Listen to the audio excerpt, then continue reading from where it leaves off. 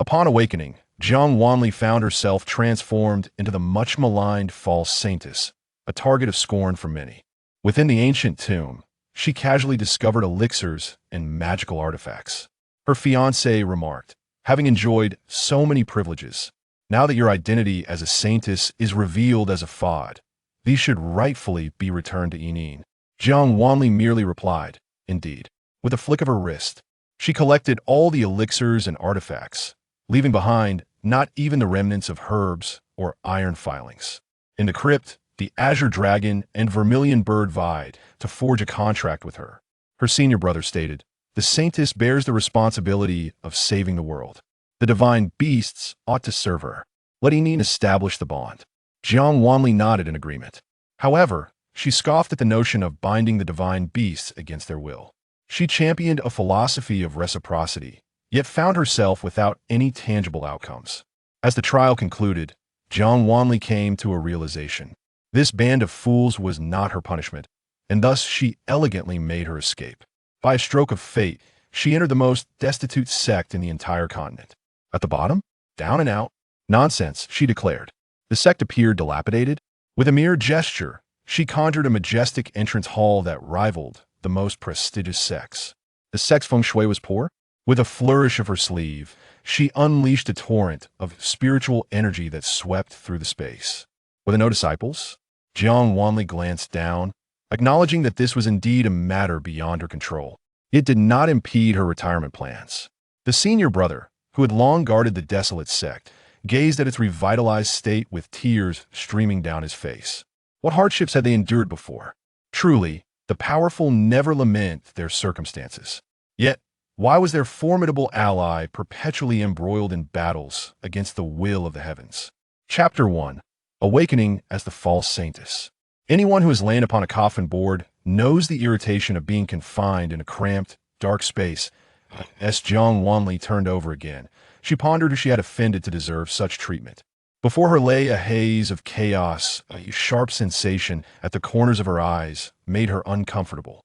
Rubbing her eyes, she finally sat up languidly. Bang. Her head collided with the coffin lid, sending splinters scattering and leaving a sizable hole in the cover.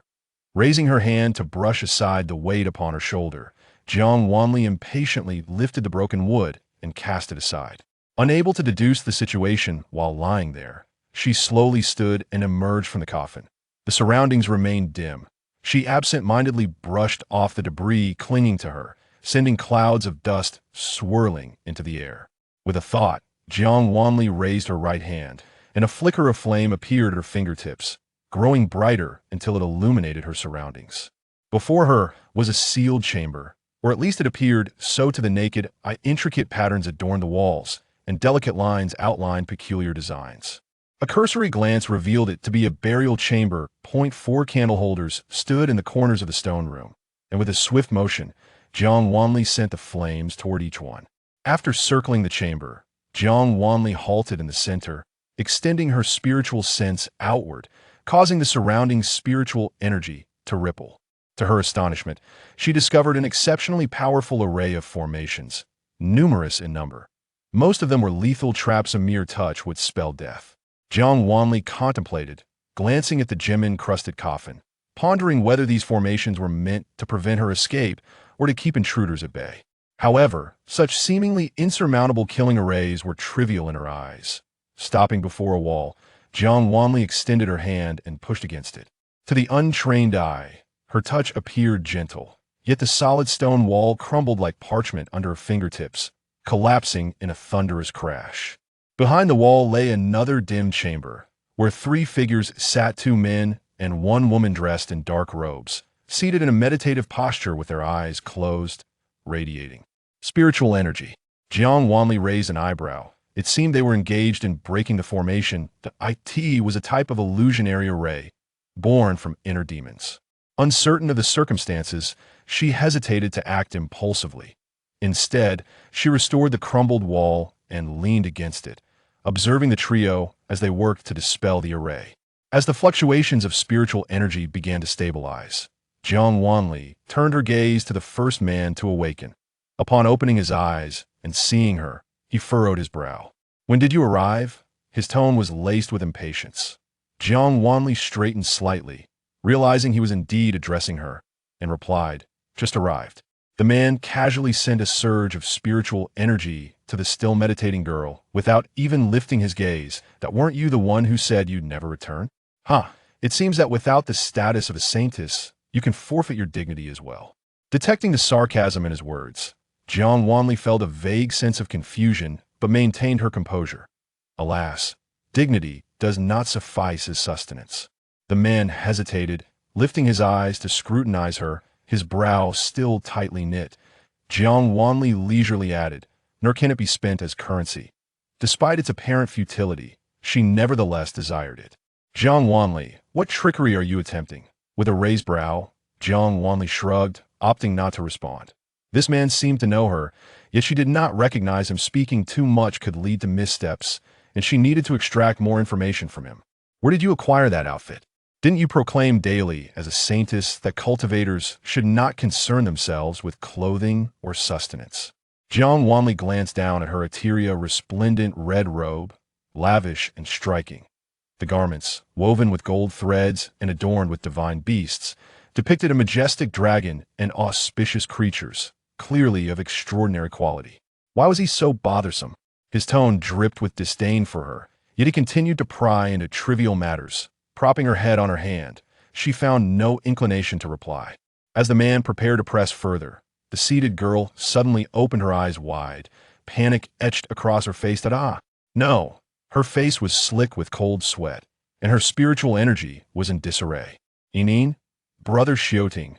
The man quickly crouched beside her, assisting in calming her spiritual energy. Inin, in a state of fright, clutched his sleeve tightly. With the revelation of their names, Jiang Wanli felt a sense of satisfaction. However, upon spotting Jiang Wanli, Inin's eyes widened in shock, exclaiming, You, how are you still alive?" Tilting her head, Jiang Wanli replied, "I just crawled out of a coffin. My mind is still a bit muddled." She smiled brightly at the terrified girl, inquiring, "Could you kindly enlighten me as to who you all are?" Inin, noticing the girl's alarm and recalling her earlier words, Xianxiaoding furrowed his brow and asked. Chu Inin glanced at Xianxiaoding, her lips pressed into a thin line. "Because my senior sister accused me of coveting Brother Xiaoting, calling me a temptress, she disdainfully refused to associate with me and stormed into this haunted tomb. I thought, to this point, she began to cry, overwhelmed with a sense of injustice." Xianxiaoding's brows furrowed deeply, his expression one of palpable impatience as he regarded Jiang Wanli. With a scowl, "The ancient tomb of the holy ruins is fraught with peril, and yet you choose to indulge in your whims here. How have you become this way?" Jiang Wanli nodded, her manner direct as she inquired, "What is the nature of our relationship? And what about her relationship with you?" Her inquiry, though earnest, was perceived by Xianxiaoding as the prelude to her unreasonable outburst. His disdain intensified. "I have reiterated countless times that our engagement remains unchanged. Inin is your junior apprentice, not an outsider. Oh, betrothed and a little junior sister, what about him?" Jiang Wanli lifted her chin, directing her gaze towards the other man who lay unconscious. Will you no longer acknowledge your senior brother Inchangi?" Xiaoting scoffed lightly. "Aren't you the one who listens to him most?" Jiang Wanli nodded, falling silent. It was evident that they had entered the ancient tomb due to some extraordinary circumstances. She, along with Chu Yinin and Inchangi, belonged to the same sect, while Xiaoting was her fiancé. The pitiable situation of being chastised for the fickleness of a green tea junior sister. What kind of logic is this? Having clarified the relationships, Jiang Wanli's scrutinizing gaze settled firmly on Xiaoting. He was certainly presentable, having been the first to break the array, indicating a commendable level of skill. However, Jiang Wanli withdrew her gaze with an air of indifference, her tone unwavering. "Let us dissolve our engagement." He was not her type, and given Xiaoting's attitude toward her, it was apparent he too wished to forego their betrothal. As her words echoed in the chamber, an oppressive silence enveloped the room. Xiaoting abruptly raised his head to stare at Jiang Wanli, enunciating each word with incredulity. "What did you say?" "I said, since we hold no affection for one another, let us annul our engagement and seek our own suitable partners." As she uttered the latter part, Jiang Wanli cast a playful smile towards the dazed Chu Yining, her meaning unmistakable. Chapter 2. Is it acceptable for you all to lie down together? Jiang Wanli's thoughts were quite simple. At present, she harbored no feelings for Xianxiaoding. As for Xianxiaoding, well, what kind of virtuous man could he be, entangled with other women while already engaged? As the saying goes, green tea and a dog make for a long-lasting pair. There's a certain truth in those crude words. Since these two were so well matched in their flaws, why not do them a favor? Although she was still unclear about the nature of her engagement with Xianxiaoding and the interests involved, she had never been one to willingly compromise her own dignity. She had anticipated that Xianxiaoding would be pleased, as her initiative to dissolve the engagement would ostensibly place her in the wrong, sparing him any public scrutiny. To her surprise, Xianxiaoding's expression darkened considerably, even retracting his hand from Chu Yining's support. What nonsense are you talking about? Xianxiaoding glared at her, his tone frigid. I have already explained. Yining and I are innocent. Even if you are not a saint, I am still willing to honor our engagement. In this situation, could you refrain from being so petty? Jiang Wanli. Does this fellow expect to have his cake and eat it too? Very well. Jiang Wanli shrugged her shoulders indifferently. To her, this engagement devoid of emotional foundation was merely a fade and could not confine her. Since Xianxiaoding willingly donned this yoke, let him be. However, since the engagement still existed, she insisted he adhere to his marital obligations and avoid any trifling affairs, as it was indeed an eyesore. Jiang Wanli said with a smile. She did not care for the engagement, but since Xianxiaoding was unwilling to dissolve it, he could remain entwined in this distasteful relationship. Although she disliked competition, she was always one to apply double standards. Seeing Xianxiaoding's expression grow even more grim, Jiang Wanli turned to Chu Yining. I also hope Junior sister can value herself and maintain a distance from a married man. Upon Xianxiaoding withdrawing his hand, Chu Yining's countenance also soured. Hearing Jiang Wanli's words, her eyes reddened with anger. Senior sister misunderstood. I truly did not, she said, biting her lip, looking utterly pitiful. All right, I understand. You may leave now. Jiang Wanli interrupted her with a smile, cutting off her words. Silence enveloped the room. Both Chu Yining and Xianxiaoding were momentarily rendered speechless, gazing at Jiang Wanli with complex expressions. Jiang Wanli, unfazed, took a tour around the crypt, gaining a clearer understanding of their surroundings. This crypt appeared vast and empty, yet it was filled with coffins save for the single path they occupied. She wandered among the coffins, extending her mental energy to probe the movements within. Upon sensing the vibrant spiritual energy emanating from several coffins, Jiang Wanli's lips curled into a curious smile. She halted before one coffin, raising her hand to lift the lid. What are you doing? Xianxiaoding barked sharply. Jiang Wanli paused, turning to him with a look of confusion. Opening the coffin, what else? Sending you home? Her retorts left Xianxiaoding's face ashen. Senior sister, the last crypt suffered substantial losses because they heeded your advice to open a coffin, Chu Yining timidly interjected. Nervously clutching Xianxiaoding's sleeve, Jiang Wanli tilted her head, thinking that her previous words had been in vain. Not to mention how much animosity Chu Yining's remark could provoke, Jiang Wanli could hardly muster the energy to comment on her green tea antics. Then you both may step aside and do not hinder my endeavor to meet my demise. Jiang Wanli spoke nonchalantly, without waiting for their response. She directly lifted the coffin lid. The stone lid, which had required the effort of two individuals to barely budge in the previous crypt, was effortlessly flung aside by Jiang Wanli with a single hand. Chu Yining gaped at Jiang Wanli's audacious actions, dumbfounded. Jiang Wanli gazed into the coffin, where a desiccated corpse lay adorned with numerous gold and silver ornaments, accompanied by a bounty of funerary goods. Yet, the spiritual energy she had sensed emanated from a bioluminescent mushroom nestled in the coffin's corner. Jiang Wanli narrowed her eyes and reached for the mushroom. The funerary items belonged to the corpse, which she would not disturb, but if she did not pluck the mushroom, it would eventually consume the corpse entirely. Her hand was intercepted, suspended in midair. Jiang Wanli glanced at the withered claw clutching her wrist, her voice icy. Release me. The corpse suddenly sat up, its other shriveled hand reaching for Jiang Wanli's neck.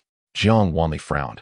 What had initially seemed a mutually beneficial situation had turned sour, as the corpse failed to recognize her good intentions. Perhaps these guardians of the tomb existed solely to thwart intruders. Facing the murderous intent radiating from the corpse, Jiang Wanli was unyielding, using her other hand to seize the outstretched bony arm. Ignoring the pain in her wrist, she grasped the corpse's limb and effortlessly yanked it from the coffin, tossing it aside. Her movements appeared deceptively delicate, as if lacking strength. Yet the corpse was flung several hundred meters away, crashing violently against the wall. The sickening sound of cracking bones echoed, and the corpse was reduced to a heap of shattered remains. Chu Yining. She recalled that her senior sister was typically gentle and harmless. Xianxiaoding. Both turned to face the pile of bone fragments. The broken bones had rent the shriveled skin asunder. Jiang Wanli didn't spare a glance at the dismembered remains of the ungrateful wretch.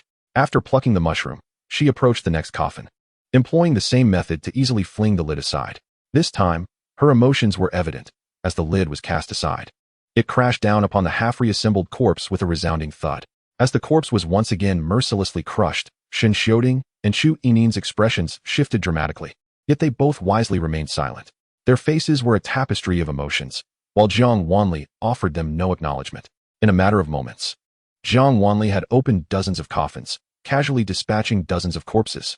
The mushrooms were stored in her spatial ring, and the spiritual energy within the crypt gradually diminished. Senior sister, how can you commit such an outrageous act? They are ancient ancestors. How can you so disturb their peace? The two, previously treated as air, finally snapped back to reality as Chu Yinin's mournful and accusatory voice filled the air.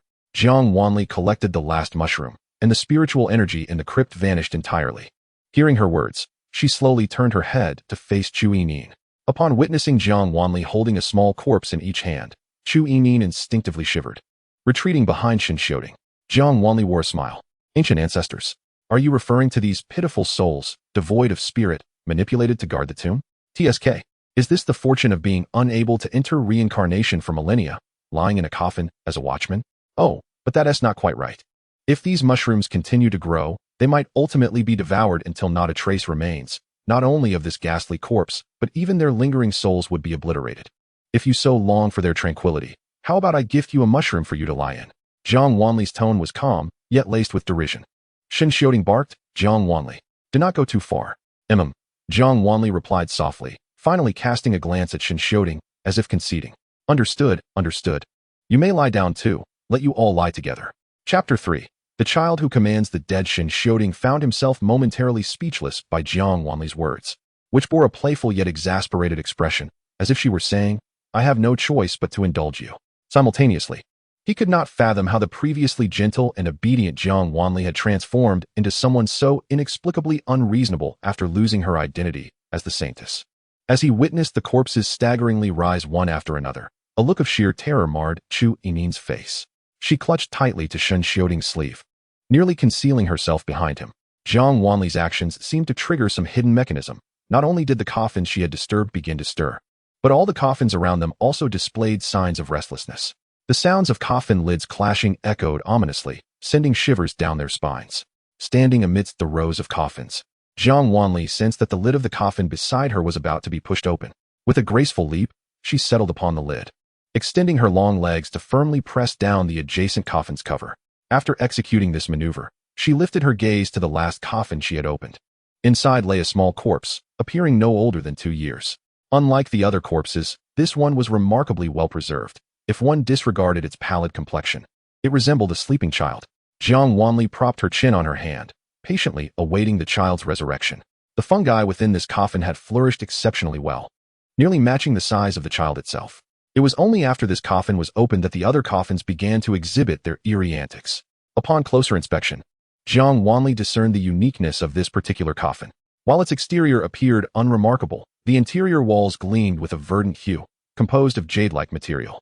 The burial goods were sparse, in stark contrast to the other coffins brimming with gold and silver treasures.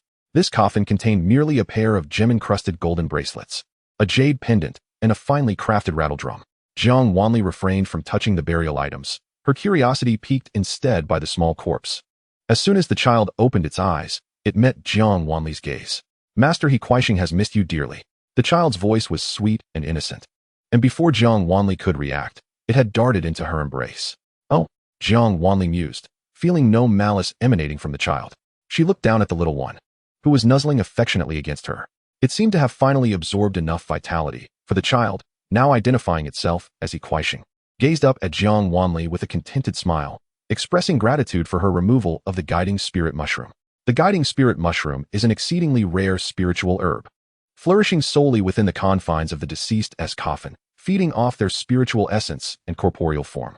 Typically, a corpse infested with such mushrooms would belong to a person of considerable cultivation. You're welcome, Jiang Wanli replied, not dwelling too much on He appellation. Casting a glance at the approaching corpses that circled around Xianxiaoding and the others, she softly spoke. It is not my wish to disturb the spirits. Let them rest in peace. Although she was uncertain of He Kuaixing's origins, Jiang Wanli recognized that this little entity was likely the most formidable presence within the tomb. After all, to be chosen by the guiding spirit mushroom and to provide such abundant spiritual energy during its growth was no trivial matter. He Kuaixing nodded, rising to his feet and speaking in his childlike voice, "Let us go back." Despite his soft tone, it commanded the corpses to tremble and return to their coffins, even replacing the lids that Jiang Wanli had previously discarded. One corpse stood vacantly against the wall, staring blankly at the shattered coffin lid, as if its very being were about to crumble. Jiang Wanli glanced over, patting He Kuaixing gently, her voice calm but tinged with a hint of guilt. "I couldn't control my strength." The exquisitely carved little one hurried back to his coffin, collecting his burial goods before patting his coffin to invite the corpse inside. Observing He Kuaixing willingly relinquishing his resting place, Jiang Wanli felt a sense of bewilderment. He Kuaixing enthusiastically slammed the coffin lid shut, then turned back to Jiang Wanli with sparkling eyes. "Master, I will be obedient. You will take me along this time, right?" Jiang Wanli tilted her head, politely declining. "It's not quite convenient." Having just learned of her pair of senior siblings and an fiancé, Jiang Wanli felt overwhelmed. The addition of another child only added to her troubles. However, He Kuaixing seemed to anticipate her rejection, his eyes welling with tears. "I will stay well within the jade pendant, master. I've been here far too long. Please take me out to play." His innocent coaxing failed to sway Jiang Wanli. But perceiving that he might continue to plead, she reluctantly accepted the jade pendant he offered. Almost the instant she grasped it, the child transformed into a beam of light and darted into the pendant. Jiang Wanli paused momentarily before collecting herself and stowing away the pendant. Though she was unsure of the circumstances, it seemed that He Kuaixing bore no ill intent towards her, and having him along might prove beneficial. With this realization, Jiang Wanli tucked the pendant away and strolled leisurely towards Xianxiaoding and the others. She had been aware of their peculiar reactions when He Kuaixing had first appeared. As she approached them, Xianxiaoding wore a frown, his entire demeanor radiating vigilance. "What is happening? What were you murmuring about over there? How did those corpses return?" he inquired, his tone laced with concern. Jiang Wanli understood. When He Kuaixing manifested, both of them had maintained a composed facade, suggesting that his appearance was not particularly surprising to them. He Kuaixing's command to go back had not been uttered in a hushed tone, so Xianxiaoding and the others undoubtedly heard it. It seemed that He Kuaixing's existence was known solely to her. Just needed some fresh air. There was nothing of interest. So we all returned to our respective places. Jiang Wanli replied nonchalantly, formulating her own plans in her mind. Chu Yining and Xianxiaoding were rendered speechless by her words. Although they recognized her fabrications, they were powerless to counter them. Today, Jiang Wanli was undeniably different. After several exchanges, they remained uncertain about how to address her. Especially for Chu Yining, facing Jiang Wanli's transformation left her at a loss. The Jiang Wanli of yore would have fervently defended herself against their accusations, striving to prove her innocence. Yet now, in the face of Xianxiaoding's repeated reproaches, she seemed unfazed, even casually mentioning the dissolution of her engagement. This raised doubts within her and made her hesitant to act rashly. Jiang Wanli appeared to be an entirely different person. What could have caused such a drastic change? Could it be that after brushing with death, she had gained a new perspective? Yet, even after such an experience, how could her character be so fundamentally altered? Gazing at Jiang Wanli's stunningly beautiful face, Chu Yining fell into deep contemplation. Could it be that Jiang Wanli had been possessed by a malevolent spirit? With this thought, her scrutiny of Jiang Wanli intensified, perceiving the once familiar figure as increasingly sinister. Noticing the scrutinizing gaze from Chu Yining, Jiang Wanli paid it little mind, instead turning her attention to Yin Chang'e, who remained ensnared within the illusory array, tilting her head slightly. Chapter 4. How many fathers? Why hasn't he the senior brother made a move yet? Could it be that he is ensnared by the illusions of the array? Chu Yining expressed her concern. He fought valiantly against the myriad of ghosts before. His energy must be severely depleted. As she spoke, her gaze shifted to Jiang Wanli, her expression one of deep sorrow. Senior brother should have been the first to break the array. Upon hearing this, Xianxiaoding immediately frowned at Jiang Wanli, his disdain evident in his expression. Jiang Wanli. OMO, this Chu Yining possesses quite a flair, doesn't she? With just a few words, she leads Xianxiaoding by the nose, treating him as one would a mere dog. What are you staring at? Upon meeting Xianxiaoding's gaze, Jiang Wanli wore a perplexed expression. If it weren't for your temperamental insistence on opening the coffin, would we have been assailed by vengeful spirits? Xianxiaoding's countenance was frigid and grim. He had brought numerous disciples from the sect, yet nearly all had perished in the preceding tomb chamber. Now, he was the sole survivor, and upon returning to the sect, he could only dread the reproach that awaited him. All of this was due to Jiang Wanli, stripped of the power of the Saintess, yet still seeking to assert herself. Do you have any inkling of how many lives you have jeopardized? The thought of Jiang Wanli not only failing to provide him any benefit, but also humiliating him and causing significant losses filled him with an almost murderous rage toward her. Observing the gloating Chu Yining and the disdainful Xianxiaoding, Jiang Wanli fell silent for a moment, curiosity about the events preceding her awakening beginning to stir within her. In an instant, a flood of memories surged into her mind. Jiang Wanli was astonished. Although the situation remained somewhat unclear, any elucidation was welcome. Thus, she witnessed the occurrences in the earlier tomb chambers. There were many events, yet they could be succinctly summarized. Chu Yining, having finally regained her identity as the Saintess, continuously stirred trouble, causing a throng of masculine souls to become infatuated, leading to a series of foolish actions that ultimately resulted in disaster. Time and again, Chu Yining twisted the narrative, placing all the blame squarely upon Jiang Wanli's shoulders. As the memories rushed past, Jiang Wanli regained her composure, her eyes now glinting with icy resolve as she regarded the two. She had never been one to instigate trouble, but they had certainly crossed the line. Brother Xiaoding, do not hold it against senior sister. She only wished to impress you out of concern. Chu Yining's voice dripped with feigned sweetness, only serving to deepen Xianxiaoding's icy glare directed at Jiang Wanli. Observing Chu Yining's triumphant demeanor, Jiang Wanli scoffed. What is this? Speaking as if you possess some authority? My insistence on opening the coffin was based on your claim of sensing a hidden treasure within. Jiang Wanli's expression hardened. Previously, she could feign tranquility, but now that she comprehended the entire sequence of events, it was time to repay grievances in kind. And you, why do you glare at me? Jiang Wanli turned her gaze languidly toward the incensed Xianxiaoding, denying him the opportunity to speak. This marriage contract is truly a mark of your arrogance. You desire the treasure but dare not bear the consequences, and you seek to exploit your fiancée, while placing all the blame upon her when things go awry. Jiang Wanli's demeanor was cold, yet her words were piercingly incisive. Was I the only one intent on opening the coffin? Dare you claim you never entertained the thought of doing so? Even if I had no part in the opening, why must I shoulder all the blame? In the memories that had surged forth, she recalled that while traversing the prior tomb chambers, they had been busily searching for treasures, opening nearly every coffin they encountered. Naturally, they had unearthed numerous valuable items, all of which had been claimed by this group. Yet, she received not a single fragment. Before entering the ancient tomb, she had been the Saintess, entitled to all celestial treasures. Until not long ago when the sect's elders observed the shifting celestial signs and discovered that the Saintess star had shifted, she was no longer the true Saintess. The title had passed to her junior sister, Chu Yining. Initially, she felt indifferent. The position of Saintess is one of great weight and responsibility, and she had long been stifled by it. To be liberated from such an encumbrance was, in her view, a blessing. However, she had not anticipated that once the power of the Saintess was stripped from her, her junior sister Chu Yining would undergo a complete transformation, spreading rumors that she had mistreated her peers and seized their resources, even deriving pleasure from their suffering. Those who had once supported her and sought her protection now emerged to cast baseless accusations against her. In an instant, she transitioned from a revered Saintess to a despised pariah. Abandoned by all, her standing within the sect sank below that of a mere servant. The once great prodigy found herself trampled underfoot. Following the loss of her Saintess powers, her body weakened, rendering her unable to wield spiritual energy, leaving her defenseless even against the most basic of attacks. After a painstaking recovery of her spiritual power, one word from Chu Yining led her to this place. Thus, within the ancient tomb, all blame fell upon her, while she reaped none of the benefits. To compound matters, a cadre of individuals brazenly laid all misfortunes at her feet. Jiang Wanli scoffed repeatedly. Throughout their journey, she had shown these individuals far too much leniency. Xianxiaoding was momentarily silenced by her words, his face flushing with anger and embarrassment. If not for your childish antics, would we have been pursued by vengeful spirits? You even entered the lair of the spirits, wasting so much of our time.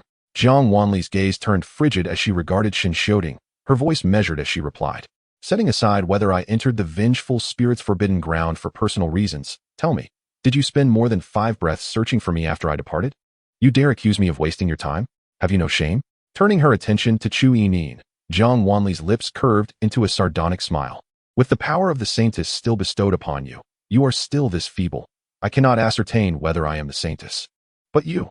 Jiang Wanli's smile turned enigmatic. If you truly are the Saintess, then this world is doomed. Chu Yining's face flushed crimson. tears welling in her eyes as if she wished to retort. Jiang Wanli. Xianxiaoding bellowed. What is it now? Do you think a loud voice equates to righteousness? Jiang Wanli feigned cleaning her ears, her expression one of disgust. You. Xianxiaoding seethed with fury. Tension crackled among the three. Just as Xianxiaoding began to gather his spiritual energy, the individual seated upon the ground finally broke the spell and slowly awoke. Chu Yining immediately rushed to cling to Yin Changyi, weeping inconsolably. Xianxiaoding cast a heavy glance at Jiang Wanli, his clenched fist loosening. Elder brother, you have finally awakened. Chu Yining nestled into Yin Changyi's embrace, stammering through her sobs, her worry evident upon her face. Yining, are you unharmed? Yin Changyi gently patted her back, only relaxing once he confirmed her safety. Jiang Wanli remarked coolly, of course she is unharmed, with elder brother risking his life to protect her and numerous disciples safeguarding her. Our Saintess has not lost a single hair. Her words dripped with sarcasm, and Yin Changyi's previously gentle concern evaporated as he turned to Jiang Wanli with icy inquiry. How did you come to be here? His tone was frigid, lacking warmth. Chapter 5. Difficulties in approaching. Should I take my leave? Jiang Wanli met the gaze of the elder brother with equal indifference. In her memories, this elder brother had always shown favoritism towards Chu Yining while harboring disdain for her. Casting a glance at the group, Jiang Wanli turned on her heel to depart. There was nothing else of value in this chamber. The influx of memories had left her feeling unusually vexed. While the individuals in her memories bore her likeness, their personalities were starkly different. Just recalling the events nearly drove her to fury, as she could not fathom how one could be so victimized. Jiang Wanli stood before the stone door with a cold expression. Senior sister. Chu Yining's panicked voice called from behind, but Jiang Wanli ignored her, decisively pushing open the stone door. Without heeding the commotion behind her, she stepped into the next tomb chamber.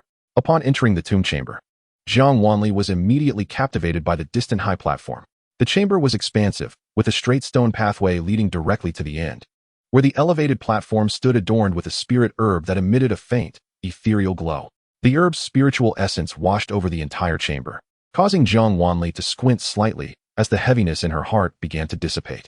This spirit herb was indeed a third-tier spiritual treasure, a miraculous remedy capable of reviving the dead and healing grievous wounds. As memories flickered in her mind, Jiang Wanli's eyes sparkled. This was precisely what Chu Yining had longed for. As anticipated, Chu Yining, who followed closely behind into the tomb, lit up upon seeing the spirit herb.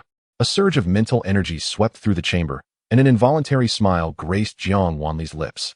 The tomb was far from being as simple as it appeared. Senior sister.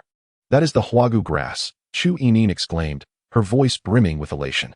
This is wonderful. With this herb, master will be saved. Her joy seemed genuine. Yet Jiang Wanli was acutely aware that her motivations were rooted in self-interest rather than altruism for her master. After all, in her recollections, before entering the ancient tomb, Chu Yining had trampled on her hand, her eyes filled with malice. If it weren't for your usurpation of my position, I wouldn't have been injured. My vitality wouldn't have waned, and my cultivation wouldn't have stagnated, subjected to disdain. Chu Yining had ventured into the tomb primarily for the huagu grass. Her desire for it was insatiable. Jiang Wanli observed the waters flanking the stone path, a smirk tugging at her lips. She found the prospect of violence tedious. Yet the actions of these three were not something she would easily overlook. Unexpectedly, opportunity presented itself swiftly. As ripples disturbed the water's surface, Jiang Wanli retreated to the stone door with remarkable speed. In an instant, the barrier shielding Chu Yining vanished, and a massive tail surged from the water. Coiling around her waist, a colossal python emerged, its tail lifting Chu Yining toward its gaping maw. She screamed in terror. Jiang Wanli crossed her arms. Watching the scene unfold as Xianxiaoding and Yin Changyi were taken aback, both leaping forward to attack the giant serpent, intent on rescuing Chu Yining from its grasp. In a flurry, spiritual energy ravaged the chamber, transforming into razor-sharp blades that struck the serpent's tail. Magical artifacts and talismans encircled the python, launching a barrage of attacks that dazzled the eye. Jiang Wanli stood leisurely, straightening her posture, and began to stroll along the stone path, observing the chaotic skirmish. Just as her foot touched the path, the waters stirred once more, splashing as another massive figure surfaced. Jiang Wanli tilted her head, scrutinizing the monstrous creature that now blocked her path. It possessed a serpent's head and a turtle's body, emanating a chilling and fearsome aura. Its vertical pupils fixated intently on her. Its foul-smelling shell was entwined with the giant python. Jiang Wanli furrowed her brow, repulsed by the noxious odor emanating from the beast. The python coiled around the turtle shell lunged at her, yet Jiang Wanli remained unfazed, casually waving her hand. The The serpent seemed to have been struck by an unseen force, its massive form veering aside and crashing against the stone wall. Jiang Wanli met the creature's piercing gaze with indifference. In the water, more pythons lunged at her. She clasped her hands together before her chest, her fingers dancing as a magical array materialized beside her. All the serpents were violently repelled by the formation, disintegrating into ash before they could even touch the water. Disregarding the beast, Jiang Wanli continued forward, effortlessly bypassing the ongoing battle between the trio and the python. She halted before the high platform, casting a glance at the beleaguered serpent, which was barely clinging to life after being battered by the three. With a leisurely leap, she ascended the platform, settling cross-legged. Leaning her chin on her hand, she yawned as she watched the fray unfold. The python collapsed with a thunderous crash, its enormous body plummeting into the deep waters, sending a cascade of splashes that drenched Jiang Wanli's defensive array. She remained unperturbed, while the drenched python could not maintain its composure. The serpent's head elongated and circled the turtle shell, its cold, vertical gaze fixated on the trio, who were struggling desperately against the giant python. Chu Yinyin, after finally extricating herself from the python's tail, had no time to catch her breath before she caught sight of the serpent-headed turtle beast. She screamed in alarm, Senior brother. Yin Changyi, cradling Chu Yinyin, narrowed his eyes. He had noticed the creature's presence the moment it appeared before Jiang Wanli. However, since the beast seemed more intrigued by Jiang Wanli, he breathed a sigh of relief. Deep down, he hoped that Jiang Wanli could help them stall the creature. Although he was aware that her inner strength was depleted and not yet restored, even if she were to perish in the beast's jaws, it could buy them precious time. Yet, to his surprise, Jiang Wanli had unknowingly rendered the beast unable to approach. Fortunately, the creature remained fixated on her, not interfering in their struggle with the giant python. However, now that the beast had been thwarted in its attempts against Jiang Wanli, its attention shifted. Facing the creature's icy, vertical pupils, Yin Changyi felt a tremor of apprehension. They had struggled against the giant python, and this beast was evidently far more formidable. Is that a xuanwu? Chu Yinyin inquired, her voice trembling. Shen Xiaoding shook his head. It should not be. While it bears some resemblance, it pales in comparison to a xuanwu. This creature could hardly be compared to a xuanwu. But, hearing their exchange, Jiang Wanli responded amiably, a smile gracing her lips as she continued. With your combined abilities, capturing this beast is no simple feat. Shen Xiaoting glared coldly at Jiang Wanli. Are you planning to stand idly by? How could I? Am I truly that cold-hearted? Jiang Wanli rose languidly, brushing off non-existent dust from her hands, turning toward the huagu grass as she replied. Did I not just assist in holding it off? Otherwise, you might have met a far worse fate. Her melodious voice echoed as she waved dismissively. No need for gratitude. It is but a courtesy, given our acquaintance. Observing Jiang Wanli's leisurely departure, the trio was left seething with frustration. Chapter 6. Yielding the spirit herb, choosing to ignore the plight of the three. Jiang Wanli advanced toward the huagu grass. Her movement finally caught the attention of the guardian beast, which forsook the trio of novices and lumbered toward her. As Jiang Wanli halted before the huagu grass, the creature became increasingly agitated, the serpents on its body opening their gaping jaws and hissing menacingly. Jiang Wanli knelt down, examining the ethereal huagu grass closely, her brows slightly furrowing. This spirit herb was indeed a third-tier treasure, yet it had lingered here for far too long, and its scent was decidedly unpleasant. Despite its high rank, its quality left much to be desired. Truth be told, Jiang Wanli held little regard for it. Thus, she glanced at the irate beast, then at Chu Yinyin, who was still entangled in combat with the python, but unable to resist glancing in this direction. Rarely did she feel conflicted, so she slowly distanced herself from the huagu grass and once again sat cross-legged. As the demonic beast observed the situation, its volatile aura momentarily stilled before it stomped back to torment the trio once more.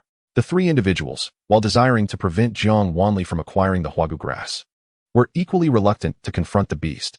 Jiang Wanli watched in silence, her head propped upon one hand, exuding an air of ennui as she observed the chaotic display of spiritual energy, talismans, and magical artifacts swirling around the trio, even stifling a few yawns. Despite their dire descriptions of the tomb ahead, she could discern that the trio was rather comfortable within its confines, having faced little adversity. Though their words suggested she was the cause of their calamity, they had made no effort to rescue their fellow disciples, departing from the so-called perilous tombs unscathed. A cold smile flickered within Jiang Wanli. She had long been aware of the many hidden cards these three possessed. The previous tombs had borne the burden of danger for them, and now she was curious to see how long they could endure without a human shield. Spiritual energy occasionally brushed past her, yet Jiang Wanli remained unfazed, maintaining her nonchalant demeanor. When the energy collided with the formation, It rippled but remained intact, much like a tranquil lake disturbed only by a gentle breeze. Chu Yining, her face flushed with anger, could no longer contain herself and shouted, "Senior sister, what's wrong?" Jiang Wanli withdrew her wandering thoughts, turning her gaze to the beleaguered Chu Yining. Even in this predicament, she was shielded by Shen Xiaoding and Yin Changyi. Among the three, she bore the least pressure, yet she appeared the most disheveled. Jiang Wanli scoffed inwardly, recognizing that such potent power of a saintess was being utterly squandered on Chu Yining. "Save us." Tears streamed down Chu Yining's face as she looked at Jiang Wanli with desperate hope. "I dare not intervene. Previously, when I followed your instructions to open the coffin, I didn't even touch it. The blame would certainly fall upon me if I acted. And you might accuse me of colluding with this beast to harm you." Jiang Wanli waved dismissively, shifting her posture. "The beast you provoked with your own abilities? I wouldn't dare to meddle." Her words nearly drove the trio to the brink of madness. Jiang Wanli was not foolish. Although the trio appeared somewhat beleaguered in facing the beast, they were still managing quite well, seemingly in a state of distress, while remaining largely unharmed. They had many hidden cards, yet they still sought to take advantage of her, displaying a rather twisted mindset. Finally realizing that she would not yield anything, Chu Yining gritted her teeth and summoned her Saintess power. A surge of spiritual energy swept through the tomb, cleansing the space. And Jiang Wanli felt a familiar essence within that energy. In the next moment, the demonic beast was violently overturned. Its shell cleaved in half by the massive serpent coiled upon it.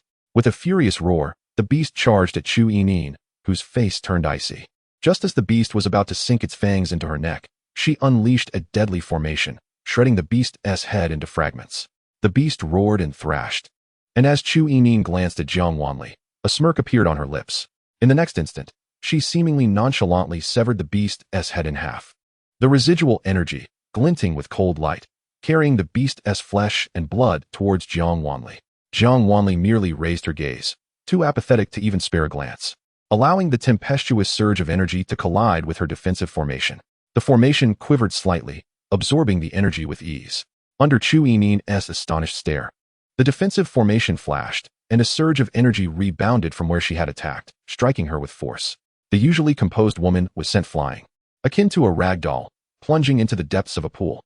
"Oh, I forgot to mention, my defensive formation doesn't appreciate being attacked. Fellow brothers and sisters, be cautious. In the future, be mindful not to accidentally harm one another while slaying beasts," Jiang Wanli remarked languidly as she stood up. The demonic beast was rendered incapable of further attacks. The trio's next objective was the huagu grass. Initially, Jiang Wanli had little interest in the grass and considered letting them have it, but Chu Yining's actions had incited her distaste. Thus, she altered her decision. As Yin Changyi and Shen Xiaoding helped Chu Yining back on her feet, preparing to chastise Jiang Wanli, they witnessed her toying with the huagu grass in her hands. In an instant, both furrowed their brows. "Jiang Wanli, you have already deprived Yining of her Saintess status. This huagu grass should be a compensation, a gift for Yining," Yin Changyi said, adopting a patronizing demeanor. "Compensation?" Jiang Wanli relished the taste of the word as it rolled off her tongue, her eyes sparkling with amusement. "We killed the beast. Thus, the spiritual herb rightfully belongs to us. You stood by and did nothing, and yet you dare to demand the herb?" Shen Xiaoding shot Jiang Wanli a cold glance. "Hand it over, and do not force us to take action." "Oh, very well," Jiang Wanli replied coolly, the next moment already leaping onto the nearly lifeless beast. She had no desire for the spiritual herb.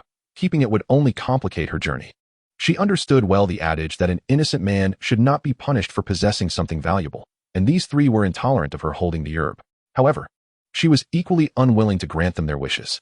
Thus, with a smile, Jiang Wanli stood atop the beast's drooping head, declaring, "According to your reasoning, this beast has guarded the spiritual herb for so many years, it must rightfully belong to it. I have always been one to adhere to reason, favoring the return of property to its rightful owner." As her words echoed, and under the incredulous gazes of the trio, Jiang Wanli leisurely placed the herb into the beast's mouth. "Jiang Wanli, no!" Chu Yining exclaimed in horror, while Shen Xiaoding shouted in anger. "Be good. You've long desired this, haven't you?" Jiang Wanli gazed at the beast with a look of affection, watching as it swallowed the huagu grass and its wounds began to heal at a visibly rapid pace, even the severed head regrowing at an astonishing speed. The beast's vertical pupils regained their luster, and this time, when it looked at Jiang Wanli, its gaze was no longer cold and brutal, but filled with warmth. It even leaned forward affectionately, as if seeking her touch. However, Jiang Wanli found the creature too chilling, its smooth head devoid of soft fur, and thus refrained from engaging. "You need not sacrifice yourself for me. Go and play," she said, knowing the beast could not contend with the trio, and, having narrowly escaped death, it need not serve her. The beast, having received her consent, reluctantly returned to the depths of the pool, disappearing from sight. Chapter 7. The demonic beast is more conscientious than you three. Once the beast vanished, Jiang Wanli turned her attention to the flushed trio. Chu Yining glared at her with palpable hatred, as if she might surge forward to flay her alive. Jiang Wanli. Yin Changyi seethed, his teeth grinding in frustration. They had worked hard to inflict severe wounds upon the beast, only for Jiang Wanli to heal it with the huagu grass in an instant. Moreover, that huagu grass was one of their goals for this expedition. Jiang Wanli languidly swept her gaze over Yin Changyi, seemingly oblivious to their expressions, and politely responded, "Here I am. How dare you?" Yin Changyi's eyes flared with rage, and before he could finish speaking, a surge of energy, laden with killing intent, hurtled towards Jiang Wanli's face. "What's the matter?" Jiang Wanli waved her hand casually, causing the aggressive energy to vanish without a trace. The expressions of the trio shifted subtly, though they had sensed Jiang Wanli's increased prowess. It was now that they were finally willing to accept the reality that she might surpass all three of them. "Senior sister, that is the medicinal herb to save our master. We entered the ancient tomb for it. How could you give such an easily obtainable spiritual herb to the demonic beast?" Chu Yining's expression was one of distress. Despite her evident fury, she feigned an air of heartfelt sorrow. Jiang Wanli tilted her head slightly, questioning who was so easily attainable. "You," she retorted. "Indeed, as something readily at my disposal, I shall handle it as I please. Is there a problem with that?" Jiang Wanli regarded the trio with a beaming smile. "However, we are the ones who vanquished the demon beast, and our efforts warrant a discussion regarding the ownership of the spiritual herbs. How could you, senior sister, be so selfish?" After being chastised by Jiang Wanli, Chu Yining reverted to a pitiful demeanor. "Oh, so it is true that those who exert effort have a say in the spoils," Jiang Wanli replied, her smile unwavering. Yet her tone shifted. "Then how come I received nothing from the previous tomb?" She feigned confusion, adopting an eager-to-learn posture. This left Chu Yining utterly speechless. Even Shen Xiaoding and Yin Changyi wore solemn expressions, unable to respond. This was because Jiang Wanli, during her tenure as a Saintess, never claimed any treasures from her excursions. As the Saintess, she possessed cultivation resources that others might not obtain in a lifetime. Thus, she had always distributed the spoils to others. Even now, despite losing her Saintess status, everyone still presumed Jiang Wanli would forego the spoils. Moreover, with her saintly powers diminished, Jiang Wanli's path of cultivation would become exceedingly arduous. Any treasures would be squandered on her. Thus, throughout their journey, she had said nothing, and everyone simply accepted that she did not want any. "But, senior sister, you were once a Saintess. These items pale in comparison to what you previously acquired." Chu Yining hesitated for a moment before speaking. "Yet I am no longer one, am I? The Saintess is now you. Surely these items would not impress you either. So what is the harm in giving them to the severely wounded demon beast? After all, it has guarded its treasures for so long." Jiang Wanli responded with genuine bewilderment, her expression one of true confusion. Just as Chu Yining appeared on the verge of losing her composure, Jiang Wanli revealed a mocking smile. "Senior sister, you..." Her words were cut off by Yin Changyi. "Regardless, you should not feed the spiritual herbs we painstakingly fought for to that beast," he stated coldly, his eyes still simmering with malice. Jiang Wanli chuckled. "You see, I have given the huagu grass to the demon beast, and even if it recovers, it will not attack me. Meanwhile, all the treasures from the tombs have filled your pockets, and you repeatedly seek my demise. To me, that demon beast is far more worthy." As her words resonated, the high platform before them suddenly descended, revealing the passage behind. Jiang Wanli turned to glance at the rippling water. The demon beast that had submerged earlier emerged, quietly observing her. Its vertical pupils shifted towards the passage. They all understood the demon beast's intent. The mechanism leading to the next tomb was submerged, and this beast had directly aided them in unlocking it. Jiang Wanli smiled and nodded at the demon beast, which excitedly swirled around in the deep pool. "Oh, I presume you would not wish to descend into the depths to open the stone door for me, would you?" she remarked with a sly grin, casting a sidelong glance at the trio, scoffing softly. Indeed, the demon beast possessed more conscience than they did, bestowing praise upon the creature. She affectionately called it a good baby. The demon beast proudly bobbed its head, after casting one last look at the three individuals, each displaying a range of emotions. Jiang Wanli stepped into the passage. Once she left, the demon beast leaped and plunged into the water, splashing a foul-smelling deluge over the unsuspecting trio. "You wretched beast!" Yin Changyi bellowed, preparing to retaliate, but the demon beast had already vanished beneath the depths. Let us hasten. The treasures in the next tomb will undoubtedly surpass the huagu grass, Xianxiaoding urged, noticing Yin Changyi's growing ire. As soon as he finished speaking, Chu Yining hurried after Jiang Wanli. Hearing the commotion behind her, Jiang Wanli remarked lightly, "Junior sister, you are quite eager." Chu Yining's face was grim, yet she remained silent. She was not foolish. After traversing 2 tombs, she understood that the current Jiang Wanli was not someone they could manipulate at will. A flicker of resentment crossed her gaze. The passage was lengthy, and the deeper they ventured, the dimmer the light became. After traversing for a while, darkness enveloped them entirely, rendering them unable to see their own hands. Jiang Wanli maintained a calm pace. She did not particularly favor such pitch-black surroundings. Dislike did not equate to inability to adapt. She could perceive her surroundings normally. The others, however, had to use their spiritual energy to illuminate the way ahead. The faint light cast Jiang Wanli's shadow long before her, prompting a smile to curve her lips. As the path brightened momentarily, the air stirred. "Ah!" Chu Yining exclaimed in alarm. They were suddenly surrounded by a swarm of minuscule insects, causing her eyes to sting. Best not to make a sound. These insects thrive on noise, Jiang Wanli said with a grin, leaning against the wall, crossing her arms, and watching the trio, who were now covered in insects, with a look of amusement. Long before entering the passage, Jiang Wanli had sensed the presence of something else in the air. These insects, tiny and dust-like, floated around with the flow of air. Thus, upon entering, she had cast a defensive array for herself. Although the others followed closely, they kept some distance, and with the dimming light, they remained unaware of her actions. Jiang Wanli's words effectively silenced Chu Yining.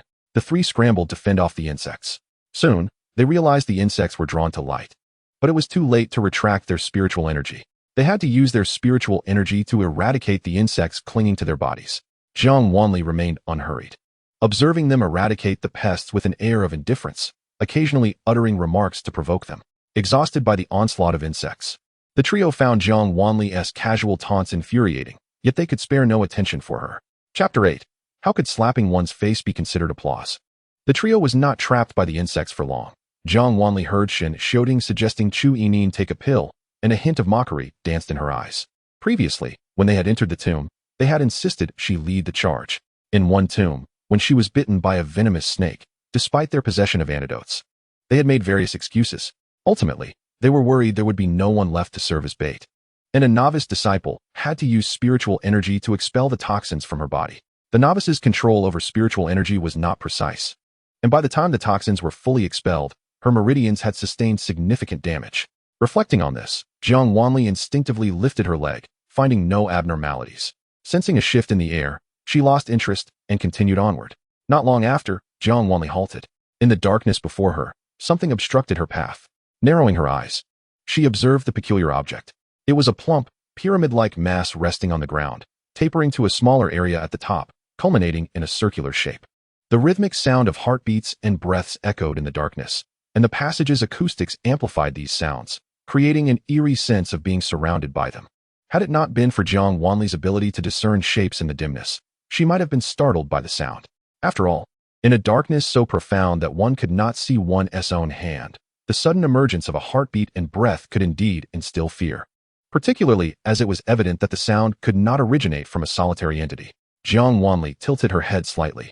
The figure before her, appearing quite human, was rather unsettling. Upon closer inspection, she confirmed it was indeed a person.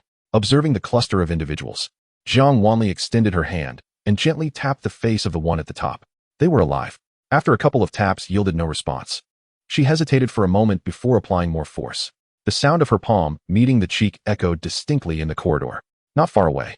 Xianxiaoding could no longer contain himself, exclaiming, "Jiang Wanli, what are you doing?" Jiang Wanli, perplexed, continued to tap a couple more times. "How dare you applaud?" Yin Changyi bellowed. Having consumed the antidote, they need not fear the bites of the insects. After brushing off the bugs from their bodies and setting up a defensive formation, they felt less restrained. However, having suffered at the hands of the insects, they attributed their grievances to Jiang Wanli. The antidote was limited, and they had already used a significant amount in the previous tomb. Each dose consumed was one less available. Before they could lament, the sound of slapping reached their ears, igniting their fury. Aware of the reason behind their anger, Jiang Wanli thought them to be rather neurotic. Struck by a wave of absurdity, she found it amusing and continued to slap the face of the unconscious figure before her, with a force that was only intensified. Finally, this person began to stir. Jiang Wanli squatted down to observe the state of the group, administering slaps one by one. Gradually, they began to awaken. With a collective gasp, they inhaled sharply. Their long stiffened bodies were in a state of rigidity, and as their awareness returned, even the slightest movement caused them to tumble awkwardly to the ground. Those who had just regained consciousness became a makeshift cushion, and cries of distress erupted in succession. The three who had approached in a fury halted cautiously at the sound. Jiang Wanli, what is that noise? It seems there are men ignoring their inquiries. Jiang Wanli spoke coolly. Lower your voices. The insects here are not to be trifled with. While these insects would not be fatal in the short term, Jiang Wanli herself held a strong aversion to them. Yet, it was evident that anyone who could linger in this corridor for an extended period must have endured the torment of these pests. Finally free to move her hand, Jiang Wanli summoned a flicker of flame from her palm, illuminating the surroundings. As she discerned the attire of the group, her expression remained impassive as she stood and strode past them. Senior sister? One of them exclaimed in confusion. Just as Jiang Wanli passed the group, she spotted another individual ahead. Initially inclined to disregard him, she noticed that he was not garbed in the robes of their sect. Thus, she resolved to give him another chance. With a rather perfunctory tap on his face, Jiang Wanli brought the flame closer, discovering that he was surprisingly handsome and evidently more competent than those of her own sect. Before she could gather her thoughts, he had already awakened. Upon regaining consciousness, he furrowed his brow, alarmed. Be careful. The air here is strange and can numb your nerves. He seized Jiang Wanli's wrist and swatted away the flame. Warning, don't. It will only accelerate the stiffness of your body. From this, Jiang Wanli gleaned the capabilities of the small insects and felt an increased fondness for him. He was not someone she recognized from her memories, yet he was the first to show her even a modicum of kindness since her awakening. Therefore, Jiang Wanli benevolently cast a defensive formation around him. You're safe now. The insects in the air cannot approach you, she declared as she continued onward, stepping past him. He finally regained his composure and hurried to follow. Thank you. My name is Xianxiaaudiobooks. May I ask how to address you, miss? Xianxiaaudiobooks trailed behind Jiang Wanli, observing as another flicker of flame appeared in her palm, illuminating the path ahead and casting light upon Jiang Wanli's striking visage. Turning to glance at Xianxiaaudiobooks, Jiang Wanli replied, Jiang Wanli. Perhaps it was her imagination, but upon hearing her name, Xianxiaaudiobooks' body stiffened momentarily before his eyes sparkled with recognition. Miss Wanli. It is an honor, he said, managing to suppress his excitement as he performed a respectful bow. Let us proceed, Jiang Wanli replied, sensing something amiss but choosing not to dwell on his emotions as she moved forward. Behind her, Xianxiaaudiobooks' fingers, concealed within his oversized sleeves, were almost fraying from nervous fidgeting. He hurriedly cast divination, his heart racing with exhilaration. It's her, the esteemed Jiang Wanli of Tianke sect. Our sect is saved. Throughout their journey, Xianxiaaudiobooks' face radiated with joy. Jiang Wanli noticed that the man trailing her seemed somewhat dazed, his steps alternating between light and heavy, occasionally accompanied by peculiar sounds. Listening closely, she realized he was attempting to whistle, albeit silently. Jiang Wanli mused. Though I cannot fathom what is afflicting this lad, he does seem rather unhinged. She kept a wary eye on him, sensing he might undertake some unexpected action. Not far ahead, the sounds of laughter and chatter from the gathered members of their sect filled the air.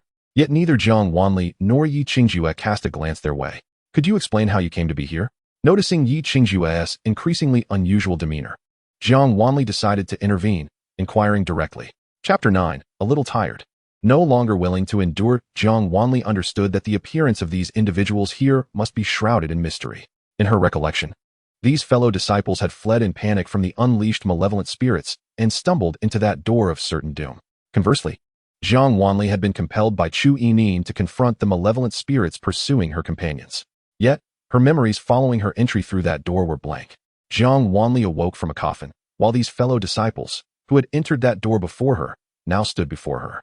After she regained consciousness, she had rejoined Chu Yinin and the others, progressing forward. Every tomb chamber they encountered had only two doors, one in, one out. She had thoroughly explored each chamber and found no other secret passages. This meant that either those individuals had taken a shortcut, directly entering here through that fatal door, or this ancient tomb concealed secrets that could alter their paths. She leaned towards the latter hypothesis. Standing at the corridor's entrance, Jiang Wanli surveyed the disarray of the tomb chamber, raising an eyebrow. This chamber had appeared in her memories. It seemed that this ancient tomb was far from simple, prompting Jiang Wanli to halt her steps. Xianxiaaudiobooks then slapped his forehead, exclaiming, "Look at me. I was so overjoyed that I forgot to warn you. We took a wrong turn. My brothers and I came from this tomb chamber. What a coincidence. I came from that direction, Jiang Wanli replied, retracting her spiritual energy and indicating the way behind them. Huh. Yi Qingjue turned to glance back. Not far behind them, a noisy group was approaching. Realizing Jiang Wanli was not jesting, Yi Qingjue furrowed his brow, sensing the complexity of the ancient tomb. Now that there seems to be no way out on either side, what shall we do? This ancient tomb has a rather intriguing design. Perhaps we should wait and see how they choose. Jiang Wanli cast a glance at the throng of disciples surrounding Chu Yinin, who was nestled in the center, receiving their tender inquiries and warm greetings. Each disciple affectionately referred to her as little junior sister, completely oblivious to the fact that it was Jiang Wanli who had roused them from their slumber. Upon noticing Jiang Wanli leaning against the wall with her head bowed, Chu Yinin's shyness momentarily faded, only to rush forward again, attempting to loop her arm around Jiang Wanli's. Senior sister, why are you walking so fast? Her sweet voice sent shivers down Jiang Wanli's spine, prompting her to regard Chu Yinin with an expression that suggested she thought the girl was somewhat deranged. Considering the commotion, it was astonishing that Chu Yinin could maintain such an attitude towards her. It was no wonder the girl was adored by all. With a sigh of exasperation, Jiang Wanli waved her hand, effectively pushing Chu Yinin away, who stumbled back several steps and fell to the ground, as if struck forcefully. Jiang Wanli, Shun Xiaoding, and Yin Changyi hurriedly helped Chu Yinin to her feet, their gazes directed at Jiang Wanli, now laced with a chilling hostility. Yinin is willing to overlook the past and continue to guide you. You ought to recognize this kindness. Guide whom? Me? Jiang Wanli exclaimed incredulously, pointing to herself. Is this your way of dragging me back into the jaws of death? Her words dripped with sarcasm. Junior sister, given the current circumstances, there's no need for theatrics. Is there? Casting a glance at the group of disciples observing them from a distance, Jiang Wanli realized. Ah, so this is merely a performance for their benefit? With a sense of indifference, she rose to her feet, smiling sweetly at the onlookers. You may take anyone you desire. I am not a rubbish heap to be rummaged through by anyone. Her statement elicited a shift in the expressions of those present. Senior sister, what do you mean by that? As anticipated, dissatisfaction rippled through the crowd. Jiang Wanli toyed with her perfectly manicured nails, not deigning to spare them a glance. What do I mean? I mean that during my time as a saintess, you all took countless spiritual herbs and treasures from me, swearing eternal loyalty. And now that my status as a saintess has waned, you each come to trample upon me. You are all nothing but ingrates. I refuse to accept you. Do you understand? Typically languid, Jiang Wanli's words were unusually earnest. Observing the change in the crowd's demeanor, she let out a cold laugh, and you lot. At such a moment, do not attempt to bind me with those superficial relationships. I, Jiang Wanli, owe you nothing. Her frosty gaze settled on Shun Xiaoding and Yin Changyi as she scoffed. Senior brother? Fiancé? Spare me. Such a repugnant connection is nauseating. Her words were blunt, her eyes gleaming with icy disdain. Finally, her gaze swept to Yi Qingjue, who stood silently by her side, and she waved her hand dismissively. Enough. I cannot be bothered to waste time with them any longer. I am feeling rather fatigued. Let us leave. Jiang Wanli genuinely felt a sense of weariness. Although it seemed she had done nothing along the way, she was utterly exhausted. How do we leave? Yi Qingjue furtively glanced at the predatory crowd, whose complex gazes towards Jiang Wanli were filled with malice. He feared they might impulsively pounce upon her. Initially contemplating guiding them to safety, he reconsidered. He had no desire to remain in their company. Moreover, those who only used the lives of others to pave their way had little chance of making it out. Jiang Wanli's voice was cool as she bypassed the group and approached the side of the tomb chamber. She raised her hand and gently pushed against the wall, which, to everyone's astonishment, cracked open as if it were a mere facade. Yi Qingjue exclaimed in disbelief. No wonder she is a person of distinction. Did you see that clearly? Jiang Wanli turned to Yin Changyi. Now this is what it means to lead. Her gaze turned piercing as she looked at Chu Yinin, a mocking smile gracing her lips. Unlike you, who would casually shove me into a tomb, I can hardly be bothered to scold you. The crowd collectively thought. Aren't you already scolding us? From this point forward, I wish for no further connection with you. Do not approach me again. Jiang Wanli's eyes were frosty. Let us go? With a casual flick of her wrist, the rubble scattered aside, and Jiang Wanli glanced back at Yi Qingjue. 5 seconds. Choose whether to follow me or remain with them. Yi Qingjue replied. Is there even a choice? In the very next moment, as Jiang Wanli stepped out, Yi Qingjue promptly followed suit. He had barely steadied himself when he turned to see the wall rapidly restoring itself. It was evident that Jiang Wanli truly despised that group.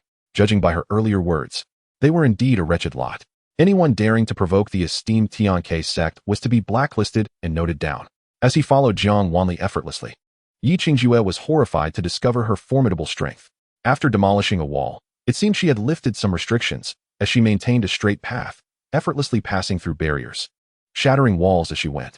Yi Qingjue fell silent, keeping his head down and closely following her steps, wary of making a sound. If his memory served him correctly, the structure of this ancient tomb was exceptionally robust. Previously, when he encountered those sect disciples in the chamber, they had been battling fierce spirits. Explosive talismans and spiritual energy had been thrown at the walls without any effect. Yet now Jiang Wanli merely brushed her hand against the wall, and the space before them opened up, leaving him feeling as if he were in a dream.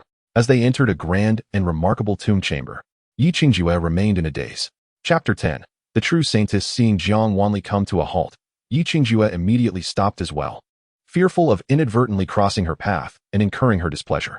Unlike the previous dark and damp atmosphere, this chamber was bright and airy. A glance downward revealed the ground blanketed with lush greenery.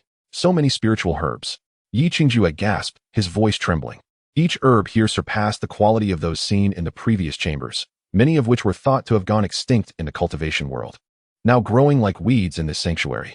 This chamber was teeming with life, the rich spiritual energy enveloping him.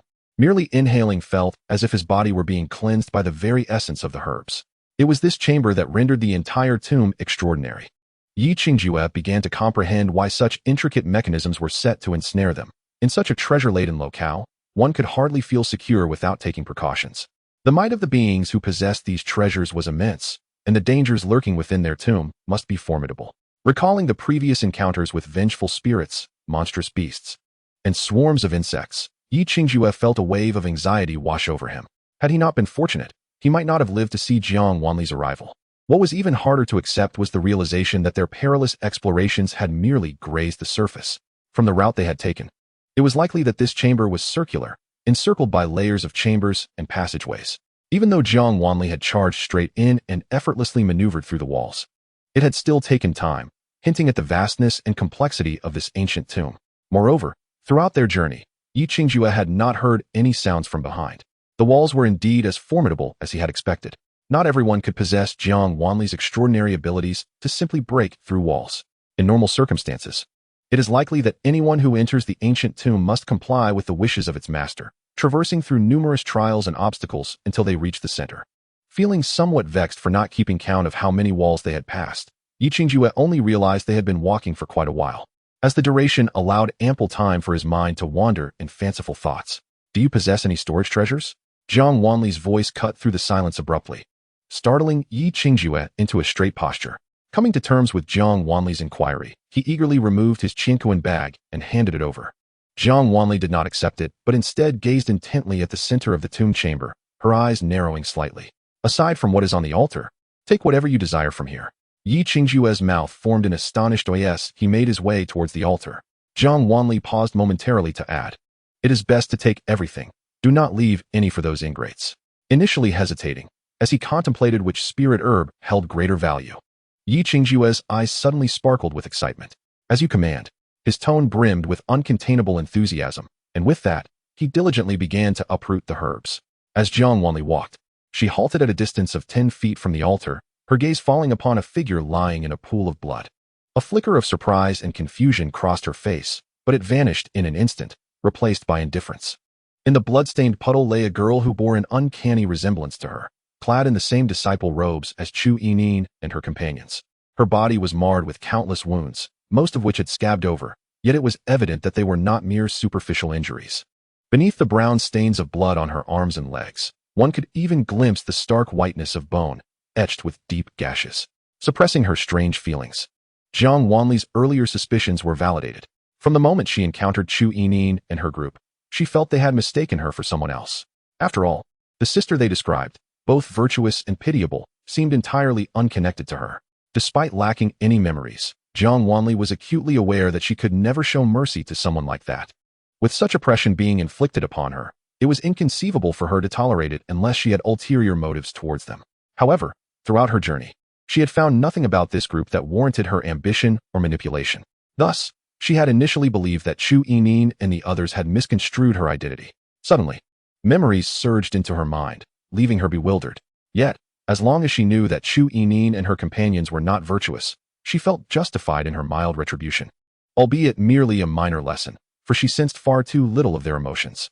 Upon witnessing the corpse, Jiang Wanli understood that her instincts and deductions were correct.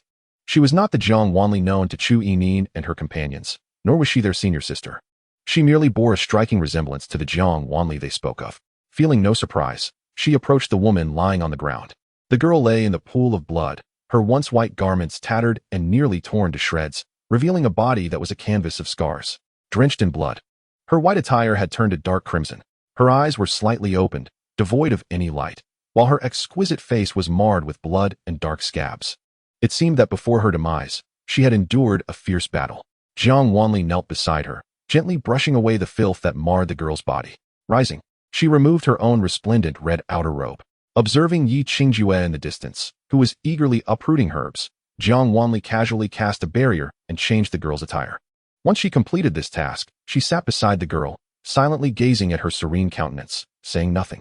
Had the events from her memories transpired in her own life, she would have ensured those individuals faced dire consequences. However, such events had befallen this girl. With the past now gone, Jiang Wanli refrained from further judgment. Time slipped by, and another fragment of memory flooded her mind, still not belonging to her. She watched as the girl closed her eyes, and in that moment, she learned everything about her. Her name was Jiang Wanli, an uncanny coincidence, sharing both visage and a similar name.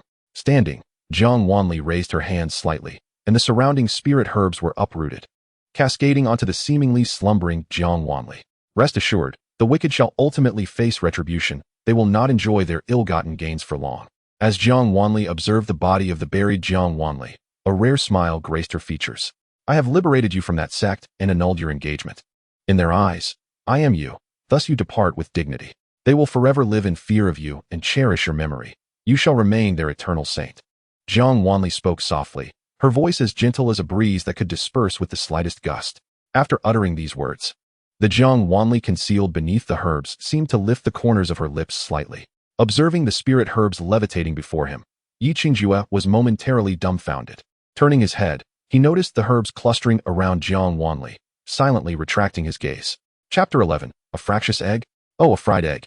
Once Jiang Wanli was utterly enveloped by the spirit herbs, she pondered for a moment before her attention shifted to the coffin not far away. After some deliberation, she approached and opened the coffin. The altar housed only 2 coffins, lavishly adorned with gemstones, epitomizing opulence. The ceiling above the coffins was embedded with numerous luminous pearls. The gentle light of the luminous pearls converged upon the coffins, illuminating them with a dazzling brilliance, dispelling any ominousness. If her assumptions were correct, this must be the main burial chamber, and thus, the coffin should contain the owner of the ancient tomb and their consort. Just as she was about to reach for the coffin, the luminous pearls dimmed momentarily before reigniting, causing the coffin to creak open partially. Jiang Wanli paused, narrowing her eyes to observe closely. Inside the coffin, a thick layer of fox fur covered the entire space. Even the sides of the coffin were not spared. And atop the plush pelt lay a remarkably soft nest. Within the nest rested an enormous egg. Jiang Wanli. I was mistaken. The tomb's master could hardly be an egg. Thus, this place did not appear to be the main burial chamber. The massive egg was adorned with intricate patterns. The designs in blue, with aquamarine swirls that resembled tumultuous waves, depicting splashes of water. Full of vitality, so too was the egg. Jiang Wanli lifted the egg, weighing it in her hands. Its heft suggested that whatever resided within had yet to fully dry. Upon contact with her hand, the egg reacted. Waves of blue light coursed along its surface, rapidly converging at her palm. A surge of immense spiritual energy flooding into Jiang Wanli's body through their point of contact. Startled, Jiang Wanli gazed at the egg, and at that moment, the other coffin stirred as well. The lid flew open with a sudden force, propelled by immense power. Crashing onto the spirit herbs below, Yi Qingjue, hearing the commotion, turned to look, his face draining of color at the sight of the coffin pressing down on the spirit herbs. He nearly tumbled as he dashed forward, using every ounce of strength to lift the lid, quickly retrieving a softly glowing spirit herb from beneath it. In his haste, he exerted too much force and, once he grasped the herb, he tenderly blew on it, as if to soothe it. As the coffin lid was flung aside, an egg adorned with crimson patterns soared forth, colliding directly with the egg that was channeling spiritual energy, and nestled itself into Jiang Wanli's palm. With swift reflexes, Jiang Wanli caught the egg just before it could touch the ground and glanced at the red rogue egg that was eagerly nuzzling against her hand. Unlike the blue egg, the patterns on the red one resembled fierce, blazing flames. Both eggs began to emit a radiant glow, one red and one blue. coiling in her palm as they transmitted spiritual energy. After observing for a moment, Jiang Wanli discerned the two eggs' desire to assert themselves, prompting her to toss both into the coffin. As the flow of spiritual energy was interrupted, the two eggs grew anxious, attempting to rise before they even settled on the soft bedding within. Jiang Wanli cast a cold glance at them, effectively halting their ascent midair. Eventually, under her watchful gaze, the two eggs returned to the coffin, appearing slightly tilted, as if gazing up at Jiang Wanli, their patterns flickering intermittently, now bright and now dim. Not far away, Xianxiaaudiobooks was still laboriously digging among the grass. Jiang Wanli called out to him. Upon seeing him scamper over, she pointed to the two eggs nestled within the coffin. Do you know what kind of eggs these are? Xianxiaaudiobooks leaned in for a closer look, and the two eggs immediately stood upright, their patterns shimmering in a dazzling display that left his eyes bewildered. They seem to have fluffed up? Xianxiaaudiobooks asked uncertainly. Is that so? Jiang Wanli replied, deftly maneuvering the coffin to rest beside Jiang Wanli's remains, gradually concealing it beneath the spiritual grass. She carefully controlled the flow of spiritual energy, which spread gently, causing the spiritual grass to grow several meters taller in its wake. Once she completed these tasks, Jiang Wanli turned her attention back to the two eggs, casually remarking, perhaps they are explosive eggs. No matter, you may continue to investigate their breed. All right, if the noble one says so. Xianxiaaudiobooks acquiesced, scrutinizing the patterns on the eggs, which began to evoke a sense of familiarity within him. Jiang Wanli leaned lazily against the coffin, lost in thought regarding Jiang Wanli's resting place. Suddenly, Xianxiaaudiobooks exclaimed, I remember now. These are the eggs of the azure dragon and the vermilion bird. They are divine beasts. His face lit up with excitement. Undeterred by the imposing presence of the two eggs, his eyes gleaming as he fixated on them. Are they rare? Jiang Wanli inquired nonchalantly. Indeed. There is only one divine beast on the continent, belonging to the Tianyang sect. Oh, those were the people we encountered earlier. It is a white tiger, rumored to be quite proud. Although it is under the sect master's command, it remains in the mountains and seldom descends. When the Tianyang sect was nearly annihilated, even the sect master sought it out, yet the white tiger did not appear. The only time it ventured out was during the emergence of the sect Saintess. Xianxiaaudiobooks babbled on, piquing Jiang Wanli's interest. So you mean to say these two divine beasts are exceptionally rare, and even the Tianyang sect covets them? Of course. Who wouldn't desire them? The Tianyang sect maintains its position as the foremost sect on the continent precisely because the sect master has a pact with the white tiger. Xianxiaaudiobooks responded, slightly taken aback. Jiang Wanli's demeanor shifted as a smile graced her lips. Having just acquired Jiang Wanli's memories, she felt those individuals were too fortunate. However, inflicting cruelty upon them seemed unnecessary. As she pondered how to vex them, an opportunity presented itself. With a cheerful gesture, she conjured a water mirror before her. Xianxiaaudiobooks turned to see the battered disciples of the Tianyang sect. They appeared to still be in the previous tomb chamber, but bore additional wounds. Despite being drenched in blood, they remained vigilant, leaning against the walls in a posture of readiness. To their side lay a dark corridor. Should danger arise, they would likely retreat within. Yet the exit was not within the corridor. They had to venture further into the tomb to seek a way out. Recalling the horrors witnessed in that tomb, Xianxiaaudiobooks felt a twinge of panic mixed with profound sympathy for them. After all, there was a vengeful spirit lurking within that tomb. They had been forced into the corridor by that very spirit. At least then, they were unaware that the other end of the corridor was also a dead end, still clinging to some hope. Now, Xianxiaaudiobooks could almost feel the despair of the Tianyang sect disciples. Jiang Wanli gazed at the water mirror and then turned to the two eager eggs, speaking up, Hello, fellow disciples, how are you faring? Xianxiaaudiobooks watched as the Tianyang sect disciples jumped in surprise, one even unleashing a surge of spiritual energy in reaction. Before they could process what was happening, Jiang Wanli's image materialized in the air, and the group erupted in excitement. It's the senior sister. The senior sister has come to save us. Senior sister, where are you? They called out, brimming with enthusiasm, while Chu Yining and her companions looked at the apparition with shadows of concern in their eyes. Chapter 12, Departing from the Sect. Dissolving the engagement, Jiang Wanli toyed with her nails, speaking casually. I am here to inform you that I have found two eggs, which appear to be the eggs of divine beasts. With that, she flashed a smile, casually bringing one egg to the water mirror.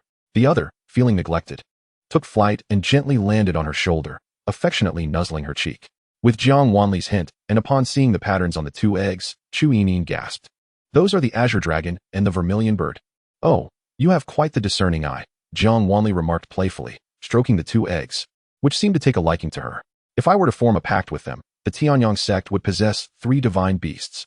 She feigned excitement, her eyes crescent-shaped in delight. The mention of a pact made the patterns on the eggs glow even brighter, visibly thrilled. Chu Yinin's expression darkened. The sect master had only formed a pact with one divine beast, which had never even appeared, yet he had claimed the title of the continent's foremost figure. If Jiang Wanli were to forge a pact with these two divine beasts, despite her apparent inadequacies, she could effortlessly command respect across the continent. After all her efforts to reclaim her status as the Saintess, could she allow Jiang Wanli to overshadow her once more? Such a scenario was utterly unacceptable. With such thoughts swirling in her mind, Chu Yinin's face reflected her concern. Senior sister, divine beasts possess formidable strength. Should you attempt to forge a pact recklessly, it could lead to catastrophic consequences, potentially resulting in your demise. I suggest we return the two divine beast eggs to the sect for the master to allocate. At her words, the two eggs reacted as if their tails had been stepped on, their patterns shifting to display expressions of anger, baring their teeth toward the water mirror. The pressure they exuded seemed to seep through the mirror, bearing down upon Chu Yinin and her companions. Jiang Wanli tilted her head. Oh, in that case, I shall give it a try first. If I truly cannot forge a pact, then I would entrust the divine beast eggs to you, junior sister. She spoke earnestly, as if genuinely considering Chu Yinin's advice. Her expression appeared quite receptive to counsel, yet the words she uttered left Chu Yinin momentarily speechless. As Jiang Wanli meticulously examined the two eggs, it seemed she genuinely intended to forge a pact, prompting Xianxia to grow anxious. Wanli, Yinin is the Saintess, bearing the responsibility of saving the world. The divine beast should serve her, allow her to form a pact with them. His words were resolute, after all. During her tenure as the Saintess, all of the sect's valuable resources had been prioritized for her. Jiang Wanli nodded, replying earnestly, yes, you are correct. Her serious agreement made Chu Yinin and the others exhale in relief. Before they could fully exhale, they beheld a woman in the water mirror. Her face adorned with a smile as she sliced her finger and gently tapped the two eggs. Instantly, the intricate patterns on the divine beast eggs radiated blinding brilliance, illuminating the entire space, while the water mirror shimmered with a pearlescent glow, rendering them momentarily blind. As the light dimmed, a seductive shade of crimson appeared on Jiang Wanli's fair forehead, where blue and red patterns intertwined, forming a design reminiscent of blazing flames. Upon closer inspection, it resembled surging, fiery waves. Alas, in an inadvertent moment, she had forged a contract with them. What a predicament! Jiang Wanli looked helplessly at the two eggs, now joyously circling around her, and shrugged her shoulders. The onlookers were nearly driven to the brink of fury. Jiang Wanli, Xianxiaoding glared at her with disdain. How can you be so selfish? Selfish? Jiang Wanli reined in her theatrics, reverting to her previous composure. On what grounds do you say that? Shouldn't all resources be prioritized for the Saintess? At this, Jiang Wanli chuckled. But in the tomb before, didn't I offer the spiritual herbs and artifacts I found to her? It's merely that the divine beasts weren't released in time. Why are you so ruffled? Jiang Wanli lazily tapped the egg before her. The Saintess bears the monumental responsibility of saving the world. Such a grave duty. How could it possibly rest upon someone who requires others to yield even rare treasures? Her words dripped with scorn, igniting a flush of rage on Chu Yinin's face. Senior sister, how can you speak like that? If you hadn't usurped my position as the Saintess, would I? Her words trailed off as tears of grievance welled in her eyes. Jiang Wanli scoffed. Before entering the ancient tomb, who was it that claimed I was but a soft persimmon, easily manipulated after losing the Saintess's power, no different from a waste? What? So, you acknowledge that even without the Saintess's power, your senior sister remains superior to you? Her remarks left all disciples of the Tianyang sect speechless. After all, once Jiang Wanli had lost her Saintess power, she had indeed become a target for ridicule, having just fallen from grace and now wallowing in the mud, vulnerable to anyone's disdain. It could be said that every disciple of the Tianyang sect had once humiliated this fallen paragon of heaven. Before they could utter another word, Jiang Wanli revealed a wicked grin. I initially intended to bring the divine beasts back to the sect. If the Tianyang sect were to gain 2 more divine beasts, I can hardly imagine how glorious the future would be. Yet, everyone's expressions shifted slightly. Jiang Wanli continued, observing the expressions of her junior sister and senior brother, who seemed less than eager for her to return with accolades. In light of this, Jiang Wanli declares, effective immediately, I shall completely withdraw from the Tianyang sect. The teachings and knowledge imparted to me by the sect shall never again be wielded in this lifetime. You. Xianxia's eyes widened in disbelief as Jiang Wanli punctuated her declaration by striking several vital points on her own body. In a flash, she spewed a mouthful of blood. Jiang Wanli. Xianxiaoding stared at her incredulously, his eyes ablaze with fury. Jiang Wanli's gaze turned icy. Oh, and you too. What I previously mentioned may not have been entirely formal, But now Jiang Wanli announces that the engagement with Xianxiaoding is null and void from henceforth. Let man marry woman, and each shall find their own joy. With that, she broke into laughter. Though her lips were stained crimson and cold sweat trickled down her forehead, she appeared blissfully unaware of her pain, laughing with abandon. Xianxiaoding's heart felt as if it were being crushed. He had never witnessed Jiang Wanli display such a vibrant and uninhibited smile. In his recollection, Jiang Wanli had always been gentle and resilient. During her time as the Saintess, it seemed she had lost all human emotion, forever lamenting the plight of others and sacrificing herself for their sake. But now, it felt as if he had finally glimpsed the true Jiang Wanli behind the Saintess's mask. Before he could regain his composure, Jiang Wanli had already closed the water mirror, leaving a lingering phrase to echo in the silent tomb. In the end, I hope each of you receives the retribution that belongs to you. The countenance of all present turned grim, and the sound of a pin drop could be heard in the tomb. Meanwhile, after withdrawing her spiritual energy, Jiang Wanli casually wiped the blood from the corner of her mouth and languidly leaned against the coffin, as though she had accomplished a monumental feat, her entire being relaxed. Yi Qingjue had intended to intervene upon witnessing her self-inflicted injury, but was thwarted by the formation before her. While the water mirror existed, he was entirely cut off from the outside world, and the disciples of the Tianyang sect were oblivious to his presence. Chapter 13. Once the greatest sect under heaven, only now, with the water mirror dissipated, did the formation before Jiang Wanli vanish. Yi Qingjue hurriedly approached her. Are you all right? His face was etched with concern as he grasped Jiang Wanli's hand, intent on checking her pulse. Although Jiang Wanli was not quite accustomed to the sudden touch, she did not withdraw her hand, appearing rather lethargic. Yi Qingjue's furrowed brows relaxed, then knitted again, his worry transforming into confusion as he cautiously infused a trace of spiritual energy into Jiang Wanli's body, ultimately confirming his diagnosis was not mistaken. You're fine?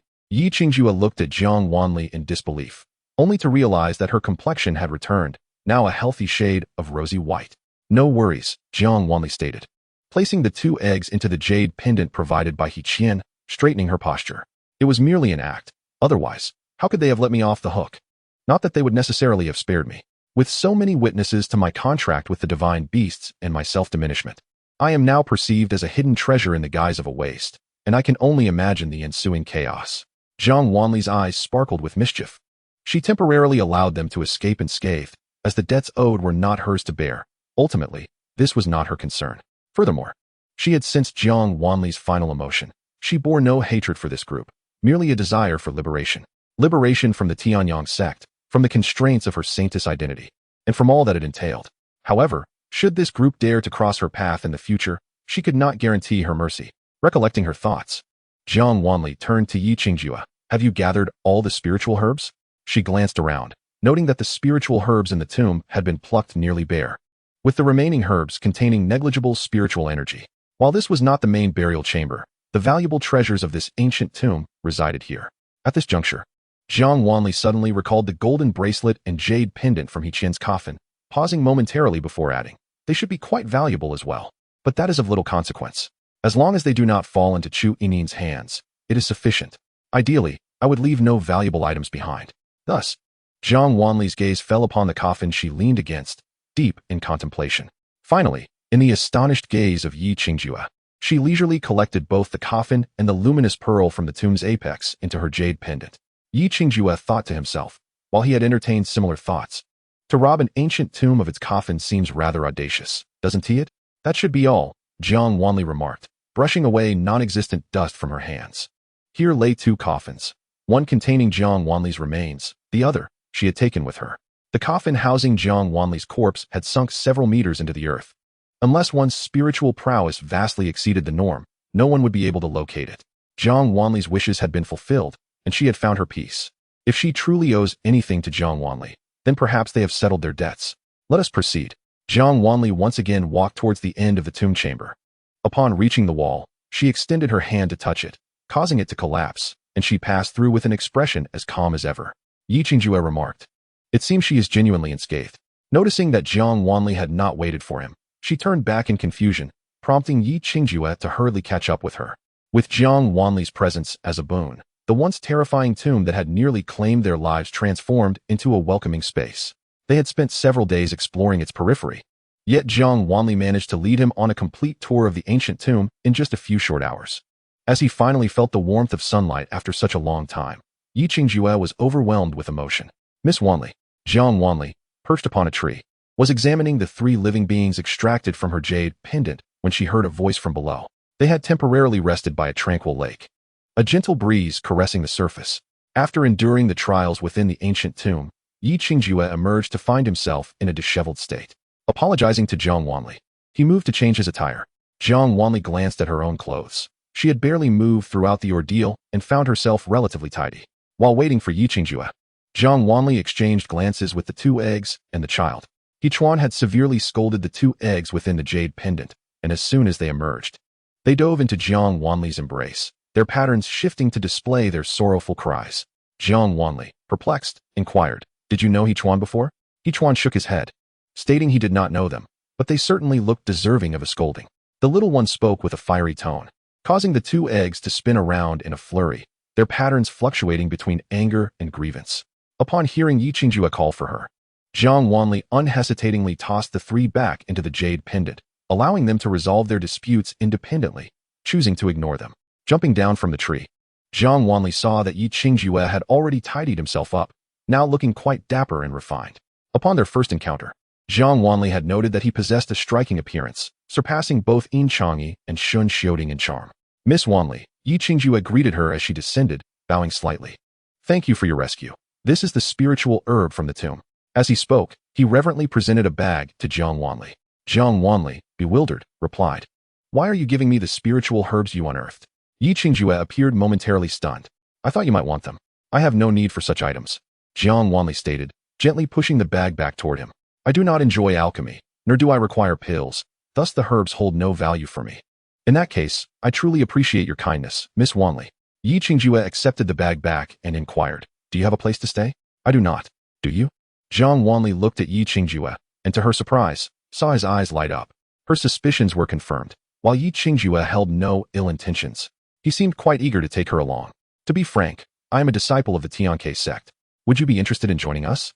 Yi Qingjue's face displayed a mix of joy, anxiety, and hopefulness. "I need to consider joining the sect further, but I can accompany you back to the sect for now."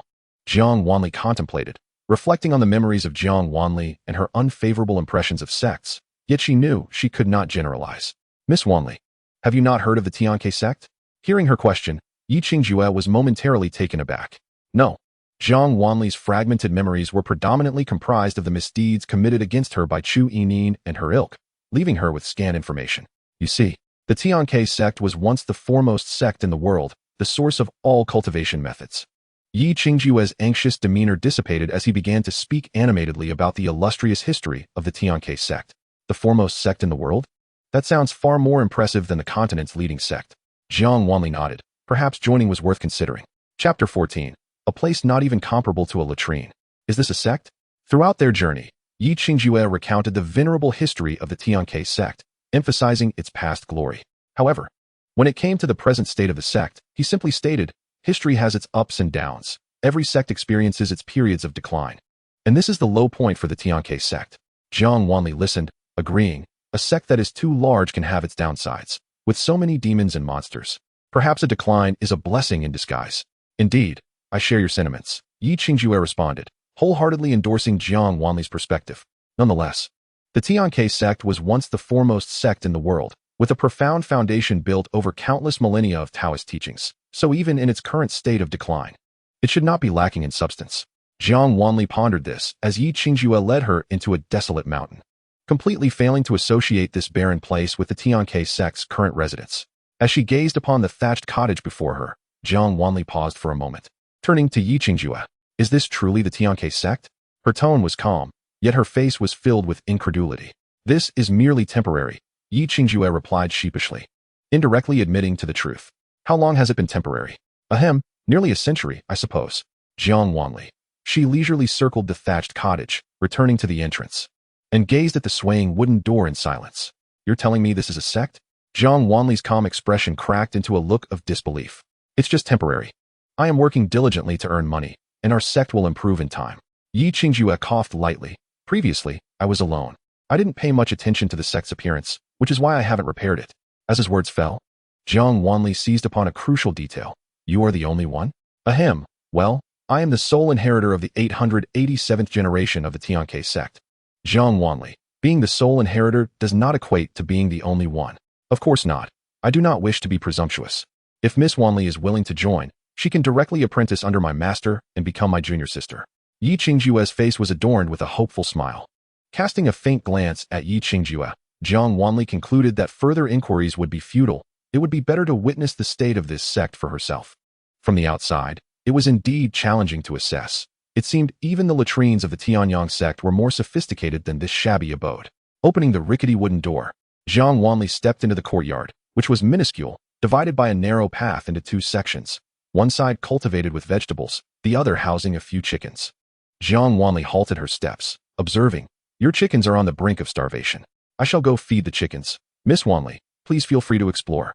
Yi Qingjue's handsome face flushed slightly as he fled in embarrassment under Jiang Wanli's gaze.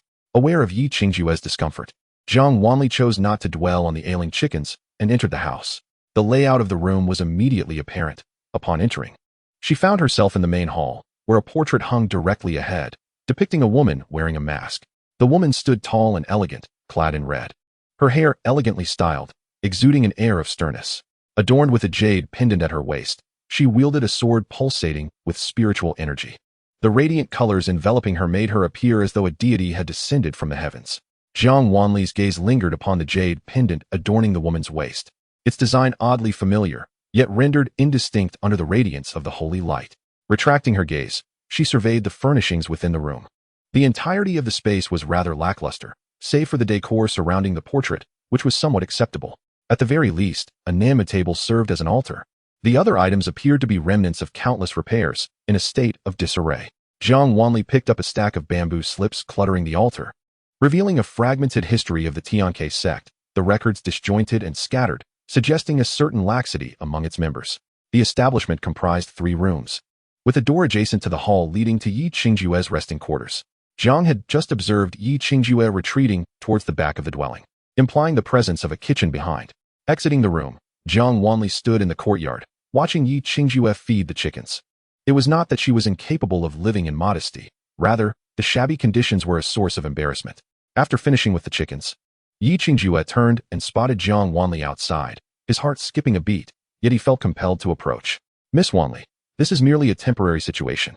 We have emerged alive from the ancient tomb and have secured the qualification to undertake the task from the Jishuani Tong. I assure you, I will soon earn substantial silver to restore the sect." Regardless of the circumstances, he was determined to retain this noble individual. He had foreseen that the fate of the sect hinged upon whether Jiang Wanli would choose to remain.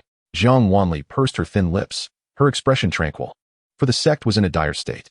Yi Qingjue, though aware of the truth, could not help but feel a pang of unease whenever others voiced their opinions about the sect. "Miss Wanli, though this place is humble, your virtue shines brightly. After all, it was once the foremost sect in the world. Trust me, our Xianxia sect is quite remarkable, at least 100-fold better than that wretched Tianyang sect. Do not be misled by their ostentatious grandeur. Their disciples are far from impressive, which is why you have endured such grievances." Yi Qingjue rambled on, struggling to highlight the merits of his own sect, while fervently enumerating the flaws of Tianyang sect, resorting to the age-old tactic of elevating oneself by belittling others. Jiang Wanli's gaze sharpened, briefly resting upon the desolate mountains behind the house, deep in thought. Amidst Yi Qingjue's incessant chatter, she exited the courtyard.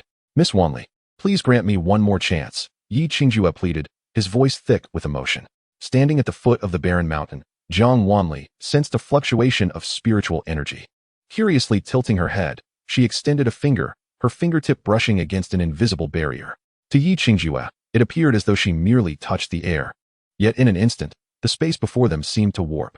A massive transparent wall manifested, with only the ripples emanating from Jiang Wanli's fingertip betraying the existence of the barrier. As the ripples spread, the enormous shield shattered, centering around her alabaster finger, splintering into countless fragments. Yi Qingjue's eyes widened in disbelief as he beheld the spectacle. The barrier had enveloped the entire desolate mountain, and as he gazed upwards, it seemed as though some constraint had been lifted from the unseen summit, with the barren earth replaced by resplendent, multicolored glazed tiles. With the barrier's destruction, a magnificent palace emerged from the mountain. Yi Qingjue stood agape, his eyes as wide as saucers, his mouth hanging open in astonishment, as though it could accommodate an egg. This is incredible. He had never witnessed such grandeur. It was an epitome of celestial architecture. The once barren mountain was now supplanted by a palace of opulence, leaving Yi Qingjue utterly dumbfounded. "Miss Wanli, am I dreaming?" Yi Qingjue stammered, unable to articulate his disbelief. The palace continued to expand, gradually engulfing the surrounding peaks. The shattering of the barrier persisted for what felt like an eternity, leaving Yi Qingjue in a state of numbness until it finally ceased. Spinning around, he beheld the place he had inhabited for half his life, now unrecognizable, an unimaginable transformation. The mountain, once desolate, had metamorphosed into a palace, while the previously barren path had become a cobblestone avenue, lush greenery flourishing where there was once only desolation. Adorned with countless pavilions and towers. Not far from the palace, a grand plaza lay, exuding an air of magnificence, reminiscent of a fairyland. Yi Qingjue turned to Jiang Wanli in a daze. While he had long known her to be a noble of the sect, he never anticipated her status to be so exalted, comparable even to the ancestors who founded the Xianxia sect. Crouching down, he gingerly touched the steps that seemed to be paved with white jade, his astonishment rendering him speechless. He stood up, staring at his hand as though he were an imbecile, then looked up at Jiang Wanli, exclaiming, "Miss Wanli, this appears to be real, not an illusion." Under Jiang Wanli's bemused gaze, Yi Qingjue pinched his own face with the hand that had just touched the floor. Observing the reddened bruise on his cheek, Jiang Wanli's expression shifted, now filled with a hint of condescension. "This is no dream." Yi Qingjue stared at Jiang Wanli, tears welling in his eyes as gratitude enveloped him. He seemed on the verge of expressing something, opening his mouth, yet choking on his words. Jiang Wanli remarked, "I merely dispelled a restriction. Is such a reaction truly warranted? Let us proceed inside." Finally, Jiang Wanli ascended the steps first, making her way towards the palace. Yi Qingjue cast a lingering glance at the plaza before turning to follow Jiang Wanli into the palace. The resplendent palace left him utterly astonished. Within the grand hall, an imposing throne loomed, atop which a small white creature lay sleeping. This was indeed a magnificent hall, adorned with intricately carved beams and gilded splendor, a sight to behold. As he glanced at the ornate patterns etched into the pillars, he nearly blinded himself with the dazzling array of luminous pearls overhead. Without any directive from Jiang Wanli, the jade pendant at her waist flickered, and in the next moment, a small creature sprang forth, pouncing upon the slumbering white figure on the throne.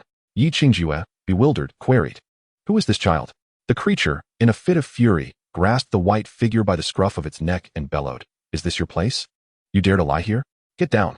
The next instant, he flung the white creature away, yet it did not fall. Instead, a pair of tiny wings sprouted from its back, allowing it to float gracefully in midair. Curiously, the white creature circled around the furious creature, sniffing with its adorable little nose. "Who are you?" A sweet voice chimed, surrounded by a halo of radiant golden light, causing its fur to fluff up dramatically. Before the furious creature could react, the white creature sank its tiny teeth into its arm. "You wretched thing, dare to touch me? I'll have my master toss you away." "You speak nonsense. It is you whom the master will discard." The two little beings began to bicker in high-pitched voices, leaving Yi Qingjue in a state of utter confusion. Jiang Wanli, however, paid them no mind, leisurely wandering around the grand hall. It felt akin to a leisurely excursion, after exploring the entire palace. She returned to the grand hall as dusk settled in, admiring the palace's brilliance. She nodded, affirming, "The Xianxia sect is quite splendid. I shall join." Having spent an entire day marveling at the palace's opulence, Yi Qingjue, still in a daze, blinked in confusion. As the realization of Jiang Wanli's words struck him, his eyes gleamed with excitement. "Indeed, let us go and seek a master." Yi Qingjue, brimming with enthusiasm, turned swiftly, only to freeze in his tracks, observing his sudden stillness. Jiang Wanli inquired, "What is the matter?" Yi Qingjue stood in a state of bewilderment, witnessing the transformation of the sect into such a state that she could no longer discern the location of the ancestral hall. "It should be over there," Jiang Wanli indicated, pointing towards the rear of the main hall. Behind the grand hall lay a courtyard, adorned with a pond where dozens of koi gracefully swam about, their tails fluttering leisurely. Beside the pond stood a magnificent peach tree, resplendent with blossoms at the height of their bloom. The courtyard connected 4 grand halls. While the 2 on either side were not as exquisitely grand as the main hall, any one of them could easily overshadow the current foremost sect. Directly behind the main hall was the ancestral hall. As Yi Qingjue followed Jiang Wanli into the hall, the sight of the densely packed memorial tablets overwhelmed her. It turned out that the ancestors of the Xianxia sect rested here. With tear-filled eyes, Yi Qingjue knelt before the offering table and reverently bowed 3 times. "I, Yi Qingjue, the 887th disciple of the Xianxia sect, Pay my respects to all the venerable ancestors. I am unworthy, having failed to locate your tablets until now. And I come to honor you, a testament to my inadequacy. Jiang Wanli stood to the side, gazing at the tablets for a moment, before turning to Yi Qingjue. Do I also need to kneel? She asked, her brow furrowed, clearly reluctant. Yi Qingjue, noticing her discomfort, hesitated before responding. Jiang Wanli, sensing Yi Qingjue's dilemma, despite her own reluctance, did not wish to put her in a difficult position. Thus, she approached another cushion, casting one last glance at the tablets before preparing to kneel. However, just as her knees were about to touch the cushion, the memorial tablets began to tremble violently, a surge of spiritual energy materializing before her knees, preventing her from kneeling. Jiang Wanli tilted her head, narrowing her eyes. Are you unwilling to accept me? The tremors of the tablets intensified, with the first row of tablets toppling over onto the offering table. Standing upright, Jiang Wanli watched as the tablets continued to fall, until only one remained standing, undisturbed amid the chaos. Yi Qingjue and Jiang Wanli exchanged glances, their eyes drawn to that singular tablet, the spirit tablet of Yun Qingyue, the founder of the Tianke sect. What does this mean? Jiang Wanli inquired, her expression one of confusion. Yi Qingjue was equally perplexed. Are they accepting me or not? Jiang Wanli spoke plainly. Ancestors, if you are unwilling to accept Miss Wanli, then please fall. Yi Qingjue tentatively suggested, and in an instant, all the tablets stood erect, perfectly aligned. Simultaneously, the spiritual energy that had previously loomed over Jiang Wanli's knees surged toward Yi Qingjue, delivering a sharp reprimand to his head. Dazed, Yi Qingjue cradled his head, perceiving a hint of indignation, as if to say, there are always those who seek to harm me. It seems the ancestors hold you in high regard, Miss Wanli. Henceforth, you shall be my junior sister, Yi Qingjue declared. No sooner had he spoken than the spiritual energy once again surged, as if preparing to strike him anew. Very well. Senior brother, Jiang Wanli replied, and at her utterance, the spiritual energy hesitated, dissipating into nothingness. Following this peculiar series of events, Jiang Wanli officially joined the sect, and the two departed the ancestral hall. Each found a chamber to call their own, but after some contemplation, Jiang Wanli exited the palace, setting up a formation with casual ease. Having dwelled within these confines for decades, the Tianke sect must harbor hidden secrets. It was prudent to maintain the guise of a desolate mountain until she fully comprehended the situation. With several layers of concealment spells, she successfully shrouded the entire sect once more before returning to her room. Upon entering, she immediately sensed two unusual presences within. Narrowing her eyes, she had barely closed the door when two small entities lunged at her. What are you doing? Jiang Wanli demanded, lifting the crane-like creature with her left hand and grasping the white ball-like creature with her right, her expression one of bemusement. Master, this fool is bullying me. The crane-like creature protested, pointing accusingly at the white fluff. Utter nonsense. I am not your master. I am theirs. The white creature retorted, flailing its tiny legs in protest. Jiang Wanli dropped both onto the ground. I am weary. Do not disturb me. Go outside and play. With that, she retreated into the inner chamber, seeking the bathing pool. After her bath, she reclined upon the couch. It wasn't long before her breathing became steady and rhythmic. The two small creatures exchanged glances, hesitating to cause further trouble. The crane-like creature retreated into the jade pendant, and a moment later, the white fluff vanished as well. The following day, Yi Qingjue arose early, wandering through the palace repeatedly. The more he beheld it, the more his heart swelled with joy. The thought that this was his domain made him wish to proclaim it to the world. However, he was acutely aware of his own inadequacies. A commoner is innocent, yet possessing wealth invites trouble. This realization filled him with anxiety over the possibility of a theft. The more he pondered, the more plausible it seemed, plunging him into a state of distress. Restlessly meditating throughout the morning, Yi Qingjue frequently craned his neck to see what Jiang Wanli was up to, but her room remained eerily quiet. It was not until the sun was high in the sky that Jiang Wanli finally emerged from her chamber. As she appeared, the white fluff also materialized. With a sudden burst, it darted to Jiang Wanli's arms, pressing against her as she yawned. The white fluff, startled, leapt back in alarm. Master, did you sleep well? It inquired timidly, trembling as if in fear. Yi Qingjue regarded the white creature with astonishment. What are you? He asked. Upon hearing his voice, the timid white fluff perked up, brimming with audacity. How dare you, mere mortal, think you can converse with a divine being such as myself? Yi Qingjue. The creature was small, yet possessed a fiery temperament. Who are you? Jiang Wanli approached the fluff, gazing down at it as it trembled once more. Master, I am your beloved Fluff. Do you not remember? Fluff? Jiang Wanli pondered momentarily, then, under the hopeful gaze of the creature, replied coolly, I do not recognize you. You must have mistaken me for someone else. The rejected fluff visibly deflated, retreating slowly, its back radiating sorrow, evoking a pang of sympathy. Hey, Fluff! Yi Qingjue, unable to bear the sight, called out to it. The fluff turned its head, retorting, silence. You are unworthy to utter my name. Yi Qingjue, he deserved that. After scolding Yi Qingjue, the fluff's sorrowful demeanor vanished, and it bounced back to Jiang Wanli, sweetly asking, Sister, would you take me in? I am the cutest fluff. After observing the fluffy creature for a moment, Jiang Wanli casually nodded. Very well. The fluff leaped with exuberance, and Yi Qingjue sighed, realizing that the world had indeed become one where only he suffered. Chapter 17. The guardian beast of the Xianxia sect. With Jiang Wanli's acceptance, the fluff stood tall, brimming with newfound confidence. Yi Qingjue, puzzled, crouched before the fluff, which was playfully splashing in the pond. It was only when the fluff's fur became drenched that Yi Qingjue could finally discern its true appearance. Previously, its long, voluminous fur had hidden its form, but now, with its coat soaked, the fluff revealed a pair of white horns adorning its head, nestled alongside its cheeks. Yi Qingjue had always believed that what he saw was its ear, only to discover that its ears drooped like those of a lop-eared rabbit, while the two upright horns were unmistakably its true features. The creature's eyes, a vivid red, indeed resembled those of a bunny. At that moment, its large crimson eyes were darting around, and its little paws stretched desperately towards its back.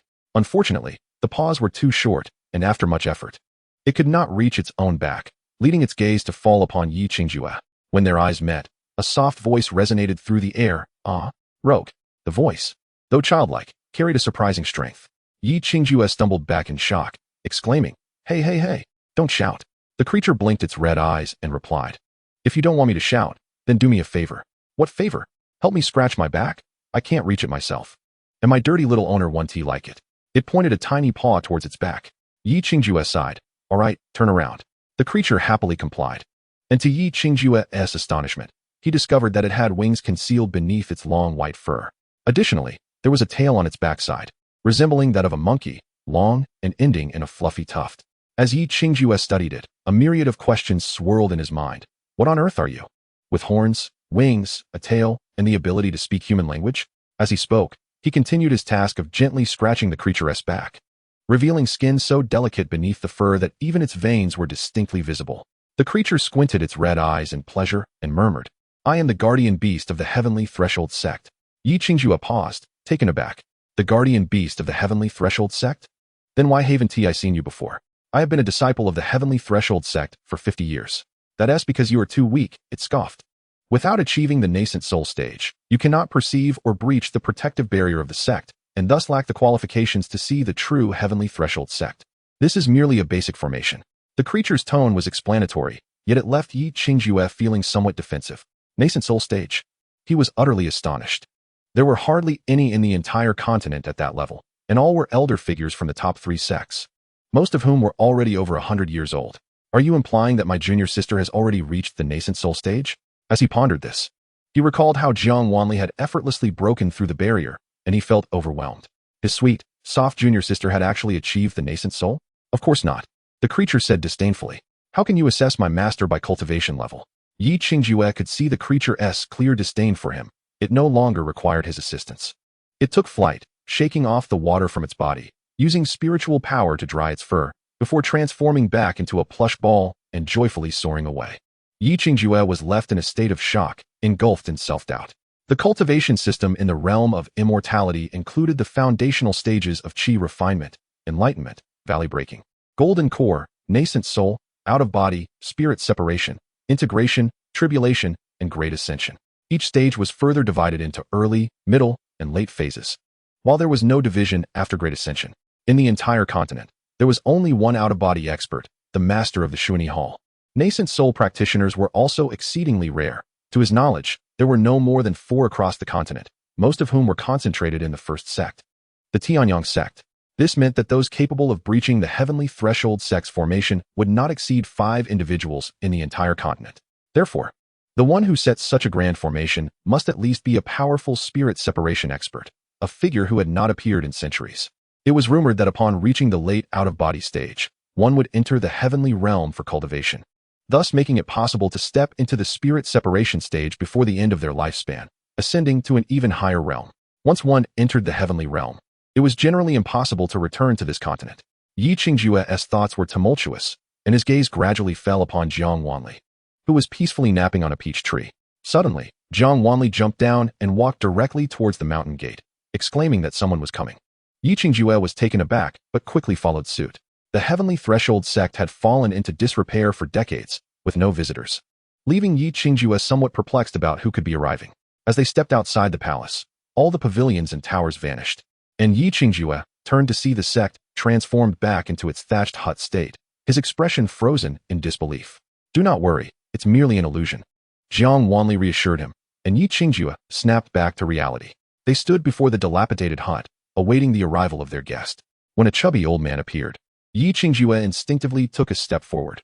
After all, he was still the senior disciple of the Heavenly Threshold sect, and it was only right for him to handle the visitor instead of his junior sister.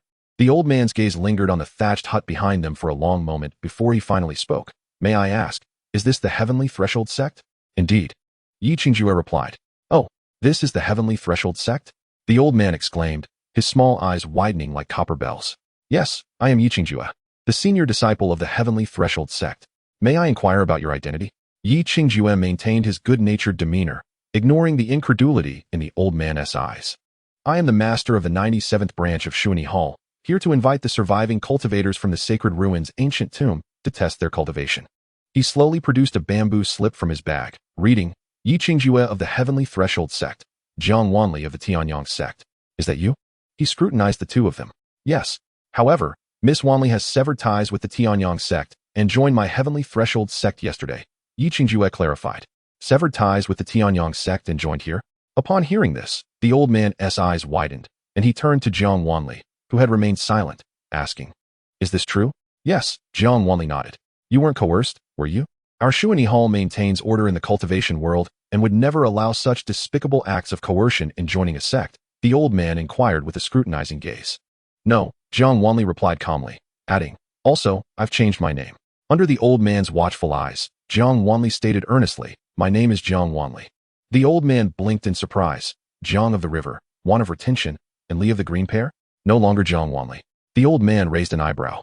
Chapter 18. Isn't this a dilapidated sect? How is it that they wield top-tier magical treasures? The old man twitched his lips, his gaze falling once again on the thatched hut behind them, his mood suddenly calming. "Never mind. A young cultivator who has spent so many years in such a broken sect, and a girl who abandoned the Tianyang sect for this rundown place. What normal person could they be? Please, both of you, come with me," the old man said, stroking his beard. "All right, let us go." Yi Qingjue nodded, appearing obedient. The old man glanced at Jiang Wanli again, then drew out a spiritual sword from behind him, skillfully standing on it. As the sword wobbled and shot forward, he soon realized that the two were merely walking behind him. "Are you planning to walk?" The old man's eyes widened. "Is there urgency?" Yi Qingjue asked, taken aback. "Of course. Otherwise, would I have traveled all this way just to invite you for a meal?" The old man retorted. "Walking is too slow. Don't you have any flying magical tools?" "I do not have it, junior sister, do you?" Yi Qingjue inquired, her face slightly flushed, turning to Jiang Wanli. Jiang Wanli glanced at the spiritual sword beneath the old man's feet and pointed. "Is it like this?" I don't think so." Jiang Wanli looked at the jade pendant, which shimmered briefly. Furrowing her brow, she observed as the pendant glowed brightly and subsequently produced a fan brimming with spiritual energy. "This is rather subpar," Jiang Wanli remarked. Just as the old man's eyes widened in astonishment at the sparkling fan, he was about to speak when the fan vanished. The jade pendant then expelled a celestial sword, its sharp aura causing both Yi Qingjue and the old man to take a step back. "Is there not enough space for both of you?" Jiang Wanli continued her critique. The old man, undeterred by the sword's menacing glint, stepped forward, only for the sword to disappear as well. The pendant hesitated for a moment, puffed up, and then released a colossal divine vessel. Jiang Wanli gazed at the gem-studded ship. Turning to Yi Qingjue, "Is this acceptable?" Yi Qingjue replied, "Junior sister, are you carrying a treasure chest with you?" The old man looked up at the enormous vessel, utterly dumbfounded, as if petrified. "Is it satisfactory?" Yi Qingjue asked the old man uncertainly. The old man swallowed hard, his eyes sparkling. "Miss, may I accompany you?" "Of course," Jiang Wanli replied, gradually walking towards the divine vessel, her spiritual energy transforming into a staircase that extended to her feet. Jiang Wanli ascended the vessel leisurely, with Yi Qingjue hastily following suit. The old man tucked away his small sword and eagerly boarded the vessel as well. Upon entering the divine vessel, the old man couldn't restrain his curiosity and began to explore. Yi Qingjue, too, found it hard to divert her gaze. Is this from a palace? He whispered to Jiang Wanli. Such a treasure seemed to be selected by a palace. Ah, no. Jiang Wanli shook her head, adding, Tianke sect would likely disdain such trinkets. Yi Qingjue responded, is it truly mere trinkets? Then what would you call the elder's sword from Xuanli Hall? Rubbish? Though a myriad of thoughts swirled in his mind, Yi Qingjue swallowed his words, gazing blankly at the old man, whose eyes sparkled with excitement.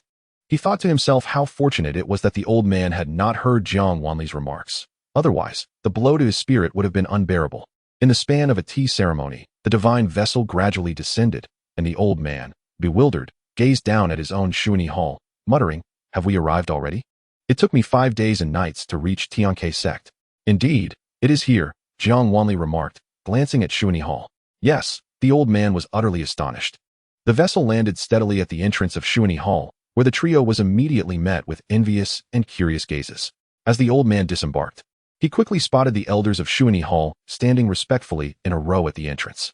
The elders slightly bowed, clasping their fists, and, sensing the arrival of guests, collectively welcomed them. We are honored to have distinguished guests visit Xuanli Hall. The old man replied, Elder Zhang, as he discreetly stepped aside to avoid the elders' formalities. Finally speaking up, the elder at the forefront raised his head, momentarily taken aback upon seeing the old man. The others straightened up upon recognizing him. Yiqing, is that you? Did you not go to deliver a message to Tianke sect?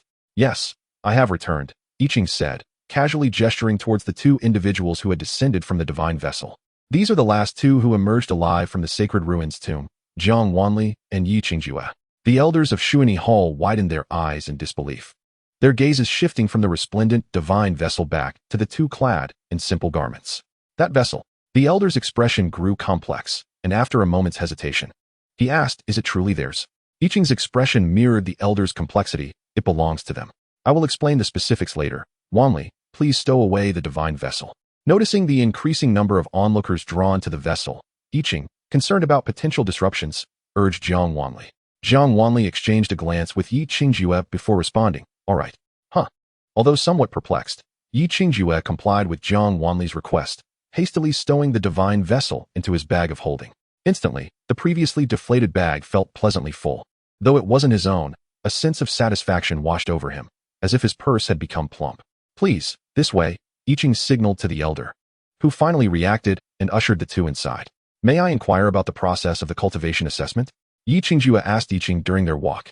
Yiqing glanced at Jiang Wanli before replying. The cultivation assessment consists of 2 parts. One is a straightforward evaluation of cultivation level, for which we utilize spirit stones.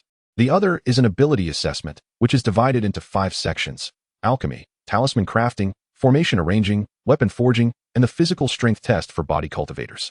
Generally, if one passes the cultivation assessment, they need not undergo the ability assessment. However, if the cultivation level does not meet the minimum requirement for undertaking tasks at Xuanli Hall, one may still take the ability assessment. Passing 3 sections would qualify them for task acceptance. Of course, both of you have already passed the initial trial and are eligible to undertake tasks at Xuanli Hall. The cultivation assessment merely serves to determine the level of tasks you may accept. Upon hearing this, Yi Qingjue's brows furrowed. He was acutely aware of his lacking cultivation. As for the ability assessment sections, he had hardly any experience. Despite spending a lifetime within the sect, it had remained hidden behind formations, leaving him merely with the title of disciple of Tianke sect, yet never having encountered their cultivation techniques. It seemed that while he had fortuitously passed the initial trial, he would still struggle to accept higher-level tasks. His path to earning money appeared endless and fraught with challenges. With this thought, Yi Qingjue lowered his head, feeling somewhat dejected. He cast an apologetic glance at Jiang Wanli, feeling a twinge of selfishness for having brought her into the sect. Noticing his gaze, Jiang Wanli tilted her head. What is the matter? Do you disdain the assessment? Yi Qingjue replied. Where did you perceive my arrogance from me? Chapter 19. How could junior sister's cultivation be so low? Under the scrutiny of the elders of Xuanli Hall, Yi Qingjue quickly shook his head. The 2, possessing the divine vessel, clearly bore the marks of high-grade magical artifacts, attracting the attention of the elders, though they were puzzled as to why the allegedly impoverished and destitute Tianke sect would possess such artifacts. Their years of experience afforded them discernment. As the group proceeded to the testing grounds, an unusual phenomenon appeared in the sky. Though not as grand as the divine vessel, it was nonetheless attention-grabbing. Just then, a young boy arrived to report that members of Tianyang sect had arrived. After the elder acknowledged this, he cast an apologetic glance at Jiang Wanli and Yi Qingjue, instructing, Yiqing, please take the two young friends for their assessments. With that, the elder and the other elders departed. Yiqing's gaze lingered on Jiang Wanli for a few seconds, pondering how this young woman, who had withdrawn from Tianyang sect to join Tianke sect, would feel witnessing the latter's current state of decline. After a moment's reflection, Yiqing came to a realization. It was unlikely that Jiang Wanli had voluntarily left Tianyang sect. She was probably expelled and, lacking a place to land, had no choice but to join Tianke sect. The more he pondered, the more he felt that the reality should indeed be as such. It was likely that the young girl, being rather shy, had ambiguously claimed that she had withdrawn from the sect. After all, in the realm of cultivation, who would forsake the foremost sect on the continent to join the lesser-known Tianshu sect? Although rumors circulated annually that Tianshu sect had once held the title of the supreme sect, the origin of myriad sects doctrines, no one acknowledged that such a disreputable sect could have ever possessed such grandeur. A sect with merely one disciple was laughable to mention. In previous trials, Tianshu sect had failed to qualify. It was a mystery how they had stumbled upon such fortuitous luck this time. Yiqing mused, casting a glance at Yi Qingjue. He could discern that her cultivation was at the late stage of foundation establishment. It was said that she had guarded Tianshu sect for decades yet remained a novice in her cultivation. Indeed, Tianshu sect was hardly worth a glance. With a sigh, he lamented that although she had fortuitously passed the trial, she could only accept the most menial tasks. Nonetheless, the girl who casually produced high-tier magical artifacts was certainly worthy of anticipation. Yiqing thought, directing his attention to the two of them, and gestured towards the testing spirit stone placed in the center. By channeling his spiritual power into the stone, it would reveal the corresponding cultivation level. Yi Qingjue glanced at Jiang Wanli, observing her lack of enthusiasm, and tactfully stepped forward to place her hand upon the spirit stone. As her spiritual energy flowed into the stone, it shimmered with a delicate glow. After flickering a few times, a red icon appeared. Late stage of foundation establishment, Yiqing remarked, observing the symbol on the spirit stone. Yi Qingjue withdrew her hand, feeling a sense of despondency. She had previously lacked a means to gauge her cultivation level and had only known herself to be lacking. She never expected that after decades of cultivation, she would still only be at the stage of foundation establishment, barely taking her first steps onto the path of immortality. It's my turn now. Jiang Wanli patted Yi Qingjue's shoulder and stepped before the spirit stone. Yi Qingjue perked up. After all, a person of significance had joined Tianshu sect, and the sect was beginning to regain its former standing. Everything was slowly improving. Moreover, Yi Qingjue focused intently on the spirit stone, knowing that Jiang Wanli could easily overpower the proud disciples of Tianyang sect, so her cultivation level must be considerable. With this thought, a brilliant smile blossomed on his face, genuinely delighted for Jiang Wanli's high cultivation. Yet, he remained curious about the extent of her training. Yiqing also focused intently on the spirit stone. Jiang Wanli placed her hand upon the stone, gradually channeling her spiritual power. Both Yi Qingjue and Yiqing held their breaths, hardly daring to blink, tension mounting within them. The spirit stone flickered with a continuous glow, not ceasing, as Jiang Wanli amiably infused her spiritual energy. Yi Qingjue glanced up at Yiqing, uncertainly asking, "Did that last for so long?"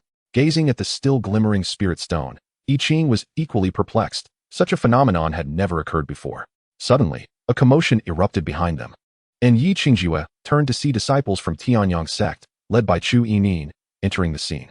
Upon spotting Jiang Wanli, Chu Yinin's expression changed slightly, but she quickly donned a radiant smile. "Senior sister, we were quite worried when you suddenly vanished in the ancient tomb. It turns out you arrived here at Shuni Hall first." Jiang Wanli glanced at her indifferently. "And what of it? You left without informing us. We were trapped in the ancient tomb for quite a while, and many of our junior brothers and sisters were injured. Were you trapped inside because you were looking for me?" Jiang Wanli asked nonchalantly. She successfully rendered Chu Yinin speechless, prompting Jiang Wanli to yawn. "I have long severed ties with your sect. It would be wise for you to exercise some self-restraint, Yinin. As for your grievances, let those who wronged you make amends. Do not constantly pin the blame on Jiang Wanli alone. Do you not feel any shame? You have already claimed the position of Saintess. What more could you desire?" Jiang Wanli inquired, her expression devoid of emotion, causing the smile on Chu Yinin's face to falter. Ultimately, she pressed her lips tightly together, falling silent. Observing her demeanor, Yin Changyi grew anxious and mockingly remarked, "Oh, Jiang Wanli, after such a long assessment, you still haven't revealed your cultivation level? You should step aside. While you were a Saintess, the sect's resources favored you, allowing you to cultivate rapidly. Now, Without the sect's support, you are nothing but a waste. His words were indeed harsh, yet Jiang Wanli remained unfazed. After all, there was an element of truth in what he said. However, the one truly deprived of everything and reduced to a state of worthlessness was not her. Wasn't the waste you speak of once able to overshadow you at every turn? And what does that make you? Jiang Wanli retorted lightly, yet Xianxiaaudiobooks seemed to have stepped on a sore spot, erupting in fury as he drew his long sword, ready to thrust it at Jiang Wanli. Upon witnessing this, Jiang Wanli seized her nonchalant smile, her face turning icy. The long sword, infused with violent spiritual energy, lunged towards her, and Yi Qingjue's expression shifted as he prepared to intervene. Jiang Wanli coldly smirked, one hand still resting on the spirit stone while the other lifted slightly. The sword's ferocious momentum abruptly halted. With a wave of her hand, the spiritual energy enveloping the sword dissipated, and the weapon shattered into countless pieces. The rampant spiritual energy rebounded, forcing Xianxiaaudiobooks to stagger backward, violently coughing up blood. Yi Qing, unable to intervene in time, continued to watch the unfolding drama, reassured that neither Jiang Wanli nor Xianxiaaudiobooks seemed gravely injured. Xianxiaaudiobooks was about to utter something more when the glow from the testing spirit stone dimmed. The faint light vanished completely, revealing a symbol that flickered in and out of view, appearing green. Yi Qing's eyes widened in disbelief as he fixated on the symbol, exclaiming in astonishment, "How is this possible?" Everyone turned their gaze towards the spirit stone, and when they beheld the displayed cultivation level, Yi Qingjue was the first to falter, utterly dumbfounded. Foundation establishment, initial stage. How could my prodigious junior sister be at the initial stage of foundation establishment? And that symbol is swaying, indicating instability in her cultivation level. Yi Qingjue felt as if he had lost his mind. This was entirely inconceivable. If his junior sister were indeed at the initial stage of foundation establishment, how could she possibly breach Tianshu sect's hidden grand formation? Chapter 20. The destruction of the testing spirit stone. Upon seeing Jiang Wanli's testing results, Chu Yinin's eyes lit up, her joy nearly overwhelming her composure. Jiang Wanli mused, somewhat perplexed, feeling as though she did not quite belong at that level. However, she did not dwell on it for long, and turned to Yi Qing. Yi Qing met her gaze, frowning. Even if the girl had passed the trial, if her cultivation level was indeed at the initial stage of foundation establishment, she would still be ineligible to accept tasks. Despite feeling incredulous, Yi Qing resolved to uphold the rules. Isn't there still the ability test? Jiang Wanli raised an eyebrow. Senior sister, the requirements for the ability test at Shuani Hall are quite stringent. One must at least pass through 3 sections or excel in a particular area to qualify. Chu Yinin's face was filled with regret. Senior sister, it would be best not to proceed, whether in talismans, elixirs, formations, or magical artifacts. All require spiritual energy as support. Most participants in the ability test are there to take on higher level tasks. Yet, as someone who has yet to reach the required cultivation level, you would only embarrass yourself. Xianxiaaudiobooks snorted disdainfully. Although he could not fathom why Jiang Wanli, at the initial stage of foundation establishment, had been able to counter his assault, he was convinced that the testing spirit stone could not be mistaken. Without the power of the Saintess, Jiang Wanli was indeed just a waste. The disciples of Tianyang sect now regarded Jiang Wanli with mocking eyes. Without the support of Tianyang sect, could she even maintain her foundation establishment? Was she still the exalted Saintess of yore? What future could one expect when mingling with the Tianke sect? It was evident that her innate talent was rather mediocre. Were it not for the divine power of the Saintess, how could she possibly cultivate so swiftly? Now that the Saintess's power had been withdrawn, she was nothing more than a worthless being. Ha ha ha, Saintess. How laughable. Just a while ago, she was crawling on the ground like a wretched creature, unable to stand. Hearing these words, Yi Qingjue's eyes turned icy with a piercing coldness. You lot. Jiang Wanli restrained Yi Qingjue and glanced at the group, her eyes curved with a smile. Are you suggesting that without the power of the Saintess, I would be incapable of dealing with you? She approached step by step, her imposing aura causing the disciples to retreat in fear. TSK, with such little courage, how dare you mock others? The disciples of Tianyang sect are truly a disgrace. Jiang Shiji. Chu Yinin stepped in front of Jiang Wanli, her demeanor righteous. They are merely indulging in verbal sparring. Shiji. Having lost the power of the Saintess and with her cultivation greatly diminished, it would be wise to avoid stirring up conflict. Her words seemed to remind the Tianyang sect disciples of their earlier trepidation, their fear dissipating as they saw Chu Yinin standing before them, feeling embarrassed. Several disciples emerged from behind Chu Yinin, saying, Yinin Shimi, step aside. This vile woman seeks to instigate trouble, and we shall not shy away from it. Indeed, do they think they are still the Saintess of Tianyang sect? Having lost both her position and her power, how dare she act so arrogantly? Have they forgotten how she once crawled before us, begging for mercy? The mocking voices were incessant, and Jiang Wanli narrowed her eyes, deeply sensing the malice directed at Jiang Wanli from the Tianyang sect. Get lost. Jiang Wanli raised her gaze, meeting Chu Yinin's eyes, which concealed mockery. With a slight wave of her hand, Chu Yinin was suddenly propelled backward by a surge of spiritual power, crashing violently into a pillar. Crawling on the ground, begging for mercy, Chu Yinin lay on the ground, while Jiang Wanli's gaze fell upon the disciples who had mocked her, a torrent of spiritual energy surging around her, pressing down on them like a colossal wave. The disciples of Tianyang sect collapsed one after another, as if they were dumplings being dropped into boiling water. Jiang Wanli crouched down, her expression impassive as she regarded the Tianyang sect disciples, now resembling worms struggling to rise. A smirk played on her lips. Are you suggesting this is the case? As the situation threatened to spiral out of control, I Ching hurried forward. Jianggu Nyang, many sects will be arriving today. After all, Tianyang sect is the foremost sect on the continent. To avoid unnecessary troubles for both parties, might you grant Shuani Hall a favor? Jiang Wanli slowly stood up, lazily waving her hand. Very well, I shall grant Shuani Hall this favor. The confinement on the fallen disciples was lifted, and they stood up, their eyes filled with fear as they looked at Jiang Wanli.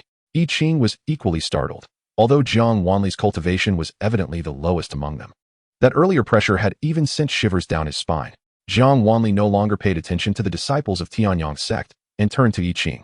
Now, may I proceed with the ability test? Ability tests are not easily initiated. The testing period for this trial is set for 3 days from now, I Ching explained. If Miss Wanli wishes to participate, please return in 3 days. Jiang Wanli nodded, glancing at I Ching Jue. Will you participate in the ability test? I shall not. Those are things I have not studied. I Ching Jue, still in shock, hesitated, his gaze lingering on the spirit testing stone and the disciples of Tianyang sect. Upon hearing Jiang Wanli's words, he expressed his disappointment. It was truly a reflection of his inadequacy, as he not only had low cultivation but also lacked any particular skill. I Ching handed a junior badge from Shuani Hall to I Ching Jue, congratulating him. Congratulations, young friend Yi. You may now use this badge to undertake junior tasks from Shuani Hall and receive rewards. I Ching Jue accepted the badge and looked towards Jiang Wanli. Jiang Wanli had moved aside, observing the recently assisted Chu Yinin. Noticing Jiang Wanli had no intention of leaving, I Ching Jue stood beside her, casting his gaze at the disciples of Tianyang sect. What are you looking at us for? In Changyi's expression darkened as he felt humiliated. Jiang Wanli turned to I Ching, asking, am I not allowed to observe the tests of other sects? Of course, you may, the elders of Shuani Hall replied with a smile. Frustrated yet unable to retaliate against Jiang Wanli, In Changyi stepped forward, placing his hand on the spirit testing stone. A continuous stream of spiritual power flowed from his palm into the stone, causing it to glow brilliantly. When the light subsided, a symbol distinct from those of Yi Qingjue and Jiang Wanli appeared, radiating a yellow glow. Midstage of the valley opening realm, the Grand Elder stroked his beard, nodding in approval. Such a young age and already at the valley opening stage. Indeed, the disciples of Tianyang sect are extraordinary. In Changyi raised his chin, casting a wary yet disdainful glance at Jiang Wanli. Though he could not fathom what sorcery Jiang Wanli employed to consistently outshine them, he was certain that such sorcery would never be acknowledged by the world, and Jiang Wanli's arrogance could not last long. Chu Yinin, filled with resentment, withdrew her gaze from Jiang Wanli and strode directly to the spirit testing stone. Before placing her hand upon it, she turned back to Jiang Wanli, a flash of hatred crossing her face. Jiang Wanli watched quietly, recalling that Chu Yinin had previously possessed low cultivation and rather mediocre talent. When Jiang Wanli entered the valley opening stage, Chu Yinin had only just reached the radiant phase. Yet, one could only wonder what heights her cultivation might reach now. Having gained the power of the Saintess, Jiang Wanli too was curious about her current level. As Chu Yinin's hand rested on the spirit testing stone, it shimmered and pulsated with dazzling brilliance, the multicolored lights swirling within the stone, growing ever brighter. This is the Grand Elder murmured, the nascent soul? No, wait. The out-of-body stage. A colorful beam shot into the sky, and all the elders of Shuani Hall widened their eyes in astonishment. Go, summon the Hall Master. The Grand Elder commanded. I Ching cast a deep glance at Chu Yinin before taking his leave. The vibrant rays scattered, and under the gaze of all present, the light suddenly retracted, followed by a series of cracking sounds. Crack, crack, crack. As the delicate sounds echoed, Chu Yinin lifted her hand. Almost as soon as her hand left the spirit testing stone, it shattered into countless pieces, reduced to mere rubble. Jiang Wanli tilted her head in confusion. What does this mean? Has she truly reached the out-of-body stage? Her words drew the Grand Elder's attention back, and he stared at the spirit-testing stone in disbelief, murmuring, "This is impossible. The stone should not have been unable to withstand a test for the out-of-body stage. It was brought back from the heavenly realm by the Hall Master." His murmurs reached Jiang Wanli and the others, leaving Chu Yining stunned. How could her cultivation have suddenly reached the out-of-body stage? Before coming here, she had clearly tested and found her cultivation only at the late valley opening stage. Chapter 21. The spirit testing stone explodes again. A crowd stared at the shattered spirit testing stone. Their expressions varied. Jiang Wanli yawned and contemplated before pulling out a jade pendant, rummaging through it. As a crystal chair materialized before her, Xianxiaaudiobooks was left speechless. There Jiang Wanli leisurely sat in the chair, glancing at Xianxiaaudiobooks. "Aren't you going to sit?" Xianxiaaudiobooks. All eyes turned to Jiang Wanli. Upon noticing Xianxiaaudiobooks sitting down, she realized everyone was watching her and hesitated momentarily, then composed her expression. "There's no need for such formality. It's better to sit on the floor. No need for courtesy. It's all the same." Others. "No, thank you. You are too kind, Jiang Xiaoyu." The Grand Elder smiled at Jiang Wanli, his gaze lingering on the luxurious chair she occupied, secretly astonished. This chair appeared extraordinarily opulent, surely of considerable value. Just who is Jiang Wanli, and what profound background does she possess? Such extravagance. Yet here they are at Shuani Hall to accept tasks? Is this a jest? When the master of Shuani Hall made his entrance, he was greeted by an astonishing sight. Two individuals reclined upon opulent crystal seats, while others stood nearby. Their expressions varied. "Pray tell, which esteemed friend has attained the out-of-body stage?" Bai Luoqing inquired softly, his gaze fixated on the spirit-testing stone. His voice faltered, and his steps momentarily hesitated. In the blink of an eye, he had darted to the spirit-testing stone. Disbelief etched across his face as he beheld the shattered remnants. "What has transpired?" he whispered, his voice trembling. "This was a laborious acquisition on my part. Although he had procured several, he had no intention of returning to the heavenly realm, signifying that these spirit-testing stones were finite. Each one lost was a loss indeed." The spirit-testing stones from the heavenly realm were of an entirely different caliber than those crafted by others in the continent. Bai Luoqing's eyes widened in astonishment. After the Grand Elder apprised him of the situation, Bai Luoqing's gaze fell upon Chu Yining, his brow furrowing slightly. She had only recently reached the late stage of the valley opening realm. How could she possibly cause such an anomaly in the spirit-testing stone, reducing it to mere fragments? His words brimmed with skepticism. The Grand Elder, taken aback, was so astonished that he overlooked the possibility of questioning the spirit-testing stone itself and failed to investigate Chu Yining's cultivation level. "How many individuals have utilized the spirit-testing stone today?" I Ching recounted the results of the previous tests, and as Bai Luoqing's eyes swept over the group, they lingered on Jiang Wanli, his brow knitting in contemplation. While he could easily discern the cultivations of the other three, he found himself unable to penetrate the depths of Jiang Wanli's capabilities, whom I Ching had identified as the weakest. After a moment's hesitation, Bai Luoqing retrieved another spirit-testing stone from his Qingquan pouch. With a flick of his sleeve, the remnants vanished, and the new stone, glowing with an ethereal light, settled upon the stone pillar. "My apologies, fair maiden, but would you be so kind as to test once more?" Bai Luoqing humbly bowed to Jiang Wanli. The onlookers were taken aback by Luoqing's demeanor. As the continent's foremost powerhouse and the sole practitioner of the out-of-body stage, he had never displayed such humility toward another. In an instant, all eyes shifted toward Jiang Wanli with newfound respect. Chu Yining, meanwhile, clenched her fists tightly, her nails digging into her palms. "Me?" Jiang Wanli, still half awake and seemingly indifferent, was startled by the sudden attention. She blinked at the spirit-testing stone, slowly rising to her feet. "All right then." Under the gaze of all assembled, Jiang Wanli approached the spirit-testing stone, merely extending a finger to hover above it. A torrent of potent spiritual energy surged into the stone, and Bai Luoqing, witnessing this, felt his heart stutter. Just as he prepared to speak, the spirit-testing stone erupted in a dazzling array of colors, a radiant brilliance shooting toward the heavens, illuminating half the sky. The light suddenly retracted, revealing symbols indicative of the initial stage of foundation establishment on the stone. How could this be? Bai Luoqing's voice fell as, in the blink of an eye, the spirit-testing stone, unable to bear the strain, emitted a familiar cracking sound, drawing gasps of astonishment from all present. "Jiang, my friend," Bai Luoqing began, only to witness the brilliant light abruptly diminish as the spirit-testing stone shattered into countless pieces. As Jiang Wanli withdrew her finger, the remnants of the spirit-testing stone crumbled to dust. Bai Luoqing, Yiqingjue, others, although they had sensed the depth of Jiang Wanli's spiritual energy moments prior, witnessing it firsthand left them in disbelief. This certainly did not resemble the strength of someone in the initial stage of foundation establishment. Jiang Wanli lowered her hand, casting a furtive glance at Bai Luoqing, feeling somewhat guilty under his unwavering gaze. With a sigh, she leisurely extracted another spirit-testing stone from her jade pendant and tossed it to Bai Luoqing. I did not intend for that to happen.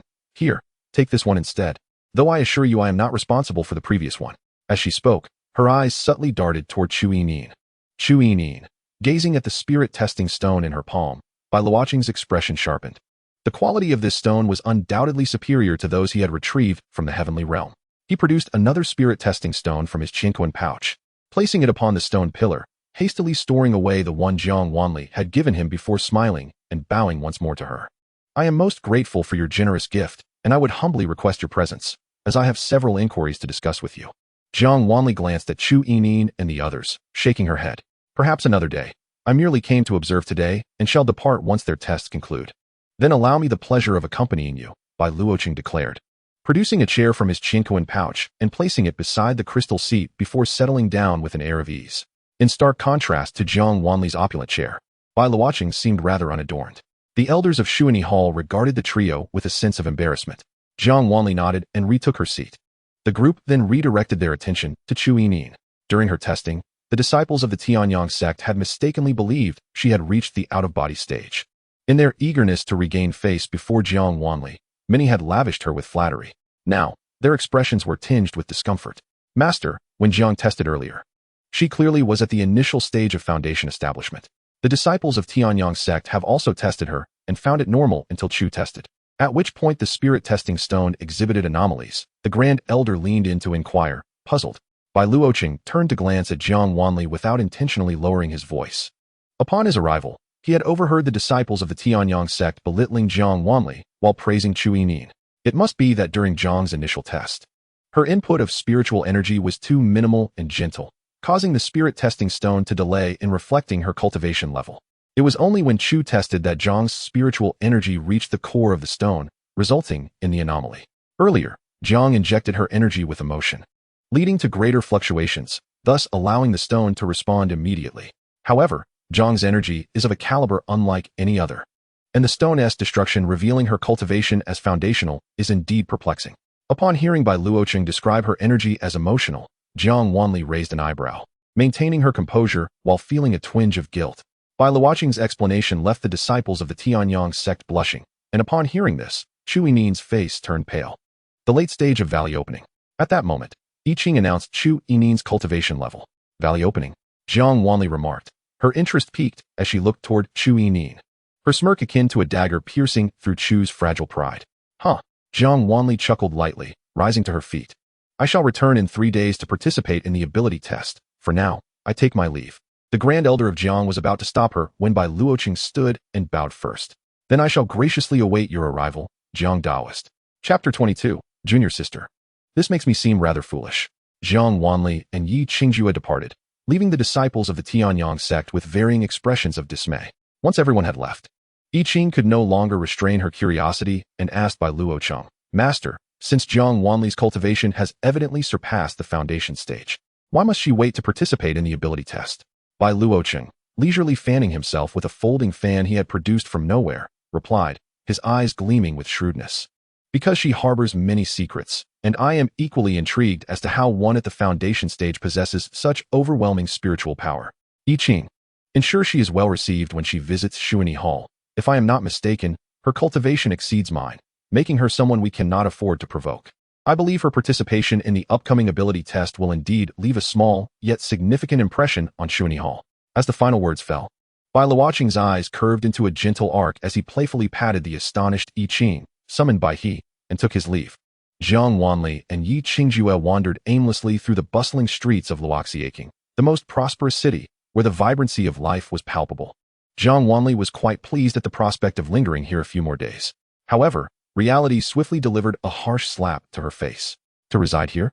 Jiang Wanli gazed at the dilapidated little inn before her, finally grasping the gravity of their situation. My dear junior sister, I have yet to earn any money. I can only make do for now.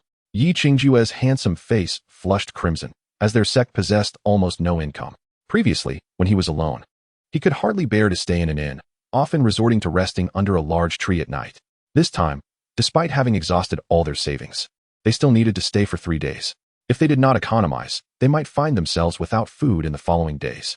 Did you not take any treasures from that grand palace? Jiang Wanli asked, puzzled. The grand formation of the Xianxia sect had been dismantled. Surely, amidst such opulence, one item would suffice for their modest indulgence. I am still unaccustomed to it. Yi Qingjue sheepishly scratched his head, feeling awkward, as if borrowing from others made it inappropriate to take anything. After observing him for a moment, Jiang Wanli sighed deeply, helplessly responding, Brother, please do not be upset. Look, the day is still young. Why not embark on a task for some reward? Upon meeting Yi Qingjue's sparkling eyes, Jiang Wanli refrained from uttering any words of refusal. After all, she had not yet obtained the Xuanyi Hall's token. Accompanying him would merely be for entertainment. Thus, the two stood before the task board at Xuanyi Hall for a while, finally discovering a basic task in the corners. A haunted house, Yi Qingjue remarked, glancing at the task description, which seemed quite distant. Indeed, Jiang Wanli replied, taking out a fan from her jade pendant and seating herself cross-legged. This haunted house appears to have existed for quite some time. Why has no one taken on this task? Junior sister, this haunted house lies at the edge of Luoxiaking in a village. By the time we arrive, it will likely be dark. Yi Qingjue continued his analysis, only to turn and find Jiang Wanli perched upon the immense fan, resting her head in her hands, nearly dozing off. Upon hearing your incessant musings cease, I beckoned. Come up. Brother, junior sister, you could simply call me directly next time. Your manner makes me seem rather foolish. But I see you so engrossed in your analysis. Jiang Wanli furrowed her brow. I believe you would prefer not to be interrupted. Yi Qingjue fell silent for a moment, then replied, Yes, thank you, junior sister. You're welcome. It is but natural, she said. The two sat upon the fan, and to avoid unnecessary attention, Jiang Wanli cast a concealment array to obscure their forms. Yi Qingjue, filled with excitement and eagerness for his first task, was palpable to Jiang Wanli. Although she had means to manage their expenses, she decided to let him navigate this journey independently. As she observed Yi Qingjue, still engrossed in studying the task, her gaze drifted to the clouds beneath them, the cityscape flashing by below. In a mere few breaths, they arrived above the task location. The fan descended gently, and Jiang Wanli squinted her eyes. Which household could this be? Yi Qingjue's words faltered, for the task location was undeniably conspicuous. In the village, a certain courtyard stood isolated. Dark mist swirling upwards to the heavens, the resentment almost tangible. The fan halted outside the courtyard, and as Yi Qingjue leaped down, he turned to find Jiang Wanli seated calmly, her posture unchanged. Feeling a bit tired, since this is your task, I shall refrain from interfering. I will simply observe from the fan, Jiang Wanli declared with a yawn, appearing somewhat lethargic. All right, Yi Qingjue responded, rolling up the task scroll, disregarding the ominous aura, and pushed open the wooden door to enter the courtyard. This courtyard had fallen into disrepair for many years. It was once the abode of a hunter who, for reasons unknown, had met a sudden demise overnight. Following this, a wandering monk, seeking merely a place to rest, had heard the sounds of bones being cracked and flesh being chopped late at night, causing him to scream in terror, and by dawn, the villagers discovered he had gone mad. Many cultivators had passed through, hearing the tales and offering assistance, yet the outcomes were invariably grim, madness or folly. Over time, no one dared to enter this dwelling again. The task had lingered on the Xuanyi Hall for several years without a single cultivator taking it up. Now, upon learning that someone had entered, many villagers gathered to witness the spectacle, albeit from a distance, too fearful to approach. As Jiang Wanli and Yi Qingjue stepped into the courtyard, the flow of resentment shifted, no longer soaring skyward but instead swirling around the estate. Upon entering, the surroundings dimmed. The desolation was stark, and Yi Qingjue furrowed his brow as he forged ahead, while Jiang Wanli rested her chin in her hand, surveying the area. The courtyard was expansive, far from resembling the humble abodes of ordinary villagers. Its construction was of a much higher caliber than the ramshackle hut of the Xianxia sect. In the center stood a shed, beneath which lay a stone platform cluttered with various knives, adjacent to a well. A heavy stench of blood lingered in the air, the ground coated with a layer of dark brown. The buildings within the courtyard were surprisingly clean, a stark contrast to the dilapidated yard. Their hues suggested they were newly built. As Jiang Wanli strolled around the courtyard, drawing near the house, she could faintly detect the scent of wood.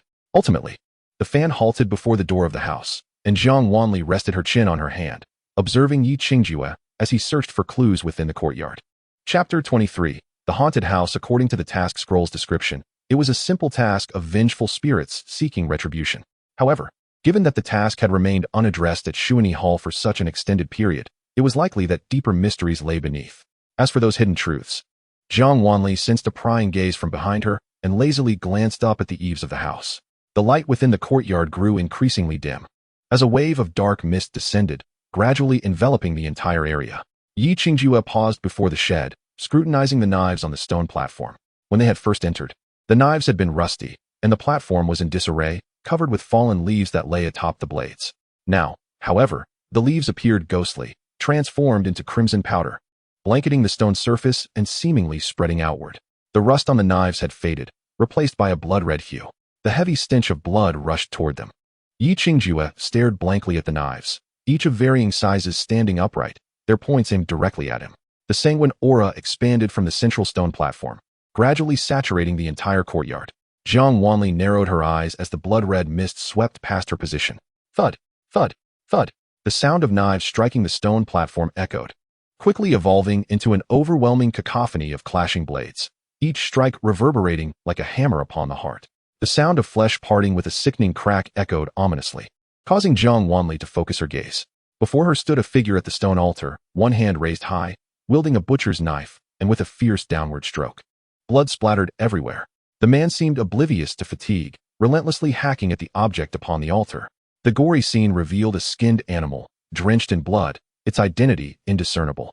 A sense of exhilaration radiated from the man, palpable even to Jiang Wanli.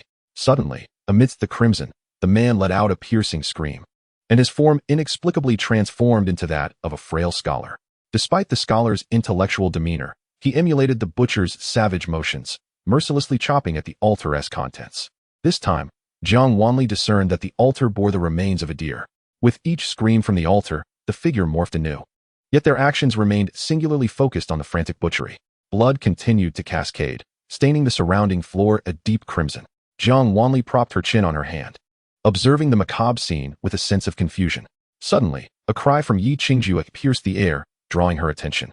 As if breaking through a veil of illusions, Jiang Wanli beheld Yi Qingjue standing apart from the grisly spectacle, his hands pressed against the altar, mere inches from the gleaming blade. He hastily straightened up and, upon stepping away from the altar, rushed to Jiang Wanli's side, presenting her with a talisman. Junior sister, we are ensnared in an illusion, likely conjured by a malevolent force. Hold on to this calming talisman tightly. Do not let it slip from your grasp. No sooner had he spoken than the talisman spontaneously ignited, a wisp of azure smoke dissipating into the air. Jiang Wanli glanced at the surviving talisman in her hand, releasing a sigh. Indeed, placing her hopes in Yi Qingjue seemed ill-fated. She had anticipated that his fervent assertion would indicate the talisman's high caliber. Senior brother, the key to breaking this curse lies within the house, she advised, noting the weight of concern etched on Yi Qingjue's face. Then we must enter, he replied, promptly pushing open the door. Wait, Jiang Wanli began to protest, but Yi Qingjue had already confronted the horrifying tableau within the wooden cabin. A hide of skin hung in the main hall, and as he entered, his gaze locked onto a severed human head. The skin was disturbingly intact, complete with the expressionless visage it bore. The pallid skin featured hollow sockets for eyes, and Yi Qingjue felt himself freeze in terror. What is this? He stammered, every hair on his body standing on end as an icy chill enveloped him, rendering him momentarily immobile. A bone-chilling sensation surged up his spine, causing his scalp to prickle. Senior brother, Jiang Wanli's voice broke through beside him as she remained seated on her fan, casually swatting at Yi Qingjue. As if breaking a spell, the oppressive cold receded, and he regained the ability to move. Yet, upon turning to survey the room, he was gripped by sheer horror. What appeared to be a clean and tidy abode from the outside was utterly grotesque within, hung with human skin, while the table bore platters of raw flesh. The truth of the meat beneath the human hides was all too evident. What on earth is happening? Yi Qingjue's voice trembled, his teeth chattering uncontrollably. Did you not witness the illusions outside? Jiang Wanli's expression remained placid, seemingly unfazed by the horrific scene. Yes, I saw many being slaughtered, wild boars, foxes, elk, and the like in the forest. His voice faltered as he recalled the gruesome details of not just slaughter, but also skinning, dismemberment, and evisceration. Jiang Wanli, unfurling her fan, conjured a protective barrier around herself as she meticulously observed the room. I understand now. It is the butcher's rampant slaughter of the forest creatures that has drawn forth this calamity. Yi Qingjue's eyes widened as he surveyed the gruesome surroundings, murmuring, but this retribution is too. Before he could finish, another illusion materialized before them. A robust man entered, clutching a rabbit, which appeared to possess sentience, pleading desperately with him. This must be the master of the estate, the butcher. The rabbit was yanked by its ears, while the butcher raised a murky liquid from the table and forcefully poured it down the creature's throat. The rabbit emitted a horrific scream, glowing with a crimson light. And in the next moment, a woman appeared before the man. Her eyes were blood red, baring her teeth, and her body bore numerous wounds. Wrapped in a layer of soft fur, she retained some rabbit-like features, including long ears. The man scoffed, binding the weeping woman and dragging her into a shed. Her anguished cries echoed from within, while the butcher set numerous traps around the yard, and Yi Qingjue and Jiang Wanli watched as rabbit after rabbit fell victim to them. The following day, the butcher administered a potion to all the rabbits. Those capable of transformation were bound and thrown into the shed, while the others were nailed to the ground, skinned, and dismembered. Blood flowed freely, mingled with the woman's tormented screams, rendering the entire courtyard a hellish nightmare. Yi Qingjue trembled in horror. What followed felt like a replay of the grisly narrative. Only the animals ensnared by the man varied. Each creature that fell into his grasp endured unspeakable torment. Gruesome tortures inflicted upon the forest's inhabitants unfolded before their eyes. Enough! Yi Qingjue cried out in despair, charging into the illusion in an attempt to seize the butcher's hand. Yet, his efforts changed nothing. The butcher's knife still fell mercilessly, and the struggling fawn on the stone slab ceased its fight, its skull rolling to Yi Qingjue's feet. In that instant, his eyes turned crimson, and he numbly stared into the fading light of the creature's gaze. Jiang Wanli remained seated on her fan, quietly observing the unfolding events. The illusions persisted. The butcher's figure vanished, replaced by a cacophony of chaos. Blood red engulfed their vision, while the sounds of stringed instruments and voices filled the air. An overwhelming throng of people creating a din that pounded against Yi Qingjue's skull. It felt as though he were trapped within a cage, unable to see outside yet acutely aware of the multitude beyond, the atmosphere thick with human presence. A fiery tumult surged within him, causing his entire being to tremble in pain. As the surroundings morphed, Yi Qingjue found himself consumed by agony, teetering on the brink of consciousness. "Senior brother." A cool voice broke through, snapping him back to reality. Jiang Wanli's hand rested upon his shoulder, a wave of chill cascading down, extinguishing the fire within him. With that, he finally emerged from his state of distress. "Junior sister." This, as he opened his eyes, he discovered they were confined within a cage, his eyes widening in shock. Jiang Wanli, however, remained nonchalant, seated comfortably in a meditative posture. Then, a terrifying realization struck him. "Junior sister, why is it that I am the only one completely trapped in this cage?" Yi Qingjue extended his hand to touch the cage, confirming its tangible existence before turning to gaze at Jiang Wanli.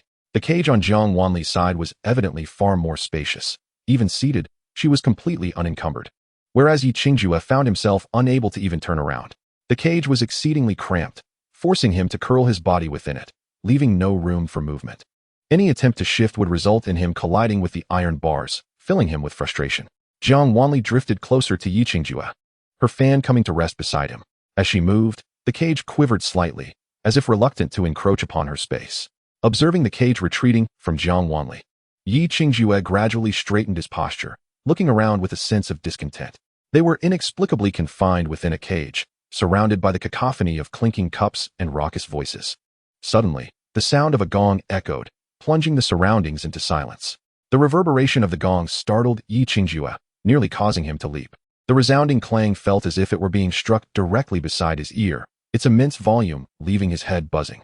"Ladies and gentlemen, today we have exquisite merchandise," a shrill voice announced, imbued with excitement and flattery. "Once again, the highest bidder shall prevail, and there are numerous little fox slaves available today. Gentlemen, seize this opportunity." As the words fell, the red cloth draped over the cage was lifted, and Yi Qingjue finally beheld the nature of his surroundings. Upon realizing the scene before him, Yi Qingjue's eyes widened in shock. This was a brothel.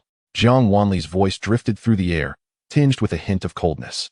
Yi Qingjue's body trembled involuntarily, terror clenching his heart in a suffocating grip that made even breathing laborious. Noticing Yi Qingjue's distress, Jiang Wanli refrained from intervening this time. With every bid from the men, Yi Qingjue's fears surged like relentless waves, ultimately leaving him nearly breathless.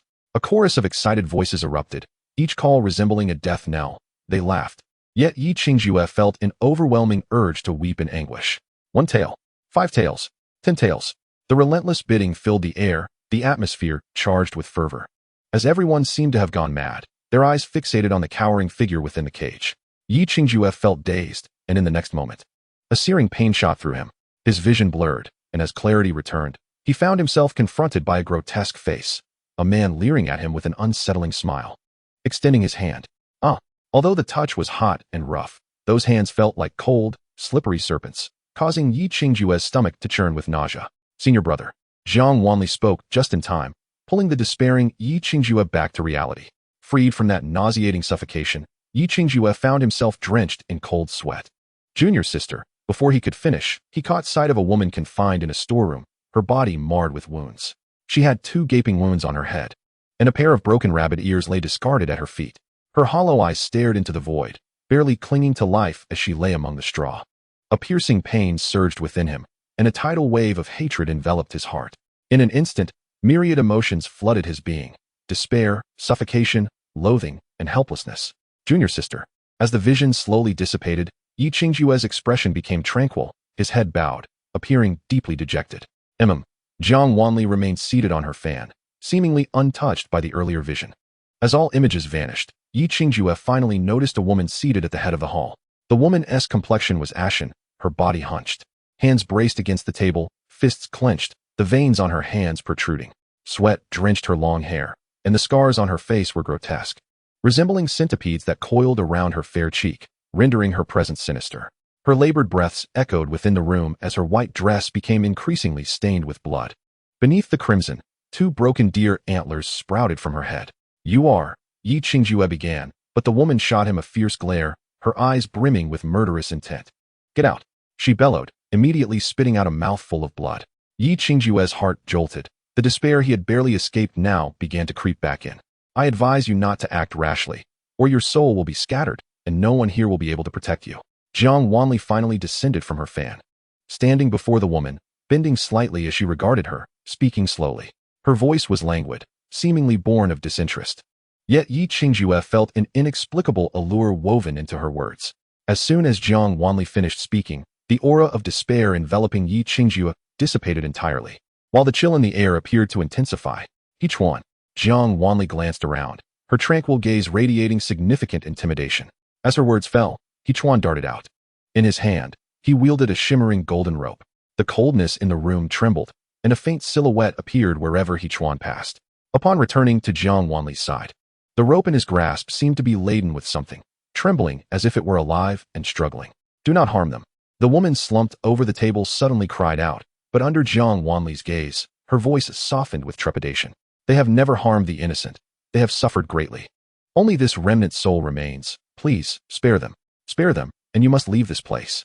Yichuan diligently wiped down another chair, leaping to the side, grinning as he looked at Jiang Wanli. Jiang Wanli ruffled his hair and took a seat. "If we leave, we will die." The woman's voice trembled as she cast a timid glance at Yichuan. Her earlier ferocity vanished. Yi Qingjue regarded Yichuan, who had appeared seemingly out of nowhere, questions swirling in his mind. He recalled that this child had been seen in the palace before. He had thought Yichuan was part of the Xianxia sect, alongside the guardian beast. Now it appeared as though he was contracted to Jiang Wanli. Could he possibly be some sort of divine beast? He scrutinized Yichuan. The young boy, fair-skinned and clean, though still young, already exhibited an extraordinary appearance, his features finely chiseled and distinct. At this moment, he stood quietly beside Jiang Wanli, his eyes smiling. The golden rope was casually tied around his waist, yet the entities bound by it dared not move. Jiang Wanli merely glanced at the remnants of the beast's souls tied to the rope before withdrawing her gaze, her mind filled with questions. Just moments ago, she had instinctively called for Yichuan, believing he could handle such a situation. To her surprise, he seemed to be quite adept at it. Observing Yichuan's leisurely demeanor, Jiang Wanli's doubts lingered. However, the pressing matter at hand required her attention. "But if you do not leave, our mission cannot be accomplished. Remaining here is not a viable long-term solution." Upon mentioning the mission, Yi Qingjue became serious. "Indeed, if we cannot fulfill it, the task will remain posted at Xianxia Hall, and subsequently, other cultivators will come."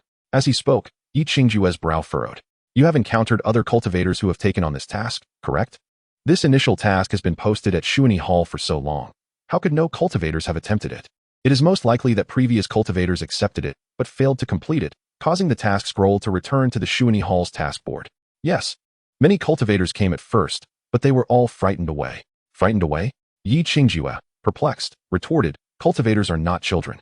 How could they be so easily frightened into abandoning their missions? what you experienced in that illusion. If not for this young lady's reminder, those agonies, despair, and suffocation would have become your reasons for fleeing. The feelings of a vengeful spirit are insufficient. You will descend into countless illusions, becoming a part of those wronged souls, reliving everything they endured in life. How long do you think you can endure this? The woman's voice was soft, so soft that Xianxia's increasingly labored breaths nearly drowned it out. Contemplating the despair within the illusion, Xianxia bowed his head. So it was. All cultivators who undertake missions, if their hearts waver and they desire to escape, we shall allow them to go. The woman's voice was low, as if she were utterly exhausted. Her gaze cast downward, her face devoid of expression, resembling a puppet, devoid of joy or sorrow. Yet, they have no means of escape. Those agonies and despair that even cultivators cannot bear, they must endure until death. Suddenly, she laughed, her laughter sorrowful. Jiang Wanli rose, extending her hand to caress the woman's face, her fingertips lightly brushing over the grotesque scars, a gentle flow of spiritual energy passing through. Where her fingers traversed, the scars miraculously vanished. I apologize, but your wound is simply too unsightly. It vexes me somewhat. Meeting the woman's stunned gaze, Jiang Wanli retracted her hand and spoke coolly. The woman widened her eyes in disbelief, then hesitated, raising her hand. Just as it was about to touch her face, she stopped. Her hand trembled, fingers splayed then curled, as if she still dared not touch the scar on her face. You are quite beautiful, very lovely, Jiang Wanli remarked without reserve, gazing at her fair face for a moment. At last, the woman's fingers brushed her face, and as she felt the smooth skin, her fingertips also touched something wet and cool. Under the watchful eyes of Xianxia and Jiang Wanli, she broke into heart-wrenching sobs, unlike her previous state. Whether fueled by hatred to drive them away or the bewilderment after being subdued by Xian, she had seemed like a mere shell, aimlessly carrying out her mission, desiring to survive. Now, her cries were a raw outpouring of anguish, her wails serving as the greatest release of her emotions. Xianxia watched her, his heart heavy. Her cries were profoundly sorrowful, filled with uncontainable grievances. Junior sister, shall we leave? He produced a scroll and sighed.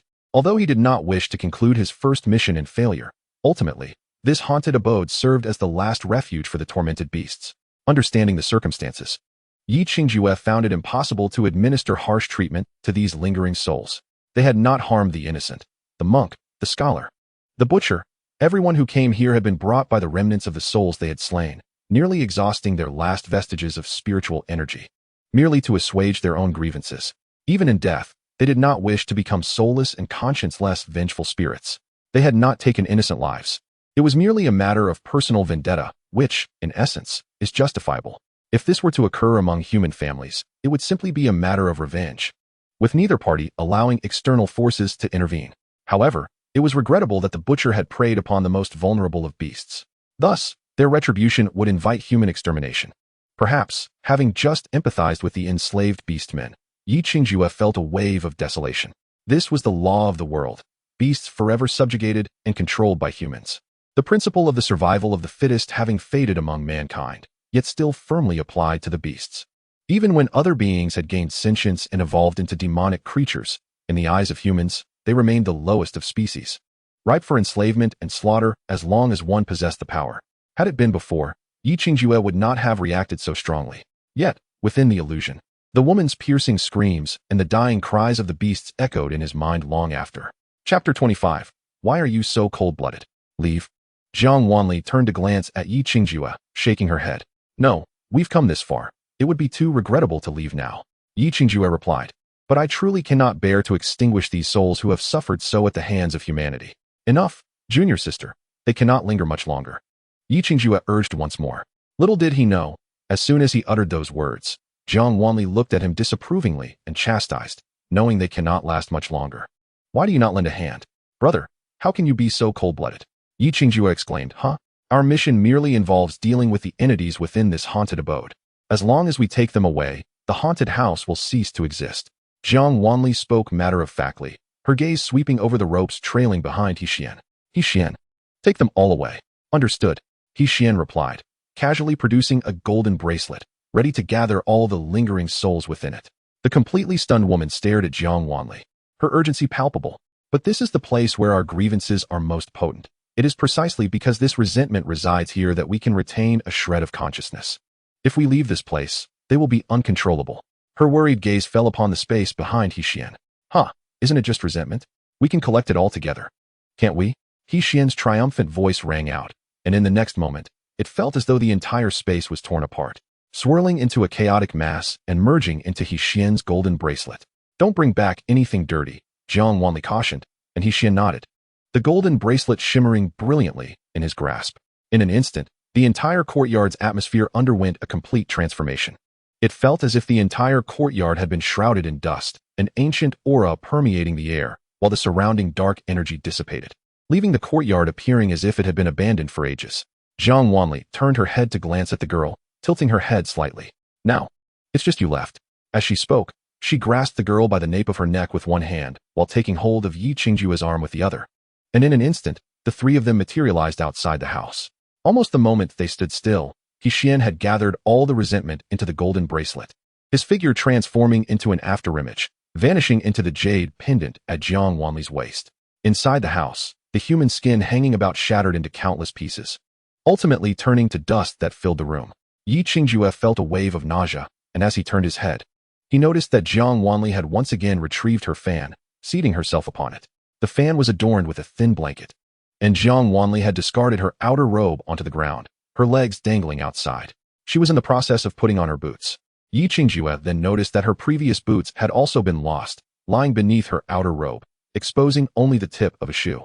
It was evident that Jiang Wanli was truly repulsed by this place. Once she had donned her boots, Jiang Wanli retrieved another outer robe and put it on, finally sitting cross-legged once more, looking down upon the woman. You should leave too, she said curtly.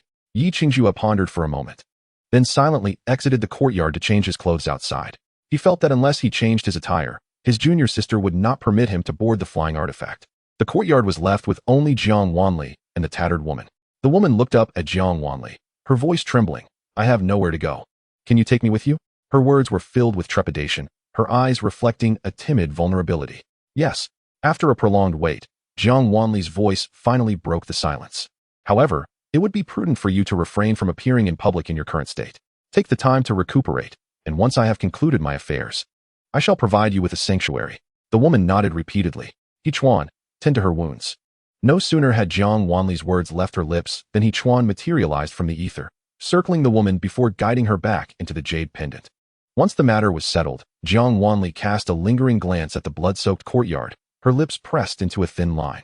With a wave of her hand, all malevolence was consumed by the raging flames. On their journey back, Yi Qingjue remained unusually silent. Jiang Wanli propped her head on one hand, her gaze lowered, contemplating the fleeting scenery beneath her feet. After completing their mission and receiving their reward, Yi Qingjue's despondent mood lifted slightly. It was a modest triumph, allowing his junior sister to reside in a prestigious room. The remuneration from Shuani Hall was indeed generous, compared to ordinary folk. The rewards bestowed upon cultivators not only multiplied several times over, but also included various rare treasures. Many aspired to obtain the task tokens from Shuani Hall, resulting in numerous cultivators daring to participate despite the hall's rigorous and perilous trials. Nevertheless, the number of those who succeeded in passing the trials remained exceedingly scarce. Although the compensation for the elementary task was modest, Yi Qingjue could still be considered relatively affluent compared to the average person. After securing 2 upper rooms, Jiang Wanli requested hot water from the innkeeper before retreating into her chamber. Yi Qingjue also took the opportunity to bathe. After refreshing himself, he descended to the inn's main hall, munching on sunflower seeds while awaiting Jiang Wanli's return for dinner. Little did he expect that this moment would lead him to overhear some tantalizing gossip. Have you heard? The Shen family recently withdrew their engagement with Tianyang's sect. That's inaccurate. It's not a withdrawal, it's a switch. I've heard it too. It seems Shen Xiaoding intends to abandon the false holy maiden Jiang Wanli and marry the true holy maiden Chu Yining. Is that true or just hearsay? You're unaware. The previous holy maiden of Tianyang's sect was an impostor. The sect invested a fortune in spiritual herbs and treasures to cultivate her, only to discover she wasn't the real deal at all. As the discussions around him grew lively, Yi Qingjue sat quietly, absorbing the nearby chatter. He began to piece together the details surrounding Jiang Wanli. The more he listened to their accounts of the false holy maiden, the greater his confusion became. He felt a disconnection between the Jiang Wanli they spoke of and the one he knew, as if their personalities were worlds apart. Furthermore, how could she have endured such humiliation? As Yi Qingjue envisioned the melodramatic scenes of her mistreatment, a strange expression crossed his face. It was unfathomable to picture his remarkable junior sister being subjected to such indignities. While he struggled to grasp the reality of it, He couldn't help but feel a twinge of sympathy for her. Thus, when Jiang Wanli descended the stairs, she found Yi Qingjue wearing a serious expression. Upon hearing the surrounding discussions, Jiang Wanli remained unfazed and took a seat beside him. Noticing the unusual demeanor on Yi Qingjue's face, she inquired with curiosity, "What troubles you?" Leaning closer, Yi Qingjue poured her a cup of tea and subtly asked, "Are they speaking of you?" "Not at all, not at all." Yi Qingjue frowned, recalling how he had distinctly heard his junior sister mention wanting to break her engagement with Xianxiaoding and leave Tianyang's sect, as well as hearing disciples of the sect claim she had usurped the Holy Maideness title. Indeed, she is no more. Jiang Wanli has perished. Jiang Wanli's expression remained nonchalant as she sipped her tea. Yi Qingjue was taken aback, realization dawning upon him. He had suspected that his junior sister's cold demeanor stemmed from deep wounds inflicted by Tianyang's sect, leading her to evade her past. Chapter 26. Awakening the junior sister. The two stayed at the inn for 3 days. During this time, Jiang Wanli mostly slept deeply. She found her propensity for excessive slumber somewhat puzzling, yet each time she awoke, she noticed nothing amiss, so she chose not to dwell on it. In contrast, Yi Qingjue busied himself, as he had previously paid little attention to the ability assessments. Now that his junior sister was to participate, he sought to gather more information. However, the number of individuals taking part in the assessments was limited, and despite his inquiries, he unearthed little of value. The most significant tidbit he discovered was that Chu Yining, as the Holy Maiden, would also be attending the ability tests. Although not particularly crucial, Yi Qingjue sensed the allure of gossip when he shared this information with Jiang Wanli. Her expression remained indifferent, as if she had already surmised it. "Really?" Yi Qingjue exclaimed, perplexed. "I recall that Chu Yining is at the late stage of the void refinement realm and could easily secure a task token. Why would she bother with the ability tests? She doesn't seem that formidable to me. Being at the late stage of void refinement should suffice to obtain an intermediate task token. Could it be she aims for a higher level task token?" Yi Qingjue speculated boldly. "Indeed," Jiang Wanli replied, then added thoughtfully. "I don't believe her intentions are focused on the intermediate task token. I suspect her ability in the tests won't be particularly impressive. She likely wishes to see me falter." Yi Qingjue's face fell blank as he turned to Jiang Wanli. "Who would falter? You?" For reasons she couldn't quite articulate, Jiang Wanli felt that Chu Yining relished the competition, striving to outshine her at every turn. Whenever Jiang Wanli bested her, Chu Yining sought to reclaim her pride elsewhere. With her chin resting on her hand, she appeared languid. For instance, she has claimed the Holy Maideness powers and also her fiancé, yet only managed to humiliate me slightly during the cultivation assessment. Now she seeks to embarrass me in the ability tests as well. Do you understand my reasoning?" She elaborated.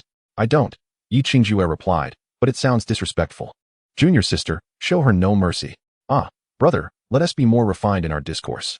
The following morning, bright and early, Yi Qingjue knocked on Jiang Wanli's door. "Junior sister." After a few knocks with no response, he frowned and applied more force. "Junior sister." Still no answer. Finally, with a resolute heart, he forced the door open. As the door swung violently ajar, a surge of spiritual energy laced with murderous intent rushed toward him. Yi Qingjue exclaimed in shock. That force felt as though it could cleave my head in two. Realizing he had no time to evade, he was fortunate that Jiang Wanli awoke just in time to wave her hand. The force that nearly struck Yi Qingjue abruptly halted, begrudgingly transforming into a gentle breeze that delivered a sharp slap to his face. Though he felt wronged, Yi Qingjue was relieved to be alive. "Junior sister." He turned away, shielding his face, and glanced at the motionless figure seated on the bed, a chill creeping up from the depths of his heart. Suddenly, it dawned upon him why the little dumpling had scurried out of Jiang Wanli's room that day. Jiang Wanli slowly turned her head, her drowsy eyes fixating on him with an icy glare. Yi Qingjue swallowed hard. The two maintained a tense standoff until Yi Qingjue felt the urge to bolt for the door. Just then, Jiang Wanli stifled a yawn, as if her soul had returned to its rightful place, rubbing her eyes. "Brother, good morning." Her voice was calm, devoid of any tumult, as if she had not just been on the verge of violence. Yi Qingjue managed a strained smile. "Junior sister, we should head to Shuani Hall. I shall await you outside." With that, before Jiang Wanli could respond, he fled the room, slamming the door behind him. Jiang Wanli stared at the door in confusion for a moment before leisurely getting out of bed to wash up. As she exited, she found Yi Qingjue waiting at the door, his fingers nervously rubbing against his thumb, appearing quite flustered. "Brother, what are you doing?" As Jiang Wanli's voice resonated, Yi Qingjue ceased his actions, turning to her with a countenance fraught with despair. "Something is amiss, junior sister." The divination indicates you should not be experiencing morning irritability," Jiang Wanli replied. Upon their arrival at Shuani Hall, they found a throng gathered before its main hall. Amidst the crowd, Yi Qingjue's brow furrowed as he overheard snippets of gossip. It was said that the number of those passing the trial could be counted on one hand. Leaning closer to Jiang Wanli, he spoke, his expression darkening. Despite the trials always being arduous, the fatalities this time were particularly high, prompting numerous sects to voice their grievances against Xuanyi Hall for disseminating inaccurate information, resulting in the loss of many disciples. Jiang Wanli tilted her head, catching a fragment of the conversation before dismissing it. Nonsense. The disciples from the Radiant Sun sect alone exceed that count. They are merely spreading rumors. Brother, listen closely. Soon enough, they'll be proclaiming that aside from the Radiant Sun sect, all other disciples perished within. Having just heard similar claims, Yi Qingjue remarked, Junior sister, your foresight is indeed remarkable. I just heard someone say as much. See, brother, disbelieving and not spreading rumors, yet they claim we are all gone. Yi Qingjue nodded vehemently, exasperated. Indeed, these individuals were quite idle, lacking discernment. Even if the Radiant Sun sect were to face total annihilation, our Xianxia sect would emerge unscathed, wouldn't we? Such baseless rumors are utterly unfounded. His words caught the attention of a nearby listener, who immediately retorted with derision. The Radiant Sun sect is the foremost sect on the continent. What audacity for the Xianxia sect to speak here. The Radiant Sun sect? My junior sister holds them in utter contempt. What did you say? I said, I do not regard the Radiant Sun sect with any esteem, Jiang Wanli reiterated, her gaze casually sweeping over the nearby figures, a slight smile gracing her lips. The Radiant Sun sect? Huh. Her utterance was laden with implications, and she did not deliberately lower her voice, so her words reached the ears of Chu Yinin and others nearby. Led by Yin Changyi, the Radiant Sun sect had sent numerous disciples to participate in the competency test. While such tests typically attracted fewer participants, the heightened difficulty of this trial compelled many sects to send disciples for the competency assessment, having failed to receive task tokens. Thus, the number of participants was considerable. Yi Qingjue, having previously been eliminated from trials without a chance to test, had never cared for these matters. Now, upon learning the rules of the competency test, he felt a twinge of anxiety. Junior sister, I heard the competency test requires proficiency in 3 categories: array formation, talisman crafting, and the refinement of medicinal pills or magical artifacts. Alternatively, one must possess exceptional physical strength, capable of withstanding an attack from an out-of-body realm practitioner, to pass the test. Of course, the last criterion is almost negligible and not truly a method. We can disregard it. Yi Qingjue's voice trailed off, his lips twitching as he outright dismissed the notion. There was only one out-of-body realm practitioner on the entire continent, the master of Xuanyi Hall, by Luoqing, who, as the strongest, would not easily intervene. However, rumors suggested that there were indeed individuals who had perished at his hand, a tale for another day. Junior sister, which 3 skills do you possess? As he finished, Yi Qingjue noticed Chu Yinin and her companions approaching, and he inquired with a wary expression. Jiang Wanli tilted her head in contemplation, her brows furrowing slightly as she uncertainly replied, I suppose I know a bit of everything? Suppose? I can't quite recall, she admitted, meeting Chu Yinin's gaze, her brows arching. However, I have no doubt I could best the Saintess. As the disciples of the Radiant Sun sect approached, a hint of disdain crossed their faces. Yin Changyi scoffed, You are overly confident. You are no longer the Saintess. Everything you learned is now void without the Saintess's power. Even if you remember the alchemical formulas, you will be unable to refine any pills. Is that so? Jiang Wanli feigned enlightenment before scoffing coldly. So, your esteemed sect's teachings are entirely reliant on the Saintess's power. Pray tell, without that power, are you all rendered utterly inept? The Radiant Sun sect can't possibly exist solely to serve a single individual, can it? How tragic to train only one person. Does such a sect truly deserve to be called the foremost on the continent? Feigning ignorance, Jiang Wanli's words drew dark expressions from the Radiant Sun sect disciples, eliciting a chuckle from her. Jiang Wanli. Chu Yinin's voice turned icy as she regarded her. Though you were once my senior, should you continue to demean our sect, do not expect me to show mercy. Her words were delivered with a righteous fervor. Jiang Wanli blinked innocently, feigning confusion. Your words are curious. I didn't see you showing any sentiment back when Jiang Wanli was still your senior. Also, I am not Jiang Wanli. Do not presume I will indulge you. Chu Yinin. It would be wise to keep your head down from now on, or do not blame me for reclaiming every slight you inflicted upon Jiang Wanli. At this juncture, Jiang Wanli playfully flicked her fingers, directing a surge of spiritual energy towards Chu Yinin. In the next instant, Chu Yinin felt a sharp pain in her knee, causing her to lurch forward. Junior sister, Yin Changyi swiftly steadied Chu Yinin, turning to glare fiercely at Jiang Wanli. You are truly malicious, he accused. And what of it? Knowing I am malicious yet provoking me, is that not the work of your esteemed junior sister? Jiang Wanli's eyes sparkled with mischief. I have a grievance that needs venting. Thank you all for presenting yourselves to be dealt with. As her words faded, Jiang Wanli left the group behind. When Bai Luoqing arrived, a stir erupted at the entrance of Xuanyi Hall. The competency testing at Xuanyi Hall commenced as usual, requiring each participant to undertake 4 assessments: alchemical refinement, magical artifact forging, array arrangement, and talisman crafting. Successfully completing any 3 would grant them a task token from the hall, with higher scores leading to elevated token ranks. If one failed to pass all 4 tests, they could opt for a physical strength assessment. This time, scoring would again be the standard. The top performer in each category would earn a high-level task token. Should an individual secure first place in all 3 categories, they would be appointed as a guest elder of Xuanyi Hall. After Yi Qing announced the testing rules beside Bai Luoqing, he approached Jiang Wanli directly. Jiang Daoist, please. He bowed courteously, granting her passage. Upon witnessing this, the surrounding cultivators began to murmur among themselves. Chu Yinin's expression soured as she glared at Jiang Wanli, her eyes glinting with venom. Jiang Wanli, unperturbed, followed by Luoqing into the testing arena. No one opted for the physical strength test. Nearly all cultivators chose to engage in the 4 fundamental assessments. Thus, Bai Luoqing found himself idle once more. Seated in the main position, he surveyed the participants, his gaze flitting between Chu Yinin and Jiang Wanli. Yi Qingjue had also been assigned to the observation seats, anxiously watching Jiang Wanli in the testing arena. Typically, the larger the sect, the more versatile its disciples. Unlike him, the lone seedling of Tianke sect, who possessed no skills, the disciples of the Radiant Sun sect were altogether different, especially the Saintess, who received comprehensive training. Thus, Chu Yinin and Jiang Wanli were the most likely candidates to secure high-level task tokens in this testing. Yet, as Yin Changyi had stated, Jiang Wanli had lost her Saintess power, rendering her previous teachings ineffective.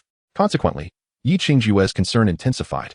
Bai Luoqing shared this awareness, heightening his curiosity regarding Jiang Wanli's capabilities. The first test was alchemical refinement. Jiang Wanli stood before the alchemical furnace, her brows slightly furrowed.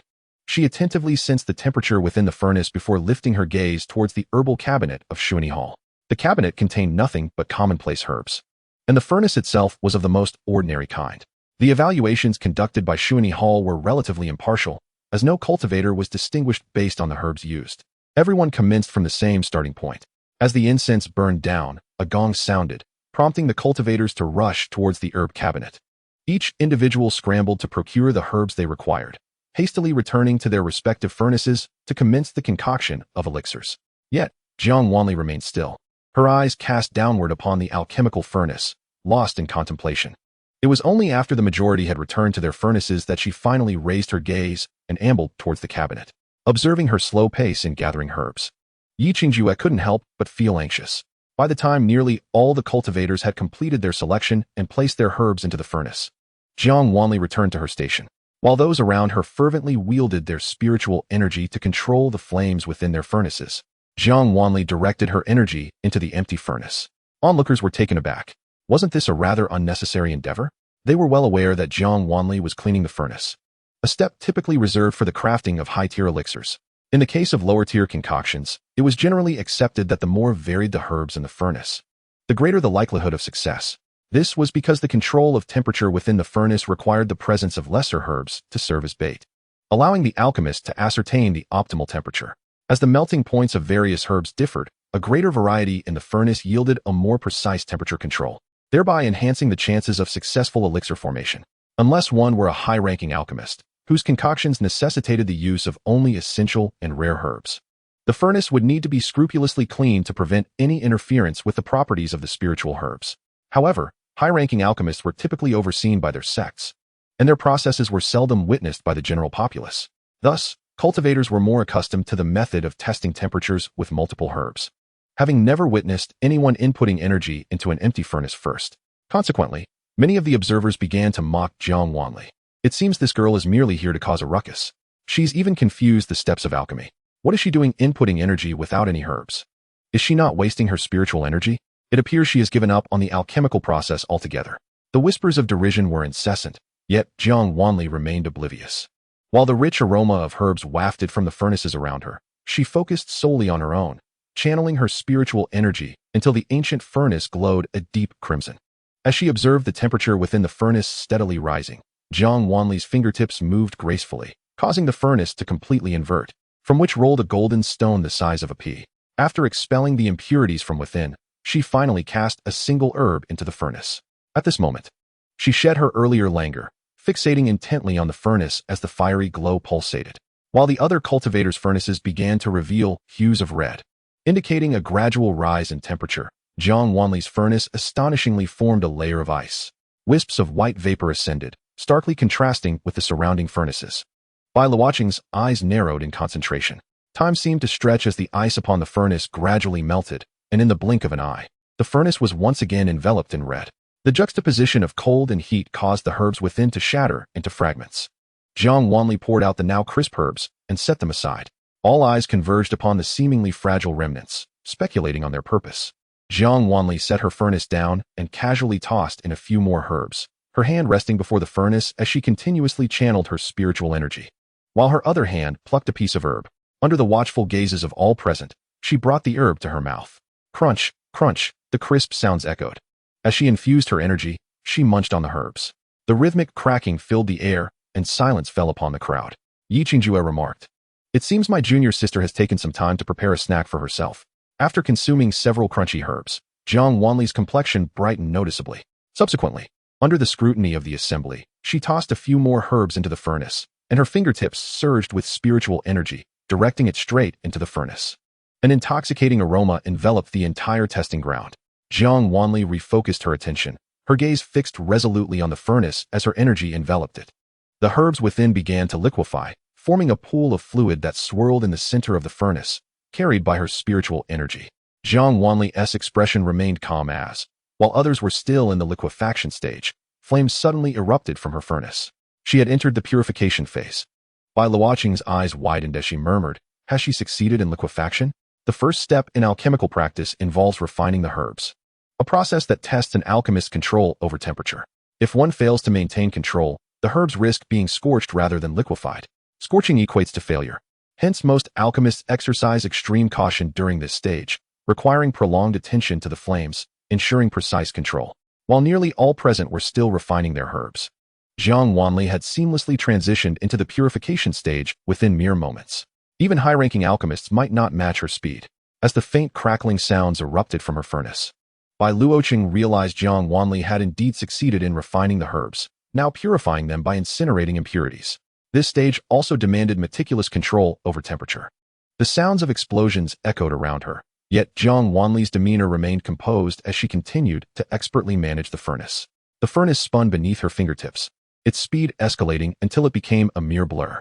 With another explosion, she halted the spinning of the furnace, glancing at the initial golden bead she had extracted. It now appeared as a blackened mass. Using her spiritual energy, she guided the charred remnants into the furnace, merging them with the already purified herbs. In contrast to her earlier haste, she approached this step with utmost care, her pace significantly slowing. Finally, as the incense burned down to its midpoint, Jiang Wanli relinquished the furnace and infused it once more with her energy. A torrent of energy surged into the furnace, causing a halo of light to emanate from it. Under the gaze of all, the brilliance of the furnace intensified. Suddenly, a delicate sound pierced the silence. In the next moment, cracks appeared upon the furnace, consuming the overwhelming energy within. Yi Qingjue, Bai Luoqing, and I Ching exchanged knowing glances. They were all too familiar with this ominous sign. As anticipated, the cracks spread across the entire furnace. Jiang Wanli frowned slightly, channeling a portion of her energy to envelop the furnace, halting its fragmentation. The waves of energy rippled outward, yet dissipated alongside Jiang Wanli. It was then that Bai Luoqing noticed an invisible barrier had been erected around her. Uncertain whether she feared the explosions might harm others, or if she was concerned her own fluctuations in energy could endanger them, Bai Luoqing surmised that it was more likely the latter. The tremors of spiritual energy persisted for quite some time, and when it finally dissipated completely, the alchemical furnace before Jiang Wanli shattered entirely, revealing a perfectly round medicinal pill within.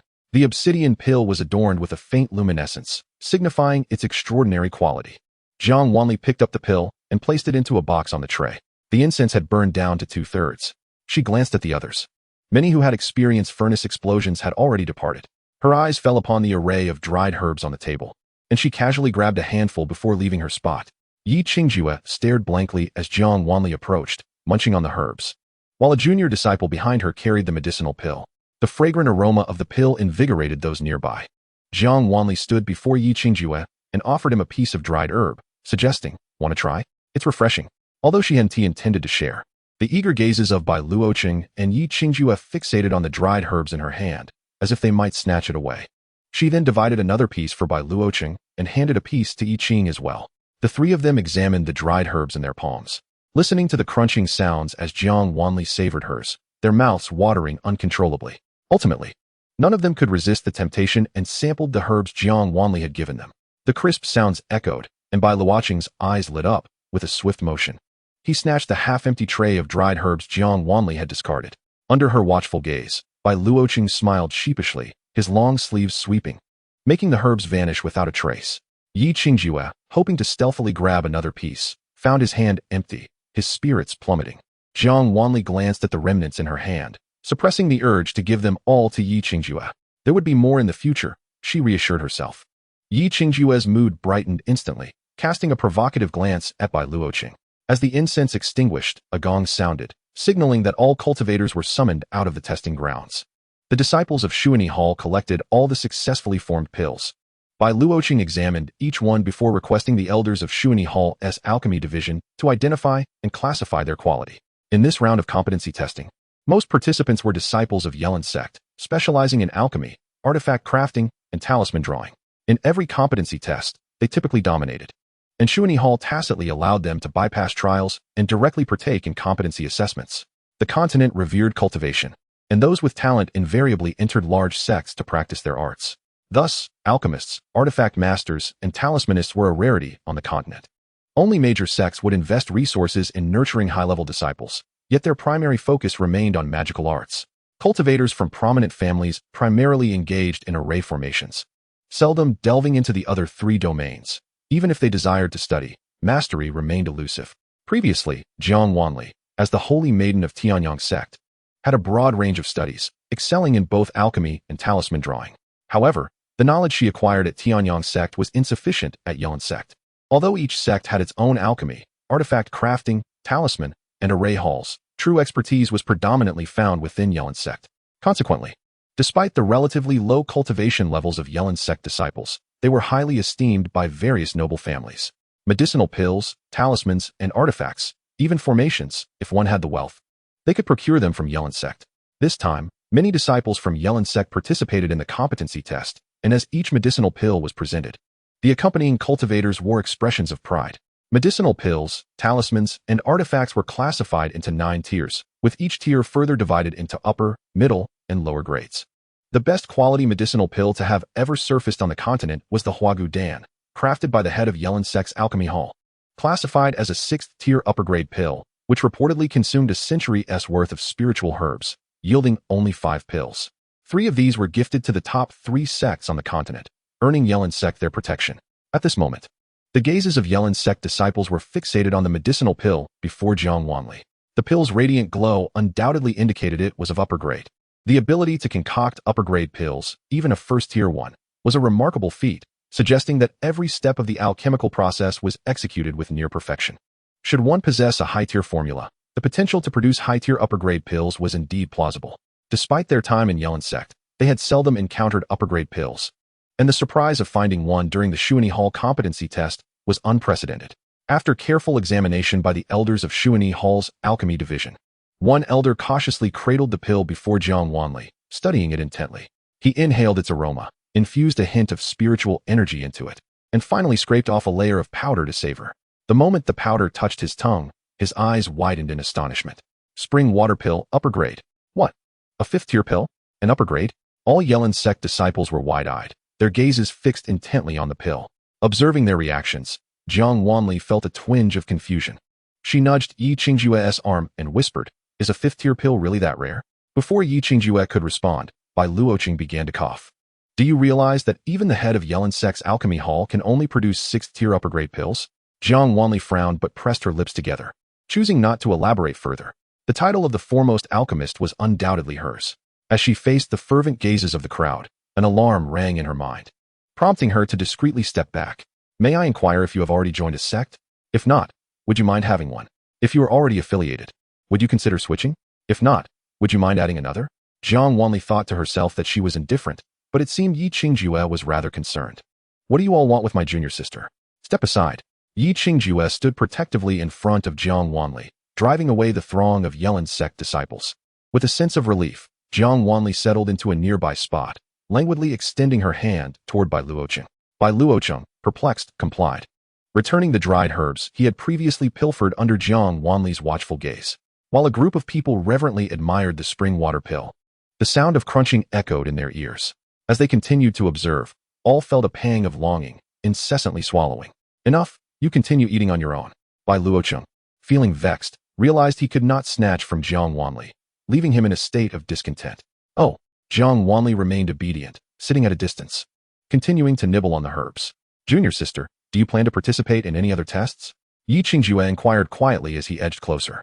Jiang Wanli yawned, feeling disinterested in further participation, stating, "Isn't it sufficient to obtain the token? There's little challenge. It seems rather a waste of time." She did not lower her voice, and many around her overheard. Bai Luocheng's gaze was piercing as he regarded Jiang Wanli, convinced that this glutton would bring him immense surprises. He could not let her slip away. Taoist Jiang, are you not interested in the position of guest elder in our hall?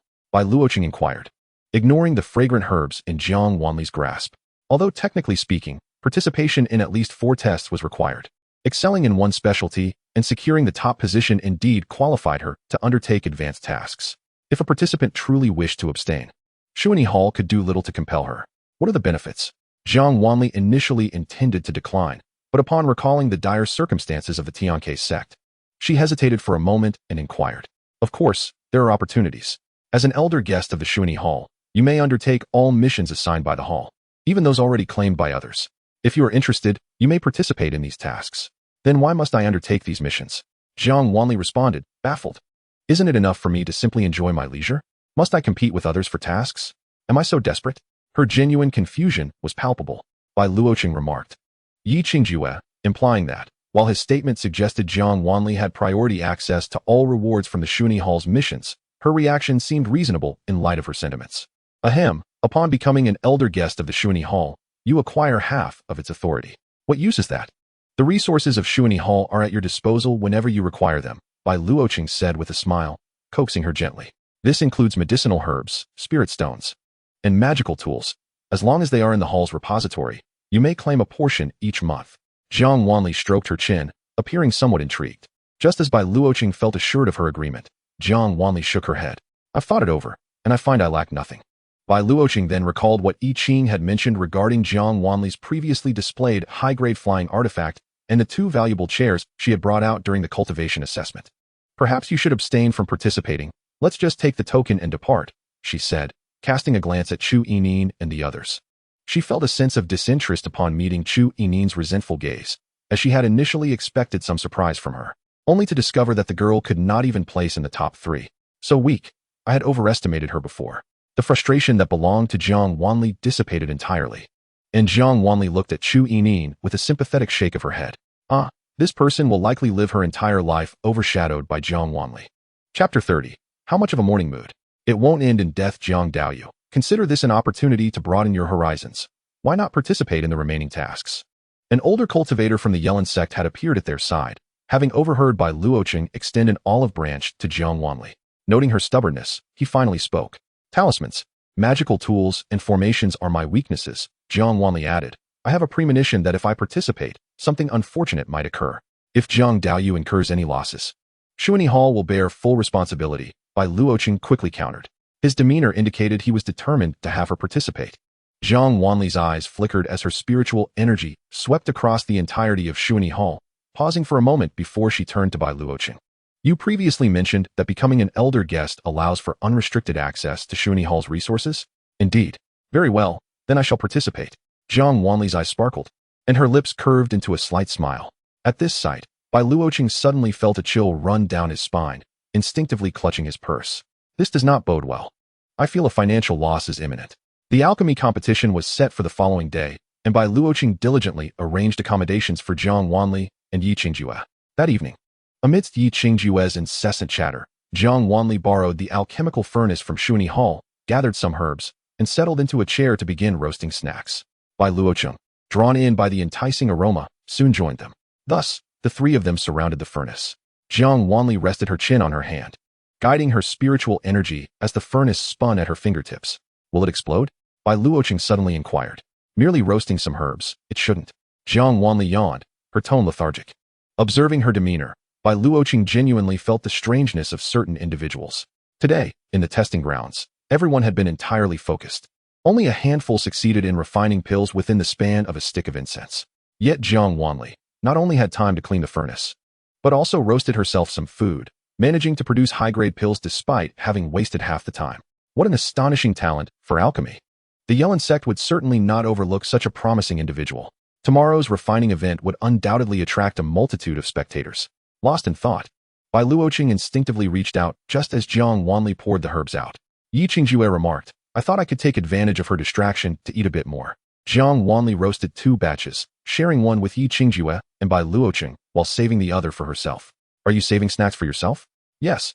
There won't be any food during tomorrow's refining. That would be quite miserable. Noticing Jiang Wanli's drowsy appearance, Bai Luoqing questioned, why do you seem so lethargic? Did you expend too much spiritual energy today? Although her time spent refining pills was brief, she had to remain attentive to the furnace's activity.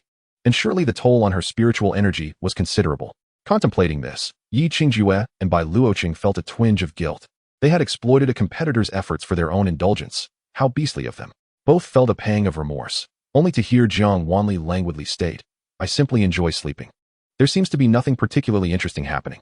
You both may leave. I wish to sleep now. With that, Jiang Wanli waved her hand, and both were unceremoniously ejected from the room.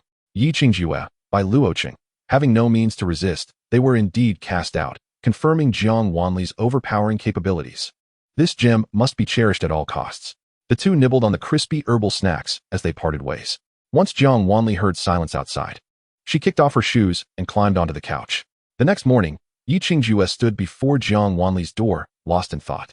When Bai Luoqing arrived, he found Yi Qingjue sighing repeatedly, his expression fraught as though he faced a life-and-death dilemma. Has she awakened? What are you doing here? Startled from his reverie, Yi Qingjue instinctively covered Bai Luoqing's mouth with his hand, his face slick with cold sweat, his mind filled with visions of Jiang Wanli's fierce glare upon waking. What of it? Bai Luoqing pried Yi Qingjue's hand away, saying, How rude. As soon as he finished speaking, and under Yi Qingjue's terrified gaze, Bai Luoqing knocked on the door. How bad can a morning mood be? It won't end in death. No sooner had the words left his lips than a surge of spiritual energy, accompanied by a fierce wind, shattered the door, sending Bai Luoqing soaring into the air. Yi Qingjue, witnessing Bai Luoqing crash to the ground, his pristine white robe now in disarray, Yi Qingjue exhaled deeply in relief. Luckily, she didn't manage to retract her spiritual energy in time.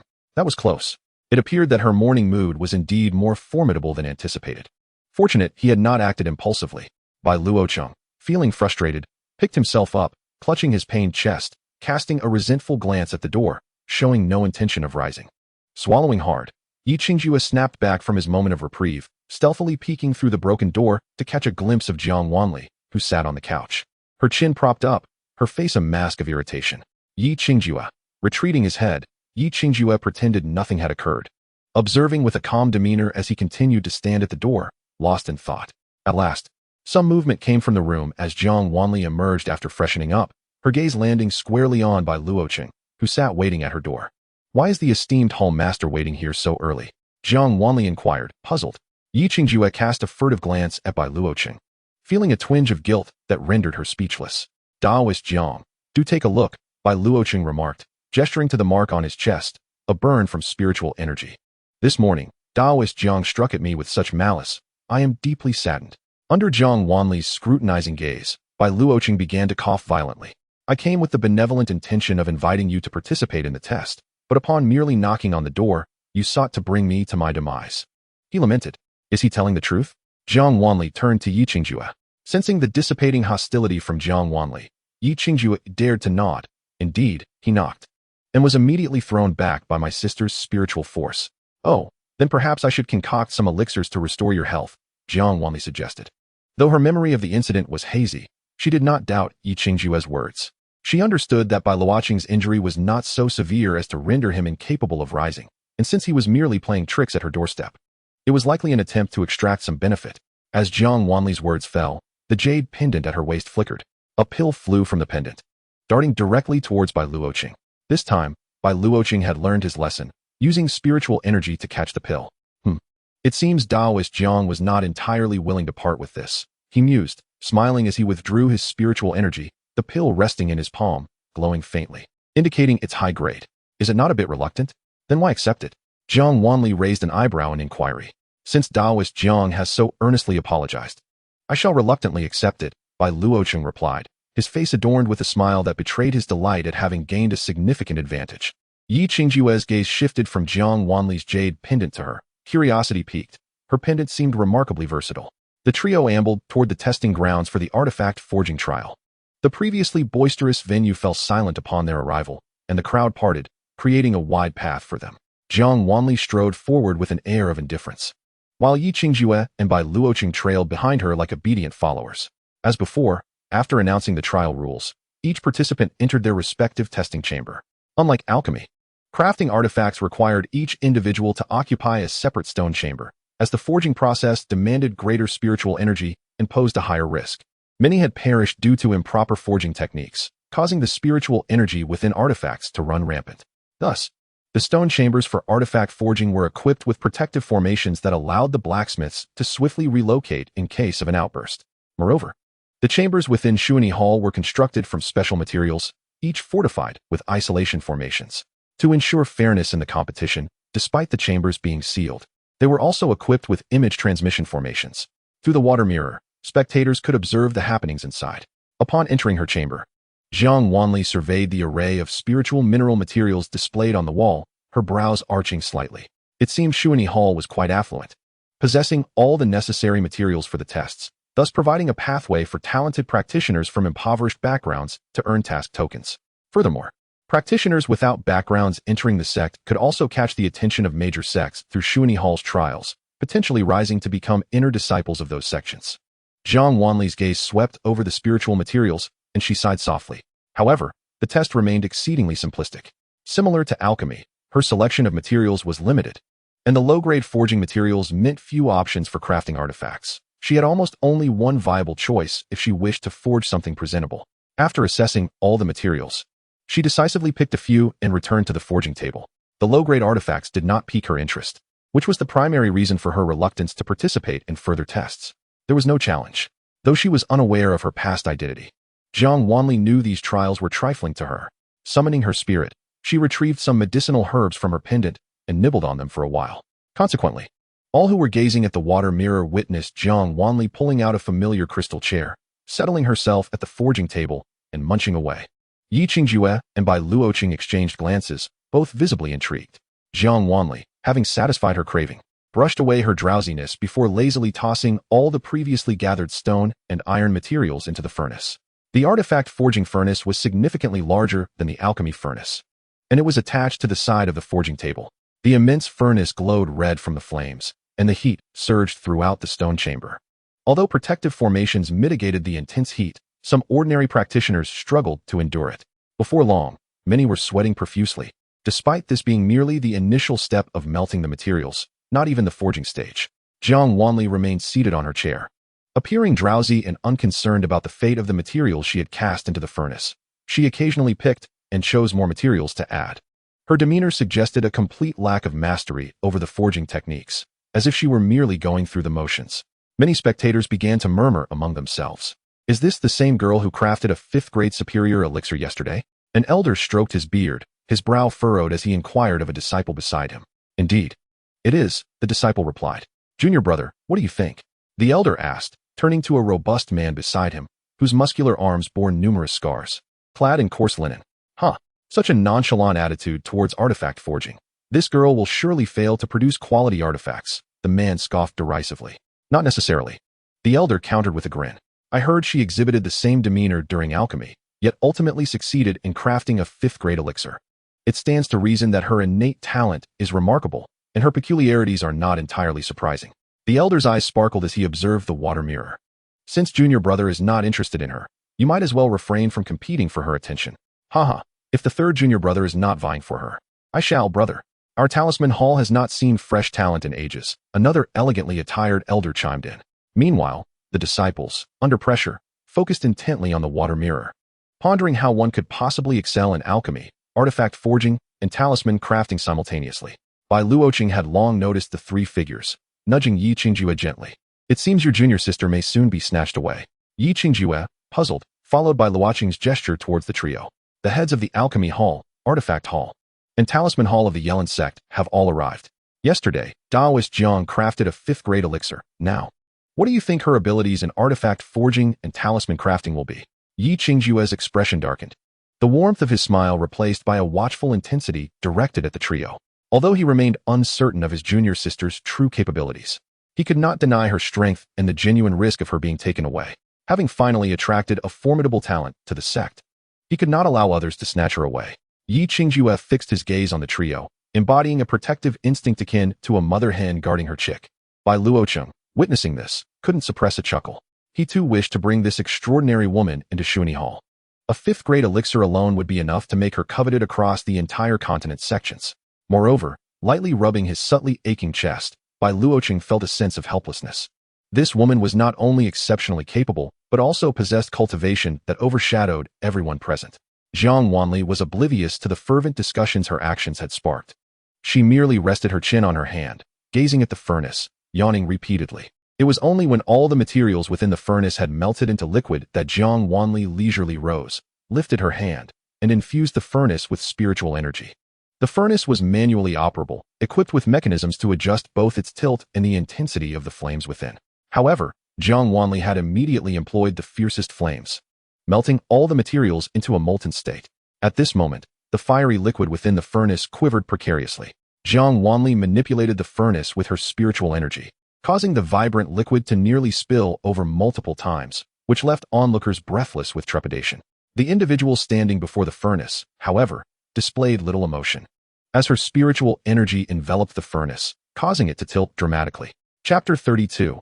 Teleportation and immobilization. All eyes were fixated on the liquid, suspended in a state of uncertainty. As they held their breath, the scalding liquid threatened to spill over the edges of the furnace, yet Jiang Wanli seemed unaware, continuing to tilt the furnace. In the next moment, to the astonished widening of everyone's pupils, a droplet of the fiery liquid broke free from the furnace's confines and fell. Ah, hiss, goodness.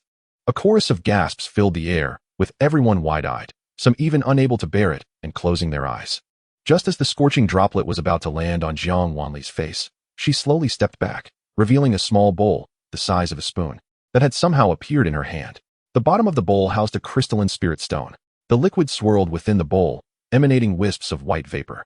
And in the next moment, it solidified. Jiang Wanli placed the small bowl onto the forging platform, from which a circular material fell out. The furnace remained askew and wobbling. Yet Jiang Wanli paid it no mind. She glanced at the semicircular material, where a spirit stone shimmered brilliantly at the base. Evidently pleased, a spark of interest finally flickered in her eyes. Had she prepared a private stash for herself? Bai Luoqing observed the bowl-shaped container on the forging platform, a faint twitch of his lips betraying his thoughts. He should have anticipated this. Jiang Wanli seemed to harbor a strong aversion to formal competitions, often preferring to tinker first to satisfy her curiosity before plunging into the competitive spirit. True to form, after discarding the small bowl, the weariness on Jiang Wanli's face vanished, and she stood before the furnace, fully focused on her crafting. Watching her deftly manipulate the furnace, the liquid within transformed at her whim into various forms of magical artifacts. She appeared unsatisfied as she kneaded and shaped the liquid, her spiritual energy acting like a mallet, pounding the liquid as if it were dough. Time ticked by, and both Yi Qingjue and Bai Luoqing found themselves entranced. I have never witnessed such a multitude of artifact forms. Bai Luoqing's lips twitched, watching the liquid being mercilessly battered by spiritual energy, feeling a twinge of sympathy for it. Neither have I. Yi Qingjue's expression was blank. Despite the spiritual forging, he perceived an undercurrent of violence. This seemingly delicate junior sister, he begrudgingly acknowledged, possessed a fierce temperament. What distinguished her from a fairy clad in pink who, beneath her gentle exterior, was a formidable body cultivator? Unperturbed by the opinions of others regarding her demeanor, Jiang Wanli, after a half-stick of incense's worth of time, finally felt content. Thus, all present witnessed as she meticulously controlled her spiritual energy to shatter the spirit stones into tiny fragments, embedding them one by one into a multitude of bells within the furnace. The bells were not merely one or two, but an abundance of them. As each fragment of spirit stone was carefully set in place, Jiang Wanli proceeded at a leisurely pace. Once all the bells were adorned with the spirit stones, she finally righted the furnace. A multitude of small bells floated out, glimmering with a soft light. Once placed on the forging platform, Jiang Wanli produced a carving knife and swiftly began to engrave.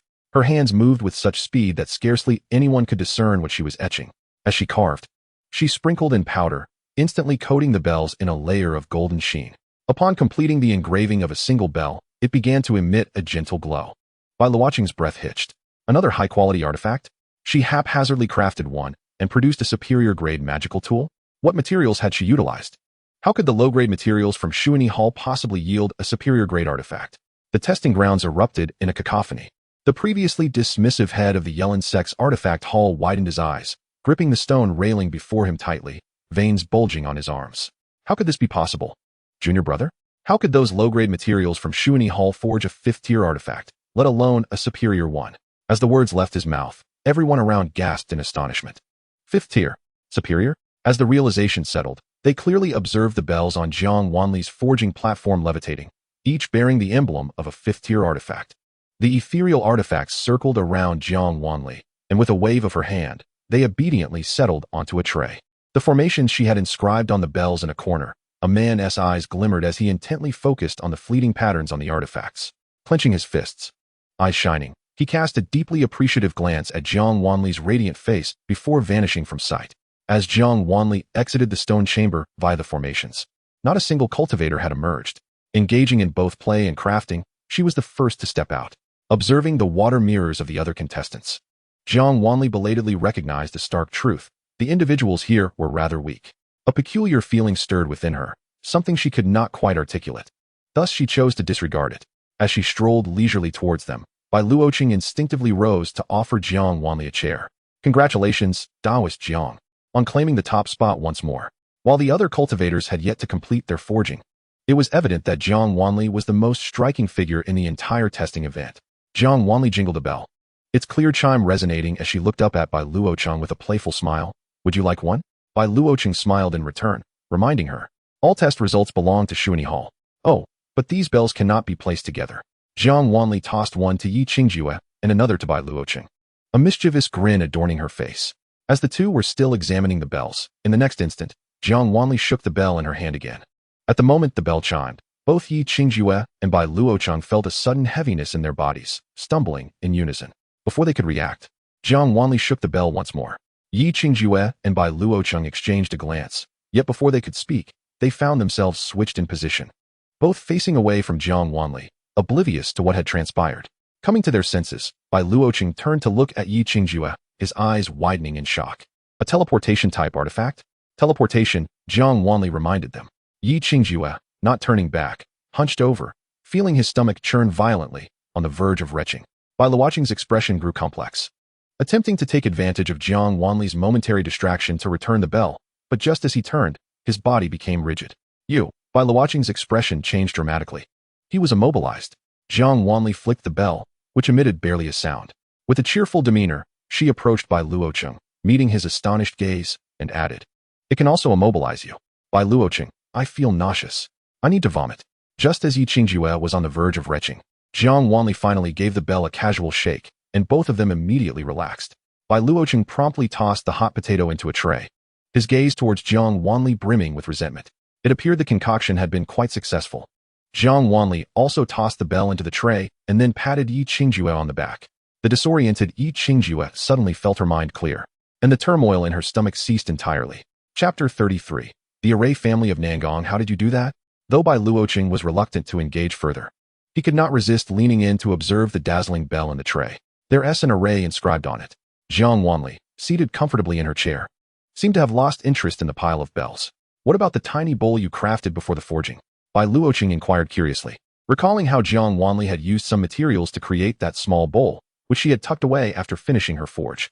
Jiang Wanli produced the exquisite little bowl, twirling it delicately between her fingers with a light laugh. It's merely a pet accessory, something I forged for fun. Do you wish to have it? Jiang Wanli asked with a smile, her gaze fixed on Bai Luoqing. His heart prickled at the playful glint in her eyes. He cast a glance at the bell that had just bewildered him, and decisively shook his head. No, you can keep it. Jiang Wanli's smile faded, and she expressed a hint of regret as she returned the small bowl to her jade pendant.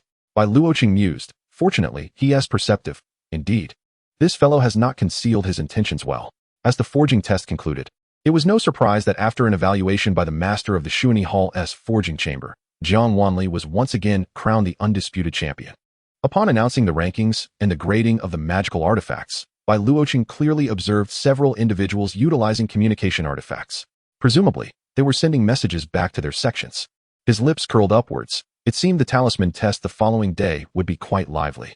Upon returning to her residence, Jiang Wanli paused at the entrance, her eyes narrowing slightly. She nonchalantly closed the door behind her and approached the table to sit down. Is the visitor a guest, or shall I invite you down? Leisurely pouring herself a cup of tea, Jiang Wanli took a sip before speaking. The rustling of garments echoed from the beams above, and in an instant, a man clad in ornate robes stood before her. Pray tell, what brings you to my humble abode? Jiang Wanli inquired, glancing at him before taking another sip of tea. Noticing her nonchalance, the man's interest piqued. Who taught you the array you inscribed on the artifact today? He asked directly, foregoing any pleasantries. I do not know. Jiang Wanli replied after pondering for a moment, placing her teacup down. The array had simply appeared in her mind during the forging process. How could she know who had imparted it to her? Her straightforwardness seemed to unsettle the man before her. You don't know? How could that be possible? He advanced in anger, but before he could reach the table, Jiang Wanli let out a soft sigh. In the next moment, he found himself immobilized. A faint glow emanating from beneath his feet as a transparent barrier materialized before him, rippling with layers of spiritual energy. When did you?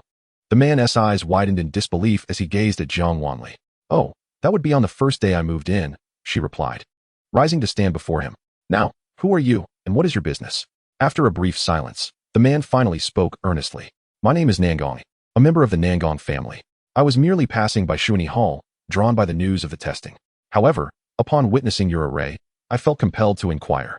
What do you wish to ask? Jiang Wanli questioned, perplexed. A sudden realization struck her. Was the array you created one of your family's? No. I have never encountered such an array before, which is why I am curious about how you came to master it. The Nangong family is renowned as the foremost array family on the continent, and I have studied a vast array of formations. Yet I have never seen what you inscribed today. Listening to his words, Jiang Wanli hesitated for a moment before retrieving paper and pen, sketching the array she had drawn that day, and placing it in the hand of the now immobile man. I truly cannot recall where the array originated, but since you are interested, take it, Jiang Wanli said, retracting her hand as she dispelled the spiritual barrier, returning to her seat at the table. With the restraints on Nangong lifted, he blinked in astonishment at the array diagram in his hand. Though Jiang Wanli's drawing was casual, each stroke was elegant and precise. Nangong gazed at Jiang Wanli in disbelief. You simply gave this to me? What of it? Did you not desire it? Jiang Wanli responded, further bewildered. She had already bestowed it upon him. What more could he want? Nangong looked at her, his voice suddenly catching in his throat. In the next moment, amidst Jiang Wanli's incredulous gaze, he knelt before her. Jiang Wanli, I underestimated her character. I did not expect such nobility from this young lady. From now on, you shall be a distinguished guest of the Nangong family, and I, Nangong will follow you. Jiang Wanli. Oh dear, I, Nangong vow to follow you for life. I hope you will not find me burdensome. Jiang Wanli, unable to suppress her laughter at Nangong's tearful expression, raised her hand, lifting him with her spiritual energy. Stand straight. With a stern expression, Jiang Wanli used her power to hold him upright as if cradling a child, and ultimately, unable to bear it any longer, she gave him a playful slap on the backside. Nangong's handsome face flushed crimson. What exactly do you intend to do? Master, I wish to follow you and learn more about arrays, Nangong declared earnestly, his eyes ablaze with determination. Jiang Wanli fell silent for a moment. She needed to consult her senior brother about this matter. She could not simply bring someone she stumbled upon into the sect. Very well. I will speak with my senior brother about it tomorrow. For now, you should return from whence you came. I shan't see you out. As her words fell, Jiang Wanli did not give Nangong a chance to respond. Her spiritual energy opened the wooden door, and in the next instant, she playfully tossed him out of the room. Bang! Hearing the sound of someone landing on the ground, Jiang Wanli's expression remained unchanged as she casually washed up before settling into her silken covers.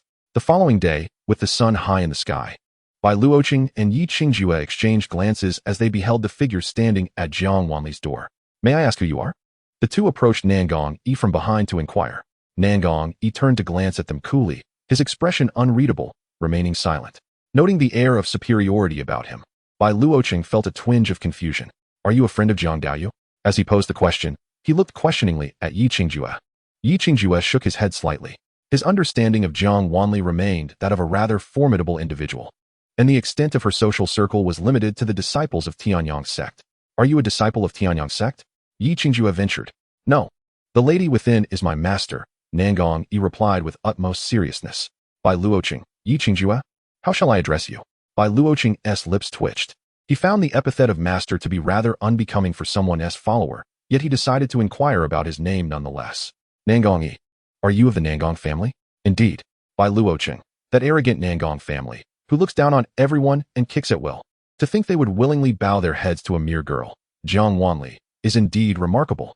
Chapter 34. Angered, every blow will not go unavenged. After finishing her self-introduction, Nangong Yi fell silent, adopting an air of disdain as if she deemed the two unworthy of her conversation. Sensing someone's condescension, Bai Luoqing and Yi Qingjue exchanged a glance, mutually comprehending each other's thoughts. Since you are a subordinate of our junior sister, why have you not awakened her yet? Yi Qingjue feigned confusion, questioning whether the junior sister had forgotten to mention it last night. At this hour, what if Jiang Daoist misses today's talisman assessment? What shall we do then? How do you conduct your affairs? Hurry and call her to rise. The two spoke in a flurry, their faces etched with urgency. Nangong Yi paused, turning to glance at the door, her handsome face flushing as she completely forgot her audacious behavior of lurking outside Jiang Wanli's room the previous night. Should I go? She stammered, feeling uneasy. What is inappropriate about that? Our junior sister is a heavy sleeper. If you don't wake her, she will surely miss her appointment. Indeed. If you delay Jiang Daoist's important matters, you will face the consequences. They urged her onward, and finally, with a crimson face, Nangong Yi approached the door to knock. Bai Luoqing and Yi Qingjue exchanged knowing glances and discreetly hid behind a tree. Boss, Nangong Yi called out, knocking lightly. In the next moment, a surge of spiritual power forcefully burst open the door, striking Nangong Yi squarely in the chest. Caught off guard, she was sent flying. Bai Luoqing and Yi Qingjue watched as she soared to the end of the courtyard, crashing against the wall. Clutching her chest, she struggled to regain her footing. Bai Luoqing and Yi Qingjue exchanged glances, a smirk of triumph gracing their faces. How satisfying. Let this be a lesson for your arrogance. Nangong Yi's cultivation was inferior to Bai Luoqing's, thus her injuries were significantly more severe. She coughed up a mouthful of blood, feeling somewhat dazed. When the door finally opened, Bai Luoqing and Yi Qingjue maintained an air of indifference, standing to the side as if uninvolved. Jiang Wanli cast a puzzled glance at them before her eyes gradually settled on the bloodied Nangong Yi. Remembering Bai Luoqing's predicament from the previous day, she hesitated but ultimately approached Nangong Yi, retrieving a pill from her jade pendant. Though uncertain of the events that transpired, she felt as if she bore some responsibility. With a hint of discomfort on her face, Jiang Wanli grasped Nangong Yi's chin and forced the pill into her mouth. The moment the pill dissolved, a surge of spiritual energy erupted from her dantian, cleansing her meridians. In the next instant, Nangong Yi's expression shifted as she sat cross-legged on the ground. Observing the spiritual energy swirling around her, a torrent of formidable power flowed from within. Bai Luoqing's eyes widened in astonishment. What did you give her? A healing pill. Oh, and it should also enhance her cultivation. As Nangong Yi seamlessly transitioned from the luminary phase to the valley-breaking phase, Bai Luoqing felt a pang of jealousy. What? Yi Qingjue exclaimed. One pill allowed our junior sister to leap a whole realm. For a moment, both were left in disbelief. Yi Qingjue quietly resolved to wake the junior sister himself tomorrow. After all, good fortune should not flow to outsiders, and every blow must be avenged. Ignoring the still regaining Nangong Yi, Jiang Wanli noted she was no longer in distress and headed directly toward the testing grounds. Bai Luoqing and Yi Qingjue cast one last frustrated glance at Nangong Yi before hastily retreating, fearing that lingering too long might provoke them into delivering another beating. As Bai Luoqing discreetly retrieved the pills he had received the day prior, Yi Qingjue twitched his lips.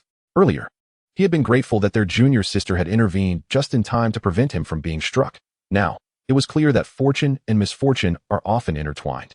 Upon reaching the testing grounds, Jiang Wanli was taken aback by the crowd. There seemed to be far more people here than yesterday, don't you think? The throng appeared as if drawn by some grand event. They have come to see you, Bai Luoqing remarked, having acquired a fan at some point. Now fanning himself with swagger. Oh, despite feeling somewhat perplexed, Jiang Wanli refrained from asking further questions. Today was the talisman drawing assessment. Jiang Wanli stood quietly at the table, stifling a yawn. Observing her demeanor, Bai Luoqing could no longer contain himself and inquired of Yi Qingjue. Why does she seem perpetually sleep-deprived? I don't know. Perhaps those with great talents are all like this, Yi Qingjue mused, offering a not entirely unreasonable explanation. Thus, Bai Luoqing fell silent. This time, Jiang Wanli did not dawdle. Standing at the table, she dipped her brush in vermilion, the yellow talisman paper floating before her. Fixing her gaze, she executed the strokes with precision. The completed talisman glimmered softly, settling quietly to the side.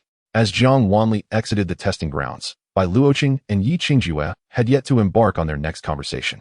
As they watched her saunter toward them, both were momentarily stunned. Bai Luoqing's gaze flitted from Jiang Wanli to the other cultivators. Drawing talismans demands immense mental fortitude. The strength of each stroke and the control over spiritual energy varies.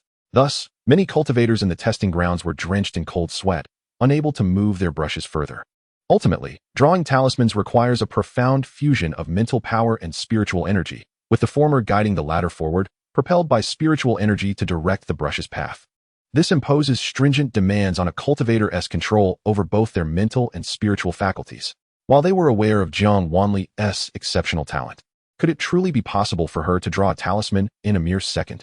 Bai Luoqing appeared as if he had consumed poison, his entire being disillusioned. There are too many people.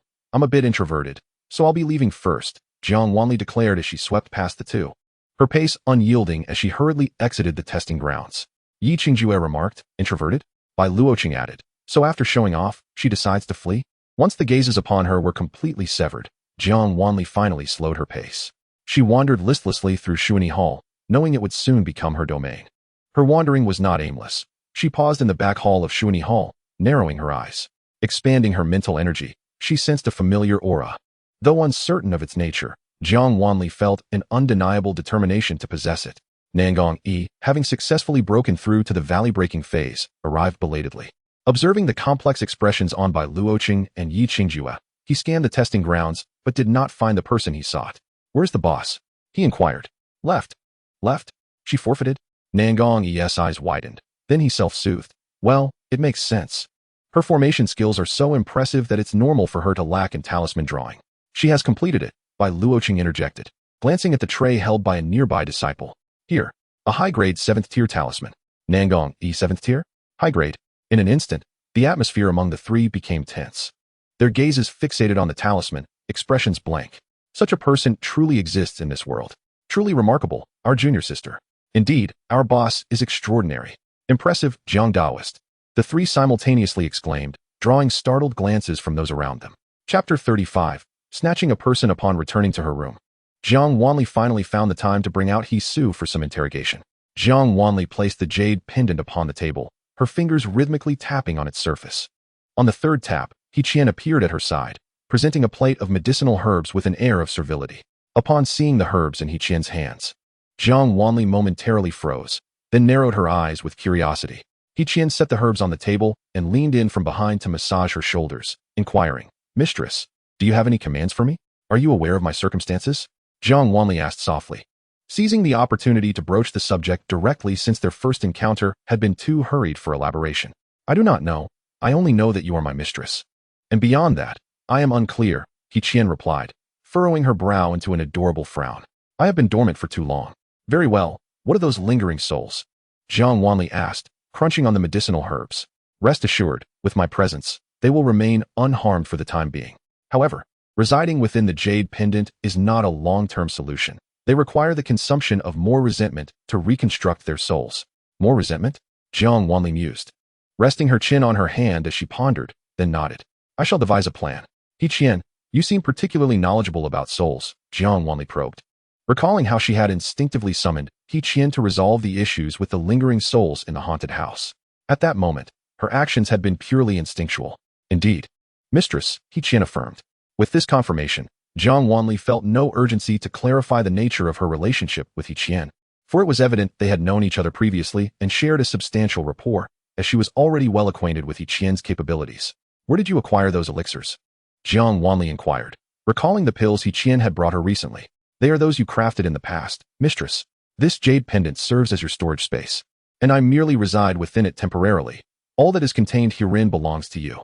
Oh, enjoying He Qian's massage, Jiang Wanli lazily munched on the medicinal herbs, feeling herself grow drowsy.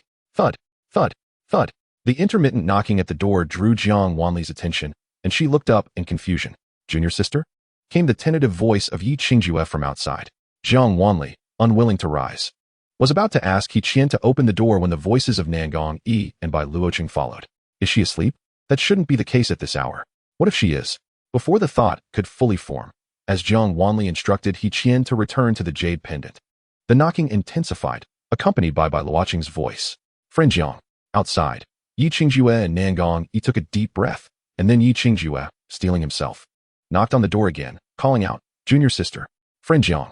Junior sister. Friend Jiang. The two seemed to be competing, their voices growing louder. Jiang Wanli thought to herself, what are they doing, calling for souls here? Unable to endure any longer, Jiang Wanli waved her hand, and the door opened with a creak, revealing two flushed individuals who had been shouting. What is it? Looking at Jiang Wanli, who was seated at the table munching on the medicinal herbs, Bai Luoqing and Yi Qingjue silently withdrew their hands, their expressions a mix of relaxation and regret, as if they had suffered a significant loss. You haven't been sleeping? Bai Luoqing sighed, entering the room with familiarity and seating himself directly across from Jiang Wanli, reaching for a piece of medicinal herb to munch on. What brings you here? I am here to inform you that starting today, you are the guest elder of Shuani Hall, Bai Luoqing declared with a smile, handing her a token. You may undertake any tasks from Shuani Hall and access all its resources, though you must inform me beforehand when retrieving resources. As he spoke, his gaze lingered on Yi Qingjue, a mischievous smile playing on his lips. If young friend Wanli is interested, she may also directly join Shuani Hall and become my deputy hall master. Yi Qingjue interjected. No, that is not permissible. Step away. His face flushed with urgency as he swiftly moved to Jiang Wanli's side, glaring fiercely at Bai Luoqing. His eyes were fixed on Bai Luoqing, yet he did not forget to snatch a handful of medicinal herbs. Oh dear, I was inquiring of young Lady Wanli. You are well aware of the situation at Tianke's sect. Individuals of her caliber might not be retained there, Bai Luoqing said, subtly inching the plate of herbs toward himself. Jiang Wanli's attention fell on Bai Luoqing's hand, causing him to pause momentarily before silently pushing the plate back. You speak nonsense. Junior sister has already joined Tianke's sect. She would never disdain her sect. Yi Qingjue fumed, glaring at Bai Luoqing as though he were a sworn enemy. Isn't that right, junior sister? He turned to Jiang Wanli for confirmation, his voice strong, yet his eyes betraying uncertainty. Tianke sect? My dear, that second-rate sect is unworthy of you. You ought to come to my home, and I will have my father appoint you as the Grand Elder. Nangong Yi chimed in, eager to join the fray over Jiang Wanli. Young Lady Wanli, Shuani Hall is renowned across the continent, revered by thousands. My family, the Nangong clan, is the foremost family of formations on the continent. Junior sister, Tianke's sect needs you. The trio spoke simultaneously, their voices escalating in urgency, and a confrontation seemed imminent. Jiang Wanli remained silent, continuing to munch on the herbs. Suddenly, all three turned their gazes upon her. Jiang Wanli gracefully withdrew her hand from the herbs and placed them delicately into her mouth, chewing thoughtfully. Firstly, I have already joined Tianke's sect and will not align myself with any other faction. Secondly, in my view, the forces backing the three of you are all quite similar, equally matched, rendering any comparison moot. Lastly, if you have no pressing matters, I suggest you each return to your respective homes, for I am in need of an afternoon nap. Yi Qingjue nodded, looking self-satisfied. Very well, junior sister, sleep soundly. I shall guard the door to ensure you are not disturbed. He emphasized the final words with great conviction. Nangong Yi and Bai Luoqing exchanged glances of exasperation at Yi Qingjue's boastfulness before leaving in a huff. Before departing, Bai Luoqing, in a fit of frustration, swept away all the medicinal herbs from the table. That was truly excessive. Jiang Wanli sighed as she watched someone float away, feeling a twinge of dissatisfaction. She still hadn't eaten enough. After a yawn, Jiang Wanli waved her hand, unceremoniously ejecting the two lingering individuals from her room. Honestly, coming here to bicker and waste my precious nap time. How outrageous. Sensing the three still lingering outside, Jiang Wanli raised her hand to cast a barrier, finally feeling secure enough to recline on her bed. Chapter 36. The mysterious Pearl of Nanhai. Having successfully acquired the token, Jiang Wanli spent her fourth day in slumber, opting out of the formation tests. Bai Luoqing and Yi Qingjue, however, were unfazed, and early in the morning, they vied to rouse her from her slumber. Fortunately, after returning to her room the previous evening, Jiang Wanli had casually set up a formation to isolate all sounds. Upon discovering that the room was enveloped in a defensive formation, the two called out a few times, confirming their voices were unable to penetrate the barrier, and they ceased their efforts. Only one person remained undeterred. Nangong Yi stood at Jiang Wanli's door, knocking for an entire hour. Are you not tired? Yi Qingjue and Bai Luoqing sat leisurely at a stone table in the garden, sipping tea. Jiang Wanli showed no inclination to participate, and as such, the two of them lost interest in witnessing the array test. At that moment, they leisurely sat by the stone table, each with a piece in hand. Engaged in a game of chess, Nangong Yi, with a stern expression, persistently knocked on the door. If the senior brother's array skills are so formidable, why is he not partaking in the test? The answer, as Yi Qingjue explained without lifting his gaze after placing a piece on the board, was that his junior sister had already triumphed 3 times, securing the command token and ascending to the position of an elder in Xuanyi Hall. Thus, there was little necessity for her to participate in the array test. Furthermore, Wanli, the young friend, had little enthusiasm for such tests. Having shown scant interest in the previous 3, she had even expressed her introversion, and today's turnout was more than double that of yesterday, making her reluctant to take the stage. Bai Luoqing swiftly placed a white piece, his eyes glimmering with delight. You've lost again, Yi Qingjue inquired. When will you be returning? As he collected the pieces. Unsure, it primarily depends on my junior sister, he replied just as Nangong Yi stood beside the stone table. Both raised their heads to regard him. I have made my decision. I wish to accompany you to Tianke sect, declared Nangong Yi. Yi Qingjue responded. Then I shall join as well. Bai Luoqing chimed in with a cheerful grin. Such audacity, exclaimed Yi Qingjue. You two are recruiting people right into the sect. How shameless. He pouted in frustration, unable to refuse, as he pondered that if his junior sister wished for them to accompany her, he couldn't simply decline. Jiang Wanli awoke in the dead of night, and immediately sought out Bai Luoqing. Miss Wanli, you've turned day into night. Speak, what is it that you desire? Bai Luoqing had anticipated that Jiang Wanli would be inclined to become an elder in Xuanyi Hall solely for a particular item. He had been waiting for her to voice her request, yet he had not anticipated her nocturnal visit. The Nanhai Xianling pearl in the storeroom, Jiang Wanli stated calmly. The Nanhai Xianling pearl? Bai Luoqing queried, perplexed. That pearl possesses gentle spiritual energy, but is not the prime choice for cultivators. Given your cultivation level surpasses mine, it would be of little use to you, would it? Indeed. Jiang Wanli raised her eyes, a sly smile gracing her features. The Nanhai Xianling pearl is an excellent choice for hatching eggs. Bai Luoqing replied, though I do not fully comprehend. It is true that the pearl holds little value for Xuanyi Hall. Thus, he generously gifted the pearl to Jiang Wanli. As Jiang Wanli departed Tianke sect, she entrusted the Zhuke and Qinglong eggs to Tuanchuan. The back mountain of Tianke sect housed a spiritual spring with ample spiritual energy, allowing the 2 eggs to absorb sufficient vitality to sustain themselves. However, to ensure their successful hatching and expedite the process, external assistance was required. The spiritual energy on this continent was exceedingly sparse, which was why the Qinglong and Zhuke had remained dormant within the ancient tomb. Although they had awakened, they could not rely solely on their own abilities to break free from their shells. Having formed a bond with the 2 eggs, Jiang Wanli was reluctant to carry around 2 seemingly useless eggs and thus resolved to assist them. Her agreement to participate in the test and become an elder was merely a result of her spiritual sensing the existence of the pearl. Upon acquiring the Nanhai Xianling pearl, Jiang Wanli casually produced 2 pieces of magical equipment from her jade pendant and handed them to Bai Luoqing. Not for free, a trade, she stated, placing a folding fan and a vibrant jade flute into his hands. Bai Luoqing's eyes sparkled as he examined the magical instruments, realizing he had struck a considerable bargain with flying and offensive capabilities of notable quality. Watching Jiang Wanli's departing figure, he chuckled softly, finding her rather endearing. Early the next morning, before Yi Qingjue and Nangong Yi could knock, Jiang Wanli swung open the door. Let us return.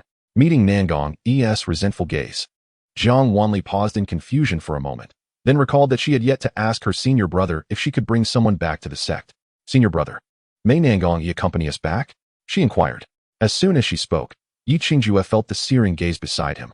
Nangong Yi is already in the Dan formation stage. He is merely a fledgling in the foundation establishment stage. How dare he refuse? The boldness of her inquiry left him no opportunity to decline. Ultimately, the 3 set off together on the divine vessel. When the vessel came to a halt, Nangong Yi surveyed his surroundings, bewildered. Where are we? Are you here for some kind of charity? Yi Qingjue responded amiably. It's no wonder Nangong Yi poses this question. The area is barren, save for a dilapidated thatched hut, leaving him rather perplexed. We have arrived, Yi Qingjue stated cheerfully. Do not be upset, this is merely the Fade. Once Nangong Yi witnesses the grand palace beyond the thatched hut, he will surely be astounded. The thought of Nangong Yi's expression brought a sense of delight to Yi Qingjue, prompting him to forgive Nangong Yi's impertinent question. Amidst Nangong Yi's confusion, Jiang Wanli nodded. Yes, this is Tianke sect. Just this. Nangong, he was left dumbfounded. Senior brother, you should return with me to the Nangong family. We need not endure such indignity. Even our pigsty is superior to this ramshackle dwelling. He insisted. Having lived in a pigsty for decades, Yi Qingjue interjected, I have something to say. Do you take me for dead? How audacious. Under Yi Qingjue's piercing gaze, Nangong Yi realized he had misspoken, yet he felt justified in his words, resulting in a silent standoff between the two. Let us proceed inside, Jiang Wanli suggested, stepping through the rickety wooden door first. As Jiang Wanli's figure vanished beyond the threshold, Nangong Yi stood in shock. Yi Qingjue scoffed and followed suit. Nangong Yi hurriedly trailed behind, and as he crossed the wooden door, the scene before him transformed dramatically. Brilliant light forced him to shield his eyes instinctively. After a moment, he regained his composure and beheld an immense palace, rendered speechless by its grandeur. Welcome to Xianxia sect. What do you think? In comparison to my Xianxia sect, how does your Nangong family's pigsty measure up? Yi Qingjue inquired with a smile. Nangong Yi replied earnestly, not even my Nangong family can compare. Delightful, exclaimed Yi Qingjue. Chapter 37. The junior sister feels the sect's feng shui is lacking. Yi Qingjue, the sky is falling. Yi Qingjue took Nangong Yi on a tour of the palace, while Jiang Wanli made her way directly to the back mountain. Approaching the spiritual spring, Tuanshuan dashed over. Master, you've finally returned. Tuanshuan has missed you dearly. The fluffy white ball zipped towards Jiang Wanli with the speed of lightning and came to an abrupt halt before her. Jiang Wanli raised an eyebrow as Tuanshuan leapt into her embrace, its soft head nuzzling against her. How are the eggs? She asked, unfazed, as she reached out to stroke Tuanshuan's head. Tuanshuan, still yearning for attention, rubbed against her before taking flight and landing on her shoulder. At their rate of absorbing spiritual energy, they should be able to hatch in a century. A century? Jiang Wanli's lips twitched. That was far too slow. Alas, master. The spiritual energy is too scarce, causing their absorption rate to lag. Tuanshuan sighed gently, spotting the spiritual spring in the distance. Jiang Wanli said no more and walked to the edge of the spring, gazing at the two eggs peacefully resting in the water. Upon their first encounter, the two eggs exuded vivacity, appearing brimming with life. However, after departing from the ancient tomb, they seemed to gradually succumb to slumber. Upon arriving at the Xianxia sect and taking her vows, Jiang Wanli carefully placed them here, for this locale possessed the most abundant spiritual energy within the entire sect. Although she had contemplated the arduous nature of divine beasts hatching, she never anticipated that the process would demand such an extensive duration. Jiang Wanli felt a twinge of melancholy. In a century's time, she might no longer be present when the divine beasts finally emerged from their shells. This simply would not do.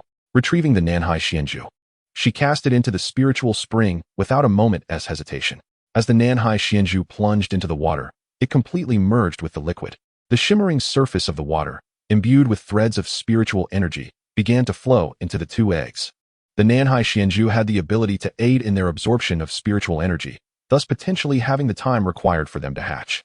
The round creature, with its bright red eyes, leaped from Jiang Wanli's side into the water, reveling in the spiritual energy washing over its body, bringing it immense joy. The spiritual energy, ceaselessly funneled through the Nanhai Xianju, coursed into the bodies of the two eggs and the creature, causing the round one's white fur to fluff out in the water, making it appear adorably soft. Yet it was still too slow. Jiang Wanli sighed. However, there was no need for haste. Her gaze drifted to the end of the spiritual spring, where atop a lofty mountain, the sunlight illuminated the verdant peaks, the mountain streams flowing downwards. Yet the water was insufficient to form a waterfall. After spending a moment with the two eggs, Jiang Wanli returned to the palace. Yi Qingjue stood in the courtyard of the side hall, and when Jiang Wanli found them, Nangong Yi was busy in the kitchen. Junior sister, you arrived just in time. Young Master Nangong said he would showcase his skills for us. Look, he's almost finished. Yi Qingjue smiled with a hint of mischief, but Jiang Wanli paid it little mind. The feng shui here is rather poor, she remarked, observing Yi Qingjue. At her words, Yi Qingjue's exuberance dissipated entirely. Oh no, junior sister has started to criticize the Xianxia sect again. Alarm bells rang in his mind as he scrambled to find the right words, contemplating how to retain the favor of this noble companion. Junior sister, you are well aware of the sect's circumstances. The atmosphere between them thickened momentarily, and with a sorrowful expression, Yi Qingjue began to recount the challenges faced by the sect. In the next instant, Jiang Wanli grasped him by the collar and led him out of the side hall. Come with me. Her cool voice was carried away by the wind. Yi Qingjue, caught in the grip of fate, glanced at the courtyards flashing beneath him, his body stiffening, not daring to breathe. Heavens! So it turns out junior sister isn't lacking in cultivation. Simply lazy. Yi Qingjue trembled, inwardly lamenting that he had not deceived Jiang Wanli nor coerced her into joining the Xianxia sect. Surely, she wouldn't be this furious? As Jiang Wanli whisked him past the entire palace and halted at the foot of a desolate mountain several dozen miles away, he felt a surge of panic. Surely, his little junior sister would not be so enraged as to contemplate ending his life? Jiang Wanli retracted her spiritual energy, gently descending to the ground before releasing her grip on Yi Qingjue's collar. Noticing his pale complexion and his repeated swallowing, she belatedly realized, "I'm sorry. I forgot that senior brother gets dizzy during teleportation." She reached out and patted his back, prompting him to relax slightly as the tension in his body eased. "Junior sister," Yi Qingjue gulped nervously, "though our sect is indeed struggling, and I may have some culpability in bringing you here, is there truly no chance for negotiation?" Tears welled in his eyes, as the bravado he had displayed before Nangong vanished entirely. "What are you talking about?" Jiang Wanli looked at him, perplexed. She had no time for banter and urged, "Follow me." With that, she strode expressionlessly toward the desolate mountain. Yi Qingjue hastened to keep pace, glancing around at the barren surroundings. If he were to die here, no one would even know his bones had turned to ash. The more he pondered, the more despondent he became. Though he had initially entertained thoughts of deceiving Jiang Wanli into joining, their brief time together had transformed her into family in his heart. Even knowing his own inadequacies, he genuinely cherished this little junior sister. He felt a tinge of sorrow. After all, Jiang Wanli was so formidable. Following her impressive display during the Shuani Hall competency test, there were countless factions eager to recruit her. The Tianyang sect, the foremost sect in the continent, was beneath her notice. How could she possibly choose to remain in this dilapidated Tianke sect? Perhaps he had been blinded by the joy of encountering someone so remarkable. Failing to consider these realities, the more he contemplated, the more desolate he felt. Has it always been like this here? Jiang Wanli, unaware of the turmoil behind her, inquired softly. Receiving no answer, she turned to find Yi Qingjue lost in his thoughts, his gaze lowered. As he neared a collision with her, Jiang Wanli, with a stoic expression, extended her finger to gently halt him by the forehead. "Senior brother, what troubles you?" Her cool voice resonated in the air, causing Yi Qingjue to shudder. He startled, meeting her gaze, which saw the complexity of his emotions. "What is the matter?" Jiang Wanli withdrew her hand, a hint of confusion crossing her features. "Junior sister, our sect will undoubtedly improve, and I have previously divined that the sect most compatible with you is indeed the Tianke sect. Please grant me another chance." Yi Qingjue spoke urgently, yet he realized that the current state of the Tianke sect offered little to persuade Jiang Wanli to stay. Apart from lamenting, he felt utterly powerless. Realizing this, Yi Qingjue fell silent. "Forget it. Let it be destroyed," he thought, feeling too embarrassed to continue his pleas. Chapter 38. Round 1. Junior sister wants me dead. In the silence, Jiang Wanli regarded Yi Qingjue thoughtfully before retrieving a pill from her jade pendant. "Senior brother, please take this." Yi Qingjue. "If it doesn't work, it doesn't work. I'm not forcing you to the brink." Was she truly going to resort to force? "Junior sister, I believe there is still room for negotiation." He did not wish to die a miserable death. Moreover, how dreadful would that poison taste? With tears in his eyes, he lamented, "Though we may not share the bond of brother and sister, perhaps there are other possibilities?" "You seem a bit muddled. I acknowledge my oversight." Jiang Wanli frowned, feeling a pang of guilt. She had not anticipated the extent of Yi Qingjue's dizziness from teleportation, and now it seemed he was still somewhat dazed, struggling to articulate his thoughts. Observing the distress almost spilling from Yi Qingjue's eyes, Jiang Wanli sighed, grasped his chin, and promptly forced the pill into his mouth. Yi Qingjue the pill. Feeling the pill dissolve instantly, it slid down his throat with the help of saliva, leaving him feeling utterly defeated. "Are you feeling better now?" Jiang Wanli observed his pallor with curiosity. Was it merely her imagination, or did he appear even more wan after ingesting the pill? "Not good," Yi Qingjue replied weakly, as he sensed the very essence of life ebbing away. "Junior brother, even if you are unwell, it's time to endure for now." Jiang Wanli frowned, delivering a firm pat on his back. "I have pressing matters to attend to. You must clear your mind and suppress your discomfort." With his palm pressed against Yi Qingjue's back, he felt a gentle surge of spiritual energy radiating through his entire being. "Junior sister, I am already prepared. The sensation is intensifying. No need to rush," he remarked. Yi Qingjue twitched his lips, somewhat speechless. How had he managed to provoke his little junior sister? Administering poison was one thing, but to actively catalyze its effects with spiritual energy was another. How could someone as lovely as his junior sister possess such a cruel heart? Yi Qingjue was thoroughly vexed. Upon hearing his words, Jiang Wanli fell silent for a moment, as if finally realizing the extent of her excessiveness. However, having come this far, She was reluctant to leave empty-handed. After all, the effort it took to arrive was considerable, and she was somewhat lazy, desiring not to make a second trip. Thus, Jiang Wanli's palm pulsed with a formidable force of spiritual energy. Suddenly, Yi Qingjue, overwhelmed with spiritual energy filling his meridians. His cultivation was far too low, and his meridians too narrow. Jiang Wanli's energy had nowhere to go, flooding directly into his dantian. In the next moment, under Yi Qingjue's astonished gaze, he was enveloped in a brilliant glow. Jiang Wanli silently withdrew her hand, observing Yi Qingjue before her, her lips twitching slightly. My apologies, senior brother. It seems I may have exerted a bit too much force. Feeling the tumult of spiritual energy, Yi Qingjue's eyes widened in shock. As Jiang Wanli stepped back, Yi Qingjue sat cross-legged on the ground, hastily sorting through the energy within him. The surrounding currents of air were torn and converged by the impact of the spiritual energy, stirring up a gust of wind. When the energy around him settled, Yi Qingjue was left in a daze. My cultivation. He sensed it, eyes widening as he turned to Jiang Wanli. I've broken through to the foundation establishment stage. I am now in the early phase of the radiant reflection stage. Jiang Wanli nodded, a hint of guilt in her demeanor. With one vigorous push, her spiritual energy had directly impacted Yi Qingjue's sea of consciousness, dispersing a significant force within and propelling him into a higher realm. I inadvertently interfered with someone else's cultivation. Jiang Wanli sighed inwardly. Junior sister, you are amazing. Yi Qingjue exclaimed, instantly elated. He had previously consulted divination for himself, and for reasons unknown, had found it exceedingly difficult to break through the foundation establishment stage in this lifetime. Yet, once he did, his future path of cultivation would be remarkably smooth. Having stagnated at the late foundation establishment stage for far too long, Yi Qingjue felt that he was merely a moment away from breaking through, but alas, the opportunity had eluded him for years. Unexpectedly, he had transcended his previous limitations under such circumstances. No need for thanks, senior brother. Observing Yi Qingjue's happiness, Jiang Wanli gradually realized that he did not appear to wish to suppress his cultivation. But what then was the situation with the spiritual energy in his sea of consciousness? Her thoughts momentarily drifting, Jiang Wanli chose to disregard it and focused on Yi Qingjue. Now that your condition has significantly improved, shall we begin? Looking at the carefree grin on Yi Qingjue's face, Jiang Wanli inquired again, I wish to know, when did this mountain transform into its current state? Finally grasping the essence of the question, Yi Qingjue's eyes sparkled with excitement. Forcing himself to calm his exhilaration, he began to recall. I don't know. From the time I can remember, this place has been desolate, devoid of any life. I previously wondered why the barrier of the xianxia sect was broken. Yet this area remained unchanged. When the barrier of the xianxia sect had been intact, he resided in a thatched cottage, surrounded by mountains of uniform desolation. Hence he had never particularly focused on any single mountain.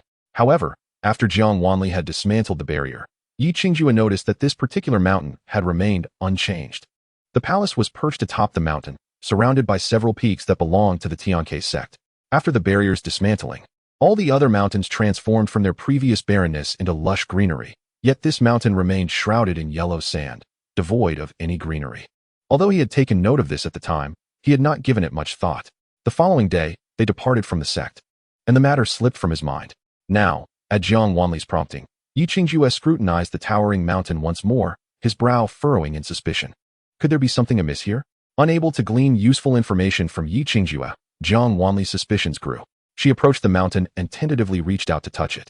Her hand was instantly coated in dust, the yellow earth clinging to the mountain's surface. Bewildered, Jiang Wanli withdrew her hand, glancing at the grime before her fingers brushed against it, her gaze sharpening. Strange. She walked along the mountain's base to the other side, her hand once more making contact with the surface. The result was the same.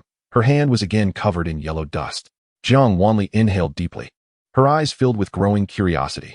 Hechuan, she called softly, and Hechuan appeared before her in an instant. Master. Just as Hechuan was about to leap into Jiang Wanli's embrace, he abruptly halted, a grin frozen on his face. He mechanically turned his head to gaze at the barren mountain beside them, his eyes widening. What is it? Jiang Wanli inquired softly. Such profound resentment. This mountain exudes a heavy aura of Yin. Hechuan furrowed his brow, his eyes revealing deep apprehension. Indeed. Jiang Wanli clapped her hands, shaking off the dust. This mountain seals a ghost king. Her light words startled Yi Qingjue, causing him to stumble back. A ghost king. Yi Qingjue instantly leaped 3 feet high, distancing himself from the desolate mountain. Chapter 39. One mountain more dangerous than another. Observing Yi Qingjue's reaction, Jiang Wanli found it somewhat amusing, but chose not to elaborate. Utilizing a silver bowl she had tested during her refining trials, she collected some of the yellow dust from the barren mountain. Lowering her gaze, she said, "Let us release those lingering souls." Hechuan nodded and released the lingering souls captured in the ghostly abode. As the souls departed from the realm of death, they weakened gradually, their forms becoming indistinct, nearly invisible to the naked eye. Yi Qingjue could merely sense an eerie chill emanating from the presence of additional souls nearby. Jiang Wanli observed the fragmented souls thoughtfully. When the woman with deer antlers appeared, Jiang Wanli finally pulled her focus back. "What do you think of this place?" she asked. As soon as the deer woman appeared, she shivered from the chilling aura emanating from the barren mountain. The resentment here was intense, and as she looked up, she noticed that a thick layer of malevolent energy was condensing at the mountain's peak. The deer woman could not help but tremble. Her cultivation was still too low. Even her ability to transform into human form relied on butcher's herbs, making her foundation unstable. Suddenly assaulted by such overwhelming malice, she struggled to maintain her form. Noticing her condition, Jiang Wanli frowned and waved her hand, casting a barrier around the lingering souls. "Now, I must ask, what is your name?" "My name is Ling," the deer woman replied, raising her gaze to meet Jiang Wanli's. "Linger, I wish to settle you here. This place has the most potent resentment, and the mingling malevolent energy is sufficient to aid in the restoration of your souls." Jiang Wanli continued, raising her gaze to glance at the mountain's peak. They had only lingered here for a short while, yet the malevolent energy had already accumulated to a thick layer, spreading down the mountainside. However, this resentment, our bodies cannot endure it. Linger appeared quite anxious, her round eyes filled with fear. "This is not a problem. What you need to consider is whether you are willing to stay here with them. It may take some time, and the conditions are indeed not ideal, but I will do my utmost to ensure your comfort," Jiang Wanli said with a gentle smile. This was the best refuge she had found for these lingering souls. The aura of the Ghost King is thick with resentment, a malevolent energy that continuously replenishes itself, greatly aiding the revival of lingering souls. However, observing the condition of these souls, it becomes apparent that they possess but a single opportunity for choice, as their forms have become unstable. In fact, some of the specters appear so diminished that they fail to alter the surrounding energy field, indicating that if they do not find a sanctuary to replenish their grievances, they will dissipate entirely, their souls scattered into oblivion. At that moment, Jiang Wanli had promised to assist them as she led them away. Her gaze momentarily fixed on the artifact in her hand before shifting to Ling. "Very well, we shall remain here." Linger surveyed the flickering remnants of souls around her and chose to trust Jiang Wanli. After all, they had not been granted a choice from the outset. Recalling how Jiang Wanli had healed her own wounds, Linger felt a warmth rise in her cheeks, believing wholeheartedly in her goodness. "Then let us ascend the mountain." Jiang Wanli nodded, her hands sweeping through the air, and in an instant, they found themselves at the mountain's peak, the wind howling around them. The reluctant Yi Qingjue, who had been brought along, felt a sudden urge to vomit before Jiang Wanli swiftly struck his back, suppressing his nausea. Before Linger and the others could react, Jiang Wanli summoned her artifact, a small bowl that floated gracefully into the air, a spirit stone glimmering with an ethereal blue light resting at its base. The artifact emitted a soft blue glow that enveloped the entire mountain, the intense azure radiating from the spirit stone at its center, gradually expanding outward. As the blue light spread, the yellow dust contained within Jiang Wanli's bowl was slowly devoured. Once the entire bowl was cloaked in blue, the malevolent energy on the mountain abruptly halted, caught mid-descent. Jiang Wanli raised her hands to form an array, her fingers swiftly weaving intricate seals, conjuring a formation that grew larger before her eyes. The light from the formation enveloped the blue luminescence as she guided it to cover the artifact. The artifact burst forth with a dazzling brilliance, and the malevolent energy on the mountain was immediately diminished. Yi Qingjue felt the chilling aura around him recede by half, a momentary reprieve from the oppressive dread, leaving him with merely a sense of coldness. All done. Jiang Wanli retracted her hands and turned to Linger, contemplating before retrieving another artifact from her jade pendant and casting it to the ground. Upon its landing, the barren mountain underwent a transformation. A wooden house materialized, sprawling across the entire mountaintop. Though constructed of wood, it rivaled a palace, featuring vast courtyards adorned with pavilions, rockeries, and ponds, all present in abundance. Behind the wooden house lay a garden flourishing with numerous spiritual herbs. Yi Qingjue remarked, "Though it cannot compare to the palaces of the Tianke sect, it is far superior to my thatched cottage." In that moment, a wave of melancholy washed over him. Realizing that his dwelling of decades paled in comparison to the artifact casually discarded by his junior sister, he felt a pang of sorrow, nearly moved to tears. "You may stay here for the time being," Should anything arise, you can contact me using the artifact. Jiang Wanli handed a translucent leaf to Linger, speaking gently. Linger accepted it, her eyes glistening with tears. Thank you. I am merely fulfilling a promise. There is no need for overthinking. Jiang Wanli grasped Yi Qingjue by the collar, waving farewell to Linger. Before Yi Qingjue could comprehend the situation, a leaf appeared beneath his feet. The leaf bore the three of them away from the barren mountain, swiftly navigating around its rear. Junior sister, where are we headed? Yi Qingjue inquired, gazing at the rapidly passing landscape of the barren mountain, having exited the artifact's protective range. He noticed Hien seated beside him, propping his chin on his hand, his striking black and white eyes darting about. Did I not mention? The sect's feng shui is poor. Jiang Wanli's eyes scanned the mountain before finally locking onto a cave nestled behind the barren mountain. Beyond it stood another verdant peak, lush and vibrant, teeming with life. Yet, as they entered the forest, Yi Qingjue sensed an unusual tranquility enveloping the area. Why is it so eerily quiet here? He furrowed his brow in confusion. Though the mountain was abundant with flora, the forest was devoid of any sounds. No birdsong, no insect chirps. Entering this realm felt akin to being deaf. Even the rustle of leaves in the wind was absent. A chill ran down Yi Qingjue's spine as he felt the hairs on his body stand on end. Junior sister, why does it feel like this place is far more terrifying than the ghosts on the barren mountain? It seems that one mountain is more perilous than the next. He involuntarily shrank back, speaking in a hushed tone. Well, the Ghost King has been sealed, so the entities here are merely in slumber. Jiang Wanli sat upon the leaf, her gaze distant as it careened through the jungle, the scenery blurring past. She reverted to her casual demeanor. Observing her, Yi Qingjue felt an inexplicable sense of reassurance, silently convincing himself that as long as the danger did not stem from Jiang Wanli herself, nothing could possibly go awry. Chapter 40. A brief encounter. Junior sister. Are the entities within this mountain truly frightening? Yi Qingjue relaxed slightly, settling beside Jiang Wanli, his eyes scanning the surroundings as he posed the question. Within the mountain? Jiang Wanli turned to glance at him, shaking her head. It is not merely within the mountain, it is the mountain itself. Yi Qingjue gasped. Then what you mentioned earlier about it being asleep. Indeed, it is in slumber, pressing down upon the sect's spiritual veins, she continued, her attention drifting to the trees whizzing by, her focus seemingly waning. Thus, the sect's favorable feng shui has been compromised. She explained softly, stifling a yawn. Yi Qingjue, while grasping some of the concepts, was nonetheless taken aback.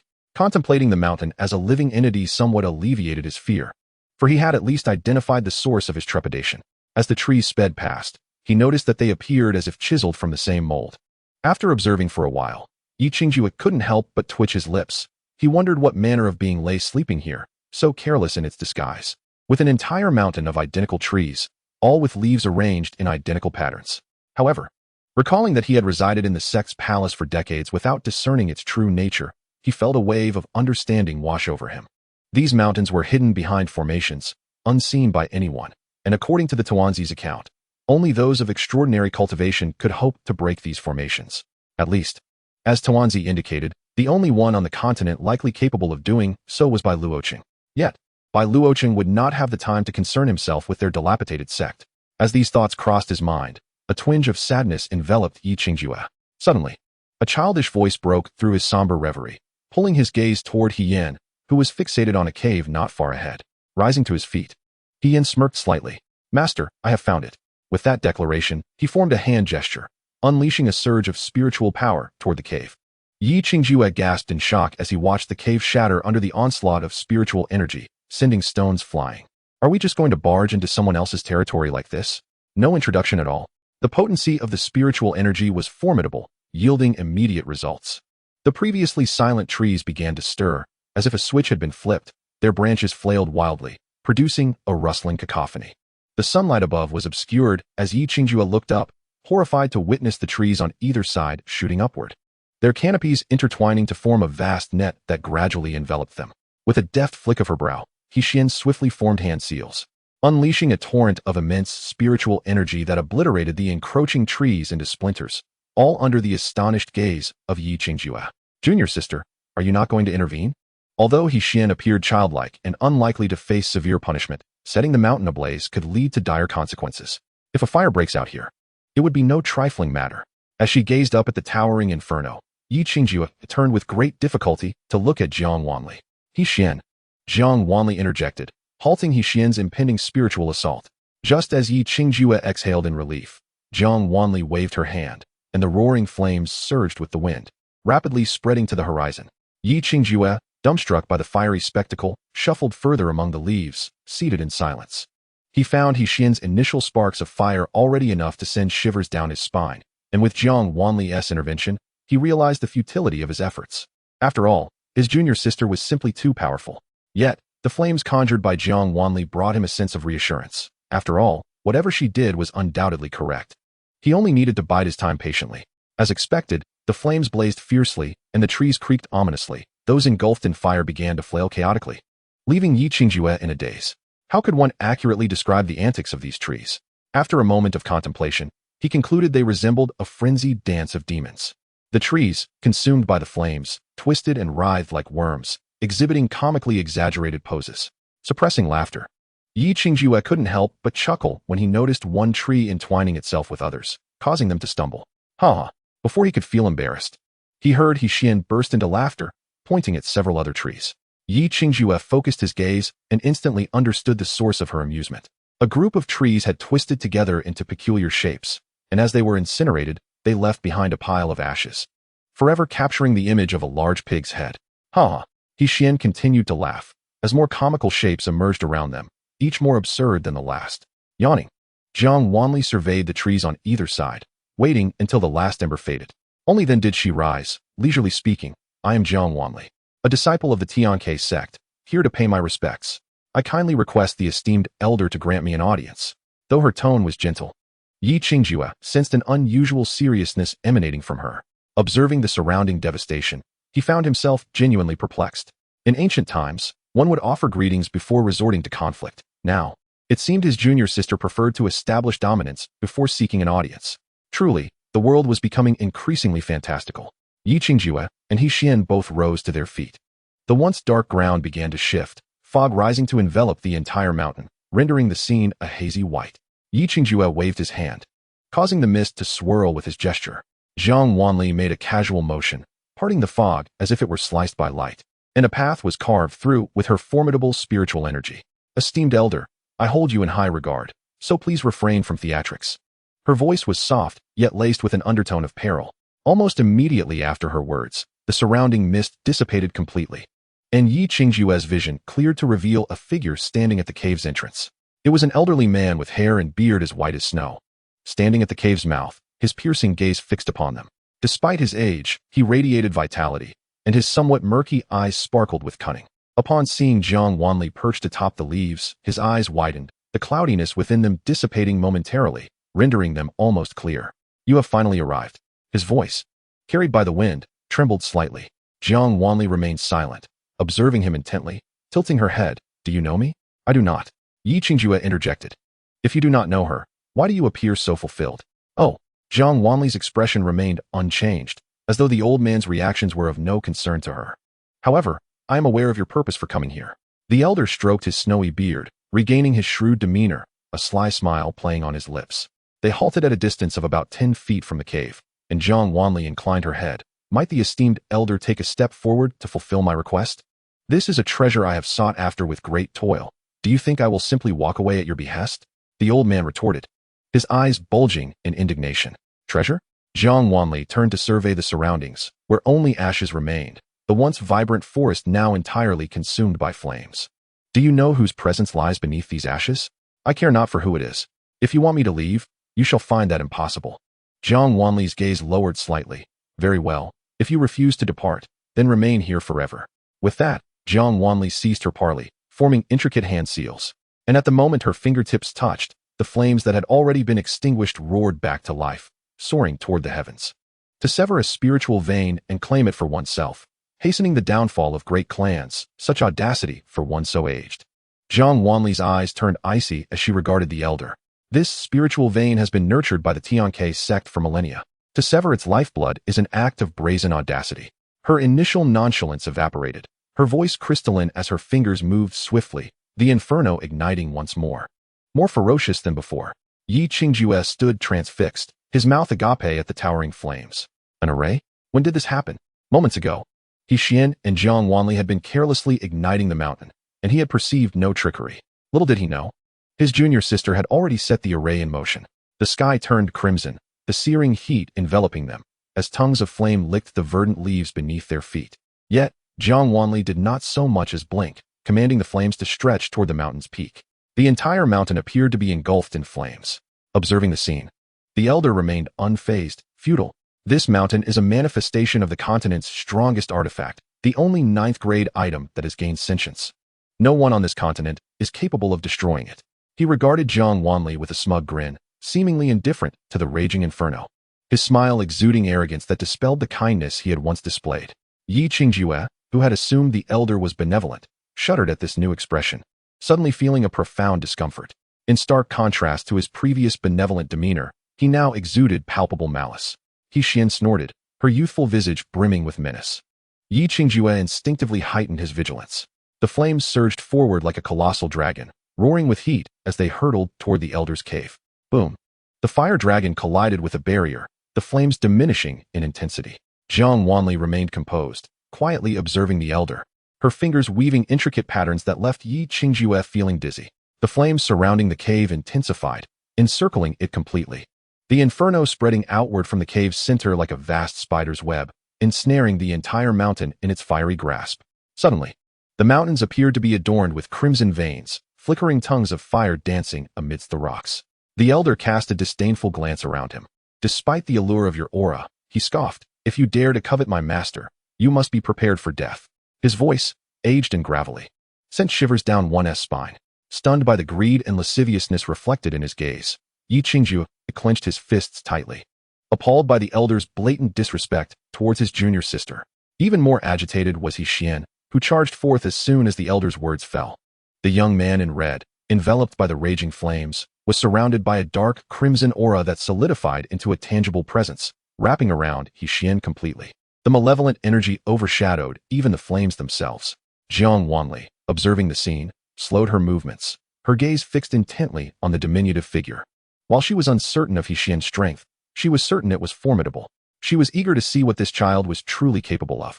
Xian did not disappoint Jiang Wanli. Filled with fury, he struck the barrier before the elder with a punch, causing the two forces of spiritual energy to collide and erupt in a blinding flash of light, the residual force sweeping violently in their direction. Yi Qingjue's eyes narrowed, and almost instinctively, he lunged forward, tackling Jiang Wanli to the ground. A resounding crash echoed as the spiritual energy collided with the barrier, and upon looking up, Yi Qingjue realized that the leaves beneath their feet had activated the barrier, completely isolating the residual force outside. Jiang Wanli, focused solely on Xian, was aware that the residual force posed no threat to her, so she did not move. Little did she expect that in the next moment, a force would knock her down. Jiang Wanli thought, indeed, danger often arises from those closest to us. Yi Qingjue stared blankly at the shimmering barrier for a moment before mechanically turning his gaze to the person beneath him. In the next instant, feeling as if scalded, he sprang back. Jiang Wanli leisurely stood, brushing off non-existent dust from her skirt, and cast a calm glance at Yi Qingjue. She noticed her senior brother's face flushed with embarrassment or perhaps anger. He had retreated to the edge of the leaves. One more step, and he would tumble down. Jiang Wanli turned her head slightly and gently reminded him, "Thank you, senior brother. I suggest you move a bit closer." No need to be polite," Yi Qingjue stammered, relieved to sense that Jiang Wanli did not appear to be angry. As for her subsequent remarks, he chose to ignore them, assuming she was merely trying to alleviate his embarrassment by changing the subject. Jiang Wanli turned her gaze to Yi Qingjue's heels and then withdrew her gaze indifferently. Never mind. Good advice is often wasted on those who seek death. Xian halted before the barrier, slowly retracting his fist. The elder looked at the diminutive figure before him with a smug expression, taunting. "It's useless. This is the strongest artifact in the entire continent." Crack. Before he could finish, a crack appeared in the barrier separating them. The elder's eyes widened in shock. How could this be possible? Xian smirked, and in the next moment, he struck the barrier with a punch. This time, he did not even employ his spiritual power. The already cracked barrier disintegrated instantaneously. Xian looked at the elder, a cruel smile gracing his lips. "What disrespectful words did you just utter about my master?" The little figure before him revealed a set of white teeth, and in the next instant, his malevolent aura surged violently, wrapping him in a shroud of blood-red darkness that stained the entire cave. The elder turned to flee but found his path blocked by Xian. Terror filled his eyes as he finally recognized that the child before him was no ordinary being. "Who are you?" Jiang Wanli looked down at the elder from her elevated position and chuckled lightly. Since you know this is the continent's premier artifact, do you not realize that the spiritual power it harbors is most fearful of malevolent energy? I thought you had some special reliance that allowed you to disregard the Ghost King suppressed by the mountain, but it turns out you simply did not know. Chapter 42. The Damned. What kind of bitter days have passed? The elder, upon hearing her words, paused momentarily before turning to face Jiang Wanli. Who on earth are you? He could only sense the overwhelming power of virtue emanating from her, which had caused the artifact to react upon her arrival. This artifact was a chance acquisition for him, capable of locating spiritual veins and extracting the power contained within for his own use. Moreover, this artifact possessed formidable defensive and concealment abilities. For centuries, he had relied on this artifact to devour spiritual veins and steal spiritual power, enjoying unchallenged success. Most cultivators were completely oblivious to his presence. Even if he were to openly absorb spiritual veins at the gates of their sect, they would be unable to see him, let alone stop him. It was also thanks to the artifact's treasure-finding capabilities that he had siphoned a considerable amount of virtue from other cultivators. Although Jiang Wanli's appearance surprised him, it was not entirely unexpected. After all, the continent had existed for centuries, and it was not unusual for cultivators to enhance their abilities over time. Thus, he did not think much of being discovered by Jiang Wanli and her companions. However, being defeated by He Xian was beyond the elder's expectations. How could such a small child possess such overwhelming malevolent energy? And this girl, she was aware of the artifact's weakness? It was only at that moment that the elder truly began to panic. Even if he were to be vanquished by He Xian, he still had the artifact to rely on. But now that his greatest trump card had been exposed by Jiang Wanli, he suddenly realized that this time, it would be difficult for him to gain the upper hand. Jiang Wanli did not afford him time to contemplate. She turned to He Xian and retrieved the artifact. He Xian complied and immediately turned to enter the cave. Even without He Xian's obstruction, the elder dared not venture further into the cave, remaining rooted in place, facing off against Jiang Wanli. As for you, since you refuse to leave, you shall remain here forever. Jiang Wanli revealed a smile, and in the next moment, she casually tossed down an artifact. Yi Qingjue stiffened at the sight of the familiar bell. Junior sister, how do you have that? He recalled by Luoqing mentioning that any artifacts, pills, or talismans earned through testing would ultimately belong to Yi Tang. He remembered that Jiang Wanli had crafted several bells during that session, but with so many eyes upon her, and by Luoqing present, how had she managed to keep one? Oh, this is a failed product from that crafting session, just a scrap of the artifact, Jiang Wanli explained. Watching the bell hover above the elder's head, Yi Qingjue's face reflected sympathy. The bell's immobilization ability was not to be trifled with. However, the elder's eyes widened as he looked up at the bell, seemingly trying to say something. Yi Qingjue wondered, why can he still move? Was the flaw in the crafting of this artifact its inability to immobilize? Yet, judging by the elder's appearance, he was clearly struggling as well. Junior sister, what about this bell? Yi Qingjue asked curiously as he observed the elder, who seemed to be cursing vehemently, his expression twisted in rage, although he could not hear a word. It's akin to a prison, quite suitable for detaining the noisy.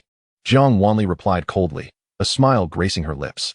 Wasn't he relying on the convenience of the artifact to bully others on their sect's spiritual veins?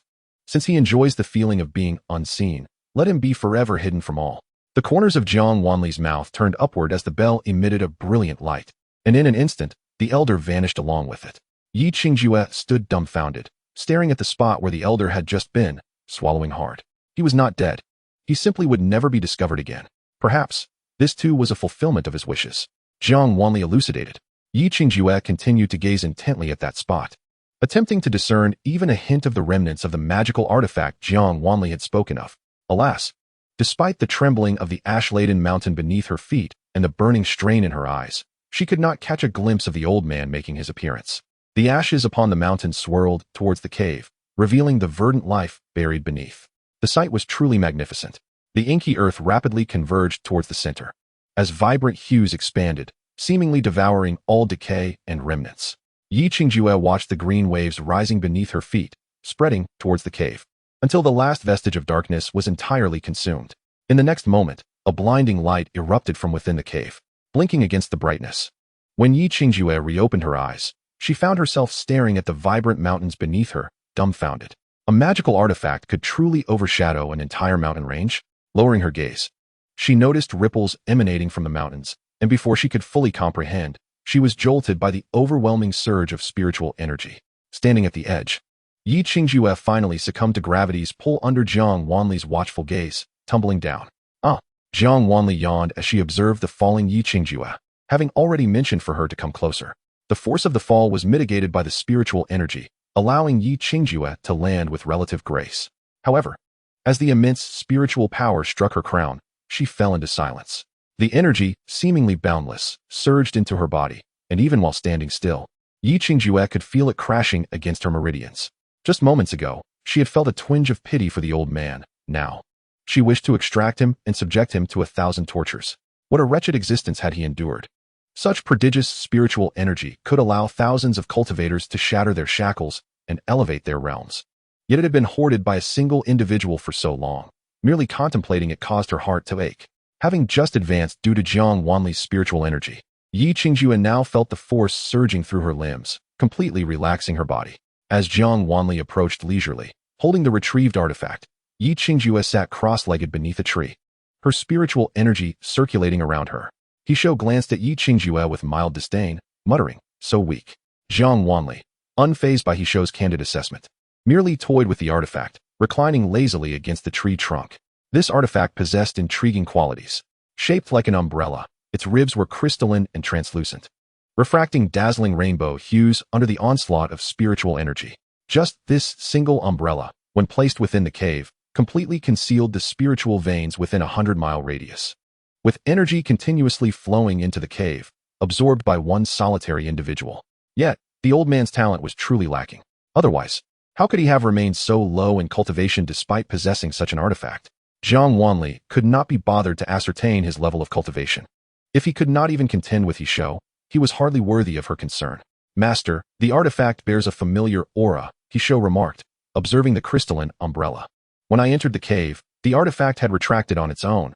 I hardly exerted any effort. It has developed spiritual intelligence," Jiang Wanli mused.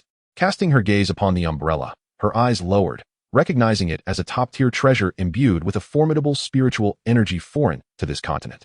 As her words fell, a faint crimson hue began to bloom upon the surface of the umbrella. Chapter 43. Divine Chef Hisho having reclaimed the divine artifact and the spiritual veins. Jiang Wanli glanced at Yi Qingjue, who had just broken through another minor realm, filled with genuine curiosity. His rate of cultivation seemed rather abnormal.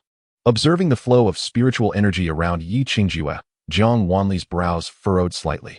Earlier, she had merely intended to alleviate his discomfort, but inadvertently, she had exerted too much force, enabling him to break free from his shackles and breach the foundation. Though she had felt some confusion at the time, she hadn't given it much thought. Now, as she observed Yi Qingjue's cultivation, Jiang Wanli finally recognized the gravity of the situation. Yi Qingjue's aptitude was not lacking. His ability to absorb and circulate spiritual energy at such a rapid pace indicated that his potential was extraordinarily high, certainly surpassing that of the disciples from Tianyang's sect by several tiers. Yet, for decades, he had remained stagnant at the foundational level. Reflecting on the barriers that had obstructed his dantian during her earlier infusion of energy, Jiang Wanli's eyes narrowed slightly. It appeared that someone was suppressing his cultivation.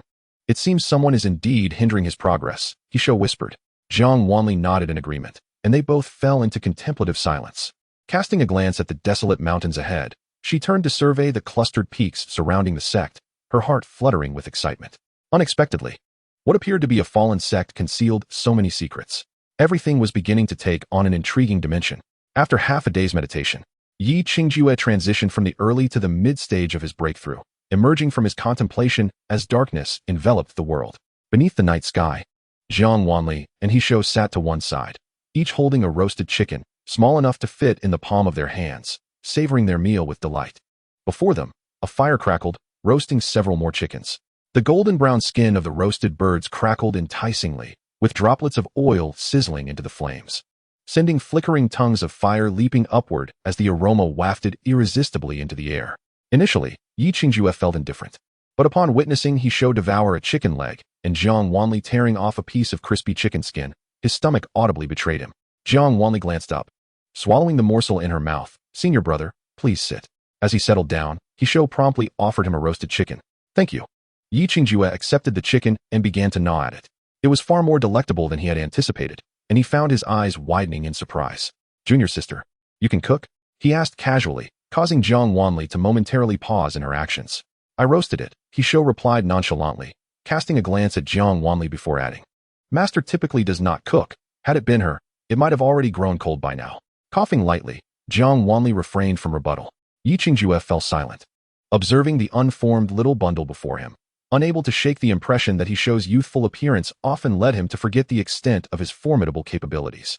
Yi Qingjue ceased his inquiries. He Shou and Jiang Wanli busied themselves with their meal, and as he watched Jiang Wanli pick up another chicken, he couldn't help but raise his gaze. Although Jiang Wanli ate with an air of elegance, her speed was reminiscent of a glutton. Before he could finish one, she was already onto her fifth. Eat slowly, master. There's more. He Shou seemed unperturbed, replacing the chicken Jiang Wanli took with another. As the fire continued to roast 8 chickens, the duo's actions left Yi Qingjue utterly astonished. Noticing his bewilderment, He Shou spoke softly. There's no need to be surprised. This is just how master is. I recall that she was willing to keep me by her side previously simply because she craved my cooking. Yi Qingjue, had it been any other time, he would certainly have doubted it. Yet, now, Jiang Wanli's appetite was too persuasive to contest. Recalling that during their time at Shuani Hall, Jiang Wanli had also indulged in food whenever she had the chance. Yi Qingjue suddenly realized that his junior sister seemed to possess an insatiable hunger. This was somewhat at odds with her usual aloof and languid demeanor as a high-caliber individual.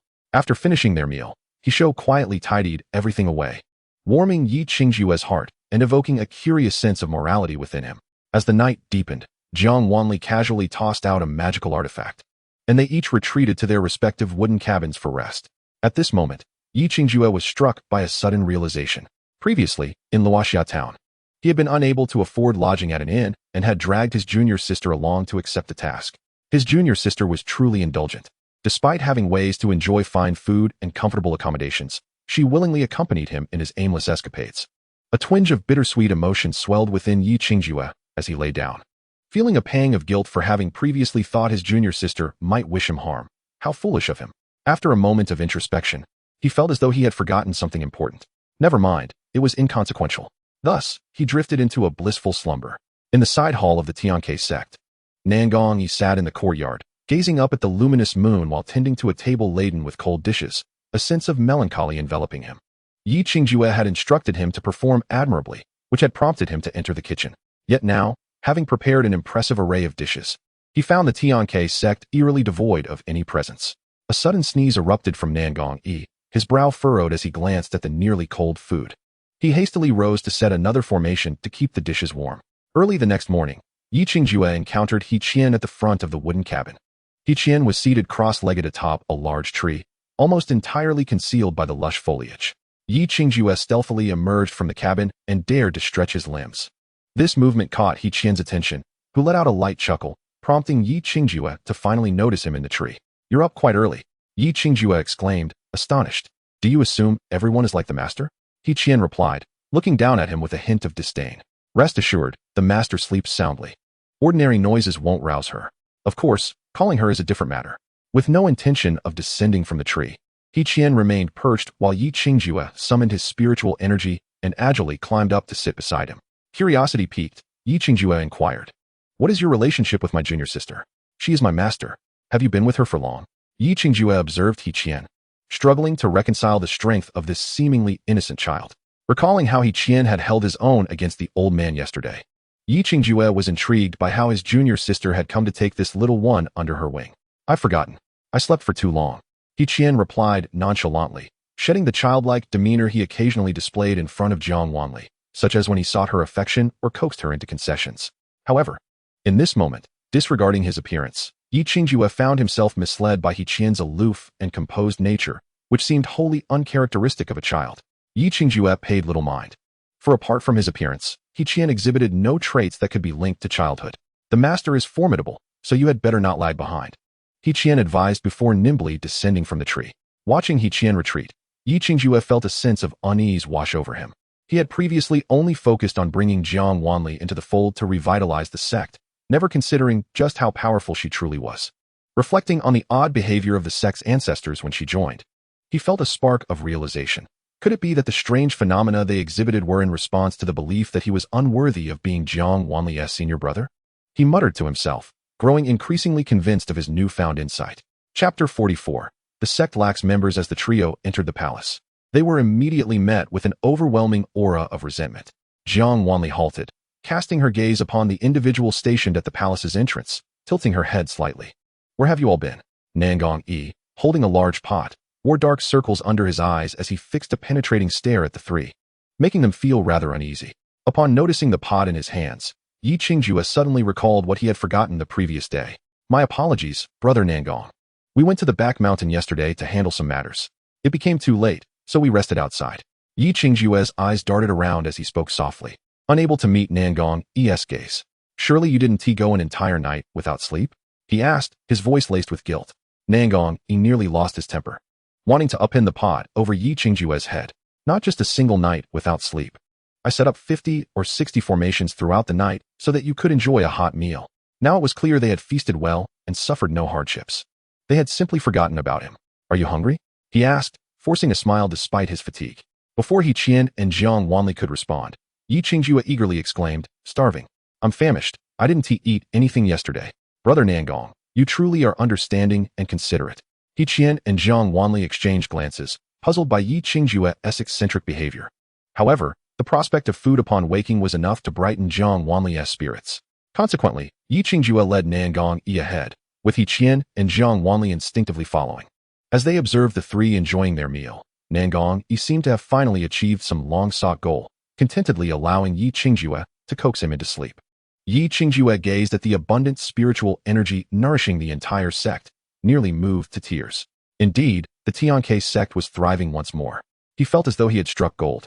After Jiang Wanli had eaten and rested well, she wandered around the palace and, upon finding Yi Qingjue lazily reclined in a rocking chair, furrowed her brow, sensing that something essential was still lacking within the sect. After pondering for a moment, Jiang Wanli stood before Yi Qingjue and stated plainly, Senior brother, the sect is too few in number. Yi Qingjue's heart raced, a warning bell ringing in his mind. He sprang up from the rocking chair in alarm. Junior sister, do not worry. We now have housing and resources. The sect need not fear an inability to recruit members. While this was true, transforming others' perceptions of the Tianke sect and attracting new members remained a considerable challenge. Furthermore, although the sect possessed ample resources, they lacked the means to teach new recruits the high-level techniques they had seen in the library. Yi Qingjue contemplated the long road ahead for the sect's revival, realizing they had only just begun. Although he was confident in the revival, the immediate concern was how to retain Jiang Wanli, anxiously brainstorming ways to persuade her. He was startled to see her heading toward the back mountain. Yi Qingjue hurried to follow. This was his first venture into the back mountain, and as he trailed Jiang Wanli along the shaded path, the mist thickened. After a while, he finally spotted the long mist dumpling. The white dumpling lay comfortably atop a boulder beside a crystal-clear spring, sleeping soundly. 2 eggs rested quietly in the spring, a rich spiritual energy wafting from the spring and enveloping them. Their arrival startled the dumpling, causing its fur to bristle and its tail to stand erect. Upon recognizing Jiang Wanli, the dumpling reverted to its soft, cuddly form and darted over. Master, it called out in a high-pitched voice, which seemed somewhat jarring against the gentle sounds of the spring. Jiang Wanli extended her hand to catch the white dumpling, affectionately ruffling its head. Does the Tianke sect have spirit beasts that can transform? She inquired. Indeed. The dumpling replied in its sweet, childlike tone, its pride evident. Selecting a few disciples to enter the sect and learn its profound techniques, with the intention of later instructing new members in their cultivation. Jiang Wanli spoke lightly, her words floating in the air. Tuanzi responded with a chirp and darted off into the distance. Yi Qingjue mused, the dilemma that had him racking his brains. Yet my junior sister resolved it effortlessly with but a few words. In the main hall of the Tianke sect, Yi Qingjue observed the diverse array of cultivators, a wry smile tugging at the corners of his mouth. Jiang Wanli scanned the crowd, nodding approvingly at their appearances, though she noted that their postures required refinement. She gestured towards a man sprawled on the ground, all fours, and a woman whose body was entwined around a pillar. Instantly, the two stood at attention, and the other spirit beasts, witnessing this, also attempted to straighten their forms. Jiang Wanli regarded the towering figures, suppressing a smile. Brother, the matter of refining their demeanor is entrusted to you, Jiang Wanli said with a calm demeanor. What a good junior sister. Yi Qingjue swallowed hard, feeling somewhat daunted. For these spirit beasts surpassed him in cultivation. He had just realized that the Tianke sect possessed a spirit beast mountain, populated by high-ranking spirit beasts, and Tuanzi, as the guardian spirit of the sect, naturally commanded them. At present, it appeared that Tuanzi's selection of these spirit beasts was not as flawless as Yi Qingjue had envisioned. Tuanzi, assist your senior brother, Jiang Wanli urged, noticing Yi Qingjue's unease. Reluctantly, Tuanzi hopped down from her shoulder, leaping atop Yi Qingjue's head and bared its teeth at the spirit beasts. The spirit beasts trembled in fear, obediently lowering their heads. And as for you, Jiang Wanli frowned at the newly invigorated Nangong Yi. Having uncovered our Tianke sect's secrets, you must join our ranks. Her tone was nonchalant. Yet Nangong Yi detected an underlying hint of threat. Boss, I refuse, he exclaimed, his voice robust. By joining the Tianke sect, you shall become an elder specializing in formations. With access to all the high-level formation resources for your cultivation, Jiang Wanli added smoothly, preempting his refusal. I shall not disappoint you. Nangong Yi's expression shifted. His gaze intense. Yi Qingjue thought to himself, so, just like that, my junior sister has seamlessly brought a member of the Nangong clan into the sect. Indeed. With just a flick of her wrist, she demonstrated her prowess. With all tasks neatly arranged, Jiang Wanli returned to her leisurely lifestyle. However, the once lagging sect was now bustling with activity as renovations commenced. Naturally, such matters bore little relevance to Jiang Wanli, as she was solely responsible for indulging in food and rest, occasionally wandering to the back mountain to tend to a couple of eggs or to visit the remnants of wandering souls on the desolate hills. Yi Qingjue observed the vibrant sect, everything proceeding in an orderly manner, and he sighed with relief. Indeed, my junior sister is the greatest asset of the Tianke sect. After addressing all sect matters, Jiang Wanli felt justified in her idleness. The various branches of the sect gradually fell into a rhythm, coordinated by the spirit beasts. Tuanzi and Yi Qingjue spent their days chasing after a group of transformed spirit beasts. At that moment, a peculiar quartet raced past in an odd formation, prompting Jiang Wanli to halt her hand, which held a spirit fruit, and turn to observe one of the spirit beasts whose ears were unable to conceal their excitement. Before she could react, Tuanzi zipped past her, positioning itself before the quartet, and began chastising them. How many times must I say it? You must maintain proper decorum. You are to be the elders of the respective branches. What will the newly arrived junior disciples think if you frighten them?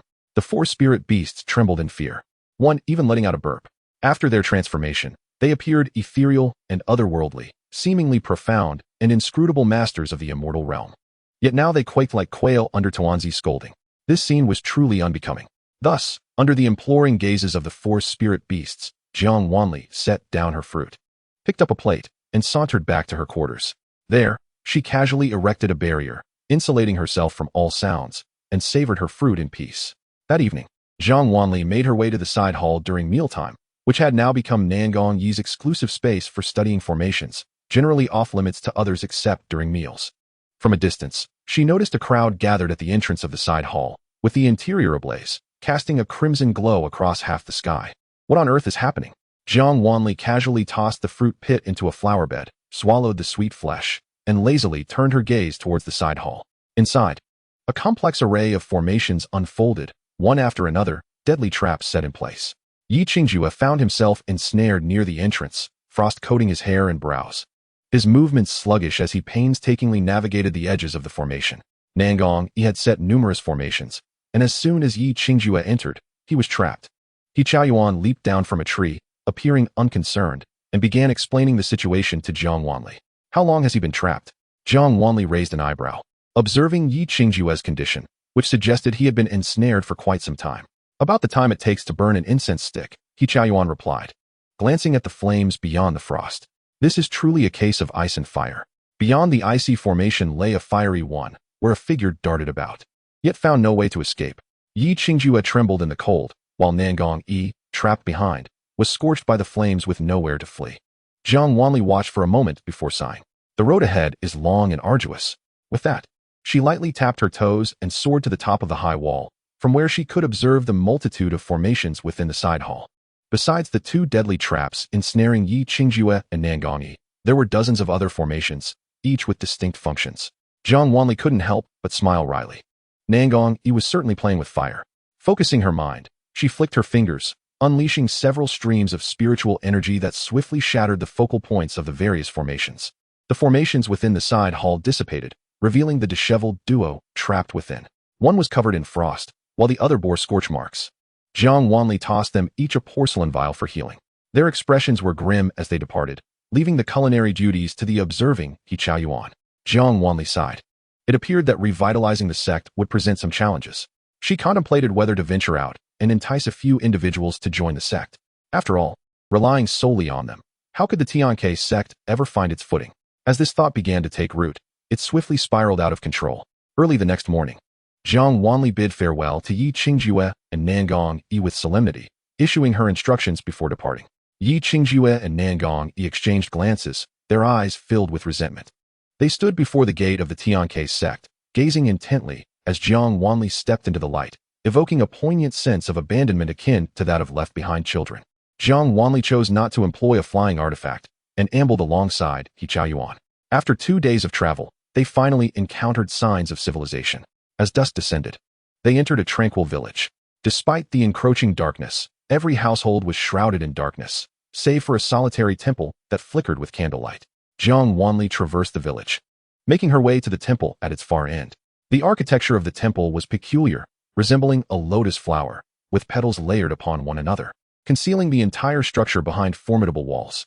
Upon entering the lotus-shaped enclosure, a delicate fragrance of lotus wafted gently to her nostrils. Jiang Wanli and He Xian circumvented the petal-shaped walls and arrived at the temple's heart. The temple was ablaze with light, almost blinding in its brilliance. This was precisely why it was shrouded by layers of walls, yet its radiance could still be discerned from a distance. Inside the temple, there were no statues of Buddha, only a lotus-shaped dais. The interior was quite spacious. Aside from the central lotus platform, 2 rows of candle holders lay between the columns on either side. The candles flickered, their flames dancing sporadically, casting the shadows of the 2 figures in a phantasmal light. As Jiang Wanli circled around, she found the temple's arrangement rather peculiar. "Let us rest here for tonight," she yawned, reluctant to continue onward. He Xian replied affirmatively, courteously retrieving a chair for Jiang Wanli along with a plate of spiritual fruits. As Jiang Wanli munched on the fruits, He Xian ventured into the courtyard to prepare a meal. Suddenly, a series of eerie and haunting sounds echoed in her ears, prompting her to glance back at the lotus dais. In an instant, she reached out to grasp a floating fruit platter.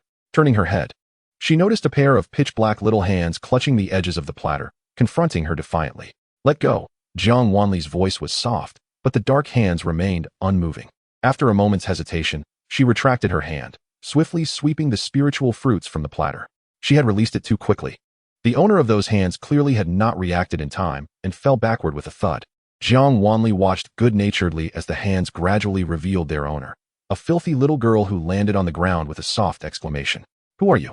Jiang Wanli inquired, kneeling beside the girl while continuing to nibble on a spiritual fruit.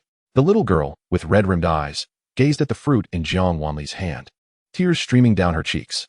"You are a bad person," she accused, her gaze piercing. Jiang Wanli took another delightful bite of the fruit, responding, "Oh, you're quite right." Perceiving her indifference, the little girl's large, bright eyes darted around. "My mother said that everything here belongs to us. You must put down the fruit, or when my mother returns, you will die." The juvenile words held little persuasive power. At least for Jiang Wanli, there was no reaction. She even indulged in another spiritual fruit under the girl's intense gaze. "Do you want to eat?" Jiang Wanli tossed the spiritual fruit in her hand, its vibrant green exuding a delightful fragrance. The little girl's eyes widened in fascination. "Here, but don't steal again," Jiang Wanli offered, extending the fruit toward her. "What is your name?" The little girl hesitated before accepting the fruit, eagerly taking a bite, which elicited a radiant smile. "Sister, I am called Jichu." "Jichu? What a lovely name," Jiang Wanli complimented, observing her devour half of the spiritual fruit, then licking the spot where she had bitten. Her eyes filled with longing yet refraining from taking another bite. "Why don't you eat more?" Jiang Wanli chuckled as she watched Jichu stare hungrily at the remaining half of the fruit, swallowing repeatedly. "Sister went out, and this half is for her," Jichu replied, cautiously attempting to tuck the half fruit into her clothing. Jiang Wanli intervened. "The remaining half is rather meager. I have plenty more here for you. You should eat. Is it really okay?" Jichu's eyes sparkled like gems, reflecting the candlelight, her dirty face radiating hope. Thank you, sister." Jichu quickly finished off the rest of the fruit. Once she was done, Jiang Wanli presented another plate on the table. "Eat a little less. Dinner will be served soon," she advised, then turned her attention away from Jichu. Jichu glanced timidly at her, but could not resist the allure of the spiritual fruits. She tiptoed to grab another, quietly munching away, and once finished, she leaned in for another. Sensing the aura of the supernatural surrounding Jichu, Jiang Wanli's expression darkened, her gaze inscrutable. The aura enveloped Jichu's form but only lingered on the surface.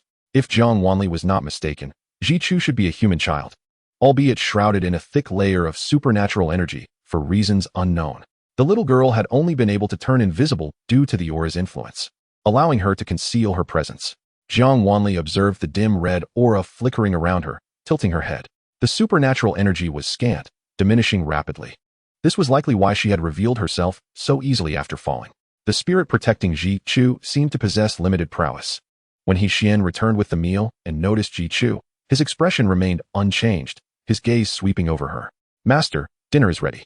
"All right." Jiang Wanli rose, taking Ji Chu's hand. "Come, let us eat." As her hand enveloped Ji Chu's, the gentle spiritual energy completely purified the dirt clinging to her.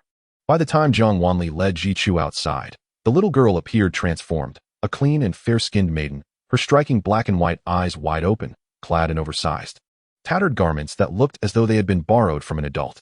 It was evident that the clothing did not fit her well, with sleeves and pant legs rolled up and the top resembling a dress. Seated at the table, Ji Chu still appeared bewildered. "Am I truly allowed to eat?" "Of course," Jiang Wanli replied nonchalantly, serving her a chicken leg. He Xian's culinary skills remained impeccable, and the three dined in silence. Jiang Wanli's gaze occasionally fell upon Ji Chu, who seemed starved, devouring 3 bowls of rice without touching the vegetables, seemingly intent solely on satiating her hunger. Eventually, even He Xian could no longer bear to watch and offered her several servings of vegetables. Ji Chu, taken aback, shifted her large eyes between Jiang Wanli and He Xian. Just as the three were enjoying their meal, a commotion erupted outside the temple. "Indeed, that demoness is within the temple." The voice rang out, filled with malice. "The Taoist priest said our village is targeted by monsters because of that calamity. Capture her and offer her to the Demon King, and the curse on our village will be lifted." The shouts echoed, thick with hostility. Jiang Wanli and He Xian exchanged glances, turning their attention to the trembling Ji Chu who had curled up beneath the table, a flicker of understanding passing between them. Ji Chu clutched her head tightly, her body shaking uncontrollably, her eyes filled with terror. "I am not a monster. I am not. I did not kill anyone." Ji Chu seemed trapped in her own thoughts, repeatedly murmuring those phrases. Despite Jiang Wanli calling out to her several times, she remained lost in her reverie. Ultimately, it was Jiang Wanli who pulled her from beneath the table and forcefully stuffed a chicken leg into her trembling mouth, rousing her slightly from her stupor. Alas, Jiang Wanli lamented as she gazed at the chicken leg, a rare flicker of regret crossing her face. She had given both chicken legs to her. Reluctantly withdrawing her gaze from the chicken leg in Ji Chu's mouth, Jiang Wanli entrusted her to He Xian and slowly maneuvered around the layered walls. Just as the villagers were about to burst in, she positioned herself in front of the crowd. "Who are you?" The villagers, startled by her sudden appearance, halted in their tracks, eyeing Jiang Wanli warily. She cast a glance at them. These individuals bore no trace of the villagers' simplicity, their faces twisted with fear, excitement, and loathing, devoid of any reverence for the temple. "I am merely passing through, seeking respite for the night." Jiang Wanli spoke softly, her gaze drifting to the farming tools held by the villagers. "What are you all up to?" They were wielding an assortment of implements, sharp sickles, hoes, and rakes, interspersed with kitchen knives and awls, all glinting ominously in the flickering firelight. "Are you resting at the Qinglian temple?" The leader of the villagers' eyes flickered slightly. "Have you seen anyone else in the temple?" "Indeed, quite a few." "Who do you specifically mean?" Jiang Wanli replied with a cheerful smile. Her words rendered the villagers silent, exchanging glances that revealed a hint of fear mingled with their earlier madness. The Qinglian temple was a shrine to a malevolent deity. She claimed to have seen many people. What did that mean? Had she provoked the wrath of the evil spirit? Should they still pursue the witch? The murmurs reached Jiang Wanli's ears, and she lowered her gaze, thoughtfully stroking her fingers, her expression calm. "You should leave quickly. This temple is cursed, and staying here will anger the deity," the leader of the villagers stated, not waiting for Jiang Wanli's response as he stepped forward to push her aside. "Fellow villagers, we have finally caught wind of the witch's whereabouts. We cannot let her slip away," he proclaimed loudly, suppressing all whispers. "If that witch is not dealt with, our village is doomed." Jiang Wanli cast a glance at the person beside her and curiously inquired, "The witch you speak of, is she a little girl of 4 or 5? Have you seen her?" The man's eyes sparkled with intensity before he turned to rally his compatriots. "Villagers, she is inside. Follow me to seize the witch and make amends to the Demon King. Afterwards, our village shall surely receive the Demon King's protection." His proclamation reignited the resolve of the wavering villagers. Chapter 47. Who accuses, who convicts, who provides evidence. Jiang Wanli did not obstruct the villagers as they rushed into the dilapidated temple. She leisurely trailed behind. As expected, the raucous crowd failed to take Ji Chu away. Jiang Wanli slowly passed by the villagers who were stuck in place, approaching He Qian's side and gazing down at Ji Chu, who was trembling while clutching a chicken leg. She gently lifted the little girl and seated her beside the table. "Continue eating. The grown-ups will handle the matters at hand," Jiang Wanli said softly. prompting Jichu to cease her shivering and resume munching on the chicken leg. Jiang Wanli then approached the immobilized villagers, her smile unfaltering. "Now may we converse?" The leader glared at her furiously, his eyes narrowed. "Who do you think you are to meddle in our village's affairs? What village do you hail from?" Jiang Wanli raised an eyebrow, feigning ignorance. "We are a village under the protection of the Demon King. You, an outsider, dare to provoke him? Do you not fear the Demon King will come for your life at midnight?" Jiang Wanli pondered thoughtfully. "But did you not say earlier that your village had offended the Demon King? Would he still speak up for you?" Her words fell like a bucket of cold water, waking the villagers from their fervor, their mania dissipating momentarily. The leader displayed a flicker of panic on his face. "Right, Li Si, will the Demon King still protect us? The number of monsters in the village has only increased," a villager timidly suggested. Li Si, the leader, erupted in rage. "How can you not understand? The Taoist has said that because of that witch's mischief, the Demon King has forsaken us. If we can capture her and atone for our sins, the Demon King will deal with the monsters plaguing our village." "Huh." Jiang Wanli chuckled lightly upon hearing this. Li Si immediately turned to her, his expression fierce. "What are you laughing at?" "I laugh at you, a fool who ties the fate of an entire village to a little girl." Jiang Wanli glanced at Jichu, who was ravenously shoving food into her mouth, and curiously inquired, "How can a little girl, abandoned and without food, save your village? You call her a witch. What evidence do you possess? And what evidence do you have to prove she is not a witch?" Li Si retorted defiantly, his gaze dark and menacing. Observing the growing malevolence emanating from Li Si, Jiang Wanli nonchalantly toyed with her nails. "I see her as an ordinary child. She appears quite human to me.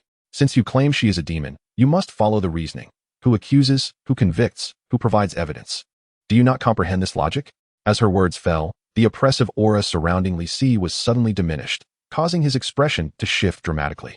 "Now tell me, what exactly has transpired in your village?" Jiang Wanli's gaze swept across the other villagers, finally resting on an elderly man. The old man, hunched and blending into the crowd, hesitated before Jiang Wanli beckoned him forward. The elder stood before her, glancing at the others, frozen in place. "Elder, could you kindly share your tale with me?" Jiang Wanli casually pulled a chair for the elder and seated herself at the table. The elder trembled as he sat down, his gaze solemnly fixed on Jichu. "She is the witch. She was raised by a tiger. She is the daughter of the tiger demon." His hoarse voice echoed ominously in the silent temple, sounding more like a curse than a narrative. "Raised by a tiger? But she is clearly human," Jiang Wanli replied coolly. "She is a girl from the Li family. Shortly after her birth, she was offered by the Li family as a gift to the Demon King and abandoned. Yet, she survived and lived with the tiger for 4 years. It is because she colluded with the tiger demon that the Demon King grew furious, unleashing havoc upon our village, leading to numerous deaths, including my son." His voice faltered, his murky eyes brimming with tears. "Abandoned?" Jiang Wanli glanced at Jichu, understanding dawning upon her. It was merely a case of child abandonment, prettified as a gift to the Demon King. She smiled coldly. "And what about the Taoist you mentioned earlier? A year ago, monsters began to appear in our village, killing at night. Those in power sent skilled individuals to assist. They captured the monsters, but soon after, others would come to feast on the villagers. After many failed attempts, they grew impatient and abandoned us. Then a Taoist arrived, stating that the monsters were fixated on our village due to the Demon King's wrath. Following that, the villagers began to hold sacrificial rites voluntarily, sending infants into the woods each month, yet the situation did not improve. 6 months ago, the little witch appeared at the edge of the forest, holding a baby and claiming she would return the infant home. Behind her followed a tiger. The Taoist said she was the first gift to the Demon King, and it was because the tiger demon had taken the gift that the Demon King became enraged and condemned our village." The elder's gaze turned malevolent as he glared at Jichu. However, due to the protective barrier of Hiqian, Jichu remained oblivious. Upon hearing this, Jiang Wanli comprehended the village's true nature. "So the monthly sacrifices were voluntary on the villagers' part?" she softly inquired. "Yes. Any family with a baby girl could participate in the sacrifices," the elder replied, and as he spoke, the sadness in his voice seemed to dissipate significantly. "Are all the sacrifices baby girls?" Jiang Wanli's eyes turned icy. "Ah, baby girls are seen as burdens. Raising them does not yield returns for the family, and they often end up as liabilities. Who would want to raise them?" the elder asserted, as if it were self-evident. Jiang Wanli chuckled lightly, refraining from passing judgment. "Could you summon the Taoist for me?" Jiang Wanli's gaze fell upon Li Si. Li Siqing let out a soft snort, on the verge of unleashing a torrent of curses. But Hiqian was quicker, unleashing a surge of spiritual energy that struck him squarely in the chest. "No tricks," he warned, his voice frigid despite the cherubic visage of a 2-year-old. "You have the time of a single incense stick. If you do not return, prepare to meet your demise." Clutching his chest, Li Xiqing's face turned pale with terror. He nearly collided with those behind him as he fled in a panic. The elderly man observed this without uttering a word. Jiang Wanli, reflecting on the elder's words, returned to the barrier, her gaze falling upon Ji Chu, who was devouring her food voraciously. Ji Chu, did you bring a little sister with you when you emerged from the forest? Her tone was gentle, her eyes twinkling with kindness, causing Ji Chu to pause her frantic eating. Ji Chu, oblivious to the world outside the barrier, showed no surprise at Jiang Wanli's sudden appearance. Yes, my mother said she was abandoned at the holy altar. When my mother and I arrived, my sister had only one hand left. Tears welled in her eyes as she recounted. I heard her say she was in so much pain and wanted to go home. So, I accompanied my mother to bring her home, but as soon as we emerged, those uncles said my mother and I were monsters and tried to kill us. Chapter 48. The Bloodshed. Another pot of trouble. Ji Chu's eyes shone with clarity, glimmering with tears in the candlelight as she recounted her mother's injuries. Her voice trembling. They wouldn't let us return home. My mother told me to stay here and wait for her. Jiang Wanli reached out to gently stroke Ji Chu's head, producing several fruits and offering them to her. Do not cry. Soon, you will be reunited with your mother. Her words of comfort felt feeble as she surveyed the trapped villagers, her gaze icy. Before long, Li Xiqing stumbled back, bloodied and pale. The Taoist priest. He is dead. At this revelation, all the villagers' eyes widened in horror. It must be the Demon King. He has unleashed his wrath again. Even the priest has perished. It's over for our village. Panic rippled through the villagers, trembling in extreme fear, their eyes darting toward Jiang Wanli. Though aware that they could not see Ji Chu and she could not see them, Jiang Wanli felt a tightening in her lips as she discerned the potent malice and intense resentment in their gazes. Commanding He Xian to watch over Ji Chu, she stepped out of the barrier. From her elevated position, she regarded the crumpled figure of Li Xiqing, her thin lips parting as she instructed him to lead the way. Li Xiqing scrambled to his feet, hastily guiding Jiang Wanli. He Xian dispelled the barrier that had ensnared them, and instantly, the villagers, lost in despair, made their way toward the village. The elder cast a lingering glance toward He Xian's direction before departing. He Xian raised an eyebrow, settling at the table as he gently patted Ji Chu's back. Stop crying. There are still so many delicious treats. Eat up, and I'll take you to find your mother afterward. His calm demeanor stilled Ji Chu's sobs. Perhaps she had been alone for too long, exhausting her tears. Jiang Wanli followed the villagers into the darkness. Why doesn't the village light candles? Only now did she have the opportunity to pose this question. The Taoist said that when the lights go out at night, and no one shares a dwelling, the monsters cannot find anyone. Li Xiqing responded, his voice trembling, utterly devoid of the bravado he had earlier displayed. Jiang Wanli shot him a look of incredulity.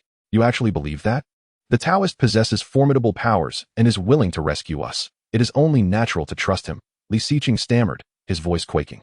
Jiang Wanli let out a cold scoff, choosing to remain silent. Before long, they arrived at a household, markedly different from the dilapidated courtyard outside. The interior was adorned with exquisite furnishings. Upon entering, one could see a screen awkwardly placed in the center of the room. The furniture, crafted from golden silk nanmu, gleamed, and the teapot and cups sparkled enticingly. The walls bore several paintings and calligraphy, and a faint fragrance wafted through the air, with the screen exuding an opulent aura. Yet, it was marred by what appeared to be ink splatters, stained by a viscous liquid.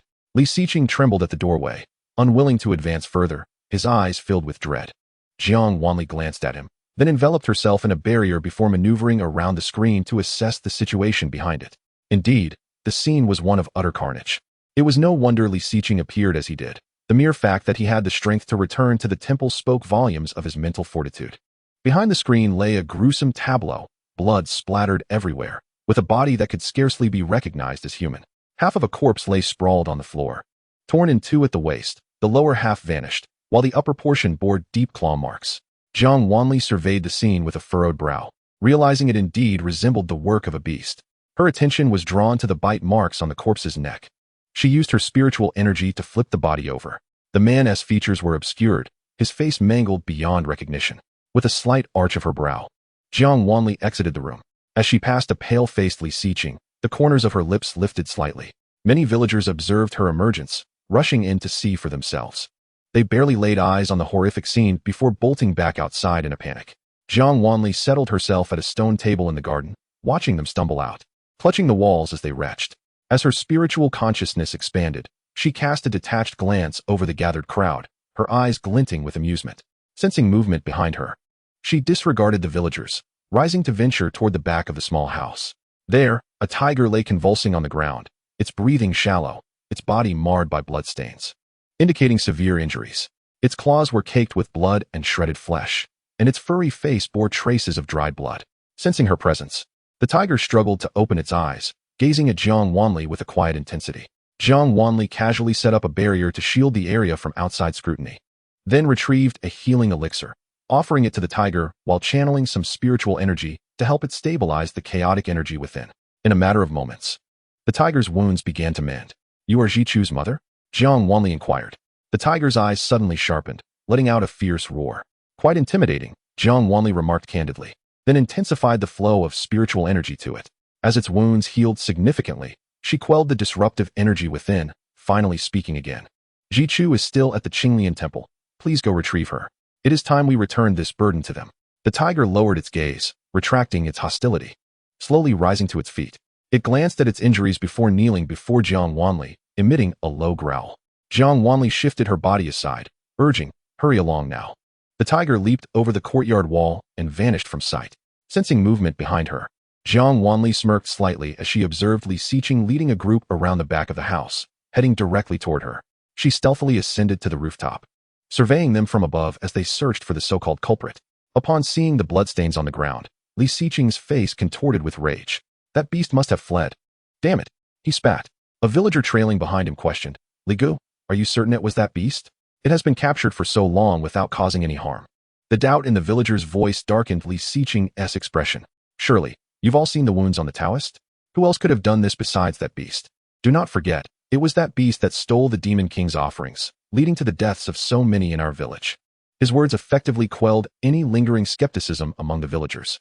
Watching them become incensed, Jiang Wanli scoffed coldly, turning away from the scene and descending from the rooftop to return to the courtyard. As Li Si and the others turned towards the backyard, they were startled to see Jiang Wanli. "Where have you been?" Li Si demanded, his face etched with fear. "I was searching for the perpetrator," Jiang Wanli replied with a soft voice, laced with a hint of amusement. "What perpetrator?" "The one who killed the Taoist is that demoness mother, that tiger, that beast." A villager behind Li Si bellowed. "Oh, you saw it." Jiang Wanli smiled faintly. "Perhaps it is a beast, but whether it is truly a tiger remains uncertain."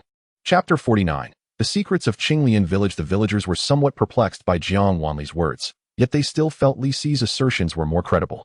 After all, Li Si was the leader among them. His words carried more weight than those of Jiang Wanli, an outsider of unknown origin. However, due to Jiang Wanli's formidable abilities, they dared not speak out further. Just as Li Si was about to leave, he noticed He Xian entering, with a tiger bearing Ji Chu following closely behind. Upon seeing the tiger, Li Si's eyes widened in shock. This did not escape Jiang Wanli's keen observation, and a meaningful smile crossed her lips. "It's that monster." The villagers erupted in chaos. "Charge! Slay that demoness and the tiger spirit, and offer them as sacrifices to the Demon King." Li Si shouted furiously, igniting the villagers' fervor.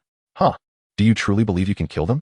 He Xian mocked coldly, his youthful face surprisingly innocent, yet his words struck fear into the hearts of the villagers.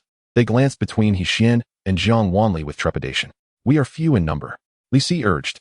"If we unite, they cannot withstand us." Just as he finished speaking, He Xian erupted into laughter. "Have you already forgotten that none of you managed to enter Qinglian Temple?" He Xian beckoned with a finger, raising an eyebrow, causing Li Si to clutch his chest in anguish. "Oh," He Xian observed Li Si with keen interest, a glimmer of mockery in his eyes. "I see you are prone to forgetfulness, perhaps due to your change in circumstances." His casual words were akin to a bomb dropped into a lake, creating ripples of astonishment among the villagers, who turned their gazes towards Li Si. Casting a glance at the slightly closed door, Jiang Wanli rose and smiled at the visibly altered Li Si. "Now, tell me, why shift the blame onto the tiger demon and Ji Chu? What have you done to those villagers, Taoist?" Her eyes shimmered with the light of the candles within, her exquisite visage cloaked in a layer of coldness. I do not know what you are talking about." Li Si feigned calmness, retorting as he regarded He Xian and Jiang Wanli. "Do not know? He Xian, apprehend him." Jiang Wanli commanded. With a swift motion, He Xian threw a golden bracelet, which soared above Li Si's head, radiating blinding light. "Ah!" Under the brilliance, Li Si screamed, and a soul form, entirely dissimilar to his appearance, flickered behind him. Taoist. Many villagers, who had witnessed the soul's form, gazed in shock. "Huh! A mantis trying to stop a chariot," He Xian scoffed coldly, and with a dark gleam, the bracelet severed the connection between Li Si's body and soul. The bracelet remained suspended, Wanli Si collapsed, his soul trapped within a shimmering barrier, furiously cursing. The villagers, witnessing his pitiful state, were left in stunned silence. I shall ask you once more, where are those villagers? What have you done to them? Jiang Wanli inquired softly, standing before the trapped soul. You dare to thwart my grand plans. Do you know who I am? The Taoist, realizing he was ensnared, fell silent, his gaze icy as he stared at Jiang Wanli. Oh, who are you? Jiang Wanli asked nonchalantly, idly caressing her fingers and playing with her nails. I am a disciple of the inner sect of Xianxia sect. You would do well to release me. Otherwise, Xianxia sect will ensure you meet a gruesome end, he threatened. He Xian, remember that? Xianxia sect, Jiang Wanli acknowledged. And as she lifted her gaze, she reached through the barrier of the golden bracelet, gripping the soul's throat. In theory, this should have been impossible. Even He Xian would require considerable effort to directly touch a soul form. Yet, witnessing her firm grasp, He Xian remained inexplicably calm, devoid of any disturbance. Her actions startled the Taoist soul, causing it to tremble. Panic washed over him, and he clutched Jiang Wanli's wrist, desperately attempting to pry her fingers away. Jiang Wanli gazed at him coldly, a flicker of crimson passing through her eyes. My patience is limited. I will speak. I will speak. The soul, on the verge of dissipating, capitulated in fear of complete annihilation. Jiang Wanli gradually released her grip, and He Xian hurriedly handed her a silk handkerchief, which she disdainfully used to wipe her hands before returning to her seat at the stone table. The villagers, witnessing her fierce demeanor, shrank back, keeping their distance from the Taoist, fearful that Jiang Wanli might accidentally harm them. Qinglian village is one I discovered years ago. The villagers here have always raised male infants, discarding female infants into the wilderness upon birth. At that time, I was recovering from a failed cultivation attempt, my vital energy depleted, when I stumbled upon a near-death female infant in the woods. The newborn exuded a vibrant life force, which could be converted into spiritual energy through dark arts, mending my damaged meridians and replenishing my dwindling power. With a mindset of experimentation, I drank the infant's blood and absorbed her life essence. To my astonishment, the effects were remarkable. Upon hearing this, the villagers exchanged glances, their expressions devoid of remorse. The Taoist spoke with an unsettling nonchalance, as if taking life and siphoning vitality were trivial matters. Afterward, I settled in the forest, discovering that female infants were abandoned there at regular intervals, allowing me to restore my cultivation. As my power grew, the discarded infants could no longer satisfy my needs. The soul recounted, describing his predicament. He revealed that he was at a critical juncture in his cultivation, yet due to the villagers' men being unable to marry, the frequency of abandoned female infants had dwindled. More families, upon the birth of a female infant, would offer compensation to the household, acquiring the infant as a child bride. As the Taoist faced a bottleneck in his cultivation, he found himself deprived of the vital energy he relied upon. Desperate, he infiltrated Qinglian village. Upon realizing the villagers had begun to rear girls, his murderous intent ignited. Thus, he commenced abducting female infants under the cover of night. After several attempts, he was discovered by the villagers. In a fit of rage, he killed one of them. To conceal his actions, he employed brutal methods, creating the illusion of a monster's rampage. Rumors of a monster on the loose spread rapidly through the village, prompting the arrival of cultivators. However, Qinglian village fell under the jurisdiction of Xianxia sect. The cultivators dispatched were mere outer disciples, wary of him, an inner disciple. Consequently, they were easily deceived by him. After all, with an inner disciple like him overseeing the village, why should they concern themselves with a mere minor demon? Chapter 50, Causality. Thus, the villagers of Qinglian village found themselves in a state of desperation, seeking assistance with nowhere to turn. In their time of fear and near despair, he emerged as their savior. He informed the villagers that the rampant demons plaguing Qinglian village were the result of a sacrificed infant girl who had been rescued. This assertion was far from mere fabrication. The Taoist, having spent an extended period in the mountains and forests, had indeed witnessed a tiger traversing the woods with a girl in tow. However, the tiger possessed formidable power, having attained spiritual intelligence and transformed into a demon, even wielding demonic abilities. He was unwilling to confront the tiger directly. Moreover, the individuals who had grown up did not possess pure spiritual energy, rendering them unworthy in his eyes. Thus, he concocted this lie. The villagers remained somewhat skeptical, prompting the Taoist to suggest that they might appease the demon king by offering additional infants. With no other recourse and deaths occurring daily in the village due to the lack of sacrifices, they reluctantly resumed their offerings to the mountains. To ensure their complete belief in him, the Taoist infused a trace of spiritual energy into one of the infants, drawing the tiger's attention. When the tiger arrived, it was ensnared by the illusionary array the Taoist had set up, perceiving the infant's cries for help as a plea to be returned home. The tiger was convinced. Yet it did not immediately carry the infant away. Instead, it returned to fetch Jichu. Aware that Jichu had grown and could not remain by its side indefinitely, the tiger returned with her, only to find a solitary arm of the infant left behind. Pure-hearted, Jichu believed that even with just an arm remaining, she must fulfill the infant's wish. Thus, the girl and the tiger unwittingly stepped into the trap laid by the Taoist. Upon witnessing Jichu and the tiger's appearance, doubts among the villagers were dispelled. Subsequently, they began to offer infants to the mountains while attempting to capture the tiger and Jichu, vowing to slay them as offerings to the demon king to atone for their transgressions. In this manner, the Taoist was able to continue his shamelessly open incursions into the mountains to absorb the life essence of the infants. All blame was shifted onto the tiger and Jichu, allowing him to act with increasing impunity. His powers grew ever stronger, until today, he could inflict severe injuries upon the tiger. Having become aware of Jiang Wanli and her companions, the Taoist was uncertain of their capabilities. Thus, he chose to injure the tiger and feign death to deceive the onlookers. As for Li Si's soul, Jiang Wanli squinted her eyes. Did he come to inform you? Only for you to kill him? Ha, what a fool. Knowing your methods, how could I possibly let him go? The Taoist scoffed contemptuously. His words left the villagers behind him in astonishment.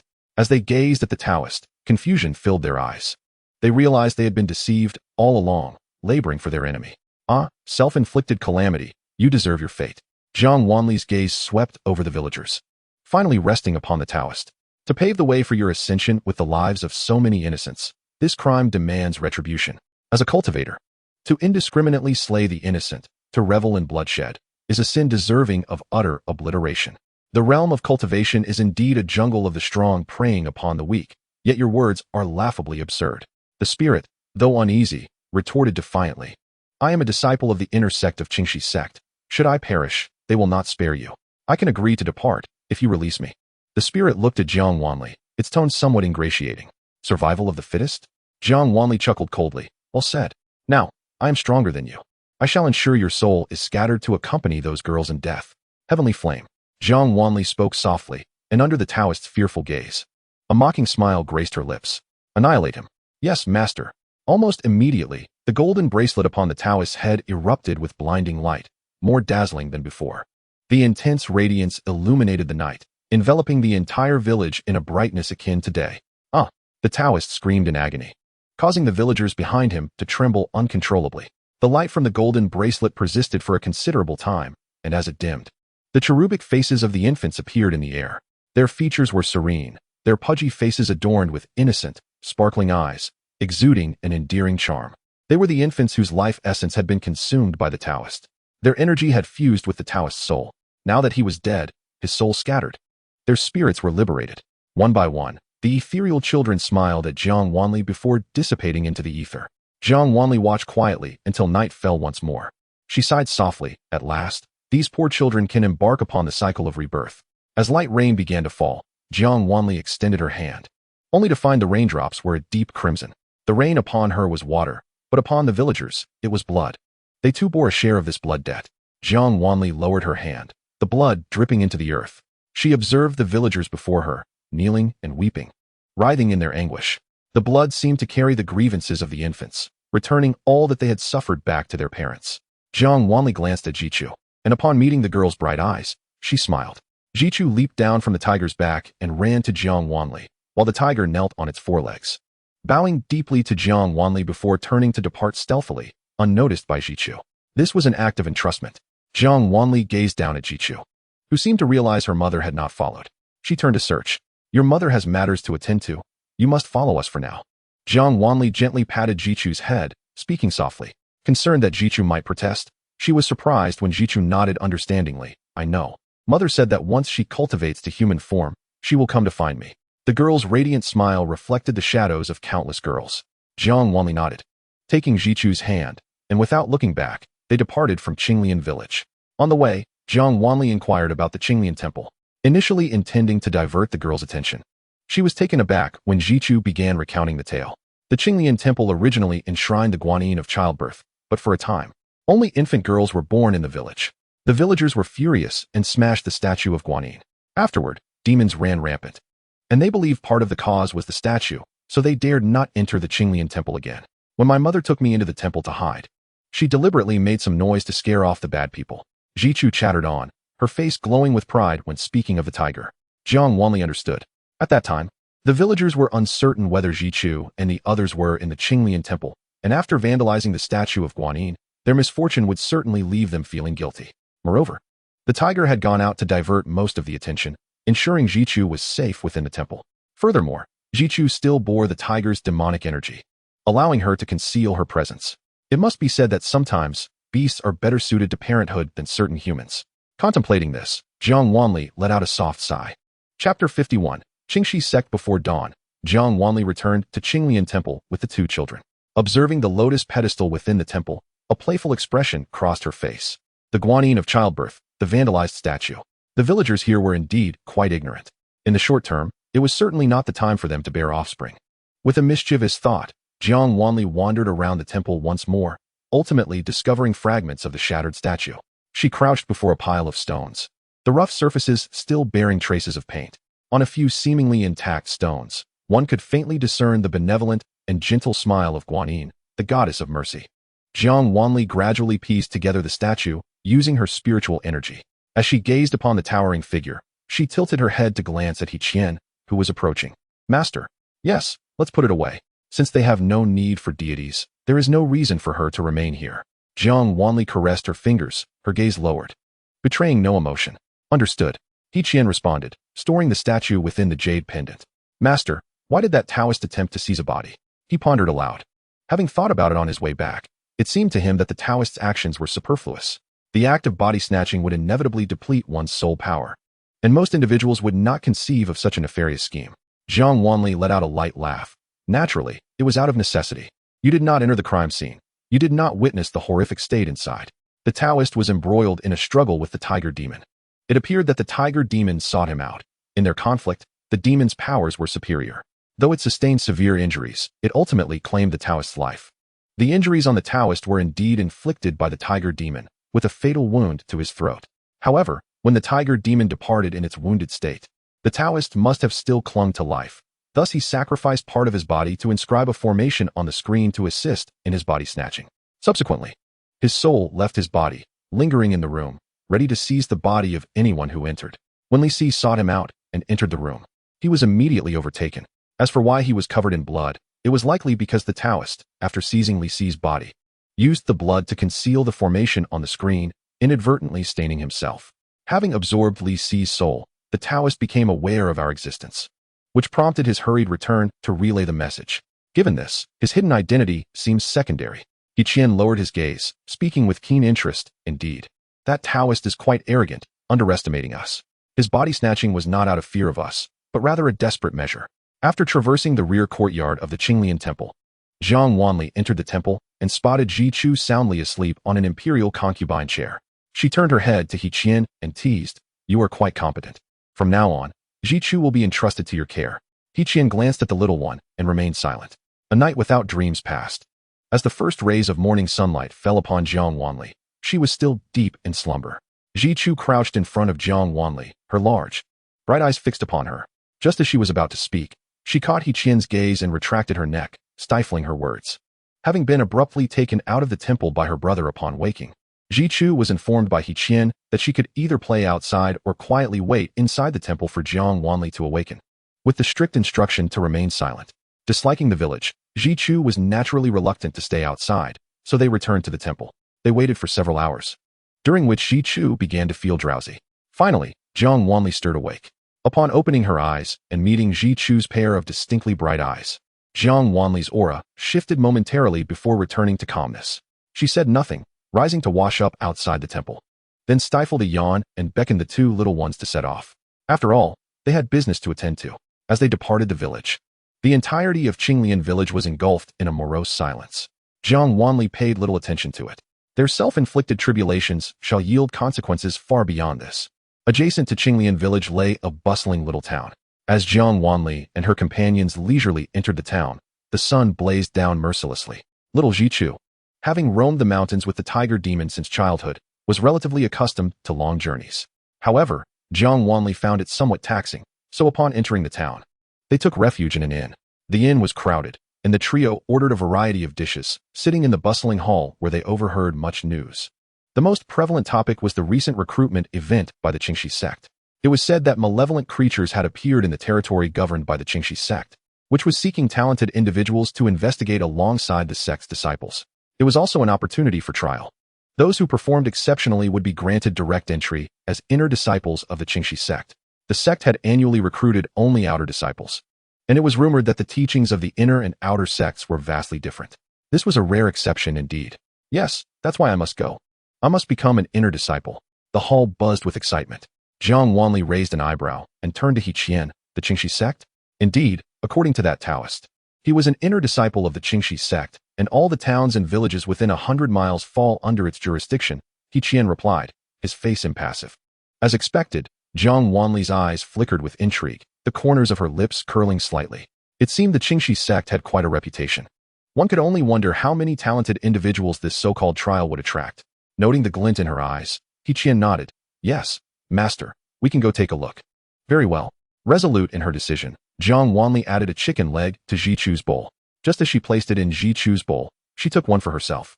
Fearing another unexpected turn of events, Xian glanced at the empty bowl before him and spoke softly, Master. Yes, Jiang Wanli, with a chicken leg in her mouth, looked up at him. Xian tilted his bowl slightly to show her.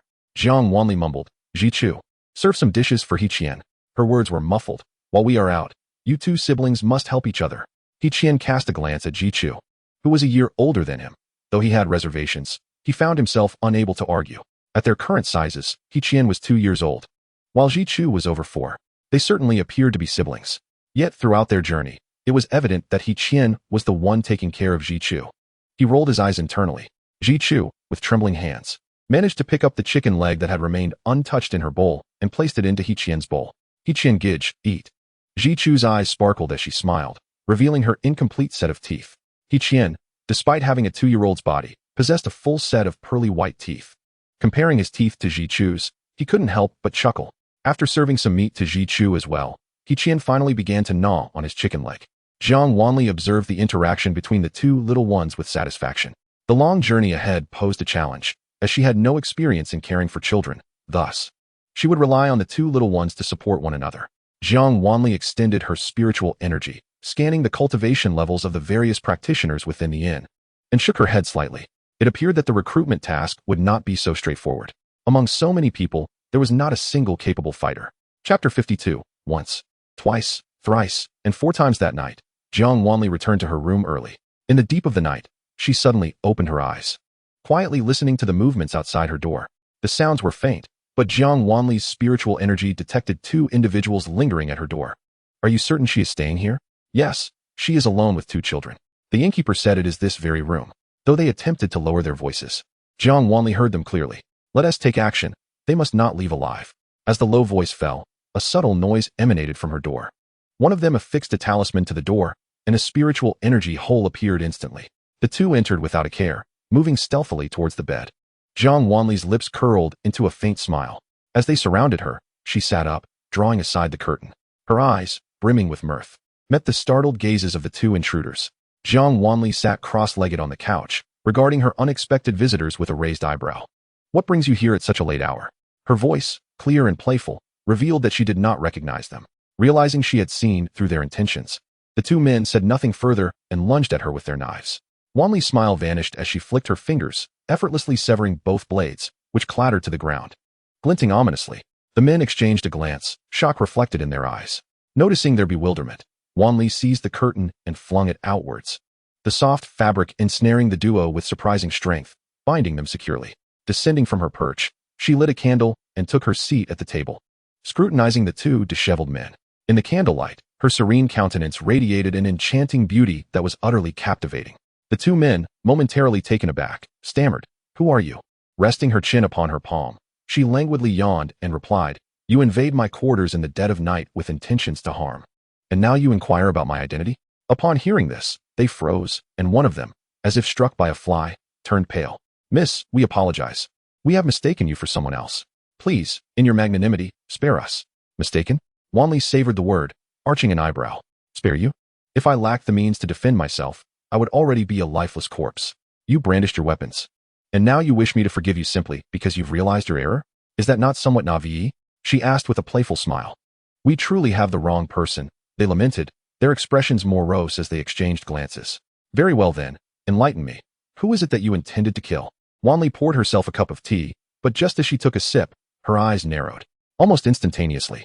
She incapacitated the two men with a flick of her fingers and tossed them aside, extinguishing the candlelight. She sat quietly at the table, her eyes squinting toward the door. When the two had entered, the talisman had already burned away, leaving the door intact. However, its state of integrity was only temporary. For the next moment, a sword was thrust through the door, the blade angled upward, unfastening the latch. The newcomer gently pushed the door open, locking eyes with Jiang Wanli, who sat at the table. Ah, good evening. Are you also here to kill me? She greeted the dazed scholar, who remained frozen in his posture of entry. Raising an inquisitive brow, the scholar, taking advantage of the external light, recognized the woman seated at the table and politely requested, Please, hold on a moment. He retracted his hand, withdrawing a scroll, which he unfurled, scrutinizing both Jiang Wanli and the scroll in succession. After a leisurely examination, he rolled it up again. A hint of apology gracing his expression. I've entered the wrong room. My sincerest apologies.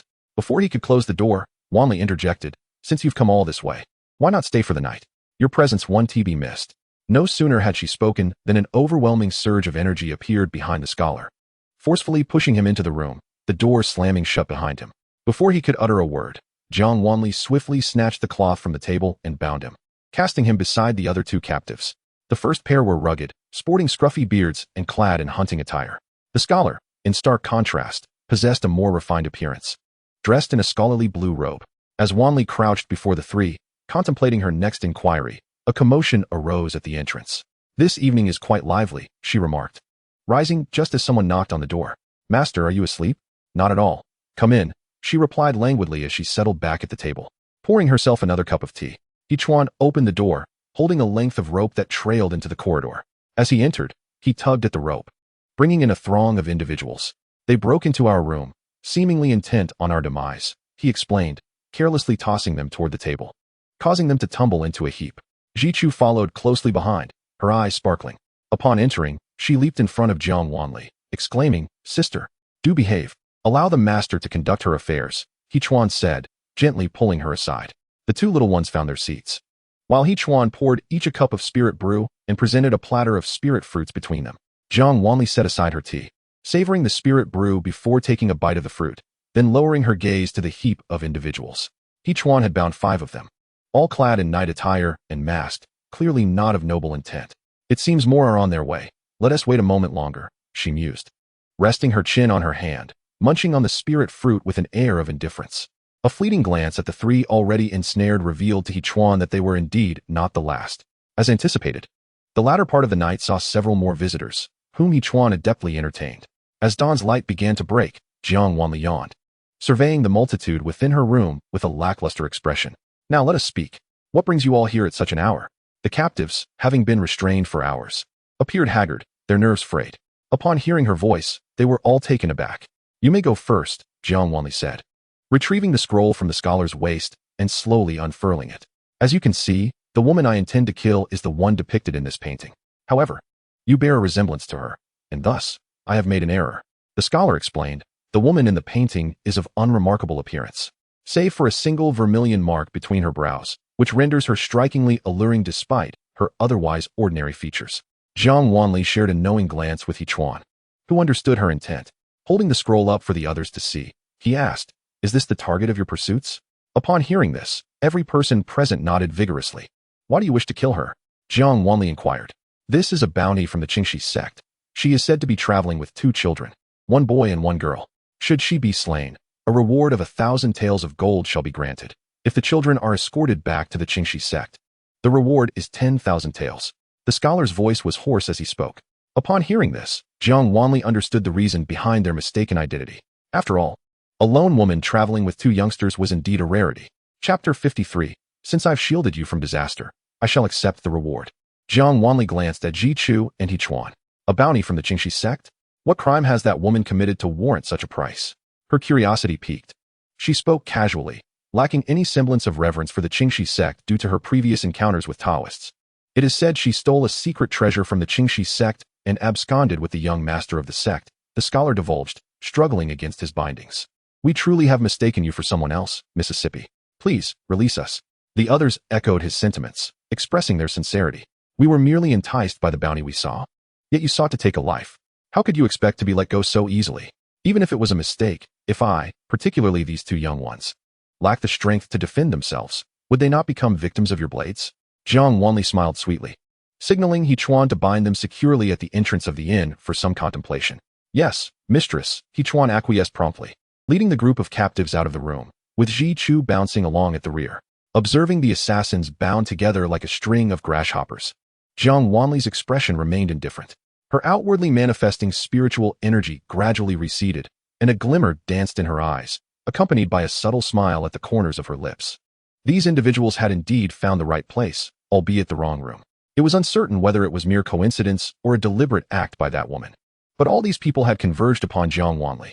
After casting a glance at the retreating figures, Jiang Wanli strode down the corridor and arrived at the entrance of another chamber.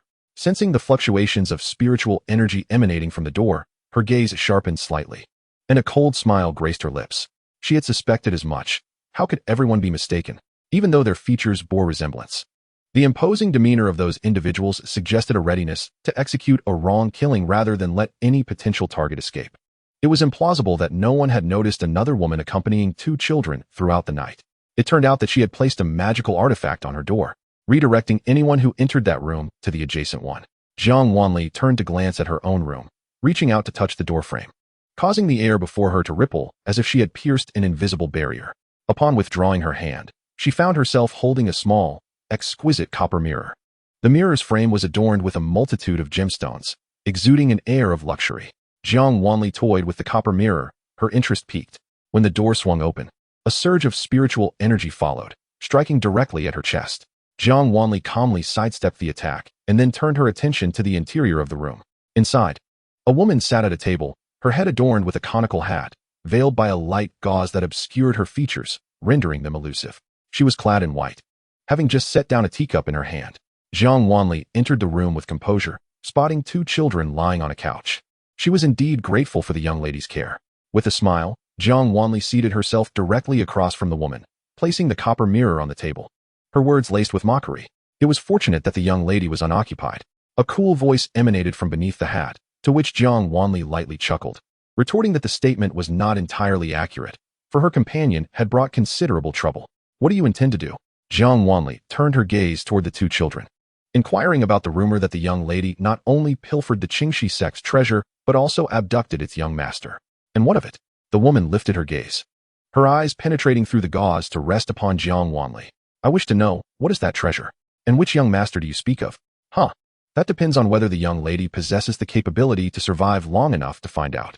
No sooner had the words left her lips than the gauze atop the woman's hat fluttered without wind, and she suddenly launched an assault. Her spiritual energy infused with murderous intent, aiming directly at Jiang Wanli's face. Unfazed, Jiang Wanli lifted her eyes, brandishing the copper mirror to deflect the onslaught. Almost simultaneously with the impact of the spiritual energy against the mirror, a resounding explosion echoed from the adjacent room, prompting Jiang Wanli to glance back at her own door, now splintered by the force of the attack. Wood shards scattered, revealing the woman's ruthless nature. It appeared that this woman was no pushover. My dear lady, since I have shielded you from disaster, I shall claim your spoils. Jiang Wanli's gaze was icy, yet her lips remained perpetually curved in a smile. Before the woman could comprehend the situation, Jiang Wanli set the copper mirror down and, with a seemingly delicate yet powerful hand, struck forth. The seemingly frail hand landed upon the woman's chest, sending her hurtling backward. Thud! The woman crashed violently against the wall, collapsing to the ground, coughing up blood that stained the gauze of her hat of vivid crimson. Jiang Wanli stepped closer, looking down upon the disheveled woman with a light chuckle. I shall forego the treasure, but as for those two little children, it seems you have not treated them kindly. Thus, they shall be entrusted to me. With that, ignoring the woman's resentful glare, Jiang Wanli approached the couch and lifted the two still sleeping children, departing from the room. Upon returning to her chamber, Jiang Wanli placed the children upon the couch and retrieved an antidote pill from her jade pendant to administer to them. Watching as their pallor gradually returned to a healthy hue, she returned to the table, awaiting the return of He Ke and Ji Chu. The assassins bound at the entrance of the inn drew considerable attention, and soon a large crowd gathered to witness the spectacle.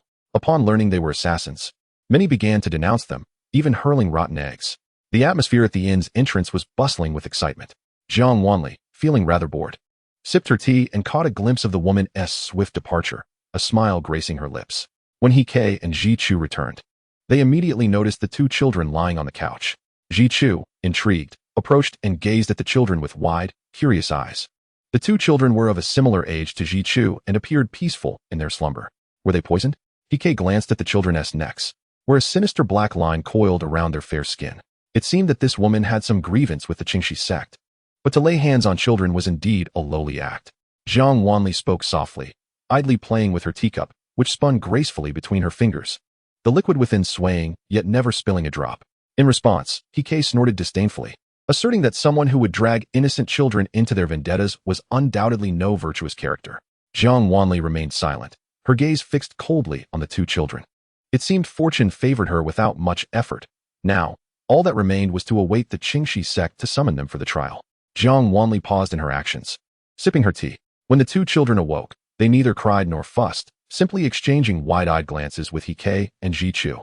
Ultimately, the little boy positioned himself protectively in front of the little girl, declaring, "Whatever happens, I will take it all. She is not involved, so let her go." Jiang Wanli regarded him momentarily, her gaze settling on the timid girl hiding behind him. "Would you like some spirit fruit, little Xian? We won't be eating your food again." The boy swatted Jiang Wanli's hand away, his face flushed with anger. "You wicked woman." Jiang Wanli straightened, seemingly unfazed. Meanwhile, He Ke picked up the spirit fruit, wiped it clean with a silk handkerchief, and handed it to Ji Chu, whose eyes sparkled with desire as she eagerly swallowed it down. Ji Chu devoured the fruit with abandon, ignoring the astonished gazes of the two children, while their stomachs audibly protested in response. Gurgle.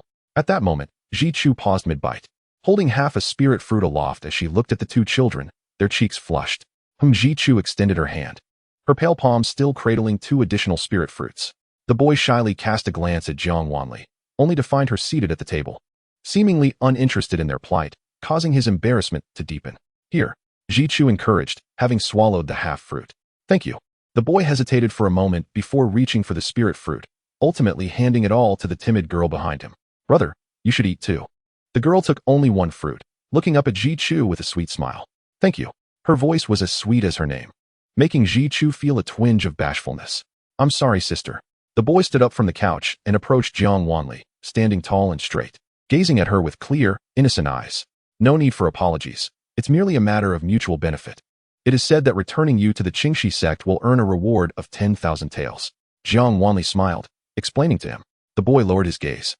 Introducing himself, "I am Cui Zhuyu, the young master of Xianxia sect, and this is my sister, Cui Tiantian. We are immensely grateful for your life-saving assistance, Taoist friend." As he spoke, he prepared to kneel. "There is no need for such formality," I interjected. "As I have mentioned before, rescuing you was not my primary intent. It was merely a matter of mutual benefit." Jiang Wanli extended her hand to halt Cui Zhuyu's actions, rising gracefully. "Let us go. It is time for a meal." After all, they were the reason for her entry into the Xianxia sect, although she could have participated in the trials without them. Having the support of these two children would simplify many matters. Given the significant favor they had done her, it was only right that she treated them well. Thus, amid the curious gazes of numerous cultivators in the hall, Jiang Wanli led the four children downstairs, ordering exquisite dishes. Jiang Wanli surveyed the generous servings of chicken and duck legs, nodding in satisfaction. With such a bounty, she felt no guilt indulging in the feast. If only 2 chicken legs and 2 duck legs had been available, it would have been embarrassing to eat in front of a group of children. He quietly observed the 2 plates of legs with a hint of amusement. Silence enveloped the table as everyone busied themselves with their culinary battles. Once they were satiated, Jiang Wanli lifted her gaze to the group standing before their table. They wore matching attire, their azure robes embroidered with auspicious clouds. Noticing their respectful demeanor, Jiang Wanli glanced at the 2 children still engrossed in their meal. The members of Xianxia sect were indeed prompt. Once the children finished eating, the leader of the group respectfully bowed to Cui Zhuyu, addressing him, "Young master, young lady, I apologize for the delay," with a wave of his small hand. Cui Zhuyu replied, "No matter, Protector Zhua. This sister here is the one who saved us. Could you kindly invite her to accompany us to Xianxia sect? I wish to extend my gratitude properly." "Of course," Protector Zhua responded, bowing once more to Jiang Wanli, his gaze sweeping over Ji Chu and He Qian, his expression calm. "Then let us proceed." Cui Zhuyu leapt from his chair, assisting Cui Tiantian down as Protector Zhua promptly lifted her into his arms. The group then set off towards Qingxi sect in grand procession. May I inquire from whom the young master and young lady were rescued?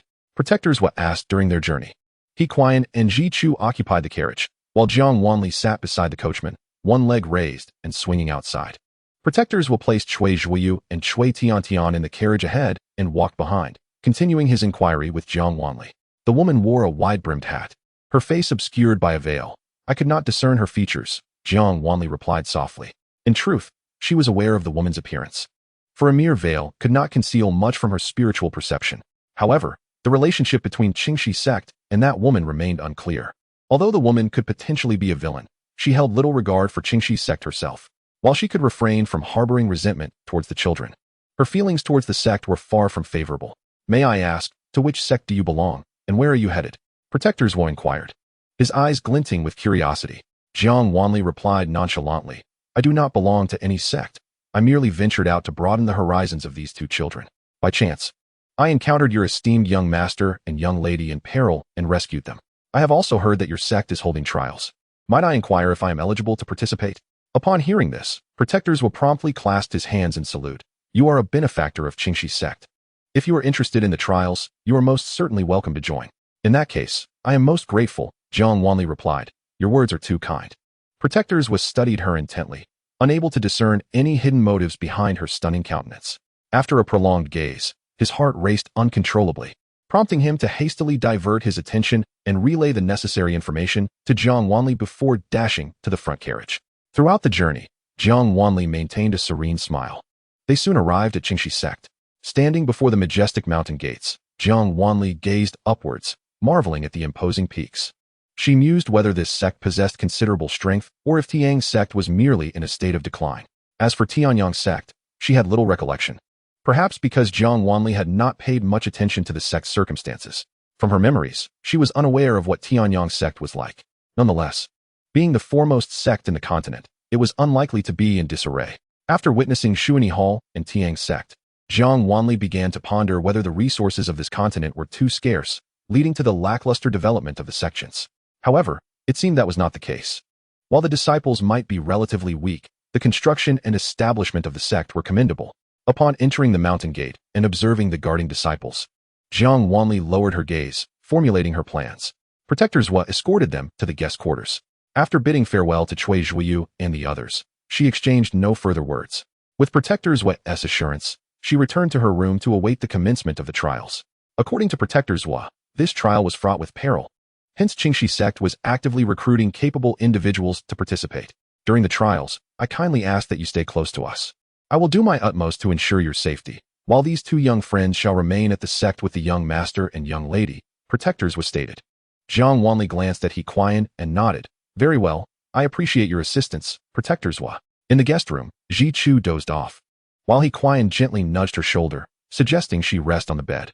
All right, Ji Chu replied, struggling to stay awake as she staggered to the bed, collapsing onto the silk covers without removing her shoes. Observing her state, He Qian frowned and approached to help her remove her shoes, adjusting her position and covering her with a blanket. How is it that the daughter of a tiger demon is so feeble? He Qian scoffed lightly. The tiger demon had no strict expectations of Ji Chu, only wishing for her to grow up safe and healthy. Jiang Wanli looked at Ji Chu's sleeping face and remarked, after all, we were quite active last night. She is merely a little over 4 years old. Still a child. To have endured for so long is already quite impressive. Chapter 55. I am actually quite afraid. I just excel at pretending. After spending a few days at Qingxi sect, Jiang Wanli finally received news from Protectors Wu. After bidding farewell to He Qian and Ji Chu, she followed Protectors Wu to the training grounds of Qingxi sect. The vast plaza was teeming with people, cultivators clad in various sect uniforms gathered in groups. Judging by their attire, numerous sects had come to participate in the trials, which puzzled Jiang Wanli. Protectors Wu, why does Qingxi sect accept so many disciples from other sects for the trials? Jiang Wanli inquired, retracting her gaze from the assembled cultivators. It is quite extraordinary this time. Protectors Wu explained with a smile. A few days ago, a massive surge of spiritual energy was detected on the back mountain of Qingxi sect. After thorough investigations by the elders, it was confirmed that this surge was due to the emergence of an ancient powerhouse's secret realm. Thus, an ancient secret realm has suddenly appeared on the back mountain of Qingxi sect. As you may know, whenever an ancient powerhouse's secret realm appears on the continent, all treasures and opportunities within the realm are shared among the sections. Therefore, upon the revelation of this secret realm, Xianxia sect issued a broad call for participants. Any cultivator wishing to enter the realm and seek opportunities cannot be refused by Xianxia sect. Protectors was smiled as he elucidated. Yet there was no hint of joy in his eyes. Jiang Wanli nodded, understanding now. Observing the diverse array of cultivators, she discerned the unspoken implications behind protectors' words.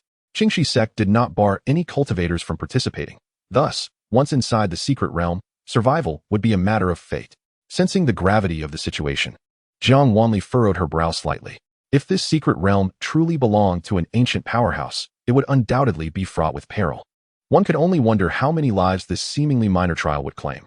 Fellow cultivators, protectors were announced. Xianxia sect is favored by the heavens, having received the legacy of an ancient powerhouse, and now invites all cultivators to participate in this secret realm. In this secret realm, danger and opportunity coexist. According to the preliminary exploration by our esteemed elder, it is certain that immense opportunities lie hidden within, hence the dangers are equally immeasurable. I urge all fellow cultivators to contemplate carefully whether to enter. Once inside the secret realm, life and death shall be disregarded, and each shall rely on their own destiny. An elder stood upon a high platform, his voice resonating throughout the square. Jiang Wanli and the left protector stood together, relatively close to the elder, and she surmised that this imposing figure must be the leader of the Xianxia sect. Now, our elder shall activate the teleportation array leading to the secret realm. The Xianxia sect extends its best wishes for all fellow cultivators to return triumphantly. As soon as he finished speaking, a teleportation array materialized beside Jiang Wanli. Arrays appeared at various corners of the square, and instantly, a tremendous surge of spiritual energy enveloped the entire area. Jiang Wanli, the left protector, and a multitude of disciples from the Xianxia sect stepped into the array beside her. In the blink of an eye, the clamor vanished, and Jiang Wanli gazed at the scene before her, her brows slightly arching. They found themselves in front of a colossal waterfall, with torrents of white water cascading down, the sound resounding like thunder. They stood on a narrow path flanked by trees. Let us part ways here, wishing everyone the fulfillment of their desires on this journey, Jiang Wanli said, retracting her gaze from the waterfall. With a faint nod towards the left protector, she turned and departed without hesitation. She needed to search for someone and did not find it convenient to traverse alongside the disciples of the Xianxia sect. The left protector watched Jiang Wanli's decisive departure, his eyes flickering. This girl, with merely a foundational cultivation level, was surprisingly bold. However, if she sought her own demise, he was disinclined to intervene. After all, it is futile to dissuade those intent on courting death. Let us proceed. The left protector led the disciples towards the waterfall, sensing a ripple of spiritual energy emanating from behind it. Jiang Wanli strolled leisurely along the path, her spiritual sense sweeping across the entire secret realm, selecting potential candidates for her sect. Upon observing a particular site, a smile crept onto Jiang Wanli's lips as she discerned the direction she needed to take. A young boy lay concealed within the dense forest, fixated on a beast passing beneath him, a mischievous and wicked grin adorning his face. Hello. The sudden female voice startled him, causing him to leap and tumble toward the ground, only to catch himself by a branch just a fist's distance from the beast. Jiang Wanli crouched atop the treetop, resting her chin on one hand, gazing down at the boy. He twitched his lips, exerted force on his ankle, and flipped onto the branch, steadying himself before turning to Jiang Wanli, his brow furrowed. Who are you? When did you arrive? Jiang Wanli smiled and extended her hand. Pleased to meet you. I am Jiang Wanli. May I inquire to which sect you belong, fellow cultivator? The boy, clad in tattered gray garments and with a smudged face and unkempt hair, resembled a little beggar at first glance. I am a beggar, with no sect. My name is Xianxia. Nice to meet you. Despite his frown, he replied to Jiang Wanli's inquiry, glancing at Jiang Wanli's fair hand. Xianxia glanced down at his grimy one, which hung by his side, unmoving. Jiang Wanli took the initiative to grasp Xianxia's hand, continuing to smile. Xianxia, have you considered becoming my junior disciple? Xianxia withdrew his hand, his expression nonchalant. I lack talent for cultivation and have no need for a sect. As he stated, Xianxia was merely at the initial stage of foundation establishment, his cultivation level quite low. What captured Jiang Wanli's attention was primarily his coarse hemp clothing and his beast-taming skills. With her spiritual sense sweeping across the area, Jiang Wanli clearly observed Xianxia repeatedly attempting to subdue the beast beneath him, persistently and patiently, until it was thoroughly tamed. The beast underfoot was not inherently docile. Yet Xianxia's persistent trials had managed to suppress its primal instincts. The most common method to subdue a beast is through overwhelming cultivation prowess, employing force to instill fear and compel obedience from them. However, Xianxi was merely at the initial stage of foundation establishment, while the beast beneath had reached the mid-stage of the Breaking Valley realm. Even if the beast's cultivation was not exceedingly high, even practitioners at the late stage of Breaking Valley would hesitate to provoke it. The vitality of beasts far surpasses that of cultivators. Even a practitioner at the late stage would find themselves in a precarious situation against such a beast. Thus, cultivators typically kept their distance from this creature. Observing Xianxi confronting the beast, Jiang Wanli couldn't help but take a closer look, only to see him affectionately coaxing the creature as if it were a cat. Yet, his ability evidently required continuity, for once Jiang Wanli interrupted, the beast began to regain its wild nature, roaring as it fled. Apologies, if you are interested in that beast. I can capture it for you, Jiang Wanli offered as she watched the creature disappear. No need. I was merely bored and seeking amusement. After the beast had scampered away, Xianxi leaped down from the tree with agile grace. Jiang Wanli descended as well, leisurely trailing behind him. Why are you still following me? Xianxi frowned, a hint of confusion on his face. Well, I find you quite gallant, and as a mere weak woman in this perilous secret realm, I must admit I am rather frightened, Jiang Wanli replied, her insinuation unmistakable. She sought a protector. Xianxi regarded her seemingly indifferent demeanor and smirked. You hardly appear frightened. Of course not. I am indeed terrified, but I am adept at hiding it. Jiang Wanli maintained her nonchalant expression, appearing determined to follow Xianxi. Xianxi, resigned, chose to ignore the girl trailing behind him, steadfastly advancing toward the end of the path. Jiang Wanli watched him with an amused smile. Perhaps his cultivation was indeed low, but his sensitivity to beasts was remarkably acute. As they navigated through the woods, Xianxi's destination became clear to Jiang Wanli through her spiritual sense. Following him at a leisurely pace, she contemplated that if Xianxi possessed a good nature, she must find a way to recruit him into her sect. The back mountain of the Xianxia sect was home to numerous beasts. Those with intelligence were managed by Tuanshuan, while those without were more troublesome.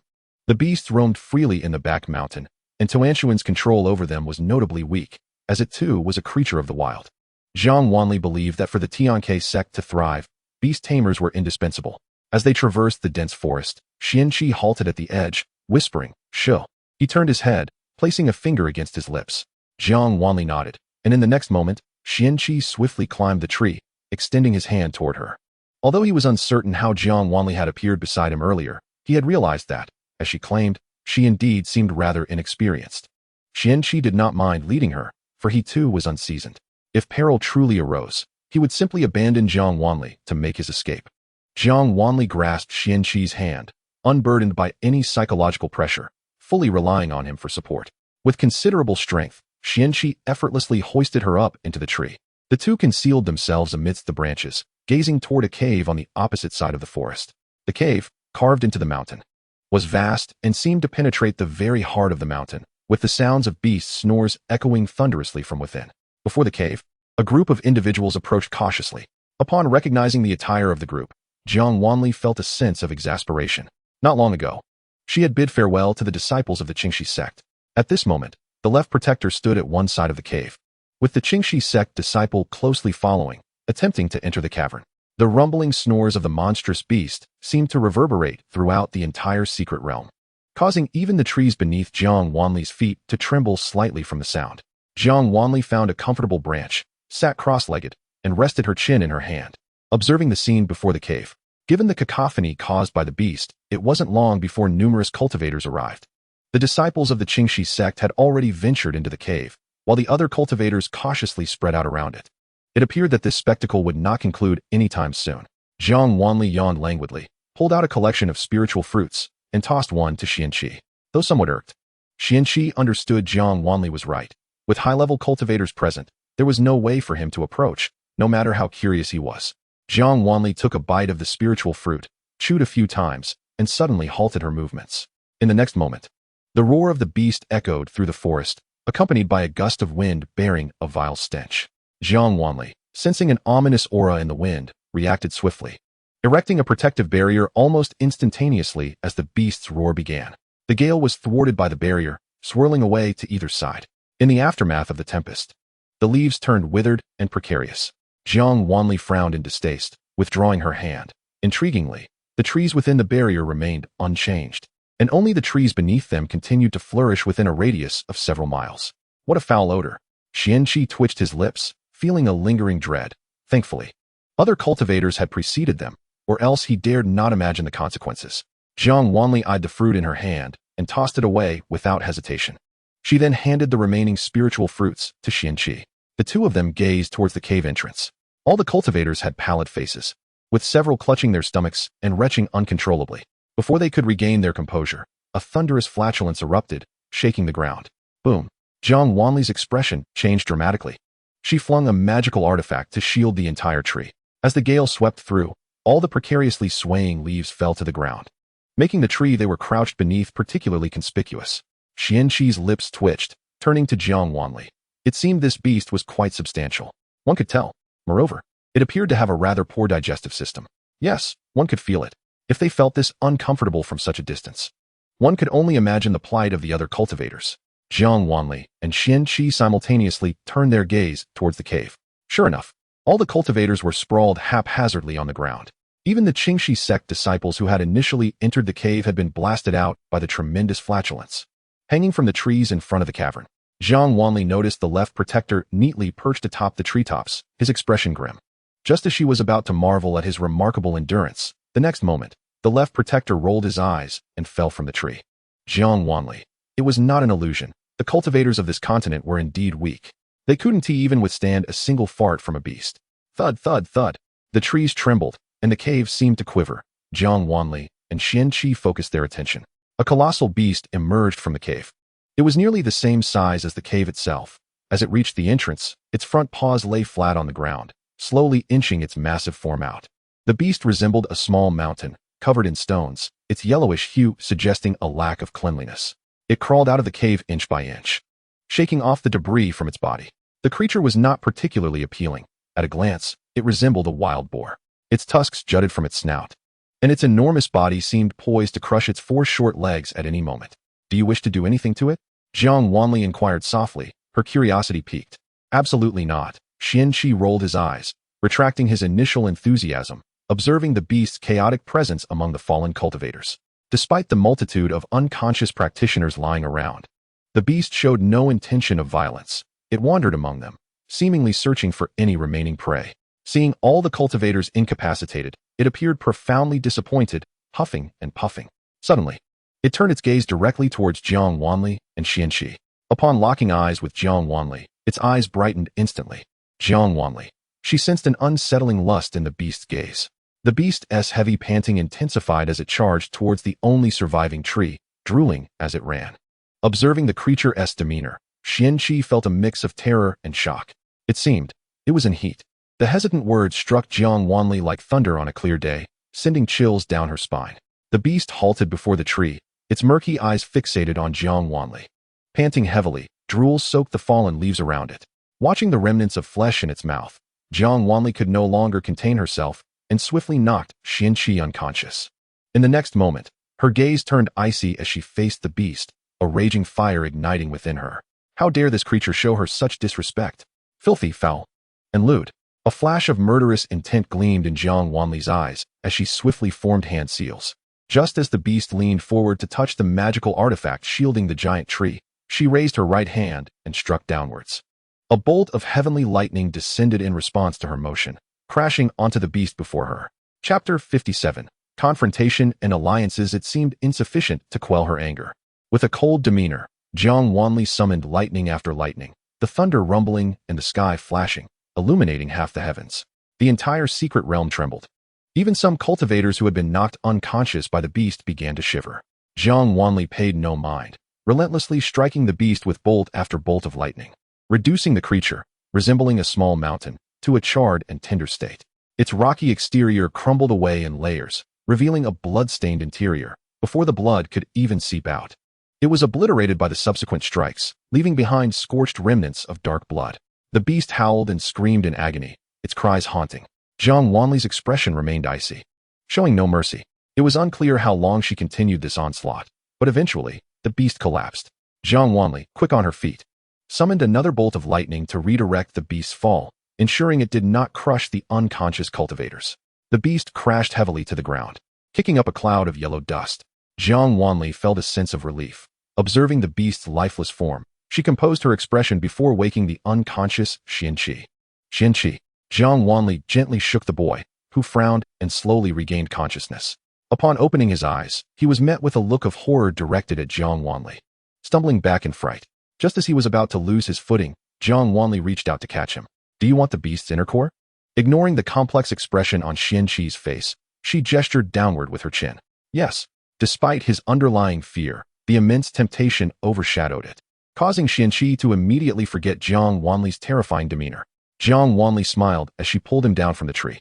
They landed before the charred beast, and Xianxi stared at the creature, which was now blackened and exuding the scent of roasted meat, unconsciously swallowing hard. It had certainly consumed a fair number of humans. Jiang Wanli looked at Xianxi with a sly smile. Do you wish to eat? No, no, no. I'm not that grotesque, Xianxi replied, his face paling as he suddenly found the enticing aroma rather sinister. Please retrieve the inner elixir swiftly. These cultivators are bound to awaken soon, Jiang Wanli instructed, preparing to stride away. Very well. Observing the unconscious left protector, she crouched beside him, her eyes glimmering with amusement. If her mental acuity was not deceiving her, the left protector possessed the capability to shield all disciples of Xianxi's sect, yet for some inexplicable reason, his spell had faltered midway. Gazing at the dirt-streaked man, Jiang Wanli was about to reach out and pat him, but halted just an inch from his cheek. Disgusted, she wiped her fingers on her skirt, feeling as though she had been tainted despite not having made contact. After cleaning her fingers with a silk handkerchief, she hesitated for a brief moment before deciding to employ her spiritual energy. Awakened by the force of her spiritual energy, the left protector opened his eyes to meet the amused gaze of Jiang Wanli. Left protector, we meet again. How do you do? She greeted with a bright smile. The left protector glanced around at the still unconscious disciples of Xianxi's sect, a sense of unease creeping into his heart. Stop looking, they remain asleep. While they do, let us converse, Jiang Wanli suggested, casually erecting a barrier. The left protector reached out to touch it, astonished by the spiritual energy contained within.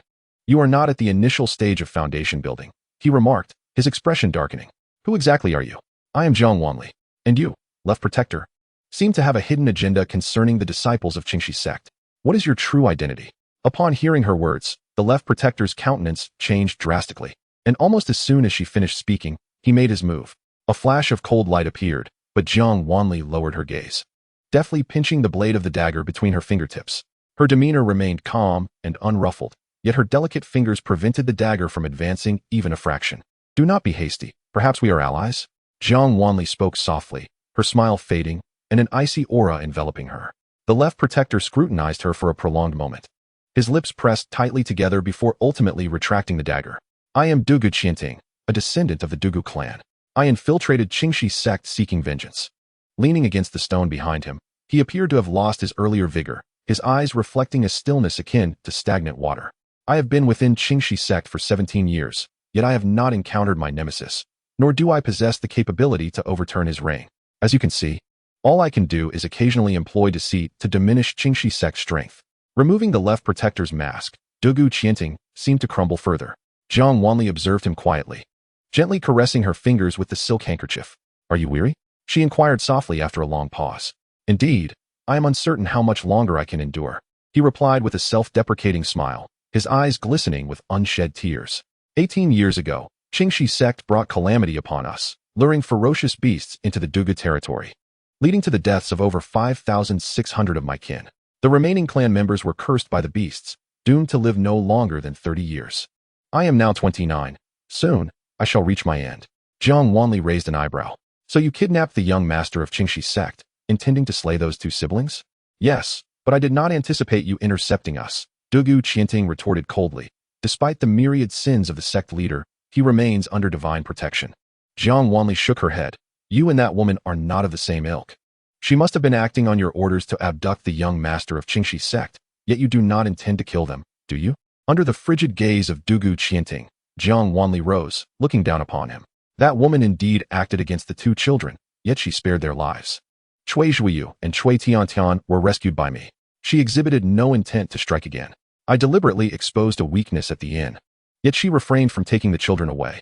Her objective lies with the secret treasures of Xianxi's sect, and evidently, she has already acquired them. Showing no regard for the fates of Cui Zhuyu and the others, Jiang Wanli lowered her gaze. Though you orchestrated their abduction, you were moved by compassion, preventing her from committing murder. The woman departed the inn upon seeing you. That day, she lingered nearby. After curing Cui Zhuyu and the others, I left my room. The door to her chamber was in disrepair, and it would have been exceedingly simple for her to enter and either take the children or silence them. Yet it seemed she was in a state of indecision, lurking in the shadows without taking action. I even brought the 2 children into the hall, maliciously selecting a prime position for her to strike. However, until Dugu Qianting arrived, she never made a move. Thus, I deduced that abducting Cui Zhuyu and the others was not her primary goal. Jiang Wanli believed she was not affiliated with Qingxi sect, otherwise, the sect's bounty would surely have included her likeness. Therefore, to infiltrate Qingxi sect, steal its treasures, and abscond with the children, she must have had an insider within the sect. Now it appeared her suspicions were indeed correct. Yet she had not anticipated that this insider would be the esteemed left protector of Qingxi sect. For 17 years, you have painstakingly worked your way up to the position of protector, Dugu Daoyu. Would you be willing to ally with me? Jiang Wanli inquired with a charming smile. Chapter 58. Are you not the weaker sex? How is it your cultivation seems superior to mine? Dugu Qianting gazed up at Jiang Wanli. He understood that her cultivation was undoubtedly above his own, and allying with her would yield nothing but benefits. I wish to understand, miss, what grievances you bear against Qingxi sect. Dugu Qianting regarded the woman standing before him, her silhouette illuminated by sunlight, casting a golden hue upon her. The rays filtering through her flowing hair seemed to rest upon him. He felt as though salvation was within reach. Well, I merely find certain practices of Qingxi sect unpalatable. Initially, I was uncertain of my course of action against them, but now you may decide for me. Jiang Wanli's eyes sparkled with a casual smile as she observed Dugu Qianting, perceiving the struggle deep within his gaze. How would you have me decide? For every additional piece of evidence against Qingxi sect amassed over these 17 years, I shall strip away a layer of their power. How does that sound? Jiang Wanli chuckled. Very well, I shall entrust this matter to you. Dugu Qianting tilted his head back, feeling as though a weight had been lifted from his shoulders. Though unsure of Jiang Wanli's sincerity, at that moment, the man who had stood alone for 17 years decided to place his trust in her. Then let us depart. Without looking back, Jiang Wanli headed toward the ferocious beast.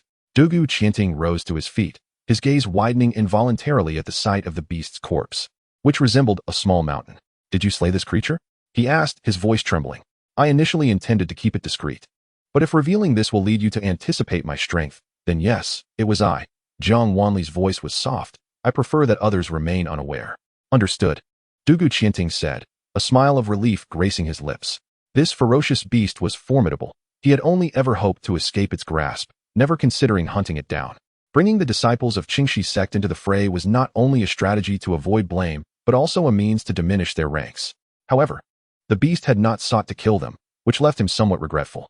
You've returned. A youthful voice exclaimed with delight as Xianxia approached, brandishing a blood-stained inner elixir as if presenting a treasure to Jiang Wanli. She recoiled sharply, repulsed by the inner elixir. What on earth are you doing? I don't collect refuse. Dispose of that, and do not bring it near me. Ah, you don't want it? Did you not kill it for its inner elixir? Xianxia halted, momentarily at a loss. Who told you it was I who killed it? After I knocked you out, I also fell unconscious. When I awoke, the beast was already dead. Furthermore, look at the marks on its body. It is evidently a victim of divine retribution. How could I possibly possess such power? Jiang Wanli spoke carelessly, yet her words managed to intimidate Xianxia. You truly do not want it? No. Then I shall take it. MHM. Dugu Qianting observed as Xianxia carefully tucked the inner core into a tattered sack at his waist. He then produced a ring from his bosom and offered it to Xianxia. Use this. The inner core is a valuable item. It would be a pity to lose it. Xianxia eyed Dugu Qianting warily, clutching his ragged sack. The left protector is generously offering. You should graciously accept. This storage ring is precious, Jiang Wanli chimed in lightly. Xianxia immediately relaxed, beaming as he reached out to take the ring, examining it closely. The storage ring binds to its master by blood and can also be infused directly with spiritual energy, Dugu Qianting explained. As soon as he finished speaking, Xianxia bit his finger, smearing his blood on the ring. The blood quickly melded into the ring, and it emitted a faint glow, revealing to Xianxia an image of a spatial realm in his mind. Amazed, he placed the inner core into the ring, and its image appeared in his consciousness. Thank you, fellow Taoist. Xianxia's eyes sparkled with gratitude as he gazed at Dugu Qianting. It is nothing, Dugu Qianting replied softly. Since you are a friend of Jiang Taoist, you are my friend as well. The statement made Xianxia feel somewhat uneasy. Let us proceed. Jiang Wanli retracted her spiritual energy, noting that the others were about to awaken. She took the lead in a specific direction, and the two promptly followed her. The trio ambled leisurely into the depths of the dense forest. Jiang Wanli's spiritual energy enveloped the entire secret realm, successfully avoiding other cultivators. if not absolutely necessary. She preferred not to encounter too many people. Within the secret realm, life and death were at one's own peril, and those sent in by the Xianxia sect were certainly no ordinary individuals. Before long, the three halted before a tranquil lake. Jiang Wanli casually cast a barrier, concealing their figures, then turned to the two. Let us take a moment to refresh ourselves, especially you. There's an odor about you. Her gaze fell upon Dugu Qianting, who awkwardly fidgeted, unsure where to place his hands. And you, while you lack the stench of beasts, could still use a bath. Jiang Wanli's eyes flicked toward the gleeful Xianxia, who struggled to suppress a grin. The two nodded in agreement and obediently moved to the side of the lake to wash. Watching them depart, Jiang Wanli leaped to the treetops. Lounging on a branch and yawning, smacking her lips, she retrieved a spiritual fruit from her jade pendant, feeling a rare sense of annoyance. Had she known she would have to bring in the crane spirit, she would have prepared more food, as she was beginning to feel hungry. With this thought, Jiang Wanli traced a finger in the air, causing a shimmering water mirror to materialize before her. Crane spirit, I am hungry. Her voice was soft as she gazed into the mirror, which showed the crane spirit teaching a novice how to cultivate. Master, there is food within the jade pendant. You should eat something first. I have plenty of provisions for you. Otherwise, why would you keep glancing at me?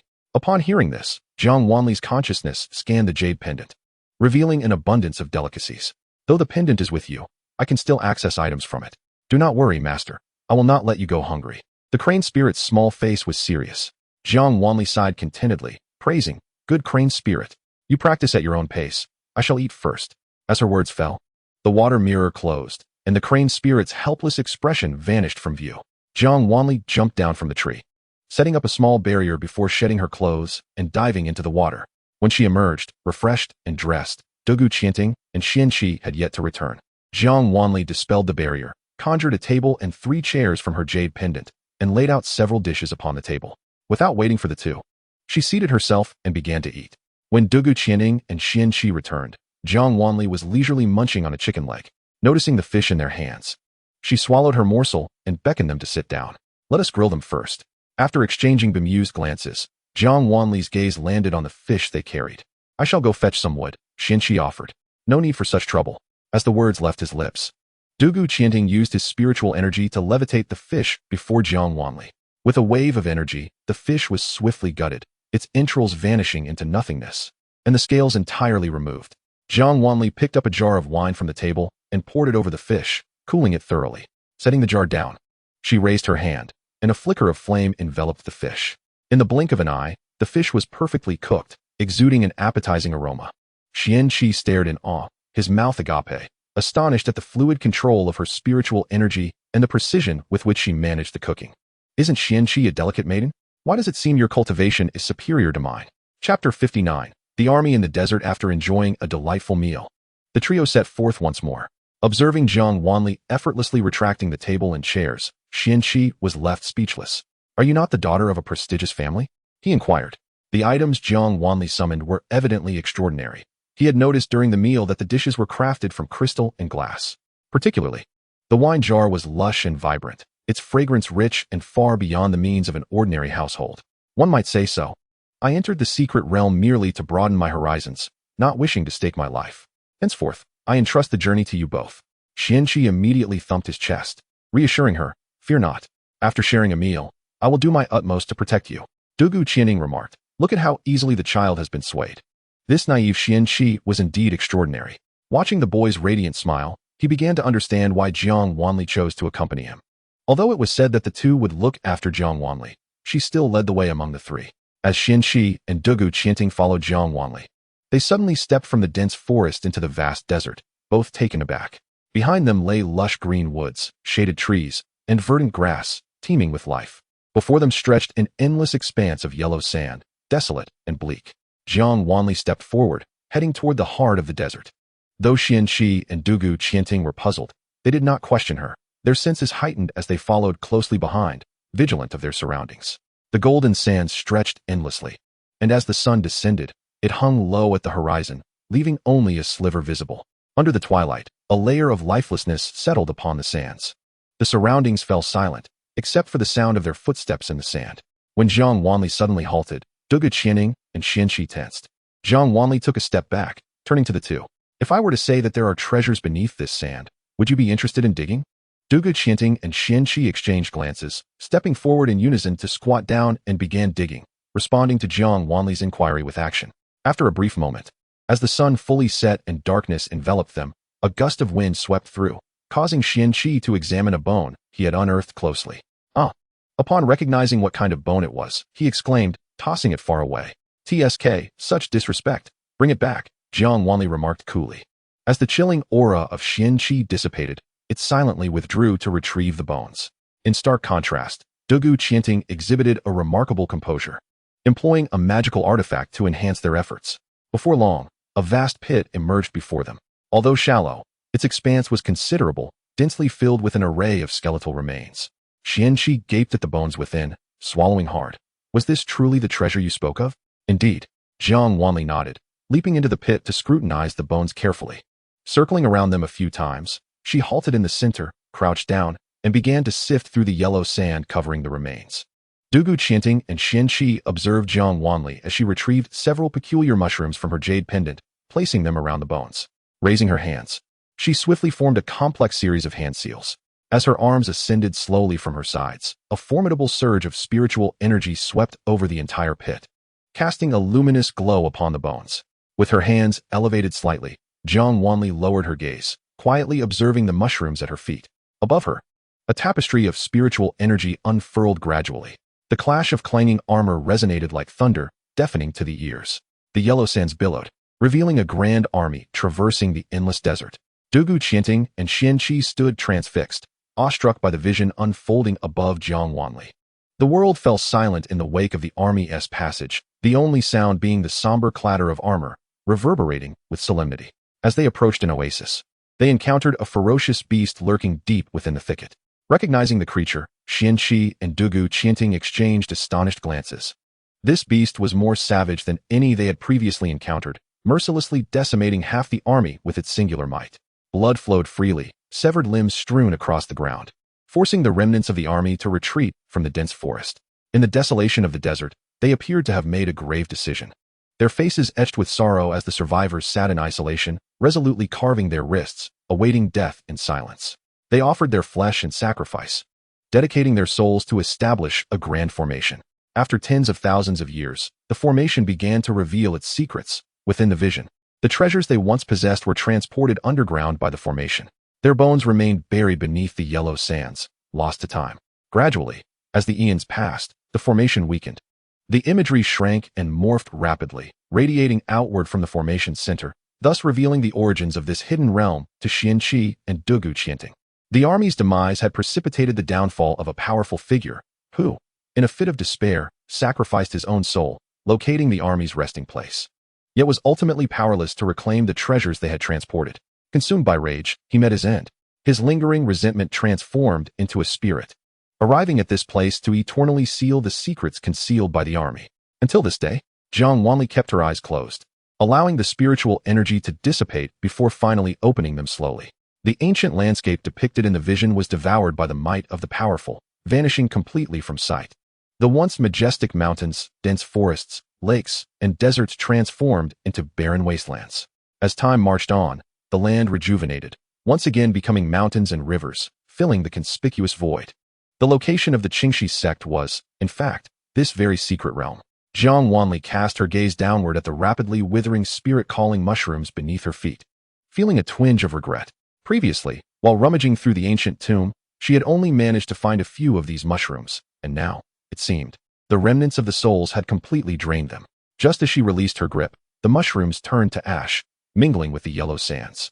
Emerging from the vast pit, Jiang Wanli stood at its edge, retrieving her magical artifact. A wooden cabin materialized amidst the desert. Entering the cabin, she settled in a chair, propping her elbows on the table, and peered out the window at the immense pit. Upon seeing her in such a state, Xianxia and Dugu Qianting exchanged bemused glances. Based on the content of the vision, it seemed the army's sacrificial formation would soon collapse, revealing the treasures buried beneath to all.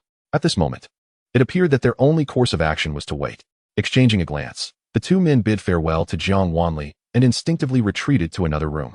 Although the wooden cabin was modest, it was well equipped with numerous rooms and complete facilities. Jiang Wanli reinforced the formation, concealing the cabin, and sat by the window, quietly watching the moon ascend high in the sky. The pure, white moonlight spilled forth, casting a cold sheen over the bones, rendering them eerily striking. She reflected on the army and the treasure she had witnessed, as well as the powerful figure who had met a restless demise. A sense of familiarity bubbling beneath the surface. However, after her emergence from the coffin, she felt an overwhelming sense of deja vu. Jiang Wanli dismissed the thought, focusing on her routine of washing up and resting. The following day, as the sun shone brightly, Jiang Wanli awoke to find Xianxia and Dugu Qianing had already departed the cabin. They stood before the pit, marveling at the skeletal remains within, their expressions filled with astonishment. Chapter 60. Offering of the white bones. After completing her morning rituals, Jiang Wanli's eyes widened upon glimpsing the bones from the window. As she exited the wooden cabin, she casually dispelled the barrier and stored the cabin within her jade pendant. The two men exchanged glances at her actions. Jiang Wanli approached them from behind, quietly observing the bones. The remains appeared different from the previous day. Those that had been buried in the sand were now tainted with a hint of crimson. After a moment of contemplation, Jiang Wanli, in pain, retrieved the last spirit-calling mushroom from her jade pendant and tossed it into the center of the vast pit. The mushroom, now vastly enlarged, released its spiritual energy upon impact, mingling with the chilling aura of the decaying corpses, which absorbed it completely. The once plump mushroom shriveled as though something were consuming it. As the bones in the pit began to exhibit more bloodstains and even sprouted flesh, Dugu Qianting and Xianxia instinctively recoiled a step. The flesh on the bones grew wildly. The sound of bones grinding against one another filled the air, while Jiang Wanli remained stoic, her expression unchanged. Unbeknownst to her, the spirit-calling mushroom had the ability to restore the bones. As the mushroom disintegrated into a fine powder, the skeletal remains began to rise one by one. The sight was surreal. Within the immense pit, the bones stood awkwardly, stretching their stiff necks and emitting crackling sounds. A strange resonance echoed, and all the bones immediately straightened, forming ranks like soldiers. It seemed they had finally detected the presence of the trio. As every bone slowly turned its head, their hollow eye sockets fixated upon them. Xianxia and Dugu Qianting swallowed hard. Despite having witnessed numerous grand spectacles, the sudden confrontation with so many bloodied bones left them feeling uneasy. Jiang Wanli, however, maintained a calm demeanor, observing the group of bones with a slight curling of her fingers concealed within her wide sleeves. She sensed no malice. As her curiosity grew, the bones knelt before them, one by one, in unison. The wind howled, sweeping through the gaps of the bones, creating a haunting whisper. All hail the moon goddess. We honor you, moon goddess. The words formed by the wind were indistinct, yet Jiang Wanli strangely comprehended them. She gazed at the assembly of bones, a sense of bewilderment washing over her. Did they just speak? Xianxia queried softly to Dugu Qianting. Dugu Qianting shook his head, attributing it to the wind's voice. Jiang Wanli remained silent, feeling an inexplicable agitation. Before they could delve deeper into the mystery, the bones were scattered by the wind, their absorbed spiritual energy converging and winding its way towards Jiang Wanli's feet. As if awaiting their demise, the bones, still kneeling, reverently offered all their gathered spiritual energy to her. The energy amalgamated into the yellow sands below. The white bones gradually transformed into powder, their hollow eye sockets perpetually fixed upon this direction. Though fearsome, they inexplicably evoked a sense of reverence. Jiang Wanli cast her gaze downward, observing the trembling ground beneath her feet. Just before the last of the bones dissipated, Xianxia was horrified to notice a glimmer adorning the eye sockets of one of the skeletons. A wisp of soul detached from the bones, revealing a handsome general. He lowered his gaze upon them and performed a respectful bow before vanishing from sight.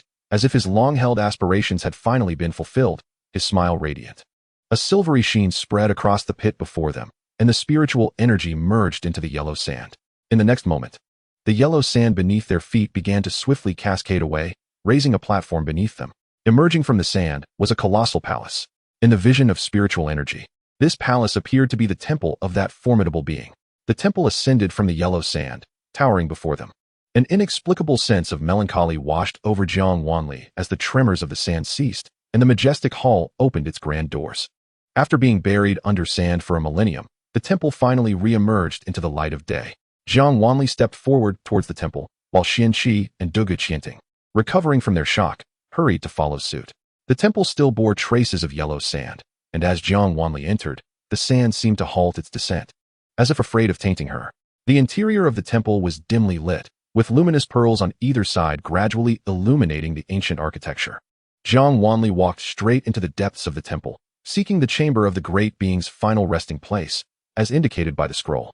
Behind her, The two companions hurried after her, but found themselves outpaced. It was as though the temple had deliberately isolated them. Exchanging troubled glances, Xianxia and Dugu Qianting furrowed their brows. Jiang Wanli swiftly passed through a parched pond and a dilapidated hall, pushing open a long-sealed door. The chamber stood wide open as she entered. Inside, everything resembled a scene from the scroll, save for the man whose eyes remained forever unclosed. Jiang Wanli halted, surveying her surroundings, and approached the bed, lifting the canopy. There lay a preserved corpse. It appeared well-preserved, indistinguishable from a sleeping person, save for its ashen complexion. Jiang Wanli gazed down at the corpse, her breathing slowing. After a long pause, it seemed the pent-up emotions within her finally found an outlet, and she let out a gentle sigh, perhaps out of regret.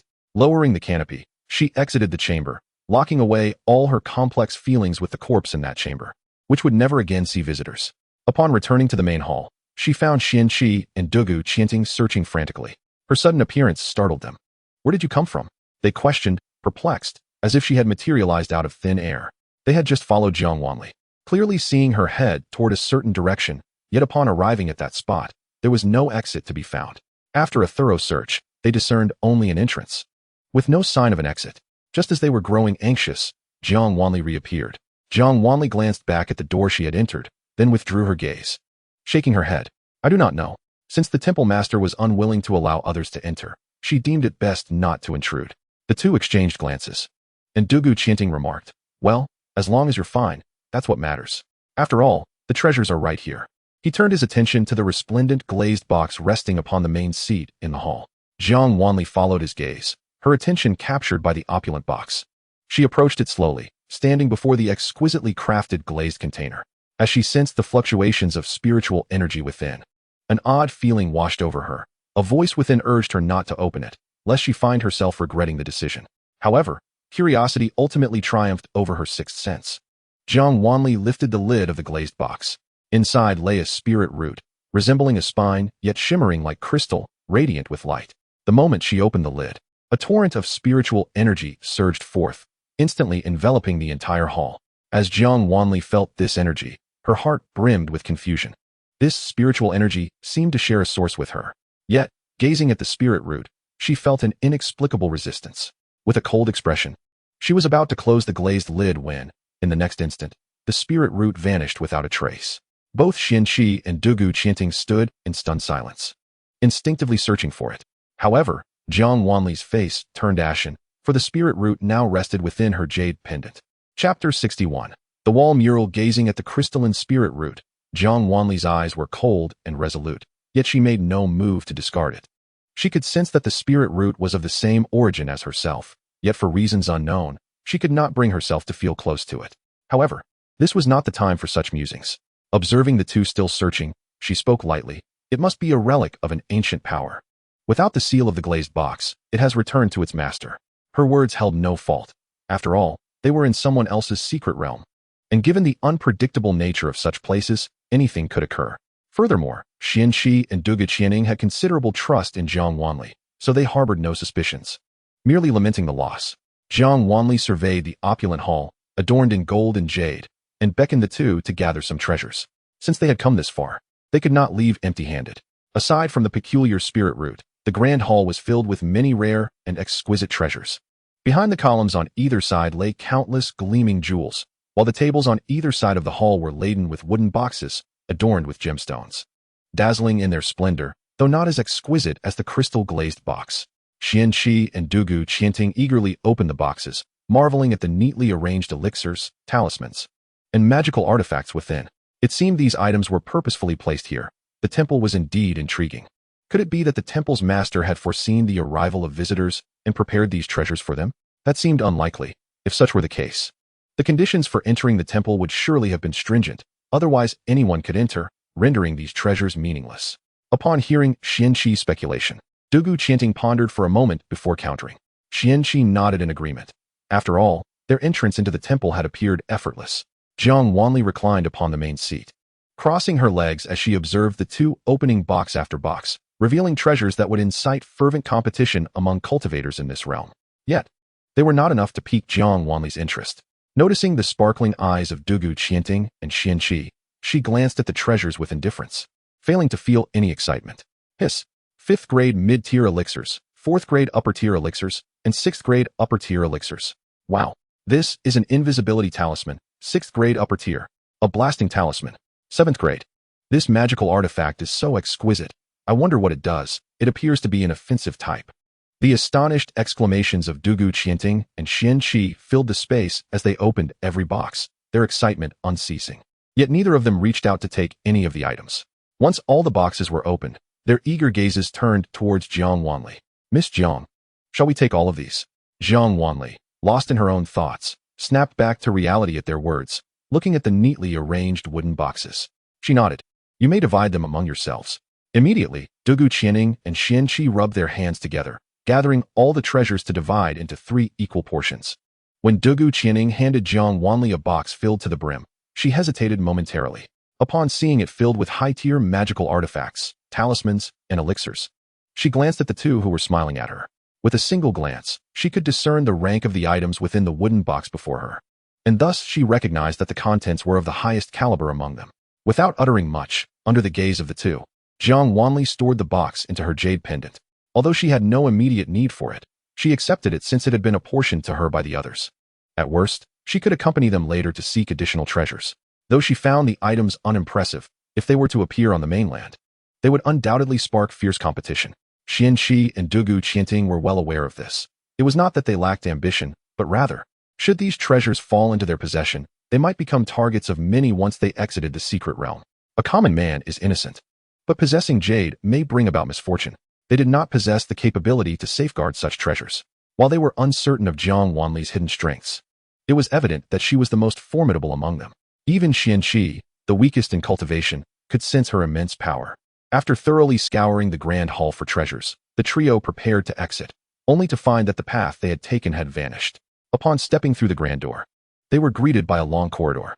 As they emerged from the hall, the candles lining the corridor flickered to life, illuminating the passage as brightly as day. Vividly painted murals unfolded before them, detailing a lengthy narrative. The exquisite wall paintings were reminiscent of the spiritual scrolls they had previously encountered. Yet the murals offered a more comprehensive depiction. Jiang Wanli, rarely intrigued, took her time to examine each piece. The vibrant depictions on the walls seemed to recount tales of the celestial realm, with ethereal clouds and palatial abodes inspiring boundless imagination. From the murals, the trio gleaned the purpose of the army. This force belonged to a nation that revered deities, and their mission, sanctioned by the emperor, was to deliver tokens to the deities atop the celestial mountains. However, the army faced numerous dangers along the way, suffering significant losses. Previously, they had encountered ferocious beasts, and out of desperation, had sacrificed their entire ranks, reaching their limit. The beasts were not the first of their challenges. Gazing upon the brutal imagery in the murals, Dugu Qianting and Xianxi felt their teeth ache. Some scenes were so harrowing that even viewing them was almost unbearable. It could be said that encountering the beasts was the least harmful of all the trials the army had faced, yet they had endured far too much. And the beasts were undoubtedly the final straw that broke the camel's back. Jiang Wanli's gaze remained calm as she absorbed the entirety of the murals. Xianxi murmured, realizing that the beasts had indeed claimed many lives. The spiritual scrolls had been far too conservative, judging by the murals. The army had lost nearly 100 men to the beasts. When they set out, the army boasted over 10,000 soldiers, proud and full of vigor. Upon reaching this location, only 100 remained, having been decimated by the beasts. The formations in the yellow sand had even incorporated the severed limbs of fallen comrades, along with those who had narrowly escaped the beasts but were near death. No wonder the bones outside were so fragmented. A profound silence enveloped them. The corridor was lengthy, intricately depicting the army's harrowing experiences, both tragic and awe-inspiring. Upon witnessing the demise of the deity, Xianxi struggled to comprehend the gravity of the situation. According to the murals, the deity appeared to be resisting some bizarre entity, relying on the power of artifacts, and seemed to have forged a connection with the army. Thus, when the army was obliterated, the sacrificial formations they had established were linked to the deity's temple. Yet in the end, the deity was unable to obtain the artifacts necessary to vanquish the enemy, dying with unfulfilled desires. The final resting place of the temple and the army was forever sealed. To this day, with the deity's power waning, the formations could no longer be maintained, allowing this secret realm to re-emerge before the world. Upon exiting the corridor, Dugu Qianting was still lost in the narrative conveyed by the murals. It seemed this secret realm did not belong to the continent. If it involved a deity, it must be a place beyond the celestial realm. Xianxi's eyes widened in astonishment. Beyond the celestial realm, that was a realm said to exist only in legends. It was rumored that once one entered the celestial realm, there was no returning to the continent, and only the most formidable of cultivators, those in the late stages of the out-of-body realm, were deemed worthy of entry. The out-of-body realm. How many years had it been since such a powerhouse had graced this continent? It was said that there were merely 4 cultivators at the nascent soul stage. This information was no secret on the continent. The mightiest, by Luo Qing, was at the out-of-body stage, having established the Xuanyi Hall, now the most powerful faction on the continent. Even the foremost sect had to regard Xuanyi Hall with deference. He could scarcely fathom how formidable such an ancient being would be. Yet, even such an individual had fallen. What terrifying entities lurked in the realms they had yet to explore? Chapter 62.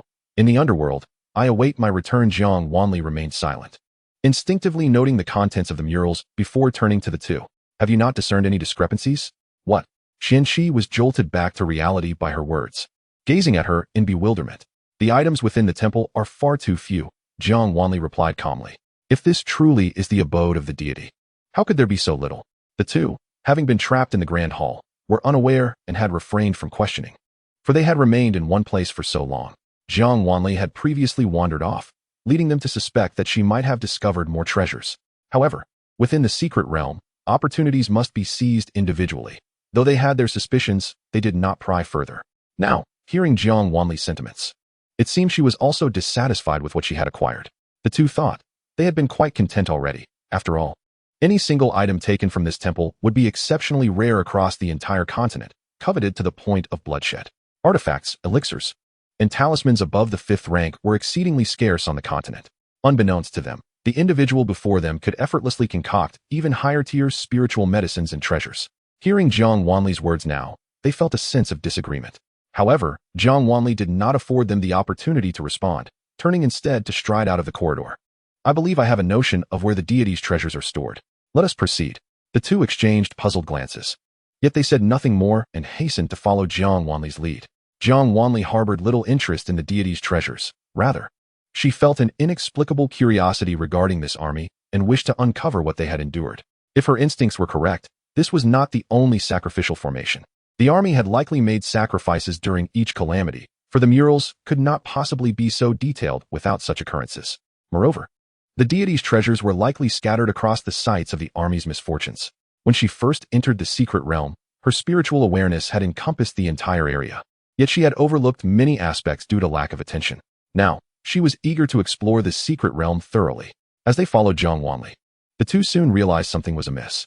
They had long since left the confines of the temple, but had not exited through any discernible opening. Although the path ahead appeared to lead to a dead end, Jiang Wanli appeared unfazed, guiding them directly onward. Xianxi, glancing at the continuously unfolding path ahead, tugged at Dugu Qianting's sleeve, feeling a sense of trepidation. Dugu, do you not sense that the farther we go, the stranger the road becomes? Dugu Qianting, at last, you have come to realize something is amiss. Observing the woman ahead whose steps remained unceasing, Dugu Qianting closely followed, raising the sleeve that Xianxi had tugged, gesturing towards the rear.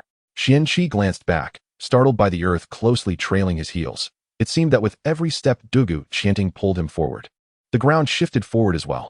Xianxi's eyes widened in shock. They were underground. There was no road to speak of. The entire route had been carved by Jiang Wanli. He gazed in horror at the relentlessly moving Jiang Wanli, questioning her immense strength. We must hasten, otherwise, we may very well be buried alive. Dugu Qianting's lips twitched as he remained fixated on the graceful figure ahead, daring not to lose focus. Surrounded by dead ends.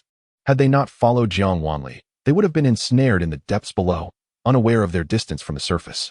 Fortunately, as Jiang Wanli forged the path, her spiritual energy enveloped the space where the three of them resided, providing ample oxygen. Xianxi swallowed hard, refraining from further inquiries as he closely trailed Jiang Wanli's footsteps. They dared not utter a word, nor ask any questions. At that moment, both Xianxi and Dugu Qianting finally comprehended Jiang Wanli's formidable prowess. Jiang Wanli, meanwhile, had given little thought to their predicament, her sole focus on reaching the next destination. She had no desire to emerge, uncertain of whether she might encounter cultivators who would impede her progress. In silence, when steps revealed a staircase, Xianxi and Dugu Qianting finally exhaled in relief. They had arrived. They were about to ascend. Indeed, after climbing for a fragrant incense's duration, the world before them suddenly opened up. Although the underground had been illuminated by spiritual energy, it paled in comparison to the radiance before them. Emerging from the depths, Xianxia turned to glance back at the restored ground, finally able to set his anxious heart at ease. Miss Wanli, might I propose a request? Dugu Qianting spoke softly, and Jiang Wanli turned her gaze towards him. Could we refrain from traversing underground next time? It weighs heavily on my heart. Dugu Qianting wiped the cold sweat from his brow, adding, in the depths, I would naturally meet my demise. Jiang Wanli, glancing at the sparkling eyes of Xianxia, nodded in agreement. The two let out a simultaneous sigh of relief. As they gazed at the boundless ocean, Jiang Wanli spoke with a measured tone. However, we must enter the sea. The two responded. They halted on the sandy shore, the sea breeze carrying the scent of the ocean, caressing their faces. Do you require a moment's respite? Jiang Wanli inquired. Dugu Qianting and Xianxia shook their heads in unison. Thus, they watched as Jiang Wanli leisurely retrieved a massive divine vessel from her jade pendant. She casually tossed several talismans, which spiraled around the vessel before adhering to its hull. Instantly, a barrier enveloped the divine vessel. Jiang Wanli stepped aboard the vessel first. Xianxia stood in awe. While he had suspected Jiang Wanli possessed considerable wealth, he had not anticipated such formidable resources. A flying artifact of this magnitude was beyond his wildest dreams. Dugu Qianting was equally taken aback by the grandeur of the divine vessel.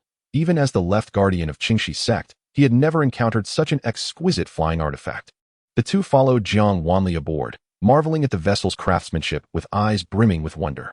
Jiang Wanli paid them no mind, commanding the divine vessel to glide seamlessly into the sea. The ocean engulfed the entire vessel, yet the water was kept at bay by the formation. Jiang Wanli sat quietly at the bow, observing the rippling waves. Sunlight cascaded from above, illuminating all that lay before them. The divine vessel sped forth, everything beneath the waves a fleeting blur. We may rest for a while. Our destination lies at the heart of the deep sea and will require several more hours to reach. Jiang Wanli spoke softly, her gaze lowered. As her words lingered, she rose and retreated to the cabin. For the first time, Xianxia and Dugu Qianting beheld such a vista, their excitement rendering them unwilling to leave the deck. As dusk descended, the light gradually dimmed, shrouding everything in darkness, save for the faint glow of the formation. Numerous large fish swayed lazily past the vessel, as if the divine vessel possessed eyes, deftly avoiding all aquatic creatures. The journey remained tranquil and undisturbed. In the dead of night, Jiang Wanli sensed a fluctuation of spiritual energy, exiting the cabin to stand at the bow, gazing quietly at the ruins beneath the divine vessel. Chapter 63. Thousand threads before them lay the wreckage of a ship. Jiang Wanli narrowed her eyes, and the divine vessel began its slow descent. The darkness of night exacerbated the already dim surroundings, rendering everything increasingly obscure. After nightfall, Xianxia and Dugu Qianting sat upon the deck, gazing upward at the starry sky. Of course, they could see nothing. Yet, their hearts brimmed with excitement, not merely from novelty, but also from an overwhelming sense of fear of the unknown. They found it impossible to feel at ease enough to sleep upon the sea. Instead, they opted to remain awake, conversing on the deck. Upon seeing Jiang Wanli emerge, the two exchanged glances and followed her closely. They could sense that the divine vessel had ceased its forward motion, instead gently sinking, yet the surroundings remained obscured to them. As the vessel descended, the first flickers of bioluminescence appeared on the ocean floor, causing their eyes to widen in astonishment. The ship, resting at the seabed for millennia, was largely decayed, appearing severely dilapidated, yet its outline remained discernible. The glow emanated from objects within the vessel, illuminating the surrounding area through the vessel's battered hull. The divine vessel ultimately halted beside the sunken ship. Jiang Wanli turned to the two, asking, "Will you go?" "Yes." Their eyes sparkled with excitement. Jiang Wanli nodded, retrieving 2 pills from her jade pendant, distributing them to them. Water breath pills, effective for 7 days. The two accepted the fragrant, luminescent pills. Dugu Qianting's eyes widened. 6th grade superior grade pills. Jiang Wanli said nothing, departing the deck without delay. 6th grade. Xianxia, having already swallowed the pill, gaped in disbelief, momentarily regretting that he had consumed it too hastily, unable to savor its flavor. Without affording the two a moment for reflection, seeing Jiang Wanli already approaching the sunken ship, Dugu Qianting hurriedly swallowed his pill and followed suit. The surroundings darkened significantly once they stepped beyond the divine vessel's protective range. They felt the ocean water pressing in from all directions. Jiang Wanli seemed unaffected by the currents, moving forward with a steady pace, seemingly unburdened by the water's resistance. Xianxia, however, lacked her composure. The moment he left the formation, he was tossed about by the water's currents. Fortunately, Dugu Qianting cast a small barrier, pulling him into its protective confines. thus averting the crisis of being swept away. Jiang Wanli glanced back at the two, as if just then realizing their difficulty in movement. Sighed, and with a flick of her fingers, two strands of spiritual energy wrapped around Xianxia and Dugu Qianting's waists, pulling them along in Jiang Wanli's wake. As they drew closer to the sunken ship, the pressure intensified, and Jiang Wanli's expression darkened. Upon reaching the wreck, she quietly regarded the colossal being coiled within. Her lips pressed together. Xianxia and Dugu Qianting gasped in shock at the sight within the sunken ship. The luminescence emanating from within was none other than the eye of a sea monster. The creature lay at the ship's bottom, its immense size rendering it unable to fully enter the wreck, yet it was evidently unwilling to abandon it.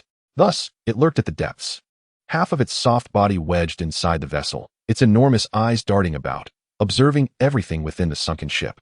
The obsidian pupils fixated intently on Jiang Wanli, who, disregarding the gaze, boldly stepped into the wreckage of the sunken ship. The vessel lay in tatters, its decayed wood mingling with the sandy seabed, drifting languidly in the water. Their arrival stirred a long-forgotten layer of dust, which danced in the currents. Beneath the surface, the dim light rendered the ethereal glow through the flowing water even more obscure. A verdant hue enveloped the entire ship, sending shivers down the spines of Xianxia and Dugu Qianting. Jiang Wanli strode directly into the cabin and opened a door. The wooden entrance, corroded and precarious, creaked as she carefully pushed it open, water swirling around her. Upon raising her gaze, she beheld the skeletal remains within the cabin. Unfazed, she advanced into the chamber. The bones leaned against a massive wooden chest, two skeletons clinging desperately to the box in a final embrace.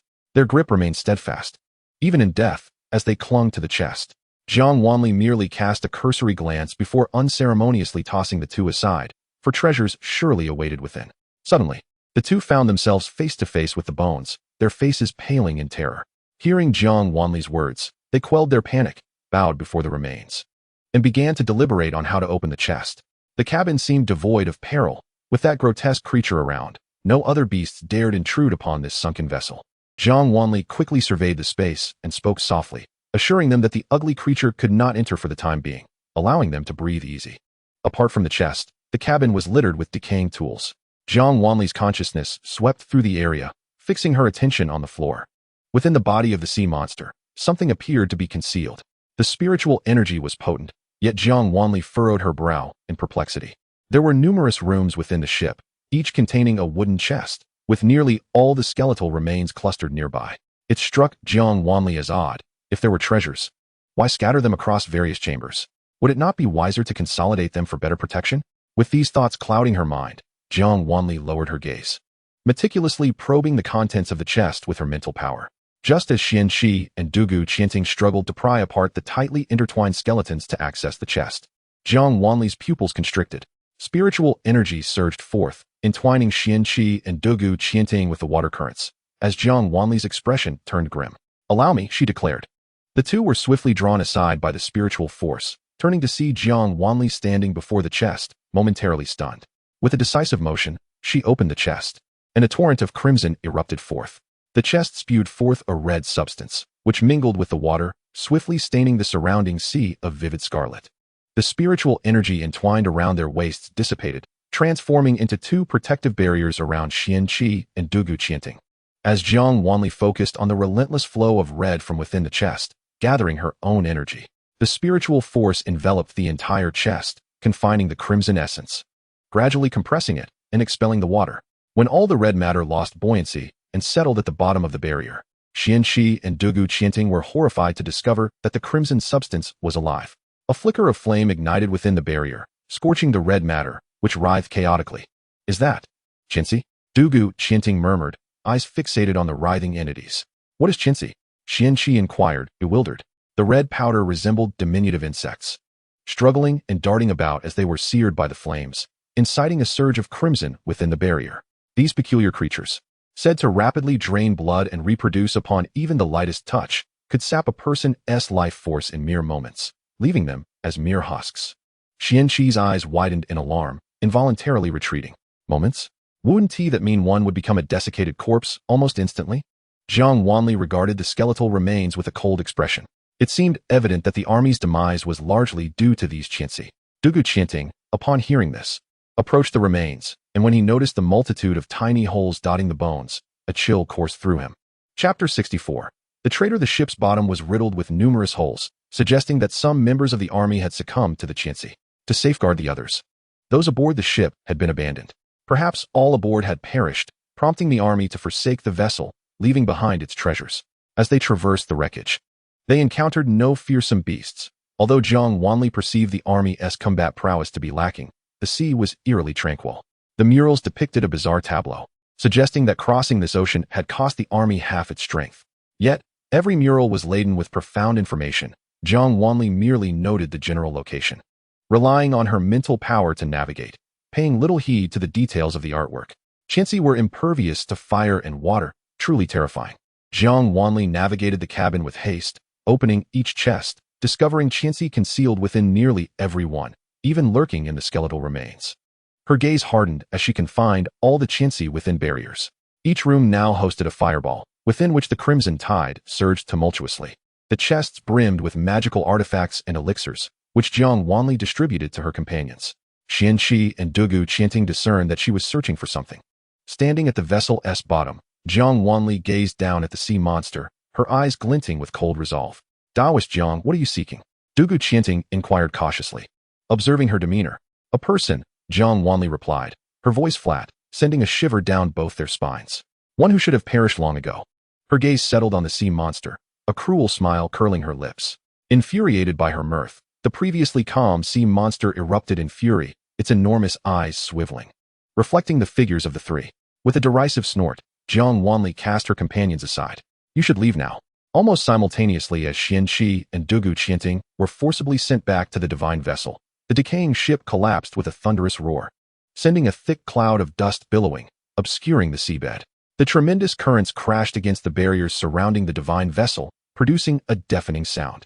Xianxia and Dugu chanting stood on the deck, anxiously observing the wreckage. Jiang Wanli remained by the sunken ship, coldly watching the sea monster shatter the vessel with its massive tentacles, her eyes glinting with murderous intent. Will you emerge on your own? Or shall I compel you to do so?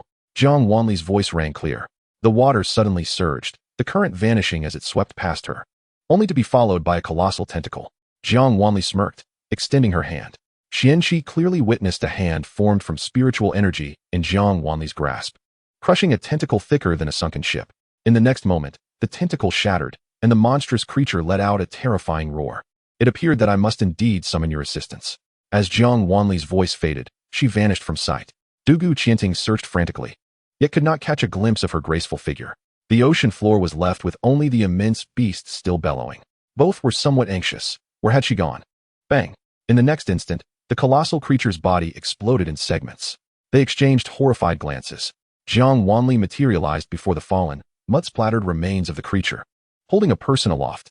Xianxia, Dugu chanting, staring at the individual dangling like refuse from Jiang Wanli's hand.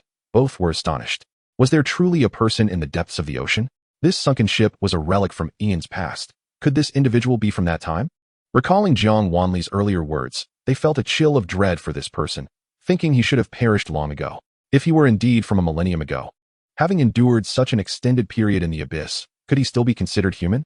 Moreover, it seemed this individual had concealed himself within the creature's body. Jiang Wanli ensnared the individual within a barrier, discarding him onto the deck of the divine vessel.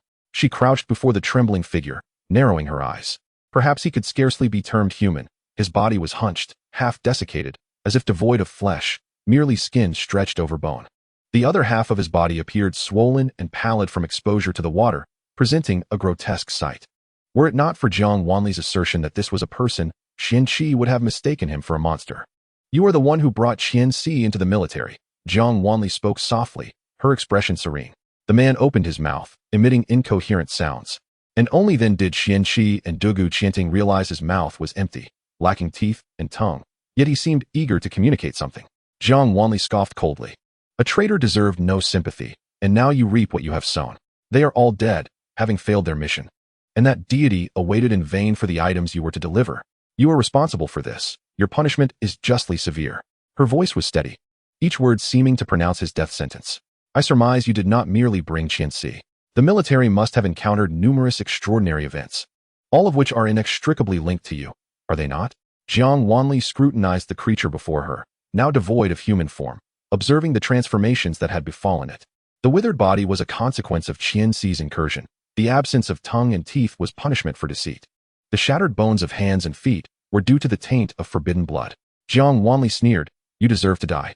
Xianxi and Dugu Qianting exchanged bewildered glances, perplexed by how Jiang Wanli was privy to such matters.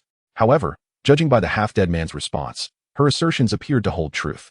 "I am quite curious to see what transgressions you have committed." Jiang Wanli extended her hand, her fingertips brushing the man's crown. Instantly, his eyes glazed over, the murky depths of his gaze losing all focus. In but a few breaths, Jiang Wanli withdrew her hand, a cold laugh escaping her lips as she cast him from the divine vessel. The man regained consciousness, struggling, yet with his limbs broken. He was utterly incapable of returning to the ship unaided. With a flick of her finger, Jiang Wanli dissolved the barrier confining him. He emitted pitiful cries as he plummeted into the wreckage of the sunken ship, disappearing entirely into the chaos. Jiang Wanli stood upon the deck, her gaze cast downward at the man, her hand within her sleeve gently stroking. Within his memories, it seemed she glimpsed a reflection of herself. That man, the traitor, was her. That military force had been dispatched by her. She had once been the faith of an entire continent. Chapter 65. I believe I do not require any training at this moment. The two regarded Jiang Wanli, standing obediently, not daring to move, yet their eyes communicated incessantly. Jiang Wanli quietly observed the sunken ship, now entirely cloaked in mud, her expression tranquil, yet a weight pressed upon her heart, leaving her somewhat discontented. When in a foul mood, she sought to occupy herself. Thus, Jiang Wanli turned to the two who were exchanging furtive glances. "Do you require a rest?" Though she spoke thus, her countenance betrayed a chilling indifference, as if to suggest, "May you rest eternally alongside the wreck." Before their eyes could twitch in weariness, Xianxi and Dugu Qianting simultaneously averted their gazes, resolutely staring at Jiang Wanli, declaring in unison, "No need." Jiang Wanli nodded, and the divine vessel began to ascend slowly. The two gazed at the sunken ship and the dismembered remains of the sea monster, swallowing hard. It seemed much had transpired, yet as they surfaced, the sun had just begun to rise, its morning rays illuminating the sea, the waves shimmering and scattering the sunlight into fragments. The divine vessel continued to glide across the ocean's surface, while Jiang Wanli sat cross-legged on the deck, lazily observing the waters. There were numerous demonic beasts here, an opportunity for some mild training. Jiang Wanli cast a faint glance at the two, her gaze imbued with urgency. "Dugu Qianting, Xianxi." "Us." Xianxi pointed at himself, incredulous. "I believe I do not require any training at this moment. What do you think?" Jiang Wanli smiled brightly. Xianxi promptly lowered his finger. Understanding Jiang Wanli's intent, Dugu Qianting remained silent, advancing to the edge of the deck, and, to Xianxi's astonished gaze, leaped into the depths below. "Xianxi, dude, you are that decisive?" "Go on, little Xianxi," Jiang Wanli said with a smile, her eyes brimming with encouragement. Xianxi turned back thrice, approaching the edge of the deck, watching Dugu Qianting's figure grow smaller and more indistinct, and with a steely resolve, he too jumped. Quietly observing the two descend into the depths, Jiang Wanli casually conjured a water mirror, on the other side of which Yi Qingjue was directing the transformed demonic beasts as they studied the ancient texts of cultivation. Jiang Wanli raised an eyebrow, noting that Yi Qingjue's cultivation had ascended yet another level. "Senior brother." She languidly regarded the water mirror, and upon her utterance, Yi Qingjue looked up. "Junior sister, when will you return?" Yi Qingjue's eyes sparkled, and beside him, Nangongyi leaned in, exclaiming, "Boss, I've learned several incredibly powerful formations. Senior brother, could you kindly check if the scripture repository of our sect contains records of the moon god sovereign?" Jiang Wanli rested her chin upon her hand, her eyes downcast, appearing listless. "The moon god sovereign?" Yi Qingjue nodded. "All right, junior sister, have you ventured out to sea?" "I am in a secret realm that appeared at Qingxi's sect. For now, that will suffice. I apologize for the trouble, and please keep an eye out for any information regarding the Linjia ancient god." "Understood. Boss, hurry back. I've learned so many formations." Before Nangongyi could finish, the water mirror abruptly closed. "Nangongyi, what a mystery. Why has the boss suddenly become so indifferent toward him?" Jiang Wanli, with her eyes cast upon the glistening sea surface, felt images of murals flash through her mind. In the temple, she had inadvertently encountered the mention of the Linjia ancient god. I wonder if the information about ancient deities is recorded in the Tianke sect, reputed to be the foremost sect in the world. While lost in thought, the sea surface suddenly changed. Jiang Wanli rose, standing at the edge of the deck, peering into the depths below. A massive demonic beast roared as it pursued Dugu Qianting, while Xianxi clung to the creature's dorsal fin, seemingly laughing. Dugu Qianting swiftly evaded the monstrous beast, his expression serene as he rapidly formed hand seals. Although his cultivation was not particularly high, he remained unflustered in the face of danger. Jiang Wanli observed the two with a sense of reassurance and settled back down. Both were promising talents. With training, they could surely be brought back to the Heavenly Vault sect. Jiang Wanli had noticed early on that the beast had been tailing the divine vessel. Yet its cultivation was not formidable, and Dugu Qianting and Xianxia, working in unison, could easily handle it. She felt no apprehension. As expected, not long after, the beast leapt from the water's surface. "Sister Wanli!" Xianxia exclaimed excitedly. Jiang Wanli turned to see Dugu Qianting standing atop the beast's head, with Xianxia riding on its back. It appeared they had successfully tamed the creature, as it no longer exhibited any murderous intent towards them. Jiang Wanli cast a glance at the nearby island, rising to her feet as the divine vessel surged forward, creating a tremendous splash. Observing the situation, Xianxia hurriedly urged the beast to follow suit. Standing upon the island, Jiang Wanli sensed the fluctuations of spiritual energy emanating from the island's center, where remnants of an army lay. "The divine vessel will remain here. I shall venture to the island's center and return in approximately 3 days. You two should stay here. I have assessed the area and found no overly ferocious beasts nearby, so there is little danger. I trust that by the time I return, your abilities will have improved." Her voice was gentle. The island, being coastal, was teeming with beasts, albeit of low rank, making it an excellent training ground. For Xianxia, this place was a paradise for cultivation, offering an abundance of beasts to command. Jiang Wanli hesitated to bring the two deeper into the island, as the center evoked feelings of unease within her. She sensed that whatever lay at the island's core was extraordinary. Having the two accompany her would yield little benefit, and she could not constantly lead them about. Cultivators entered secret realms in search of opportunities for breakthroughs, a truth that Dugu Qianting understood as well. Hence, both had no objections. After lunch, Jiang Wanli set up a defensive formation for the divine vessel and made her way into the dense forest. Though the island seemed small, it was densely wooded, and the further she ventured, the thicker the trees became. She glanced up at the canopy that obscured the sun, her expression unchanged as she continued forward. The rustling sounds from above grew incessantly. Upon encountering the grim sight of scattered white bones, Jiang Wanli halted in her tracks. This was the site of the army's ambush. The bones lay shattered, as if crushed by a heavy weight, arranged in peculiar formations. Jiang Wanli narrowed her eyes at the strange patterns, a sense of foreboding settling in her heart. The arrangement of the bones resembled a sacrificial array. Standing a pace away from the remains, she gazed silently at the stacked skeletons, confronting a myriad of dark, hollow eye sockets. The rustling above intensified, and Jiang Wanli glanced upward, casually waving her hand, causing the descending objects to be sliced apart by her spiritual power, scattering around her. Her expression remained impassive as she regarded the severed snake, its body thrashing in its final moments. Meeting the gaze of its vertical pupils, Jiang Wanli's demeanor did not falter. The number of falling snakes increased, and with a thought, she conjured a barrier to protect herself. The sounds of impacts against the barrier echoed incessantly, but Jiang Wanli remained oblivious to the writhing snakes at her feet, advancing towards the pile of bones. Chapter 66. Forbidden evil arts. The stacked bones seemed to mock the folly of those who had perished, their surfaces marred by the marks of sharp blades. These individuals must have suffered extreme cruelty. From the memories of one of the fallen, Jiang Wanli learned that a brutal massacre had once taken place here. An exceedingly vicious and bloody forbidden technique. The individual had harbored immense fear of the events that transpired, which rendered their recollections muddled. Perhaps they had deliberately chosen to forget. After all, having barely survived at the ocean's depths for so long, their memory was not entirely clear, nor wholly accurate. Jiang Wanli did not intend to take everything at face value. She advanced cautiously, avoiding the shattered bones. With each step, the tide of snakes was parted by her barrier. Upon reaching the skeletons, she found a mound of skulls stacked in the center of the array. Stopping, she observed as the surrounding bones trembled, akin to the flickering last breaths of the dying, struggling to emit a final cry. Jiang Wanli's expression hardened as she formed hand seals. When she swept her arms apart from her chest, the moving snakes instantly lost vitality, flipping onto their white bellies, resembling tattered rags sprawled in the mud, utterly still.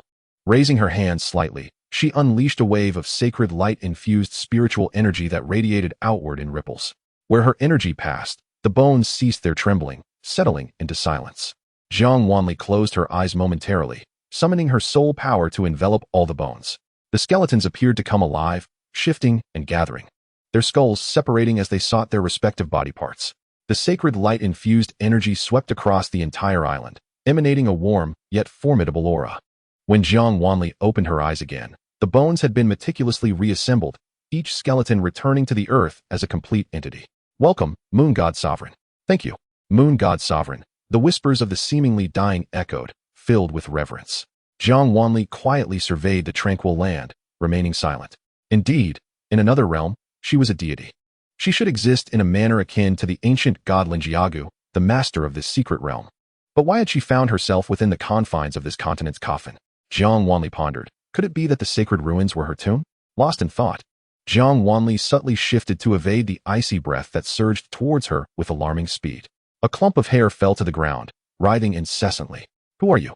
A hoarse, mocking voice called from behind, as the mass of hair devoured the snakes on the ground, one after another. Jiang Wanli observed silently, her brow slightly furrowing.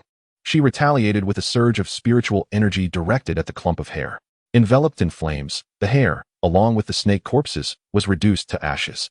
Truly disgusting, Jiang Wanli remarked, turning to face the figure clad in black robes. Her lips parted slightly. If you continue to conjure such repulsive things, I shall not hold back. Her tone was nonchalant, yet her expression was filled with disdain, as if genuinely revolted by the grotesque mass of hair. This is my territory. To tamper with my formation is a death sentence. Heh, I shall see how you plan to be unrestrained, the figure replied.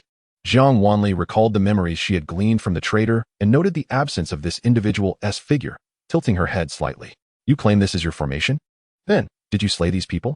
Jiang Wanli questioned, her face a mask of confusion interlaced with a hint of surface-level fear. Heh, once you step into my domain, you become my prey. Naturally, I am the one who killed them. Jiang Wanli frowned, appearing both intimidated and skeptical. These people have been dead for over 10,000 years. Yet you look so young. Surely you jest?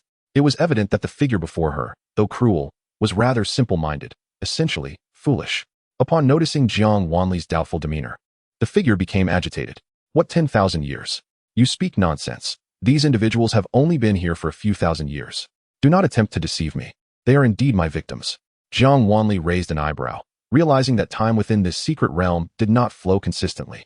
It is presumed that the intervention of the ancient deity has caused the sacrificial formation set by the army to manifest fissures, resulting in a distortion of the flow of time.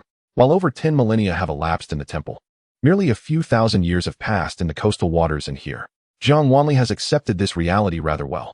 Upon confirming the identity of the mastermind behind the army's demise, she revealed a gentle smile, remarking, "You are the culprit, then it shall be easy to deal with."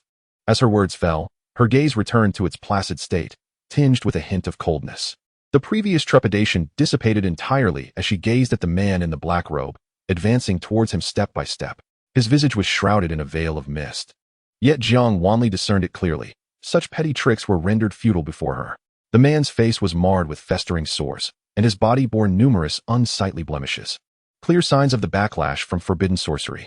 To murder them and construct formations from their bones, only to end up in such a grotesque state. How laughable. Jiang Wanli's voice was light, her gaze roving over the man before her. The moment her words escaped her lips, the man erupted with fury. What do you understand? This is the price of immortality. Immortality? You could attain it through diligent cultivation. Why resort to such insidious means? Look at yourself. Do you still consider yourself human? Jiang Wanli halted her steps, her scrutinizing gaze fixed upon the man. It was hardly her intention to be cruel. The individual before her bore a striking resemblance to the previous traitor. His form was utterly filthy, exuding a ghastly aura, and his legs were replaced by a serpentine tail.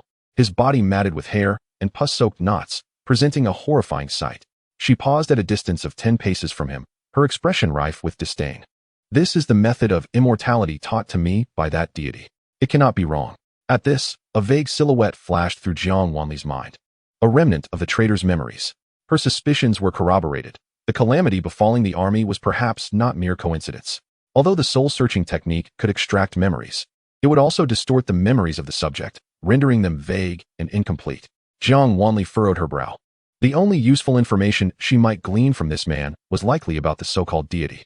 She hesitated, pondering whether to recklessly employ the soul-searching technique, uncertain if this fool's memories could withstand the strain. Previously, she had acted without hesitation out of curiosity and a momentary impulse fueled by hatred for betrayal. Now, aware of the army's connection to her, she felt a newfound caution. Is it Linjia, the ancient deity, who taught you this? She inquired, her lips parting slightly, laced with mockery. Linjia? What is he? The man scoffed, his eyes glistening with murderous intent as he gazed at Jiang Wanli. The ground trembled beneath him, and Jiang Wanli observed coolly, making no move. The scales on the serpent tail quivered, his eyes ablaze with crimson. You have disrupted my formation. You shall pay with your life. His voice was raspy, madness etched across his face. The scent of blood wafted through the air as Jiang Wanli leapt lightly. A barrier manifesting instantaneously, she floated above, gazing down at the bloodied earth, her eyes widening in surprise. She had not anticipated that this man possessed some measure of skill. Chapter 67. The slaughter of your Jiang Wanli surveyed the tumultuous ground beneath her, her gaze icy and unyielding, observing the man's near-mad state. She noted his malicious grin as he lifted his gaze to meet hers, eyes gleaming with crimson fervor. I shall turn you into the sustenance for my immortality. You appear quite delectable. His gaze roamed over her unrestrainedly, a blend of avarice and revulsion evident as he licked his lips, his eyes tinged with a sinister green. Regarding her as one would a sumptuous feast, Jiang Wanli understood that his notion of delicacy was quite literal. He truly desired to consume her. Perhaps it was the prolonged entrapment in this place, devoid of living beings, that had rendered him so desperate. The formation no longer sufficed to sustain his vitality, let alone immortality. It seemed he struggled merely to survive. The dark sorcery he wielded demanded continual sacrifices of the living to enhance his power and prolong his life. Having not encountered a living soul for nearly a millennium, his endurance had reached its limits. Jiang Wanli regarded him with a hint of amusement. You? At your current state? You cannot even maintain a human form, and yet you wish to kill me? As her words resonated, her eyes suddenly sharpened. She reacted swiftly. A surge of spiritual energy ascending, growing ever larger until it nearly engulfed the heavens. Jiang Wanli wore a cruel smile as her hand descended slowly, the immense spiritual force, accompanied by a tempest, hurtled towards the man. Boom! The spiritual energy struck the ground with tremendous force, driving the man deep into the earth, creating a vast pit. Jiang Wanli looked down at the man, now barely clinging to life. His serpent tail lay shattered, limp and lifeless, and the surrounding snakes had been upturned, some dead, others gravely injured. He coughed up a mouthful of blood, lying supine in the deep pit. Jiang Wanli cast a glance toward the spot where the white bones had been interred. Had she not feared damaging the recently buried remains, and had she not had further inquiries, this man would undoubtedly have met his end. She had chosen to hold back. The man glared fiercely at Jiang Wanli, breathing heavily. She observed him silently. Speak. Who is the deity you mentioned? If you are so eager to know, go meet him yourself. The man chuckled, his body beginning to decay, resembling a withered tree as flesh and blood flaked away like bark. The stench was both sanguine and nauseating. Jiang Wanli watched quietly as a thick mist began to envelop the area, akin to a beast that had long been lurking. As the mist approached her, Jiang Wanli's lips curled slightly, unperturbed. With a mere gesture, she prevented it from advancing a single inch. Upon noticing the fissures emerging within the fog, her eyes narrowed. Hesitation flickered for only a moment before curiosity prevailed. Jiang Wanli casually conjured a barrier and stepped inside. The moment she entered, the fissure behind her sealed silently. Jiang Wanli stood serenely amidst the chaos, the surroundings enveloped in profound silence. Save for the sound of her own breathing. Discarding a magical artifact, the chaos dissipated, allowing her to discern her environment. Towering trees flourished around her. The ground beneath her feet was soft and muddy, overgrown with weeds. A beam of light pierced the confusion, centering on Jiang Wanli, and the surrounding scene abruptly transformed, infused with vibrant color. Faced with the familiar landscape, Jiang Wanli raised an eyebrow. The scenery resembled that of the small island, yet devoid of the pile of bones and the vexatious serpent tide. Jiang Wanli regarded the figure before her, remaining still. A man with a sullen countenance leaned against a tree, occasionally glancing around, seemingly awaiting someone. His complexion was an unnatural ashen hue, and his sinister gaze suddenly fixated on a specific spot, prompting him to straighten his posture. Following his gaze, Jiang Wanli observed a man in white attire approaching leisurely, adorned with a gentle smile, exuding an aura of unparalleled purity. Upon seeing him, Jiang Wanli furrowed her brow slightly, an inexplicable sensation welling within her. His aura was remarkably pure, an essence of divine power. He wore a half mask, concealing the upper portion of his face behind a silver visage. His phoenix-like eyes slightly curved. The two engaged in silent conversation, yet Jiang Wanli could not discern their words. Their lip movements were incomprehensible to her, as if they were not of a language she recognized. This so-called deity lingered only for a quarter of an hour, departing after bestowing upon the man a scroll. The man's demeanor had undergone a complete transformation, his eyes brimming with adoration, gazing at the man with fervent reverence. He eagerly unfurled the scroll, and with each glance, the smile on his face deepened. During this time, visitors had sought the man, yet all were met with their demise at his hands. Their lifeless bodies carelessly discarded by his side as he pursued his frenzied cultivation, teetering on the brink of madness. When he finally lifted his gaze from the scroll, his eyes were suffused with a crimson hue, and he laughed heartily as he departed from that place. Jiang Wanli trailed behind him at a measured pace, observing as he slaughtered the entire tribe on the small island. The corpses of the fallen were hung from the trees, their lifeless heads gazing skyward.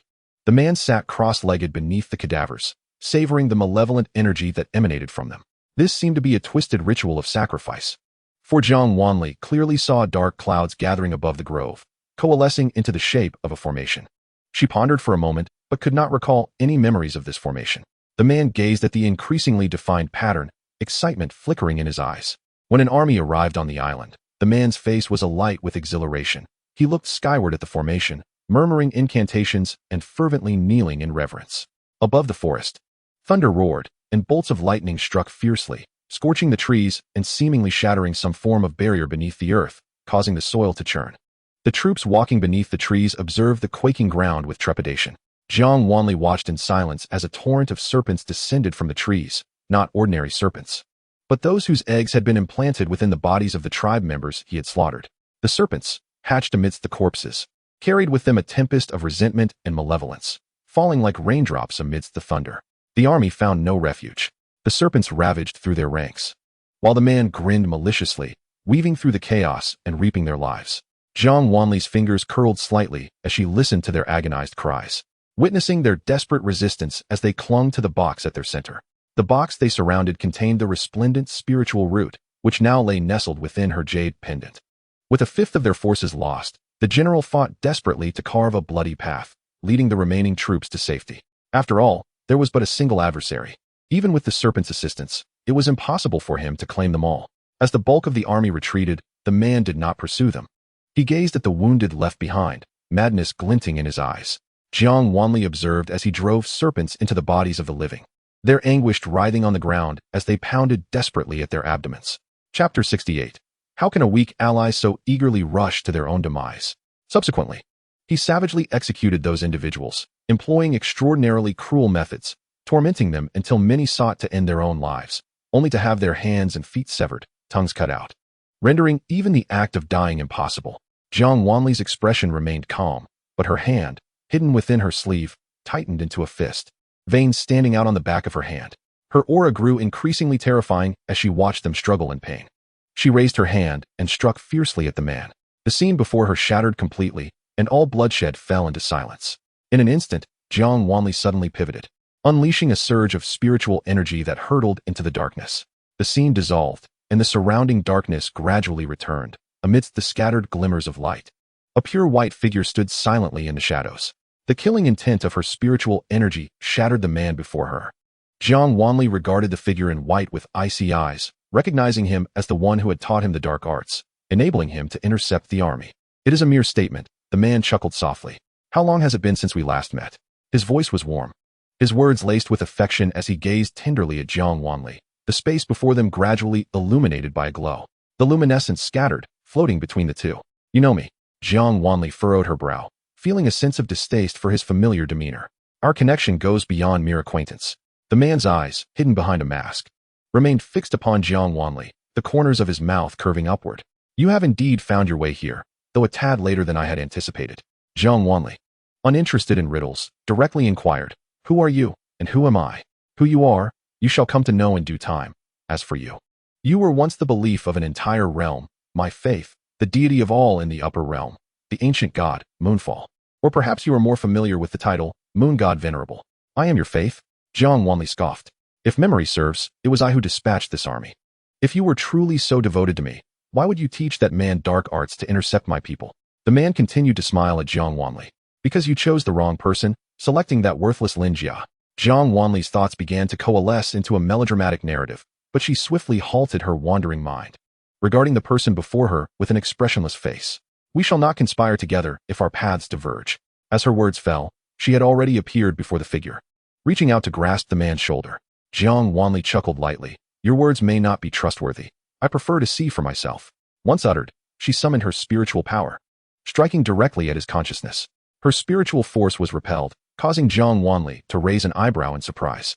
This man bore a high-grade artifact that protected his consciousness. She sensed a familiar aura but could not breach it. This is the divine artifact you bestowed upon me, Moonfall. If I dared to leave a secret treasure to lure you here, how could I possibly be unprepared for your vengeance? You still do not understand me. The man chuckled. Though his gaze turned cold, Jiang Wanli frowned, extending her hand to form a seal, but the man's figure began to dissipate. You have desired to meet me, and I too have relished this conversation, so this is sufficient. Moonfall, I await your return. His voice grew increasingly ethereal as Jiang Wanli clasped her hands before her, her fingers quickly intertwining. Just before the man completely vanished, a surge of spiritual energy struck him fiercely, watching him cough up a mouthful of blood. She met his astonished gaze with a light laugh. Now that we have met, how could I allow you to leave so easily? The man vanished entirely. The darkness surrounding Jiang Wanli receded, and she lowered her gaze to the remnants of a mangled corpse barely clinging to life. Is it enjoyable to drive serpents into the bodies of the living? She inquired with a smile, as the man looked on in terror. In the next moment, she cast a barrier beside him. Standing before the man, Jiang Wanli listened intently to the commotion above. The serpents cascaded down, landing forcefully upon the man, who lay helpless on the ground. Jiang Wanli casually poured forth a vial of powder, which wafted through the air and settled upon the man's body, causing the serpents to surge forward. Eternal life? Jiang Wanli lowered her gaze, regarding him with pity, her lips parting as she spoke deliberately. I want you to find no peace in life or death. As her words resonated, the serpents swarmed towards the man. Hearing his anguished screams behind her, Jiang Wanli turned to leave, reassuring him, Fear not, you shall not perish. You will endure eternally as sustenance for the serpents, living a fate worse than death. Her chilling voice was carried away by the wind, and her graceful figure vanished into the dense forest. Upon returning to the shore, Jiang Wanli found herself surrounded by people near the divine vessel. She did not pause her steps, moving directly towards the craft. Xianxia and Dugu Qianting were trapped aboard the divine vessel, encircled by disciples of the Xianxia sect. Left protector, what a rare encounter. Do you not wish to reminisce with me? The woman sat upon a palanquin, idly toying with her nails, her red attire accentuating her alluring figure, making her appear enchanting. She gazed with a playful smile at the two individuals aboard the divine vessel, who appeared as if they were facing a formidable adversary. Every frown and smile radiated charm. Why are you here alone? Where are the others? They're dead. Dugu Qianting regarded the woman with a cold demeanor and a tone that was far from pleasant. Dead?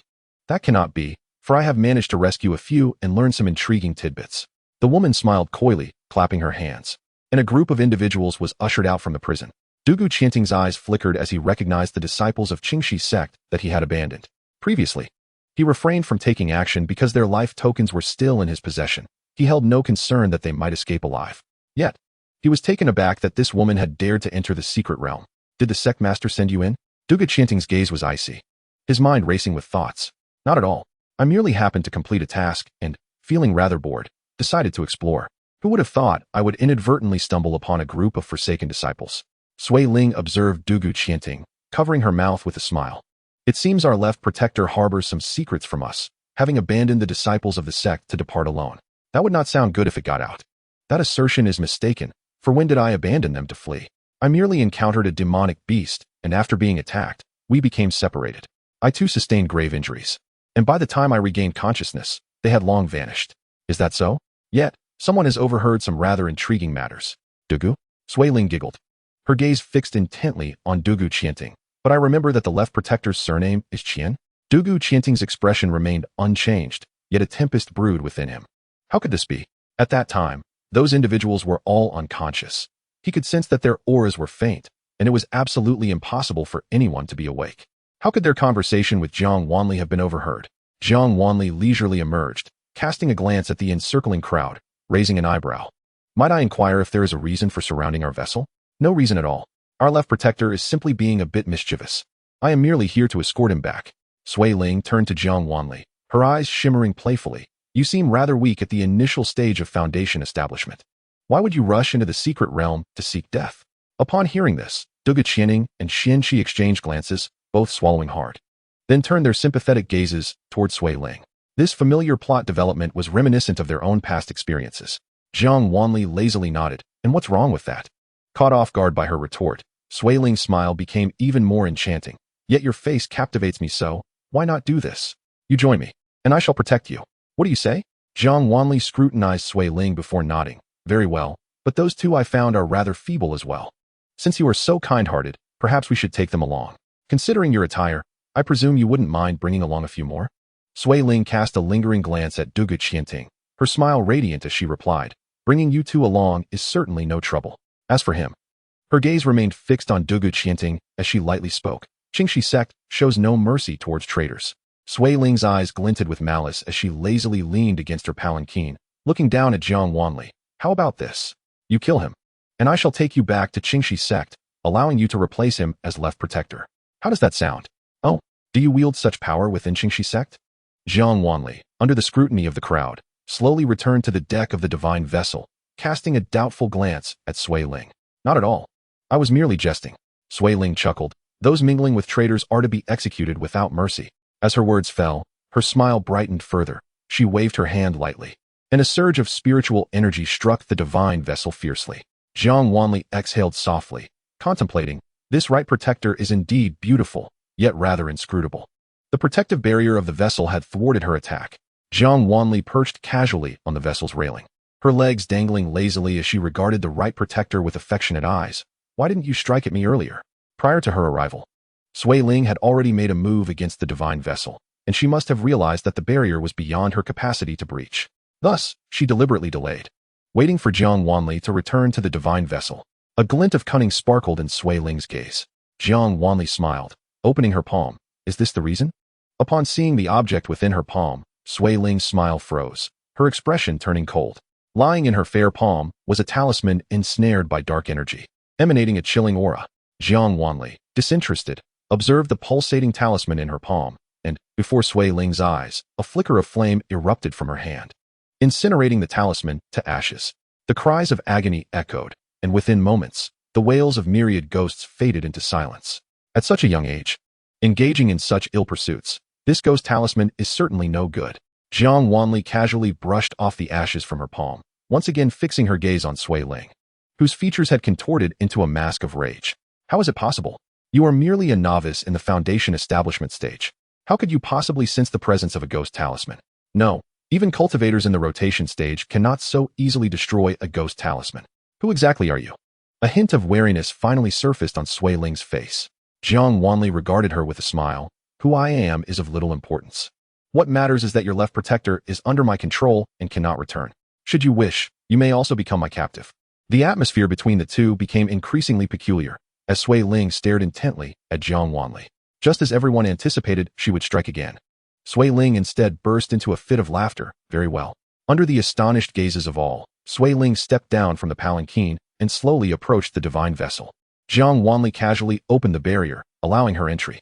Dugu Qianting immediately felt as if he were facing a formidable foe, silently retreating to the edge of the deck. Say your farewells to your subordinates. Jiang Wanli maintained her indifferent demeanor, and as her words fell, the divine vessel began to ascend.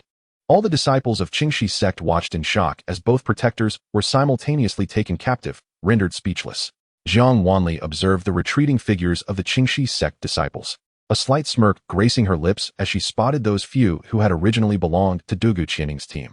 She leaped onto the deck, glancing at the tense duo, and chuckled lightly. It seems there is quite an intriguing tale between the left and right protectors of Xianxia sect. With a flick of her wrist, she produced a set of tables and chairs, casting them beside the two, and with a graceful lift of her skirt, she seated herself at the table, leisurely retrieving spiritual fruits, floral wine, and dried medicinal herbs, appearing utterly relaxed as if watching a play. Xianxia, observing the charged atmosphere between the two, glanced at them before quietly moving to sit beside Jiang Wanli, nibbling on a spiritual fruit. Sit. Jiang Wanli lifted her gaze to the two, beckoning them. Sui Ling, wary of Jiang Wanli, tempered her sharpness and smiled as she settled beside Xianxia. Dugu Qianting remained reluctant to approach, casting a glance at the three. His thin lips pressed together in silence. The hour is still early, do share your thoughts. As for the debts of Xianxia sect, once we exit the secret realm, we shall pay a visit. Jiang Wanli chewed on the dried herbs, her words leaving Dugu Qianting momentarily stunned. He then turned to Sui Ling, hesitating for a moment before ultimately choosing to sit beside Jiang Wanli. The four formed a circle, with Xianxia and Jiang Wanli engaging in lively conversation. Sui Ling casually poured a cup of floral wine, taking a delicate sip. Upon noticing Dugu Qianting approaching, her eyes glimmered, and she reached for the wine jug to pour him a drink. The right protector should be cautious. Should something happen to Qianting, your life would also be in jeopardy. Upon hearing this, Sui Ling halted her pouring hand, then irritably placed the wine jug on the table. Dugu Qianting cast a glance at Sui Ling, then turned his attention to Jiang Wanli. He poured himself a cup of floral brew and reached for a dried medicinal herb, consuming it in silence. He wrestled with his thoughts, and Jiang Wanli, aware of his hesitation, did not rush him but leisurely savored her food and drink. Dugu Qianting found himself in a deep quandary. He had once held unwavering faith in Jiang Wanli, yet now, a fleeting sense of confusion arose within him as he glanced at Sui Ling. If what he divulged were to be reported back to the sect leader of Qingxi's sect by Sui Ling, it would undoubtedly spell his doom. Nevertheless, his life was already nearing its end. The more individuals who were privy to these matters, the greater the risk for Qingxi's sect. After much internal struggle, Dugu Qianting steeled himself and began to recount the myriad misdeeds of Qingxi's sect. From the moment he entered Qingxi's sect, he had been amassing evidence of its transgressions. And now, he recounted them with meticulous detail. Jiang Wanli casually tossed a magical artifact onto the table to document Dugu Qianting's words. 18 years prior, Qingxi's sect had instigated calamity, leading to the annihilation of Dugu's clan. 17 years ago, Qingxi's sect intruded into the demon realm, slaying beasts and seizing demon cores, igniting a war between the demon realm and the cultivation realm that resulted in countless casualties. In response to the demon realm's wrath during the cultivation realm's resistance, Qingxi's sect began to offer sacrifices from dozens of villages, staining the land with blood. 15 years ago, Qingxi's sect commenced a campaign of rampant greed, murdering and plundering along trade routes. That same year, they recruited a band of ruthless individuals, including notorious figures from the cultivation realm. To placate these individuals and ensure their loyalty to Qingxi's sect, the sect granted them immense power within its jurisdiction. The Taoist they encountered in Chilean village was one such individual. Qingxi's sect allowed them access to the inner sanctum, and their actions went largely unchecked, bringing misery to the villages and cities under Qingxi's sect's control. Simultaneously, Qingxi's sect placed spies within various major sects to facilitate the apprehension of those wreaking havoc in the cultivation realm, emboldening their arrogance. Many who had been reviled by the cultivation realm and captured by Xuanyi Hall were rescued by Qingxi's sect, evading justice. 10 years ago, a favored disciple of the Grand Elder of Xuanyi Hall infiltrated Qingxi's sect and became an inspector. Half a year later, he met his demise within Qingxi's sect. Upon hearing this, Sui Ling's grip on her wine cup tightened, and the disdainful smile on her face faded significantly. Jiang Wanli shot a glance at Sui Ling and inquired, "What was his name?" "He was called He Qishan," Dugu Qianting replied. "Please, continue." Jiang Wanli took a sip of the floral brew, prompting Dugu Qianting to proceed. For a full 17 years, the transgressions of Qingxi's sect were too numerous to enumerate. Xianxi's eyes widened in disbelief. He could hardly fathom that such a renowned cultivation sect could commit so many heinous acts. As Dugu Qianting concluded his account, Jiang Wanli glanced at the notes recorded by the artifact and turned to Sui Ling, asking, "Do you have anything to add? What happened to He Qishan?" Sui Ling fixed her gaze on Dugu Qianting, her voice deliberate.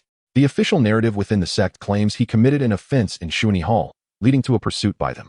He fled to Qingxi's sect to recuperate, but was later discovered by Luocheng, the leader of Xuanyi Hall, and ultimately fell by his hand.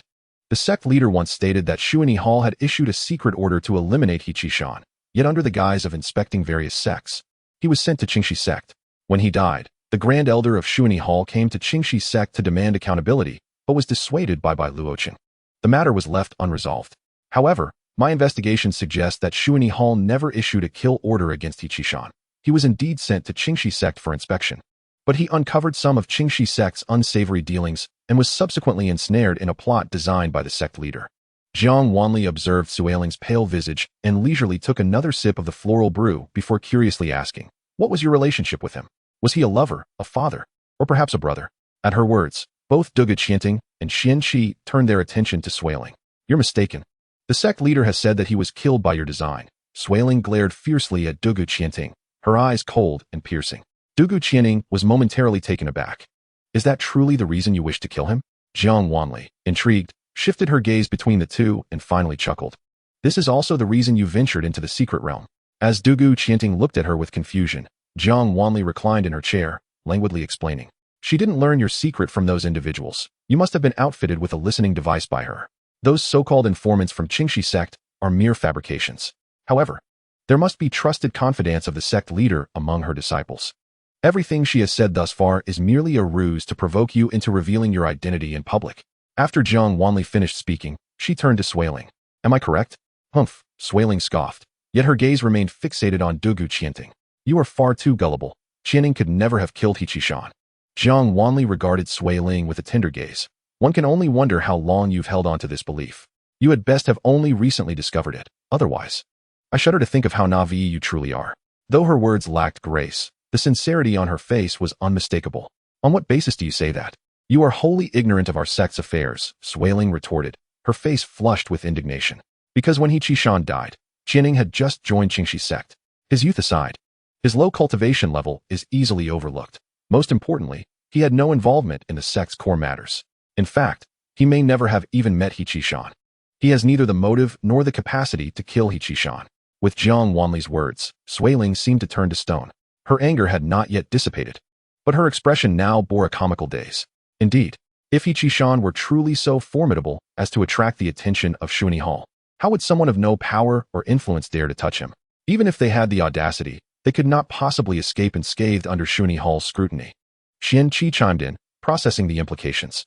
Suiling, seeing her bewildered countenance, Jiang Wanli offered reassurance. It's all right.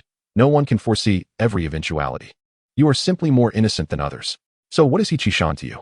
Jiang Wanli inquired. Her curiosity piqued and a hint of mischief evident in her expression. Suiling cast a nonchalant glance at her. He is my father. Oh, Jiang Wanli leaned back once more. Xianxia exchanged glances between the two and concluded. It appears that you may indeed become allies. Qingxi sect has truly brought this upon themselves, offending both the left and right protectors. They are deserving of their fate. Indeed, Dugu Qianting had not anticipated such a conclusion and looked at Jiang Wanli with intrigue, pondering how she had foreseen Suiling's potential grievances with Qingxi sect. Suiling too was perplexed. She had only met Jiang Wanli for a brief hour, and their confrontation had lasted no longer than a cup of tea. How could Jiang Wanli be so bold as to extend an olive branch, inviting her onto the divine vessel? With her confusion, she posed a question. How did you seem to know all along? Do you happen to know my father?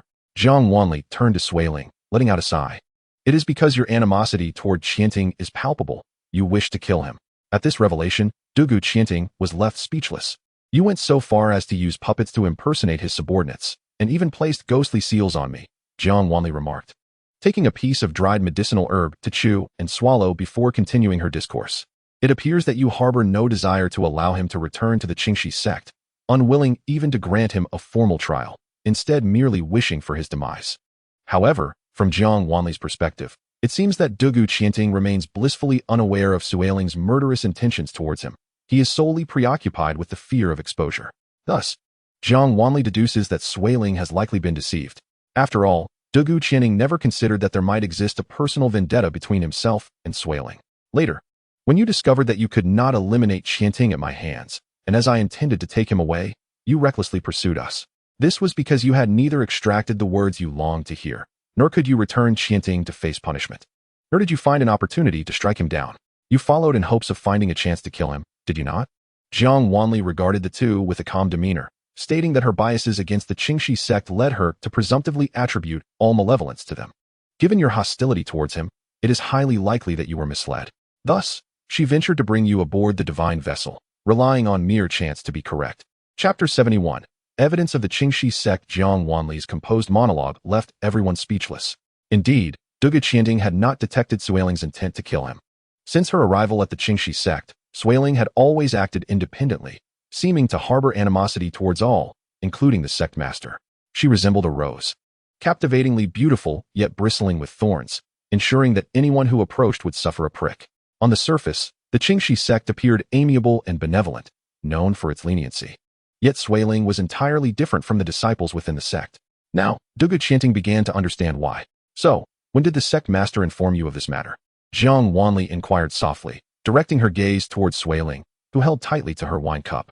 Upon my return from this expedition, as per our agreement, the sect master was to reveal to me the cause of my father's death. Suiling fixed her gaze on Dugu Qianting, declaring, I do not believe you. However, this young lady Jiang speaks with reason, hence I shall spare you for the time being. Do you possess any evidence for your earlier assertions? Jiang Wanli turned her attention to Dugu Qianting, disregarding the turmoil evident in Suiling's eyes. A smile crept upon her lips as she realized that Suiling had likely formed her own conclusions, Yet she was reluctant to show weakness before Dugu Qianting, harboring resentment over her own deception. Dugu Qianting nodded, rummaging through his storage ring to produce item after item of evidence. Many of these items did not strictly qualify as evidence, yet he wrapped them carefully in a silk handkerchief, safeguarding them with great care. As he continued to extract items, both Suiling and Xuanqi found themselves riveted. This is something I discovered on a beast after my kin met a tragic end 18 years ago. Evidence that the Qingxi sect once fought against that beast. Subsequently, they deliberately lured the beast into the territory of the Dugu clan. This is the complete collection of evidence I gathered at the scene. He presented a list of the most heinous criminals intercepted and detained by the Qingxi sect over the past 17 years. I have been tirelessly searching for evidence and tracking their whereabouts, and now I have a firm grasp on their movements. Dugu Qianting produced a bloodstained silk cloth. Glancing at Suiling, his hand pausing momentarily. This is a final letter from Hichishan. Jiang Wanli cast a glance at the silk cloth, setting down her wine cup and softly completing Dugu Qianting's unfinished thought. No sooner had her words lingered in the air than Suiling snatched the handkerchief from Dugu Qianting's grasp. As she unfolded it, her eyes reddened upon recognizing the familiar yet alien handwriting. She read each word with choking emotion. Indeed, it is he. Now Suiling could no longer doubt, as the majority of the letter detailed the sordid affairs of the Qingxi sect that Hichishan had uncovered. This letter was hastily penned while being pursued by the formidable experts of the Qingxi sect. I found this at the place where my friend he met his demise. He died within a dilapidated temple, and by the time I arrived, his body was beyond recognition. Dugu Qianting's expression shifted as he recalled something, his gaze flickering towards Suiling before he lowered his head. Is there anything else you wish to say? Jiang Wanli inquired, noticing the sudden flicker of turmoil in his eyes. Nothing of consequence, Dugu Qianting replied, shaking his head before recounting the remaining evidence. Upon concluding his account, an eerie silence enveloped the table. Jiang Wanli remained impassive, while Xuanqi and Suiling were visibly shaken by the array of evidence laid before them. Should all that Dugu Qianting claimed be true, then the Qingxi sect indeed deserved the gravest of punishments. Take a look, for you are also a member of the Qingxi sect. You cannot possibly be ignorant of these matters, can you? Jiang Wanli turned her gaze towards Suiling. Suiling lowered her eyes, her slender fingers brushing over the evidence of the Qingxi sect's misdeeds over recent years. After a prolonged silence, she finally spoke. I haven't paid much attention, but a few of these matters were indeed ordered by the sect master. These specific incidents were orchestrated by me. She lifted her gaze to meet Jiang Wanli's. I am aware of your formidable prowess, and it would be effortless for you to take my life. Yet could you allow me to exact my vengeance first? As she spoke, tears streamed down her face in large, uncontrolled drops. Dugu Qianting noticed her change in demeanor as he recounted recent events, and Jiang Wanli recognized that. As the right protector of the Qingxi sect, it would be ludicrous to assume she had played no part in these deeds. Even Dugu Qianting, despite his collection of evidence and intense disdain for the Qingxi sect, could not escape the constraints of his position within the sect. Seeing Suiling's expression, Dugu Qianting pressed his lips together tightly, his hands resting on the table clenching into fists. Xuanqi, what are your thoughts? Jiang Wanli turned to Xuanqi, who sat in contemplation, gazing at the evidence. In their position, they were driven to act. Though they have committed wrongs, it is understandable. After all, within the Qingxi sect, if they do not act, others will. Their nature is not inherently malevolent. Upon hearing Xuanqi's words, Jiang Wanli contemplated, then chuckled lightly. The argument does not hold. Regardless of one's position, wrongdoing must be met with consequences. Even if there are unavoidable hardships, why should the innocent suffer for your plight? As Jiang Wanli's words echoed, two pulses of spiritual energy surged forth, swiftly binding Dugu Qianting and Suiling. Meeting their astonished gazes, Jiang Wanli's expression remained serene as she declared, Now, let us recount the deeds you have committed, after which I shall decide whether to spare your lives. Within the barrier, two magical artifacts were cast forth, identical to those Jiang Wanli had previously placed on the table to record Dugu Qianting's words. Rest assured, no one will hear your words. Only the artifacts will record them. They possess no subjective consciousness and will not discern truth from falsehood. You have half an hour. Jiang Wanli observed the two, sweeping her hand to collect all the evidence on the table into her storage ring, then wandered into the ship's cabin. On the deck, Dugu Qianting and Suiling remained ensnared within the barrier, unable to rise from their seats. Xuanqi glanced between the two, hesitated, and then hastily gathered the spiritual fruits and herbs from the table before making a discreet exit. Dugu Qianting and Suiling exchanged glances, staring at the magical artifacts placed before them, and after a protracted silence, they finally spoke. Inside the cabin, Jiang Wanli meticulously examined each piece of evidence, casually conjuring a water mirror to awaken by Luocheng, who had been meditating. I have come across certain items that I believe will pique your interest. Jiang Wanli languidly regarded the flustered Bai Luoqing, sifting through the evidence and nonchalantly tossing a chaotic pearl into the water mirror. What do you mean by this? Do you not realize that interrupting someone's meditation is a grave taboo? And you dare to hurl refuse at me? Bai Luoqing beheld a succession of gruesome objects tumbling before him, his voice trembling in fear. Master, please exercise caution. Jiang Wanli's expression remained impassive, as she stated. In 1 hour, I require a precise answer regarding the veracity of the events recorded within the artifact. Cast all the evidence forth. Unhurriedly, Jiang Wanli sent over the artifact that had documented the words of Dugu Qianting. Chapter 72, The Chill of Autumn. Let the Qingxi sect perish buried beneath a mound of evidence. Bai Luoqing hastily grasped a silken handkerchief. Upon discerning the inscriptions, his countenance turned grave. He quickly perused all the evidence and revisited the artifact's account of the Qingxi sect's transgressions, then uttered, "Please wait a moment." In an instant, he vanished. Jiang Wanli remained unperturbed, leaving the water mirror undisturbed, quietly seated at the table while chewing on medicinal herbs.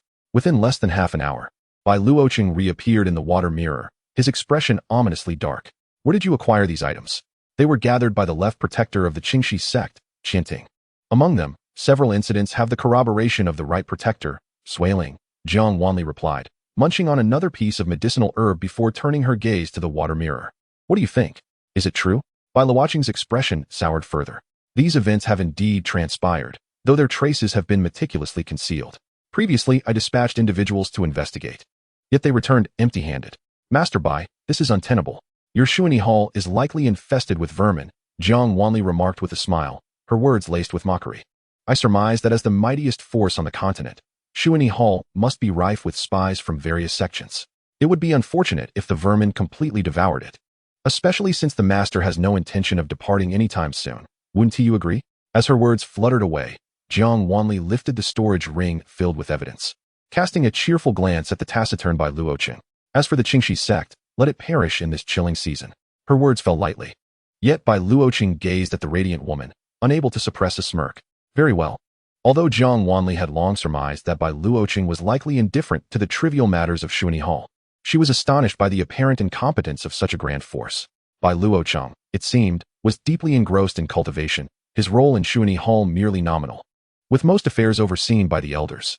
Though it was hailed as the foremost power, apart from Bai Luoqing, few within Xuanyi Hall possessed noteworthy abilities. The mere idea of managing the entire cultivation world while addressing its internal grievances was indeed a daunting task. This cannot continue. Jiang Wanli lowered her gaze, a slight smile gracing her lips. It was time to assign Bai Luoqing some responsibilities. How could such a colossal force allow him to remain a mere bystander? This was unacceptable.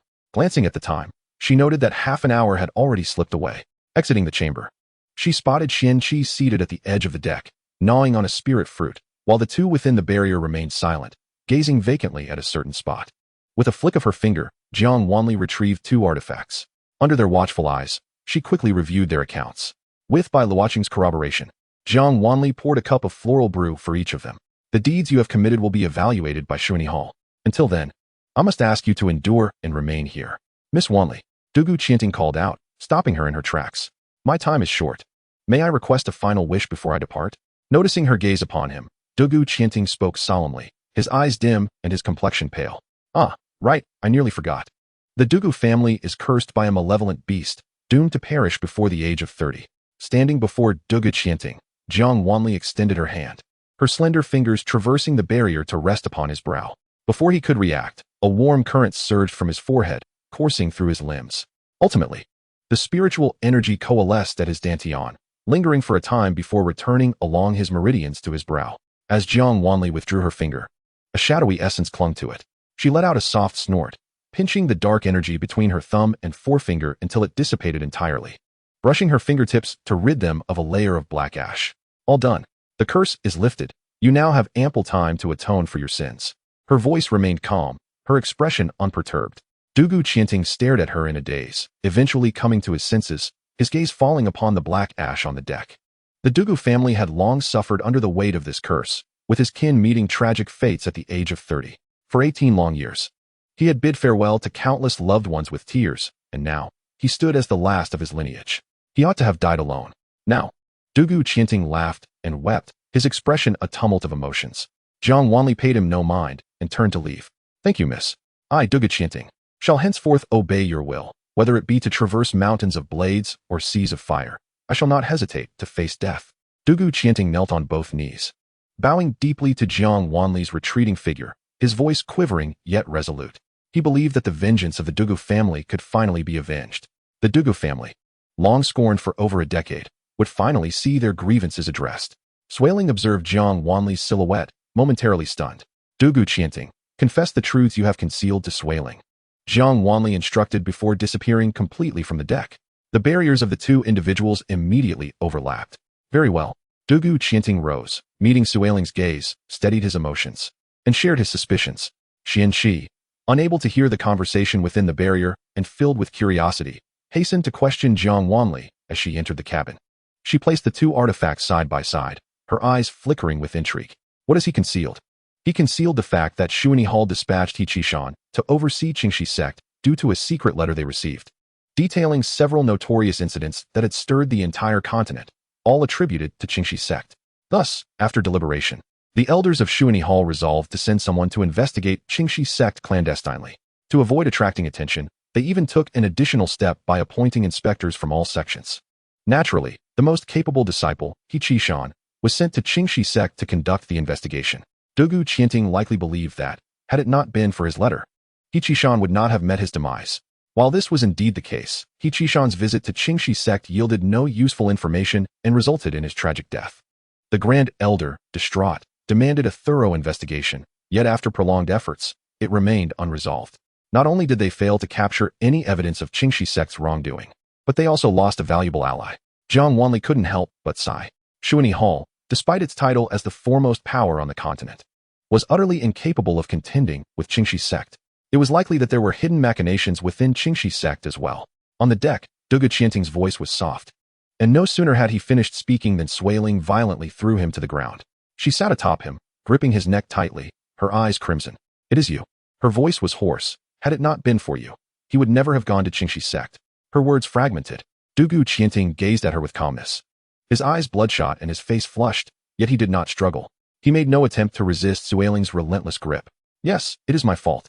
I indirectly caused his death, and thus, I have lived in remorse. I know I am not a good person. Gathering evidence against Qingxi sect while being compelled to obey sect orders and commit heinous acts. His voice choked, a tear escaped from the corner of his eye. His gaze filled with turmoil. May you die? Swaling glared fiercely at him, tightening her grip and cutting off the fragmented words of Dugu Qianting.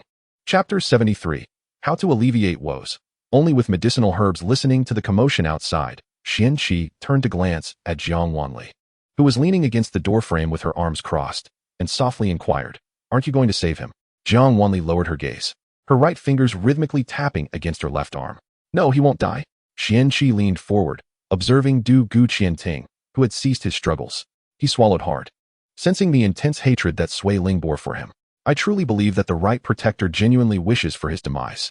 Xianxia's wide eyes were fixed intently on the scene, fearful that a moment's distraction would spell the end for Dugu Qianting. Perceiving the fluctuations of spiritual energy, Jiang Wanli shook her head. He won't. Why? Swaling's voice erupted, nearly a scream, filled with a choked sob as she cried out. Do you know how old I was when he died? Her tears fell in heavy droplets upon Dugu Qianting's face, mingling with his own. His complexion flushed. His thin lips parted and then closed again, unable to utter a single word. He thought to himself that perhaps it was acceptable to die this way. Yet he regretted not witnessing the downfall of Qingxi sect. However, he held firm in his belief that Jiang Wanli would surely eradicate this malignant tumor known as Qingxi sect. Though their acquaintance was brief, he believed in her capabilities. With the air in his lungs dwindling, the veins on his forehead bulged, and he could feel a resonating hum from his lungs. Just before his vision faded completely, his consciousness was not entirely extinguished. In a fit of desperation, Swaling released him, collapsing beside him, gasping for breath through her tears. She had long accepted that Dugu Qianting was responsible for her father's death, yet now it seemed her true enemy was not him. Although he was an accomplice, she could not bring herself to harm someone else who had also suffered at the hands of Qingxi sect. Her heart was filled with hatred for him, yet she found herself powerless to act against him. Xianxia observed the scene, his pupils constricted as he watched Dugu Qianting remain motionless. After a moment, he swallowed again and quietly asked, Is he dead? No, Jiang Wanli replied, a a faint smile gracing her lips as she lowered her arms and entered the cabin. Had Sui Ling truly killed Du Guqianting, Jiang Wanli's perception of her would likely shift. She believed that if Sui Ling acted impulsively and took Du Guqianting's life, she would inevitably regret it afterward. After all, they were both victims of the calamities wrought by Qingxi's sect, their fates remarkably similar. If Sui Ling possessed any empathy, she could never bring herself to kill Du Guqianting. Indeed, Sui Ling harbored a deep-seated hatred for Du Guqianting, especially upon learning that her father's death was precipitated by a secret letter from him. She wished nothing more than to slay him. However, as Jiang Wanli surmised, she could not bring herself to do so. Sui Ling lifted her head, the delayed anguish gnawing at her insides, a pain that enveloped her body in an agonizing embrace. Until now, she had never truly delved into the circumstances surrounding her father's death. The Grand Elder of Shun Yi Hall had never confided in her the details of her father's demise. It was only through Du Guqianting's revelation that she comprehended the full extent of her father's fate. This belated sorrow dragged her further into despair, as though she were confronting her father's death for the very first time. Sui Ling tilted her head back, her voice hoarse as she cried out, resembling a child weeping heartbreakingly.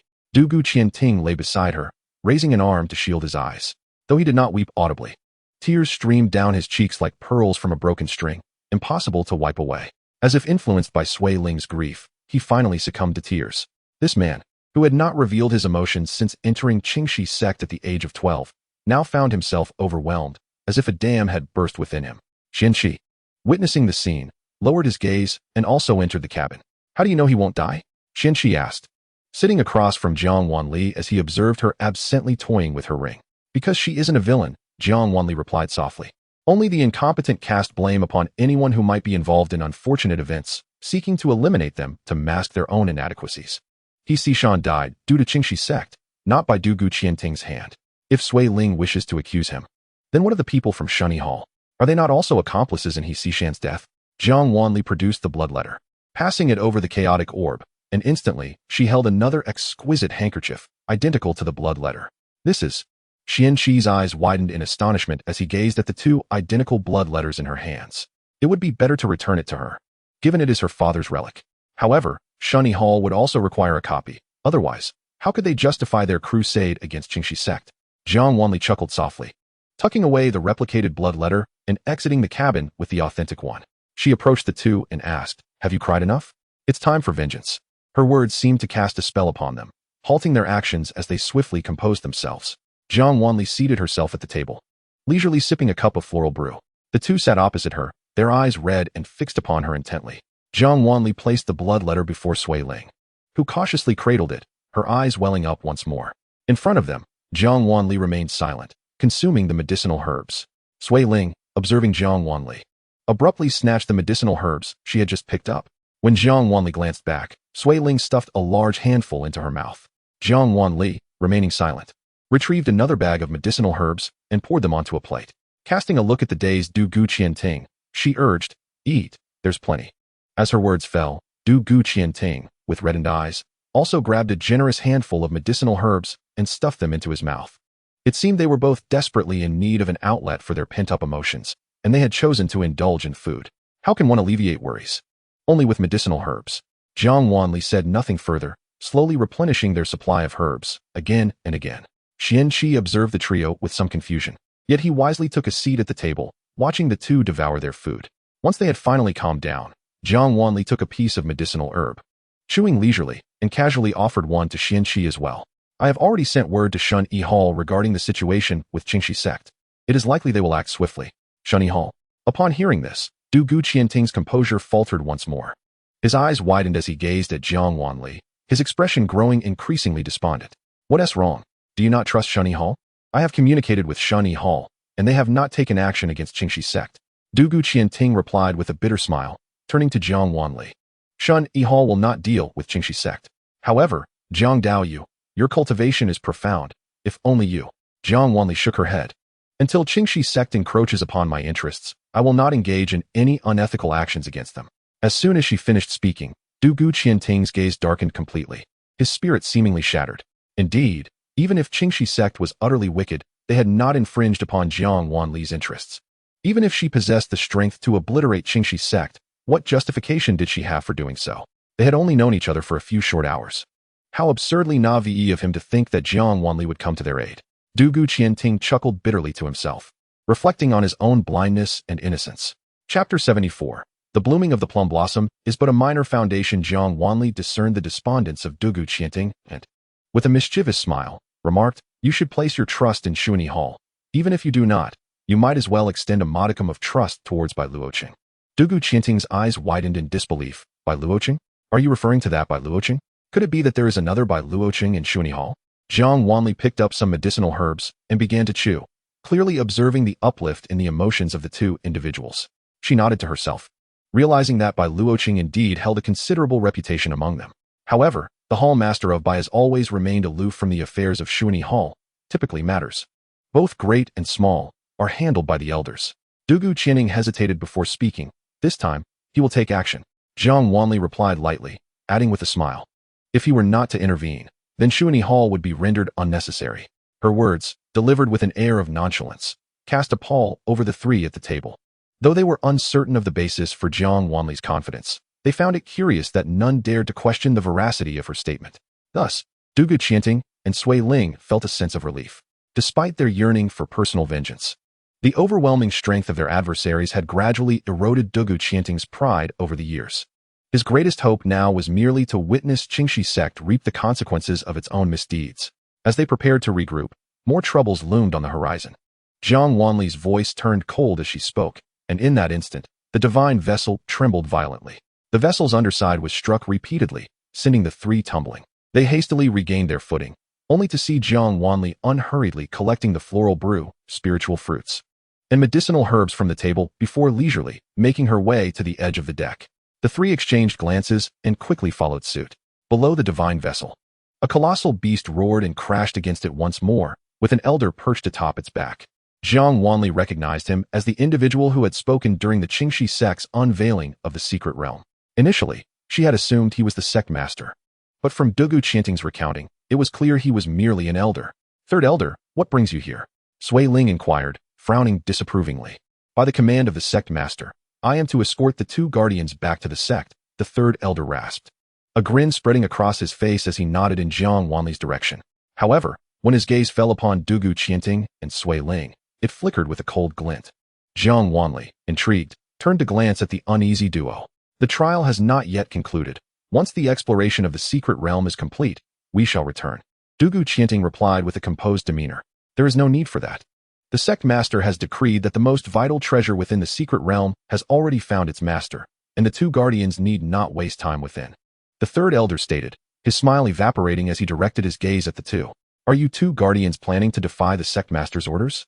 Dugu Qianting and Sui Ling exchanged glances, a sense of foreboding creeping into their hearts. Having just confided in Jiang Wanli, it was evident that the sect master was already making moves, and returning now would likely spell their doom.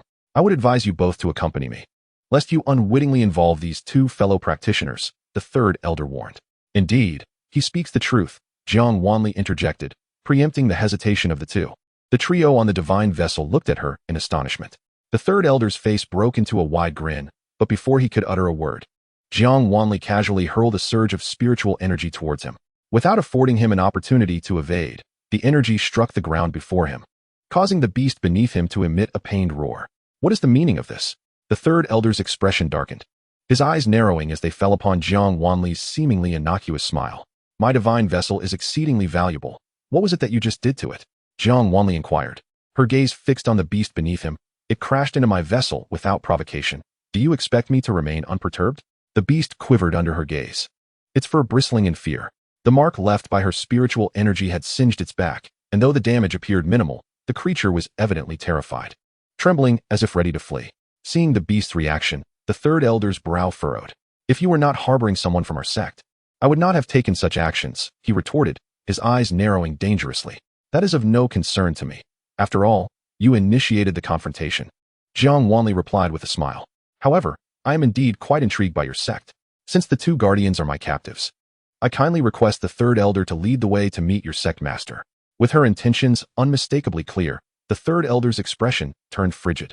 "You are but a mere foundation cultivator. I am indulging you by even discussing this matter. Do not overreach." As these words left his lips, an eerie silence enveloped the divine vessel. The three were struck by a sense of deja vu. Sui Ling suppressed a grin, finding a strange satisfaction in witnessing someone else tread the path of folly so soon. Silently, she raised a thumb in approval towards the third elder. "Oh, there is no need to extend me any courtesies," Jiang Wanli replied with a charming smile. "I shall make my position clear. These two are my captives, and no one shall take them away. Then do not blame me for my lack of courtesy." The third elder's eyes glinted greedily as they scanned the divine vessel. Following his proclamation, he could hardly suppress his delight as he charged forward on the beast, striking the barrier before the divine vessel with great force. Jiang Wanli's eyes sparkled with mischief. Almost instantaneously upon his attack, she opened a breach in the barrier, allowing his strike to land squarely upon the divine vessel. A scratch marred its gleaming surface, eliciting a collective wince from the three observers. The third elder's expression twisted momentarily. He had only intended to breach the barrier, not to damage the artifact. After all, such a splendid artifact was certainly tempting, and he harbored intentions of murder and treasure seizing. Feigning surprise, Jiang Wanli gazed at the scratch. How unreasonable of the elder! In that case, I shall not hold back. Her tone was icy. The third elder felt an ominous premonition welling within him, prompting him to distance himself from the divine vessel. Yet, Jiang Wanli was not about to grant him such an opportunity. In the next instant, she appeared behind the third elder, a smile dancing on her lips as she kicked him off the beast. Jiang Wanli stood atop the creature, her hand enveloping its neck with a surge of spiritual energy, yanking it towards the third elder as though she were pulling on reins. The beast obediently veered in his direction. The third elder plummeted downwards, desperately casting a barrier just before impact, but he still landed clumsily on the ground. The three stood upon the divine vessel, peering down at the scene below. Jiang Wanli sat cross-legged upon the beast's neck, patting it gently as it emitted a series of distressed cries. "Third elder, how clumsy of you," Jiang Wanli remarked, propping her chin in her hand. Her tone light and airy. "This beast truly cannot be tamed. It is quite audacious." The third elder's face turned a shade of deep indigo as he regained his footing. Seething with rage, "Get down from there. Can the third elder not ascend?" Jiang Wanli feigned confusion. "I am merely a humble foundation cultivator. You cannot be that weak. Can you? After all, you have eradicated many powerful clans." Her voice turned frigid, and the third elder gazed at her in astonishment. "How do you know?" Chapter 75. After all, how wicked can such a foolish creature be? Jiang Wanli continued to pat the beast's back. "How could I possibly know? I also know that this beast was seized from others by the third elder. No wonder it cannot be tamed."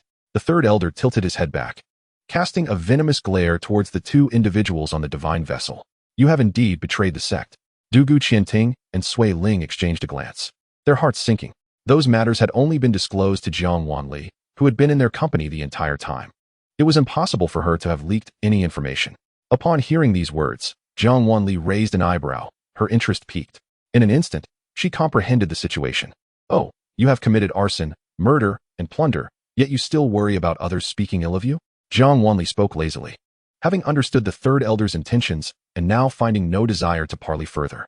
She regarded him from her elevated position, her gaze piercing, as if to say, "You have pillaged countless treasures and taken innumerable lives. You deserve your fate."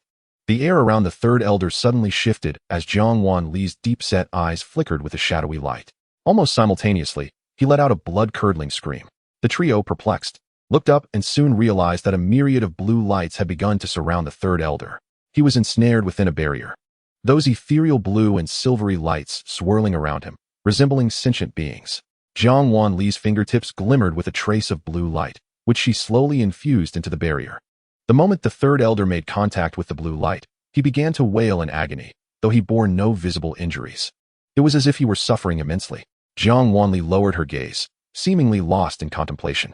After a lengthy pause, as the third elder collapsed, drenched in cold sweat and gasping for breath, Jiang Wanli finally withdrew her hand. She looked down at him with a sardonic smile. The third elder, trembling in terror and unable to escape her watchful gaze, could only gaze back at her in horror.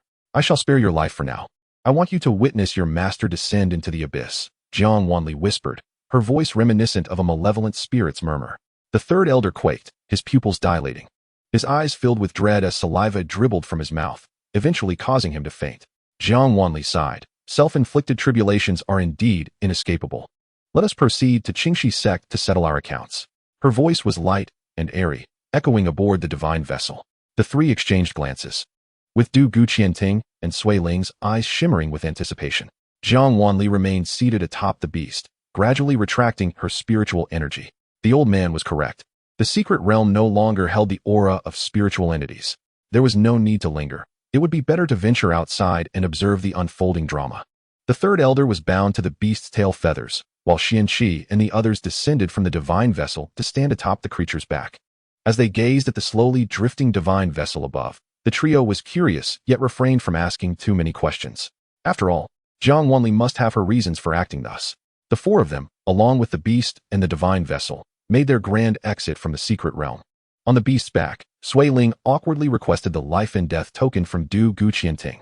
The leader of Qingxi sect would receive the life and death tokens of the entire team to prevent any members from harming the sect's interests. Possessing this token granted control over the lives of those disciples. Should the leader so desire, their lives could be extinguished at any moment. Du Guqianting appeared bemused. Now, he was no longer afraid of revealing his identity. Regardless of whether those disciples lived or died, he had no intention of utilizing the life and death token again. What do you need their life and death tokens for? Du Guqianting inquired. Yet he still handed the token to Sui Ling. Sui Ling took the token, forming a seal with one hand, her slender fingers trembling as they pointed towards the token. A wisp of spiritual energy began to flow from it. Du Guqianting's eyes widened in shock. You certainly invested heavily. You must have learned from the sect master before he entered the secret realm that he was the one who killed your father, hadn't you? Jiang Wanli glanced over, speaking nonchalantly. Indeed, the sect master informed me of this before he entered the secret realm. I could have entered myself, but I feared he would not lower his guard with me present. Thus, Sui Ling had remained outside the secret realm, spying on Du Guqianting, and upon discovering his weaknesses, she hastily entered the secret realm, hoping to extract information. Why didn't you inform the sect master? Du Guqianting swallowed hard, realizing he had been under this woman's scrutiny all along. While the sect master shared this information with me, he did not wish for me to take action against you. If I were to speak without evidence or reliable witnesses, he would surely think I was seeking revenge for personal grievances, Sui Ling explained coolly. Without just cause, she would never strike. The sect master wished for them to maintain a balance of power. He had advised her to let go of her hatred. Thus, unless she could pinpoint Du Guqianting's faults, she could not kill him. Initially, she had intended to bring him back to the sect for the sect master to handle, as her cultivation was indeed beneath his. However, Jiang Wanli's appearance disrupted her plans, leaving her with no choice but to take risks. Ultimately, she had failed. The ghostly symbol was detected by Jiang Wanli almost immediately. Du Guqianting regarded Sui Ling, finally realizing the depth of this right protector's cunning. Quite clever, I must say, Xianxia commented, prompting the two to glance at him as he stuck out his tongue and scampered over to Jiang Wanli's side. The group swiftly arrived at the Qingxi sect's plaza, where the sect was on high alert. Upon their arrival, they found themselves ensnared within an array. Oh, what a grand display! Jiang Wanli chuckled, patting the beast. Look, so many have come to welcome us. The beast shook in response to her touch, its tail swaying vigorously, causing the bound third elder to be violently tossed about, tears streaming down his face. You insolent wretch! How dare you show disrespect to an elder of Qingxi sect? A commanding voice boomed across the plaza as Jiang Wanli locked eyes with Cui Wu Wei from a distance. You are the sect master of Qingxi sect? Jiang Wanli inquired, scrutinizing the robust man before her, raising an eyebrow. Indeed, Cui Wu Wei's voice carried an oppressive weight, bearing down upon them. Jiang Wanli scoffed lightly, casually slicing through the pressure as if it were nothing. Oh, Cui Wu Wei's eyes narrowed in suspicion as he observed them, noting the divine vessel behind them. You are at the foundation establishment stage, he remarked, his voice dropping as he scanned her. Upon hearing this, Jiang Wanli frowned. She could not fathom why everyone perceived her cultivation as merely foundation establishment, yet whenever they learned of her level, the disdain in their eyes was infuriating. What of it? Jiang Wanli replied coolly, feeling a flicker of irritation within. Cui Wu Wei's brow furrowed slightly as his gaze fell upon the divine vessel behind them. A glimmer of understanding crossing his features, seemingly justifying Jiang Wanli's ability to withstand his pressure. Just a mere foundation establishment practitioner. You cannot possibly believe that the protection of a magical artifact can allow you to stand against me? Jiang Wanli, slightly exasperated, turned her head to glance at the divine vessel behind her, her lips twitching in amusement. Do you truly think I am shielded by that flying artifact? Jiang Wanli fell into deep contemplation, reflecting on whether she had overestimated the Qingxi sect's leader. Perhaps he was not as malevolent as she had imagined. After all, how wicked could something so foolish truly be? Chapter 76. Forgive me, I am the guest elder of Shun Yi Hall. Cui Wu Wei's gaze shifted to the two individuals behind her, his eyes cold as he remarked, You truly are ungrateful wretches.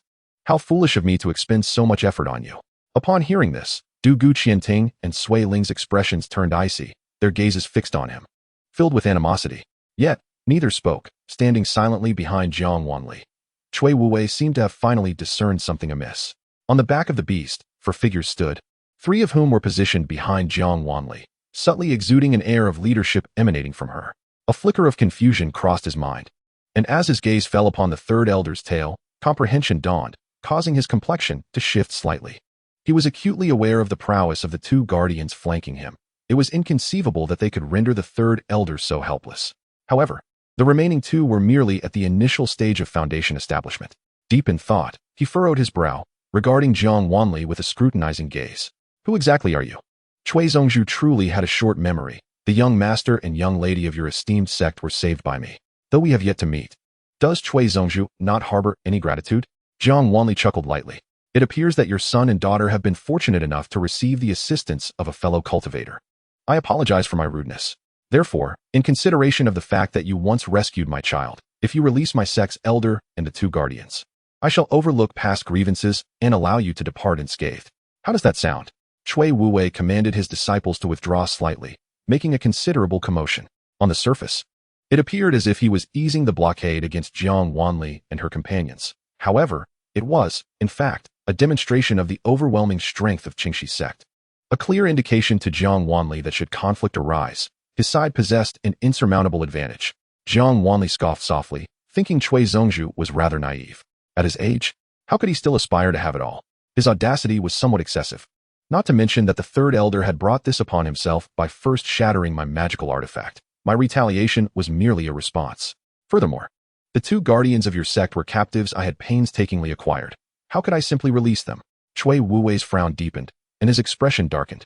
Since you refuse, do not blame me for being heartless. Upon hearing this, Jiang Wanli's smile widened. How amusing. The 3rd elder said the same thing earlier. As Cui Wuwei's eyes grew cold, he waved his hand and launched an attack toward her. Jiang Wanli arched an eyebrow, her fingers fluttering, and in an instant, a colossal divine vessel appeared before her. Cui Wuwei's assault struck the vessel, causing a gaping crack to form. A collective gasp echoed through the crowd, with Xianxia particularly distressed. His eyes filled with shock and despair. TSK, Cui Zongzhu, I had no intention of provoking you. However, since you initiated the destruction of my artifact, I shall not hold back. Jiang Wanli's crisp voice resonated, and Cui Wuwei's face paled in astonishment. As he began to retreat, he realized his spiritual energy had been ensnared. Jiang Wanli appeared behind him, her fingers deftly weaving a barrier that trapped him within. How is this possible? Cui Wuwei's eyes widened as he attempted to use his spiritual energy to break free from the barrier, only to find his dantian eerily calm, devoid of any spiritual presence. The barrier had severed his connection to his energy in an instant. Now acutely aware of his predicament, Cui Wuwei broke out in a cold sweat. Looking at Jiang Wanli with dread. Who are you? You are clearly only at the initial stage of foundation establishment. How could you seal my spiritual energy? What sorcery have you employed? Jiang Wanli smiled sweetly. Your words are quite amusing, Cui Zongzhu. Spreading rumors is not a commendable habit. I simply prefer a less violent approach. Now we can calmly settle our accounts. As her words settled, she turned her gaze to the disciples of Qingxi's sect standing in the square, her expression sharp. Ignoring the formation they had set, Jiang Wanli formed a larger and sturdier array with her hands, enveloping the entirety of Qingxi's sect within its confines. The spectacle left not only those surrounding her in awe, but also the disciples of Qingxi's sect, who gazed in horror at the rising barrier. As she descended gracefully, her hands held a surge of spiritual energy, the culmination of which was the enormous beast, along with the ensnared 3rd elder and Cui Wuwei. She alighted upon the elevated platform at the front of the square, glancing at the throne behind her before, under the scrutiny of all, she seated herself with poise. In that moment, Cui Wuwei's eyes nearly bulged from their sockets. Do you intend to oppose the entirety of Qingxi's sect? He bellowed. Qingxi's sect is the 10th sect on the continent. To stand against us, you must be prepared to be hunted by all the cultivators of the realm. Witnessing Jiang Wanli's actions, the members of Qingxi's sect began to panic. The ability to establish such a colossal barrier in an instant indicated that she was far from merely a foundation-level cultivator. Cui Wuwei distinctly observed that a disciple had attempted to break through only to be violently repelled by the barrier. Others, upon contact, were directly struck back, vomiting blood and falling unconscious. In an instant, the entirety of his sect was under the control of a single woman. Overwhelmed by fear, he could no longer afford to be astonished. Now he understood that Jiang Wanli possessed the capability to annihilate Qingxi's sect with ease. Jiang Wanli tilted her head languidly, reclining in the position of Qingxi's sect's leader, and smiled. To be pursued by all the cultivators of the continent? I lack such prowess. Amidst Cui Wuwei's trepidation, she continued softly, I had no intention of becoming an enemy of Qingxi's sect. Believing her words to have intimidated Jiang Wanli, Cui Wuwei breathed a subtle sigh of relief. However, if I recall correctly, all sects and cultivators are subject to the oversight of Xuanyi Hall. Should a sect commit egregious acts that undermine the interests of cultivators on the continent, Xuanyi Hall reserves the right to hold the sect accountable, does it not? Her tone conveyed a hint of uncertainty as she glanced at Dugu Qianting, the left guardian. Is that not so? Indeed, Dugu Qianting affirmed with a nod. All the disciples of Qingxi's sect looked up at them, listening to their exchange with bewilderment. Cui Wuwei, upon hearing this, felt his heart leap once more. He stared at Jiang Wanli in shock, his words faltering. You cannot be serious. Xuanyi Hall cannot possibly know. Those within Qingxi's sect who have infiltrated Xuanyi Hall have already dealt with the evidence submitted to them. It is impossible for Xuanyi Hall to find any incriminating evidence against Qingxi's sect. The thought of this made Cui Wuwei's face grow increasingly grim as he cast a malevolent glance at Dugu Qianting and Sui Ling. You have indeed betrayed the sect. Suddenly, Cui Wuwei burst into laughter, his gaze fixed on Jiang Wanli, teeth gritted. Even if you are aware, what can you do? You do not possess the authority of Xuanyi Hall to adjudicate sect matters. So long as you dare to act against Qingxi's sect, the cultivation world will never tolerate you. He laughed coldly, seemingly convinced by his own words, no longer exhibiting the prior panic despite his entrapment. Yet, Jiang Wanli merely smiled, sauntering before Cui Wuwei, taking her time to observe him before finally speaking. Who said I lack the authority of Xuanyi Hall? As her words fell, Cui Wuwei's incredulous gaze met Jiang Wanli's, who held up a token, her smile radiant. My apologies, I forgot to mention, I am a newly appointed guest elder of Xuanyi Hall, possessing all the authority afforded to it. Furthermore, did you truly believe that the evidence handled by Qingxi sect's infiltrators would simply vanish? How naive. I directly submitted that evidence to Bai Luocheng. Chapter 77. Though the evidence is fragmented, the crimes are evident. The token dangled before Cui Wuwei's eyes, and as he beheld it, his expression twisted with rage. Jiang Wanli's sly smile only deepened. Behind her, Dugu Qianting and Sui Ling stood frozen, their gazes fixed upon the token in her hand. The ancient token bore the conspicuous characters of Xuanyi. Under Cui Wuwei's dark scrutiny, Jiang Wanli straightened, stepping to the edge of the platform, her voice melodious as she proclaimed, Xuanyi Hall is tasked with overseeing the continent. Recently, Xuanyi Hall received a secret missive from cultivators detailing Qingxi sect's embezzlement and exploitation over the past 2 decades, actions detrimental to the continent. Today, Xuanyi Hall shall conduct a thorough investigation into Qingxi sect, and I ask all fellow cultivators to cooperate. The serene yet authoritative voice of Qin Ling reverberated throughout the entirety of Qingxi sect, leaving its disciples in a state of bewilderment and trepidation. Within the square, the disciples were engulfed in confusion and fear. After Jiang Wanli concluded her remarks, she leisurely returned to her throne, casting a languid glance at Cui Wuwei, and sighed softly. One reaps what one sows.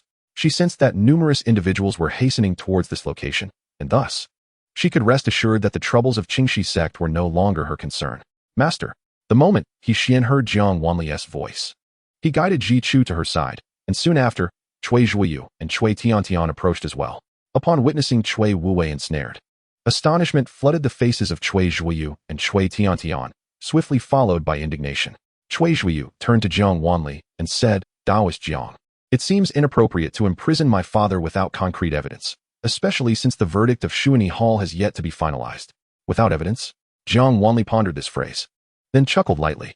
Young master, I never abuse my power. Almost as soon as her words fell, the barrier enclosing Qingxi sect opened a breach. A group of individuals, led by Bai Luocheng, hovered above on their swords, as the members of Xuanyi Hall descended upon the high platform. Upon landing, Bai Luocheng approached Jiang Wanli with a beaming smile. Truly commendable, Elder Jiang. You have achieved such remarkable success upon joining Xuanyi Hall. Observing Bai Luocheng's sycophantic demeanor, Jiang Wanli twitched her lips, showing no regard for his flattery. If they do not heed my words, the subsequent matters will need to be handled by Sect Master Bai. Indeed, unperturbed by Jiang Wanli's indifference, Bai Luocheng cast a glance at Yi Qing, who immediately took his place atop the high platform. The other members of Xuanyi Hall retrieved a massive wooden table from their storage rings and placed it at the edge of the platform. Yi Qing, with a stern countenance, unfurled a scroll and addressed the multitude gathered below. his voice resonating powerfully across the mountain. He articulated the myriad transgressions of Qingxi sect with unwavering conviction.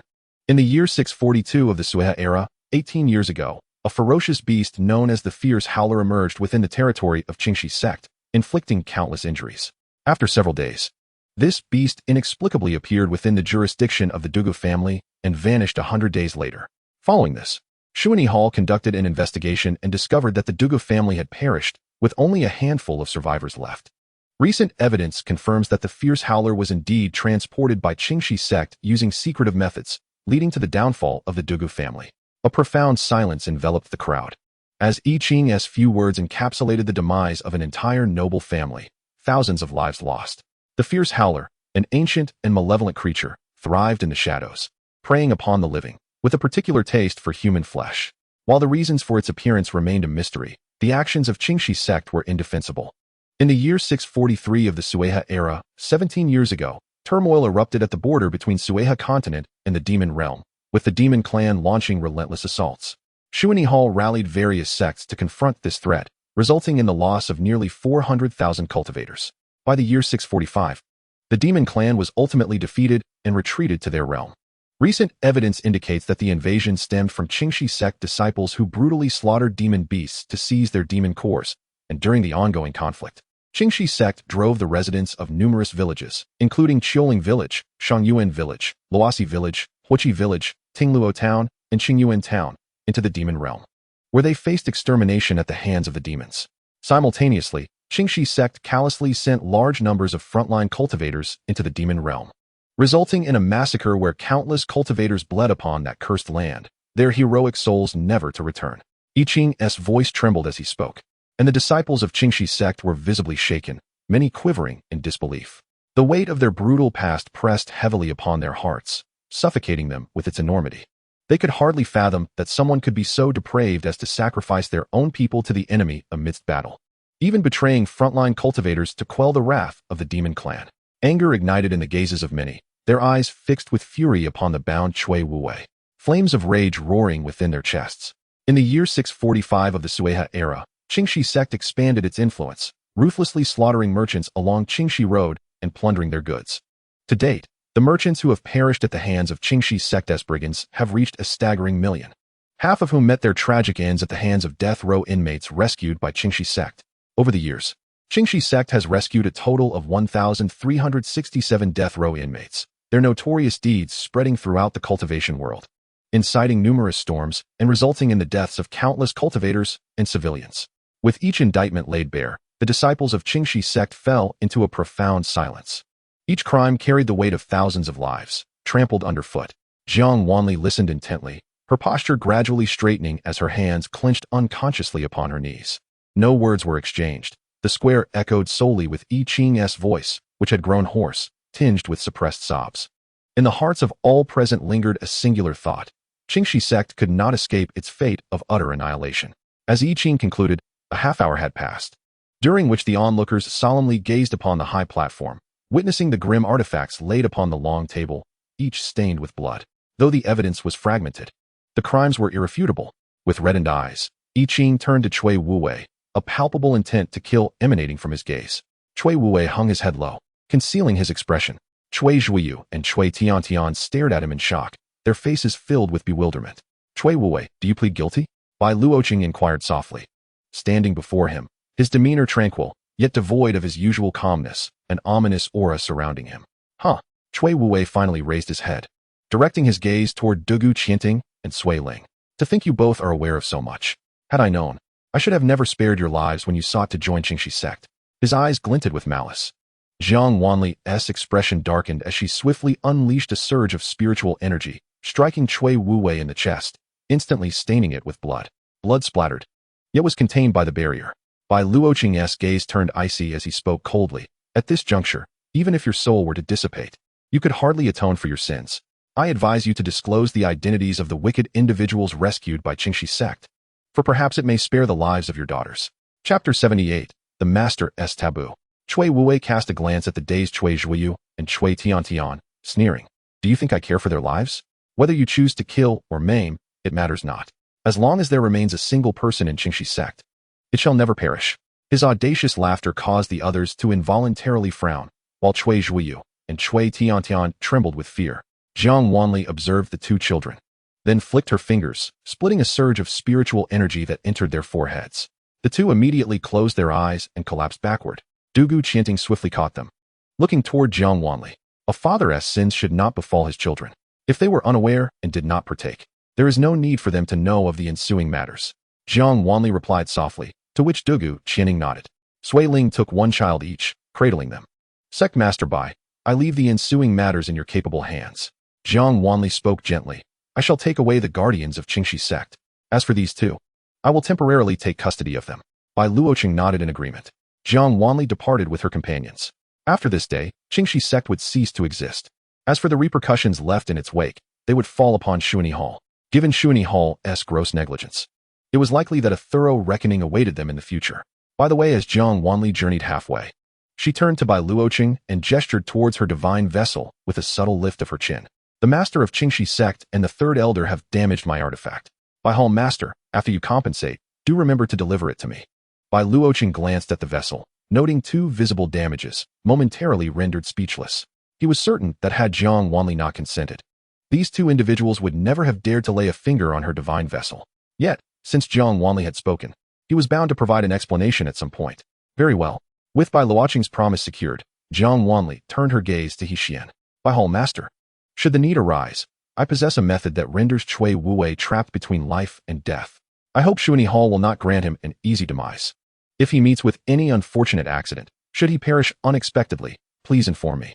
Hexian can confine his soul and subject him to the torments of the 18 layers of hell.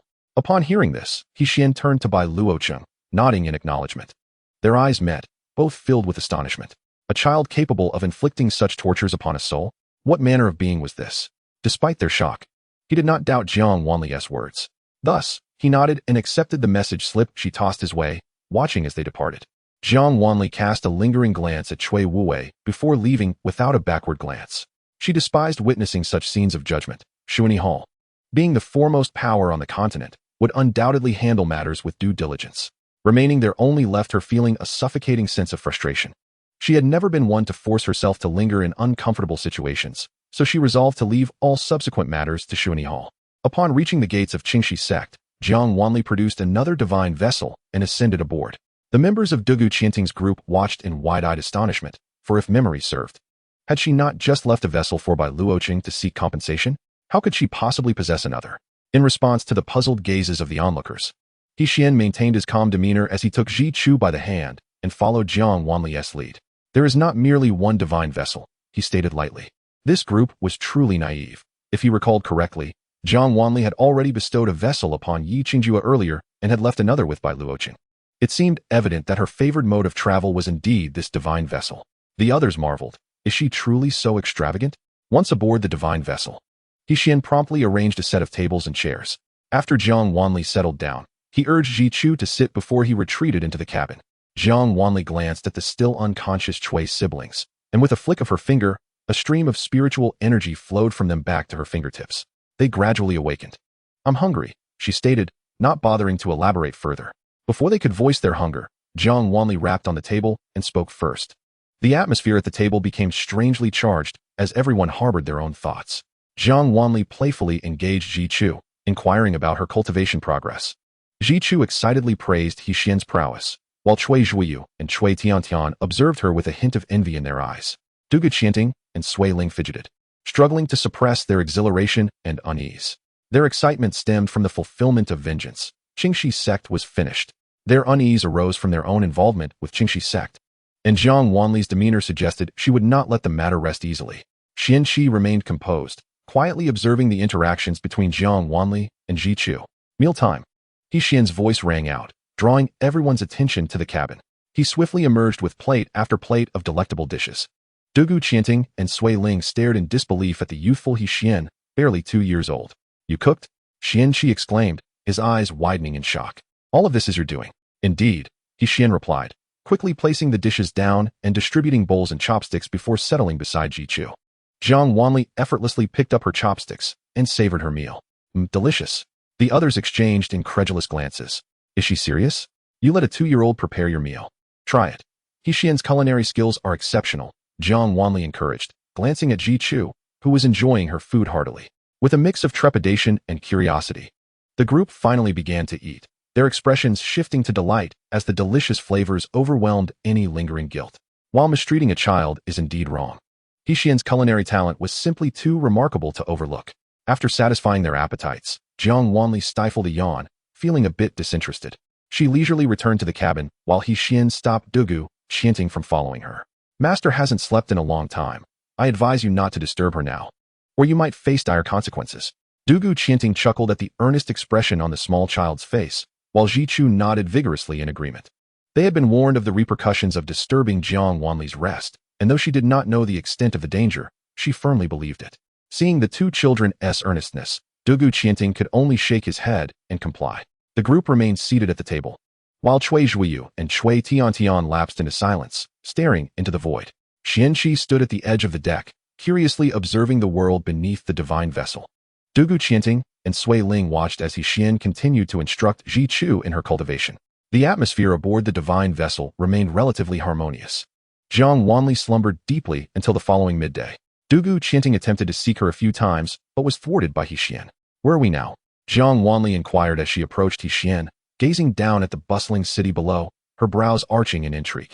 To think it conceals itself in such a prosperous location? Xian turned to her, nodding. According to the clues, it is indeed this place. You all stay aboard the divine vessel. Xianxia and I will go down. Jiang Wanli instructed, her gaze lingering on the vibrant city as an eager glint sparkled in her eyes. Xian opened his mouth to say more, but upon noticing Ji Chu behind him and catching Jiang Wanli's meaningful look, he subtly nodded and fell silent. Let us proceed. Jiang Wanli wasted no time, reaching for Xianxi's arm. As her words fell, the two vanished from sight. Xianxia felt as though the scenery before him shifted, and they found themselves standing in a narrow alley. Taoist Jiang, what is our purpose here? Xianxia asked, perplexed.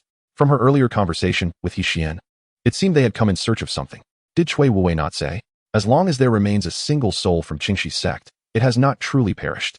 Jiang Wanli remarked, releasing his arm and strolling leisurely towards the alley's end. We are here to assist him, to eliminate all those under Qingxi sect's protection. Xianxi's eyes widened in astonishment. Meanwhile, aboard the divine vessel, Dugu chanting frowned as he gazed down at the city, turning to Sui Ling. This is Hongyu City. Sui Ling casually glanced over. I passed through here during a mission. It is one of the more prosperous areas under Qingxi sect's jurisdiction. Upon hearing this, Dugu chanting's brows furrowed even more. After a long pause, he tentatively spoke. I recall that Hongyu City seems to be adjacent to the demon realm. Indeed. With a confirmed answer, Dugu chanting looked back at the city, feeling somewhat perplexed by Jiang Wanli's intentions. Jiang Wanli and Xianxia stepped out of the alley. The city was indeed lively and bustling, vibrant with activity, as the midday sun illuminated the crowded stone streets, filled with the sounds of merchants calling out their wares. Jiang Wanli strolled leisurely through the marketplace with Xianxia, seemingly carried by a whim, exuding an air of tranquility and contentment. Upon noticing a crowd gathered not far away, Jiang Wanli narrowed her eyes. A surge of mental acuity swept over her, deepening the smile in her gaze. At the end of the market, a square thronged with people revealed a tall wooden pavilion, adorned with a sign proclaiming Lianyuan Arena. At that moment, figures could be seen on the third and fourth floors of the pavilion, both men and women mingling. In front of the pavilion stood two tall towers, robustly constructed yet appearing precariously unstable. Within the two-story pavilion, two women donned in resplendent red wedding garments, their heads crowned with phoenix headdresses draped in delicate crimson veils, obscured their features beneath a gossamer red shroud. Excuse me, sir, what is happening here? Jiang Wanli inquired softly, gently tapping the shoulder of an elderly man who was watching the spectacle ahead. Oh, you must be from out of town, he replied. Indeed. I see there are two brides atop that pavilion. Ah, you are unaware. Today, the Li family and the Wang family are holding a martial contest for courtship. It's about to commence. Jiang Wanli's gaze fell upon the bustling crowd before the high platform, and she mused, so many participants? It seems both brides possess exceptional beauty and talent. The old man snorted derisively, about to speak, but was interrupted by a voice from the top level of the pavilion. Welcome, esteemed guests, to the Lianyuan Arena. Today, as courtship contestants are from the Li family and the Wang family. On the third floor, we have Li Yuan, the second daughter of the Li family. On the fourth floor, we have Wang Zian, the eldest daughter of the Wang family. As per tradition, the two young ladies will now toss their embroidered balls. As the words echoed, a profound silence enveloped the crowd. All eyes turned upwards to the two brides on the higher floors. Jiang Wanli observed the two women, her brow slightly furrowed. Both appeared pallid, their eyes swollen from weeping. They simultaneously rose, stepping onto the corridor that extended outward from the pavilion, delicate embroidered balls cradled in their arms. Jiang Wanli could clearly see their bodies trembling beneath the wedding garments. Behind the veil of red, they bit their lips tightly before casting their balls into the air. Two distinctly shaped embroidered balls arced gracefully through the sky. The crowd held its breath. One ball barely caught the eaves of the left tower, while the other landed atop the right tower.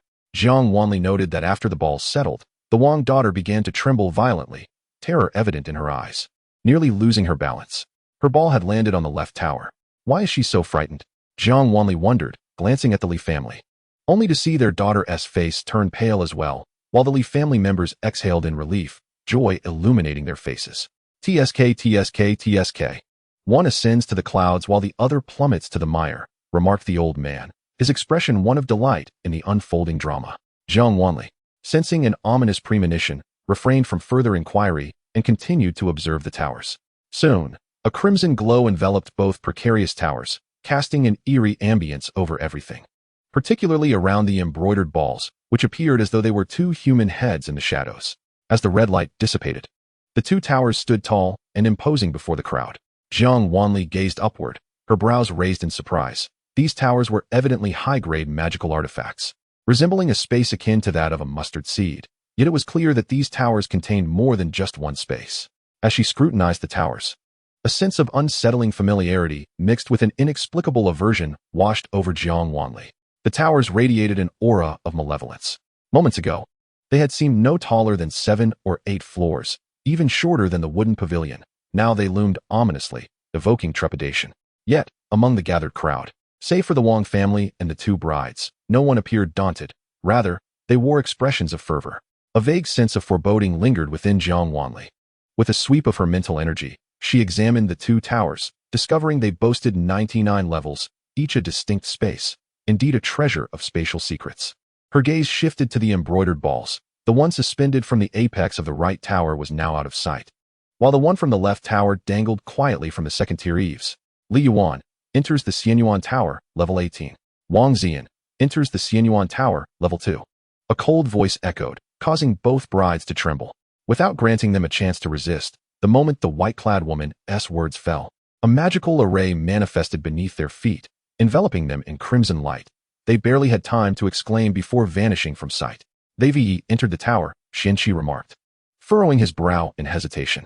Yes, they have already ascended, Jiang Wanli replied, her fingers subtly caressing beneath her long sleeves, her mental energy discerning the circumstances of the two women. Once inside the tower, the spatial environment remained unchanged. They were currently safe. As per tradition, the young lords may now enter the Xianyuan Tower. Whether they can secure the beauties will depend on their prowess, the voice from the wooden pavilion announced, prompting the crowd to erupt in excited chatter. Chapter 80. Inside the Xianyuan Tower, at the base of the Xianyuan Tower, the wooden doors swung wide open, and the men who had been waiting in front surged forward eagerly. After observing for a moment, Jiang Wanli turned to the old man with curiosity. Elder, I see both ladies are strikingly beautiful. Why do more people seem to be entering the left Xianyuan Tower? Is it due to the embroidered balls? The left tower is where Wang Ziyan resides, at the 2nd level. The right tower is where Li Yuan is, at the 18th level. Almost everyone is flocking into the left Xianyuan Tower. Even those who initially queued for the right tower are now pushing into the left. The crowd is so immense that some have begun to fight at the entrance. The scene erupted into chaos, yet no one intervened. Of course, the 15th level and above of the Xianyuan Tower is not accessible to just anyone, the elder replied, stroking his beard with a smile. However, the 2nd level is open to anyone with a modicum of cultivation. Everyone wants a chance. As you said, both young ladies are beautiful. It matters not who wins. Rather than competing with the demons, it's better to compete with others. As the elder finished speaking, Jiang Wanli's eyes narrowed. She abruptly turned to gaze at the left Xianyuan Tower. Within the 1st level of the Xianyuan Tower, those who had rushed in began to clash. Although the interior space was ample, the men turned on each other, resulting in a gruesome scene as blood spilled everywhere.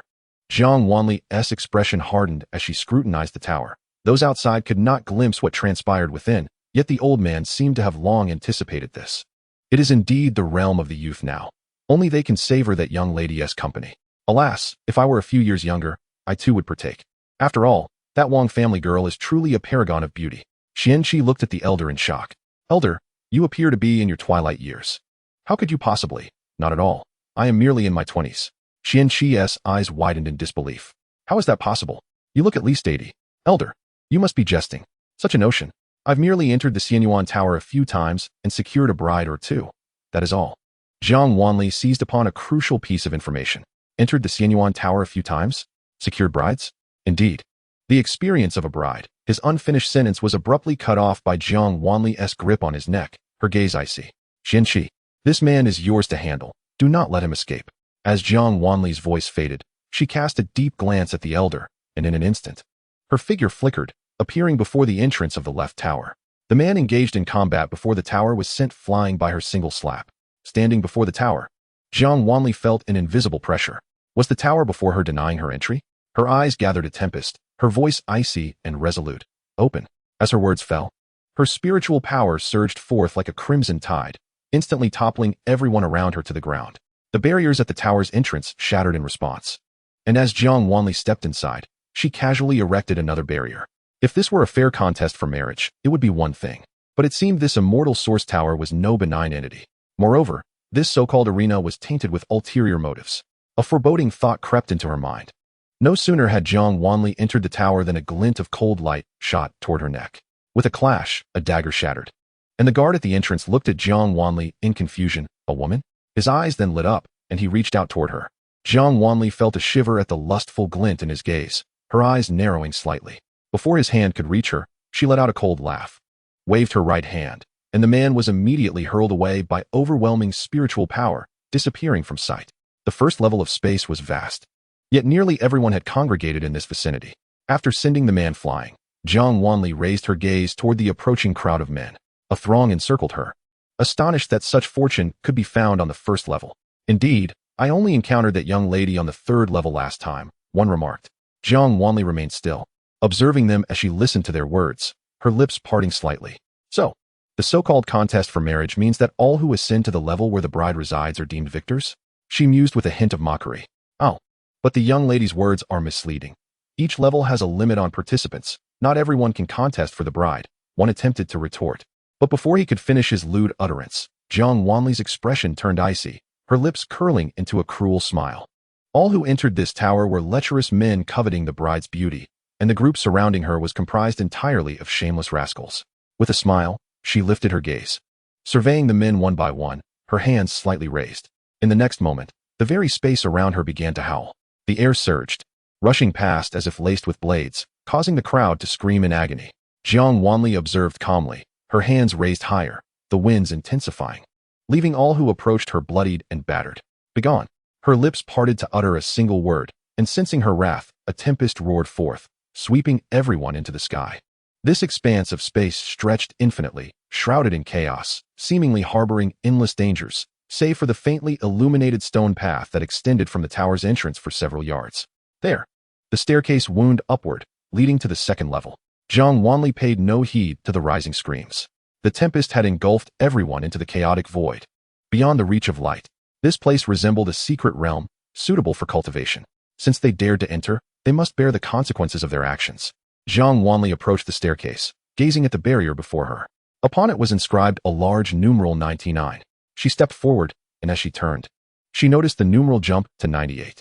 A frown creased her brow, confirming her suspicions. Coldly, she regarded the barrier, her fury palpable, and with a flick of her sleeve, she turned away. Behind her, the barrier shattered in response. An even stronger barrier sealed off the staircase leading to the second level. Ascending the steps, only the sound of her footsteps echoed in the silence. As she walked, she heard the sound of a woman weeping. Jiang Wanli did not pause, proceeding directly to the second level. Upon entering, she beheld a woman tightly curled up, desperately trying to shrink into herself. The woman clutched her arms, huddled at the boundary between chaos and dim light. With her back to the staircase, upon hearing the voice behind her, she trembled even more violently, yet refused to turn around. Miss Wang, Jiang Wanli called gently. The woman's trembling ceased, her body going rigid as if frozen. Jiang Wanli approached her, placing a reassuring hand on her shoulder. Miss Wang, are you all right? Only then did Wang Xian mechanically turn her head, her eyes widening as she took in the sight of the radiant woman before her. The soft light accentuated the purity of Jiang Wanli, her face adorned with concern. Wang Xian stared blankly at her, never having imagined encountering such an ethereal beauty. Are you a celestial maiden? She rasped, her voice hoarse and choked with emotion. In the face of the tear-stained eyes behind the red veil, Jiang Wanli supported her, helping her to her feet, and softly replied, no. At her words, the woman before her stood in stunned silence, tears streaming uncontrollably down her face. But I can take you out. Jiang Wanli's voice was light and soothing, imbued with a calming power, yet Wang Xian's sobs did not cease upon hearing her words. It's futile. Even if we escape, we cannot flee. Wang Xian shook her head, her phoenix crown swaying, the jewels clinking softly. This was meant to be the happiest day of her life. Yet now, with red-rimmed eyes, she cowered in that confined space, trembling in anticipation of the calamity that awaited her. Jiang Wanli sensed the condition of the other tower and, observing the distraught woman before her, settled into a cross-legged position, gazing up at Wang Xian. No one will come here again. If you do not wish to leave, no one will disturb you. She sat beneath a beam of light, her white attire shimmering as it caught the soft glow. No one will come, Wang Xian slowly repeated, as if to engrave the words into her heart. Gradually, she lowered herself to sit, staring blankly at Jiang Wanli. What will happen to my family? Jiang Wanli tilted her head, puzzled by the question. Are you not from here? You must be an outsider, right? This is the custom of our Hanyu city. Wang Xian, seemingly affected by Jiang Wanli's calm demeanor, finally relaxed the tension that had gripped her heart. She gazed directionless toward the staircase and softly explained. On the 15th of every month, Hanyu City holds a contest for marriage at the Liaoyuan Arena. Though termed a contest for marriage, it was not as straightforward as it sounded, nor did it align with traditional notions of a tournament. Due to Hanyu City's proximity to the demon realm, it frequently faced incursions from demons. Hence, each month, a contest was organized to sacrifice young maidens to the Demon King. Upon hearing this, Jiang Wanli's brow furrowed. Another Demon King? In the domain of Xianxia sect, it seemed the Demon King was omnipresent, first in Qinglian village and now in Hanyu City. Qinglian village had been a ruse concocted by that Taoist priest. She wondered if this place was merely another scapegoat. If so, the Demon King was indeed pitiable, suffering from a tarnished reputation. Unaware of Jiang Wanli's thoughts, Wang Xian continued, at least 2 maidens participate each time. They throw embroidered balls together. The maiden who throws her ball to the best position becomes the sacrificial offering, while the other, Wang Xian's complexion turned pale as she spoke, her lips trembling, the other, must endure the favors of several suitors within the immortal source tower. Having spoken, Wang Xian fell silent for a long while. Jiang Wanli clenched her fists, her gaze icy, choosing not to urge her, but instead producing a silk handkerchief and offering it to Wang Xian. If a son is born, the family shall be blessed with peace. Should there be no pregnancy or a daughter is born, the family will suffer and be banished to the demon realm. She accepted the embroidered handkerchief, yet did not wipe away her tears. What about the other woman? How will she fare? Jiang Wanli inquired softly. The embroidered ball tossed by Miss Yuan was thrown from an exquisite position. She must be at least on the 15th level, a height inaccessible to ordinary individuals. The celestial beings must have noticed, as few men enter the other celestial source tower. Only demons possess the strength to ascend beyond the 15th level. Typically, those who enter merely pass through, unwilling to partake in the contest. Upon hearing this, Jiang Wanli furrowed her brows. So, the men participating in the arena competition are not all there by choice? Indeed, they are merely offerings presented to the Demon King. Wang Xian pursed her lips. Yet that group of brash men took it seriously, vying with one another. Jiang Wanli's eyes flickered. She had just seen an acquaintance enter another celestial source tower. What fate awaits the woman offered to the Demon King? She will have to remain in the tower for 7 days, if no one enters her tower after that period. The Demon King will come to take her away. As for her family, they will receive gifts from the Demon King. Wang Xian spoke, her gaze lowered, her fingers trembling slightly. Understanding the situation, Jiang Wanli nodded. Sensing the fluctuations of spiritual energy from another tower, she rose to her feet. The Xianxia sect has been destroyed, and a new noble family will manage Hanyu City. In due time, the chaotic remnants should be abolished. There is no need for concern. Jiang Wanli looked down at Wang Xian, stating, I have mentioned that no one will enter here again. If you are worried, you may rest for a while. Jiang Wanli raised her hand, and dozens of luminous pearls floated in her palm, illuminating the space around them in an instant. The pearls, buoyed by spiritual energy, swiftly soared to the ceiling, banishing the darkness of the room. Wang Xian gazed up in astonishment as Jiang Wanli casually cleared away the furniture and set down exquisite dishes from the spiritual spring. I have matters to attend to. If you wish to stay, I will return to escort you out later. With those words, Jiang Wanli waved her hand, and a large hole suddenly appeared in the tower structure. Under Wang Xian's stunned gaze, Jiang Wanli exited the tower. before the tower could restore itself. She saw Jiang Wanli swiftly dart to another tower, reaching out to touch its surface, then entering through the gaping hole. Wang Xian thought, she must truly be a celestial being, right? Jiang Wanli directly ascended to the 18th level of the celestial source tower, where she encountered another bride. Unlike the rudimentary chaos of the second level in another tower, the 18th level housed a spacious room. Every piece of furniture was present, perhaps due to the bride's need to stay for 7 days. Yet, at this moment, the room was shrouded in darkness. Jiang Wanli narrowed her eyes. A woman in a red gown sat upright on a couch, her hands clasped together. Upon hearing movement, her tightly clasped fingers twisted, as if exerting force. Jiang Wanli's gaze lingered on her hands for a moment. This bride appeared remarkably composed. Without uttering a sound, Jiang Wanli slowly approached the couch, lowering her gaze upon the bride. Once she came to a halt, she reached out to lift the edge of the bride's veil. As the veil was raised, the bride suddenly sprang to her feet, lunging toward her. A smile curled at the corners of Jiang Wanli's lips as she seized the delicate wrist. Crash! The items in Li Yuan's hands fell, crashing to the ground. Miss Li, Jiang Wanli spoke softly, yet did not release her grip, the concealed dagger disregarded. Even at the risk of injuring herself, the restrained figure froze in her struggles, seemingly lifting her head to glimpse the person before her.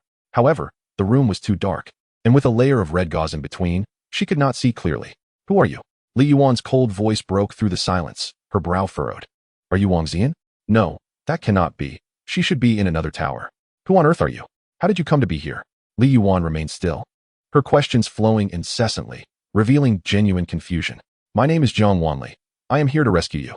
Jiang Wanli spoke softly, and upon finishing, she released Li Yuan's hand.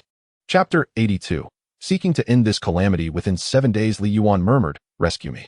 The words seemed difficult to digest, causing her to remain motionless even after breaking free from Jiang Wanli's grasp. Her hands hung limply at her sides as Jiang Wanli lifted her other hand. The scent of blood overwhelming. Miss Li, were you attempting to assassinate the Demon King? Jiang Wanli casually inquired, her hands still moving, as a porcelain vial landed in her right hand. Supporting the back of Li Yuan's hand with her left, she sprinkled medicine onto the bride's palm. Were you startled? Jiang Wanli's voice held a hint of amusement. Not at all, Li Yuan shook her head. This dagger was left to me by my sister. It has no sheath. I have held it since entering the celestial source tower, and my left hand is already bleeding profusely from its blade. Indeed, self-harm is not to be encouraged. Jiang Wanli's voice was gentle. As the medicinal powder covered her palm, it vanished, and the pain was instantly sealed. In the blink of an eye, the wound on her palm disappeared, leaving no scar behind. Jiang Wanli released her hand and waved casually. The candles on the table ignited, illuminating the small space. Li Yuan lifted her left hand, examining her unscathed palm, her gaze rising in surprise to meet Jiang Wanli's clear eyes. Miss Li possesses great courage. Jiang Wanli turned and sat at the table, glancing at the tea set, her brow furrowing as if in disdain. She lazily retrieved another tea set from her jade pendant and set it on the table, pouring 2 cups of tea. She then turned to the still-dazed Li Yuan, asking, "Care for a cup?" Li Yuan lifted her veil, bent down to retrieve the dagger, and walked to the table, accepting the tea pushed toward her by Jiang Wanli. Drinking it in one go. Aren't you afraid I might poison you? Jiang Wanli asked with a smile. Not at all, if you wish to kill me. It would be far simpler. After drinking the water, Li Yuan's voice regained its clarity, extinguishing the candle and concealing the dagger. Do you intend to kill the Demon King, or all who enter this 18th level? Miss, you jest. I am but a weak woman, capable of killing no one. It is merely for self-defense. Jiang Wanli shook her head. Since you are a woman offered as a sacrifice to the Demon King, it stands to reason that you underwent rigorous inspections prior to entering. Under such circumstances, to have evaded detection with such an item. Jiang Wanli's gaze fell upon the dagger beside her, a hint of amusement glimmering in her eyes. It must be quite extraordinary, wouldn't you agree? Li Yuan lowered her gaze, picking up the dagger, and cast a deep look at Jiang Wanli, letting out a sigh of relief. Her eyes seemed to glimmer with a layer of moisture, as if she had laid something to rest, retracting her hostility toward Jiang Wanli. This is a relic of my sister. Her remaining soul resides within it. The woman spoke lightly, her tone gentle. If I were truly to encounter danger, my sister would protect me. Indeed. Jiang Wanli nodded, a flicker of spiritual energy flashing in her hand, revealing a golden bracelet in her palm. The moment the bracelet appeared, the space warped, causing Li Yuan's dagger to tremble.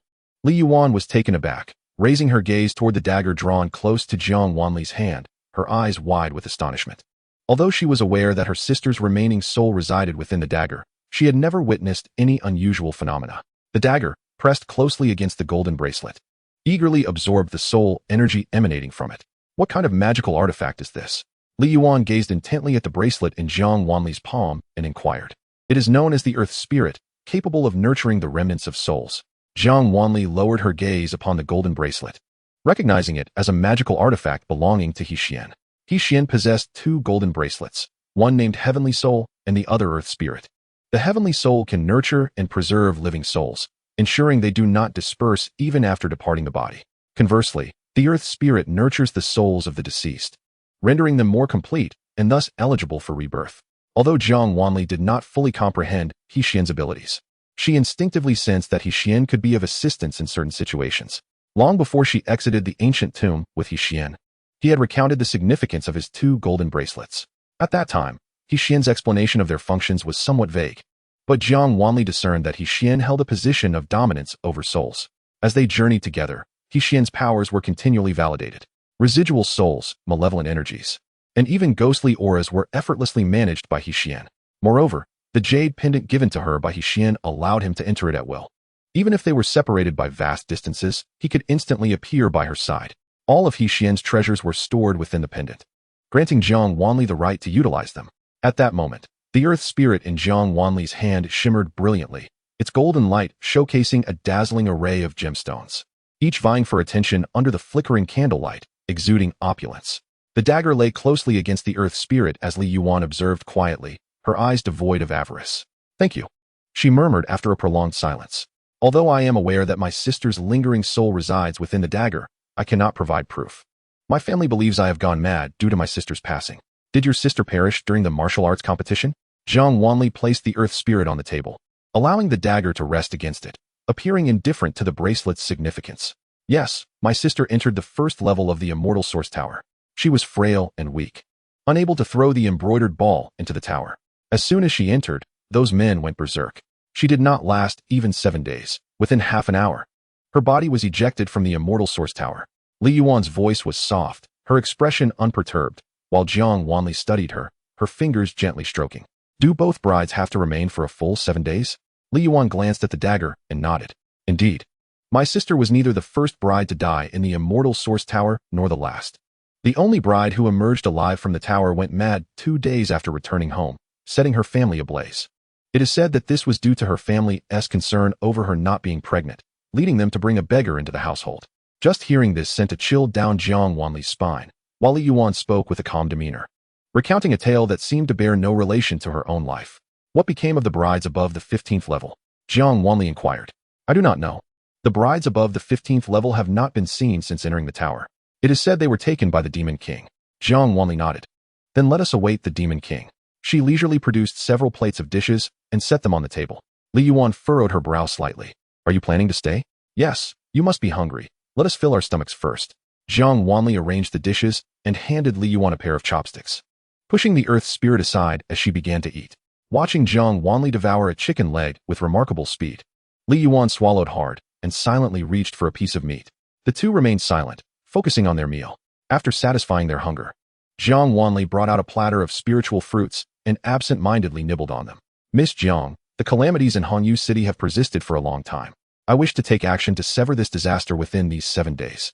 Li Yuan propped her chin on her hand, gazing at the dagger with unfocused eyes, her tone light, as though engaging in casual conversation with Jiang Wanli. Chapter 83. The infatuated one. Jiang Wanli's gaze was serene as she observed the dagger, which was in constant contact with the bracelet. When she lifted her eyes, the corners of her lips curled slightly, acknowledging a commendable ambition. Li Yuan chuckled softly. "When my sister entered the Immortal Source Tower, I was merely 5 years old. From a young age, she dreamed of her wedding, filling her sketchbooks with images of 10 miles of bridal finery and the formalities of marriage. She often spoke of such tales with a gentle smile.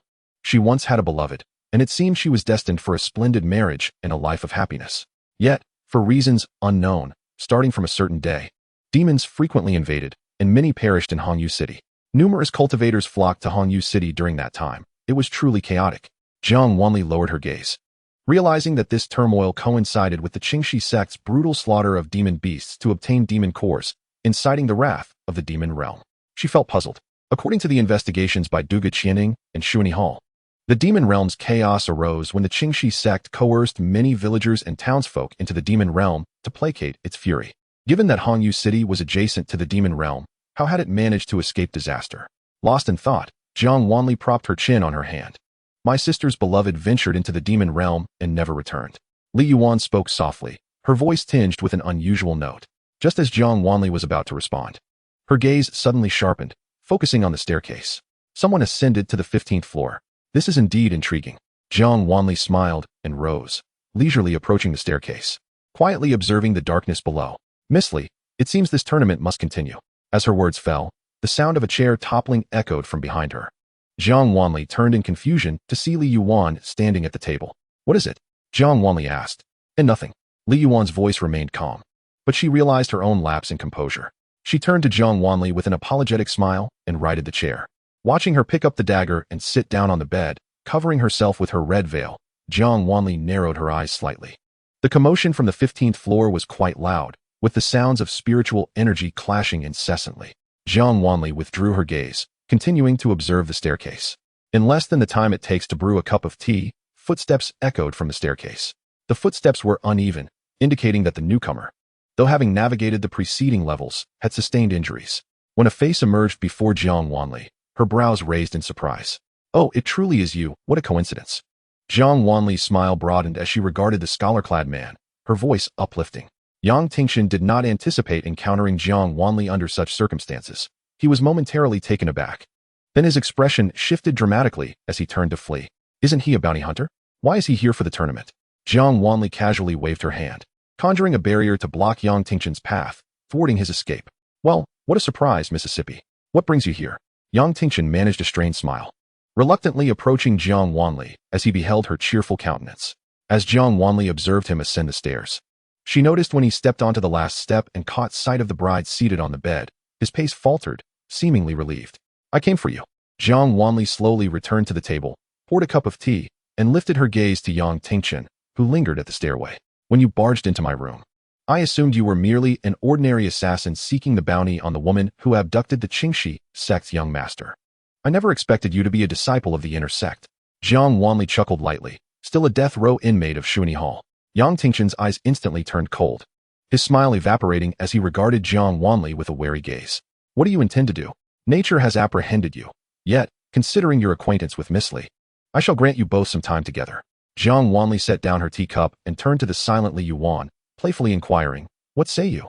Li Yuan remained mute, and Jiang Wanli ceased her engagement, consuming a spiritual fruit, no longer addressing them. Yang Tingxian hesitated for a moment before hastily approaching Li Yuan. He extended a trembling hand, as if to lift the red veil concealing her face. Just as his fingers brushed against the crimson fabric, Li Yuan struck with sudden ferocity. A dagger gleamed coldly, plunging deep into Yang Tingxian's abdomen. Jiang Wanli paused in her tea drinking, but did not turn around. Yuan, he murmured, one hand grasping the red veil while the other clutched Li Yuan's hand, violently coughing up blood.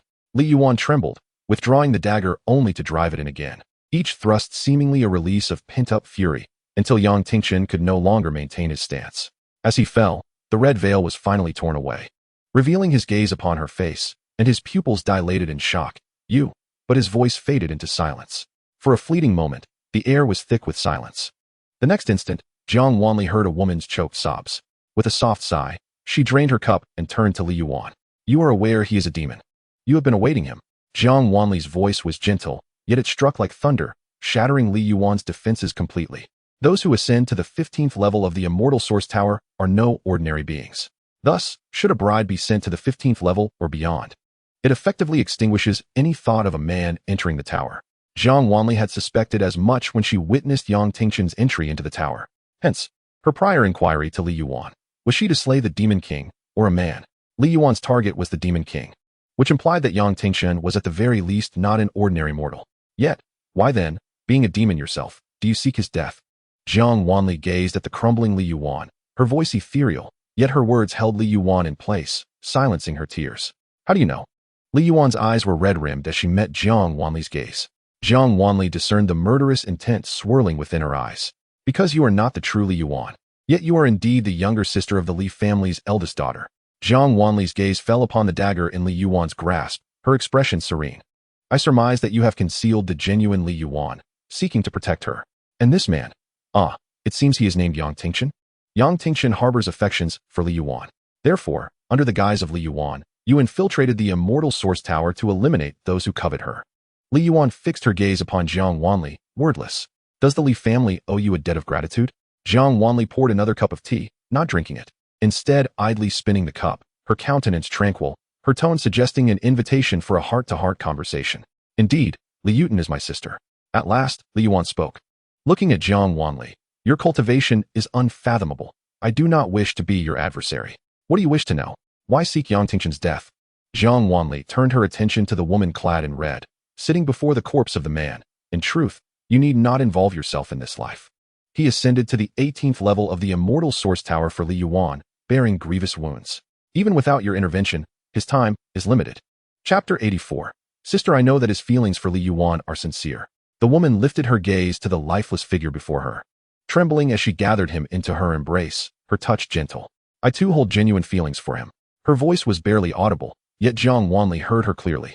Before Jiang Wanli could fully comprehend, Li Yuan withdrew the dagger and plunged it into her own heart without hesitation. Her spiritual energy dissipated before her, and she smiled at Jiang Wanli with a cunning glint. I sense the power of the Heavenly Dao within you. I know you are formidable. But the Heavenly Dao does not obstruct one who ardently seeks death. Blood trickled from the corners of her mouth as Jiang Wanli, expression taut, stood before her.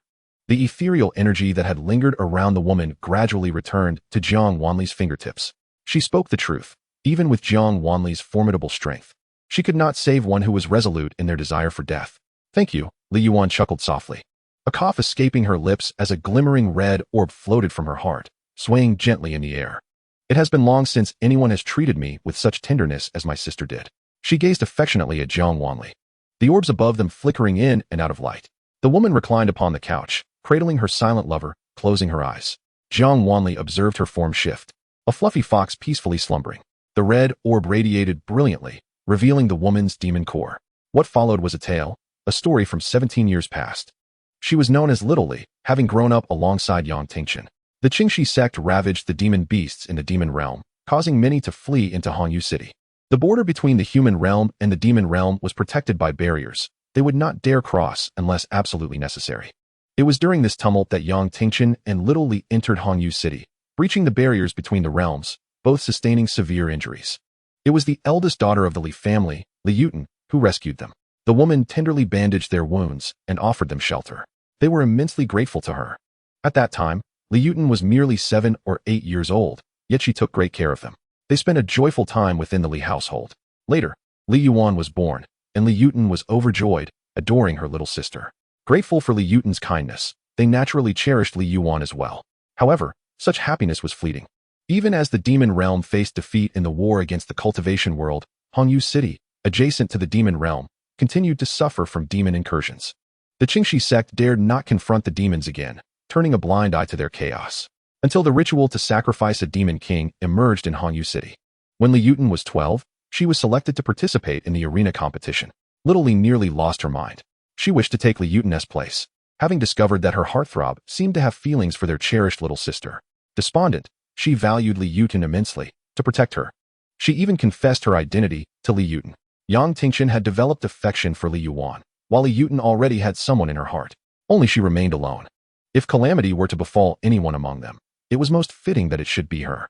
Li Yuan refused. Little Li, love is not the sole purpose of life. Your journey is still long, and I have no right to deprive you of your future. Li Yuan continued to smile gently, reaching out to comfort the girl whose eyes were red from crying, her own filled with sorrow. This is my destiny. I am not afraid.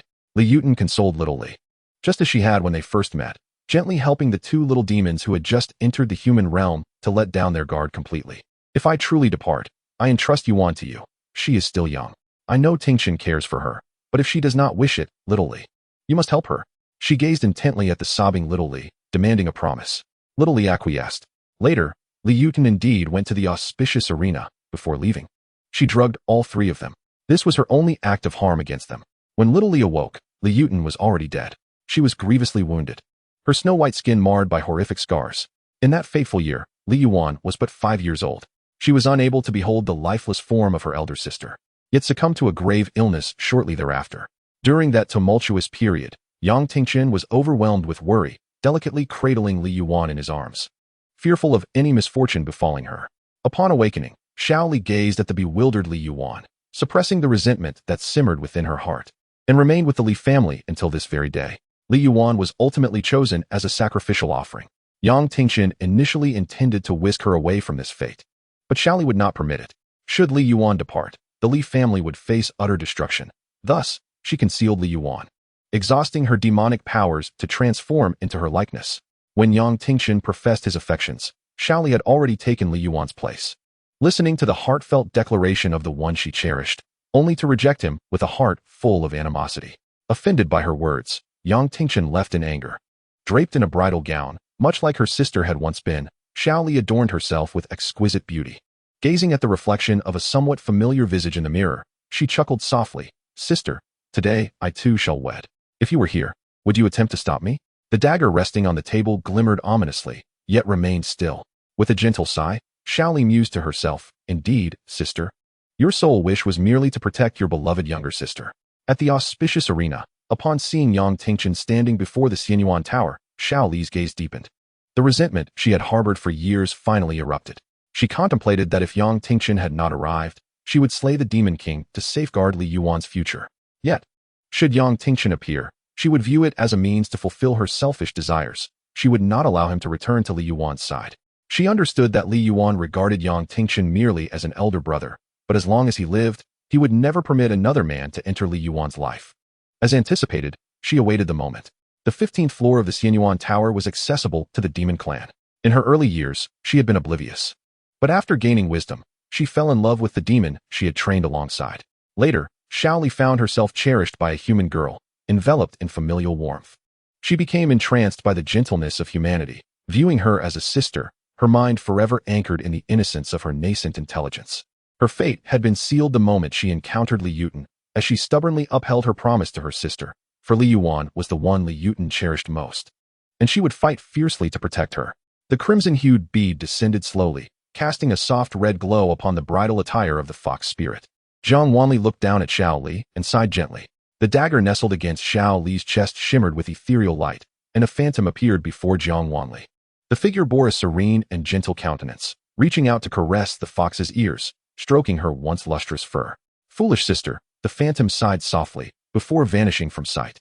Jiang Wanli lowered her gaze, observing the girl and the fox. After a moment's hesitation, she crouched down, her palm cradling a dimmed demon core. Embedding the core into the dagger, Jiang Wanli's expression remained impassive as she turned to leave. Chapter 85. Has wearing human skin for too long made you believe yourself to be human? Jiang Wanli shifted her position, setting up a formation on the 18th floor before proceeding to the 20th. Anyone entering the 18th floor would be transported to the 20th. Jiang Wanli sat quietly at a table, patiently awaiting the arrival of the so-called Demon King. Within Xiao Li's demon core records, there existed a figure, a tall man clad in white, his visage obscured, the object of Li Yuan's affections, and a disciple of the inner sect of Xianxia sect. After entering the human realm, Yang Tingqian spent most of his time at the Li family, with the sole exception of a distant journey taken with this inner sect disciple. By then, Li Yuan had already perished. Once Li Yuan's health had improved, Yang Tingqian ventured far, remaining absent for 5 years. Upon his return, he had ascended to the rank of an inner sect disciple of Xianxia sect. Resting her chin upon one hand, Jiang Wanli lightly tapped the tabletop with the other. It seemed that during those 5 years, Yang Tingqian had committed vile acts, becoming a death row inmate of Shuani Hall, only to be rescued by Xianxia sect and returned to the Li family. Pondering deeply, her fingers halted their rhythm. She vaguely recalled that Yang Tingqian had become a death row inmate due to colluding with demons to slaughter the innocent. His transgressions were indeed grave. Jiang Wanli furrowed her brow.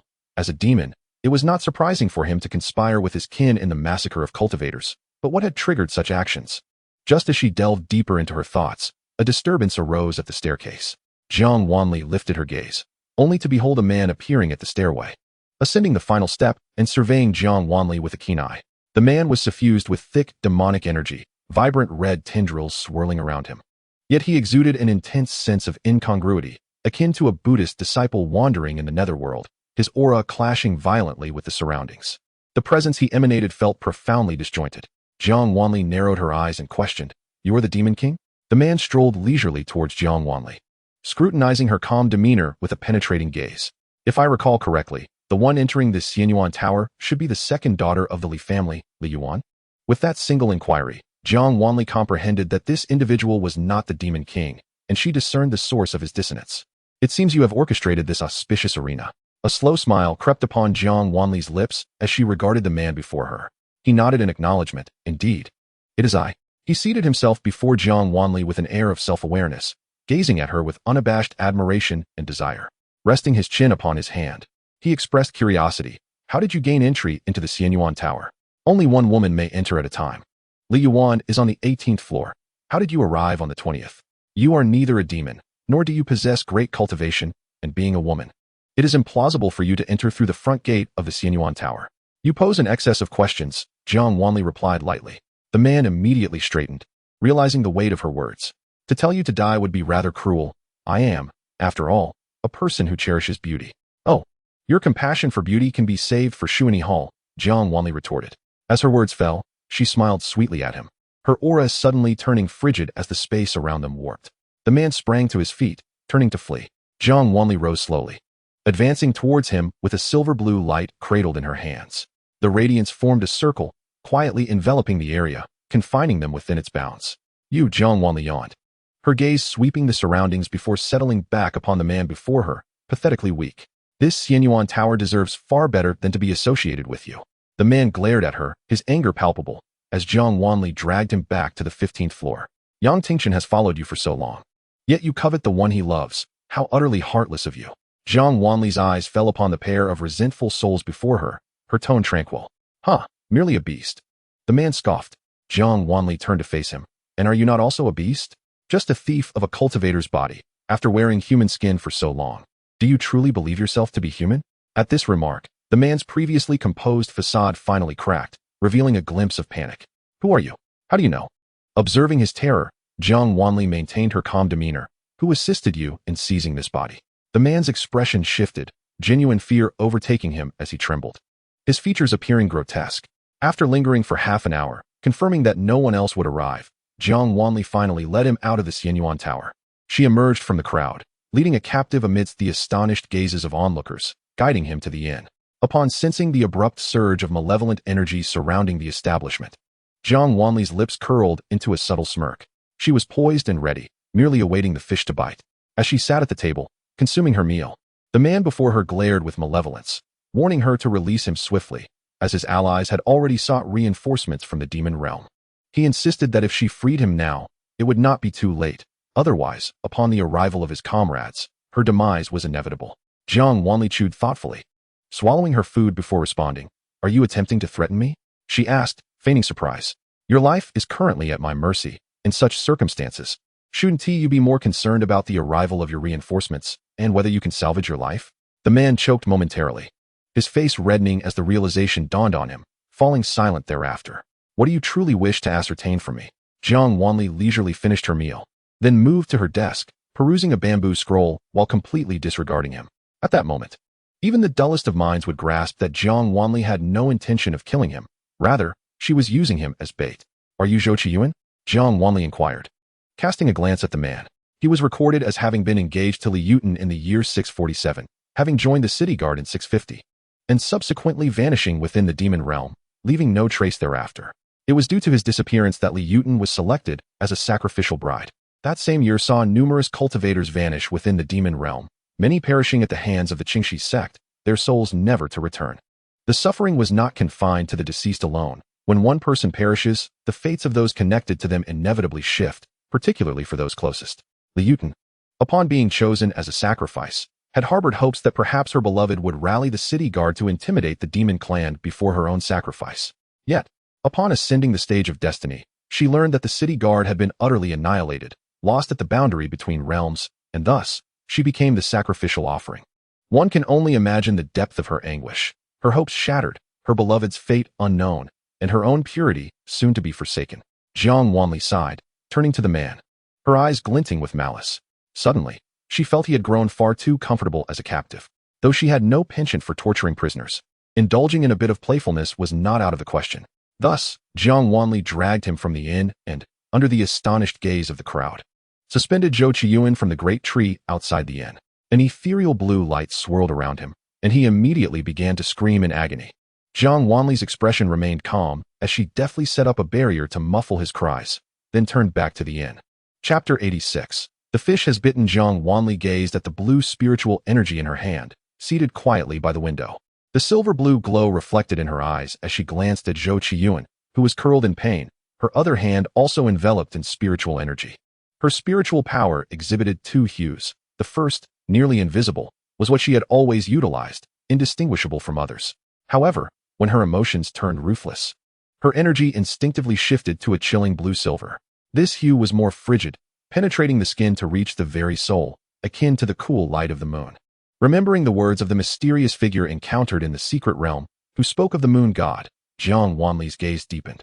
Despite her usual amiability and detached acceptance of her circumstances, she felt no urgency to unravel the mystery. She was confident that all would be revealed in due time. The man suspended before the inn silently endured the torment of his soul being scorched, unable to escape regardless of how he contorted his body. Zhou Qiyuan's eyes were bloodshot, his lips bitten raw as he hung from the tree, feebly struggling. Jiang Wanli sent a message to He Chui, instructing him to return with xianxia. Early on, Jiang Wanli retired for the night. That night, Jiang Wanli abruptly opened her eyes, her gaze slowly settling on the window. The air was thick with demonic energy. She made no movement, allowing the energy to surge and envelop her. A smile crept onto her lips, her eyes sparkling with cunning. The fish had bitten. The demonic energy engulfed the entire inn, whisking away the sleeping inhabitants as Jiang Wanli watched the innocent souls also consumed by the malignant miasma, her fingers twitching. Barriers materialized around the slumbering figures, dispersing their spiritual energy, all being returned to the inn, their essence gradually transforming to replace the others left in the demonic haze. Allowing herself to be carried into another realm, Jiang Wanli cast one last glance at the bustling Hanyu city, her smile broadening. This demonic energy could traverse barriers at will. Clearly, the defenses of Hanyu city were feeble. She sensed the demon that had taken them. Its power was indeed formidable. As she passed through the boundary between realms, the scenery before her shifted abruptly. The night was suddenly bathed in crimson, everything before her cloaked in red.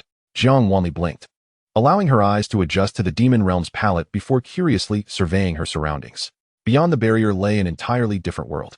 Jagged rocks jutted from the ground, and a blood-red moon hung in the sky, its light casting an eerie glow over the grotesque hills. Jiang Wanli's gaze abruptly sharpened. Upon entering the demon realm, she faced a towering cliff, adorned with what appeared to be cocoons. Expanding her spiritual senses, she discerned the contents within, her eyes narrowing sharply. Inside were people, cultivators ensnared within massive red cocoons, their shades varying from deep to pale crimson. Jiang Wanli refrained from intervening, for the beings within had long since lost their vitality. They were already deceased.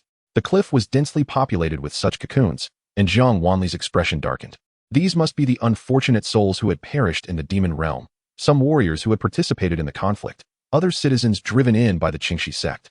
For a fleeting moment, the demonic energy lingered, thrusting the spiritual facades of the enveloped individuals against the cliff. Almost as soon as their energy shells made contact, threads glimmering with a chilling light shot forth from the cliff, ensnaring them all. Jiang Wanli was not expelled.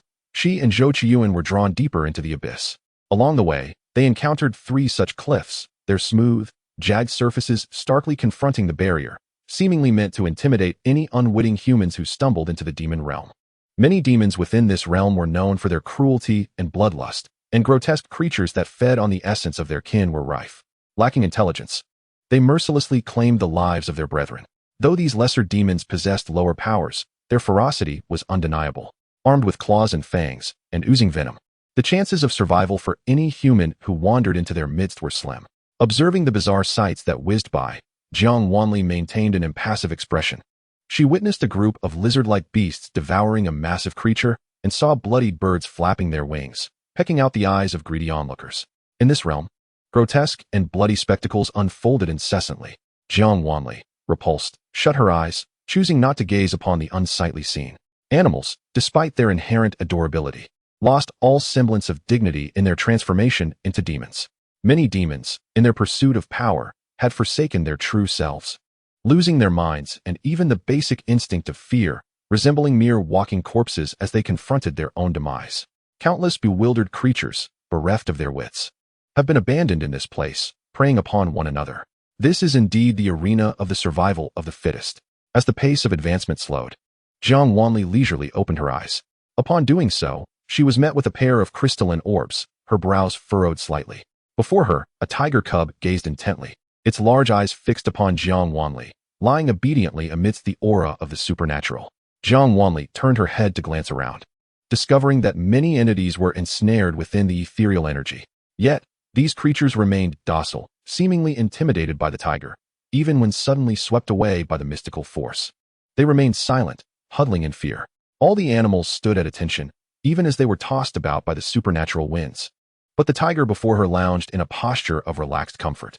Seeing Jiang Wanli's eyes open, the tiger cast aside its shyness and, harnessing the energies around, rolled into her embrace. This sensation was too familiar for Jiang Wanli to dismiss the cub. Instead, she lowered her gaze and quietly observed it. The tiger, sensing its triumph, pawed at her shoulder, its fluffy head nuzzling against her neck in a display of affection.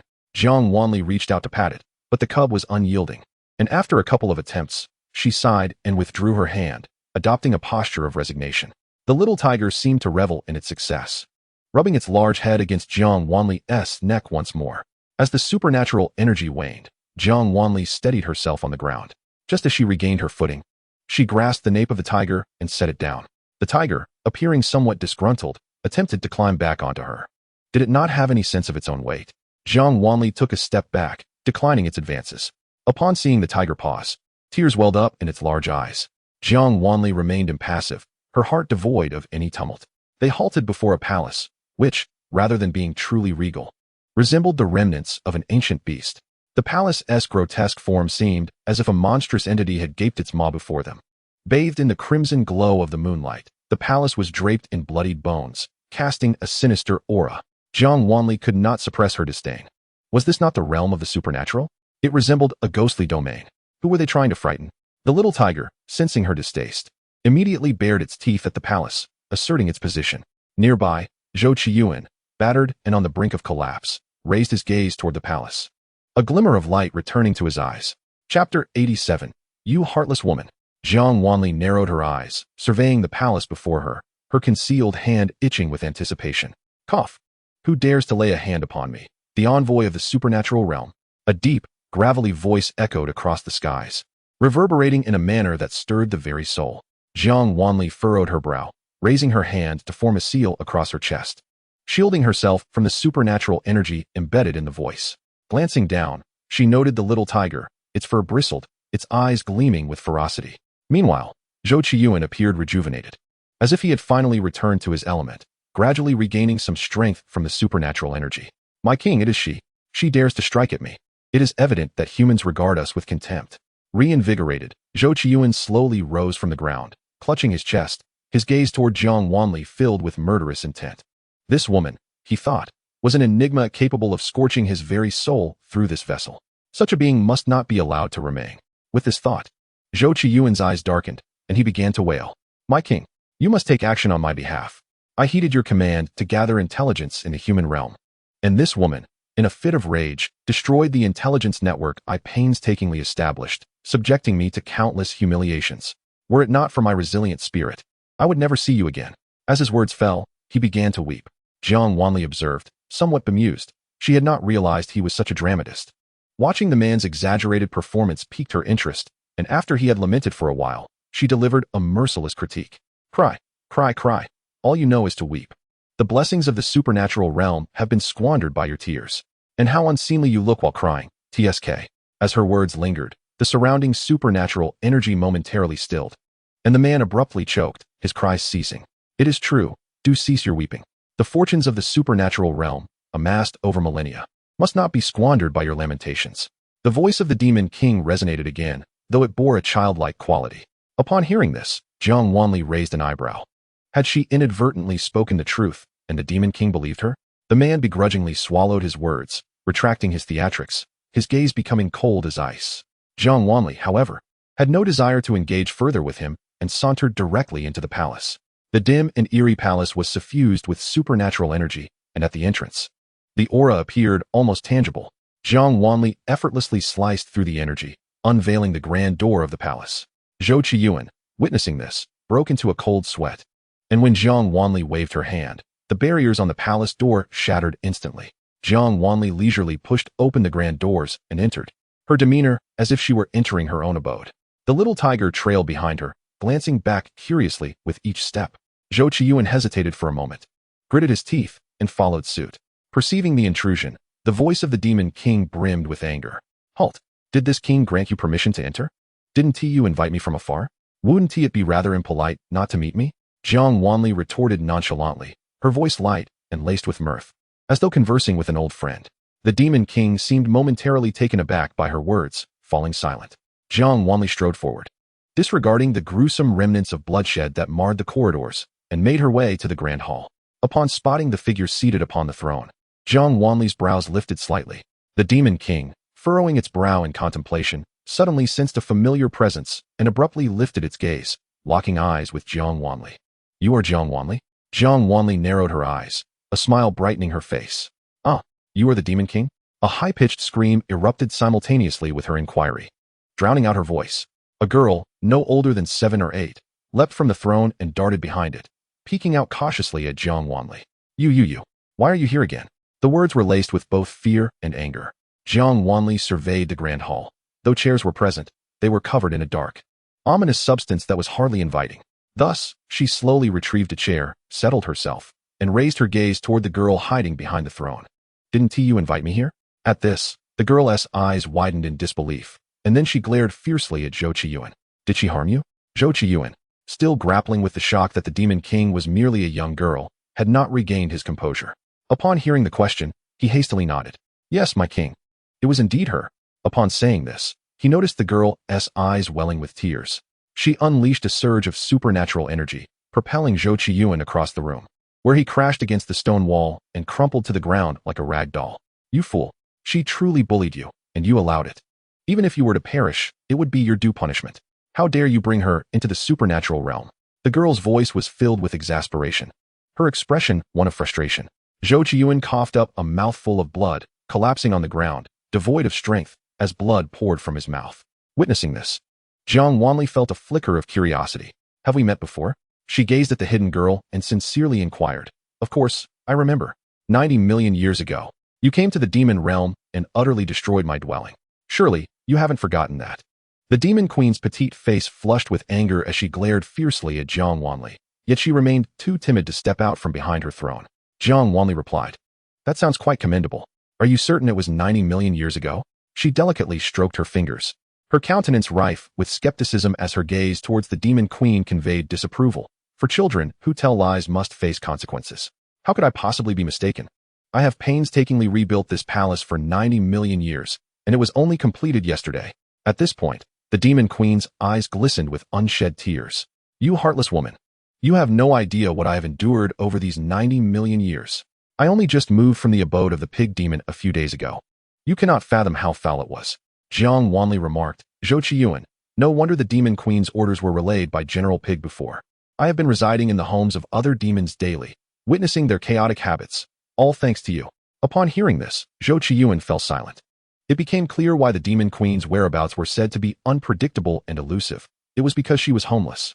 The pain from his injuries lingered. Yet their conversation held his attention. The woman before him appeared to be no more than 20 years old. How could she have visited the demon realm 90 million years ago? Moreover, judging by the demon queen's demeanor, this woman was not to be trifled with. Even the demon queen seemed to fear her, which filled Zhou Qiyuan with trepidation. Jiang Wanli was also puzzled. She was aware of her own prowess, but had never contemplated that she had lived for over 90 million years. Unconsciously, she raised her hand to touch her face, feeling a sense of relief that, thankfully, no trace of time marred her visage. Chapter 88. Darkness upon darkness upon darkness. Although she did not entirely doubt the demon queen's words, Jiang Wanli mischievously decided to tease the girl to extract further information. Thus, she looked at the demon queen and shook her head. You must be mistaken. I am merely 20 years old, in the bloom of youth. And this is my first visit to the demon realm. Absolutely not. The demon queen shook her head vigorously, her emphatic words causing dust to tumble from the ceiling of the grand hall. Jiang Wanli lowered her hand from the protective barrier, disdainfully observing the layer of red dust that had settled upon it. Look at how dilapidated your palace is. Dust has accumulated everywhere. Who would believe it was just completed yesterday? The little girl was incensed, her face reddening with rage. Overwhelmed by indignation, she leapt forward, running to the other side of the hall and pointing at a portrait shouting, "Look, I have your portrait here. I am not lying. It was you who demolished my palace 90 million years ago." Jiang Wanli raised her eyes to the portrait, her lips parting, yet no words came forth. The ancient scroll depicted a most grotesque figure, entirely black, with a humped head devoid of hair, but adorned with twisted, bushy whiskers, brandishing a steel fork. Its arms draped in tattered gray cloth. The creature was entirely bare except for a rag covering its lower half. It stood upon a small demon, its visage horrific, with bloodied fangs and gold earrings dangling from its earlobes. Jiang Wanli hesitated, her thoughts swirling. Ultimately, she stroked her chin and regarded the portrait for a moment, unable to restrain herself as she pointed her slender finger at the painting and then at her own exquisite face. Me, Zhou Qiyuan, upon recognizing the portrait, was engulfed in a wave of darkness, again and again.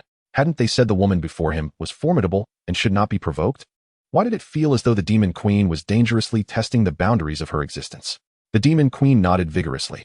Jiang Wanli fell silent for a moment, suddenly realizing she had overestimated the Demon Queen's intellect. This little girl was not just timid, she was also blind. "That appears to be a xianxia," Jiang Wanli stated, gracefully lowering her hand and sitting upright, her posture poised as she directed her gaze at the Demon Queen, setting aside the matter of appearance. "I and that creature are clearly not of the same species. How could we possibly be conflated? If you were to shift blame, at least do so properly and present a more flattering portrait. We bear no grievances. Why would you deem me foolish and sully my eyes?" With that, Jiang Wanli articulated a scathing critique of the Demon Queen. The Demon Queen, taken aback, turned to the portrait she had pointed to, her cheeks flushing crimson. No, it is this one," she exclaimed, angrily flipping the scroll over to reveal another image. As the diminutive figure moved aside, Jiang Wanli's eyes narrowed.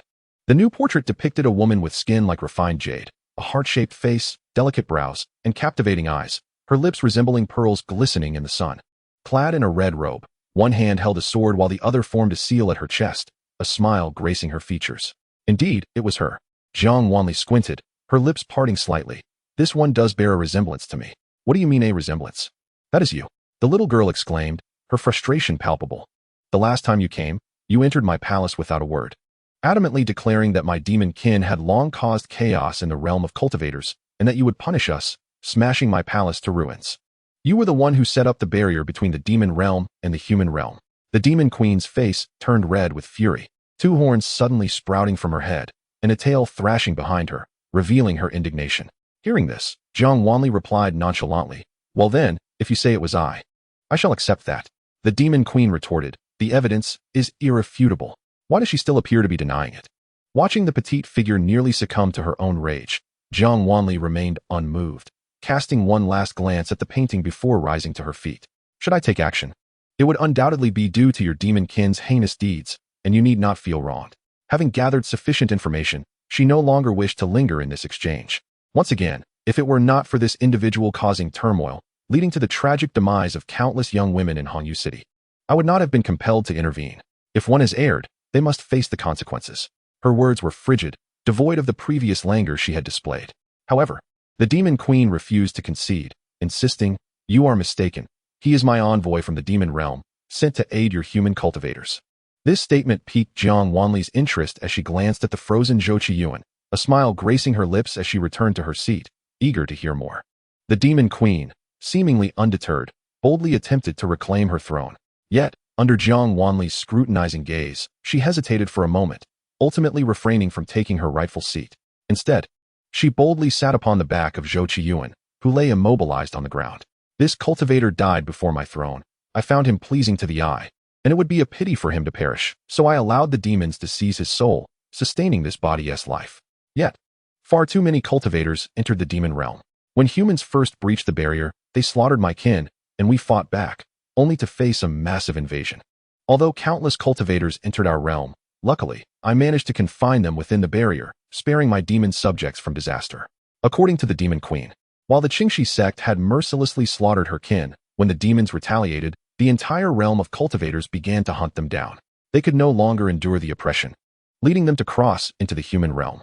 However, the barrier between the two realms was formidable, and the number of demons that actually entered the human realm was quite limited, which meant the primary battleground of the war remained within the confines of the demon realm.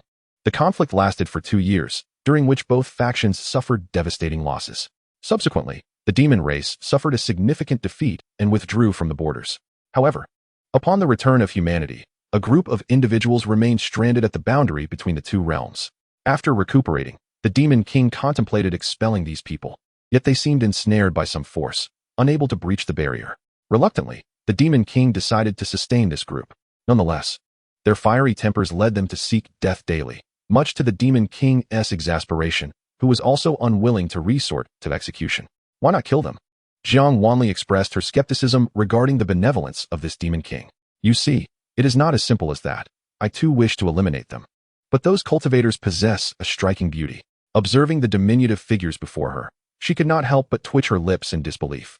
Eventually, when these cultivators realized their escape from the demon realm was hopeless, they began to self-sacrifice, offering their lives and souls to ensure the demon race's eternal downfall.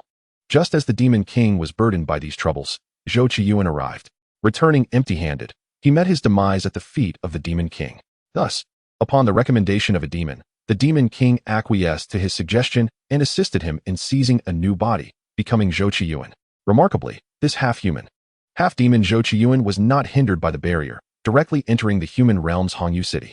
At this juncture, the demon king sighed, acknowledging that the barrier was indeed formidable, obstructing both humans and demons while possessing the ability to self-repair. After the great battle, it astonishingly restored itself. However, logically speaking, humans entering the demon realm should be able to return, yet for some unknown reason, those cultivators could not exit the demon realm at all. Upon hearing this, Jiang Wanli narrowed her eyes, her fingers lightly caressing one another. Chapter 89. Their crimes deserve punishment. Unable to return and barred from acting within my demon realm. After several years, many succumbed to madness, one by one offering sacrifices, uttering that death was preferable to living, and that it bore the weight of mountains. The demon king exhaled a long sigh. Recalling the days when those cultivators frantically made sacrifices, the demon realm was indeed shrouded in darkness. Cultivators exchanged their lives for land and their souls for heaven. Several of the more powerful ones even attracted heavenly lightning, striking down half of the demon realm's territories. At that moment, the demon king felt a deep urge to kill.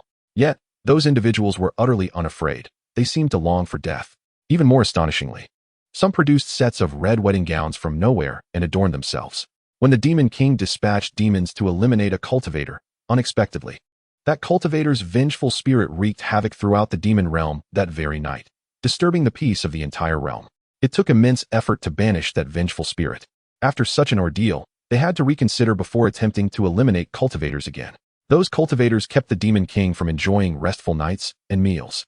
Thus, when a demon suggested a solution to this predicament, the demon king consented. Assisting in possession was, for the demon king, akin to retrieving an object from a pocket. Hence, he donned Zhou Qiyuan's skin and returned to Hongyu city. Jiang Wanli inquired. Indeed, and he succeeded. Since his arrival in the human realm, the morale of those cultivators had steadily dwindled, and soon, one by one, they became despondent, no longer shouting for the annihilation of the demon race, but rather retreating cautiously into the shadows, ceasing their provocations. The demon king, in recounting this, affectionately patted Zhou Qiyuan on the head, her eyes brimming with admiration. Jiang Wanli's gaze fell upon the man sprawled on the ground, unable to move. Now, it is your turn to speak. Her voice was soft, yet it caused the man to break into a cold sweat for no apparent reason. I merely went to Hongyu city to deliver the fiancés of those cultivators to the Xianyuan Tower, recording all that they endured, and then brought back the tokens of engagement from their persons to the demon realm for that group of cultivators. Zhou Qiyuan's voice was a low hum, each word seemingly lodged in his throat, yet Jiang Wanli understood him clearly. Jiang Wanli's eyes narrowed sharply, suppressing her rage until she could no longer contain it. She flicked her sleeve, unleashing a surge of spiritual energy that struck the man's face with great force. One slap would not typically cause much harm, yet the man immediately let out a wail. The silver-blue spiritual energy lingered on his face, shimmering faintly, its chilling touch burrowing deep into his soul. Anger was but a fleeting moment. Jiang Wanli squinted her eyes, coldly regarding Zhou Qiyuan. Was this sacrificial method to summon the demon king conceived by you? Sacrifice me? Sacrifice me for what? The demon king gazed at Jiang Wanli with a sense of indignation, feeling her dignity undermined as she was reprimanded before her very eyes. Yet she dared not retort. She even refrained from meeting Jiang Wanli's gaze. Upon hearing Jiang Wanli speak of herself, she finally looked down in confusion at the man beneath her. Zhou Qiyuan's complexion turned pale. Countless young women have been sacrificed, one each month, for several years. What? Does the demon king not know? Young women. The Demon King cried out, her emotions spiraling out of control. For me? Do you think I need that? She gazed at the back of someone's head in disbelief, slapping him repeatedly. Using my name to deceive young women? You have truly disappointed me. Are there no strong men in the human realm? The Demon King lamented, delivering dozens of slaps. Your Majesty, I have never seen you. All previous plans were conveyed through General Zhu. I have only heard your voice. I thought you were male. The man's stuttering defense fell on deaf ears.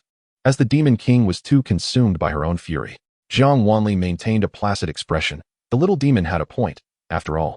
When she first arrived at the palace, the voice indeed did not belong to a woman. Who could have anticipated that the Demon King was actually a young girl, who not only concealed her identity but even conveyed orders in a steady, deep, masculine voice? Jiang Wanli did not wish to interfere in the grievances within the demon realm. Thus, she quietly observed the Demon King as she unilaterally vented her anger on Zhou Qiyuan. Once her fury subsided and she ceased her assault, Jiang Wanli leisurely reiterated her question. Was this sacrificial method to summon the Demon King your idea? Yes, and what of it? Although the man was on the brink of death, he had nothing left to lose, responding with hostility. Almost as soon as he finished speaking, the chilling sensation that invaded his soul surged once more, overwhelming all his senses. Zhou Qiyuan screamed in agony, prompting the Demon King to rise in fright. Distancing herself from him with disdain, a smile crept onto Jiang Wanli's lips. You lie. The sacrificial technique for the Xianyuan Tower predated Zhou Qiyuan's entry into the demon realm. He entered the demon realm solely to protect his beloved. If it were truly your doing, then tell me, under what identity did you first enter Hongyu City? One sentence left the man gritting his teeth, unable to utter a word. Jiang Wanli chuckled softly. Allow me to answer for you. When you returned to Hongyu City in Zhou Qiyuan's body, his beloved, Li Yutan, was already dead. The one who had been actively promoting the sacrificial technique in Hongyu City was not you. It was that woman in white, was it not?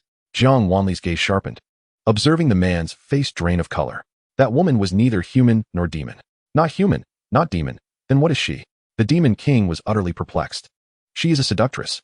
Jiang Wanli laughed lightly. Moreover, she is the one your subordinates willingly took the blame for. It is said that seductresses thrive on the life force and grievances of young women. The younger and more beautiful the woman, the greater her resentment at the time of death, and thus, the seductress flourishes.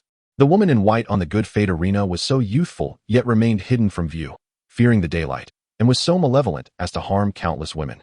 She must certainly be a seductress. The man's spirit was extinguished, biting his lip tightly, falling silent. Upon witnessing the scene before her, the Demon King, despite her inherent foolishness, recognized that Jiang Wanli's assertions were most likely grounded in truth.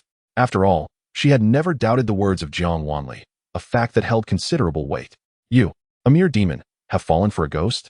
The Demon King was instantly incensed, her eyes widening in disbelief. In the realm of the Sueha continent, 3 races coexisted. Yet they were steeped in mutual disdain. Those not of my kin harbor ulterior motives. If it had merely been a human whom the demon had taken a liking to, it could have been somewhat understandable, given humans' attractive appearances and fleeting lifespans, which often led to increased interactions. However, how could a demon possibly find affection for a ghost?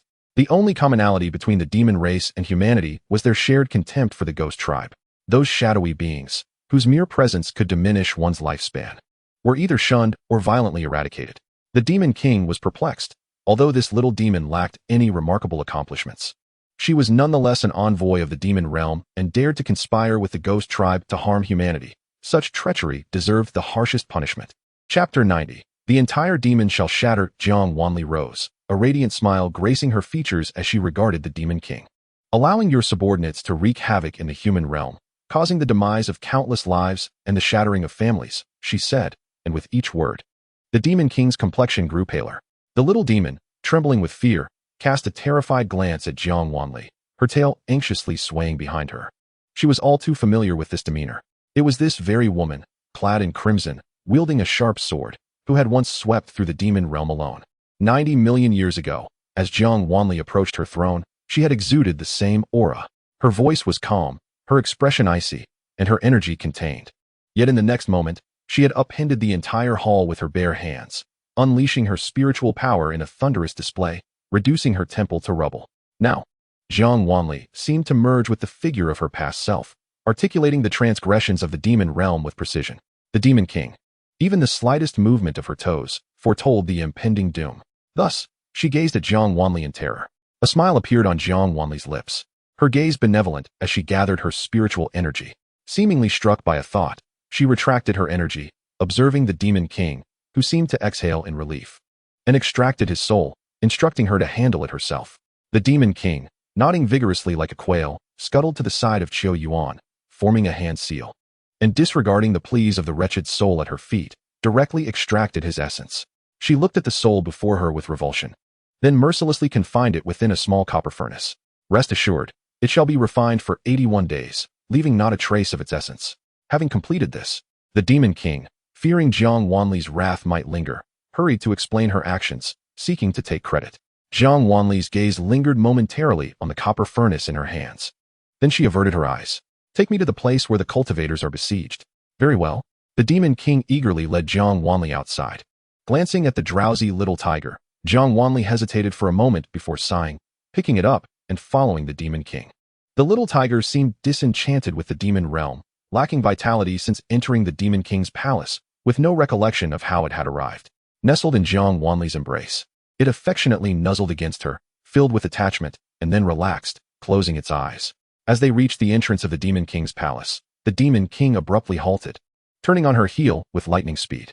Jiang Wanli watched as the girl before her transformed into a towering figure with yellow and black skin, her lips twitching in bemusement.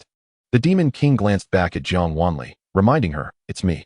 Let us proceed," Jiang Wanli replied lazily, her lips barely parting, unwilling to engage in banter. The demon king swiftly darted in a particular direction, with Jiang Wanli trailing behind. Soon, they arrived at the border between the two realms. The closer they got, the more oppressive the heat became. Upon halting before the barrier, Jiang Wanli's gaze sharpened as she beheld the cultivators trapped on the other side. They were positioned at the edge of the barrier, within the demon realm. Standing at the precipice, Jiang Wanli leaned over to survey the situation below. Before her lay a narrow chasm, with a stone platform at its center, surrounded by bubbling magma. Standing on the cliff, even several feet away from the platform, she could feel the intense heat radiating from the molten rock, let alone the platform itself, which was a mere 2 feet from the precipice. Oh, isn't that a dormant volcano? Why has it suddenly come to life? The demon king queried in confusion. At her words, Jiang Wanli's brows furrowed deeply.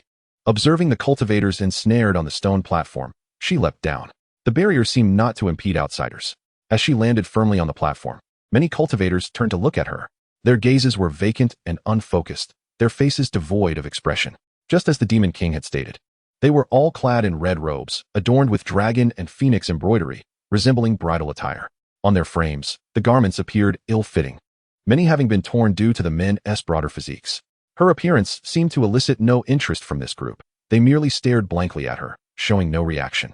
Sensing their abnormality, Jiang Wanli frowned and swept her spiritual energy across them. As she suspected, her energy encountered virtually no resistance as it penetrated their consciousness.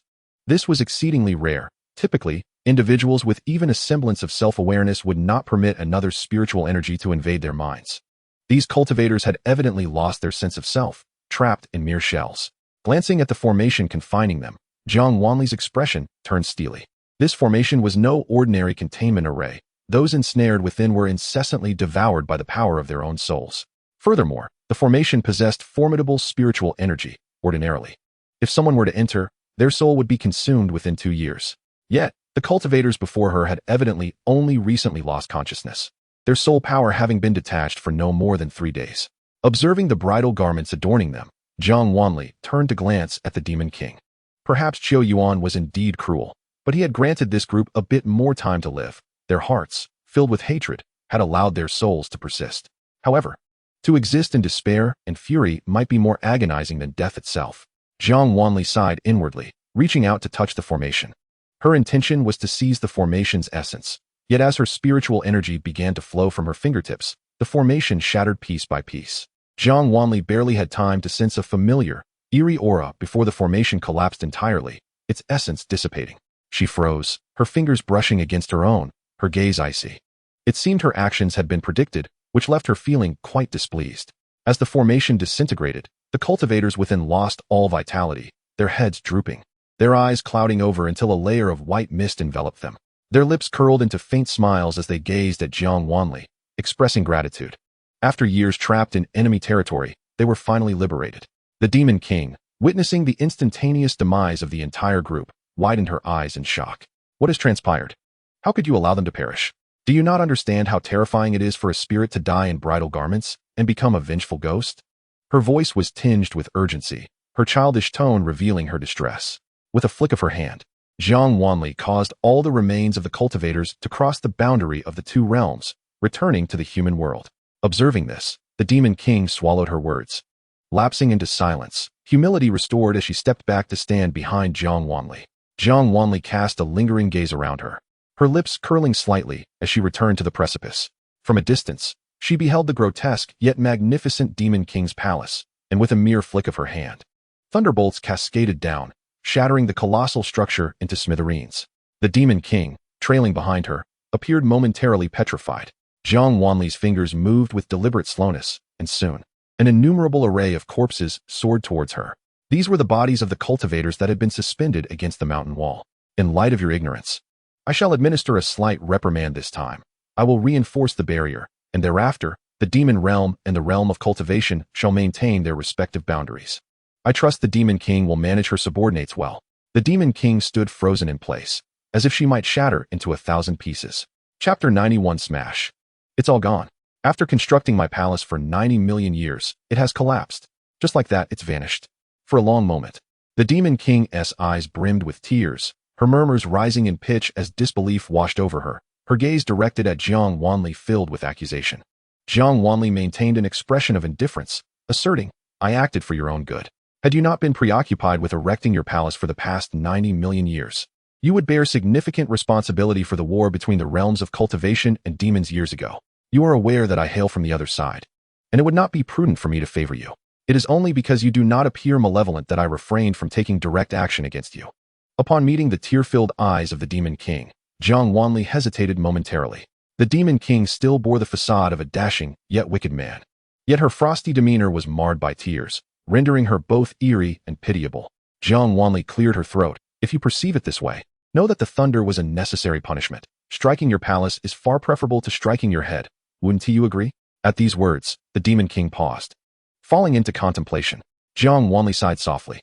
This Demon King was no fool. It was likely that during the previous war between the realms, she had refrained from direct involvement. Had she participated, the demon race could not have suffered such a swift defeat within 2 years. It was plausible that she had been too engrossed in palace construction during the conflict. The Demon King's prowess was on par with by Luoqing's. Yet under equal cultivation levels, cultivators could not gain the upper hand against demons.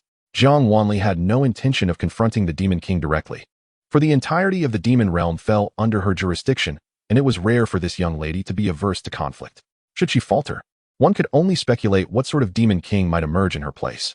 To keep her sufficiently occupied and unable to instigate trouble, Jiang Wanli resorted to this strategy. After all, where there is one, there will be another. Indeed, she anticipated a third. Presently, Jiang Wanli found herself believing her own words. The palace she had constructed was undeniably hideous, provoking an irresistible urge to intervene, serving as an excellent cautionary target. After a prolonged moment of contemplation, the Demon King finally wiped her tears and shot Jiang Wanli a resentful glare. I still refuse to accept this. And what of it? Jiang Wanli replied nonchalantly, surveying the wreckage of the palace. This is your own doing. Who instructed you to depict the Yasha and me on the same canvas? Upon hearing this, the Demon King erupted in indignation, convinced she had finally discerned Jiang Wanli's true motive for her actions. I knew it. Humans are an unforgiving and malicious race. You petty, vindictive woman.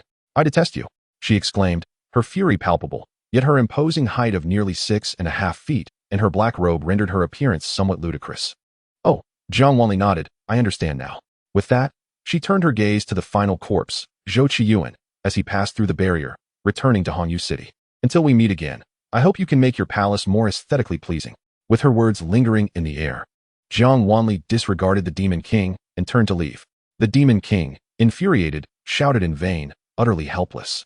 She truly could not contend with Jiang Wanli and harbored a genuine fear of her. From 90 million years ago until now, she had never dared to challenge Jiang Wanli. The terror Jiang Wanli instilled in her was a profound suppression from the depths of her soul, rendering her incapable of resistance. Jiang Wanli stood before Hongyu City, her hand resting against the barely visible barrier. Indeed, a breach had appeared. Although it had been mended, the subsequent cultivators were simply too weak, rendering the repair little more than a superficial fix. After assessing the situation, Jiang Wanli's expression remained calm. It appeared the Demon King had not lied. For the barrier was indeed established 90 million years prior, a product of her own handiwork. However, there lingered another layer of energy upon the barrier. Recalling the formation that had ensnared the cultivators within the demon realm, Jiang Wanli's eyes flickered. She took a step back and, with a decisive strike, obliterated the barrier completely. The unaware demon folk within, upon witnessing the collapse of the barrier, surged forward, only to be met by an overwhelming force of demonic energy. Listen to my command. No demon shall step beyond the confines of this barrier. A cold, deep, and gravelly voice resonated throughout the demon realm, paralyzing all demons in place. Jiang Wanli cast a glance at the man standing atop the cliff, a faint smile gracing her lips. This time, he had indeed learned to be clever. In mere moments, a larger and more formidable barrier rose at the juncture of the two realms, pulsating with immense spiritual energy and crackling with power. The demons, previously thwarted by the demonic energy, now beheld this spectacle, their teeth chattering and legs trembling, abandoning any doubts regarding the Demon King's orders and hastily retreating. Jiang Wanli cast one last glance at the Demon King, as the spiritual fluctuations of the barrier began to stabilize, concealing all of the demon realm behind shimmering waves. Quietly observing the frustrated and enraged Demon King, Jiang Wanli could not help but smile. She had indeed learned to relish in this, eagerly anticipating their next encounter. One could only wonder what kind of palace she would next lay waste to. Hopefully, the young lady's taste would have improved, allowing her a moment's hesitation before Jiang Wanli made her move. Turning away, Jiang Wanli gazed upon the littered corpses, her mood gradually growing heavy. Yet her demeanor remained light and carefree. Unbeknownst to her, a circle of onlookers had gathered around her, curiously observing the fallen bodies. Is there anyone selling coffins? Jiang Wanli's ethereal voice rang out, prompting the spectators to exchange glances before one stepped forward. Miss, I run a coffin shop. Please allow me to respectfully lay these bodies to rest and transport them to Shuni Hall.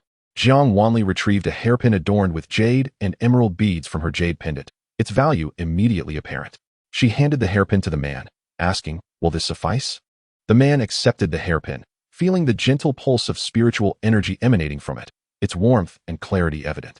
He nodded fervently. This is more than enough. I shall ensure everything is handled with utmost care. Very well, Jiang Wanli replied, glancing at the gathering crowd. With a swift motion, she stepped beyond the throng. Amidst their astonished murmurs, Jiang Wanli strolled towards the Xianyuan Tower. The unresolved matters within the demon realm should yield answers from that enchanting ghost. At her feet, the small tiger strutted proudly, seemingly eager to show off. The duo soon arrived at the entrance of the Xianyuan Tower. To her surprise, it was devoid of any presence. Jiang Wanli paused momentarily, recalling that the bride was to remain for 7 days. How had everyone dispersed after such a brief absence? Fairy? A hesitant voice called from behind her. Turning, Jiang Wanli recognized Wang Xian approaching. Upon seeing her face, Wang Xian's expression brightened as she hurried over to Jiang Wanli. I thought I would never see you again after you left without a word. You were looking for me? Jiang Wanli inquired, her brow furrowed in confusion. Wang Xian remained silent, suddenly kneeling, her tear-filled gaze fixed upon Jiang Wanli. Her voice trembled as she expressed her gratitude. Thank you, Fairy, for saving my life. Without you, I fear I would have. Before she could complete her sentence, tears cascaded down her cheeks, as if the memories of her past torment still haunted her, rendering her unable to conceal her fear. Chapter 92. God Fenghang. Jiang Wanli was taken aback by Wang Xian's sudden kneeling and instinctively reached out to help her up. However, as her hand brushed against Wang Xian, a sharp pain coursed through her. Pausing momentarily, she withdrew her hand and quietly regarded the weeping Wang Xian. The palm she had touched was now drenched in blood.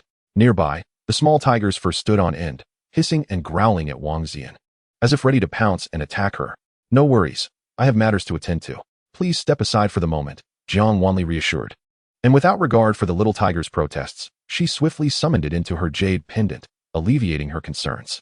She glanced at the gaping wound on her hand, questioning, did that woman from the Lianyuan arena compel you into this?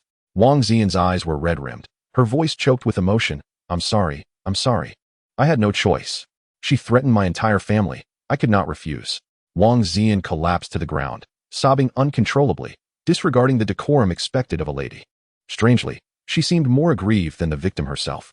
Jiang Wanli gazed at her intently, and with a wave of her hand, Wang Xian was abruptly sent flying by a surge of spiritual energy, crashing to the ground and spitting out a mouthful of blood. I accept your rationale, but I do not accept your apology, Jiang Wanli remarked coldly, her eyes lowering to her now darkening hand. Highly poisonous, a cold glint flashed in Jiang Wanli's eyes. With a swift motion, she retrieved a medicinal pill from her jade pendant and consumed it, channeling her spiritual energy throughout her body. In mere moments, the toxic blood was expelled entirely. The effects of the medicine, enhanced by her spiritual power, rapidly eradicated her injury. Wang Xian struggled to lift her head. Witnessing Jiang Wanli's unscathed palm, her gaze filled with a tumult of emotions. Confusion mingled with relief and terror. Ignoring the fallen figure, Jiang Wanli turned to ascend towards the Lianyuan arena. She climbed the stairs leisurely, her senses honing in on the aura emanating from the top floor. Her eyes glimmering with icy resolve. At the entrance of the only room on the top floor, Jiang Wanli rapped gently on the door. Just as she struck the third knock, a formidable wave of ghostly energy erupted from within, surging towards her. Jiang Wanli neither flinched nor retreated. She met the ghostly force with her bare hands, capturing it effortlessly. The unruly energy writhed within her grasp as she turned her gaze to the woman seated at the table, a light smirk gracing her lips. For a vengeful spirit, your methods of killing are rather inept. At her words, the woman seemed to freeze momentarily. She then turned to face Jiang Wanli. Her cold eyes obscured by a sheer veil, yet the chilling gaze pierced through the fabric, landing squarely upon Jiang Wanli. Unperturbed by her scrutiny, Jiang Wanli tightened her grip, causing the ghostly energy to dissipate into nothingness. Maintaining eye contact with the woman, Jiang Wanli sauntered to the table, taking a seat opposite her, and cheerfully poured herself a glass of exquisite wine. Hua Bai wine, delightful, she remarked after taking a sip. Are you not afraid I might poison you again? The woman laughed, her voice devoid of its previous lightness, now laced with malice. And what of poisoning? Do you truly believe you can escape my grasp? Jiang Wanli set her cup down, her eyes sparkling with mischief. Almost as soon as she spoke, a soft glow began to emanate from beneath the woman. Startled, she glanced down, attempting to rise, only to find herself ensnared. When did this happen? How is this possible? Her composure shattered, uncertainty clouded her eyes. This rudimentary formation requires no intricate gestures. With but a thought, it is established, Jiang Wanli replied with a smile. Surely your master has informed you of my capabilities? If he sent you to deal with me, he would not keep such vital information from you. The woman, now visibly shaken, stared at Jiang Wanli in horror. If you are aware of my master, why would you dare lay a hand on me? Offending a deity is tantamount to certain death. Jiang Wanli lowered her gaze, a light laugh escaping her lips. A deity, indeed, as she had suspected. The calamity of Hongyu City and the formation that trapped cultivators within the demon realm were orchestrated by that very deity. It seemed the peculiar yet familiar spiritual energy was indeed his. He is far too weak, Jiang Wanli scoffed. What kind of deity resorts to using seductive spirits? Such a lowly act. You dare show disrespect to God Fenghang. The woman, enraged, shouted. Jiang Wanli's eyes flickered with intrigue. So his name is Fenghang? And what of it? With a subtle movement of her fingers, the formation beneath the woman erupted with blinding light, enveloping her in flames that elicited a piercing scream. For years, you have wreaked havoc in Hongyu City, leading countless women to their demise and colluding with demons to disrupt the realm of cultivation. You deserve to perish. Her voice was soft yet heavy, each word pressing down upon the woman as she crumpled to the ground. The woman's white dress quickly became stained with dark blood. A ghastly sight. What did he compel you to do? Jiang Wanli inquired, looking down upon the spirit.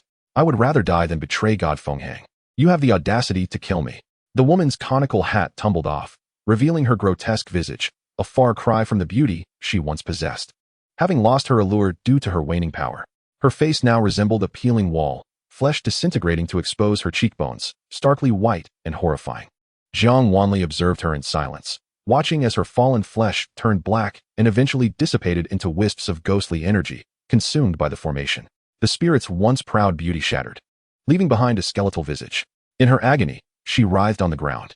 The god you revere, Fenghang, merely seeks to use you to lure me here, Jiang Wanli stated, her gaze shifting to a magical artifact in the room, a mocking smile gracing her lips. With a flick of her finger, an ancient copper mirror landed in her grasp. Upon witnessing Jiang Wanli's action, the spirit's wails abruptly ceased. Return it to me, she shrieked, her eyes blazing with fury. This was a gift from him, wasn't it? Jiang Wanli inquired coolly, flipping the mirror over and letting it crash to the ground.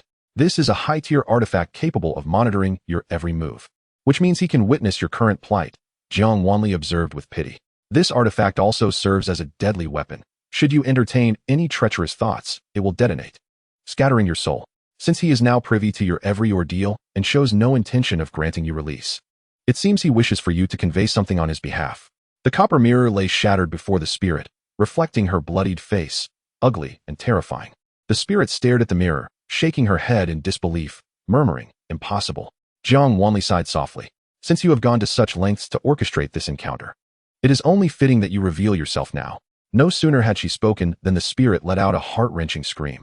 Yet this time it was not due to Jiang Wanli's formation.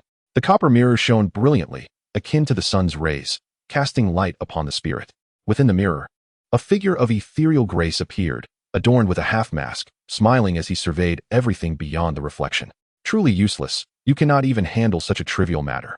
A gentle voice, laced with a hint of affection, conveyed words of reproach. The enchanting specter widened her eyes, her irises teetering on the brink of escape from their sockets. The divine being, under the searing light, fixated intently on the mirror, murmuring softly. Chapter 93. The Calamity of the Crane Years. Feng Hung smiled slightly.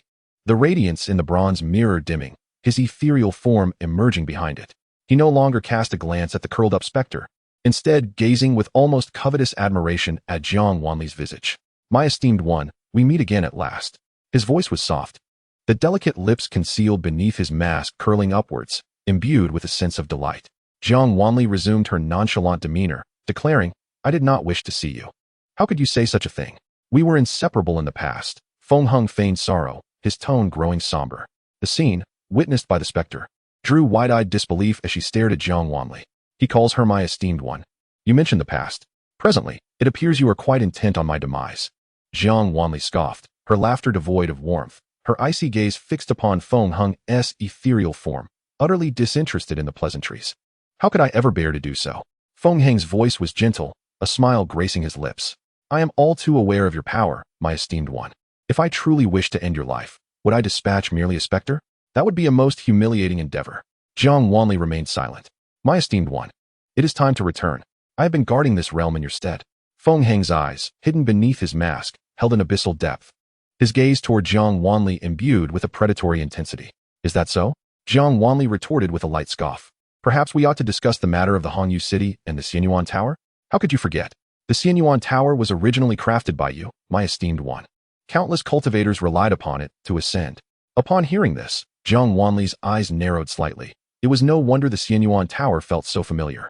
Those layers of mustard seed space indeed served as an unparalleled realm for cultivation. Yet, the tower had been exploited by those with ulterior motives, its mustard seed spaces neglected, transforming it into a battleground for men vying for women, and a source of calamity for countless girls. However, the upper realm does not require so many. In your absence, more and more cultivators will forget you, which is hardly a favorable outcome. As Feng Hung spoke, his gaze dropped, a hint of crimson coalescing within his eyes. This was a sign of the heart demon consuming one's mind. Jiang Wanli observed him quietly.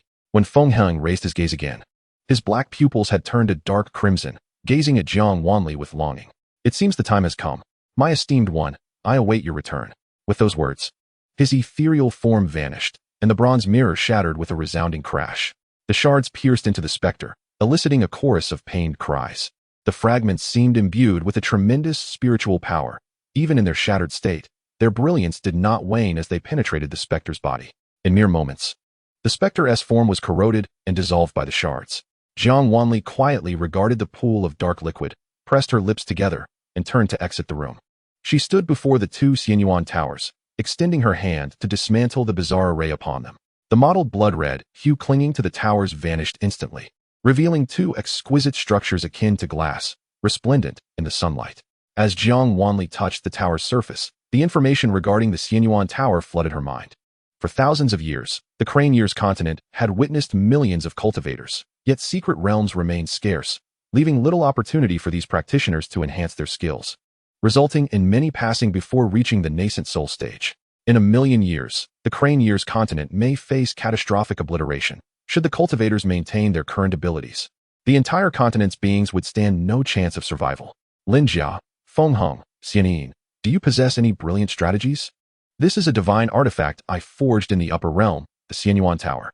Each floor represents a mustard seed space. I once ascended to 9,999 levels, where the speed of cultivation was incomparable. If these two Xianyuan towers were placed upon the Crane Years continent, anyone capable of reaching the 81st level could enter the out-of-body stage. With these two towers here, there remains a glimmer of hope for the future of the Crane Years continent. The words recorded before and after the initial placement of the Xianyuan towers echoed in her ears, causing Jiang Wanli's eyes to narrow slightly. It was her voice. This Xianyuan tower indeed belonged to her. Sensing the waves of spiritual power emanating from her fingertips, she withdrew her hand, after years of dust. The Xianyuan tower had finally seen the light of day. Yet, had she not forewarned that the Crane Year's continent would face a cataclysmic disaster, leading to its annihilation? A cold light shimmered in her eyes. Currently, the highest cultivation level among the continent's practitioners barely reached the out-of-body stage. Should they truly face an apocalyptic calamity, the Crane Year's continent would inevitably perish. Jiang Wanli's mental energy surged into the Xianyuan tower, ascending in an instant to the 99,999 layers. With every layer's mustard seed spaces information crystal clear in her mind. It seemed she would need to make another visit to Xuanli Hall. Contemplating this, Jiang Wanli stored the 2 Xianyuan towers within her jade pendant. Leaving a distinctive mark exclusive to Xuanli Hall atop the Good Fortune Arena, she turned to depart. The remote Hongyu city was far too isolated, distant from Xuanli Hall. If she wished for all cultivators of the Crane Year's continent to elevate their skills and enter the Xianyuan Tower for training, it could only be organized by the foremost power in the continent, Xuanli Hall. With this thought, Jiang Wanli returned to the divine ship. On board, the group glared at the elder, their gazes far from amiable. Particularly, Sui Ling, whose eyes gleamed with murderous intent as she fixated upon him. Upon Jiang Wanli's arrival, Xian immediately sensed her presence and hurried over. Mistress. Yes, what troubles you? Jiang Wanli inquired, observing the elder's injuries and glancing at Xian. The elder has been trapped by a barrier laid by Dugu Qianting. However, it seems this barrier is not to prevent his escape, but rather to protect him from a beating. The elder had just boarded the divine ship and recounted events within the Xianyuan Tower, detailing his heinous actions, which were too numerous to list. Dugu Qianting frowned, struggling to speak. The elder's misdeeds toward the brides had been utterly despicable, and many young women had perished at his hands. The others clenched their teeth, wishing to execute him immediately. Yet since Jiang Wanli had entrusted him to Xianxi, Dugu Qianting had to restrain the enraged Sui Ling and protect him. Jiang Wanli turned her gaze to the elder, who whimpered pitifully, as if seeing her as his savior. How many lives have you extinguished? Having entered the Xianyuan Tower several times, there were approximately 3 brides and 16 other young ladies. Dugu Qianting pursed his lips, his voice hoarse. Jiang Wanli chuckled lightly. 1 life could suffice to repay another, yet you now own 19 lives. What is there left to deliberate? Her icy gaze fixed upon the elder as she waved her hand, dissolving the barrier before him. Sui Ling, proceed. Xian, dispose of the body after he perishes. Understood. Xian nodded obediently, covering Jichu's eyes and leading her to a table where he set up a barrier. Jiang Wanli entered the cabin. On the deck, anguished screams echoed. Within the span of mere moments, the elder could no longer produce sound. Sui Ling, fueled by rage, targeted his most vulnerable spots, sending him flying. Only for Dugu Qianting to use spiritual power to return him to the fray. The divine ship glided smoothly toward Xuanli Hall. Jiang Wanli closed her eyes, her thoughts drifting. Within the Xianyuan Tower, she had uttered 5 names: Linjia, Fenghong, Xianyin, Xinggu, and Jiyu. The names that slipped from her lips warmed her heart, indicating that these individuals were all intimately familiar to her. Chapter 94. Sister, is this reasonable? Upon Jiang Wanli's arrival at Xuanli Hall, the place was in utter disarray. The disciples of Xuanli Hall, each seemingly harboring a criminal from the Qingxi sect, resembled fierce wolves and tigers, their gazes fixated intently on a group of bowed-headed Qingxi disciples, their eyes glimmering with a predatory light. Jiang Wanli approached by Luoqing directly, recounting the events concerning Hongyu City. Are you telling me that you sought out the death row inmate Zhou Qiyuan from Xuanli Hall, effortlessly dispatched a seductive ghost, dismantled her sacrificial rites, and even ventured into the demon realm to dismantle the Demon King's palace, all while reinforcing the barriers between our worlds? Bai Luoqing gasped, struggling to catch his breath as he finished this lengthy account, his face flushed with exertion. No sooner had he spoken than he seized the tea on the table, downing a large gulp. Oh, and I also acquired 2 immortal source towers, Jiang Wanli continued, but Bai Luoqing sputtered, tea spraying from his mouth. What have you done? Not only did you fail to catch your breath, but now you're choking and teary-eyed. What did you acquire? The immortal source towers. How many? Only 2, right? Bai Luoqing exclaimed, Sister, is this reasonable? Do you understand the tier of these immortal source towers? His lips twitched as he gazed at Jiang Wanli, his voice hoarse. Upon meeting his reddened eyes, Jiang Wanli nodded. They are of the 9th tier, the highest grade of magical artifacts. But that does not represent the limits of the immortal source towers. Bai Luoqing nodded vigorously. A certain revered elder from the upper realm had once visited the Sua continent, intent on acquiring these 2 towers, yet he was unable to take them away. His power was sufficient to obliterate the entire Sui continent. Yet the immortal source towers remained steadfast in Hongyu City, impervious to forceful removal. What on earth did you do? Bai Luoqing's lips twitched again. Did the immortal source towers find you particularly agreeable? Is your luck truly this exceptional? This was merely a jest to himself, as he knew it was implausible. Yet he could not fathom how Jiang Wanli had procured the immortal source towers. Seeing the redness in his eyes, Jiang Wanli deeply empathized with his bewilderment. I did nothing extraordinary. After all, I crafted those magical artifacts. Why should I not claim them? Jiang Wanli settled at the table, leisurely pouring herself a cup of tea. Her voice soft. You crafted your own magical artifacts. Bai Luoqing's voice cracked in disbelief. Yes, though I do not recall the specifics. Jiang Wanli took a sip of tea, her demeanor still calm. Crafting such artifacts is not particularly challenging. It is merely that the Sueha continent lacks the materials of such high tiers. Bai Luoqing realized he had underestimated Jiang Wanli's capabilities. Wait a moment. Tell me more about your experiences in the demon realm. Bai Luoqing took a long pause before recalling another matter, fixing his gaze on Jiang Wanli and speaking slowly. Jiang Wanli sighed, offering a brief summary, raising an eyebrow. The corpses of those cultivators should arrive at Xuanyi Hall shortly. Their final rites will be your responsibility. I will see to it. The martyrs of the cultivation world deserve to be laid to rest in their homeland. The two sipped their tea in silence until Jiang Wanli finally spoke again. The cultivators of the Sueha continent are too weak. I have observed the celestial signs, and soon, a calamity will befall the Sueha continent, leading to its complete obliteration between heaven and earth. Bai Luoqing sat up straight, his eyes wide. What shall we do? We must enhance the cultivators' abilities, but there are far too few secret realms on the Sueha continent for this purpose. Thus, the immortal source towers are our only solution. You must notify all sects to bring any cultivators with potential to Xuanyi Hall to enter the immortal source towers. The first level of the immortal source tower can accommodate millions of cultivators, and depending on their cultivation levels, the tower will automatically transport them to the appropriate levels for their improvement. Jiang Wanli slowly rose, hoping there was still time. Despite discussing the impending doom of the continent, her expression remained unperturbed, embodying a demeanor of calm acceptance. Bai Luoqing observed her, his own frantic heart gradually finding solace. Aren't you afraid? Bai Luoqing inquired. Afraid? I do not possess such an emotion. Jiang Wanli gently rubbed her fingers, attuning herself to the moment before speaking softly. Her words, though audacious, were delivered with a serene countenance and a nonchalant tone. Bai Luoqing could not help but laugh as he exited Xuanyi Hall alongside Jiang Wanli. In the rear mountains of Xuanyi Hall, Jiang Wanli produced the immortal source towers, positioning them with care. The two towers stood tall, their glazed surfaces shimmering brilliantly under the sun. Jiang Wanli glanced at Bai Luoqing, who seemed eager to enter. However, only female cultivators were permitted entry into that tower. Bai Luoqing turned back awkwardly, puzzled by the implication. In matters of cultivation, one must cast aside romantic entanglements. The calmer the heart, the weaker the inner demons. After pondering this statement, Bai Luoqing nodded. Once they completed their tasks, Jiang Wanli returned to the rear courtyard of Xuanyi Hall, where a group awaited her. Jiang Wanli looked at the two siblings from the Cui family, snapping her fingers to conjure two formations beneath their feet. Though young, you have benefited from your father's misdeeds. I see you have begun your cultivation, so go and experience the world. Considering their youth, Jiang Wanli decided to send them both into the first level of the immortal source tower. The formations blazed to life, and before their brilliance faded, Jiang Wanli casually encased the two in a barrier. Though it was a form of punishment, it was not lethal. The two children, possessing decent talents, might return from their training with accomplishments that could benefit the Sueha continent.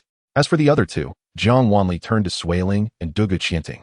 You may go on your own. The immortal source towers will transport those burdened with sins to a space beyond their current cultivation level.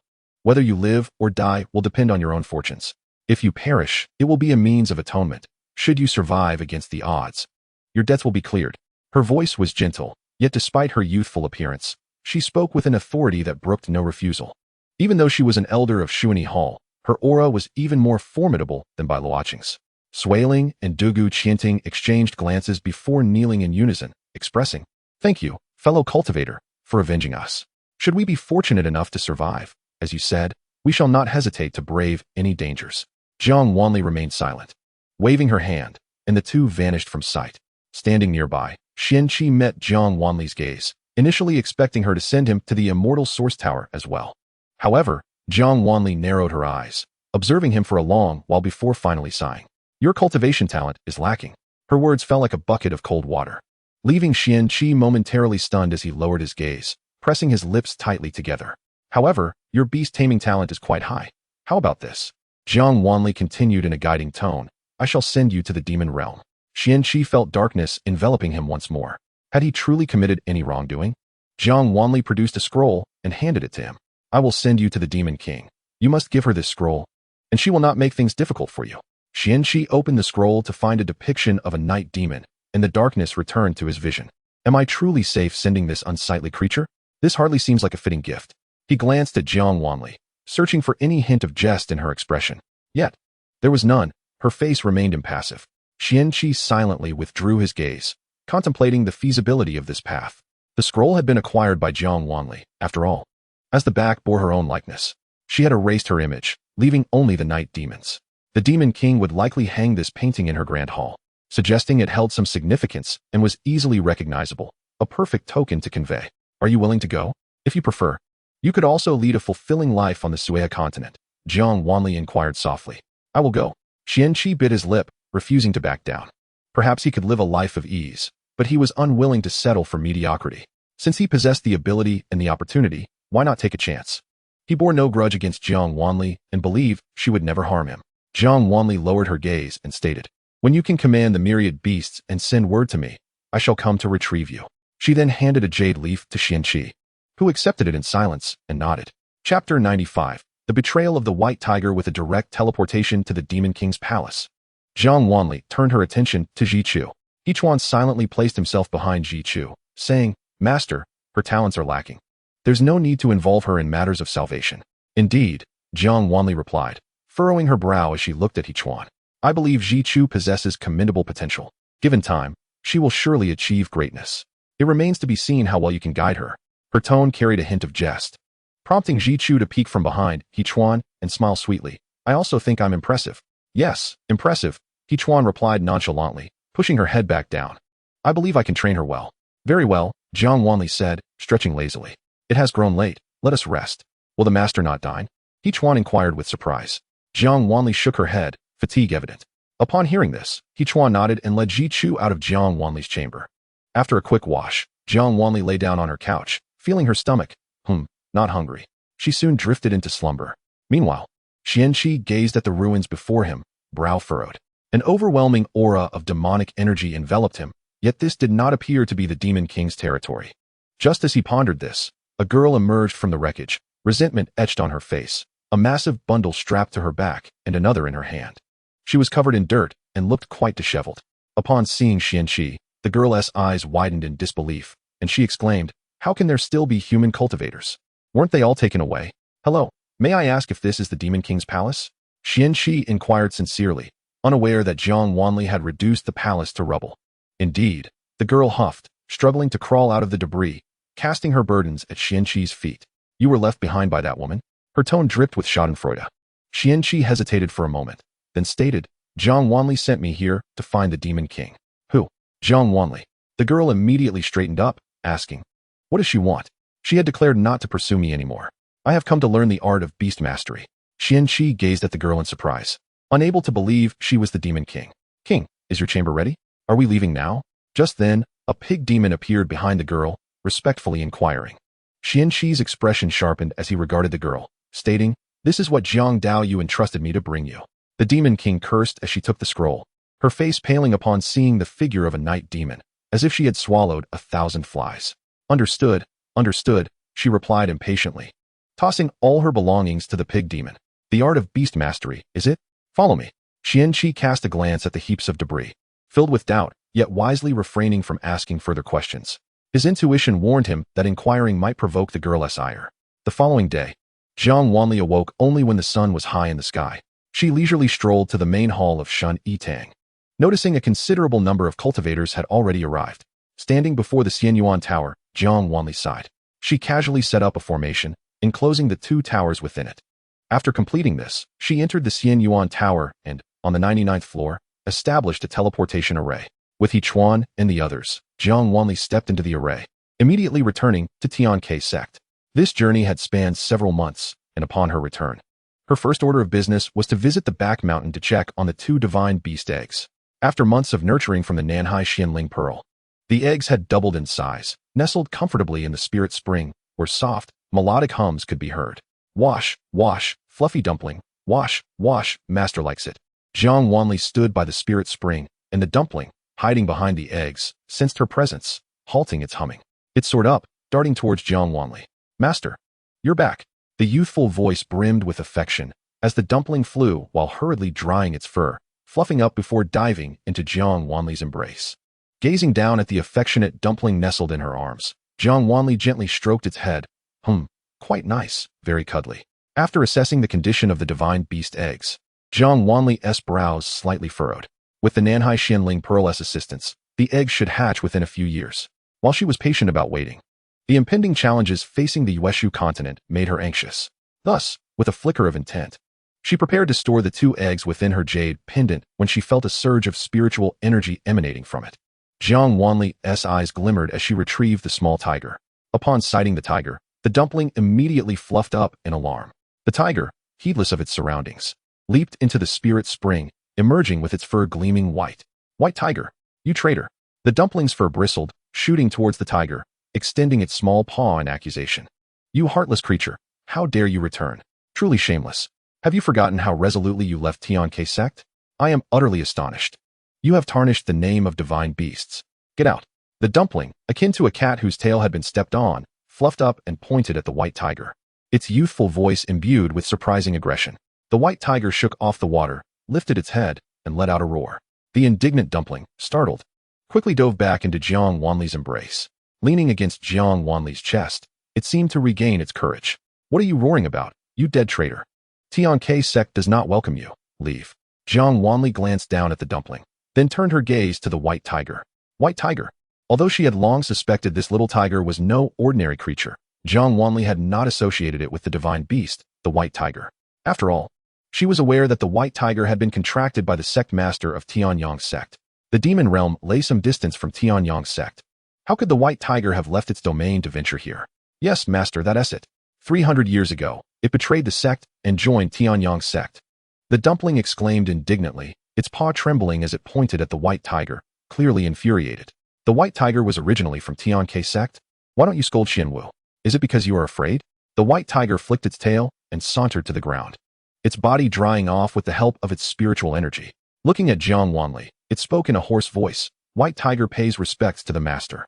Jiang Wanli replied, if I recall correctly, you seem to be the contracted divine beast of the sect master of Tianyang sect. Jiang Wanli spoke with intrigue. The white tiger clarified, I was not contracted by him. A millennium ago, after the sect master sealed Tianke sect within a barrier, he instructed us to guard the sect and never allow anyone to breach the barrier. At that time, the sect master, to conceal the sect, used his own soul as bait and set the first hidden array of the continent, informing us that only those in the late Yuanying stage could break the array. Before his passing, the sect master made us vow to protect the sect's barrier at all costs and wait for the master's return after a millennium before we could open it. Chapter 96. The master brother was originally my disciple. Jiang Wanli lowered her gaze, contemplating her historical connection to the Tianke sect. A millennium ago, the Tianke sect reigned supreme, the illustrious progenitor of all sects, undoubtedly the foremost sect in the realm, not only in the Sueha continent, but across the entire lower realm. All sects bowed in reverence to the Tianke sect. One fateful day, the sect leader made a monumental decision, summoning the guardian divine beasts, Tawanzi and the white tiger Silen, commanding them to vow to protect the mountain's great formation unto death. Subsequently, all disciples of the Tianke sect were dispersed among various sects, leaving only the sect leader's sole direct disciple. After days of clandestine discussions, news soon emerged of the sect leader's passing. At the moment of his demise, the Tianke sect was shrouded in a formidable array, enveloping all within its secrets. Thus, the Tianke sect vanished from the annals of the continent. The disciple remained at the original site of the Tianke sect, erecting a humble cottage to enshrine the portrait of the sect's founding ancestor. From that point onward, this place became the Tianke sect, a sect belonging to but one individual. Meanwhile, the white tiger and Tawanzi found themselves ensnared within the confines of the barrier, having never ventured outside, completely oblivious to the events of the outside world. Time flowed inexorably, and centuries passed. The Tianke sect was thus consigned to oblivion in the continent's history. It seemed as though all had forgotten the once mighty sect that was the pinnacle of the realm. With the absence of the world's foremost sect, the various sects in the continent stagnated, and cultivators found it increasingly difficult to progress in their cultivation. The decline of the Xianxiaaudiobooks sect appeared to have ushered in an era of deterioration for the lower realm, as development across the land waned. The number of ascendants dwindled, and for nearly a century, none had achieved ascension. It was not until 300 years ago that a prodigy emerged from the Xianxiaaudiobooks sect, achieving the nascent soul stage at a tender age. Somehow, he learned of the Xianxiaaudiobooks sect's existence and refused to believe that it had vanished. He ventured into the territory of the Xianxiaaudiobooks sect. At that time, the Xianxiaaudiobooks sect had maintained a lineage of solitary transmission. Since its concealment, it had only accepted one disciple at a time. As the years washed over it, the sect's techniques gradually declined, with many arts lost to time. By the generation of Xianxiadrama, he had yet to learn any sect techniques. As his master, the sect leader of the Xianxiaaudiobooks sect, had already passed away. 300 years ago, that prodigy from the Xianxiaaudiobooks sect arrived at the Xianxiaaudiobooks sect and sensed the existence of the barrier. Just as he was about to breach it, the white tiger and Tuanzi, concealed within the formation, became aware of his presence. However, Tuanzi was in the midst of transcending tribulation and could not appear. Thus, the white tiger entered the ancestral hall of the Xianxiaaudiobooks sect and exited through the teleportation array. To ensure the integrity and stability of the barrier, there existed only one teleportation array within. Once one departed, returning to the barrier would be impossible. Upon its emergence, the white tiger forged an agreement with the youth. He would accompany the youth, and the youth was to refrain from further attempts on the barrier, vowing to protect it until the return of the sect leader. The youth acquiesced. He was the previous sect leader of the Xianxiaaudiobooks sect. He and the white tiger established an accord.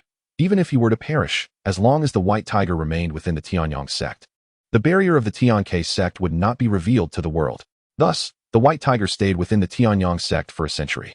It was only a few months prior that it sensed fluctuations in the barrier, as if it had been breached. Following the familiar aura, it ventured into the demon realm and found Jiang Wanli. At last, it could return to the Xianxiaaudiobooks sect and reunite with its master.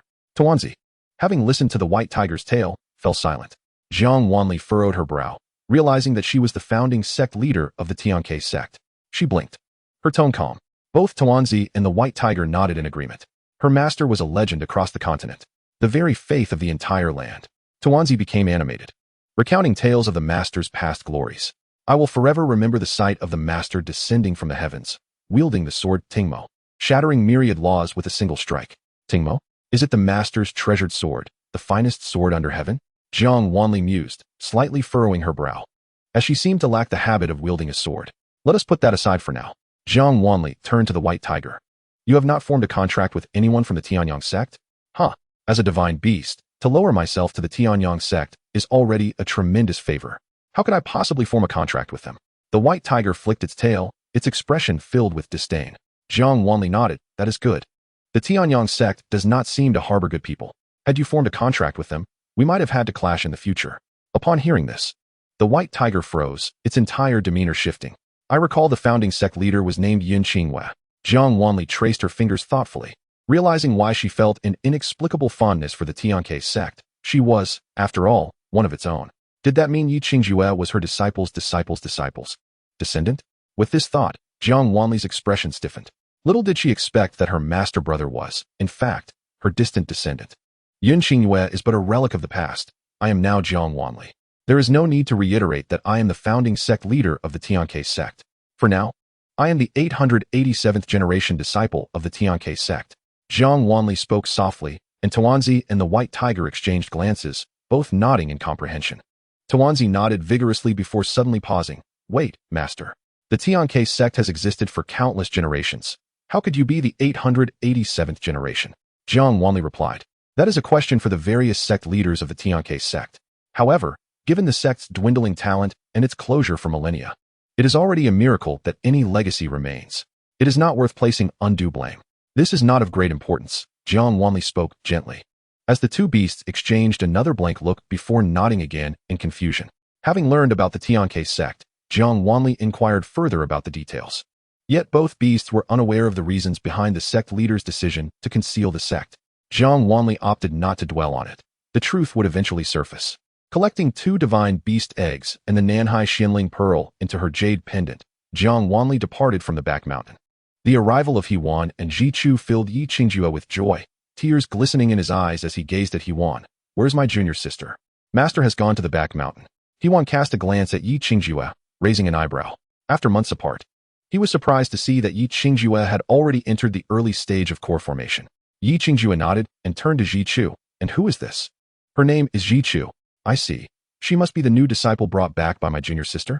Yi Qingjue's gaze toward Ji Chu was filled with affection. The sect was truly flourishing. After Jiang Wanli and Nangong Yi, they finally had another human join. He-Wan observed Yi Qingjue's expression, remaining silent, still uncertain of the master's intentions. Yi Qingjue smiled broadly, squatting before Ji Chu, revealing a bright smile. Tell me, how old are you now? Ji Chu silently retreated behind He-Wan. Although taller than He-Wan, she presented herself as subordinate. He does not seem like a good person, she whispered.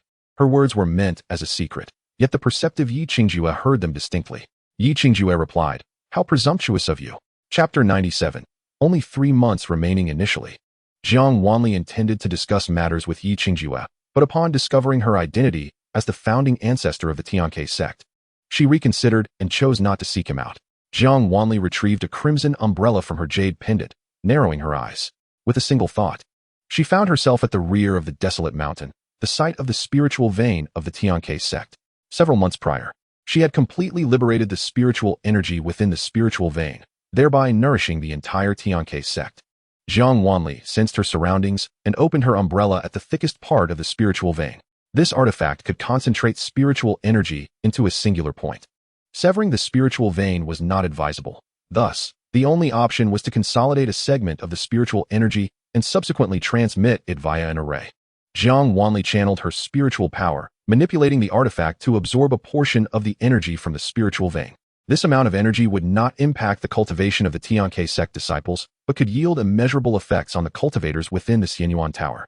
On the continent of Suiha, spiritual veins were exceedingly rare, and the spiritual aura was quite thin. With such limitations, even those disciples endowed with exceptional talents found it challenging to transcend their current cultivation levels. Therefore, it was necessary to temporarily send the Xianxiaaudiobooks sect's spiritual energy to the Xianyuan Tower. Once Jiang Wanli had gathered a small portion of spiritual energy with her artifact and ensured the umbrella was stable, she swiftly formed a seal, directly transmitting the energy from the artifact through the teleportation array to the Xianyuan Tower. After completing these tasks, Jiang Wanli's gaze turned sharp. This energy was still insufficient. It seemed she needed to devise a way to seek out more spiritual veins. Lost in thought, Jiang Wanli departed from the desolate mountain. Bai Husilin and Tuzi followed closely behind her, exchanging glances. Though they did not comprehend their master's intentions, they refrained from questioning her. Upon returning to the grand hall of the Xianxiaaudiobooks sect, He-Xian was familiarizing Ji Chu with the surroundings, while Yi Qingjue sat gloomily to one side. Upon seeing Jiang Wanli, Ji Chu immediately rushed over and embraced her waist. Sister. Jiang Wanli gently ruffled her hair, raising her gaze to meet Yi Qingjue's resentful stare. What is the matter? Jiang Wanli inquired, perplexed. Junior sister, is this little girl a new disciple you brought back? Yi Qingjue sighed deeply and asked. She was brought back by He-Xian, Jiang Wanli replied, shaking her head and glancing at He-Xian, whose expression remained calm. I feel she resembles you quite a bit. Yi Qingjue remarked with another sigh. Oh, that little mouth seems to be poisoned. Jiang Wanli responded, that doesn't sound like a compliment. You should take Ji Chu to rest. Jiang Wanli instructed. He-Xian cast a deep glance at the small hands behind Jiang Wanli, which gently rubbed together for a fleeting moment, revealing a hint of murderous intent. Ignoring the astonished expressions of the two beasts at Jiang Wanli's words, He-Xian nodded in acknowledgement and led Ji Chu away. Junior sister, what is it? Yi Qingjue asked, curiosity evident on his face. Senior brother, are you not adept at divination? Please, perform a reading, Jiang Wanli said as she settled into a chair, her tone calm. Sure. What should I divine? Divine when this continent will meet its demise. Her words were soft, yet they startled Yi Qingjue, causing him to tumble from his chair.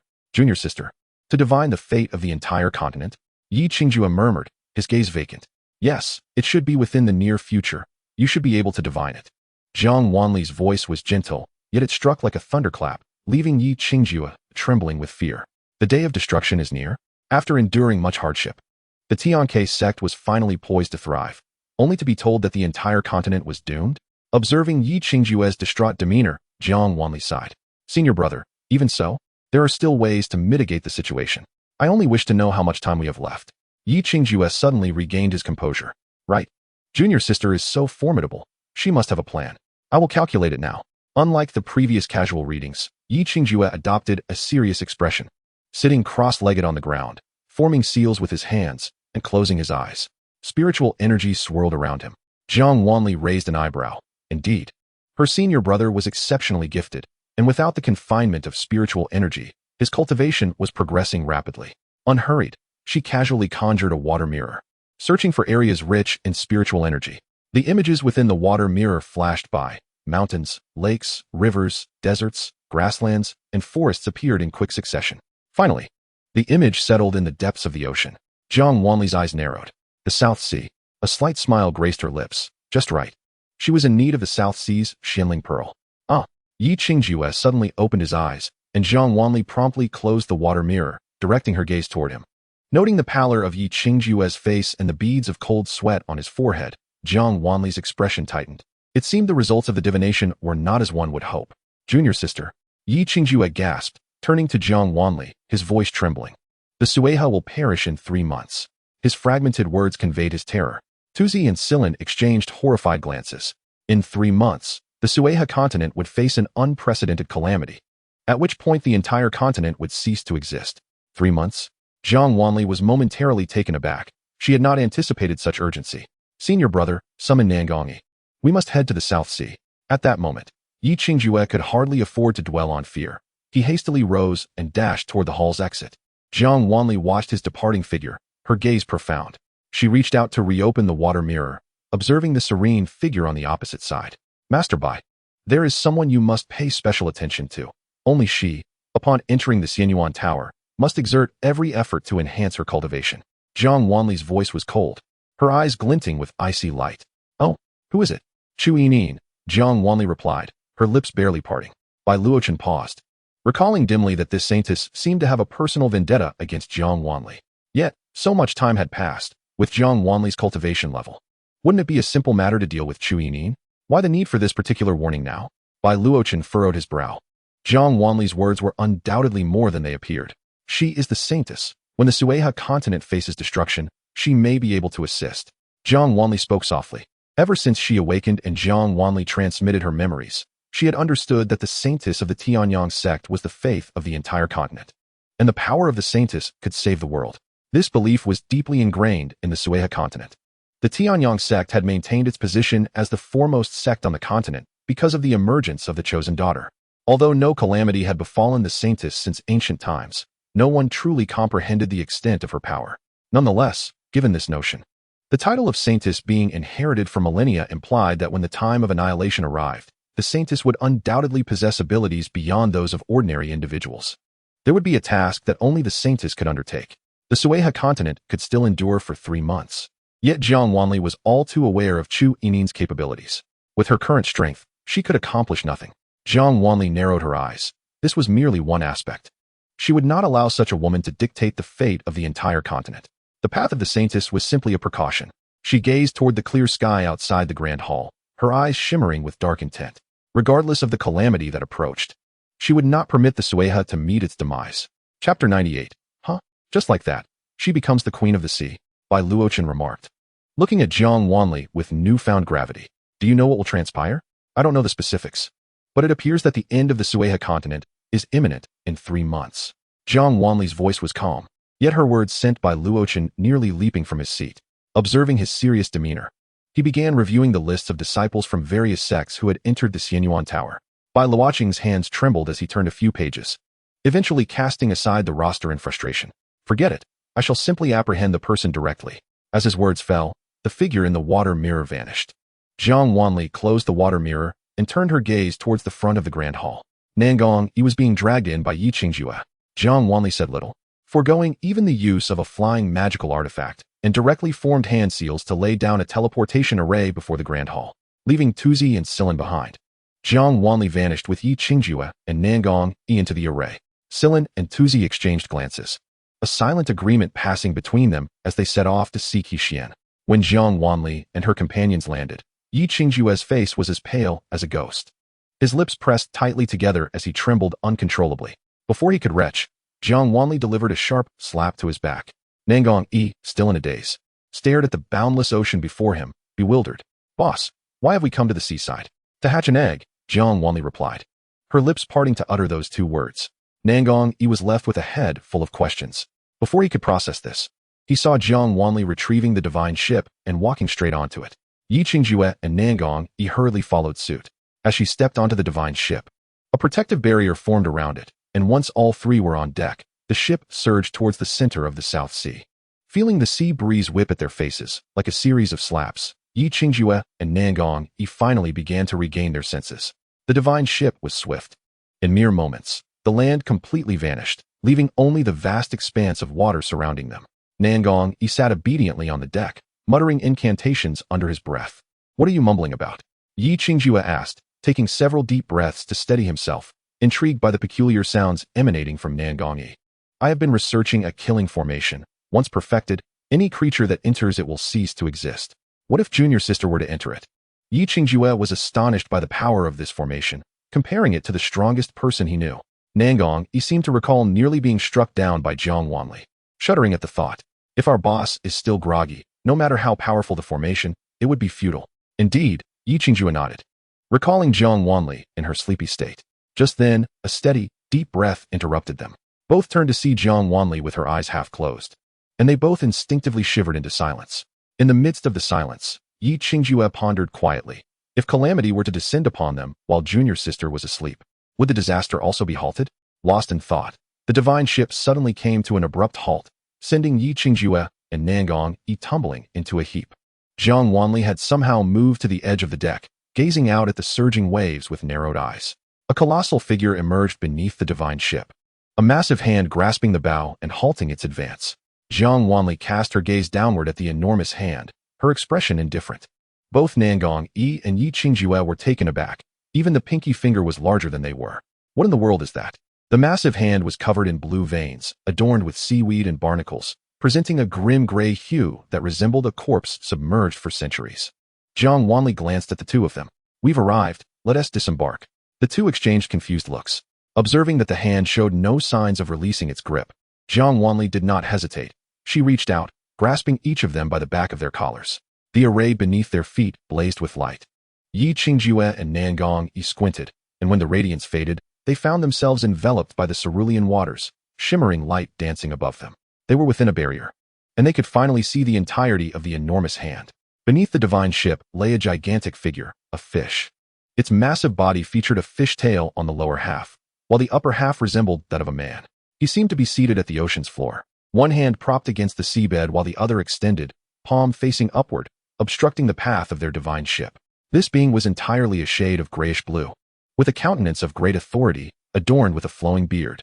He sat silently at the ocean's depths, his eyes devoid of life. Qingjue squinted at him for a long moment before exclaiming, "He's not human, nor is he a fish," Nangong added. Jiang Wanli observed the figure's features, her heart stirring as the barrier drifted to a halt before the man. Through the glimmering waves, the three of them discerned his face, and they also noticed what rested atop his head. A crown? Qingjue squinted. How could it be on a statue? As they drew closer, they realized that this seemingly motionless entity was a colossal stone statue. The craftsmanship was incredibly lifelike. Without a close inspection, one could hardly distinguish it from the water's ripples. Every inch was intricately carved, with even the muscle definition on his arms and chest rendered with remarkable clarity. Jiang Wanli chuckled softly. This man was not a statue in life. The two gasped in unison. Is it possible that a living being was transformed into stone? Jiang Wanli's gaze shifted from the crown, a glint of cold light flickering in her eyes. Qingjue and Nangong exchanged looks, fear evident on their faces. Yet, Jiang Wanli appeared unperturbed. She leapt from the barrier, landing atop the statue's head, peering down at the resplendent golden crown. After a brief hesitation, she reached out towards the gem atop the crown. As her fingers grazed the South Sea's mysterious spirit bead, the entire crown seemed to trigger some mechanism, erupting in a brilliant display of light. The dazzling golden radiance spread through the water, casting a luminous glow for miles around. The brilliance lasted for several breaths before gradually dimming. Once they could open their eyes again, both Qingjue and Nangong stared wide-eyed in astonishment. The once massive crown had now shrunk, firmly settling upon Jiang Wanli's head. Her expression was cold, revealing no hint of joy. In fact, she appeared utterly displeased. The two exchanged silent looks, wary of speaking as they observed Jiang Wanli's demeanor. She raised her hand to remove the crown, but it seemed to possess a will of its own, firmly binding itself to her head, refusing to budge. As Jiang Wanli's frustration mounted, a faint glow emanated from the crown, enveloping her in layers of soft light. Jiang Wanli narrowed her eyes, and when the light had fully entered her body, She lowered her hand and returned to the barrier with a frosty expression. Junior sister, Yi Qingjue swallowed nervously, cautiously glancing at the crown atop Jiang Wanli's head. It has recognized its master. For now, it cannot be removed, Jiang Wanli stated calmly. Is this truly the Sea King? Yes. And you? Oh, from now on. I am the new Sea King. Nangong exclaimed, huh? Boss has become the Sea King just like that? Yi Qingjue remarked. Is the position of Sea King really so trivial? Chapter 99. The revered sound of offering. Though Jiang Wanli had inexplicably assumed the mantle of Sea King, her demeanor suggested she was far from pleased. Junior sister? Yi Qingjue sensed the chill in Jiang Wanli's expression, his concern growing. Could there be a hidden scheme at play? The previous Sea King is right before us. Jiang Wanli gestured with her chin, indicating the fate of the former Sea King. It was evident that some turmoil had unfolded within the South Sea, and clearly, even the Sea King could not contend with it. Accepting the position of Sea King now was hardly a fortuitous circumstance. Jiang Wanli narrowed her eyes slightly, lowering her gaze to the profound and dark depths of the sea. Upon hearing her words, Nangong Yi and Yi Qingjue exchanged a glance, their expressions turning somewhat grave. The situation was one that even the Sea King could not contend with. Moreover, judging by the Sea King's formidable physique, it was clear that he was no weakling. Even such a colossal being had been defeated and turned to stone. If they were to truly encounter whatever lurked beneath the South Sea, they would likely fare no better. Yi Qingjue's gaze lingered on the golden crown atop Jiang Wanli's head, contemplating the feasibility of forcibly removing it. Let us proceed. We must glean something from this journey to the South Sea. Jiang Wanli, sensing his thoughts, twitched the corner of her mouth and spoke softly. Yi Qingjue relinquished his intentions. If even the invincible junior sister could not deal with it, what hope did he have? For now, they could only take one step at a time. The three descended into the depths of the ocean. As they ventured deeper, the expressions of Yi Qingjue and Nangong Yi became increasingly grim, their anxiety palpable as their gazes frequently returned to the crown. It seemed as though the crown was aware of their scrutiny, its embedded gems sparkling brilliantly, each more dazzling than the last, as if attempting to blind them with their radiance. Jiang Wanli, however, paid no further mind to the crown, choosing instead to observe the ocean floor in silence. The deeper they dove, the dimmer the light became, yet the surrounding waters teemed with bioluminescent organisms, casting a gentle glow that prevented complete darkness. Before long, they arrived at the tail of the Sea King, which arched in a peculiar manner, suggesting an imminent attack. Even in its petrified state, the latent power within the tail was unmistakable. Standing atop the tail, Jiang Wanli's eyes flickered as she discerned a cavern amidst the mud below. A strange sensation stirred within her, as if something within beckoned her. Without hesitation, she stepped forward into the cave. The ocean floor was strewn with sediment, and the cavern was similarly encrusted with muck, yet the path within was unexpectedly clean. The three proceeded cautiously, their footsteps light. As they entered the cave, the surroundings brightened, illuminated by luminous pearls adorning the ceiling, casting light upon their path. Jiang Wanli's peculiar feeling intensified, prompting her to quicken her pace. Yi Qingjue and Nangong Yi exchanged silent glances, yet they too hastened to keep up with her. The closer they approached the depths of the cave, the more exhilarated Jiang Wanli became.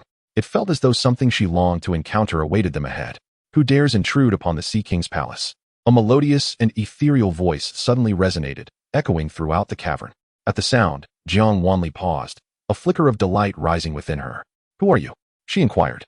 If you do not wish to perish, leave at once, Your Majesty. The voice abruptly shifted, filled with an icy intensity, laced with both confusion and joy. Almost as the words fell, a figure materialized before Jiang Wanli. The woman, her blue eyes wide with astonishment, trembled as she gazed at Jiang Wanli. Though Jiang Wanli did not recognize her, an overwhelming sense of familiarity washed over her. Your Majesty, you have finally returned. The woman's eyes glistened with tears, a blend of laughter and weeping adorning her features. Who are you? Jiang Wanli's gaze drifted down to the woman's shimmering silver blue tail. She too was a mermaid. I am Xianxiaaudiobooks, and I humbly welcome you back, Your Majesty. Xianxiaaudiobooks' voice trembled, her eyes brimming with tears as she bowed deeply. Jiang Wanli's eyes flickered. Xianxiaaudiobooks, this was the name spoken within the Xianyuan Tower. You seem unperturbed by my lack of recognition, Jiang Wanli remarked, raising her hand to lift Xianxiaaudiobooks with her spiritual energy, allowing her to stand upright as her tail gradually morphed into human legs, draped in a flowing white gown. Xianxiaaudiobooks led Jiang Wanli to the throne, respectfully stepping aside. The Sea King's oath? Jiang Wanli raised an eyebrow. Xianxiaaudiobooks lowered her gaze, producing a bamboo scroll from her storage ring and presenting it to Jiang Wanli. Upon receiving the scroll, Jiang Wanli instinctively traced its surface with her fingers, It contained the essence of the universe. Almost immediately upon touching it, vivid images flooded her mind. Natural disasters struck, the ocean engulfed the land, humanity perished by the half, and the creatures of the deep unleashed a tempest of bloodshed, a veritable feast of carnage. In her mind, colossal waves raged, the sky split open, torrents cascaded down as if a vast river, inundating the low-lying lands. Many were caught unawares and swept into the abyss. That was the river of the heavens, colossal waves uprooting mountains and hurling them into the ocean. The South Sea, situated amidst several continents, rapidly expanded, nearly submerging all land. In such dire circumstances, cultivators flocked to the teleportation arrays to escape. The scene shifted, revealing a group of individuals fleeing to the Xianxia sect. Jiang Wanli raised an eyebrow. It appeared that long ago, each sect had a teleportation array leading to Xianxia sect, which indeed served as the backbone for all factions. Chapter 100, Xianxia. The contents inscribed within the bamboo scroll flashed rapidly through Jiang Wanli's mind. Among the images, Xianxia emerged, leading disciples of the Xianxia sect toward the gaping void in the sky. Behind her, the white tiger, azure dragon, vermilion bird, and black tortoise followed closely. Beside her stood 5 individuals, 3 of whom were familiar faces, Lin Xia, Feng Hang, and Xianin, while the other 2 exquisite beauties were undoubtedly the Xingxiong and Jiu mentioned in the records of the Xianyuan Tower. Their party was small, yet they undertook a year-long endeavor to mend the heavens. Ultimately, the rift in the sky was sealed, yet the land had been claimed by the ocean. As far as the eye could see, an expanse of azure lay before them, with only a solitary patch of verdant land pitifully nestled amidst the vast sea. Jiang Wanli lowered her gaze, reflecting on the immense sacrifices made during the heavenly restoration event. Though only a few frames flashed before her eyes, she could no longer perceive Feng Hang, Xinggu, Jiu, or Xianwu in the subsequent scenes. Even the remaining few were in disarray, their bodies marred with wounds. They had just emerged from a cataclysm, yet found no refuge, compelled to rush towards the next battlefield. Xianxia, battered and bruised, gazed deeply into the turbulent sea beneath her, her lips pressed tightly together. Beside her, Lin Jia and Xianin wore expressions of distress. Master, Lin Jia spoke respectfully. As Tianyin foretold, this world must meet its end before it can be reborn. Xianxia's eyes darkened, yet a defiant smile graced her lips. Why should I allow this heavenly decree to prevail? Standing aloft in the air, sword in hand, her spirit ablaze with fierce determination, she declared, "You all protect the sect. I shall confront this sea." At last, a sliver of light broke through the oppressive clouds, illuminating the woman who dared to challenge the heavens. A glimmer of cold light swept across the sky, parting the heavy clouds, as the divine radiance spilled forth, illuminating that tiny patch of earth. Soaked and bedraggled, the woman, filled with restless energy, plunged into the ocean. Time passed, and the depths of the sea remained a mystery to all but Xianxia. Lin Jia and Xianin stayed behind at the Xianxia sect, awaiting their master's return day after day. Months later, the monstrous waves suddenly surged. Under the watchful eyes of the panicked crowd, the sea appeared to writhe, striving to break free and engulf them all. In that moment, Xianxia emerged. Soaked to the skin, her hair disheveled, she strode forth from the ocean, sword in hand. Where she tread, the tumultuous waves calmed, yielding to tranquility. A smile graced Xianxia's lips as she ascended the peak of Xianxia sect, her presence towering over the mountain, eyes cast downward, the listening ink soared humming with energy. Withdraw. Her voice, frigid and commanding, bore the weight of immense spiritual power, crashing down upon the ocean's surface. With a single stroke of the sword, she cleaved a profound chasm into the sea. The waters rushed eagerly into the abyss, as if an unfathomable void awaited to consume them. Xianxia gazed down at the ocean, a smile playing on her lips, while a deep blue mark of the divine beast contract reappeared on her brow. The onlookers stood in astonishment, witnessing the disheveled woman enveloped in radiant light, resembling a deity. In the face of impending doom, she salvaged all from peril.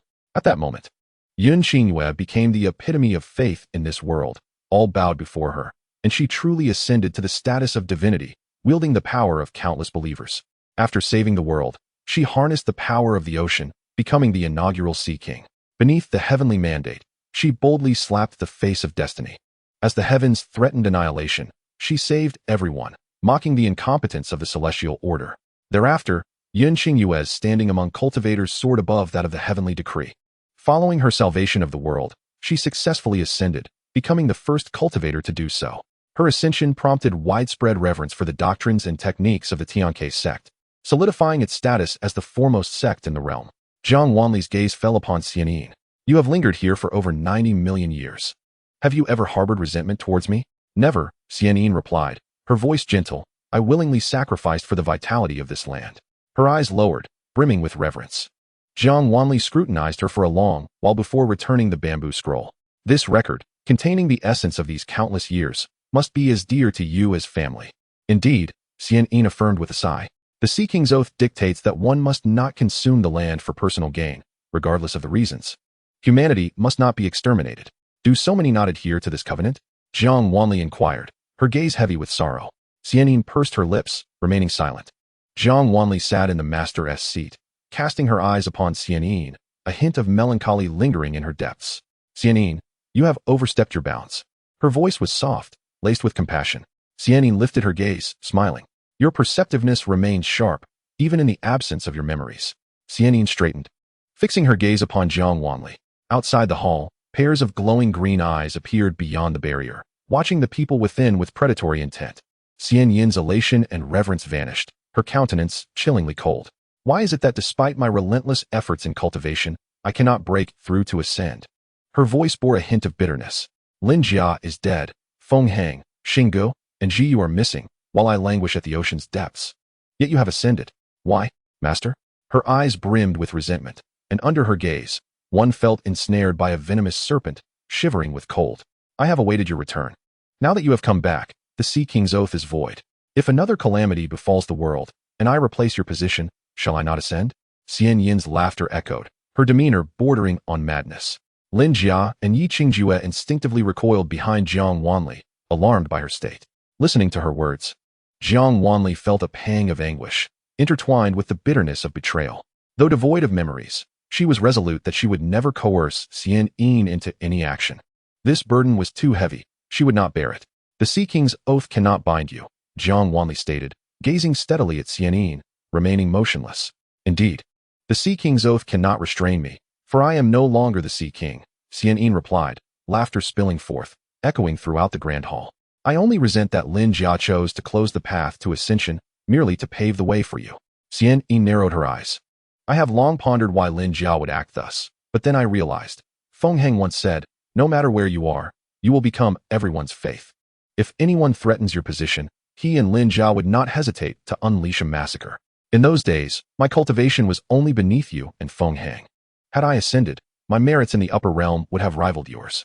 Xianyin's face was a mask of resentment, revealing a scornful smile to her once dearest friend. Master, tell me, if the waters you sealed beneath the sea were to surge once more, could they not bring about the world's utter destruction? Xianyin laughed, her gaze heavy. After residing here for 90 million years, the array you once used to seal the waters is already on the brink of collapse. It merely awaits your arrival. Once the Sea King's oath is lifted, the entire world shall perish. At her words, Lin Jia and Yi Qingjue exchanged glances, both perceiving the shared confusion in each other's eyes. Could the cataclysmic disaster in 3 months be the tides of the South Sea, swallowing the entire continent? Jiang Wanli's expression remained unchanged as she regarded Xianyin. It cannot be that simple. If the Sea King's oath binds you no longer, then how could it ever have constrained you? If Xianyin was the one who once requested me to remain at the South Sea's depths, then she could never have become the Sea King. Jiang Wanli understood her own character well, even in her amnesia. Had she commanded Xianyin to stay, it would only have elevated Xianyin to a position above that of the Sea King. The oath she had established would not confine those she trusted. Furthermore, if Xianyin were to ascend as the Sea King, with such formidable power at her disposal, how could she still confine so many former Sea Kings within these walls? A king indeed lives up to their title. With a smile gracing her lips, Xianyin's legs gradually transformed back into a resplendent fishtail, a knowing smile illuminating her features as she raised her right hand and beckoned with her fingers. Instantly, the barriers at the entrance of the grand hall shattered. Xianyin's laughter echoed as she gazed upon the 3 individuals before her, the kings, each of whom harbored a deep-seated animosity towards the one who had usurped their thrones. Now, the title of Sea King has fallen upon you. Her voice, ethereal and haunting amidst the rippling waters, took on a playful tone as she arched an eyebrow and began to retreat. Now, please indulge in the welcoming feast I have prepared for you. As her words lingered in the air, a throng of merfolk surged into the hall, their vacant stares fixed unwaveringly upon the crown adorning Jiang Wanli's head. Over the span of 90 million years, countless merfolk had fallen victim to Xianyin's ambition, and now, as they met the gaze of those hauntingly green eyes. Nangong Yi and Yi Qingjue broke out in a cold sweat. These merfolk seemed formidable, their cultivation levels far beyond their own comprehension, indicating that none before them possessed a cultivation rank lower than the initial stages of the Golden Core. Merely the disparity in cultivation levels rendered them utterly outmatched. Despite their grim expressions, neither of them faltered, positioning themselves protectively beside Jiang Wanli. It was evident that the merfolk regarded them with disdain, their fierce gazes fixed upon Jiang Wanli without deviation. As Xianxian prepared to depart, Jiang Wanli chuckled softly. It seems you still harbor some naivety. Her voice, though soft, pierced through the throng of merfolk, reaching Xianxian's ears with clarity. After all these eons, I have ascended to the upper realms only to return. Do you truly believe my cultivation remains as it once was? Before the three could react, Jiang Wanli's gaze turned cold as she observed the now catatonic merfolk. With a slight elevation of her hands, she swiftly formed a seal at her chest. As her hands settled into position, her lips parted to utter a single word: break. The crystalline sound shattered the surging waters, blinding light coalescing into form as spiritual energy surged forth, sending the merfolk flying in an instant.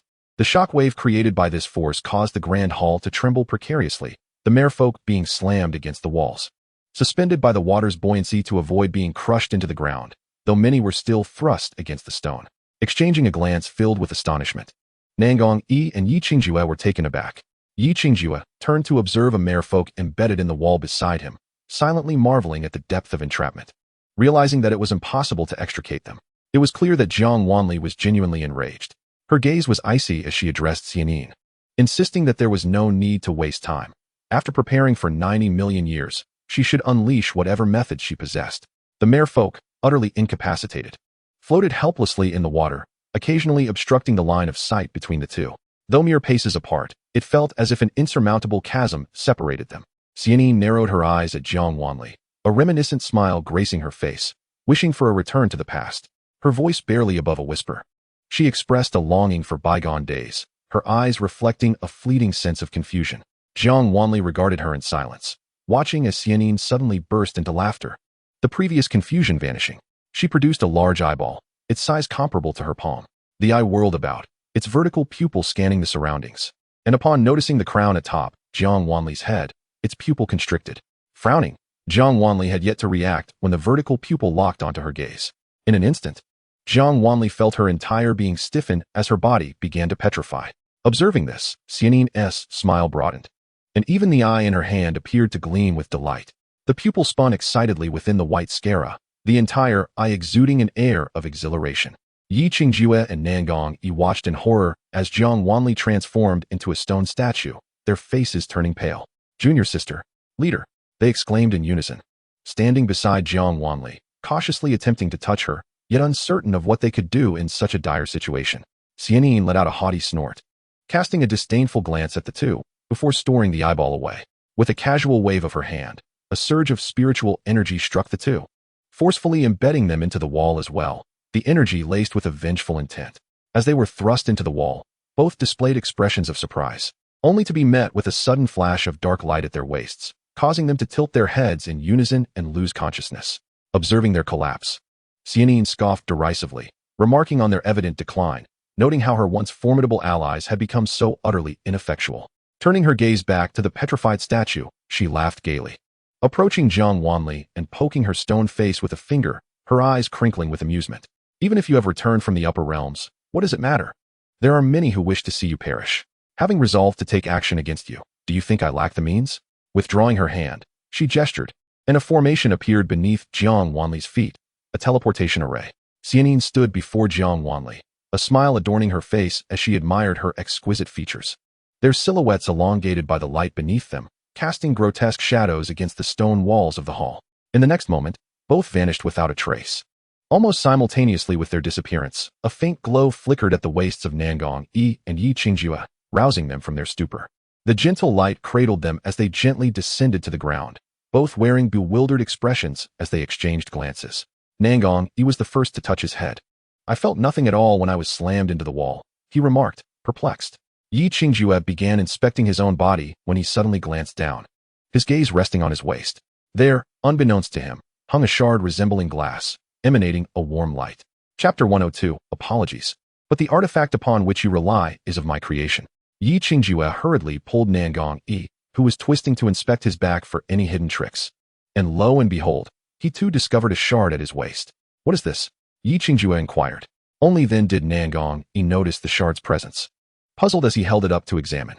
I have no idea when this ended up on me, he murmured, instinctively bringing it to his mouth to bite down on it. The shard glimmered, a surge of spiritual energy bursting forth, delivering a sharp slap to his face. Nangong Yi, quite spirited indeed. Yi Qingjue, the manner in which this spiritual energy strikes is unmistakably Junior Sister's handiwork.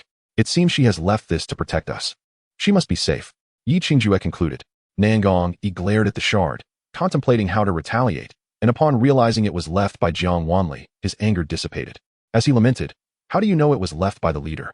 Because I have also been struck by Junior Sister's spiritual energy before. Yi Qingjue replied with an enigmatic smile, leaving Nangong Yi utterly dumbfounded. Nangong Yi pondered for a moment, his lips parting as if to speak. But after a moment of reflection, he said nothing and cautiously tucked the shard into his garment. Observing Nangong Yi's actions, Yi Qingjue chuckled. So what shall we do now? What else can we do? We must search for Junior Sister. However, before that, let us tidy up these matters and ensure they do not have the opportunity to cause further disruption. Yi Qingjue's gaze fell upon the merfolk floating around them, all of whom had succumbed to Jiang Wanli's formidable spiritual energy. At this moment, although incapacitated, one cannot guarantee that these entities will not emerge to wreak havoc again. Nangong Yi nodded, advancing to the entrance of the grand hall, where she began to manipulate something. What are you doing? Despite my inferior cultivation compared to them, I possess the ability to set up a formation that will confine them here. Without lifting her gaze, Nangong Yi retrieved various magical artifacts and placed them at the grand hall's entrance. Observing this, Yi Qingjue ceased her inquiries, inspected the hall thoroughly, and, finding no hidden passages, finally exited the grand hall. Xianxian and Jiang Wanli stood before a vast chasm. The seabed of the South Sea stretched endlessly, shrouded in dim light, revealing only a profound, eerie blue. In front of them lay a massive fissure, abruptly cutting through the seabed like a sword cleaving through the earth's core. Beneath the chasm, darkness loomed, only occasionally disturbed by the swirling waves that hinted at the peril of this abyss. Xianxian grasped Jiang Wanli's arm, her fishtail thrashing as she guided her toward the chasm. Standing above it, a faint glow emanated from beneath her feet, revealing a barrier. Fish approached, but were halted at the chasm's edge, unable to be swept away by the currents. This barrier allowed only the flow of water to enter. No other creatures could be inadvertently consumed. 90 million years ago, Yuan Xingyue entered the South Sea, lingering at its depths for several months to carve out this very fissure. Xianxian had observed the chasm's every detail from its edge countless times over these 90 million years. She ultimately discerned that this fissure was a grand formation laid by Yuan Xingyue. Beneath this formation, the sword aura of Ting Mo relentlessly cleaved at the seabed day after day, enlarging the chasm until it retained all the overflowing seawater. The water could only flow in, not out. This formation had safeguarded this realm for 90 million years. Xianxian's eyes glinted with cold resolve as she turned to the oblivious statue. Soon, this world would face annihilation once more. This time, I shall usurp your role and become the savior of this realm. Her voice crescendoed, filled with madness. The statue beside her remained with lowered eyes, seemingly devoid of all awareness of the outside world. All formations could not hinder the one who set them. Once you fell within the formation, the sword aura of Ting Mo would inevitably return to you. As the sword aura sustaining the formation dissipated, the formation could no longer protect those within. Xianxian became almost delirious, murmuring to herself as if refining her plans while quietly affirming her thoughts. She gazed intently at Jiang Wanli, her hand caressing the statue's face. Farewell, my master. You shall take my place and guard the depths of the South Sea forever. Her voice was soft, her eyes shimmering. However, the hand resting on Jiang Wanli's face suddenly fell upon her shoulder with a fierce slap. The statue, originally standing atop the formation, cracked the sturdy barrier with a single forceful push, and in the next moment, the formation beneath Jiang Wanli began to dissolve slowly. Amidst the shimmering waves, a gap appeared in the formation, gently enveloping Jiang Wanli. The statue slowly sank, disappearing entirely within the confines of the formation. Xianxian lowered her gaze, a smile curling her lips as she watched the statue descend deeper, until it vanished completely into the profound darkness. Xianxian remained wholly focused, her eyes fixed on the formation. Moments later, from the depths of the chasm, a cold light surged skyward, Ting Mo's sword aura. Xianxian observed the sword aura, her brows knitting together. The formation shattered piece by piece, yet Xianxian remained transfixed on that glimmer of sword aura, entirely unconcerned with the crumbling barrier. The sword aura flickered and vanished in an instant, and upon witnessing the completely disintegrated barrier, Xian Yin's brows relaxed. A smile graced her lips as she descended into the chasm. Surrounded by encroaching darkness, Xian Yin felt the rising seawater pressing against her, vigorously thrashing her fish tail. The deeper she swam, the greater the resistance of the water, and her smile grew ever wider. After swimming for what felt like an incense stick's duration, she finally reached her destination. At the end, Jiang Wanli stood serenely at the center of a whirlpool. The light was dim, and Xian Yin could only discern her silhouette. As she drew closer, her pupils dilated in shock. Jiang Wanli gazed at her with a smile, wielding a sharp sword, with the tumultuous waters behind her swirling downward instead of upward. How is this possible? That is a magical artifact bestowed by the celestial being. No one can recover from the curse of the stone droplet eye. Jiang Wanli smiled, one hand gripping the sword, Ting Mo resting behind her, glimmering with a cold light. She extended her left hand, drawing the stone droplet eye, which lay peacefully within Xian Yin's storage ring, to gently rest in her palm. Stone droplet eye? How unappealing. Jiang Wanli scoffed. Long time no see, Sui Yin. The eye pulsated in her palm, and upon hearing Jiang Wanli's words, it rubbed affectionately against her hand. A magical artifact bestowed by the celestial being? Jiang Wanli looked at Xian Yin with a mocking expression. I'm afraid the artifact you rely upon originated from me. I was the one who had it brought down to you, thereby solidifying your power. It bears my spiritual mark. You thought it could seal me because it was powerful? Xian Yin, how naive you are. Upon hearing this, Xian Yin trembled, her eyes widening as she fixed her gaze on Jiang Wanli. Disbelief etched across her face. How can it be? Such a powerful artifact came from you. Impossible. You lie, she murmured, retreating in shock, her previous joy utterly extinguished. In that moment, Xian Yin regarded Jiang Wanli's smiling face, finally realizing that no matter how much time passed, it seemed impossible for her to match her. Chapter 103. Another world beneath the sea. Jiang Wanli gazed down at Sui Yin. Although she did not recall this artifact, she felt her own spiritual mark the moment Xian Yin produced it. Originally, with her spiritual mark, Sui Yin could not affect her. However, as Jiang Wanli wore the crown of the Sea King, when Sui Yin was activated, it could function with her consent, allowing the curse's power to take effect. She merely wished to see what Xian Yin intended to do. Jiang Wanli had overheard Xian Yin's previous murmurs in their entirety. Thus, she tilted her head, surprised to find Ting Mo here, and added, I must thank you. Ting Mo buzzed on her back, its sword aura sharp and its spiritual energy flowing, appearing quite excited. Before encountering Ting Mo, Jiang Wanli had not considered wielding a sword. After all, her spiritual power was robust enough to handle any crisis. However, upon seeing Ting Mo firmly embedded at the center of the abyss, a surge of sword aura welled within her, awakening her sword intent. She sensed that her proficiency with the sword should not be lacking.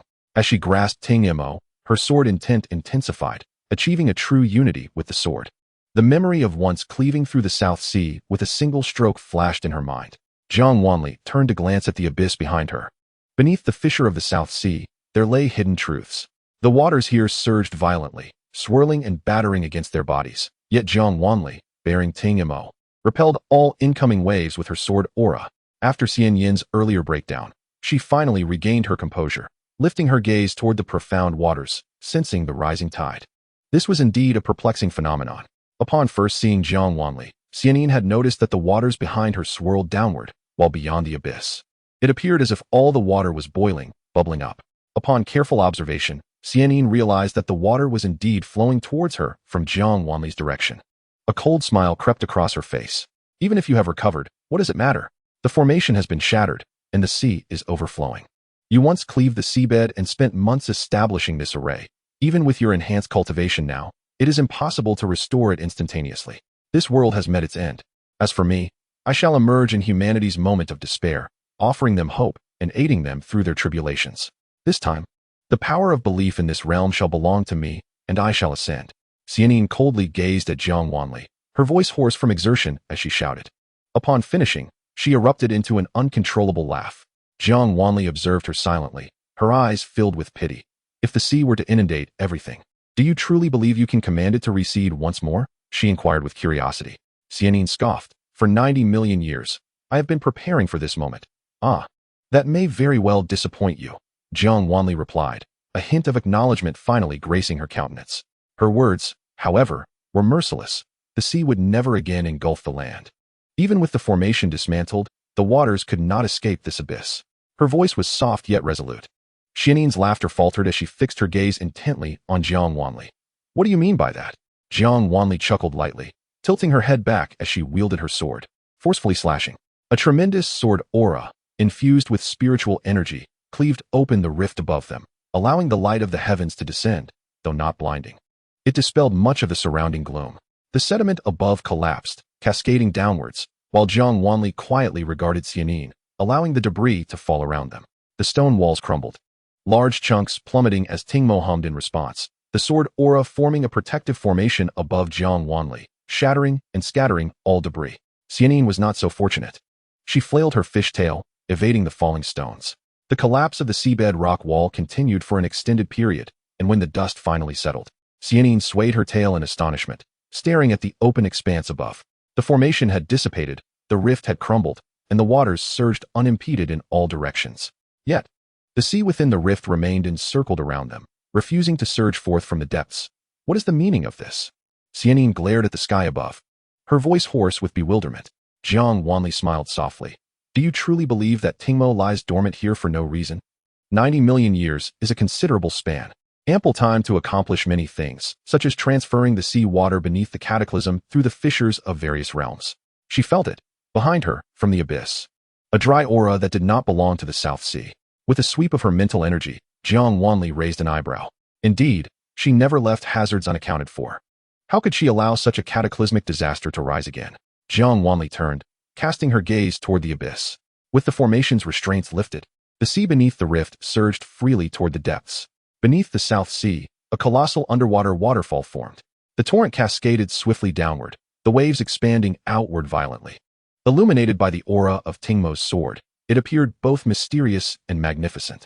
Jiang Wanli's spiritual energy delved into the abyss's depths, sensing a powerful surge of spiritual energy. She retracted her mental probe, narrowing her eyes. There was something she required beneath the abyss. Casting a glance at Xianin, Jiang Wanli raised an eyebrow and leaped into the depths.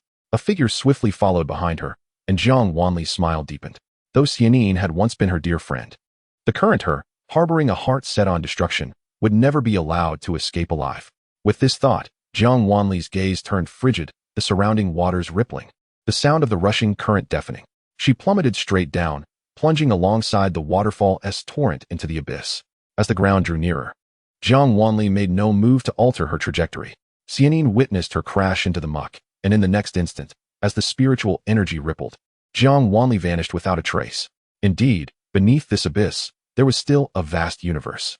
Xianin's expression darkened as she glared at the spot where Jiang Wanli had disappeared. Her intent to kill palpable. Even if she could not become the savior, Xianxiaaudiobooks must perish here. Former friends, now filled with murderous intent, plummeted into the South Sea. The sound of rushing water was thunderous. Jiang Wanli emerged from the depths, raising her gaze to the thundering waterfall above. Feeling the lightness within her, Jiang Wanli squinted. It seemed something was restricting her cultivation. After a careful assessment, she flipped onto the shore, using her spiritual energy to dry her garments, and looked towards the peculiar structures not far away, frowning. The spiritual energy in this realm was thin, nearly impossible to perceive. The Tingmo sword aura in her hand had fallen silent, as if it had transformed into an ordinary longsword. With the scant spiritual energy she possessed, she stored it within her jade pendant. Behind her, the sound of rushing water drew her attention, and she turned to see a disheveled Xianin clambering onto the shore, her eyes brightening. Chapter 104. The Wood Spirit Clan. Xianin's fishtail had vanished, and as she stood, her expression shifted dramatically. What have you done? She glared fiercely at Jiang Wanli, her voice hoarse.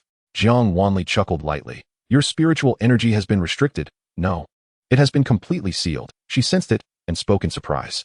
It appeared that, while this realm limited spiritual energy, it did so based on the intruder's own level of cultivation. Although her own energy had been significantly curtailed, she could still utilize it. Xianin, however, had been rendered entirely powerless. Without further ado, Jiang Wanli ignored Xianin, glancing once more at the cascading waterfall, her smile deepening. If her assumptions were correct, Tingmo should have been the medium she left in the South Sea Rift. Over the years, Tingmo's sword energy had eroded the seabed. As the depth of the abyss increased and the impact of the sea on the formation weakened, the formation had managed to endure until now. Had she not appeared, the formation would have continued to safeguard this realm. However, she had also prepared a contingency plan. It was better to allow than to block. She had an inkling of how she would have acted back then, since she could not entirely resolve the surging waters while in this realm. She would undoubtedly seek to remedy the issue after ascending. Thus, Jiang Wanli's eyes narrowed. It was highly probable that this was no longer the lower realm. During Yun Qingyue's ascent, none of her memories had mentioned this place. She had indeed been here before, for it contained remnants of her past. Jiang Wanli lowered her gaze to Tingmo, deducing that during her ascent, Tingmo had been left in the depths, and after ascending to the upper realm, she had used Tingmo as a medium to directly connect this realm with the seabed of the South Sea. Consequently, even amidst the South Sea's cataclysm, the excess waters would be absorbed into the barrier and funneled into this place through the fissures cut by Tingmo. What met her eyes was a lush landscape. Vast fields of crops. Fairy? Fairy, you have finally returned. A curious voice reached her ears, and Jiang Wanli turned, seeing no figures. Upon closer inspection, she discovered a tiny creature at her feet. She knelt down, gazing at the thumb-sized being with wings and pointy ears, resembling a small fairy.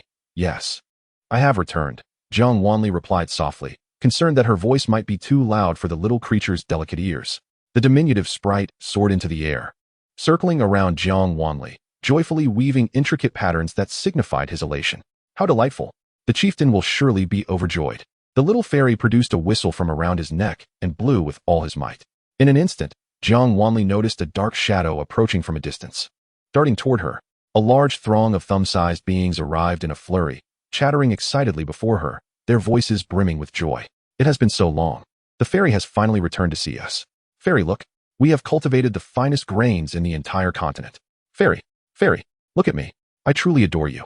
Despite the cacophony, Jiang Wanli found no annoyance. She simply listened quietly. After a while, they became aware of the presence of Xianxian behind Jiang Wanli. Is the fairy also a deity? Well, not quite. Jiang Wanli observed Xianxian's tightly furrowed brow, dismissing her from her thoughts, for here, Xianxian's spiritual power had dissipated, leaving her devoid of all support. She was not one to act recklessly without knowledge of the circumstances surrounding these little beings. The chieftain has arrived, someone shouted, and the little fairies immediately dispersed, respectfully clearing a path. Was the fairy's return to reclaim the spirit of vitality? The chieftain appeared remarkably youthful. His eyes and brows gently curved, exuding an aura as warm as jade, while his wings, larger than his body, fluttered softly behind him. Jiang Wanli's gaze flickered. The object of her quest was indeed present here. Yes, please follow me, fairy. The chieftain smiled warmly, extending his hand in an inviting gesture. Jiang Wanli stepped forward, accompanied by a swarm of little fairies who surrounded her, completely disregarding Xianxian. The spirit of vitality. Xianxian furrowed her brow tightly, muttering the 4 words, her eyes darkening as she followed suit. Expansive farmland sprawled before those peculiar structures, and as Jiang Wanli stepped into the lush fields, a teleportation array appeared beneath her feet. In the blink of an eye, she found herself standing before the strange buildings, having left the farmland behind. Turning back, she saw the edges of the fields glowing faintly. Encircled by the teleportation array, it seemed that only the little fairies could traverse the fields. She shifted her gaze to the massive structures before her. Though the beings were tiny, the architecture was grand, resembling a beehive with a floral exterior, riddled with countless holes.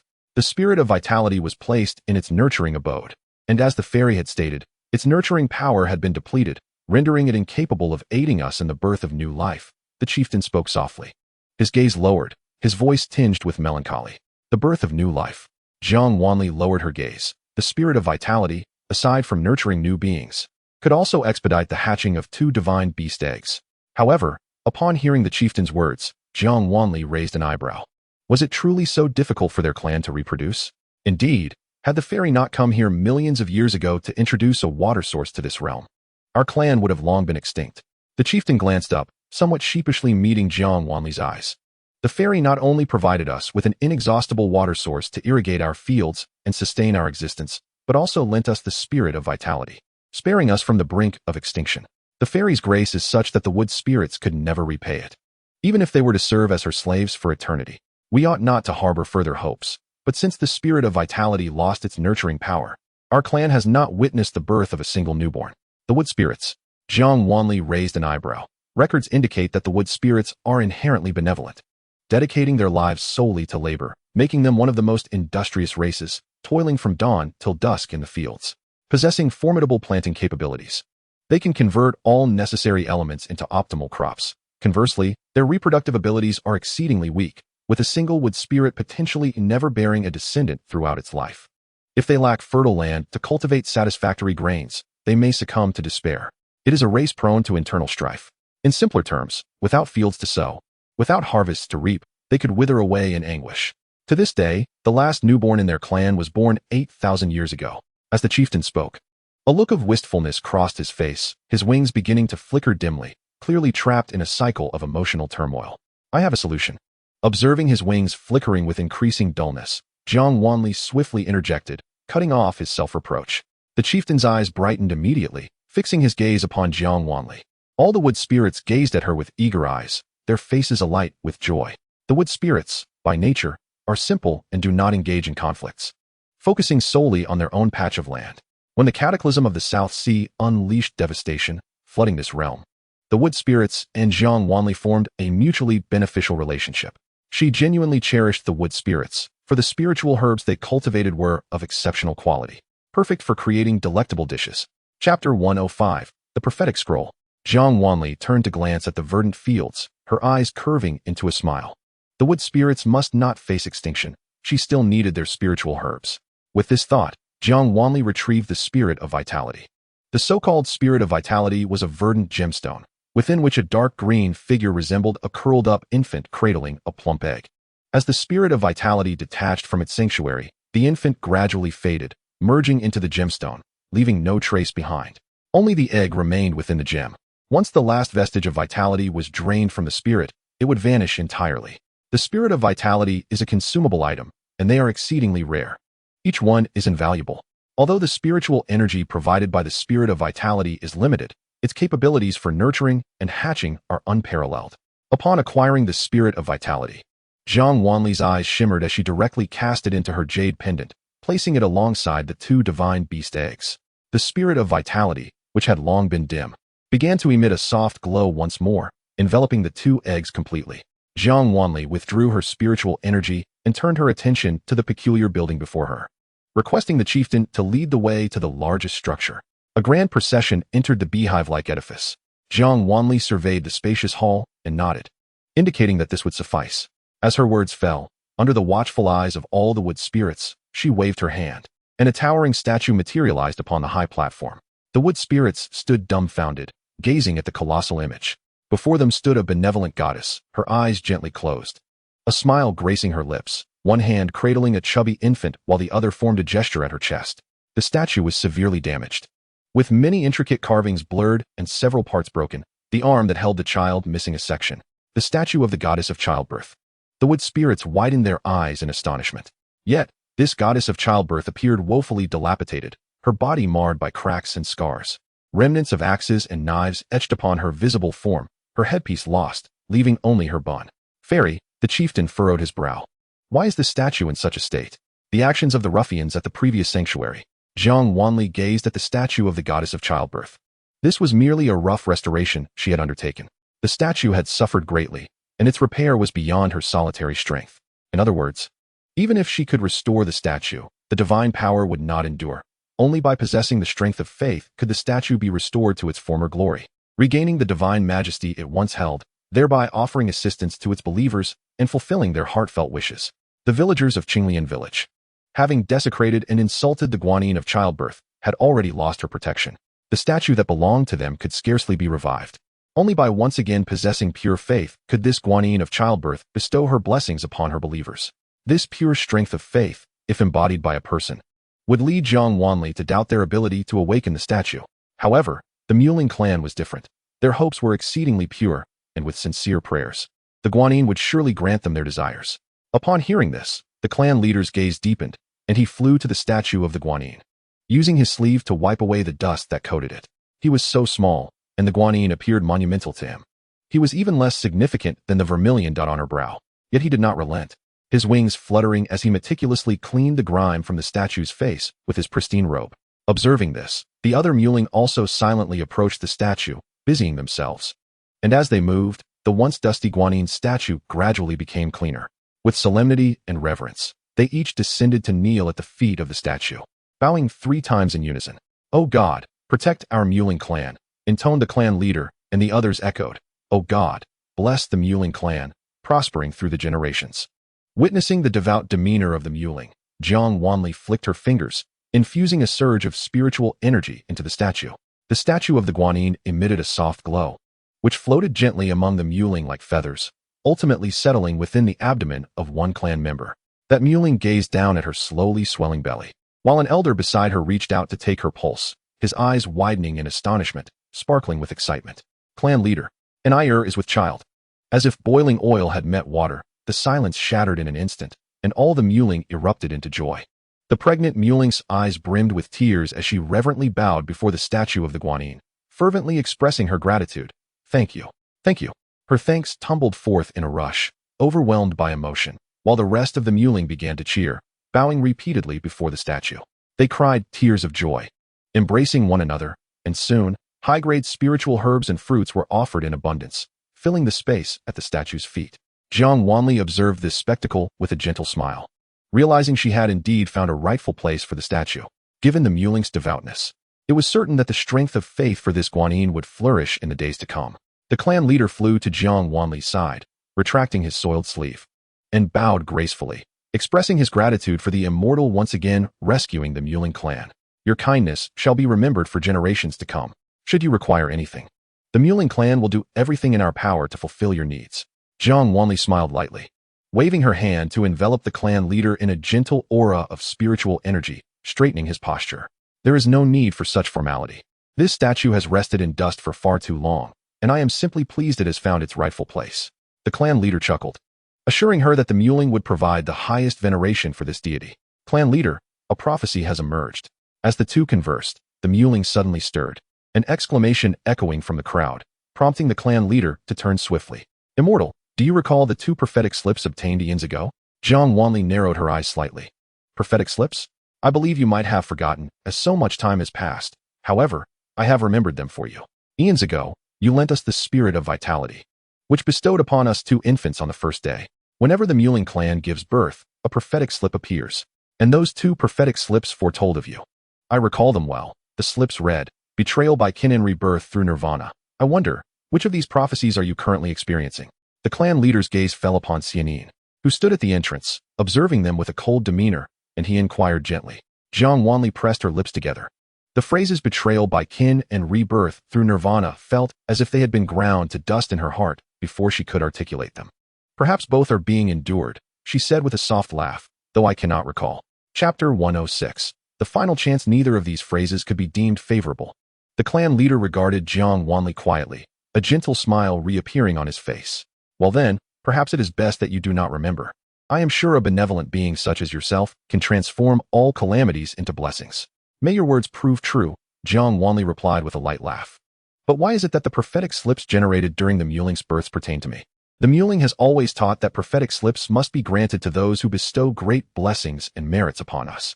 The clan leader chuckled. Throughout the millennia, under the nurturing of the spirit of vitality, many lives have been born into the mewling clan. Yet, for centuries, none have compared to you, dear immortal, who has granted the mewling a new beginning. Thus, the prophetic slips have been rendered void. Today, the slips have reappeared, as you have once again breathed new life into our clan, allowing us to escape the clutches of annihilation. His voice softened, filled with gratitude, and as he spoke, his tone trembled. Jiang Wanli waved her hand dismissively. It is merely a small act, nothing of great significance. The statue of the guanyin was previously enshrined in a temple, subjected to scorn and violence from the villagers, causing its powers to diminish. I was troubled about how to address it, as deities cannot remain forever within my storage space. Now, your clan has assisted me greatly, and the deity's wishes being fulfilled proves her satisfaction here. The clan leader shook his head. Eons ago, when you directed the waters to flow, you expressed similar sentiments.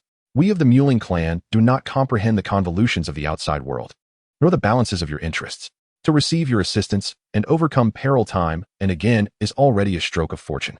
Observing the grateful expression on the gentleman's face, Jiang Wanli lowered her gaze, refraining from further comment. Continuing this discussion would yield no purpose, for in the hearts of the mewling, all kindness was seen as the goodwill of others. They perceived no conflicts of interest, focusing solely on outcomes without understanding the reasons behind them. Perhaps this was the root of their pure-hearted nature. Every hand extended in aid toward them received their gratitude. How could the mewling, who attributed the blessings of new life entirely to others, harbor any ill will? She gazed upon this clan, convinced that her actions were entirely justified, forever righteous. Silence enveloped the area for several breaths before the surrounding clamor abruptly ceased. The air grew eerily still, Jiang Wanli lifted her gaze to see a light gradually materializing in the sky. The light formed the shape of a talisman, intricate and exquisite, and at its center, amidst the shimmering gems and pearls, for characters slowly emerged, Heaven's Mandate. The clan leader read the gradually appearing characters aloud, surprise evident in his voice.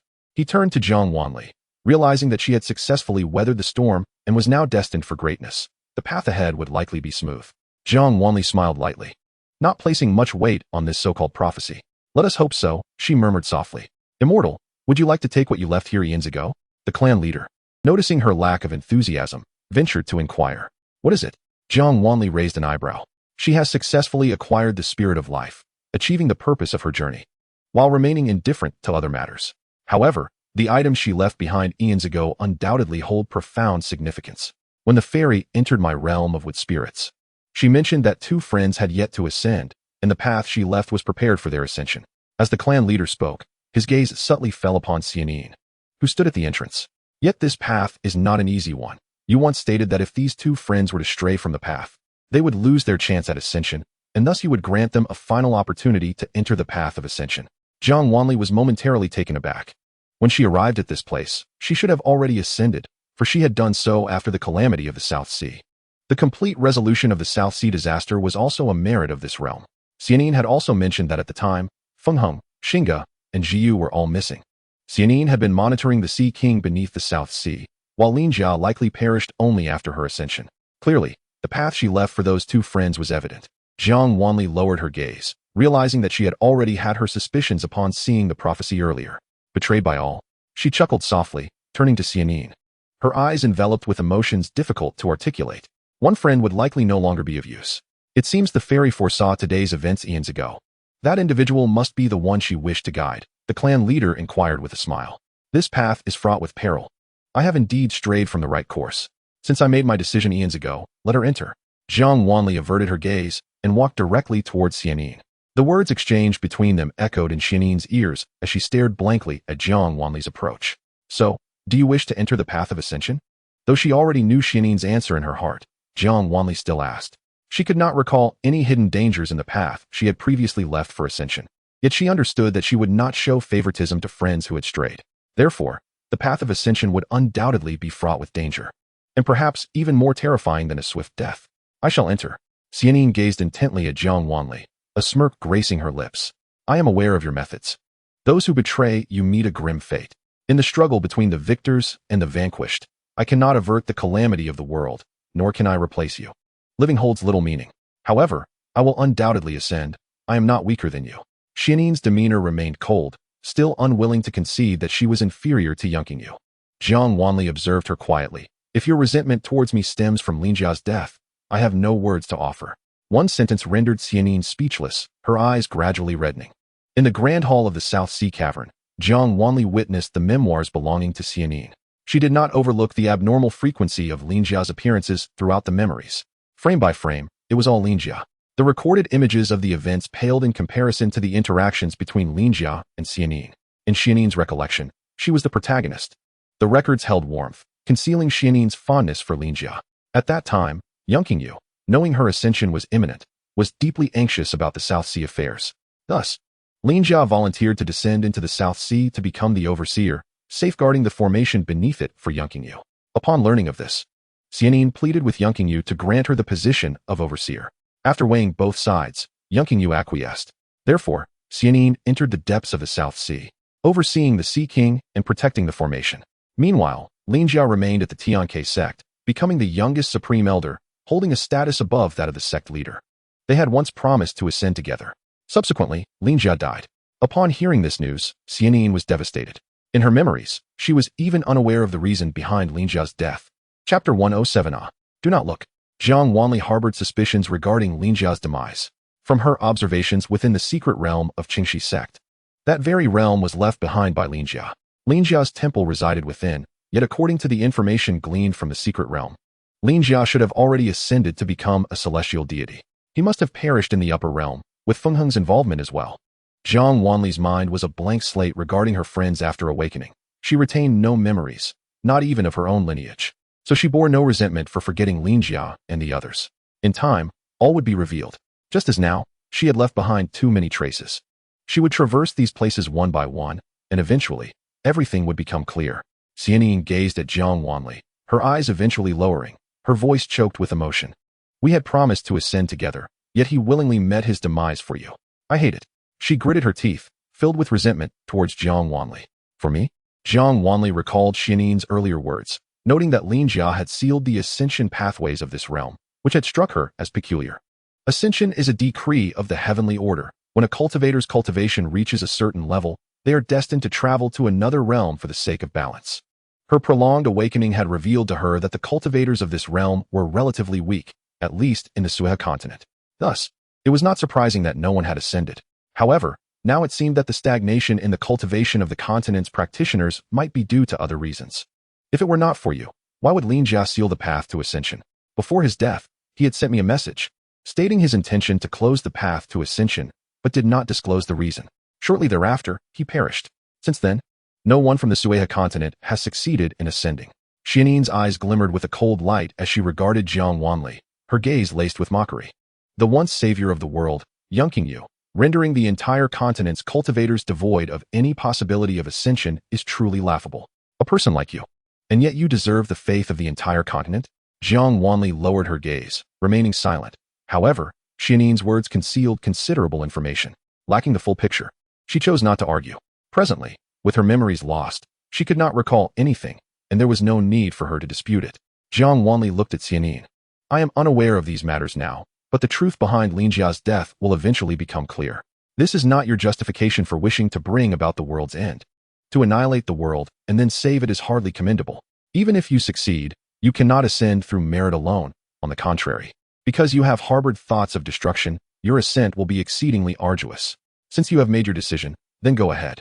As Jiang Wanli's words fell, she did not cast another glance at Xianxian. Xianxian pressed her lips together, stealing one last deep look at Jiang Wanli before the clan leader sent someone to guide her to the path of ascension. Fairy. The clan leader approached the silent Jiang Wanli, flying before her and presenting her with an object. This is what the fairy entrusted to me. It is time for it to be returned to its rightful owner. Staring at the medallion in her hand, Jiang Wanli was momentarily taken aback. The medallion bore the inscription Soul Locking Order in bold characters. Surrounding the three elegantly inscribed characters were entwined mythical beasts and vengeful spirits, lending it an ominous air. Jiang Wanli furrowed her brow, flipping the medallion over. Upon reading the inscription, her eyes narrowed. Heruyan.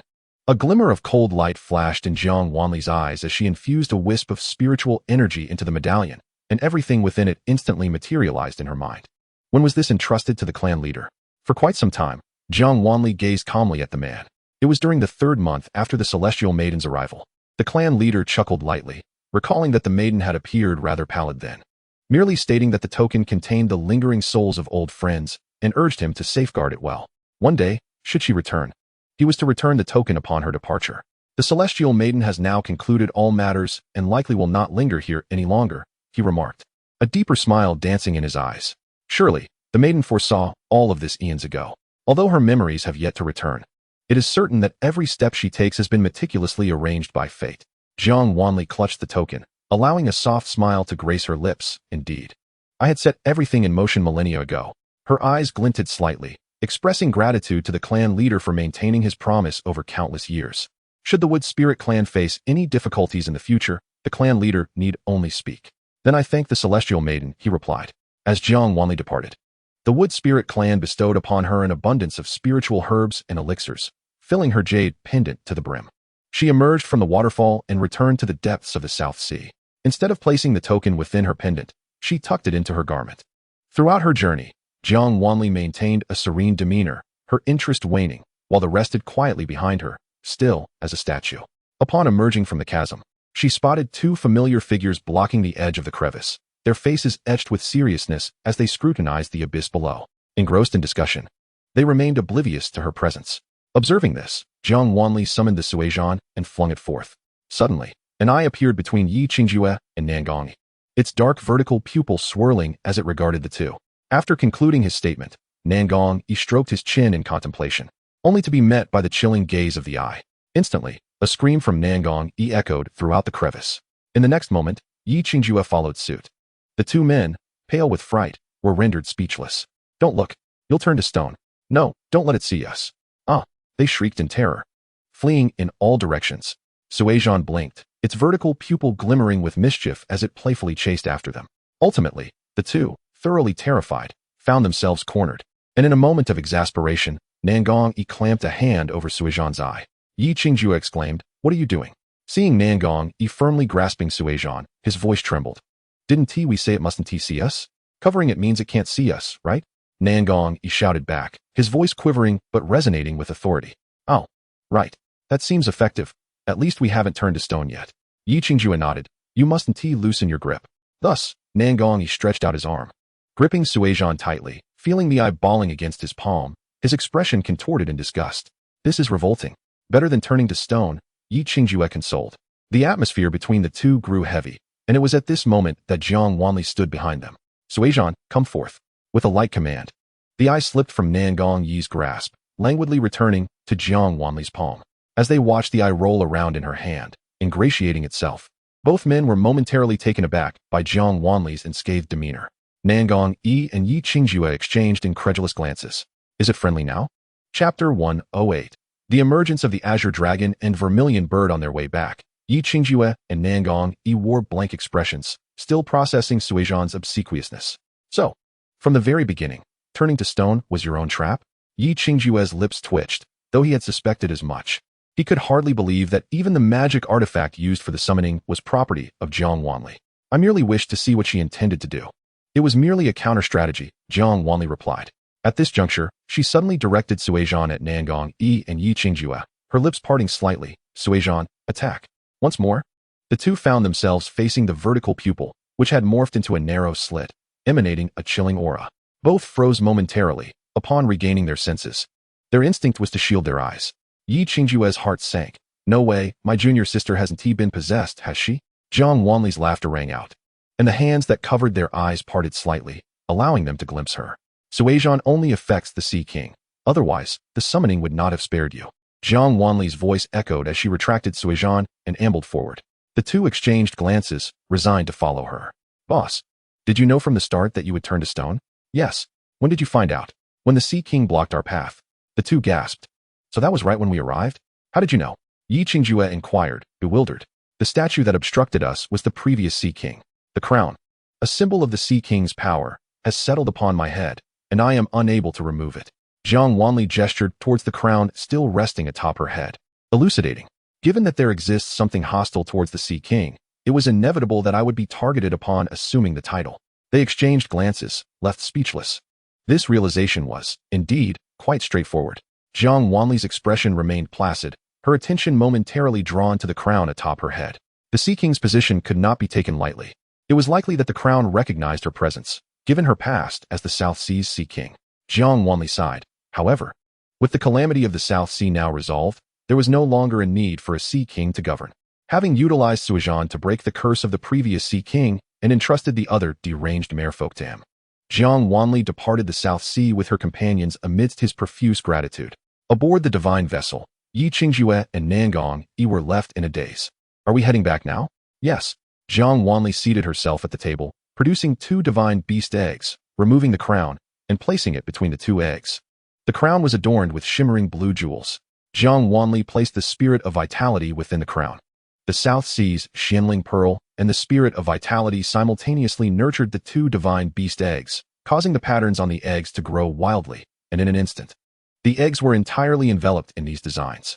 As the eggs transformed, Nangong Yi and Yi Qingjue exchanged glances, realizing that these 2 eggs were the divine beasts, the azure dragon and the vermilion bird.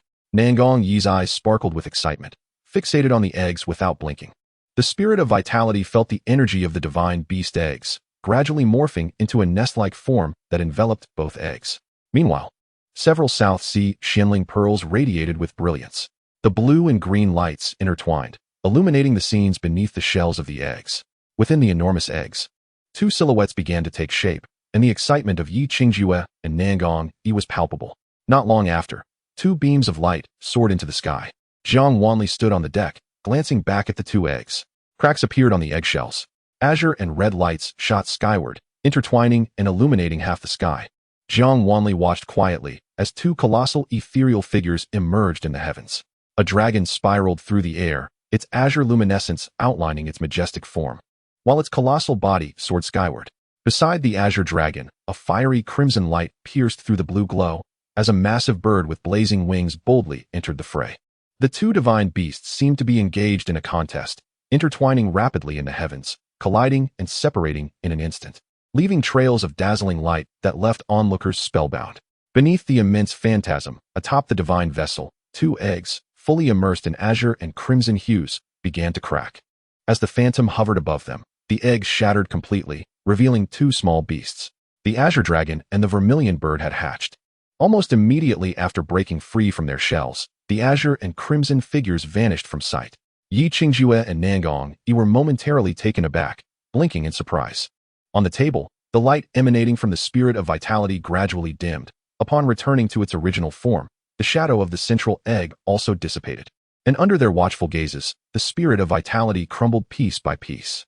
The glow of the South Sea Xianling pearl also waned, ultimately succumbing to silence. Only the shattered eggshells remained, as the two divine beasts vanished without a trace.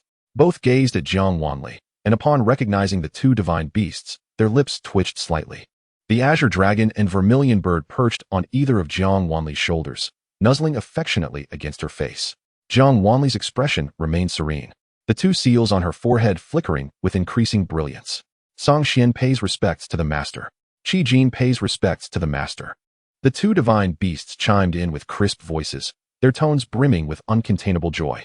Jiang Wanli nodded gently and inquired softly, "Do you know where Xuanwu is?" "Unknown. Unknown. Master, our memories are shrouded in chaos." The azure dragon, Song Xian, spoke with a hint of regret, its tail flicking uneasily. "Our memories only began when the master opened the coffin." The vermilion bird, Qi Jin, added, its tail feathers trembling, seemingly agitated as well. Jiang Wanli nodded, having anticipated this. No matter. Sensing an approaching presence, Jiang Wanli's eyes glimmered subtly. In the distance, shadowy figures gradually drew near. Jiang Wanli narrowed her eyes. The earlier commotion caused by the hatching of the azure dragon and vermilion bird had been too pronounced, even though they were situated above the South Sea. Far from the mainland, the dazzling spiritual light could not be concealed. The phenomenon of divine beings emerging into the world was bound to stir the entire continent, especially with the likes of the azure dragon and vermilion bird. Jiang Wanli leisurely returned to her seat at the table, patiently awaiting their arrival. "Junior sister, are you not going to hide?" Yi Qingjue's gaze flickered as she regarded the two particularly ostentatious divine beasts. These two creatures are indeed eye-catching, despite their current small size. Anyone with eyes can discern their extraordinary nature. There is no need. The commotion earlier has already exposed them to everyone, Jiang Wanli replied, sipping her tea nonchalantly. "I never intended to conceal them." At her words, Yi Qingjue hesitated, but upon seeing the concerned expressions on their faces, Jiang Wanli set down her teacup and chuckled lightly. "Do you truly believe that in this world, anyone could take them from my hands?" She continued, "Not to mention their own formidable strength. The four divine beasts are not mere legends. Even the white tiger has remained uncontracted on the continent for millennia. Moreover, I believe no one could gain an advantage over me." Her words were delivered with such casual confidence that both were momentarily struck silent. Yet they felt a sense of relief. Indeed, no one had yet managed to gain the upper hand against Jiang Wanli. Even Bai Luoqing, the most powerful cultivator in the continent, had to tread carefully around her, and had even been bested by her in battle. It was not merely a question of whether anyone could take advantage of her. After the Shuani Hall assessment, no one on the continent dared to challenge her. As Chapter 109 unfolds, how can you take both food and treasure? Jiang Wanli observed as a group of figures approached closer, her expression remaining indifferent as she leisurely chewed on medicinal snacks. The crisp sounds of her munching distracted Yi Qingjue and Nangong Yi from their tension, causing them to swallow nervously. When individuals reached the side of the divine vessel, the three were seated together, continuously munching on the medicinal snacks. Witnessing this, the newcomers fell silent, exchanging glances before one stepped forward. Without hesitation, that person ascended the divine vessel, casually pulling out a chair and sitting next to Jiang Wanli, unceremoniously helping themselves to the snacks. Upon seeing the newcomer, Yi Qingjue's eyes widened, quickly snatching a few extra pieces from the plate. "Master Bai, what a coincidence!" Nangong Yi exclaimed, blocking Bai Luoqing's hand with a forced smile. Bai Luoqing narrowed his eyes, grinning as he flicked Nangong Yi's hand, when Nangong Yi instinctively withdrew. Bai Luoqing quickly grabbed another handful. Observing the escalating tension between the three, Jiang Wanli took her time to produce another plate of medicinal snacks, continuing to eat calmly. The three paused in their actions. The newly revealed plate radiated with spiritual energy, clearly beyond their reach. Despite their drooling anticipation, they tacitly refrained from reaching out. On my way here, I was pondering the commotion that would ensue with the simultaneous emergence of the azure dragon and vermilion bird, Bai Luoqing remarked. Turning his attention to the two divine beasts perched on Jiang Wanli's shoulders, his smile deepening. Indeed, the source of this phenomenon is none other than you, Taoist Jiang. It truly brings me immense relief. Bai Luoqing's gaze subtly shifted to the crowd of cultivators gathered near the divine vessel, his mouth busy chewing, while his eyes gleamed with a keen interest in the unfolding drama. The cultivators by the divine vessel were not only coveting the two divine beasts. Their greedy gazes had roamed over the vessel itself for quite some time.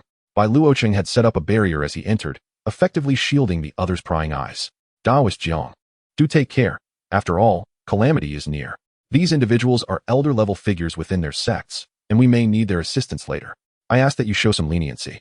Bai Luoqing's words were laced with a seemingly innocuous smile. Jiang Wanli turned to glance at the ravenous cultivators, nodding in agreement. That is only natural. Without moving her form, she reached out to tap the heads of the azure dragon and vermilion bird. Go, bind those who covet you. Yes, yes. The two divine beasts responded with youthful voices. And in the next instant, their azure and crimson figures vanished from sight. Outside, all eyes fixated intently on the divine vessel, their expressions rife with greed, as though they could already claim it as their own. When the two divine beasts appeared, the crowd collectively froze. Is this truly the azure dragon and vermilion bird? As they beheld the small creatures, only slightly larger than their palms, the onlookers were left speechless. Receiving the incredulous gazes of the crowd, Qi Jin's fiery red eyes flickered, and with a flap of its wings, it soared above the heads of the cultivators. In the next instant, it forcefully flapped its fiery wings, unleashing a colossal illusion behind it. Beneath the phantasm, as its wings unfurled, torrents of heavenly fire surged forth, hurtling towards the cultivators. Xianxian shot forth like an arrow, appearing behind the cultivators, its tail flicking to send back those attempting to flee. The heavenly flames instantaneously engulfed everyone. This all transpired in mere moments. Bai Luoqing observed the cultivators falling like rag dolls, shaking his head in disbelief. I never anticipated these divine beasts to be so ruthless. Those were legendary figures from various sects, and just like that, they were all easily dispatched. Jiang Wanli did not turn back, replying, You wish to see the spectacle. Now that the show has begun, you seem less pleased. Bai Luoqing could only concede. Indeed, I cannot refute that. With a single strike from Qi Jin, none could withstand its might, and Xianxian had yet to make a move. Observing the fallen cultivators, the two divine beasts scoffed in disdain. Is this all they have? Do they still dare to covet this deity? Qi Jin cast a contemptuous glance at the cultivators sprawled within the dense forest, her voice ringing clear with mockery. Xianxian circled above the forest, and in an ephemeral moment, the cultivators were ensnared by azure spiritual energy. A group of individuals was unceremoniously tossed onto the divine vessel. Bai Luoqing feigned astonishment, inquiring, What has befallen you, esteemed guests? The group, disheveled and bewildered, collapsed onto the deck, their eyes widening in disbelief upon seeing Bai Luoqing sitting calmly at the table. Master Bai, what does this mean? An elderly man could no longer contain his curiosity and asked, Were you not here to pay a visit to the master of the divine vessel? Bai Luoqing blinked innocently. Everyone gasped. Were we not here to seize the divine beasts? Realizing Bai Luoqing's true intentions, the group was suddenly engulfed by a wave of dread. If even he, the foremost figure on the continent, dared not provoke someone, what caliber of individual could they be dealing with?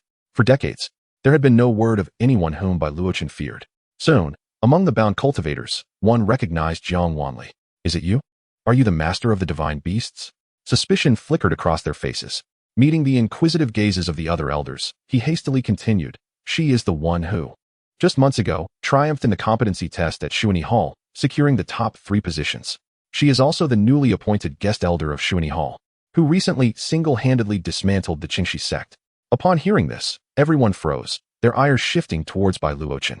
When they arrived, Bai Luoqing was recommended by several individuals to board the divine vessel first. Yet, after this person entered, all communication with the outside was severed.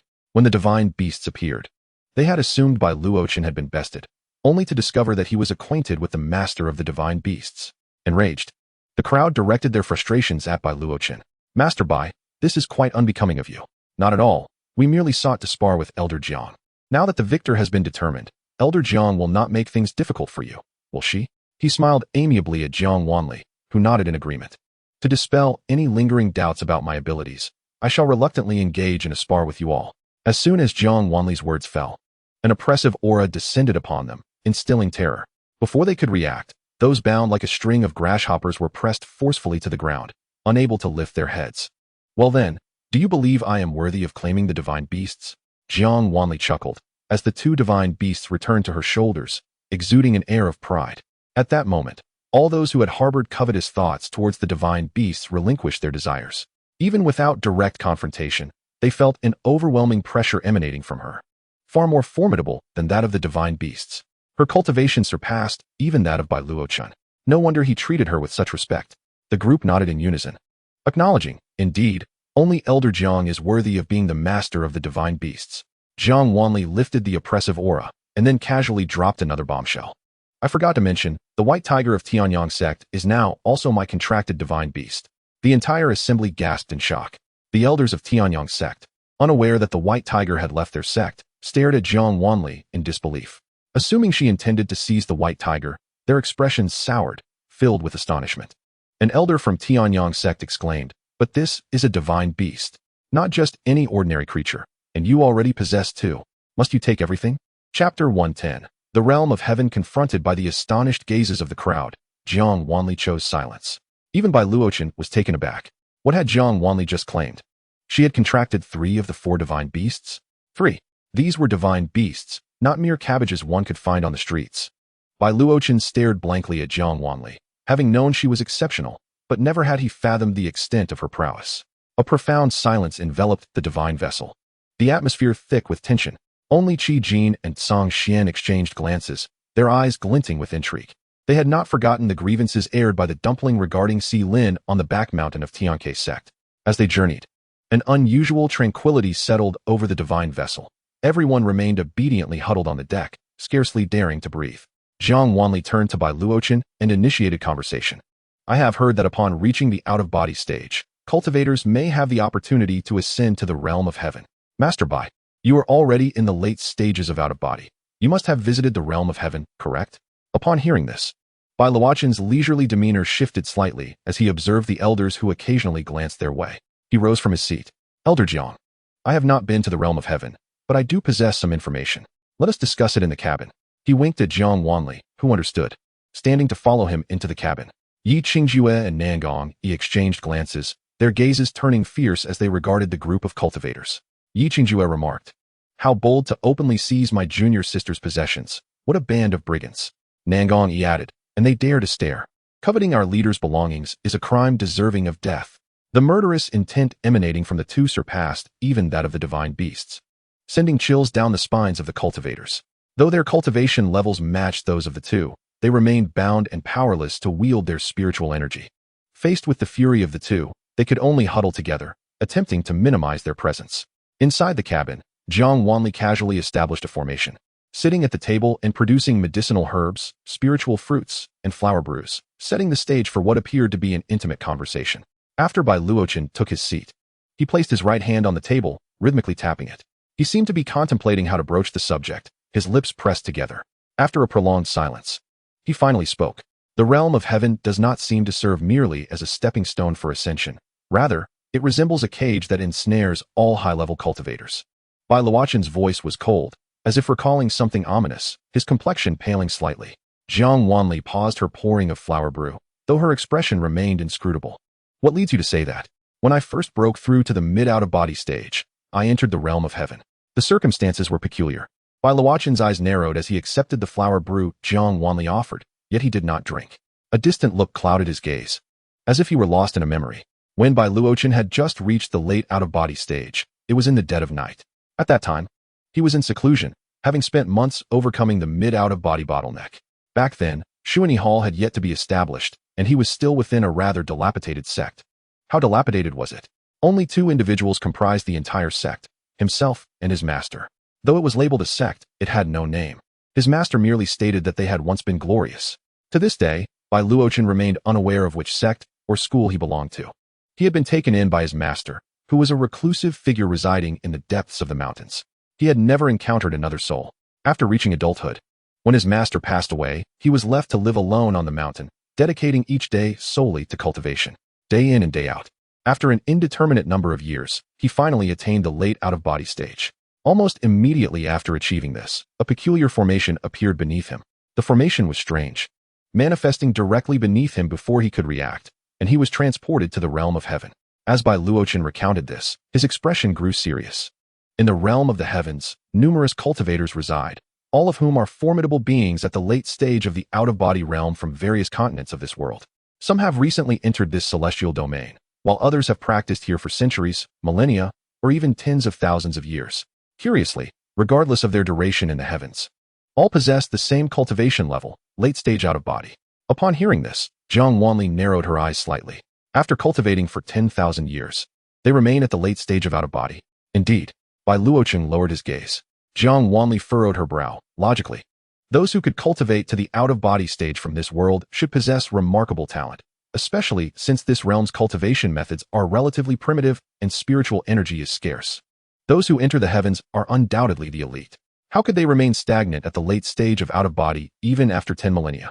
I once inquired of others whether anyone had successfully ascended to the spirit-severing stage. The answer was a resounding no. In the past million years, not a single individual has broken through from the late stage of out-of-body. Bai Luochen spoke softly. The heavens is a chaotic world, abundant in spiritual energy.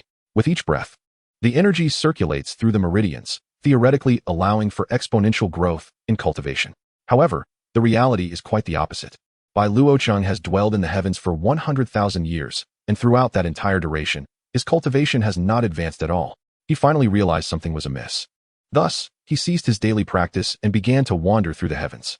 In this realm, there is no distinction between day and night. Chaos reigns, filled with various spiritual herbs that emit ethereal glows, casting a dreamlike ambience over the entire world. He walked for an eternity, yet he never reached the edge of the heavens. It seemed as if the realm had no boundaries. No matter how far he traveled, that chaos remained ever before him. Bai Luochen never halted his steps, compelling himself to move forward, his spiritual energy dissipating for hundreds of miles around him, yet he still could not uncover any useful information. He encountered a multitude of different individuals, indicating that he was not merely treading in place. Yet, no matter what he did, he could not escape. Soon, Bai Luochen's mind began to fray. He had spent countless years here, and his perception of time had become increasingly nebulous. His cultivation showed no signs of growth. And if this continued, he would inevitably perish in this place. It was terrifying. Bai Luochen suddenly realized that even if he had remained on the Suha continent, he might not have faced such a quiet demise. He began to frantically seek ways to escape the heavens. Ultimately, Bai Luochen gazed into the chaos, his eyes landing upon a spiritual herb glowing with a purple light. It was a poisonous plant. The thought of quietly awaiting death was simply too dreadful. Bai Luochen found himself unwilling to wait any longer. Wasting time in such a place was not worth it, and he preferred a swift death. In a flurry, he crawled to the herb and plucked it. His palm was cut by the plant, and he fainted. He saw his master, who looked upon him with pity and bestowed upon him a bell. Upon awakening, Bai Luochen indeed held a bell in his hand, and the chaos surrounding him had vanished. Rays of heavenly light illuminated the ground he stood upon. He was upon a stone platform, surrounded by spiritual testing stones. The bell chimed gently, and one by one, the stones began to glow. When the seventh stone illuminated, the bell's clear sound abruptly ceased. In the next moment, Bai Luochen lost consciousness. When his awareness returned, he found himself back on the Suha continent. Those countless years of struggling within the chaos seemed but a dream. Yet Bai Luochen knew it was all too real. Chapter 111. The True and False Saintess. Bai Luochen lowered his gaze, remaining silent for a long while before speaking again. Although the bell had vanished from sight, I possess 7 spiritual testing stones within my garments, and these stones are not ordinary ones from the Suha continent. While I am still uncertain of their unique properties, upon returning to the Suha continent, my cultivation has been suppressed to the mid-out-of-body stage. Bai Luochen's voice gradually slowed, under the scrutiny of all the spiritual testing stones. I am classified as late-stage out-of-body, yet a portion of my cultivation has been sealed. This implies that, on the surface, Bai Luochen appears to be at the late stage of out-of-body, but his true power is constrained to the mid-stage to ensure he is not transported back to the heavens. Upon hearing this, Jiang Wanli narrowed her eyes. Feeling an odd sensation, connecting this to previous events, she began to formulate a plan. It seems I must find a way to visit the heavens. Jiang Wanli spoke calmly, while Bai Luochen's expression brightened slightly. Noticing his demeanor, Jiang Wanli was somewhat surprised. You do not intend to accompany me, do you? Of course I will go. The heavens have become a knot deep within my heart, and unless it is untangled, I cannot achieve further breakthroughs in my cultivation. Bai Luoqing's face bore a smile, appearing nonchalant, yet the paleness of his lips betrayed his inner reluctance. Jiang Wanli cast a deep glance at Bai Luoqing, choosing not to expose his fears. Very well. If we have Bai as our guide, entering the heavens will be exceedingly straightforward. Sensing the divine vessel's speed slowing, Jiang Wanli exited the cabin first. Upon seeing the two immortal source towers beneath her, her gaze fell upon Yi Qingjue and Nangongyi. During their earlier journey, Jiang Wanli had been uncertain of what might transpire and, inwardly, she had wished for them not to enter the immortal source tower. Yi Qingjue's situation was unique. Although his cultivation progressed swiftly, he had yet to master the secret techniques of the Tianke sect. As for Nangongyi, his expertise in formations meant that his cultivation within the immortal source tower would not yield quick results. However, now that their journey to the South Sea had concluded, it would be better to have both of them enter the immortal source tower to enhance their cultivation, as they would not be able to participate in the subsequent journey. With this in mind, Jiang Wanli sought their opinions. Yi Qingjue nodded, admitting, I truly lack strength. I shall enter the immortal source tower immediately. As for me, I shall not enter, as I am currently researching a 7th tier formation and have made some progress, Nangongyi said apologetically, scratching his head. No worries. The Nangong family excels in formations, and your future path will also revolve around this. By the way, there is something I need you to do. Jiang Wanli recalled something and retrieved an ancient sheepskin scroll from her jade pendant. This is the 9th tier protective formation, the Tianyu Great Array, requiring 81 individuals to set it up together. Once the Tianyu Great Array is formed, nothing can breach it for an hour. Jiang Wanli spoke softly, her gaze lingering on the aged scroll in her hand. The Nangong family is recognized as the foremost family of formations in the world. If this realm truly faces extinction, the Tianyu Great Array will at least buy us some time. Nangongyi received the scroll with both hands, his eyes shining with determination. Rest assured, I shall return to the Nangong family and ensure we decipher this array before disaster strikes. Protecting the world. After all, it is a 9th tier formation. There is no need to rush, but it provides us with an additional contingency. Understood, I will not disappoint you. As soon as the divine vessel came to a halt, Nangongyi leaped off, disappearing from sight. After bidding farewell to Yi Qingjue, Jiang Wanli entered the immortal source tower. After placing the elders inside, Jiang Wanli exchanged a look with Bai Luoqing and proceeded to the rear hall. I have already sent the Saintess Chu Yinin into the immortal source tower, as per your request. On the road, Bai Luoqing wore a smile that was both enigmatic and slightly mocking. However, judging by her talent, it seemed rather challenging for her to achieve the breakthrough to the core formation stage within 3 months. I was aware that her natural endowment was not particularly exceptional. Jiang Wanli continued her pace, her words shallow and cautious, merely to safeguard against any unforeseen circumstances. Although my acquaintance with Chu Yinin was brief, it was evident that she was not a person devoted solely to cultivation, but rather one who placed great importance on fame and fortune, making significant advancement in her cultivation difficult. I held little hope for her. At this juncture, Jiang Wanli appeared somewhat perplexed. How had she managed to replace Jiang Wanli and ascend to the position of Saintess?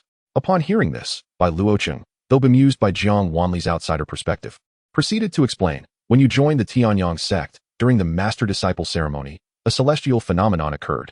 It heralded the arrival of a Saintess. Thus, since your entry into the Tianyang sect, you have always been regarded as the Saintess. During that period, the Tianyang sect flourished rapidly, largely due to your identity as the Saintess. With the white tiger already guarding the sect and the presence of a Saintess, its status rose dramatically, solidifying its position as the foremost sect on the continent. Bai Luoqing scoffed lightly, adding, however, just half a year ago, another celestial phenomenon graced the Tianyang sect. It was said that a disciple had fallen from a cliff, and upon being rescued, a mark appeared on their arm. The celestial signs above the sect corresponded precisely with the patterns on the disciple's arm. That disciple was none other than Chu Yinin. Jiang Wanli raised an eyebrow, questioning how the position of Saintess could so easily shift to Chu Yinin. It is said that the Tianyang sect venerates a reclusive master. When the celestial signs appeared, he suddenly manifested, leaving behind a single phrase before vanishing.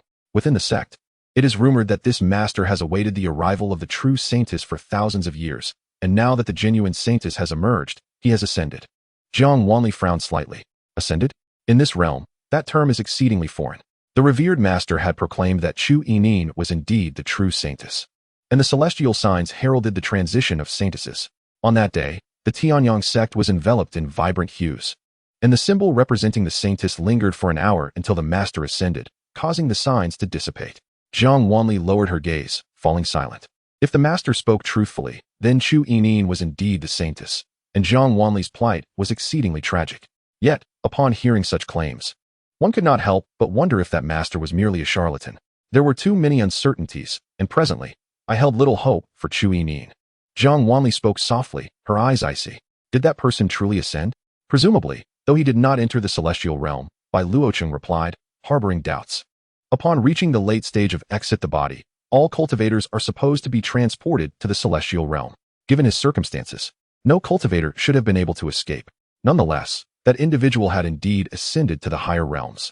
When he ascended, thunder roared, and a total of 81 bolts of heavenly lightning struck down, disrupting the celestial signs that marked the Saintess. It was precisely for this reason that the people of the Tianyang sect and the entire continent firmly believed in Chu Yining's identity as the Saintess, for it had been an eternity since anyone had ascended from this realm. Chapter 112. Blatantly obvious. Jiang Wanli lowered her gaze, as if a bold hypothesis was beginning to take root in her mind. In this world, no one had ascended for 1,000,000 years. All cultivators reaching the late stage of exit the body were forcibly sent to the celestial realm. Yet, there were exceptions. Bai Luocheng had escaped because he possessed a magical artifact bestowed by his master, making him a variable in this rule. What about that so-called master? Jiang Wanli pondered. According to Bai Luocheng, that individual must have reached the spirit separation stage to ascend directly. But why did this happen precisely when Chu Yining's identity was revealed? As Jiang Wanli contemplated, a flicker of dark light flashed in her eyes. With a playful smile, she gazed toward the horizon. Let us enter the celestial realm. There should be information of interest awaiting us there. She turned her gaze to Bai Luocheng, her expression sly. I shall rely on you for this. Bai Luocheng responded softly. The two entered a room. Bai Luocheng sat cross-legged on the bed, while Jiang Wanli placed one hand on Bai Luocheng's wrist, channeling her spiritual energy into his meridians. Soon, Jiang Wanli's eyebrows arched as, in the next moment, her spiritual energy seemed to shatter the constraints within Bai Luocheng's dantian. As he felt a torrent of immense spiritual energy surge into his limbs, Bai Luocheng let out a muffled groan. Jiang Wanli withdrew her hand, and Bai Luocheng straightened his posture, placing his hands naturally on his knees as he began to guide the energy within him. As the spiritual energy broke through the restraints, a formation materialized beneath Bai Luocheng. Jiang Wanli's eyes gleamed as she seized the moment, tossing a jade pendant into Bai Luocheng's robe just as the formation completed its formation. In an instant, the formation blazed to life, and both she and Bai Luocheng vanished from their original location. When Bai Luocheng opened his eyes again, everything around him felt eerily familiar. A wave of fear washed over him once more. Slowly, he stood up and spoke softly. Jiang, my friend? Silence enveloped the air, as if time itself had come to a standstill. Bai Luocheng's expression shifted slightly, and he called again, Miss Wanli? Still, no response met his ears. It's over, he thought, standing alone in the chaos, his gaze fixating and then dispersing upon a toxic herb. He pondered whether consuming the herb once more might summon his master to rescue him again. Perhaps it was merely a figment of his imagination, but the surrounding chaos thickened, the air becoming increasingly viscous. Bai Luocheng stood there for a long time, biting his lip as he slowly approached the toxic herb. This place had once ensnared him for far too long. Returning here, the despair of that time lingered like a shadow, making it hard for Bai Luocheng to breathe. He crouched before the toxic herb, hesitating. TSK, Bai, did you not enter with the intention of confronting your inner demons and overcoming your fears? A mocking voice rang out behind him, and a surge of spiritual energy enveloped Bai Luocheng, separating him from the suffocating air. The sense of asphyxiation lifted immediately. Bai Luocheng quickly withdrew his outstretched hand, turning to see Jiang Wanli, clad in white, and let out a long sigh of relief. Why did you take so long to appear? You have no idea how desperate I just felt. The corners of his mouth twitched, having been struck by that despair. He couldn't even muster the energy to feign strength, exposing his vulnerability directly to Jiang Wanli. In her hand, Jiang Wanli held the jade pendant, giving it a slight shake as her gaze pierced through Bai Luocheng, looking into the chaos beyond. Fortunately, your master sent you out in advance. Otherwise, you would likely be nothing but a pile of bones by now. Her eyes were cold as she stared directly at the space behind Bai Luocheng. At her words, Bai Luocheng, still unable to discern what lay beyond, felt a chill run down his spine, his hair standing on end. What did that mean? He turned to glance back, and beneath the chaos, his vision was limited. Even with his spiritual sense, he could only perceive a desolate expanse within 100 miles. Something was amiss. Why did it seem as though no one was here? Bai Luocheng furrowed his brow. Previously, when he sought to leave the celestial realm, he had traversed for a long time, and his spiritual sense had scanned a 100-mile radius. Each time, he had sensed the presence of cultivators. Though the celestial realm was vast, it was evident that many cultivators had entered. Yet now, Bai Luoqing felt a significant enhancement in his cultivation. Having unlocked the constraints on his cultivation, he could clearly sense that he was but a step away from the spirit separation stage. As long as there is a single opportunity, he could ascend. With his cultivation significantly enhanced, the range of his spiritual awareness would only expand. So how could he have failed to detect the presence of any cultivator? Could it be that after his departure, these cultivators consecutively broke through, successfully ascending and leaving? Bai Luoqing's thoughts wandered when he felt a gentle tap on his shoulder. It was Jiang Wanli, catching up to him. In the blink of an eye, she vanished from sight, only to reappear 100 miles away. Bai Luoqing had no time for distractions and hurriedly followed. For an entire cup of tea's time, all his attention was focused on Jiang Wanli, fearful that a moment's lapse would result in her eluding him. When she finally came to a halt, Bai Luoqing nearly collided with her. She stood amidst the chaos, enveloped by swirling gray mist, with scattered glimmers of spiritual herbs at her feet, adding an air of mystery to her figure. As Bai Luoqing approached Jiang Wanli, an unusual scent intensified in the air. Puzzled, he lifted his gaze. Taoist friend Jiang. But as soon as he uttered those words, the woman before him turned around. Her long white gown was marred by splashes of crimson, and beneath her cascading hair, a skull gazed back at him, its hollow eye sockets dark and unfathomable. Ah! An anguished scream pierced the air, and the woman seemed to tilt her head, her jaw unhinging to reveal a row of perfectly aligned teeth clattering ominously. The chilling sound echoed relentlessly. Bai Luoqing felt paralyzed, instinctively turning to flee when suddenly a weight bore down on his shoulder, freezing his movements. Bai Tangzhu. Jiang Wanli's voice rang out, clear and ethereal, just as a sharp pain seared across his cheek. The pressure on his shoulder vanished, only to be replaced by a forceful strike to his head, causing stars to dance before his eyes. As his vision refocused, he found himself staring into Jiang Wanli's calm, untroubled gaze. "What is wrong with you?" she inquired softly, her eyes searching his. Bai Luoqing abruptly grasped her finger, which had been resting on his brow, feeling its warmth. He stared intently at Jiang Wanli, seemingly seeking confirmation of something. After a long pause, he finally released her hand. "Do you see it? It's not you. It's a skeleton wearing your clothing." So shockingly explicit. Bai Luoqing inhaled deeply before continuing. "Upon entering the realm of the heavens, I was met with two frights. To be precise, I do not fear corpses. But subconsciously, when I believed that was you, my inner dread became insurmountable, nearly engulfing my sanity. I cannot accept that the woman before me has transformed into a mere skeleton." Chapter 113. The Grave of the Late-Stage Out-of-Body Cultivators. Bai Luoqing gasped for air, taking several deep breaths to regain his composure. He looked at Jiang Wanli, and suddenly realized that what he truly feared was the realm of the heavens itself. After spending so much time with Jiang Wanli, she had become an invincible presence in his heart. He could hardly bear to think of the possibility of her perishing in this celestial domain. This place could very well be his final resting place. The thought was utterly terrifying. Dying here was far more unacceptable than being subjected to slow torture on the Suez continent, especially since this was one of his few recurring nightmares. Jiang Wanli observed Bai Luoqing's demeanor and raised an eyebrow. "You were likely affected by the malevolent energy of this realm, drawing you into an illusion." Bai Luoqing turned to her in confusion. "Malevolent energy? This is merely the cultivation ground for late-stage out-of-body cultivators seeking to break into the divine transformation stage. Even if there are some peculiarities, it should not be rife with malevolence, should it? Indeed, malevolence that belongs solely to out-of-body cultivators." Jiang Wanli's lips curled slightly, her gaze icy. As it drifted past Bai Luoqing to fixate on something behind him, Bai Luoqing froze in place, a tremor of dread coursing through him as he sensed an ominous premonition enveloping his mind. Slowly, he turned to look behind him. Before him lay a mountain of corpses and a sea of blood. Bai Luoqing's breath caught in his throat. The realm of the heavens remained shrouded in chaos, the visible area alarmingly limited. He tilted his head back to see the corpse mountain merging into the chaos, and the mist itself was a dark crimson. A chilling sensation crept up from his feet, inch by inch, until it enveloped him in a shudder of cold.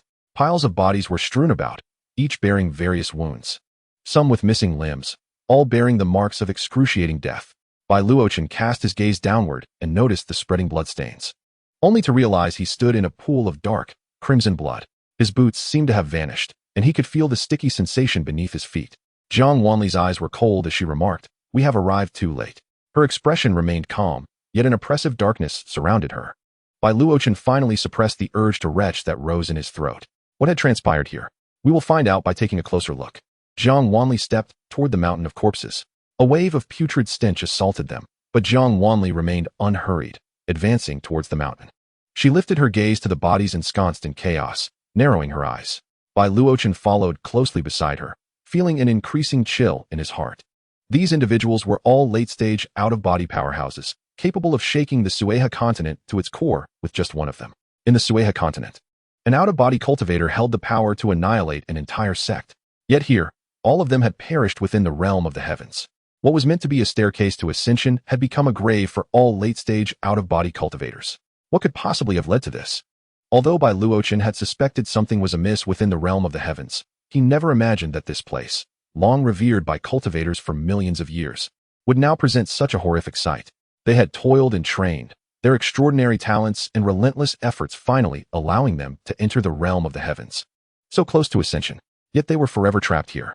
Jiang Wanli's eyes narrowed as she sensed a faint breath among the corpses, her fingers twitching slightly.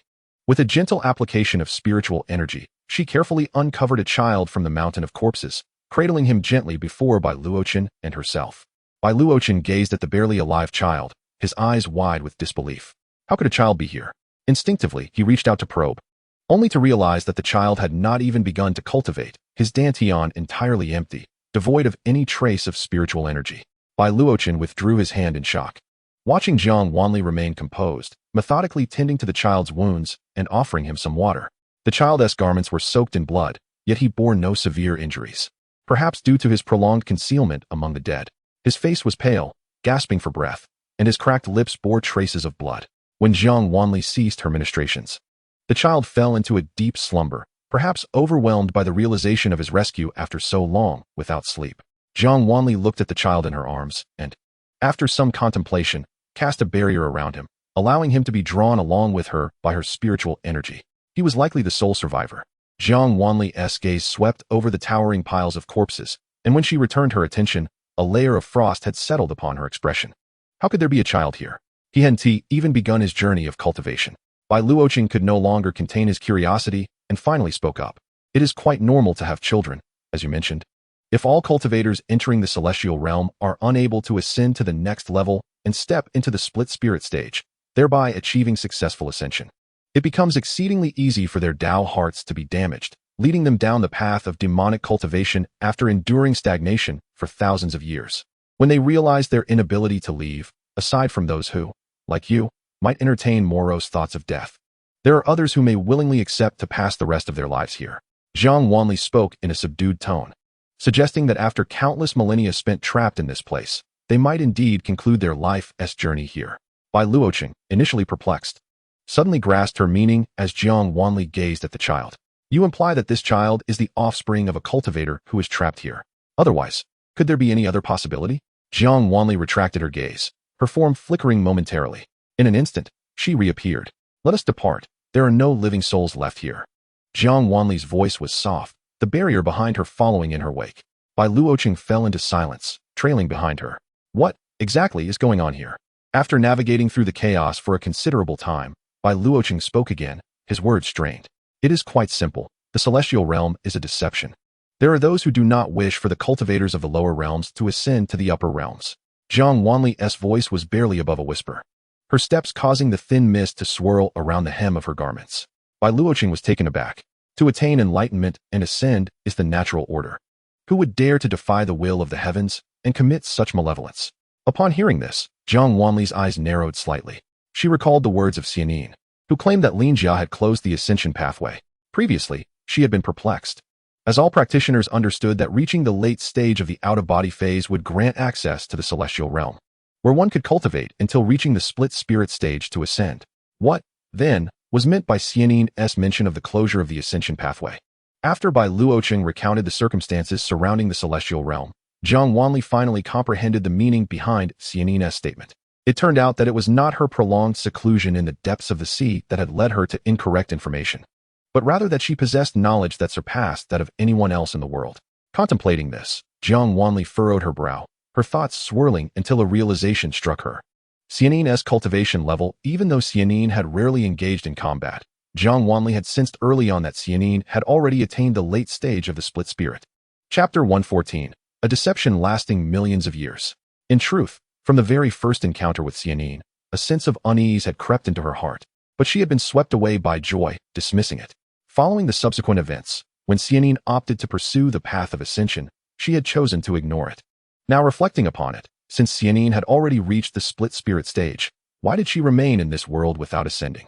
Moreover, the leader of the Wood Spirit clan had also mentioned that the path was intended for friends who could not ascend, a path that she had once prepared. Jiang Wanli's eyes narrowed. It became evident that Xianxian had known from the start that she could not ascend. Perhaps it was precisely because she realized her inability to ascend that she had become so desperate, seeking to ascend through the path of world destruction. Leveraging the power of virtue. The more she pondered, the worse Jiang Wanli's expression became. If this were true, then the heavens were indeed heartless.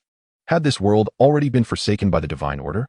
Suddenly, Jiang Wanli raised her gaze, her fingers hidden within her sleeves lightly rubbing together. A smile, tinged with bloodlust, curled at the corners of her mouth. Bai Luocheng, who had been attentively observing Jiang Wanli, felt a chill run down his spine at that smile. Yet Jiang Wanli paid him no mind. She had come to an understanding. As she closed her eyes gently, Bai Luocheng dared not even breathe.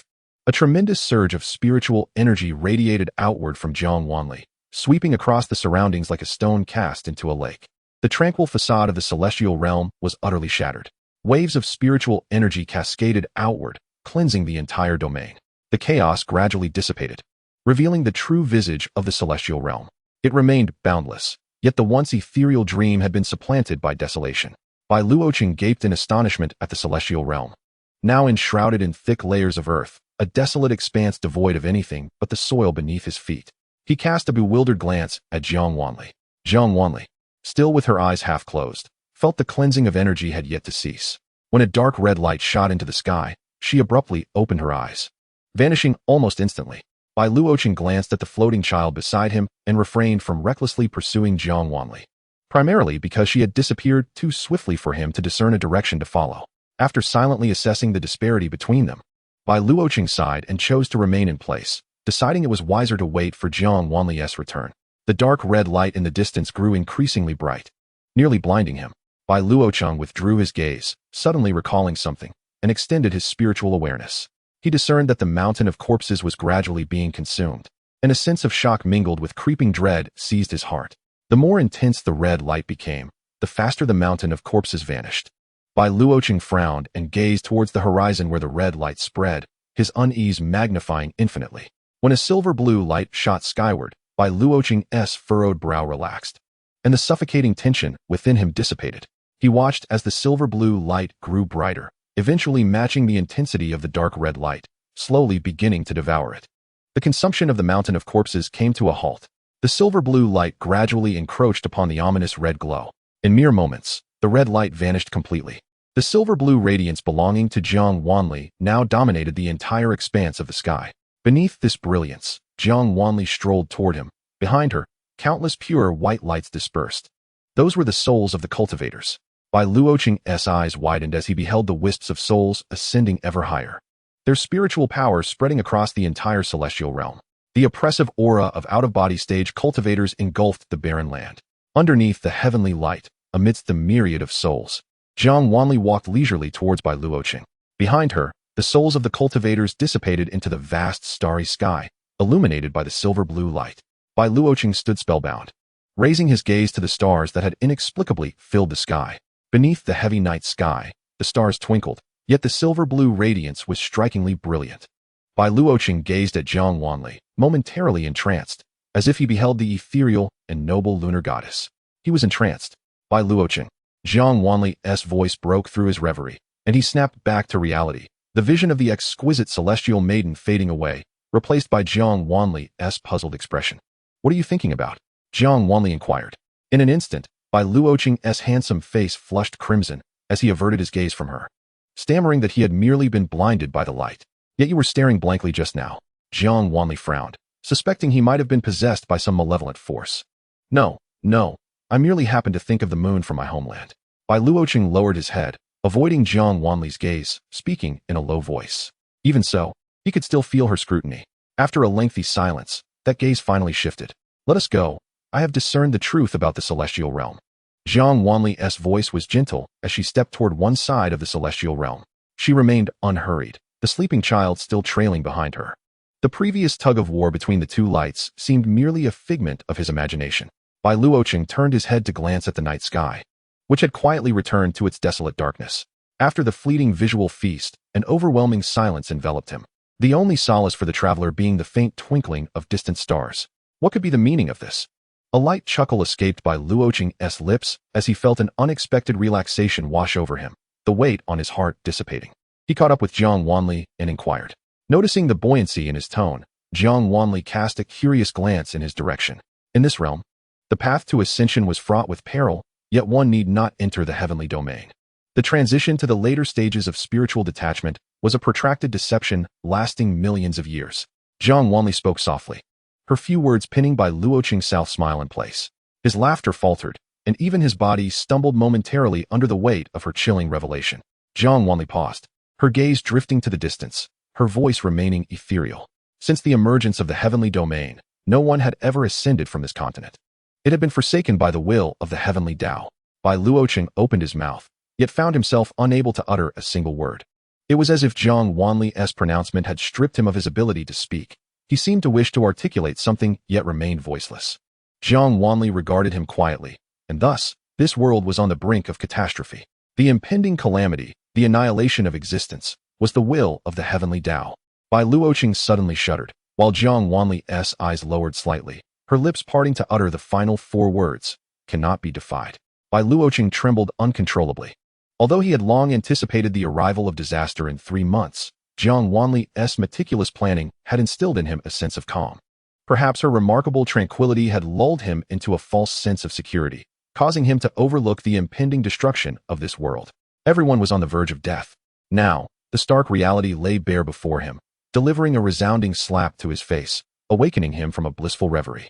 Chapter 115. The Roots of the Heavenly Domain. Bai Luoqing stood in stunned silence, gazing at Jiang Wanli, his lips slightly parted, his voice trembling as he repeated her words. The will of the Heavenly Dao cannot be defied. He felt as though he were drowning, waves of suffocation crashing over him, leaving him dizzy and nauseous. Jiang Wanli's lips curled slightly, her eyes sparkling with the brilliance of the moonlight, cold yet dazzling.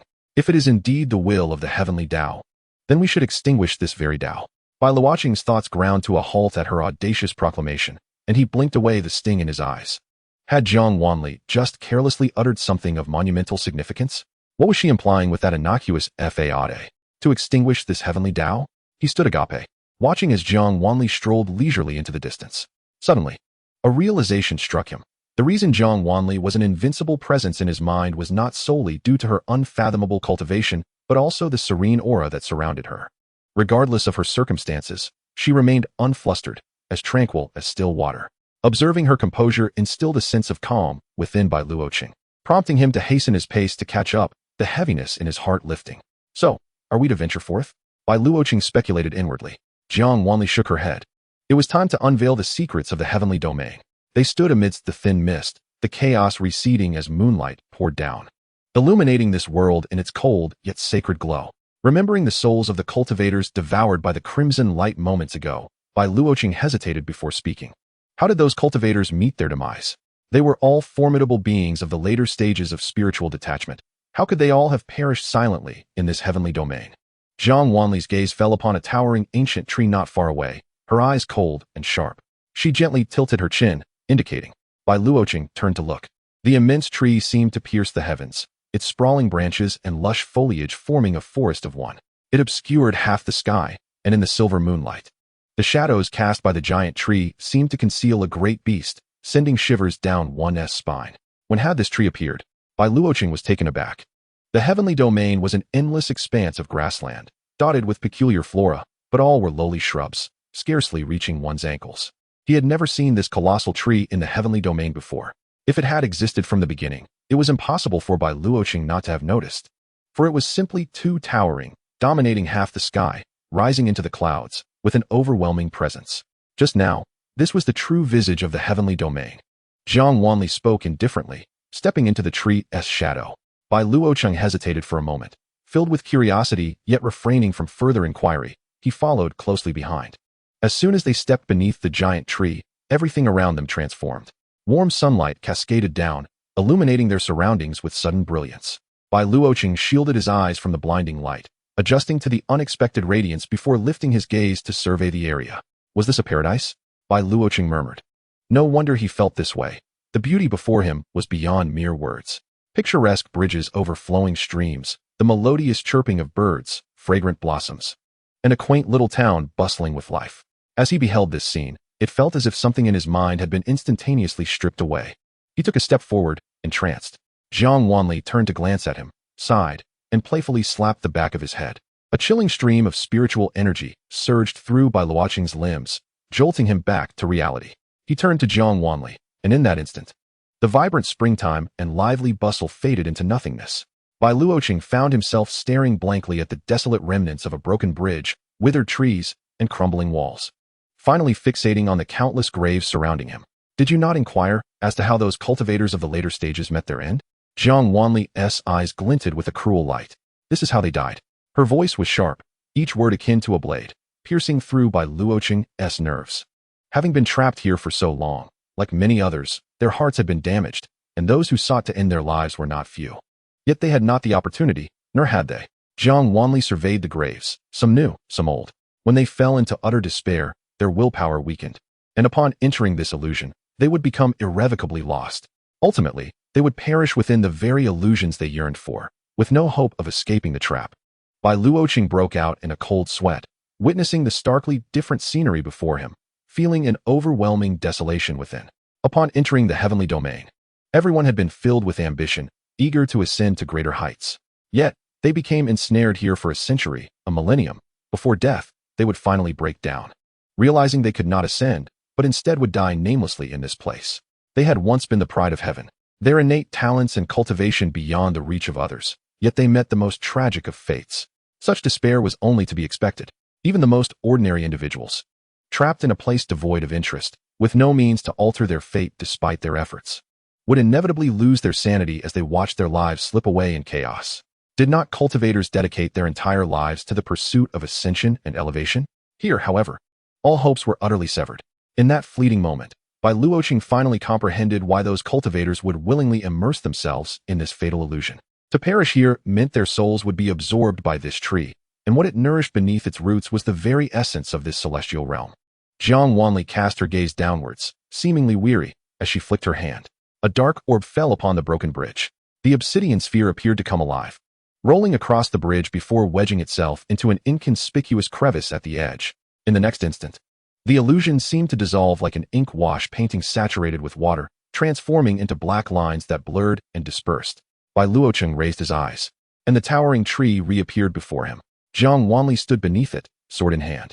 She gazed at the roots, thrusting her blade forcefully into the earth. The sword radiated with a fierce light, humming with power.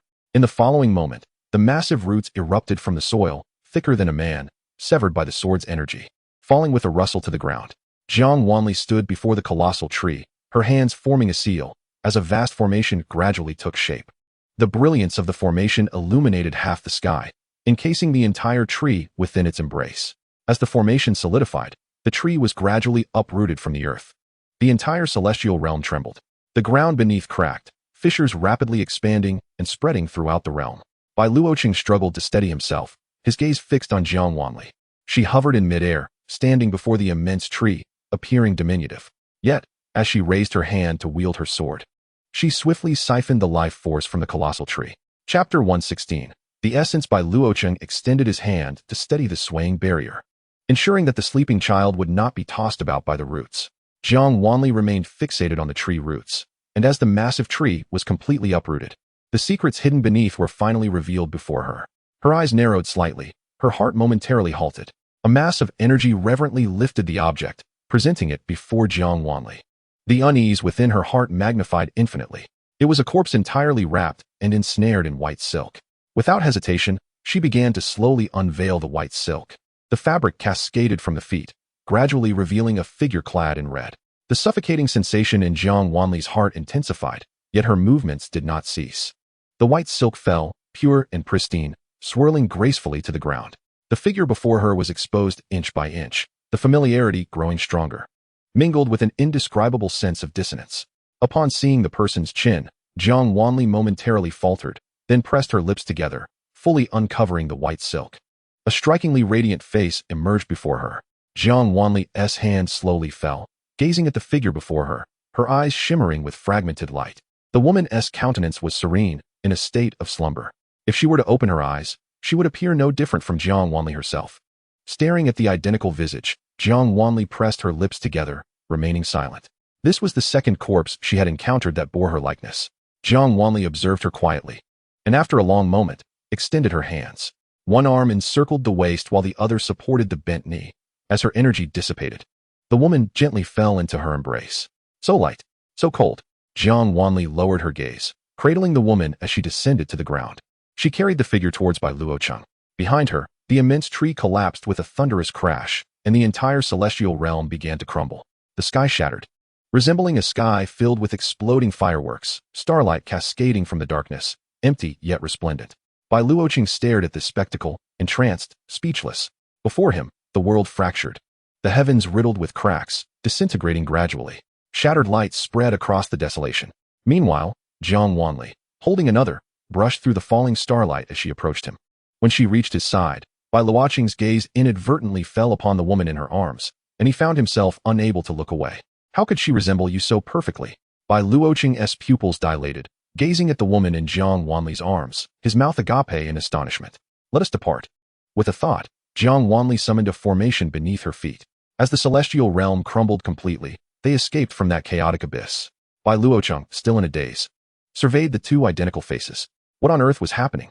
He looked at Jiang Wanli, desperately yearning to understand the unfolding mystery. As you can see, the essence of the celestial realm is her. Jiang Wanli's expression was calm as she glanced around, a flicker of darkness passing through her eyes. Then, she walked deeper into the forest, still clutching the woman. They found themselves on a mountain, lush and verdant, teeming with life. The spiritual energy enveloped them. And Bai Luocheng stood momentarily stunned, astonishment washing over him as he scanned his surroundings. Such abundant spiritual power. This was indeed a treasure trove. His eyes widened. It seemed there was no such place on the Xianxia continent. Could it be that they were no longer on the Xianxia continent?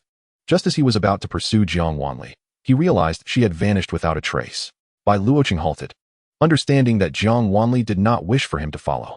He cast a glance back at the still sleeping youth, sighing softly. He had thought that venturing to the celestial realm with Jiang Wanli would unveil the truth of this matter and provide a means of salvation. Yet, he found himself entangled in even more enigmas, everything seeming increasingly obscure. Jiang Wanli enveloped the woman in her spiritual energy and retrieved a coffin from her jade pendant. This coffin was the one she had brought from the ancient tomb upon her awakening, meant to contain the divine beast egg. Within that ancient tomb lay the two most opulent coffins. One housed Jiang Wanli's former self, while the other contained this woman. How fortuitous that both were individuals bearing her likeness. Jiang Wanli pressed her lips together, gently placing the woman into the coffin, channeling her energy as the coffin sank into the earth. Beneath the towering tree, the woman peacefully slumbered within the coffin, the lid softly closing. She finally found her rest. Gazing at the fertile earth beneath her feet, Jiang Wanli looked down in contemplation. This was the territory of the Xianxiu sect. It turned out that the celestial realm was hidden atop the Xianxiu sect.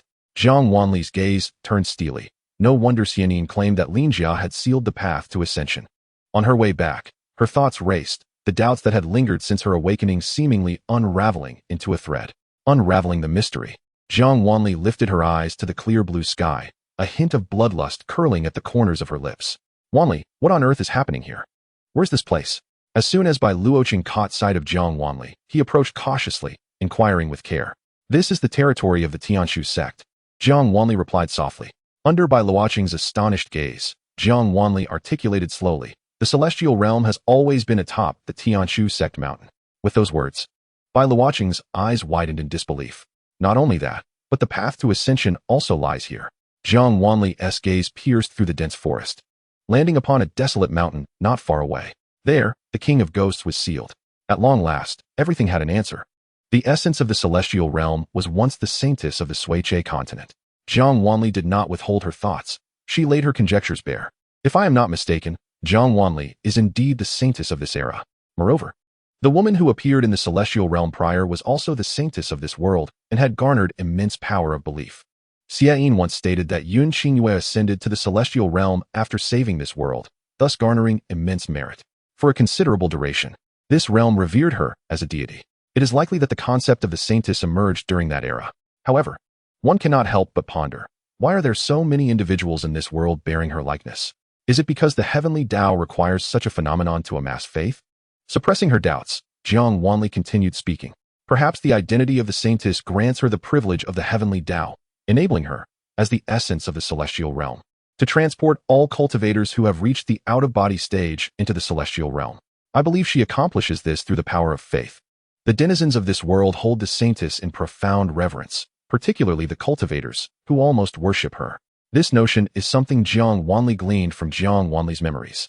During her tenure as the Saintess, Jiang Wanli enjoyed the finest resources the world had to offer and garnered the adoration and faith of all.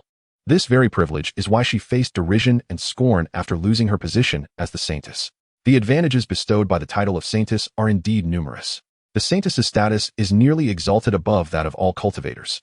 Jiang Wanli then realized that someone who is venerated by so many should possess the ability to alter fate during a cataclysmic event, detecting the cultivation levels of the practitioners, pinpointing those at the out-of-body stage, and transporting them to the celestial realm may seem straightforward. However, the essence of the celestial realm must be rooted in the most fundamental aspects of this world, once nearly leading to annihilation. This essence has been upheld by cultivators for millennia. The power of faith in xianxiaaudiobooks, which today manifests as faith in the Saintess.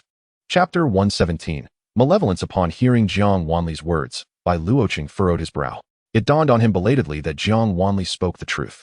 The Saintess indeed represents the most revered existence in this realm. Even he, despite being the highest cultivator here, finds his status lacking in comparison to hers.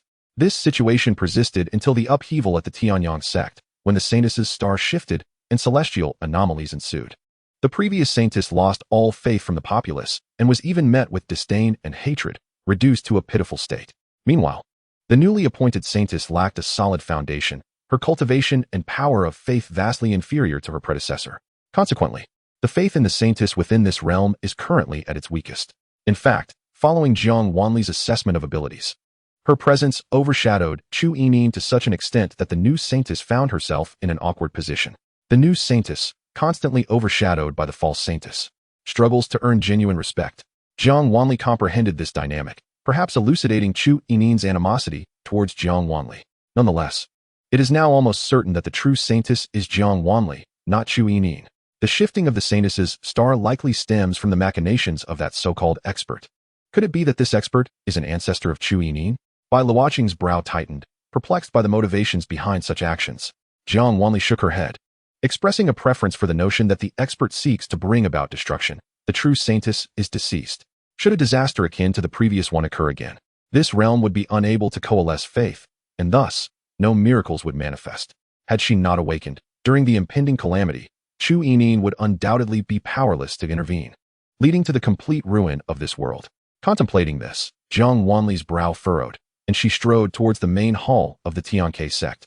He Qian had been aware of Jiang Wanli's return and awaited her in the hall. Upon seeing her, he hastily stood and bowed. He Qian, there is a task I require you to undertake. Jiang Wanli's gaze was cold and solemn as she whispered a few instructions to He Qian, whose eyes flickered, revealing a trace of unusual expression.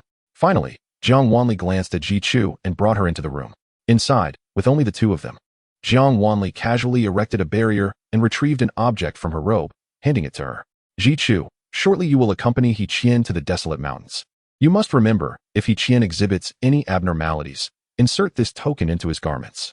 Do not forget, for if you do, both your lives shall be forfeit. Jiang Wanli's tone was calm, yet her expression was grave. Upon hearing her words, Ji Chu tightened her grip on the token, nodding earnestly. Sister, rest assured. I will protect He Qian well. Jiang Wanli was momentarily taken aback by Ji Chu's words, but then smiled lightly. Ji Chu, you are now a disciple of the Tianyang sect. Congratulations. Ji Chu beamed, her small face lighting up with joy. She carefully stowed the token before following Jiang Wanli outside. He Qian glanced at Ji Chu, then directed his gaze back to Jiang Wanli, leading Ji Chu away. Jiang Wanli's eyes narrowed slightly. Once the two had completely vanished from sight, she cast a barrier and disappeared.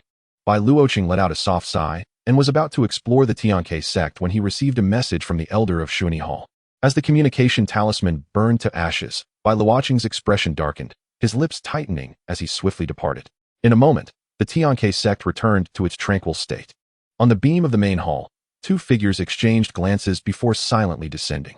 Why must we hide? Are we not cultivators of the Tianyang sect now? A man with a bushy beard questioned in confusion. Beside him, A woman with a curvaceous figure blushed. It's my first time being human. I'm not accustomed to it. I feel shy when I see people. You, a snake, so cold-blooded, and yet you feel shy? Jiang Wanli arrived at the desolate mountains before He Qian and encountered Linger. Linger and her companions had previously been placed at the summit of the desolate mountains by Jiang Wanli to assist the unfortunate lingering souls in absorbing malevolence and solidifying their spirits. Now, many souls had become whole, with quite a few already entering the cycle of reincarnation. At the mountaintop, Linger sat on a swing in front of a wooden cabin, gazing at the Xianxia sect's master mountain from afar. Her previously broken antlers had regrown, and her wounds had healed. When Jiang Wanli appeared, she remained unaware.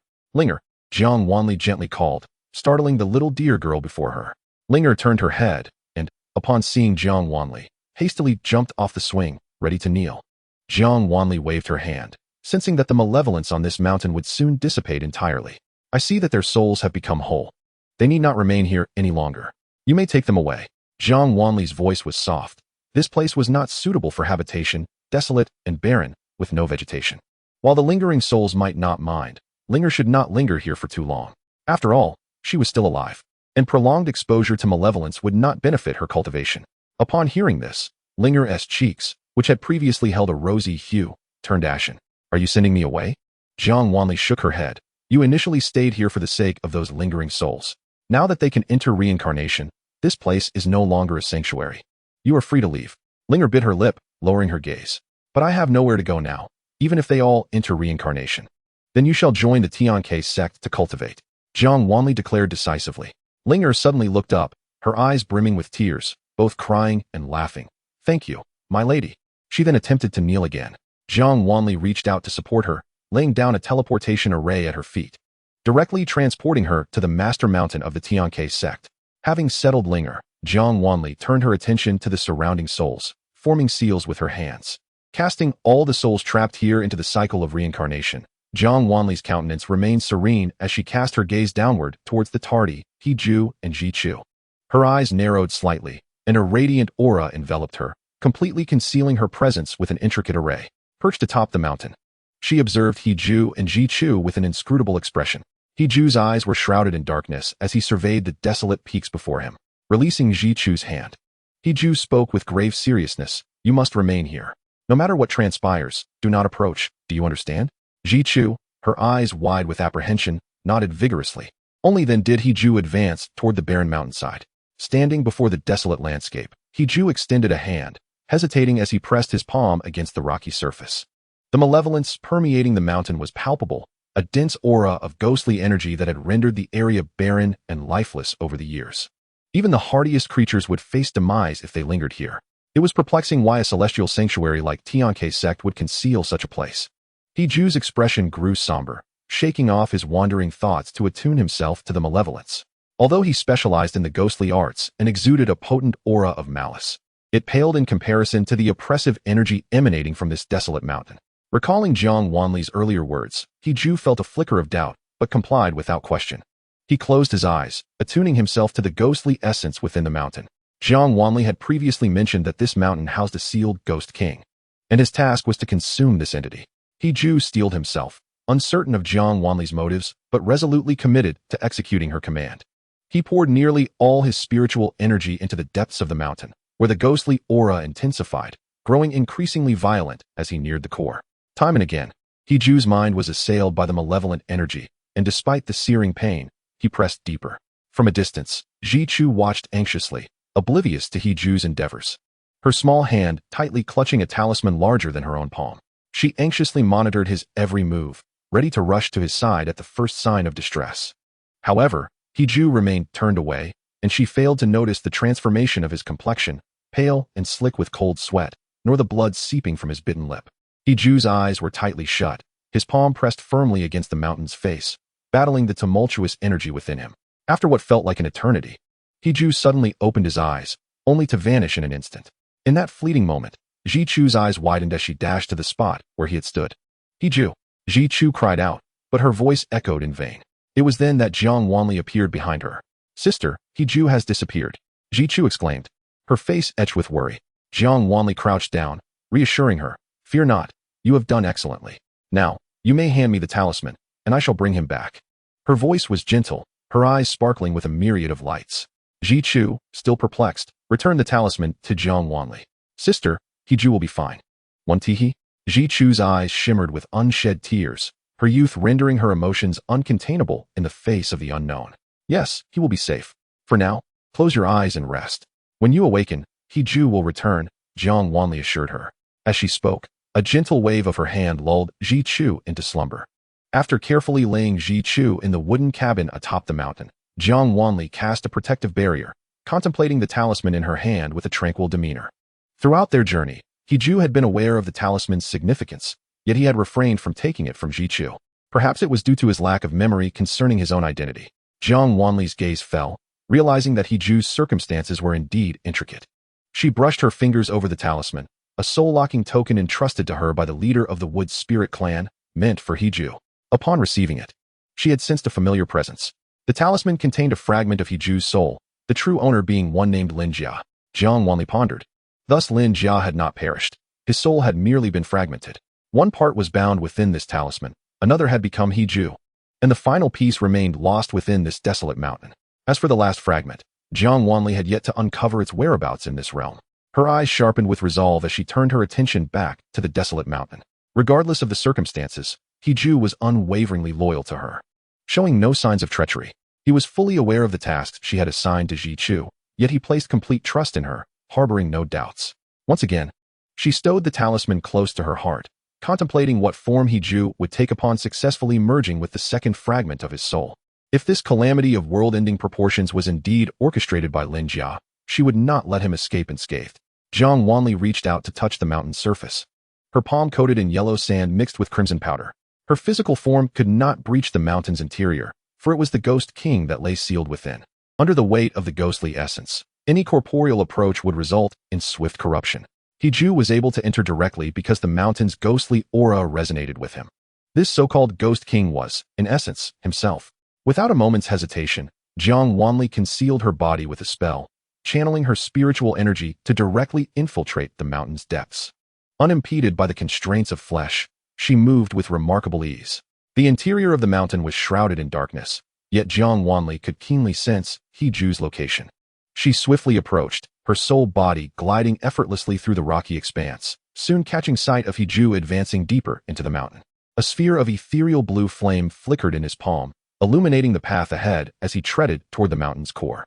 Despite his reservations, he would not defy Jiang Wanli's command nor question her intentions. Thus he pressed onward without hesitation, entirely unaware of Jiang Wanli's silent pursuit. Jiang Wanli understood that she would remain undetected, even if her corporeal form ventured forth, as long as she wished to remain hidden. Hiju would never uncover her presence, especially now, as she existed merely as a soul. Observing Hiju's silhouette, her expression was serene, her fingers lightly tracing the air. Once Hiju merged with the spirit sealed within this mountain, he would surely regain a portion of his memories. At that moment, the secrets hidden within Tianke's sect would likely be revealed. Hiju soon arrived at a dimly lit domain, where he halted. Jiang Wanli shadowed him closely, witnessing the true visage of the so-called Ghost King. Within the mountain, there existed a vast chamber, its confines sealed by rugged stone. There were no exits. The walls were composed of unyielding rock. Yet, light flickered within this space, candles burning fiercely, casting dancing shadows that exaggerated Hiju's small form, rendering him a grotesque figure upon the walls. At the center of this expansive chamber hung a coffin, ensnared by chains. One end of the chains coiled around the coffin, while the other burrowed into the stone wall. The coffin was plastered with an array of talismans, its lacquered surface marred by a pool of dried, blackened substance, reminiscent of coagulated blood. Jiang Wanli felt the overwhelming ghostly energy as she leisurely followed Hiju's footsteps toward the coffin. The closer they drew, the more beads of sweat adorned Hiju's brow. He seemed to struggle with every step. Standing beneath the coffin, Hichuan found it incredibly arduous to move. He paused to catch his breath before slowly raising his head. He was so diminutive that standing beneath the coffin's shadow enveloped him entirely. Jiang Wanli stood beside the coffin, quietly observing Hichuan. After a moment's hesitation, he lifted his hand and formed a seal. One by one, brown symbols leapt from his fingertips, winding upward like silk, binding themselves firmly to the coffin. He muttered incantations, his voice crisp, as the symbols began to shimmer with a golden hue. Jiang Wanli drifted lazily to the coffin, her eyes narrowing as she beheld the myriad of talismans that cloaked it. Chapter 119. The fusion of remnants the talismans layered upon the coffin were dense and intricate, leaving no space uncovered. A cursory glance revealed that they were all meant to pacify restless souls. She couldn't help but curl her lips in disdain. One might think a malevolent spirit was sealed within. The coffin, suspended in this realm, indeed possessed an unsettling aura. Hechuan's hand movements quickened, nearly leaving behind afterimages. While Jiang Wanli perched upon a chain, his seals were designed to dismantle the coffin's enchantments. The symbols, resembling characters to the naked eye, adhered to the coffin, peeling away one talisman after another. Once nearly all had been removed, Hechuan lightly leapt onto the coffin. Furrowing his brow, he gazed intently at the coffin, his eyes deep with contemplation. According to Jiang Wanli, a ghost king was sealed within. Though uncertain of his master's confidence in his own abilities to devour such a being, the power of the ghost king should not be underestimated. Carefully, Hechuan maneuvered onto the chain, scrutinizing it for a while before steeling himself and pushing against the coffin lid. He withdrew his hand, observing the immobile lid. Narrowing his eyes, he inspected it closely and soon discovered the nail marks upon it. Rising to his feet, he hesitated for a moment before gritting his teeth and, with a swift motion, unleashed a surge of malevolent energy that struck the chain, severing it with a resounding crack. 1, 2, 3. All the chains lay shattered, causing the coffin to crash heavily to the ground. Crack! The sharp sound reverberated throughout the space. Hechuan released the chain and leapt to the side of the coffin. Despite being bound by chains, the coffin shattered upon impact. Thus, both Hechuan and Jiang Wanli beheld the contents within the coffin. Jiang Wanli's gaze grew solemn. Inside lay a puppet, exquisitely carved and lifelike. Hechuan furrowed his brow. The puppet was adorned in elaborate brocade, its hair bound with a jade crown, its face resembling polished jade, exuding an aura of righteousness. Jiang Wanli's eyes flickered as she regarded the puppet. It was indeed Lin Jia. Identical to the corpse she had seen in the so-called temple of Lin Jia within the secret realm. Not only was it similar in form, but it also bore an uncanny resemblance in spirit. Though the puppet was merely the size of a palm, it emanated an impression of imminent animation. Indeed, the puppet's eyes fluttered open, locking onto Hechuan, squinting as if finally liberated from confinement. The diminutive puppet rose, standing before Hechuan. It scrutinized him for an extended moment before suddenly bursting into laughter. Is this the visage my master favors? Hechuan regarded it warily. Who are you? I. The puppet's face bore a mocking expression, seemingly retaining only its powers. I am Lin Jia. The puppet chuckled malevolently at Hechuan.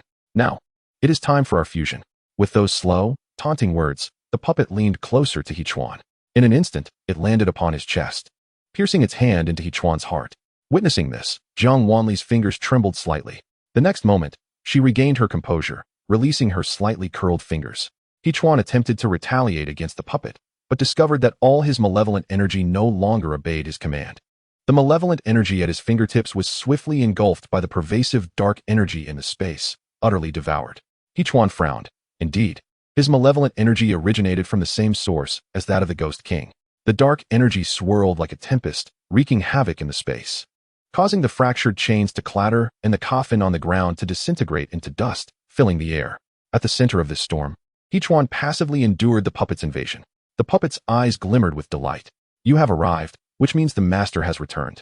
Everything prior still holds hope. His words were muffled by the howling wind, yet Jiang Wanli heard them clearly. She lowered her gaze, silently observing the fusion of Hechuan and the puppet. Hechuan's consciousness gradually succumbed to chaos, relinquishing his struggle. The vibrant colors of the puppet grew increasingly dim until they vanished entirely. Clang! The puppet fell to the ground. Hechuan stood stationary, extending his hand to inspect it, moving his body. Jiang Wanli cast a deep gaze at the grown Hechuan, forming a seal before returning to her own body. Lin Jia glanced down at his hands. The sensation of once again possessing a body was delightful. He surveyed the tomb where he had slumbered for so long, chuckling softly. He retrieved a set of garments, donning them leisurely, and reached out to touch the mountain wall. Boom! The barrier, once sealed by dark energy, crumbled effortlessly beneath his strike. He stepped outside. Upon seeing the figure waiting for him not far away, Lin Jia halted. He bowed respectfully and announced, Lin Jia pays respects to the master. Jiang Wanli regarded him quietly, the atmosphere between them somewhat peculiar. I believe we need not beat around the bush, Jiang Wanli stated softly. Thus, you likely have a grasp of my circumstances. Now, I wish to know all that you are aware of. Lin Jia lifted his head, his youthful face earnest, and nodded. Yes, master. Having absorbed the power of the soul, he was no longer merely Hechuan. From this moment on, he was Lin Jia. Jiang Wanli observed him, still somewhat unaccustomed to the transformation of the once little child who followed her around into a youth of 16 or 17. Sensing her emotions, Lin Jia cautiously asked, "Master, do you prefer my previous form?" After a moment's reflection, Jiang Wanli shook her head.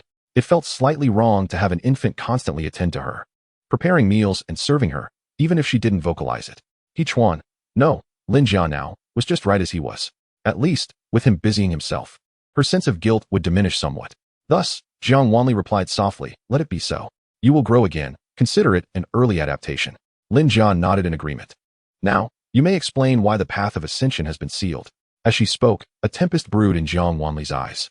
Her scrutinizing gaze bore down on Lin Jia, her clear eyes seemingly capable of perceiving all.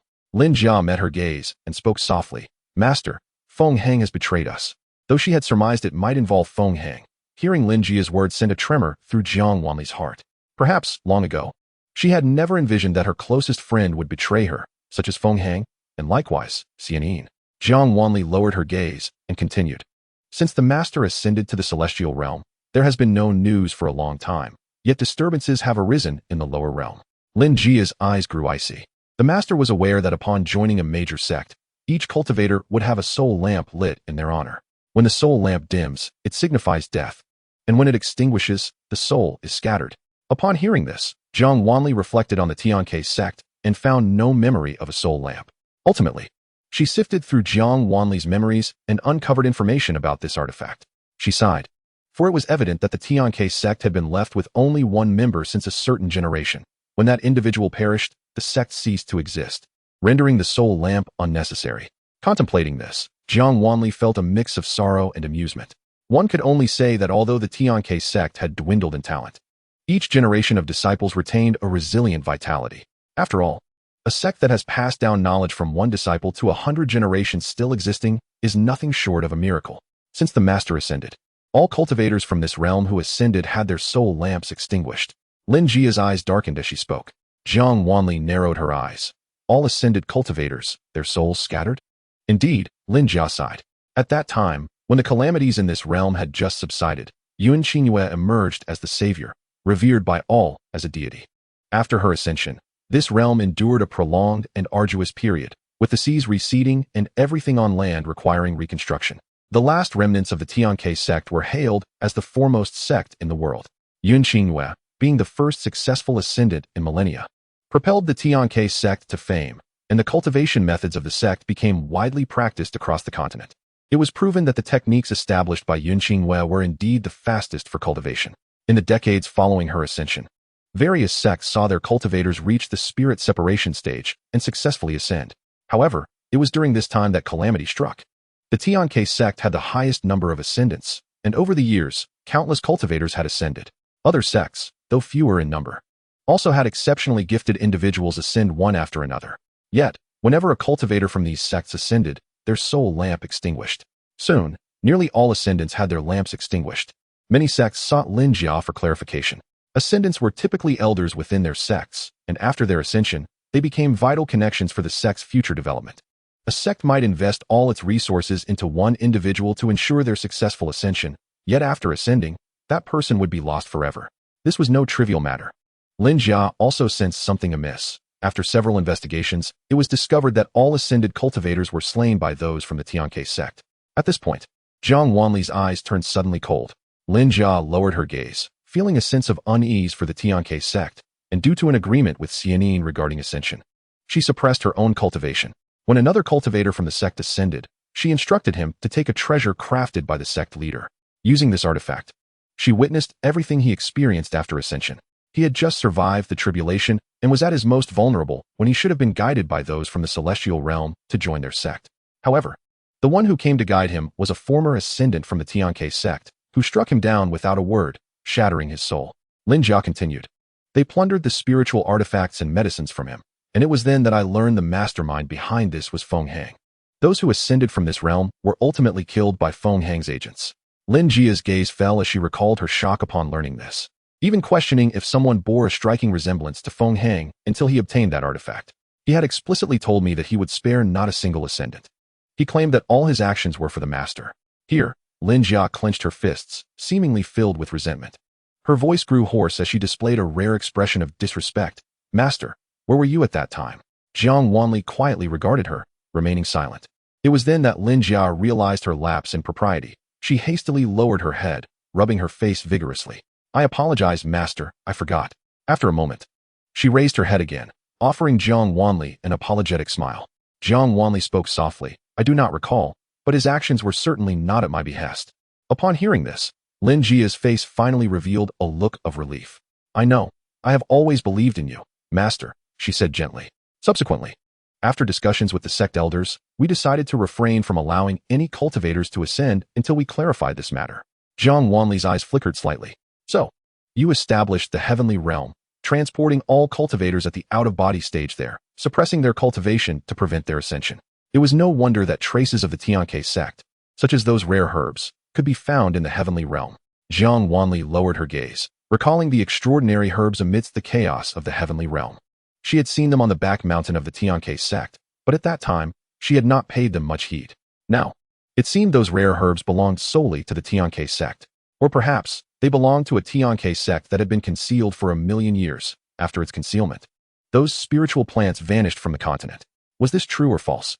Lin Jia shook her head, and Jiang Wanli instantly recognized the inconsistency. If it were indeed Lin Jia's doing, then what of the corpse of the Saintess within the heavenly realm? She felt certain that the xianxia sect could not have harmed the Saintess. Even in death, they would not resort to such desecration. The heavenly realm does not compel cultivators to enter, Lin Jia noted, observing Jiang Wanli's expression, and proceeded to explain. The heavenly realm does not restrict a cultivator's cultivation nor force them to enter. It merely conceals their aura. This is a grand concealment array created by exhausting the spiritual energy of all the elders in the sect, relying on the supreme treasure crafted by the master. After the establishment of the heavenly realm, cultivators who entered could not even be sensed by the Heavenly Dao. Lin Jia raised her eyes to meet Jiang Wanli's gaze, her eyes glimmering with fervent admiration. The Master's crafted treasure can even deceive the Heavenly Dao. Jiang Wanli, confronted with her fervent gaze, felt a twinge of exasperation. This did not sound like an auspicious thing. Lin Jia chuckled lightly, neither confirming nor denying. After we established the heavenly realm, I prepared to ascend, intending to lift the restrictions once the problems were resolved, but unexpectedly, calamity struck before that could happen. Lin Jia's teeth clenched, her anger palpable. Jiang Wanli recalled the white-boned army she had seen previously in the secret realm, her thoughts drifting. She gazed at the quivering Lin Jia and spoke softly. A significant event has transpired in this realm that you cannot resolve, and you have sought my assistance. Lin Jia looked up in astonishment. Master knows? Yes. After establishing the heavenly realm, the strength of the xianxia sect diminished greatly. All the elders exhausted much of their cultivation for the sake of the heavenly realm. And it was at this moment that the demon realm invaded. Lin Jia would likely never forget that after Yunqingyue's ascension, the entire continent was engulfed in joy for surviving the aftermath, and the number of ascended cultivators grew steadily through the techniques established by Yunqingyue. Everything seemed to be progressing positively. However, soon, the ominous news arrived. After the ascension of the cultivator, persecution ensued, leading to a state of utter despair. Just as they devised a solution and exhausted the resources of their sect to establish the celestial realm, the demon clan launched a massive invasion. Ling Jia and several elders of the xianxia sect anxiously observed everything within the water mirror. Amidst the chaos, a figure finally emerged. The sect leader, having just entered the late stage of the out-of-body realm, gazed at Ling Jia and the others in the mirror, his expression radiating joy. This place is splendid. I am more than pleased to remain here. Thank you, esteemed elders. Ling Jia and the others sighed in relief and, after expressing their concerns, closed the water mirror. The matter of the celestial realm swiftly garnered responses from various sects, with the elders declaring that any who reached the late stage of the out-of-body realm would be willing to enter the celestial realm, temporarily concealing their auras while awaiting the xianxia sect to resolve the ascension issue. After all, between ascension and survival, intelligent individuals knew which choice to make. A slight delay in ascension was a price they could afford. Upon receiving numerous replies, Ling Jia exhaled in relief. Simultaneously, he finally managed to contact Yunqingyue. At that moment, she was in seclusion. Ling Jia informed her of Feng Heng's actions. Yunqingyue furrowed her brow, her surprise genuine. Feng Heng is in the upper realm. Ling Jia nodded affirmatively, explaining how the cultivator, during ascension, carried a magical artifact crafted by Yunqingyue, only to have their souls scattered and the artifact seized by a xianxia sect descendant, ultimately falling into Feng Heng's possession. Yunqingyue's frown deepened. Ling Jia, perhaps my words are beyond your comprehension, but there is no trace of Feng Heng in the world of my ascension. Ling Jia was taken aback. Master, where are you? After pondering for a moment, Yin Qingyue shook her head. I am sorry, but if the world I inhabit is not under the governance of the Heavenly Dao, I cannot disclose it. However, if it truly is Feng Heng's doing, I will send you a magical treasure. With it, any difficulties shall be effortlessly resolved. As she spoke, it seemed someone whispered to her, causing a shift in her expression. Ling Jia, there is a soul-locking order on the top floor of the Tian sect's scripture pavilion. What happens next is beyond prediction. With that, Yin Qingyue's gaze turned icy. You must seal your soul within the soul-locking order. Regardless of what transpires, ensure you leave yourself an escape route. The soul-locking order? To fragment one's soul? Ling Jia observed the grave expression on Yin Qingyue's face reflected in the water mirror. After a moment's hesitation, he nodded. Master, will I no longer be able to contact you afterward? The realm we inhabit is no longer of the same origin. This time, it was I who sensed your difficulties and took the initiative to reach out, transcending the Heavenly Dao. Her words, though simple, struck Ling Jia profoundly. Transcending the Heavenly Dao. Everyone coexists under its canopy. He had never fathomed that Yin Qingyue could covertly communicate with him. With this understanding, he grasped her implication. Only Yin Qingyue could contact him, while he could not seek her out. Furthermore, her contacting him posed significant risks. She would not reach out unless absolutely necessary. Master, I understand, Ling Jia said, lowering his gaze in reverence. As the water mirror dissipated, he noticed the shadow of despair in Yin Qingyue's eyes.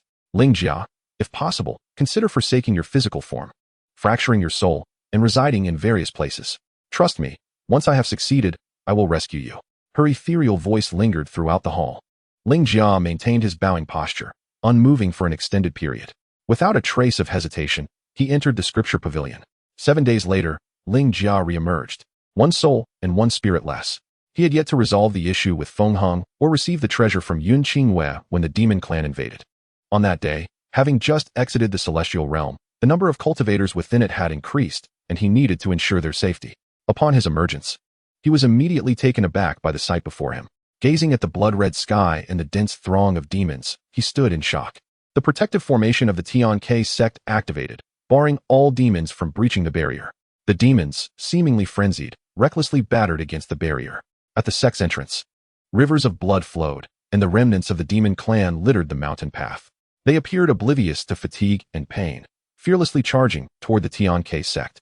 As the demons at the forefront were repelled by the barrier, they fell to the ground, trampled into a pulp by those behind them, merging with the mountain path. Layer upon layer of flesh and blood covered the steps leading to the Tian sect. Almost the instant Ling Jia appeared, all the elders of the Tian sect surrounded him, trembling as they spoke. Sect leader, the heavens have collapsed. This was not a mere metaphor. It was a statement of fact.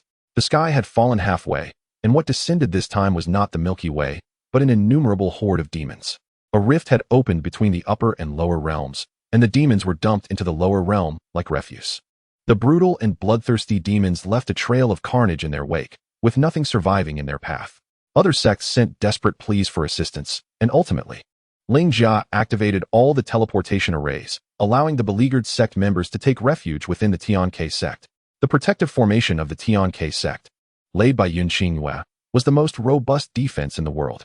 Should the Tian sect fall, he could scarcely envision the hellish fate that would befall this realm. Ling Jia's expression darkened as he surveyed the chaos before him, gritting his teeth. He understood that this calamity was likely orchestrated by Feng Heng.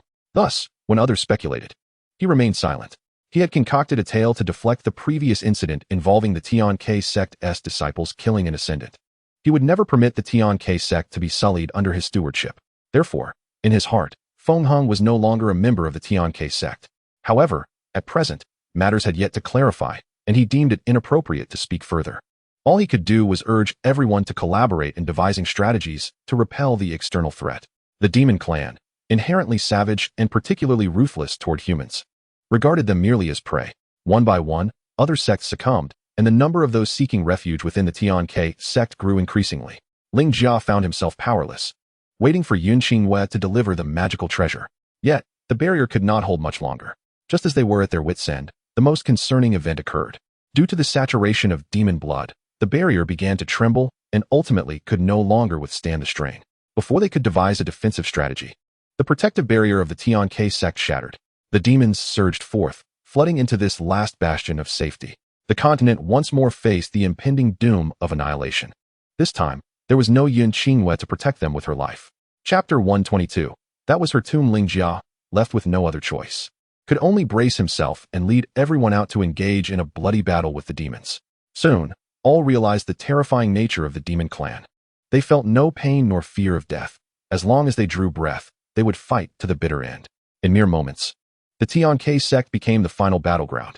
The war between cultivators and demons raged on for an extended period. The number of cultivators dwindled, while the demons multiplied, seemingly endless as they fell from the sky, wreaking havoc upon this realm. For a fleeting moment, Ling Jia's hatred for Feng Heng surged. He claimed to act for his master, yet he sought to annihilate the very world his master had protected. He seethed with rage, unleashing his fury upon the mindless demon tribes. He vowed to fight until the very last moment. The fallen were increasing in number, the corpses accumulating around his feet. It seemed that the Tianchu sect was on the verge of descending into hell. Suddenly, everything came to a standstill. Lin Jia swung his sword down fiercely, severing the head of a demon. The blade was dulled from relentless use, and he was utterly exhausted. As the world around him froze, Lin Jia propped himself up with his sword, his legs trembling, ultimately succumbing to fatigue and kneeling on the ground. He appeared quite disheveled. Raising his gaze through the crimson haze, he locked eyes with the figure reflected in the water mirror. "My lord," Lin Jia rasped, a glimmer of light finally appearing in his eyes. Yun Qingyue surveyed her surroundings, her expression cold and solemn. What is happening? The sky had collapsed, and these demons were raining down from above, frenzied and bloodthirsty, attacking on sight as the protective formation of the Tianchu sect shattered. Lin Jia's words came out in broken fragments, prompting Yun Qingyue to clench her fists. "Lin Jia, has the secret treasure not arrived yet?" She had already surmised the truth, but still asked. "No." Lin Jia's reply caused Yun Qingyue to press her lips tightly together. Ultimately, a hint of despair flickered across her face as she managed a bittersweet smile. "It really is him." Her voice trembled, her expression momentarily clouded with confusion. In an instant, all her emotions were concealed. Yun Qingyue summoned half of her soul, bravely enduring the retribution of heaven, and through the water mirror, returned to this realm. She cast her gaze upon the rift in the sky, her eyes icy as they swept over the demons ravaging the land, and raised her hands gently. A clear, melodious voice resonated, enveloping Yun Qingyue in a halo of soft light, pure and sacred. The ethereal, pristine chant echoed across the continent, the silvery blue spiritual energy, both holy and powerful, radiated outward from the Tianchu sect in rippling circles. Wherever it passed, all demons were reduced to dust, coalescing into one place. When Yun Qingyue ceased her chanting, there was no trace of demons left on the continent, and the shattered sky was restored to its former glory. The heavenly light burst forth, dispelling the pervasive crimson, once again showering hope upon the world. Lin Jia stared in awe as Yun Qingyue's figure began to fade, eventually drifting softly to the ground. He was oblivious to the fact that within just a few months, his lord had grown so formidable. "My soul cannot defy the will of heaven to return to my body once more. This object can nurture the soul. Please seal it away." Yun Qingyue's voice grew fainter. At last, her figure vanished, leaving behind a luminous crescent moon that fell to the ground with a delicate chime. Lin Jia summoned every ounce of strength to crawl over, carefully cradling it and wrapping it in a pristine silk cloth before storing it in his storage ring. As everything returned to normal, Lin Jia discovered that all the demons had turned to dust, forming a desolate mountain that stood tall amidst the peaks of the Tianchu sect. Once again, Yun Qingyue had saved them. Everyone was ecstatic. They wept and knelt on the ground, fervently bowing towards the radiant sky. A beam of divine light descended, landing upon a female cultivator. She appeared bewildered, not belonging to any sect, yet bore an uncanny resemblance to Yun Qingyue. Someone shouted, "The Saintess! The Saintess has appeared. The Saintess will forever protect us." All the cultivators excitedly bowed to her, tears glistening in their eyes, filled with hope. Lin Jia observed the dazed figure quietly, taking out the crescent moon, which had dimmed slightly. She was not Yun Qingyue, but rather the Saintess chosen by her. The woman seamlessly integrated into the Tianchu sect. Her cultivation flourished without hindrance, as if she were recognized by the heavens as a person of great fortune. After this calamity, Lin Jia made a decision. He constructed a tomb for Yun Qingyue, hidden within a secret realm. With reverence, he placed the crescent moon within the tomb. When he finally resolved to devote himself to cultivation and ascend, the desolate mountain stirred. Lin Jia ventured there alone, once more dividing his soul to consume the residual malevolent energy of the demons, suppressing their vengeful spirits. The malevolence from the mountain surged into the sky, and the members of the Tianchu sect refrained from discussing the desolate mountain. Subsequently, Lin Jia entrusted the Xianxiaaudiobooks sect to the Saintess, preparing to seek out Xianxian. And then, Jiang Wanli inquired softly, noticing Lin Jia's sudden silence. On my way to find Xianxian, I encountered a troop. Jiang Wanli's eyelids twitched, a strange feeling surging within her. They were annihilated on a small island in the South Sea, where I saw Feng Hong. I also saw the tragic end of my own battle. Lin Jia's gaze fell. My lord, everything I just spoke of is my own experience. Yet there is another fragment of memory that suddenly emerged. That memory seemed to have been hidden deep within my mind, and when I saw that troop, everything came flooding back. Your secret treasure never reached me. I fell in battle against the demons. Lin Jia continued, still wearing a bewildered expression. I do not know what is real. We clearly triumphed over the demons, and I even constructed a tomb for you. He cradled his head in anguish. Yet when that memory surfaced, I indeed perished. I entered my own tomb, hiding my body within the secret realm. Lin Jia murmured, this cannot be right. I do not possess the strength to create a secret realm for my own tomb. Jiang Wanli regarded him, lowering her gaze. Is this the structure of the tomb you built for me? As she spoke, she produced a silk cloth from her bosom. The cloth bore an intricate diagram of a palace structure. It was a map of the ancient tomb that Jiang Wanli had sketched after awakening. She had emerged from there, having climbed out of a coffin. Since she was neither Jiang Wanli nor a member of the Xianxiaaudiobooks sect, there was only one possibility. She was indeed a being from that ancient tomb. Thus, she had remained vigilant. After leaving the ancient tomb, she had sketched the tomb's layout. Lin Jia took the silk cloth, examining it for a moment before nodding. Indeed, this is the tomb I constructed for my lord. To call it a tomb is not entirely accurate. It is merely a sanctuary crafted for nurturing your soul. My lord instructed me to divide my soul, and I cannot keep your residual soul with me at all times. Moreover, everything about the Xianxiaaudiobooks sect is known to Feng Hong. I cannot rest easy. Thus, Lin Jia spoke softly. Jiang Wanli nodded. It was indeed her tomb. Yet, Jiang Wanli sensed that her soul was currently whole. What had she experienced? Why had she ascended yet awakened in the lower realm? And why had Lin Jia become He Qian, resting alongside her in the ancient tomb? Furthermore, the azure dragon and vermilion bird, after the calamity of the world, should have ascended with her. Why had they reverted to their ancestral forms? Buried as divine beast eggs in the ancient tomb? Jiang Wanli traced her fingers, her thoughts swirling. It seemed she harbored many secrets. Chapter 123. Have we shared a past? Observing Lin Jia's bewildered expression, Jiang Wanli reached out to pat his shoulder. Everything will become clear. There is no need to be so entangled. Her voice was gentle. Since we have been granted a chance to start anew, let the past be but a dream. Jiang Wanli successfully drew Lin Jia back from his thoughts, and he looked up at her, aware that she had no memories of the past. He reflected on how Jiang Wanli's awakening mirrored that of her previous self during his time as He Qian. His lord remained a guardian of the people, powerful yet modest. The suffocating confusion within him dissipated in an instant. Jiang Wanli was indeed correct. Regardless of what had transpired before, they were presently well, as if starting anew. Retracing their steps, the doubts that plagued him would ultimately yield answers. With this realization, Lin Jia performed a respectful bow towards Jiang Wanli, honoring her return. Jiang Wanli extended her hand to assist him, poised to speak, when suddenly the air grew dense. Before her appeared a jade crescent moon, radiating a purple glow. Jiang Wanli paused for a moment, her fingers brushing against the crescent. At the instant her skin made contact, a vivid image flashed in her mind. A man with half a mask sat grinning on the throne, while all the winged spirits cowered on the ground, trembling. I know you can contact the moon deity and summon her to save you. Feng Hang smiled at the only standing wood spirit, his voice smooth yet laced with seduction. The leader of the wood spirits, battered and bruised, with singed wings and a significant portion of his right wing missing, struggled to stand before Feng Hang.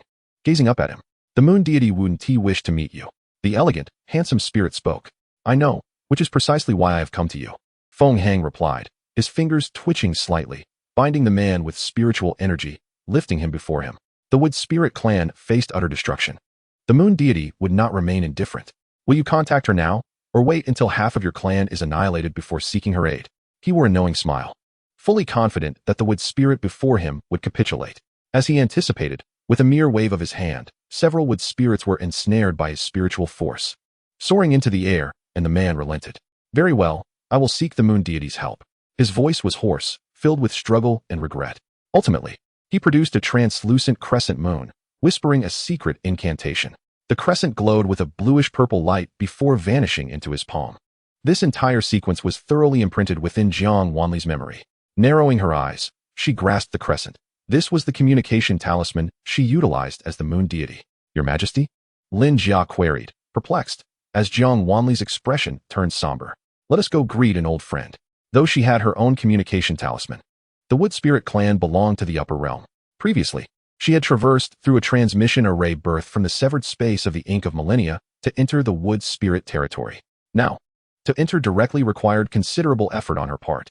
Upon entering the Wood Spirit realm, Jiang Wanli beheld the charred fields, her gaze turning icy. Not long ago, this land had been lush, with vibrant crops and rare herbs flourishing. This place, once nourished by the spiritual energy of these plants, now lay desolate, stripped of all vitality. Jiang Wanli's expression hardened as she strode directly into the main hall. Upon sighting the figure seated on the throne, her fury could no longer be contained. In the next instant, she appeared before the man, delivering an unhesitating slap across his face. Feng Hang's head snapped to the side from the force, his mask nearly dislodging. Yet the smile upon his features had yet to fade. Prodding the reddened side of his cheek with his tongue, Feng Hang leisurely turned to face Jiang Wanli, his eyes still alight with mirth. Your Majesty, it has been quite some time, he remarked with a smile.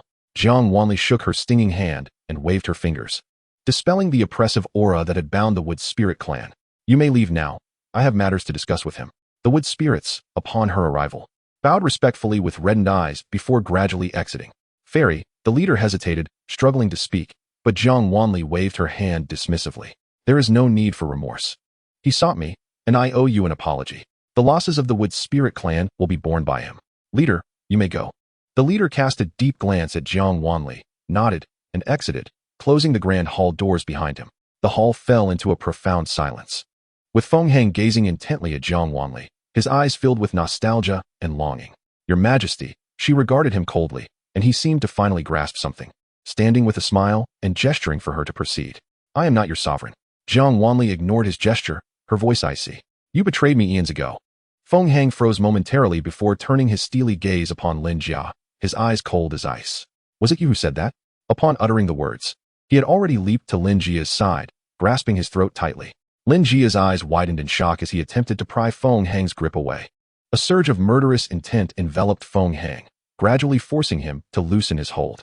With a cold smirk, Feng Hang remarked, Your Majesty, I simply do not understand why you entrusted the Xianxia sect to him, when he practices clearly nefarious arts. At this, Lin Jia faltered, the murderous aura around him seemingly stagnant in the air. Nefarious arts? Jiang Wanli regarded Feng Hang with a bemused smile. I simply do not comprehend why. Despite being the first to encounter you and the first to follow you, my abilities being the strongest among us five, you chose him instead. He is merely a lost soul retrieved from the ghost realm. What right does he have to become the leader of the Xianxia sect?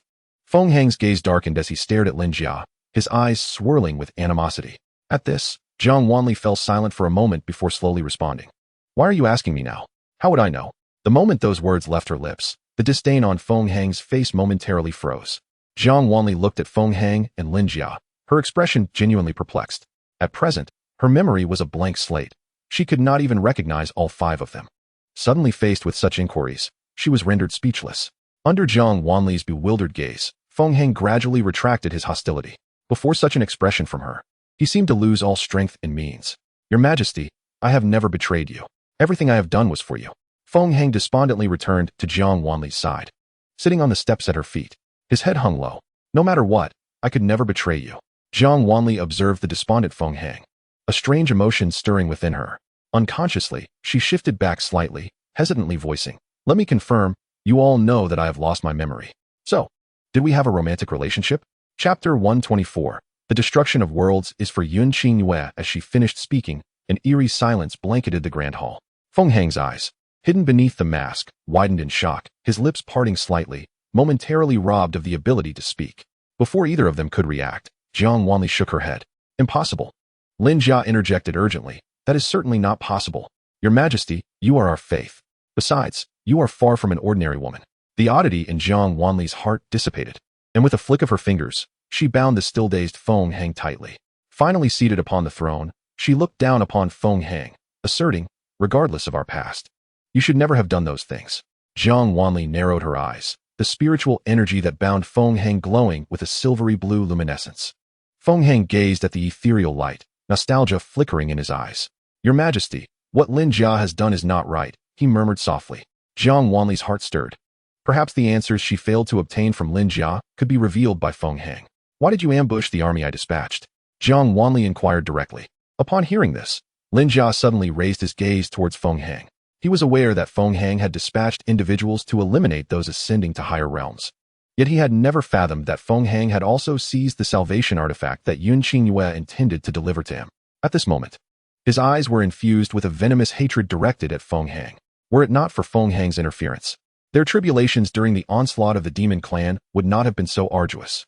Yun Qingyue would not have needed to fragment her own soul, descending through the heavenly laws to mend their shattered circumstances, ultimately rendering her spirit incapable of returning to its original form.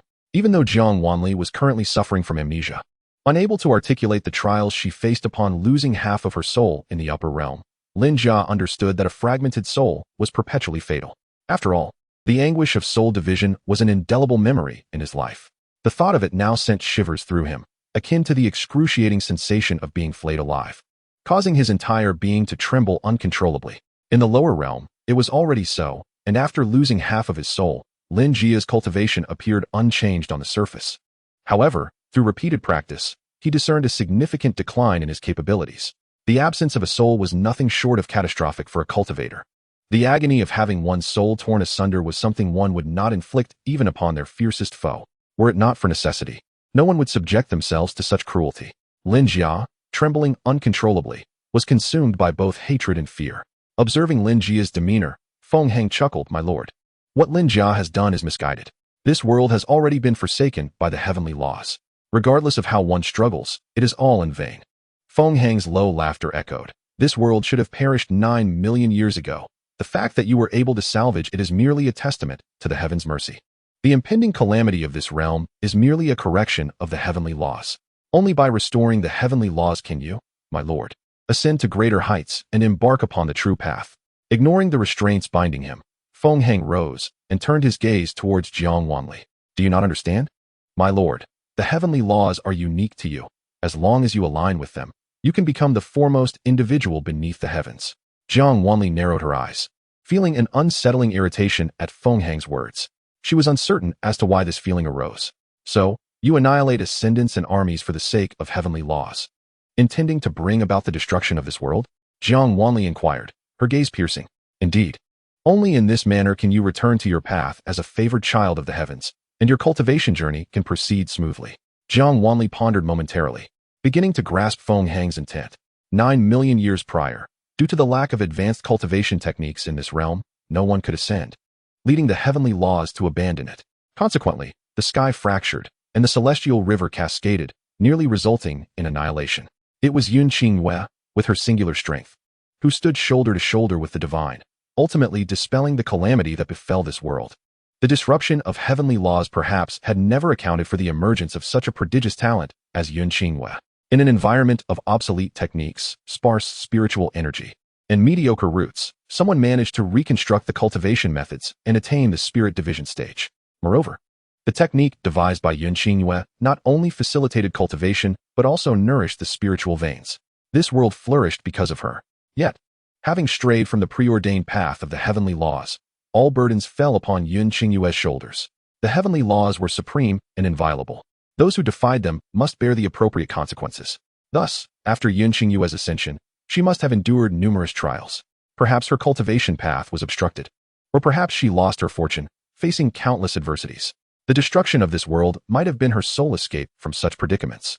Feng Hang acted decisively, placing the weight of salvation upon one person, while the resultant calamity of salvation rested solely upon Yun Qingyue.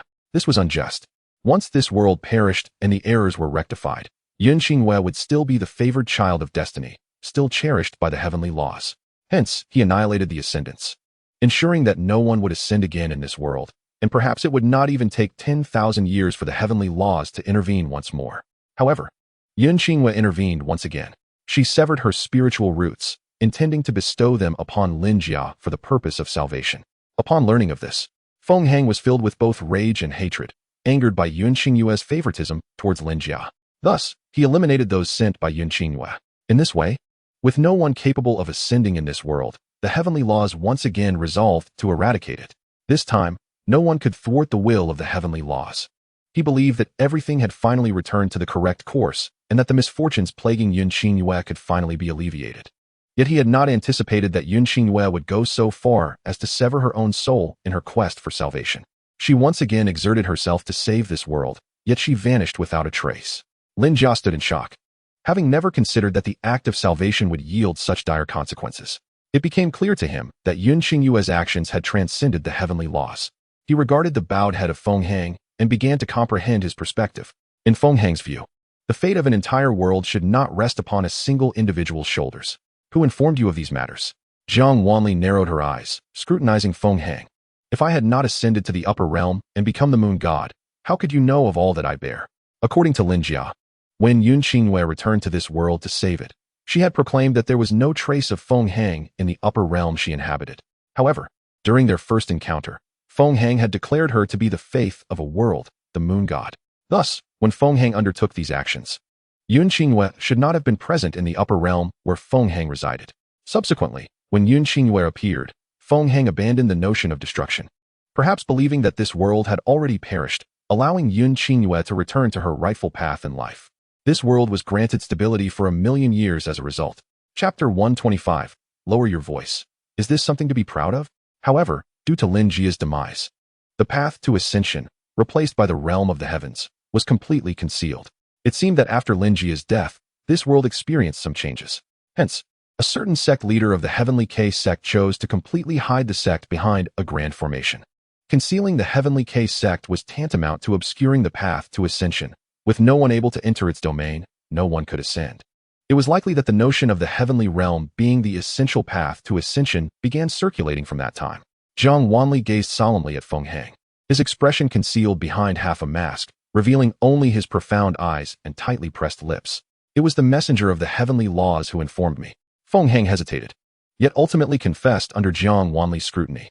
When my lord sealed the rift in the sky, I, along with Xinggu, Zhiyu, and Xianwu, collectively confronted the waters of the celestial river. As soon as the rift was mended, the waters swept us apart.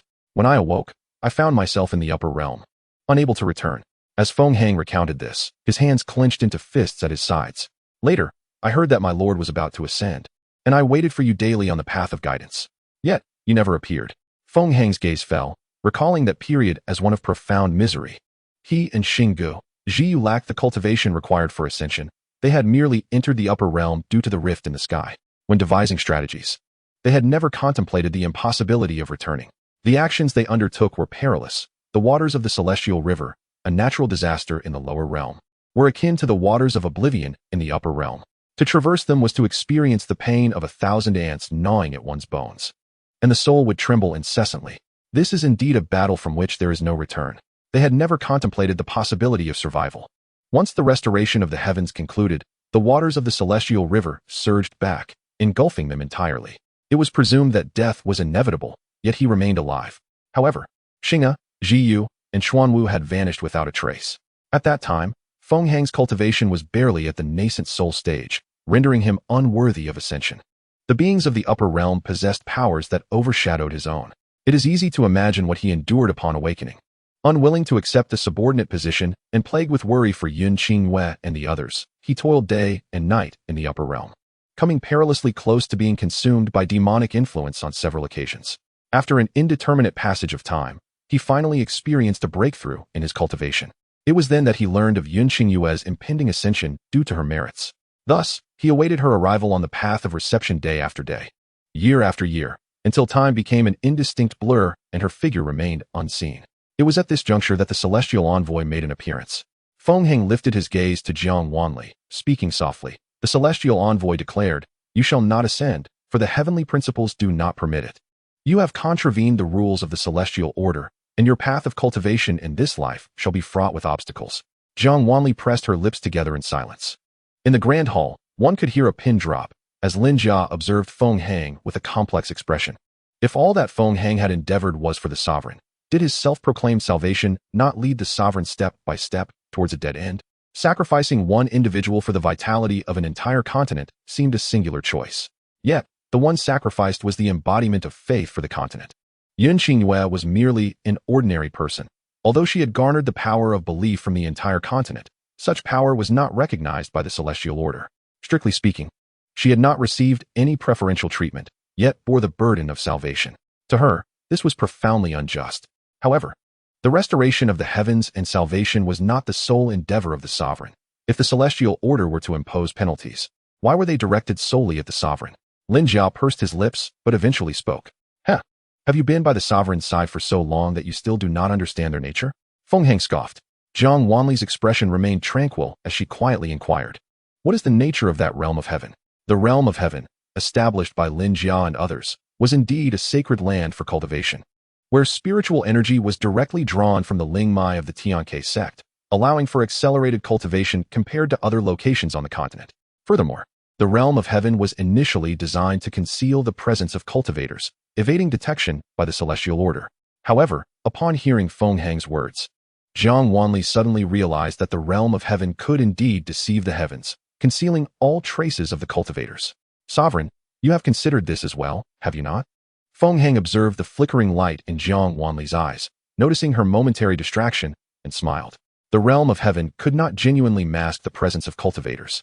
Their misguided belief that they had evaded the celestial order was merely due to those individuals not having reached the spirit separation stage, thus lacking the qualifications for ascension. If one were to deceive the heavens, it must be done thoroughly. A glimmer of malice flickered in Feng Hang's eyes as he regarded Lin Jia. The secret realm, created with nearly half the sect's accumulated power, is merely a self-deception. Lin Jia staggered slightly, staring at Feng Hang in disbelief. How could this be? That is the strength of half the sect. The realm of heaven, established by him and all the elders, had significantly weakened the Xianxia sect's power. If it were truly futile, then what could be said of their efforts to maintain the realm of heaven during the invasion of the demon race? Jiang Wanli lowered her gaze. Feng Hang was indeed correct. The realm of heaven could not conceal itself from the celestial order. However, since you have come to this realization, I shall certainly lend you a hand. It is I who have found the Saintess and confined her within the realm of heaven. As long as the cultivators of this continent still harbor faith in the Saintess, I will effortlessly transport all cultivators at the late stage of spirit separation into the realm of heaven.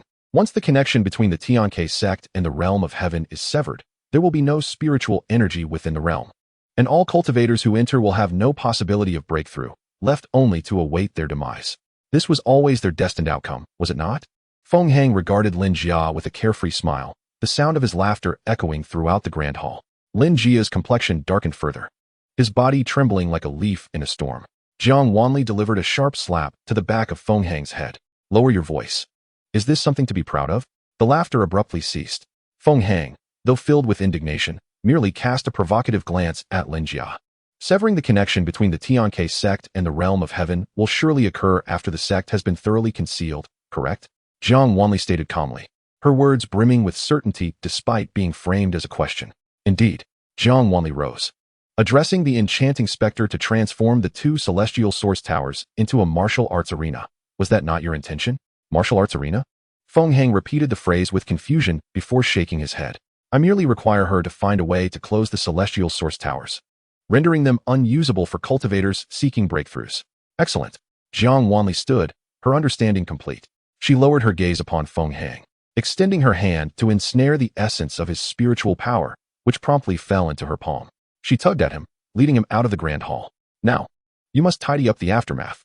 The doors of the grand hall swung open, revealing the desolate and barren fields beyond. Jiang Wanli narrowed her eyes, glancing at Feng Hang. You know, I have always been frugal with resources. Chapter 126. I disdain you. Feng Hang gazed at the spiritual herbs he had obliterated, letting out a sigh. Sovereign, if I am to clean up the aftermath, you must first release me, yes? Jiang Wanli narrowed her eyes, her tone laced with danger. I believe you prefer being bound. Indeed, the sovereign is astute. Feng Hang replied with a smile. I have recognized my error. I shall restore these spiritual plants, one by one. A smile played beneath the mask he wore, his words tinged with a hint of indulgence. Lin Jia listened to Feng Hang's remarks, a shiver running down his spine. Observing the gaze Feng Hang cast upon Jiang Wanli, he belatedly realized that Feng Hang's feelings for the sovereign seemed to have undergone some complex transformation. He was often slow to grasp matters of affection, and given their reverence for Yun Qingyue, he had never considered that Feng Hang might harbor other sentiments for her. Now, the way Feng Hang looked at Jiang Wanli was undeniably affectionate, so much so that even he, in his obliviousness, could discern it. Lin Jia discreetly observed Jiang Wanli's expression, only to find her maintaining a cold demeanor, seemingly uninterested in engaging with Feng Hang further. Feng Hang, under the scrutiny of all, approached the edge of the field. Despite being bound, he retained the composed demeanor of a gentleman. Jiang Wanli quietly regarded him, ultimately retracting her spiritual power and re-establishing the formation to confine Feng Hang. Freeing his hands, their meaningful gazes briefly met before Feng Hang smiled and raised his hand to form a seal. Vital spiritual energy overflowed from his fingertips, enveloping a radius of nearly 100 miles within mere moments. Wherever the eye could see, vibrant green energy blanketed the vast fields. From the ashen and gray soil, green shoots began to emerge, gradually overtaking the desolation. From a distance, the greenery consumed the blackened remnants. The once lifeless spiritual plants regained vitality, flourishing at a visible pace. The Wood Spirit clan gasped in astonishment. Although they, too, possessed the ability to nurture plant growth, reviving rare and exotic herbs was beyond the capability of ordinary individuals. Moreover, the sheer scale of this spiritual energy could simultaneously stimulate the growth of all spiritual plants. The force behind it was truly immeasurable. Jiang Wanli observed silently. Her lips pressed together as the strange sensation that had lingered since entering the territory of the Wood Spirit clan intensified. Observing Feng Hang's actions, the sense of dissonance in my heart had reached an unbearable point. My heart skipped a beat as Jiang Wanli suddenly struck, delivering a blow to Feng Hang's back. He halted his movements, blood staining the corners of his lips. Turning to face Jiang Wanli with a smile, he opened his mouth and coughed up a mouthful of blood. Unfazed, he wiped the blood from his lips, his smile growing ever more radiant. You've caught on, as expected of the master. Jiang Wanli's expression darkened. The calamity will befall us in a month. What purpose does your deceit serve now that you have lured me here? Upon hearing this, Lin Jia appeared momentarily bewildered, the mention of calamity tightening a string in his mind. Surely, the master had not paid particular attention to the passage of time in the mortal realm since emerging from the celestial domain. Feng Hang continued to smile, blood oozing from the corners of his mouth, wiping it away with tedious persistence. Jiang Wanli's gaze turned frigid as she waved her hand, forcefully slamming Feng Hang to the ground with her silver-blue spiritual energy. Without hesitation, she raised her hand, binding him in the air with her power. Jiang Wanli observed him silently, aware that she could not bring him back to the lower realm for atonement. He would remain here, awaiting his just retribution. Her rationality restored. Her voice turned icy, a hint of murderous intent lingering in her eyes. Yet, she refrained from delivering a fatal blow. Feng Hang, she uttered softly, each word dripping with disdain, I look down upon you. As the words fell, she raised her hand fiercely, sending Feng Hang crashing into the mountainside. His body embedding into the rock, agony coursing through him, yet he was rendered immobile. After exchanging pleasantries with the clan leader, Jiang Wanli took Lin Jia and vanished from sight. Feng Hang had used the Wood Spirit clan as bait to lure her here. Although she had immediately restrained him upon arrival, seemingly reclaiming the upper hand, how could he merely reminisce with them? On the surface, Jiang Wanli appeared to have thoroughly subdued Feng Hang, rendering any of his schemes futile, thus forcing him to follow her rhythm step by step. However, in reality, Feng Hang had already achieved his objective by bringing her here. The moment they landed, Jiang Wanli felt a tremor in her soul, traversing between realms, completely disregarding the laws of heaven, which imposed a certain pressure upon her. Swallowing the metallic sweetness in her mouth, she maintained an impassive expression. A momentary haze clouded her vision, and when clarity returned, a flicker of alarm flashed in her eyes. What is happening? Lin Jia gazed at the crimson sky, his voice trembling. The entire expanse was stained blood red, the air thick with the stench of blood. With each breath, the sensation of suffocation intensified. Time in the celestial realm flowed differently from the mortal world. Having spent only a few hours within, several days had likely elapsed outside. With a mere thought, a teleportation formation appeared beneath their feet. In the blink of an eye, they stood before the grand hall of the Xianxiaaudiobooks sect. Master, you have finally returned. A pure white creature leaped into Jiang Wanli's embrace, speaking urgently. The Xianxiaaudiobooks sect has suddenly been besieged by a horde of spirits, and the fissures in the ground continue to widen. Yi Qingjue has already rushed over. Jiang Wanli scanned the sect with her spiritual energy, detecting only a single presence within. Without hesitation, she headed straight for the Xianxiaaudiobooks sect with the creature in tow. The heavenly laws seemed to have exhausted their tricks. After the collapse of the heavens, the earth had finally begun to fracture. Master, is it Feng Hang again? Standing before the entrance of the Xianxiaaudiobooks sect, Lin Jia surveyed the bodies strewn across the mountain path, his expression darkening. This scene was all too familiar. Once upon a time, when the demon clan invaded, the entrance to the Xianxiaaudiobooks sect had also been left in such a wretched state. The sight before him stirred particularly distressing memories, causing his voice to grow cold. Time flows slowly in the celestial realm. It was my oversight. He deliberately lured me to the upper realm at this moment to prevent me from interfering with the heavenly laws again. Jiang Wanli lowered her gaze, speaking softly. Not only that, but the flow of time in the realm of the Wood Spirit clan must also differ from this world. Lin Jia fell silent, sensing the truth in her words. A sweep of her spiritual energy revealed that the sect was nearly devoid of life. The two of them, along with the creature, hastened up the mountain. All along the way, corpses lay sprawled across the ground, blood staining the stone steps. Thousands of stone steps were littered with severed limbs, and there was scarcely a place to step before the mountain gate. Jiang Wanli walked forward in silence, the creature perched on her shoulder, its fluffy face etched with seriousness.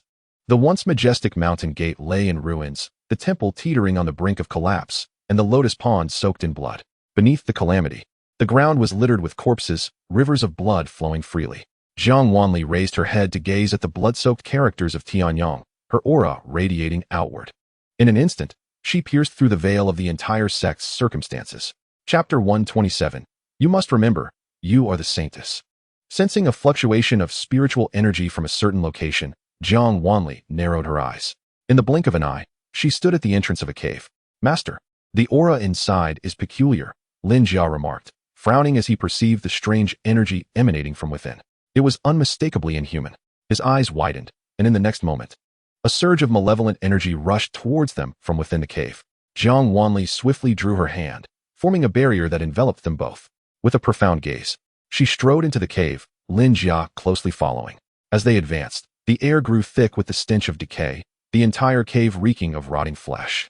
With remnants of corpses littering the path, it felt more like the lair of some carrion creature. As they drew closer, at the cave's end, a frail figure trembled, curled into a ball.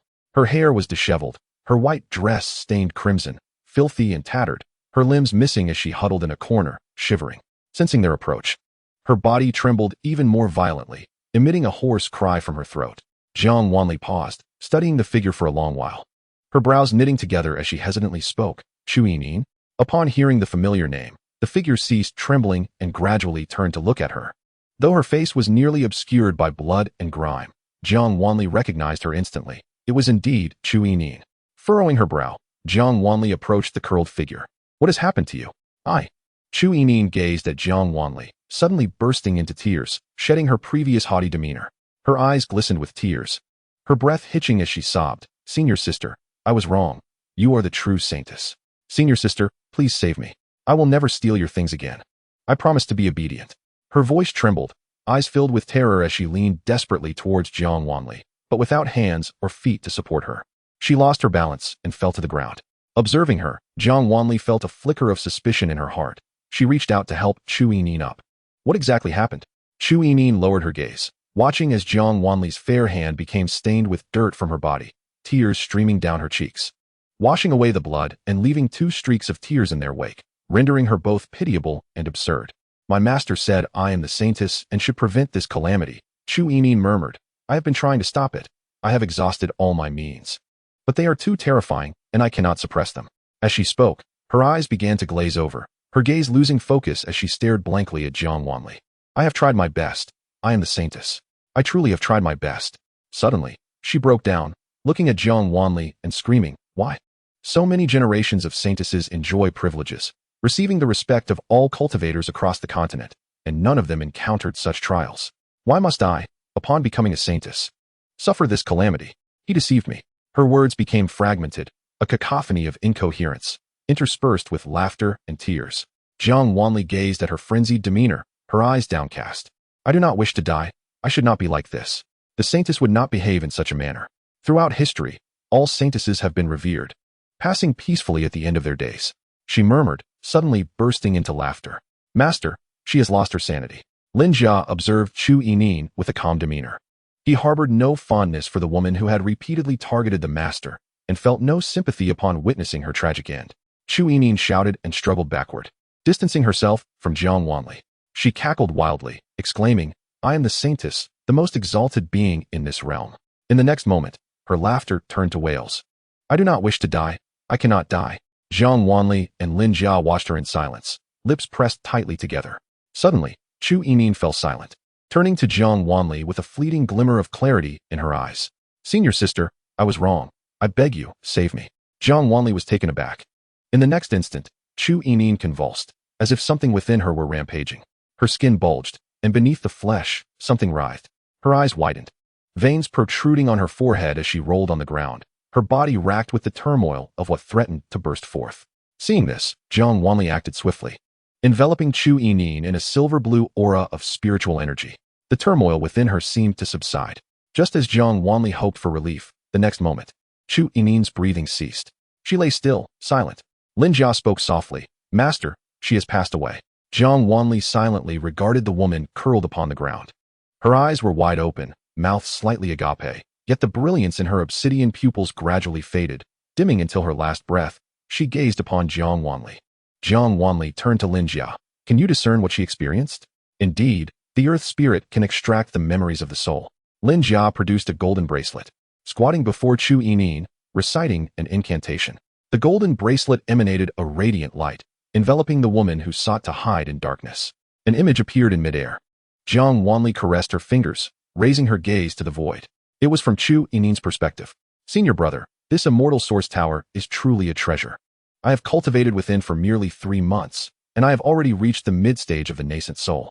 Her melodious voice brimmed with exuberance, showing the stern profile of Xianxia. Upon hearing her words, Xianxia's austere expression softened, his gentle gaze resting on Chu Yining as he smiled and praised. "Yining, you truly are the Saintess. To achieve such a breakthrough from the refinement stage in such a short time is remarkable." Chu Yining beamed with joy at the compliment. They returned to the Tianyang sect. On the very night of their return, calamity struck. The rear mountains of Tianyang sect ignited with crimson light. And as that radiance split the heavens, everyone emerged from their chambers. Chu Yining soared on her sword beside Xianxia, facing an elder who must be the sect leader. "Senior brother, what is happening?" Chu Yining inquired. The Shuani Hall previously warned of impending disaster, urging us to prepare. Could this be the calamity spoken of by the White Hall Master? Xianxia murmured, his countenance grave. Sensing the heavy atmosphere, Chu Yining pressed her lips together. The elder turned abruptly, fixing his gaze directly upon Chu Yining. "As the calamity descends, the Saintess bears the responsibility of salvation. You must lead us to overcome this disaster. Why do you cower in the back?" His stern voice thundered in her ears, startling Chu Yining, her expression betraying fear as she instinctively sought refuge behind Xianxia. Observing her demeanor, the elder's expression darkened further, gripping her tightly and drawing her forward.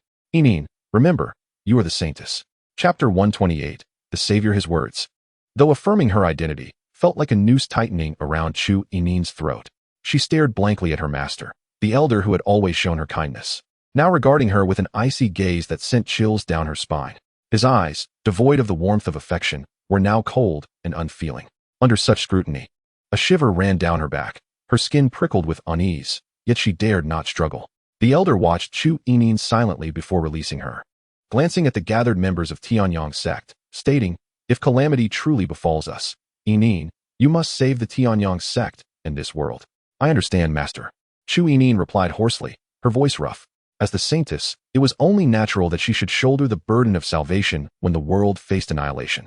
Yet, the coldness in her master's gaze weighed heavily upon her.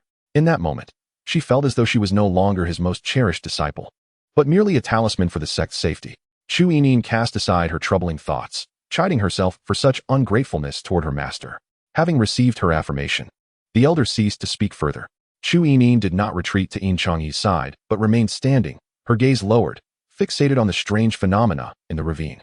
A beam of crimson light shot forth between the two mountains, soaring into the heavens, painting the entire sky red. A closer inspection revealed that the red light emanated from a fissure in the ravine, entwined with dark energy, obscured in the darkness of night. The crimson glow intensified, and within mere moments, they could see the widening rift between the mountains. The fissure was expanding. Gazing at the massive crack beneath her, Chu Yining could not suppress a tremor. The dark energy entwined within the crimson light grew thicker, and simultaneously, numerous figures appeared within Tianyang sect. They were disciples from various sects, drawn to investigate the ominous phenomenon. They lurked nearby, all silently observing the strange occurrence beneath them. Though they understood it to be ill-omened, none dared to engage with the fissure. The predictions of calamity remained unverified, and even the news released by the Shuani Hall was met with skepticism. In their understanding, celestial phenomena could herald opportunities rather than disasters. They were gambling. When the first malevolent spirit emerged from the fissure, all held their breath. This spirit was not humanoid. but immense beyond measure. Its appearance filled the air with a heavy stench of blood. The scent of decay intensified as the spirit revealed its colossal form. Only then did they grasp the magnitude of what they faced. As the spirit extended its head, it completely obstructed the fissure, surrounded by dark energy, its countenance grotesque, possessing features both familiar and alien. It began to crawl upward, grinning with a maw of fangs, two beams of crimson light cascading upon the cultivators, causing them to scream as they plummeted into the abyss. Chu Yining was drenched in cold sweat, glancing at the elder. It was only due to the elder's timely formation that the disciples of Tianyang sect were spared from disaster. The others from different sects were far less fortunate, vanishing without a trace as they fell into the rift. The fissure continued to widen, and the malevolent entity persisted in its ascent. Chu Yining met the elder's gaze, trembling all over. "Yining, it is time for you to act. If I am not mistaken, the fissure leads to the underworld, connecting to the realm of spirits." The elder's raspy voice brooked no argument. "This fissure can only be sealed by the Saintess." "Yining." Chu Yining's body stiffened as she cast her gaze downwards upon the fearsome specter, her heart engulfed by an overwhelming tide of dread akin to the vastness of the ocean, nearly submerging her. Instinctively, she turned her head towards Xianxiaaudiobooks, her eyes shimmering with hope. Yet, Xianxiaaudiobooks averted his gaze. In that fleeting moment, Chu Yining felt as if she had plunged into an icy abyss. She looked at the disciples of her sect who had once cradled her in their care, those who had assured her that they would share any burden that befell her. But now, when they met her gaze, they feigned indifference, diverting their eyes elsewhere. Refusing to meet her gaze, Chu Yining stood frozen, suddenly recalling her senior sister's words about this group being ungrateful wolves. It dawned on her that prior to her ascension as the Saintess, these individuals had lavished their attention on Jiang Wanli, encircling her with sycophantic devotion. Their adulation was merely for the title of Saintess. Whoever occupied that esteemed position would be met with sweet words and profound respect. In hindsight, this was indeed the case. A wave of profound desolation surged within her. Orphaned since childhood, she had wandered aimlessly until she finally found solace in the Tianyang sect, believing it to be her true home. Now it seemed that those she had considered family were ready to abandon her at a moment's notice. What should have been her responsibility felt like an overwhelming urge to flee. Yet, that fleeting thought vanished almost as quickly as it appeared. Chu Yining understood well that escape was not an option. Thus, she lowered her gaze obediently and responded softly, "Yes, master." As the words left her lips, she looked towards the widening chasm beneath her feet. At that moment, the fissure expanded further, and the ghastly spirit had emerged halfway from its confines. It was shrouded in crimson, a malevolent aura swirling around it, causing the flora to wither and the fauna to perish in its wake. Despite her trepidation, Chu Yining resolutely charged towards the chasm under the scrutiny of all present. She could do this. She was the Saintess, destined to eradicate calamity and preserve peace in the world. She continually bolstered her courage, yet her underlying fear surged uncontainably. Drawing nearer, she channeled her spiritual energy, guiding her sword to hover just before the specter, her protective barrier showing signs of fracture under the encroaching darkness. As the malevolent energy threatened to breach her barrier, Chu Yining forced herself to remain calm, raising her hand to form a seal. As the spell was cast, pure spiritual energy flowed from her fingertips, directed straight towards the specter. Sweat beaded on her forehead as she focused intently on that surge of energy. This was the purification technique she had only been permitted to learn after becoming the Saintess, specifically designed to counteract malevolent spirits and cleanse their dark aura. Indeed, the Saintess was born to save the world. All that she had studied post-ascension was aimed at combating various calamities. Chu Yining watched as her spell pierced through the dark mist, striking the specter's chest, causing it to shudder and emit a wretched wail. There was hope. The swirling dread in her heart dissipated slightly as she maneuvered her sword beside the specter, deftly avoiding its chaotic attacks while fixating on its every move, searching for its vulnerabilities. Her previous assault had enraged the specter, which now ceased its ascent and began to lash out wildly. Crimson malevolence surged forth, intermingled with ominous darkness, targeting the cultivators relentlessly. Others could no longer remain passive observers, scrambling to evade the onslaught. "Yining," a familiar voice rang out, momentarily distracting Chu Yining as she instinctively lifted her head in search of its source. Chapter 129. Despair. Xianxiaaudiobooks arrived late, swiftly gliding towards Chu Yining. Seeing him approach, her eyes welled with emotion. Finally, someone stood by her side, ready to confront the terror together. She couldn't wait patiently for Xianxiaaudiobooks to reach her. As a bone-chilling aura crept up her spine, Chu Yining suddenly darted to the side, glancing back at the blood-red eyes that watched her ominously, sending chills down her spine. Xianxiaaudiobooks noticed as well, his lips pressed tightly together, hastening towards her without uttering a word. Armed with the confidence gained from her prior success, Chu Yining steeled herself. Determined to seal the specter away, she deftly dodged its attacks, calming her mind as she rapidly formed seals with her hands before her chest. The specter seemed to realize that only Chu Yining posed a threat and ceased its indiscriminate assaults, its blood-red eyes fixated on her white figure. Its cold gaze resembled a serpent lurking in the shadows, icy and menacing, a sensation that Chu Yining sensed almost instantaneously. She dared not look back, quickening the pace of her sword beneath her feet, leaving only a fleeting trace of white. The cultivators, who had previously been retreating and forced to counterattack, exhaled in relief. Swiftly setting up a protective formation, their eyes cast downward at Chu Yining as she faced the specter. Anxiety gripped their hearts. The attacks they had unleashed earlier had proven utterly ineffective against the colossal entity. Despite their utmost efforts, their spiritual strikes were absorbed by the specter's form as if they were naught but mist, leaving no ripple in its wake. Witnessing Chu Yining's attack pierce through the specter's seemingly intangible body, the cultivators' despondency morphed into encouragement, their gazes igniting with fervor as they beheld her. They awaited the Saintess, as foretold in legends, to resolve their peril and save the world. Fully absorbed in her task, Chu Yining remained oblivious to the cultivators having escaped the specter's attacking range, as she continued to evade the rapidly encroaching malevolent energy while raising her hand to form seals. The relentless chase continued for what felt like an eternity. When Chu Yining finally ceased her evasions, her sword spiraled around the specter, halting just above it, prompting all present to widen their eyes in excitement. Chu Yining's expression turned solemn as she focused on the specter below, her spell taking shape, a colossal array radiating pure strength, slowly and steadily descending upon the specter's head. The resplendent array shone brilliantly, enveloping the specter, diminishing its malevolent energy wherever it passed. Before the first array had dissipated, she summoned a second. Layer upon layer of radiant arrays cascaded down, illuminating the depths of the canyon. The specter howled, its grotesque visage contorting under the influence of the arrays. Yet all could discern that its malevolence was waning. The cultivators cheered for Chu Yining, their voices rising in jubilation. Oblivious to the commotion around her, Chu Yining continued to unleash array after array. Though her cultivation was indeed limited, and her techniques were merely rudimentary, she was at a loss for how to confront such a formidable foe. All she could do was give her utmost effort. It became evident that her techniques were effective. Yet, as she watched the specter continue to struggle and roar, a sense of helplessness and unease welled within her. She glanced at Xianxiaoding, who remained at a distance. Understanding her need for space, since she had begun casting her spells. When the specter attempted to ambush Chu Yining, he had made an effort to strike it down.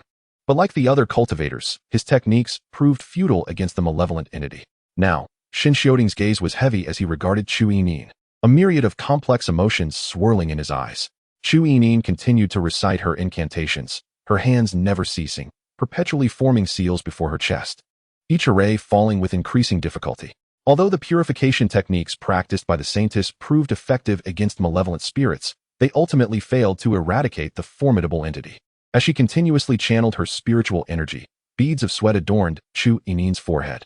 Strands of hair at her temples, dampened by perspiration, betrayed her fatigue as her speed in forming seals began to wane. The ominous aura surrounding the spirit had indeed been diminished. However, it remained firmly lodged within the fissure, its feet planted in the yellow springs of the underworld. If she could not vanquish it in one decisive blow, the spirit's malevolent essence, nourished by the yellow springs, would persist indefinitely. Should Chu Yining's formation falter against the accelerating growth of this dark energy, all her previous efforts would be rendered futile. Realizing this, her complexion turned ashen as she fixated on the malevolent entity below. She could clearly see the rift connecting to the ghost realm widening ominously. The spirit's condition was gradually improving. Anxiously, she wished for all the surrounding cultivators to evacuate. Her own heart was now gripped by terror, longing only to flee as swiftly as possible. Yet, the cultivators around her appeared oblivious to the impending danger. Perhaps they had sensed it. But the long-standing belief in the Saintess's omnipotence, the idea that she could resolve any calamity and save their world, had become deeply entrenched. These cultivators, who had grown up hearing tales of the Saintess's legendary prowess, invested all their faith in her, convinced that she could surmount any crisis. Thus, even as they observed the widening rift and the fluctuating state of the spirit, which had now almost entirely freed itself from the confines of the fissure, they continued to ardently cheer for Chu Yining. In a moment of desperation, she managed to muster a fraction of her energy, attempting to command them to leave. But her face paled further amidst the crescendo of their fervent cheers. In that fleeting instant, She realized that even if she urged them to depart, they might not heed her warning. Moreover, at present, she was utterly incapable of articulating a word. Within the ghost realm, the waters of the yellow springs continuously nourished the malevolent entity, and should she cease her incantation, even for a moment, a gap would appear in the formation suppressing it, allowing it to breach into their world. She found herself ensnared in a dilemma. Chu Yinin's thoughts spiraled chaotically. Around her, the praises and cheers of the cultivators persisted. Despair settled upon her as she lowered her gaze. I knew the Saintess would surely save us. This creature appears fearsome, yet before the Saintess, it is utterly insignificant. Indeed, the Saintesses of the past have always been formidable. The first Saintess single-handedly turned the tide against cataclysmic doom. Their fragmented words echoed in Chu Yinin's ears, inciting a fervent outcry within her. No, the Saintess is not infallible. The Saintess can be defeated. I am on the verge of collapse. You must leave. Her inner cries went unnoticed, and tears streamed down her cheeks. The fervent devotees, who had vowed to follow her for life, remained oblivious to her plight. Amidst the jubilation of the crowd, Xianxiaoding's gaze remained fixed on Chu Yinin, observing her drenched in cold sweat, her pale lips, and the slight tremor of her hands as she formed the seals.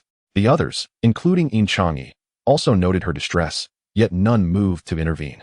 At the behest of the Tianyang sect's leader, Yin Changyi and the other disciples erected a protective barrier, casting a lingering glance at Chu Yinin before departing without a backward glance. Yin Changyi's lips pressed into a thin line as he regarded her, his expression grim. Xianxiaoding and Yin Changyi exchanged glances, both understanding the unspoken sentiments. When Jiang Wanli was still the Saintess, she had never appeared so disheveled. Even after losing her position, Jiang Wanli had endured humiliation without displaying such despairing countenance. It was undeniable that Jiang Wanli was far superior to Chu Yinin. This was evident to all. Yet, constrained by Chu Yinin's status, they felt powerless to act.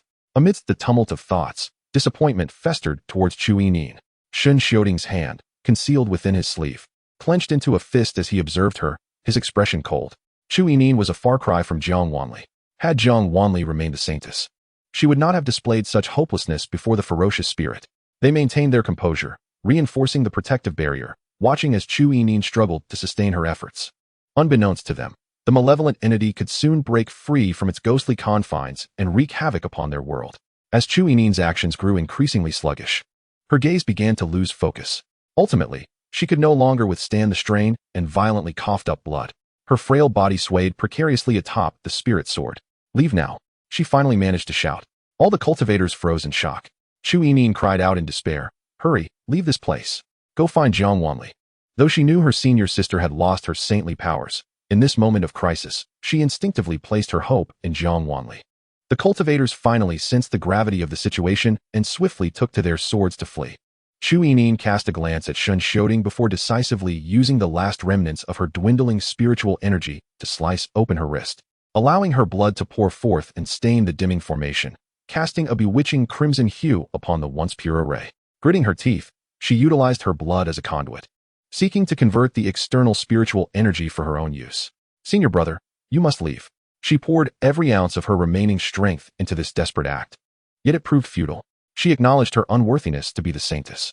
As her thoughts raced and her consciousness began to blur, she heard a voice call her name. Xianxiaoding had silently approached, now standing behind her alongside Yin Changyi. Just as she turned to speak, urgency returned to her features. You must, before she could finish. Her gaze fell to her abdomen, where a dagger was embedded within. Yin Changyi released his grip, his expression complex. I am sorry. The master said that if disaster were to strike, and the Saintess's powers could not withstand it, her flesh and blood could buy us some time. Chu Yinin's attempt to speak was thwarted as the blood she had swallowed surged forth. It was that person who informed the master, she managed to utter, blood trailing from her lips and staining her white dress. Indeed, Yin Changyi replied, his eyes gleaming with unmasked ambition. To buy us time, the master will be the first to ascend to the higher realms. The Tianyang sect will flourish again in the celestial domain. As he spoke, Chu Yinin turned her gaze towards Xianxiaoding. That person said that as long as we support you in securing your position as the Saintess, we can ascend directly to the higher realm. Xianxiaoding's voice was cold. Otherwise, do you truly believe you can surpass Jiang Wanli? The derision in their eyes was unmistakable.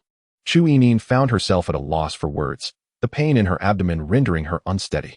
As she fell from the spirit sword, she finally realized that her animosity towards Jiang Wanli had been fueled by the words of these two indifferent men. Yinin, you are the most beloved junior sister of the Tianyang sect. Yinin, Jiang Wanli is merely cloaked in the title of Saintess, without that identity. I would not spare her a glance. You, Enin, are not in the least inferior to that self-righteous Saintess. She had believed their words. Driven to compete and seize the title of Saintess, successfully trampling Jiang Wanli beneath her feet. Yet now, she recognized that she was merely a pawn in their game. She was not a saint. She was merely an impostor, a mere substitute for the true saint. Thus, when calamity struck, this world was utterly bereft of salvation. Unbeknownst to her, she had inadvertently propelled this realm towards its demise. Chu Enin gazed upon the crimson sky, descending straight into the abyss. She plummeted into the river of forgetfulness, and as soon as she touched the water, her body was torn apart and devoured by vengeful spirits. Upon awakening, she found herself in a cave. With her hands and feet lost, she could only crawl on the ground, stripped of the pride that once belonged to the saint. She held her breath, painfully curling up in the darkness, waiting for Jiang Wanli. She yearned to convey everything to her senior sister, to apologize. She longed to tell Jiang Wanli that from the moment she entered the sect, she had greatly admired this legendary saint. Perhaps Jiang Wanli no longer remembered. But during her journey with Xianxiaaudiobooks, when they were tormented by demonic beasts, she had rescued a filthy child. That gentle saint had placed the child with a humble farmer's family, believing the child could live a safe and prosperous life. Perhaps her admiration was so profound, yet she was acutely aware that she could never stand alongside her. So when others claimed they could replace her, she felt an overwhelming joy. She simply wished to tell her senior sister that she too could become a saint, that she too could be like her. However, the deep-seated insecurities within her, while driving her to grow, mercilessly trampled upon the one she idolized. Perhaps, by becoming a cloud in the sky, her senior sister, as the mire beneath, would finally see her. Yet, the proud spirit of her senior sister was indomitable. The echoes of her soul lingered amidst the ashes, where a girl in white, not yet in her teens, cradled a mud-streaked child. Her exquisite visage bore a sweet smile, while the child's face was obscured by filth, revealing nothing but a pair of clear, innocent eyes that stared intently at her, filled with envy and adoration. Jiang Wanli silently observed the image in the void, turning her gaze towards Lin Jia. What do you think is the likelihood that the person Xianxiaaudiobooks spoke of is Feng Hang? Lin Jia lowered his gaze, though. From a purely deductive standpoint, the destruction of this world and the fall of the saint were indeed crucial elements. The master. Lin Jia's sentence trailed off, and Jiang Wanli completed his unspoken thought. However, Feng Hang's true form cannot descend from the upper realm to here, let alone fabricate the illusion of ascending from this place. Chapter 131. The Rift in the Ghost Realm. Lin Jia nodded, believing that the person mentioned by Tianyang's sect was not Feng Hang. Even if he had motives, he was in the upper realm, and in many cases, it was simply impossible for him to carry out so many actions in the lower realm. However, apart from Feng Hang, he could not conceive of anyone else who would do such a thing. Whoever could ascend after he had sealed the ascension passage must possess formidable cultivation, likely a figure of considerable renown in the upper realm. Yet, now the master had lost her memories, and he had not participated in any events following her ascension. Thus, they were utterly baffled as to who still wished to obliterate this world. Jiang Wanli did not dwell on this matter for long. After awakening, her desire for self-exploration was not particularly intense. Most of the time, she went with the flow, convinced that she would eventually uncover the truth behind all the mysteries. Moreover, everything she had experienced since awakening confirmed this notion. Perhaps, millions of years ago, she had already made all necessary preparations, which was why, upon waking, she did not flounder aimlessly like a headless chicken. On the contrary, wherever she ventured, she was able to glean some information she required. Thus, she felt no urgency. Lin Jia regarded the lifeless Chu Enin sprawled on the ground and turned to Jiang Wanli. Master, what shall we do now? Jiang Wanli withdrew her gaze and turned to leave. Let us proceed to inspect the rift in the ghost realm. She felt deep sympathy for Chu Enin's plight. Yet all was a consequence of her own actions. Regardless of her feelings toward Jiang Wanli, the fact remained that she had caused Jiang Wanli's demise. By occupying a position that did not rightfully belong to her, she must bear the corresponding responsibility. As Jiang Wanli exited the cave, she waved her hand, and a surge of spiritual energy enveloped the cave, reducing everything within to ashes. Lin Jia observed the vanishing cave, his eyes flickering. The master had not changed. Even after Chu Enin's multiple offenses, she still preserved a semblance of dignity for her. He did not overlook that upon Chu Enin's death, a layer of dark blue patterns had appeared over her sullied body. This was a sign of possession by a vengeful spirit, indicating that a resentful soul resided within her, waiting for her demise to completely seize her body. Moreover, with that vengeful spirit residing within her, Chu Enin's soul was nailed to her body. unable to enter the cycle of reincarnation even in death. Just moments ago, Jiang Wanli's aura had subdued that vengeful spirit, rendering it quiet. Surely, once they departed, the spirit would consume Chu Yinin's remains, absorbing her soul. At that time, Chu Yinin would vanish entirely from this world. Now, by annihilating her body along with the vengeful spirit, Jiang Wanli ensured that her soul would not be confined, granting her a chance at rebirth. Reflecting on this, Lin Jia could not help but smile. Even though Jiang Wanli was no longer a saint, her inherent kindness and sense of justice remained intact. His master was born a deity. Her divine nature, regardless of the time elapsed or experiences endured, could never be extinguished. That was the person he vowed to follow and serve unto death. Throughout their journey, the two remained silent, with Jiang Wanli present. They soon arrived at the site where the Tianyang sect's rift had manifested. As they approached the vicinity of the rift, they were surrounded by vengeful spirits, their malevolent presence swirling around them, menacingly watching. Jiang Wanli paid them no heed, her gaze fixed on the chasm below. The rift had expanded significantly. It was no longer merely a gorge between two mountains, but had spread to the midsection of both peaks. It was evident that, before long, the rift would consume the mountains entirely. Jiang Wanli narrowed her eyes. This calamity was indeed thorough, leaving this world with no glimmer of hope. Lin Jia understood her implication. The rift was widening with no signs of abating. If this continued, even if the cultivators could eradicate all the vengeful spirits spilling forth, it would be futile. If the rift could not be sealed, this world would plunge completely into the ghost realm's underworld. The waters of the underworld were lethal to humans. Should a living soul fall into the underworld, no matter how powerful, they could not escape a fatal fate. Master, can you close this rift? Lin Jia furrowed his brow, anxiously glancing down at the yawning chasm. The rift was far too vast. Had Feng Heng not delayed, there might have been a possibility of sealing it when it first appeared. But now, observing the ceaseless emergence of vengeful spirits from the rift, some of which towered like small mountains, it was unlike Chu Yinin's memories, where the vengeful spirits would be trapped. Now, all the spirits passed through the rift with ease. Not for the moment. Jiang Wanli's gaze remained calm as she watched the relentless flow of spirits emerging. She formed hand seals. Lin Jia instinctively withdrew, watching Jiang Wanli's movements. As she chanted incantations, her entire being levitated in the void, her white dress billowing in the wind.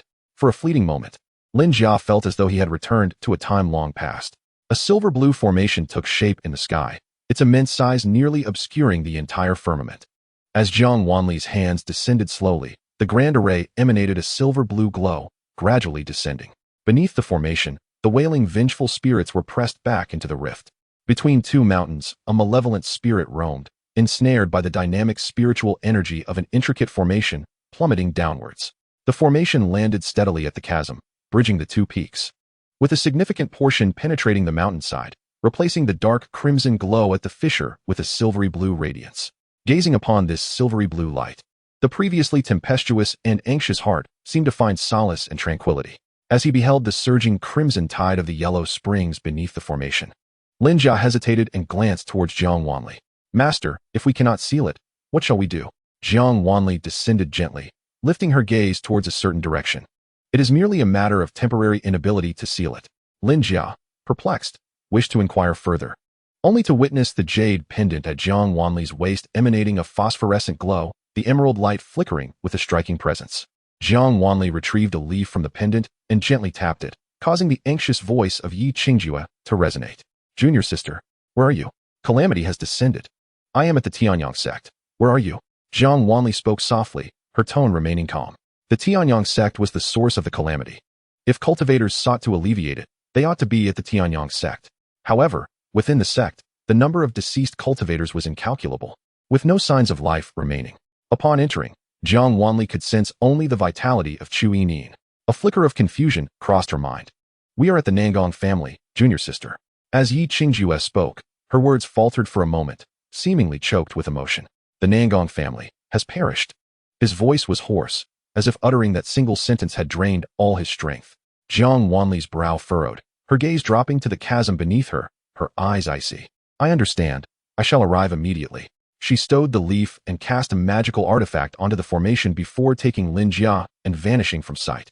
Lin Jia, having discerned the artifact upon the formation, pondered, if I am not mistaken, that artifact does not seem to be for suppression. Chapter 132, The Nangong Formation. Unbreakable by anyone, the Tianyang sect was a considerable distance from the Nangong family. Thus they took some time on the journey. Along the way, Lin Jia observed the rampaging spirits across the continent, his eyes cold and somber. This calamity was unlike any other, more ferocious than the celestial river's deluge or the invasion of the demon race from millennia past. This time, it seemed as though the Heavenly Dao was determined to annihilate this realm. Not only were malevolent spirits rampant, but the chasm had also opened directly upon the earth, its expansion persisting. Even if they managed to survive amidst the incessantly emerging spirits, they ultimately could not escape the fate of the entire world plunging into the realm of ghosts. Throughout their journey, Jiang Wanli cast dozens of magical artifacts.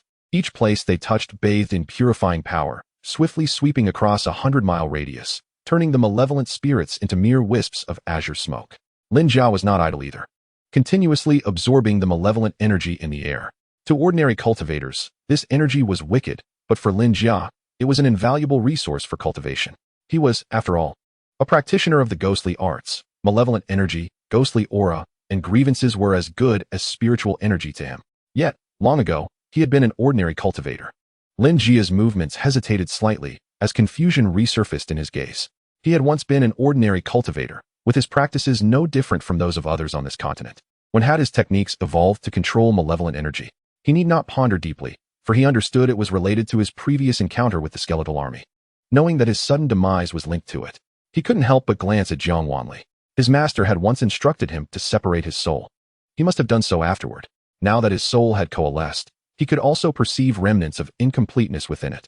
Jiang Wanli, noticing Lin Jia's gaze, casually tossed him a talisman. Almost forgot, your soul is still here. Her voice was soft. There may be a fierce battle ahead. Take the time to absorb these fragments of your soul. Lin Jia stared blankly at the talisman in his hand, frowning. This is the talisman that Ji Chu held. Indeed, I entrusted it to Ji Chu. You must have sensed your own essence upon it. Jiang Wanli sat upon a fan that glided steadily through the clouds, propping her chin with one hand as she lazily regarded Lin Jia. Should you, out of confusion or for any other reason, retrieve the talisman from Ji Chu, our relationship would come to an end. Lin Jia lowered his gaze. At that time, he had been unaware that this was Jiang Wanli's deliberate test. He knew the talisman belonged to Jiang Wanli, yet without her command, he would not act against it, even if its essence piqued his curiosity. However, his loyalty to Jiang Wanli was ingrained in his very being. He would never question her nor defy her orders. Jiang Wanli valued this trait greatly. She observed Lin Jia quietly, her lips pursed, reflecting on her own sentiments. Her first half of life seemed to have been lived with carefree abandon, the sole flaw being her poor judgment of character, whether it was with Xian Yin or Feng Hang. Thus, she felt compelled to take precautions, even if it was merely a simple test. For even in the face of betrayal, it would only add more obstacles for her. She was well aware that the human heart was inscrutable, and that people were inherently fickle. The atmosphere between them grew somewhat stagnant. Lin Jia pressed his lips together, sitting cross-legged to swiftly merge the soul power within the talisman. Jiang Wanli rose, her gaze descending upon the pitch-black world beneath the clouds. At this hour, the city beneath should have been ablaze with lights and bustling with life, yet it lay enveloped in darkness, lifeless and dreary. As Lin Jia stood, Jiang Wanli swept her spiritual energy across the area. I was not mistaken. Your soul has been divided into 4 parts, and 1/4 is still absent from this realm. Perhaps once you locate the remaining fragments, your questions will be answered. Lin Jia bowed deeply towards Jiang Wanli, expressing his gratitude. Although I do not recall what transpired afterward, I am grateful to Master for saving my life. Jiang Wanli extended her hand to help him up, her gaze fixed on the ground below. Yes, we have arrived at the Nangong family, Lin Jia. I need you. Her voice remained gentle, yet Lin Jia sensed an undercurrent of chill. He lowered his gaze and beheld a massive protective formation before them. The array glowed with warm white light, shimmering gently. Lin Jia's eyes widened in astonishment as he abruptly turned to Jiang Wanli. This is a top-tier, 9th-level defensive formation, the Tianyu formation. Indeed, Jiang Wanli gazed at the flowing warm spiritual energy of the formation, her eyes glimmering with fragmented light. Seeing this formation, she felt a twinge of surprise. Although she had indeed intended for the Nangong family to set up the array when she entrusted it to Nangong Yi, she had not anticipated that they would successfully establish it. This protective array possessed formidable defensive capabilities. Once activated, it would be nearly impossible for anyone to breach it within an hour. However, the requirements for setting up such an array were exceedingly stringent, even in the upper realms. Few forces could manage it. She had not expected the Nangong family to truly accomplish this. Remembering Yi Qingjue's words, Jiang Wanli's hand clenched into a fist and then relaxed. Let us proceed. The folding fan swiftly reached the formation's threshold. Jiang Wanli observed the elderly figure seated within the array, feeling a tightening in her throat. Upon seeing her, Yi Qingjue quickly whispered to one of the elders, who turned in surprise to look at Jiang Wanli. Jiang Wanli waved her hand, turning all the malevolent spirits nearby into ash. Standing before the formation, she awaited the elder to open the entrance for them. Lin Jia glanced back at Jiang Wanli. In his memory, no formation could hinder her. As the elder opened the entrance, Jiang Wanli and Lin Jia stepped into the barrier. "You must be the senior sister of my disciple," the elder said with a warm smile. "My disciple can be quite headstrong, and I trust he has caused you considerable trouble. Allow me to express my apologies and gratitude for your care of him." Jiang Wanli shook her head respectfully, replying, "Nangong Yi possesses extraordinary talent in the formation arts. I am truly delighted to have formed a bond with him." The elder gazed deeply at Jiang Wanli, acknowledging that this ninth-tier protective array was sustained by her efforts, safeguarding half the population of the continent. Without this array, the world would have likely descended into a hellish nightmare. However, despite the full might of the Nangong clan being devoted to this endeavor, the array remained only a half-finished masterpiece, with its duration limited.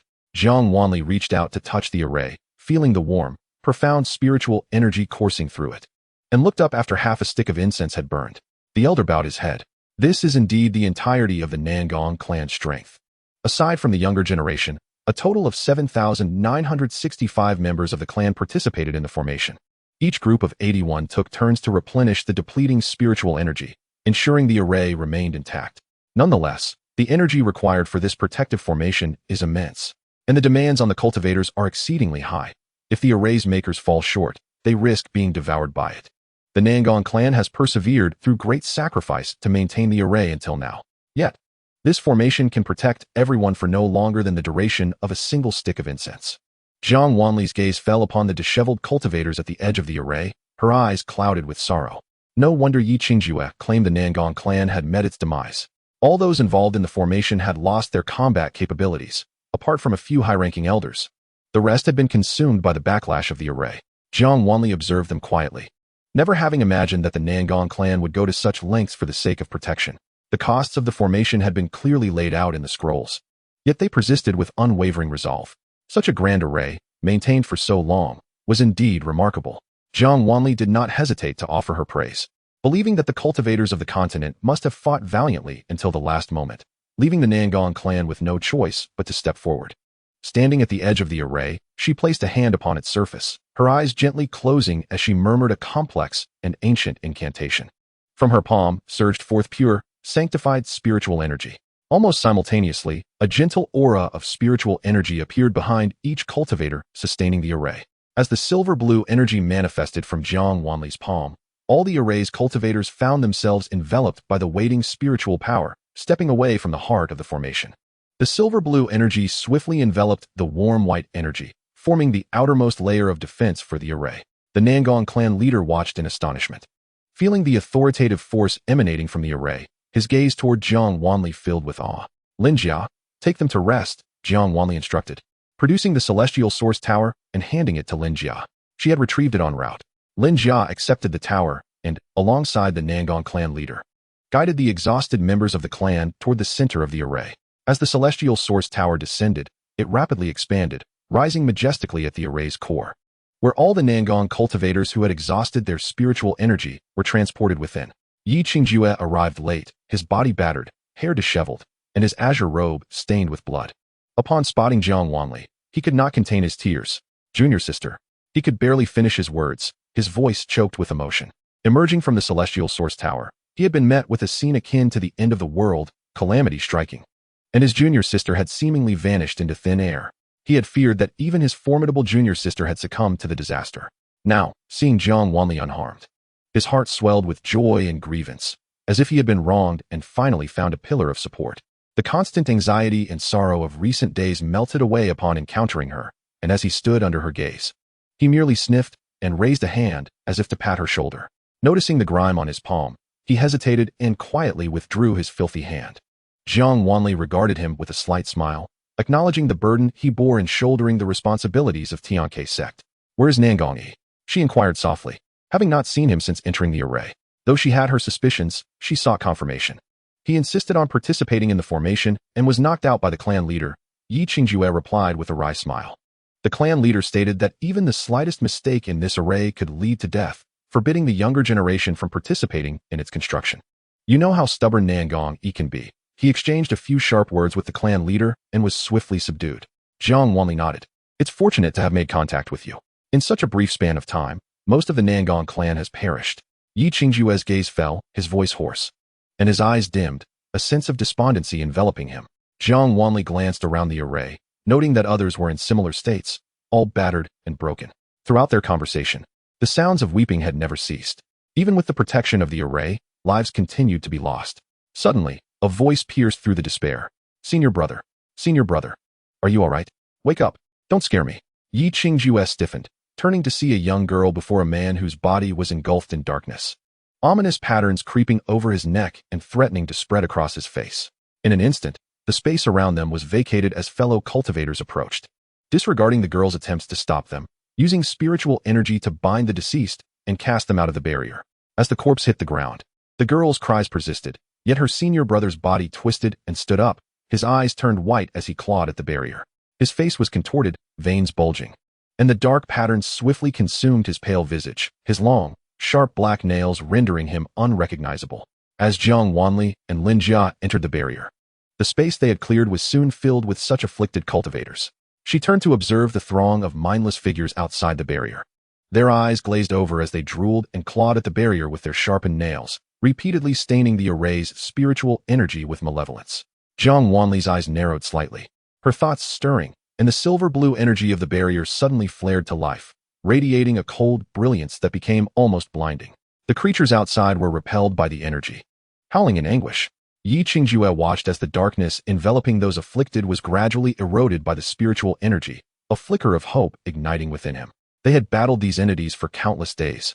From the savage torment and soul-snatching of vengeful spirits to the relentless onslaught of those whose bodies had been overtaken by these malevolent forces. Despair had settled over them all. Ultimately, it was the Nangong clan that had provided them with a brief sanctuary. Yet now, seeing the clan's members fall one by one, everyone understood that this defense could not last long. The number of those possessed continued to rise, cultivators collapsing one after another. The protective array trembling on the brink of collapse, leaving all with pallid faces and glazed eyes, seemingly resigned to their fated demise. Yi Qingjue beheld the fallen female cultivator, knowing that his senior brother had transformed and been cast out. The individuals within the array could only do so much. In these past few days, the number of those afflicted had surged. Tragedy struck ceaselessly, a brutal reality beneath the weight of calamity. Yi Qingjue's expression grew solemn as he turned to Jiang Wanli. Recalling the tales of ancient disasters that had befallen the world, each time a saintly figure had risen to save it from ruin. However, as the Saintess, Chu Yinin had perished at the onset of calamity. This world may truly be devoid of hope. Contemplating this, he raised his gaze to Jiang Wanli. His voice choked with emotion. Junior sister, I am deeply sorry. You have just joined the sect, and I have yet to fulfill the promises I made. Instead, I find myself relying on you for support. The presence of Jiang Wanli in Tianke's sect is an immense fortune, yet alas, I am powerless. You have only just entered the sect and have yet to learn anything. At this point, he continued, his voice thick with emotion. Jiang Wanli opened her mouth, realizing that Yi Qingjue's words rang with truth, leaving her unable to refute him. Thus, she extended a silken handkerchief, for once the lamentation of spring and autumn is over. One must return to work. Yi Qingjue accepted the handkerchief, wiping the dirt from his face, and upon hearing her words, looked at Jiang Wanli with a face full of confusion.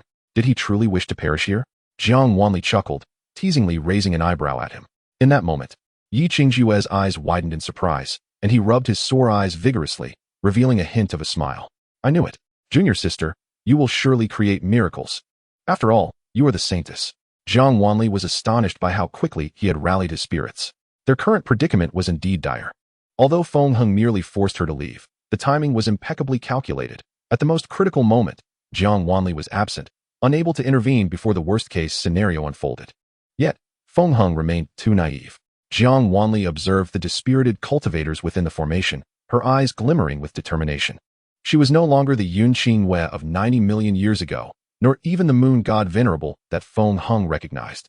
After countless millennia, her strength was no longer comparable. Jiang Wanli cast a calm glance beyond the barrier, then turned to the exhausted cultivators. Xilin, Songxian, Qijin. Her cool voice rang out, and as her words fell, three streams of spiritual power surged into the sky. Amidst the white light, the azure and crimson lights entwined with the white radiance, soaring towards the heavens.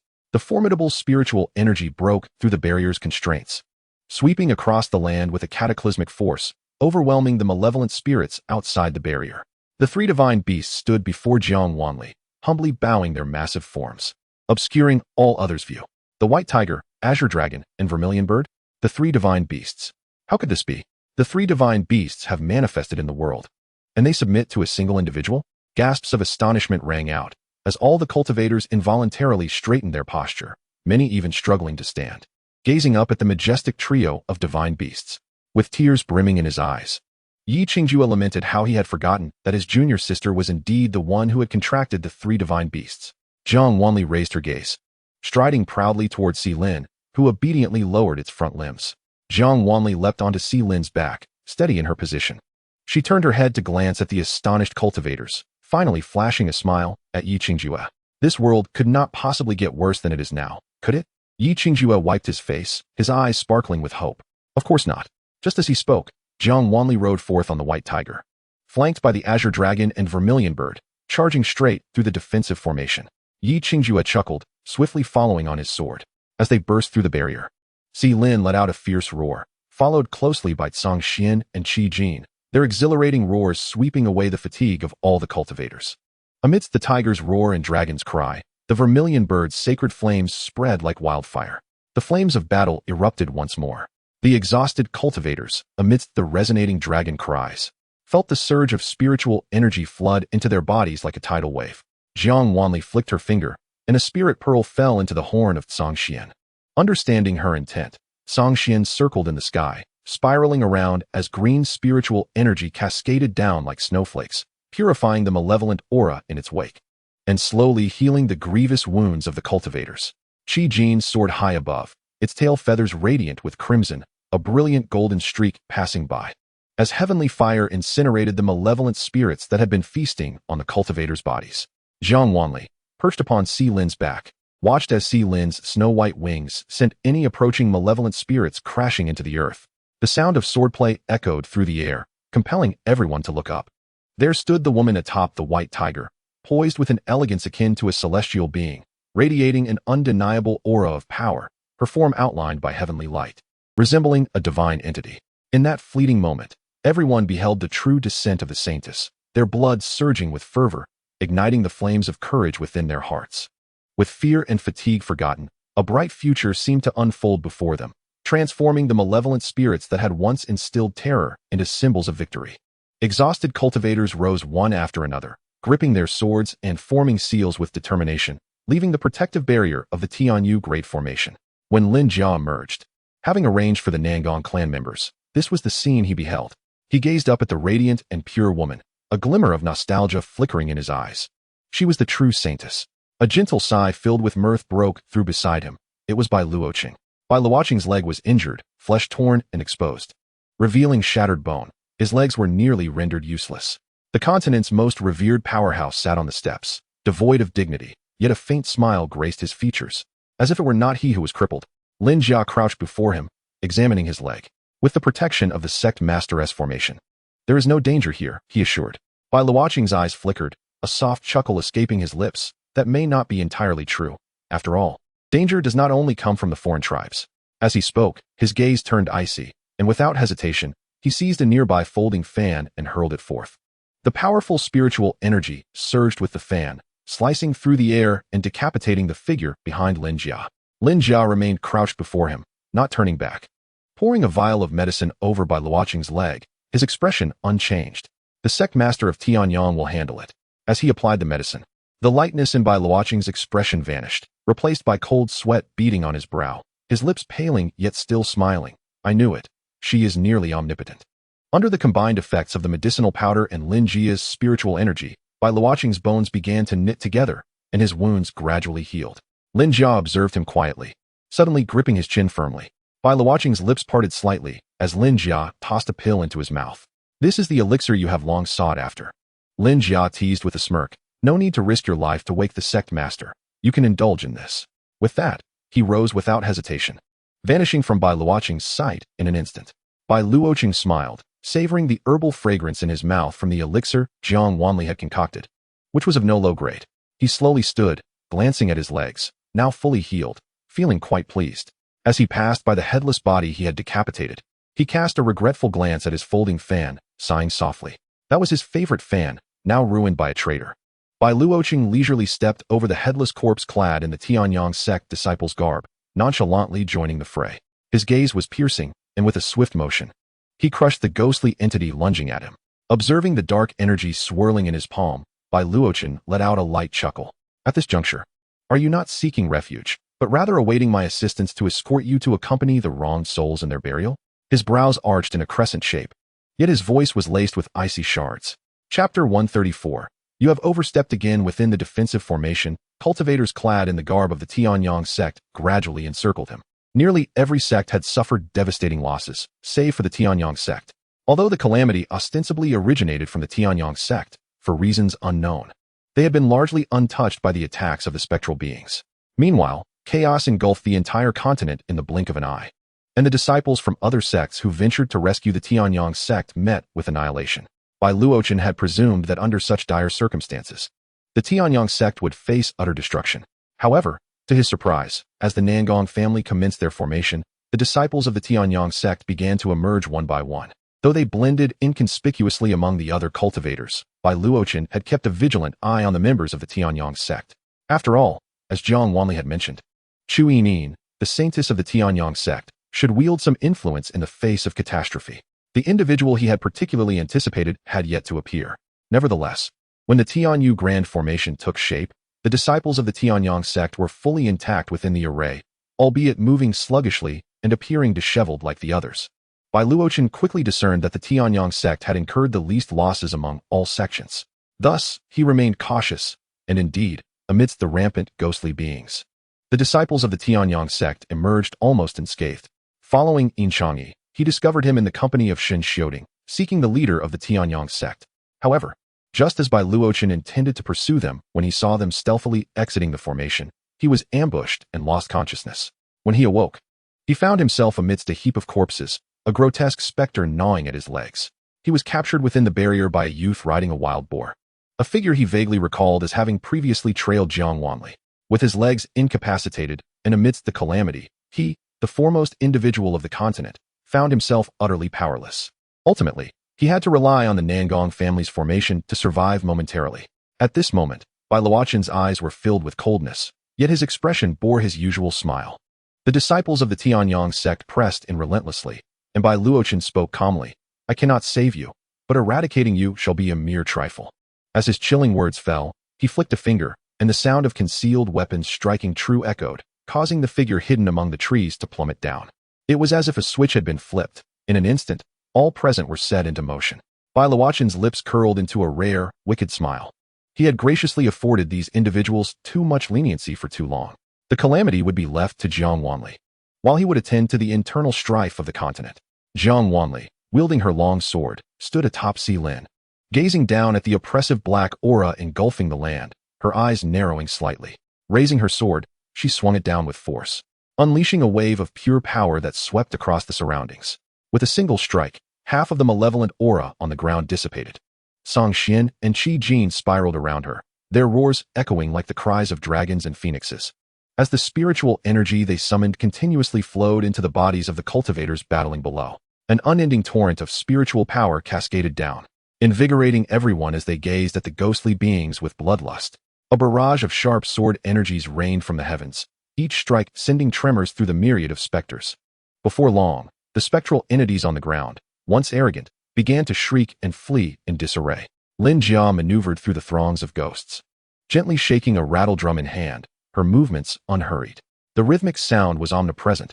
Upon hearing the rattle, the malevolent spirits let out anguished cries, transforming into wisps of black smoke, all of which were absorbed by the earth spirit bound to Lin Jia's wrist. Casting her gaze toward the immense ghostly figure in the distance, Jiang Wanli's eyes narrowed. Beneath the towering specter lay the corpses of cultivators. The ghost grew ever more formidable as it absorbed the souls of the fallen, and those who had their souls consumed became its puppets, attacking with the same shrieks as other specters. Jiang Wanli's eyes flickered. See Lin, over there. Lin immediately surged toward the looming specter. As its snow-white wings flapped, bolts of thunder descended, incinerating the encroaching ghostly entities. Jiang Wanli maintained her focus on the specter, her expression placid, her lips pressed together. Lin brought her directly before the specter, and Jiang Wanli stowed her sword, forming hand seals, seemingly sensing the impending threat. The specter ceased its assault on the Tianyu Grand Formation, its crimson gaze fixating on Jiang Wanli, malice radiating from it. It raised a hand, dark energy swirling ominously, and as the malevolent aura surged, Lin let out a low growl, dissipating the encroaching gale and dark energy. The specter struck down with force, and Jiang Wanli's eyes narrowed. In the next instant, her seals were complete. A colossal magical array materialized before her, growing larger with each syllable she uttered. Before the array, all present seemed minuscule as dust. The immense seal radiated a sacred light, its brilliance dispersing numerous specters instantly. Lin Jia tilted her head, gazing at the sacred yet warm seal, her eyes brimming with eagerness. Although unfamiliar with the seal, she could sense that it belonged to a realm beyond this one. Likely a spell mastered by the master after ascension. Jiang Wanli's gaze fixated on the vortex of dark energy coalescing at the specter's chest, where a teleportation array resided. She had an inkling that only by entering it could the calamity be resolved. Narrowing her eyes, Jiang Wanli accelerated her hand movements, causing the seal to expand once more, nearly bridging heaven and earth. Songxian and Qi Jin appeared diminutive before the seal. The three divine beasts stood guard before the seal, channeling their divine power. And as the resonating spiritual energy surged into the seal, it blazed with light. A smile crept onto Jiang Wanli's lips. Just as the magical array was about to descend upon the specter, it suddenly came to a halt. Not only the array but Jiang Wanli's hands fell to her sides, concealed within her sleeves. As she glanced at Songxian and Qi Jin, her gaze drifting to the cultivators engaged in fierce combat below. Everyone remained frozen in a singular pose. Time had evidently come to a standstill. It was clear that this was not within the specter's capabilities. Slowly, Jiang Wanli's lips curled into a smile, a hint of mockery in her expression. Finally, unable to contain itself, the teleportation array on the specter's chest ignited, its radiance flickering as everything around it gradually faded to a dull gray, as if a vibrant painting had lost its color. All beings and objects seemed to dissolve into mere elements of the canvas, devoid of life. Jiang Wanli remained motionless, facing the transformation unfolding before her. The teleportation array seemed to grow impatient, its light flickering with increasing urgency. Jiang Wanli stood her ground, confronting it. Ultimately, the teleportation array relented, detaching from the specter's form, and abruptly approached, cautiously enveloping her as it reached her side.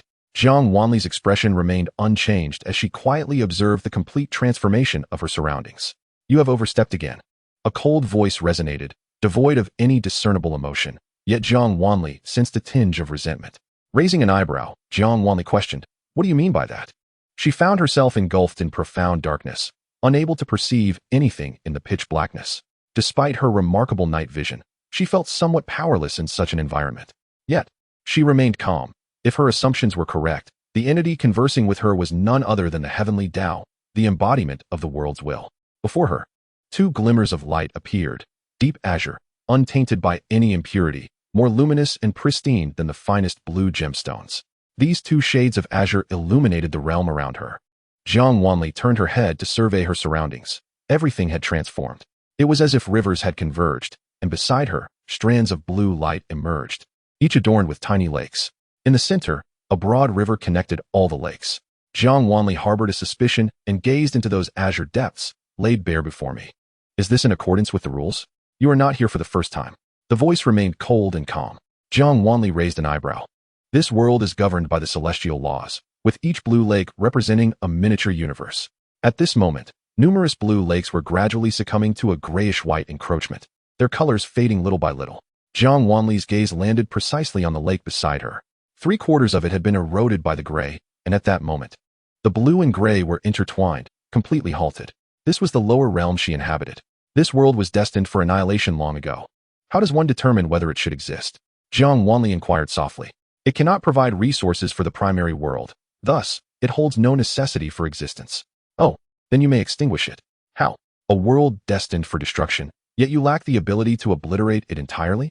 Jiang Wanli's tone was laced with mockery. "I haven't snared you." After a prolonged silence, the voice rang out once more.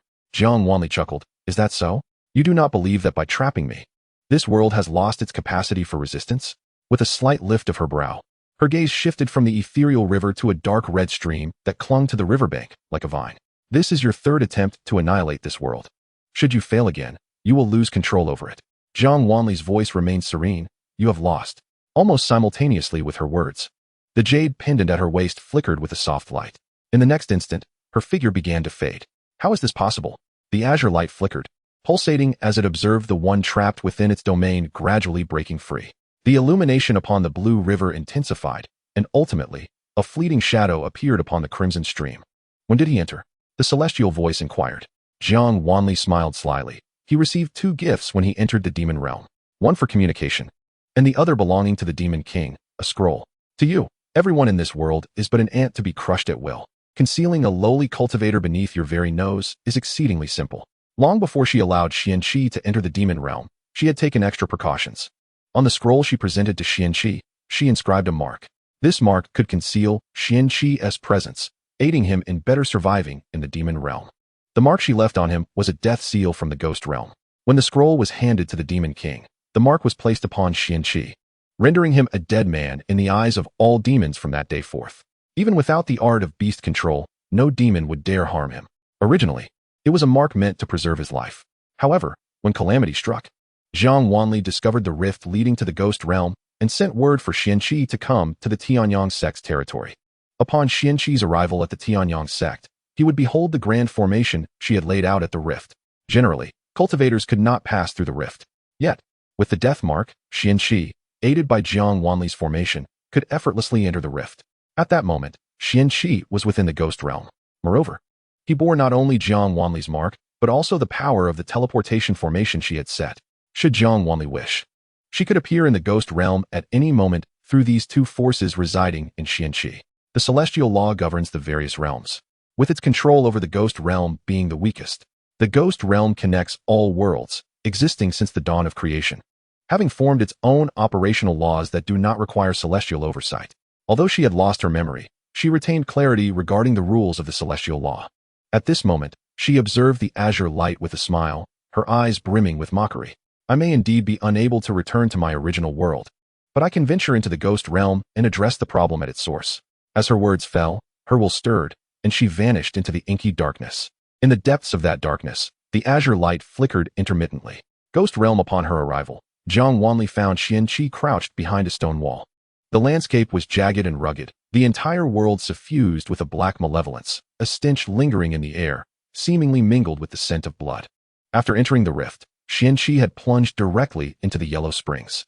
Yet for some reason, the vengeful souls of the yellow springs, which devoured all, appeared oblivious to his presence, allowing him to struggle ashore unscathed. Xianxia navigated the ghost realm, eventually catching sight of the Ghost King's palace. Thankfully, the location of the Ghost King was strikingly conspicuous, and outside the palace, not a single ghost lingered. Most had surged into the cultivation realm to plunder and kill. He scarcely exerted any effort to infiltrate the Ghost King's palace. Once inside the grand hall, he beheld the Ghost King seated upon the throne, his complexion pale, lips a deep crimson. The man reclined languidly on the throne, staring disinterestedly into a water mirror. Reflected in the mirror was the devastation of the cultivation realm. He watched with a lack of enthusiasm as his subordinates besieged cities and slaughtered humans. A cascade of black hair tumbled to the ground, and the sight of the red-clad Ghost King left Xianxia spellbound. He had never encountered a man so enchantingly bewitching. For reasons unknown, the Ghost King suddenly straightened his posture. Xianxia hastily retreated behind the stone wall. The Ghost King's gaze fixated on a woman in the water mirror, and his interest peaked as he squinted his eyes. The longer he looked, the more intense the fervor in his eyes became. He could not help but rise, extending his hand to caress the water mirror.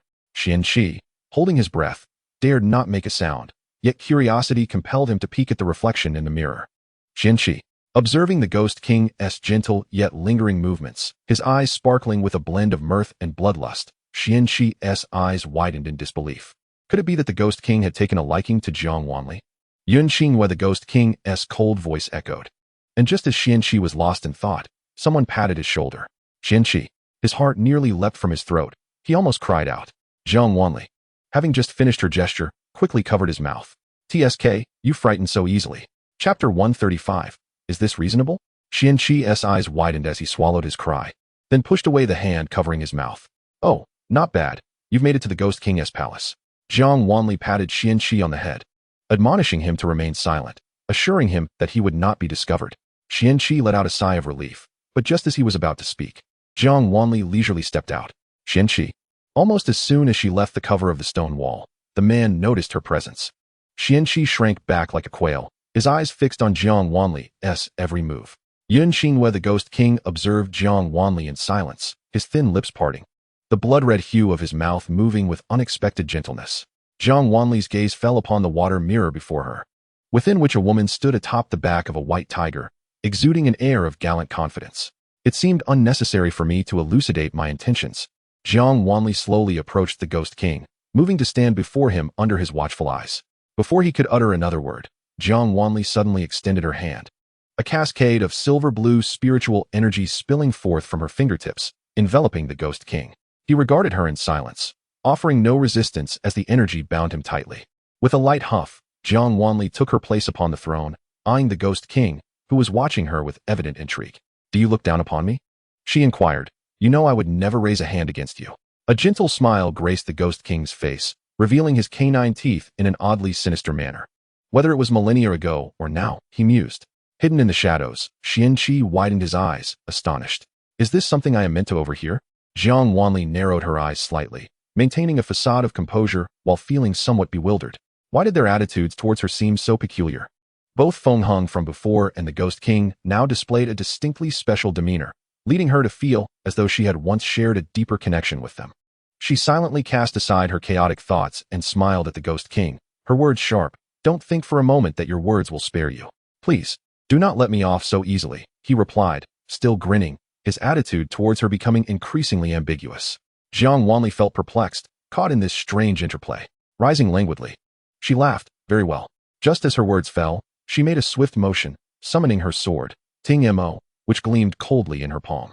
With a mischievous smile, she approached the Ghost King and without hesitation swung her blade. The Ghost King's expression shifted slightly as he evaded her attack. "Why are you running?" Jiang Wanli lowered her hand, the sword's tip resting on the ground as she ambled towards him, the blade scraping against the earth, producing a crisp sound. The Ghost King regained his interest, dodging Jiang Wanli's strikes while reproaching her. "You have changed. You would not have treated me this way before." Xianxia interjected. "Is this right? This gossip is quite pungent, though I know I shouldn't. I find it hard to ignore." Jiang Wanli's eyes flickered as she replied nonchalantly. "And how did I treat you before? You never drew your sword against me. You would simply capture me and pummel me." Jiang Wanli remarked. "Oh, so it has always been a case of mutual willingness." Xianxia twitched his lips at the sight of the Ghost King's evasive maneuvers, internally amused. Who would have thought the formidable Ghost King would be a masochist? Jiang Wanli observed the man before her, though her spiritual energy had bound him. The silver-blue power seemed ineffectual as he continued to nimbly evade her assaults. She halted, gazing at him intently, presenting two options. First, summon your minions back and close the rift. Second, I will annihilate your ghost realm. The Ghost King raised an eyebrow. "Xingwe, how naive you still are. If it were within my power, I would certainly close the rift without your assistance. Yet, the rift was not opened by me, nor can I close it." Jiang Wanli smirked slightly. "So this is a matter between me and the Heavenly Dao?" The Ghost King's spiritual energy was engulfed by a dark, murderous aura, and he shrugged helplessly, a wicked grin contrasting with his gestures. "It has always been so. I am indeed on your side." Jiang Wanli finally revealed a sincere smile, her eyes twinkling as she replied, "Then I thank you." With that, she darted behind a stone wall, seizing Xianxia by the collar, and vanished from sight. The Ghost King watched her disappearing figure, letting out a soft sigh, a rare wistfulness crossing his features. "You always come and go so hastily. Do you not wish to catch up with an old friend?" He slowly turned back to his throne, preparing to sit, but upon noticing something on the seat cushion, his brows furrowed, and his lips twitched before he could suppress a laugh. Yin Xingwe indeed remains Yin Xingwe. He resignedly picked up the artifact resting on the seat, toying with it between his fingers. Have we truly returned like this? Xianxia stared blankly at the white tiger beneath him, a curious expression on his face. Certainly not. Jiang Wanli replied, raising an eyebrow. Staying in the ghost realm is futile. Battling him is unnecessary. Ultimately, he will assist me. Xianxia was left with a myriad of questions, observing the stillness around her. Jiang Wanli noted that the teleportation array on the ghostly figure's chest had finally vanished after her return. At the moment the array dissipated, time resumed its flow in this realm. No one noticed the brief stillness, as all cultivators and ghostly beings became embroiled once more in combat. Jiang Wanli stood atop the white tiger, while Xianxia leaped down to land on the back of a giant rock, swiftly soaring into the distance. Ting Mo emitted a series of resonant hums, and Jiang Wanli swept her sword, causing the ghostly figure to bellow, a malevolent aura emanating from it. All the ghostly entities seemed invigorated, their aggression surging. The two sides clashed fiercely, the outcome uncertain. Jiang Wanli rode the white tiger, swiftly maneuvering above the ghostly figure's head. Dismounting from the tiger, with her sword sheathed behind her, she landed atop the ghostly figure, an artifact in her palm glowing brilliantly. She struck the artifact forcefully upon the ghostly figure's crown, executing a swift spin, her voice icy. "Let us commence." As her words echoed, a silver-blue beam shot skyward from the domain of the Tianyang sect. Intertwined with the crimson-black malevolence, the two beams soared into the heavens, tearing open a rift in the scarlet sky. Jiang Wanli's lips curled into a smile as she vanished from her original position. In the next instant, all ghostly beings were drawn upward by the rift's powerful suction.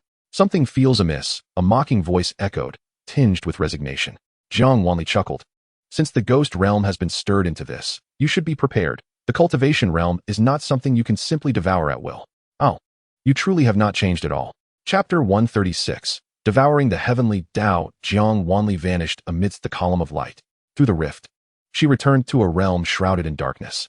Unlike her previous entrance, which was orchestrated by the Heavenly Dao, her powers had been suppressed upon entry. This was why she had been unable to extricate herself from the confines of the Heavenly Dao's space, relying solely on Xianxia's strength.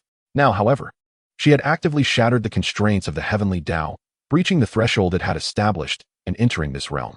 This time, her abilities were fully retained, a prime opportunity for vengeance. Jiang Wanli sat gracefully in the enveloping darkness, watching the blue river meander before her, and softly spoke. "Now we can have a proper conversation." As those cerulean eyes reappeared, Jiang Wanli smiled brightly at him. "It is time to re-establish the rules of the Heavenly Dao, don't you think?" A faint azure glow materialized in her palm, the silver-blue light flickering, oddly reminiscent of those blue eyes. "Had I known you would be so troublesome, I would not have made a deal with them, allowing you to return to this realm," a cold voice replied, devoid of any emotion. Jiang Wanli propped her head on one hand, tilting it as she regarded those eyes. "Now this is my domain. I believe it would be wise for you to heed my words. What do you say? I can erase you at any moment. Then why not give it a try?" Jiang Wanli's eyes narrowed slightly, the azure glimmers coalescing within her gaze. "Though I may have lost my memory, I must have once existed above you." Her voice was faint, as she turned to regard the river at her side, extending a hand to gently touch the deep blue, where the power of the blue laws obediently entwined around her fingertips. A smile blossomed in her eyes. "Since you revere the principle of the victor and the vanquished, shall we engage in a contest?" The previously emotionless voice finally bore a tinge of fear, yet the words remained frigid. "You cannot reach my true form." "Is that so?" Jiang Wanli scoffed. "Do you really think I am unaware of how to unlock your domain?" With a sly grin, she revealed a blood-red artifact resting in her palm, a transparent crystal orb. At its center lay the sun and the moon. A river connecting countless lakes flowed between them. The artifact was exquisite and peculiar, quietly glowing in Jiang Wanli's hand. So the key to the divine realm has always been hidden in the mortal world. No wonder they have been unable to find it despite their efforts. "You are indeed a master strategist," Jiang Wanli mused, examining the key closely. It turned out to be the divine realm key. This object had resided within her consciousness ever since she awakened, and she had sensed its presence, subconsciously aware of its paramount importance to her. Thus, she had never disturbed it, allowing it to remain in her mind.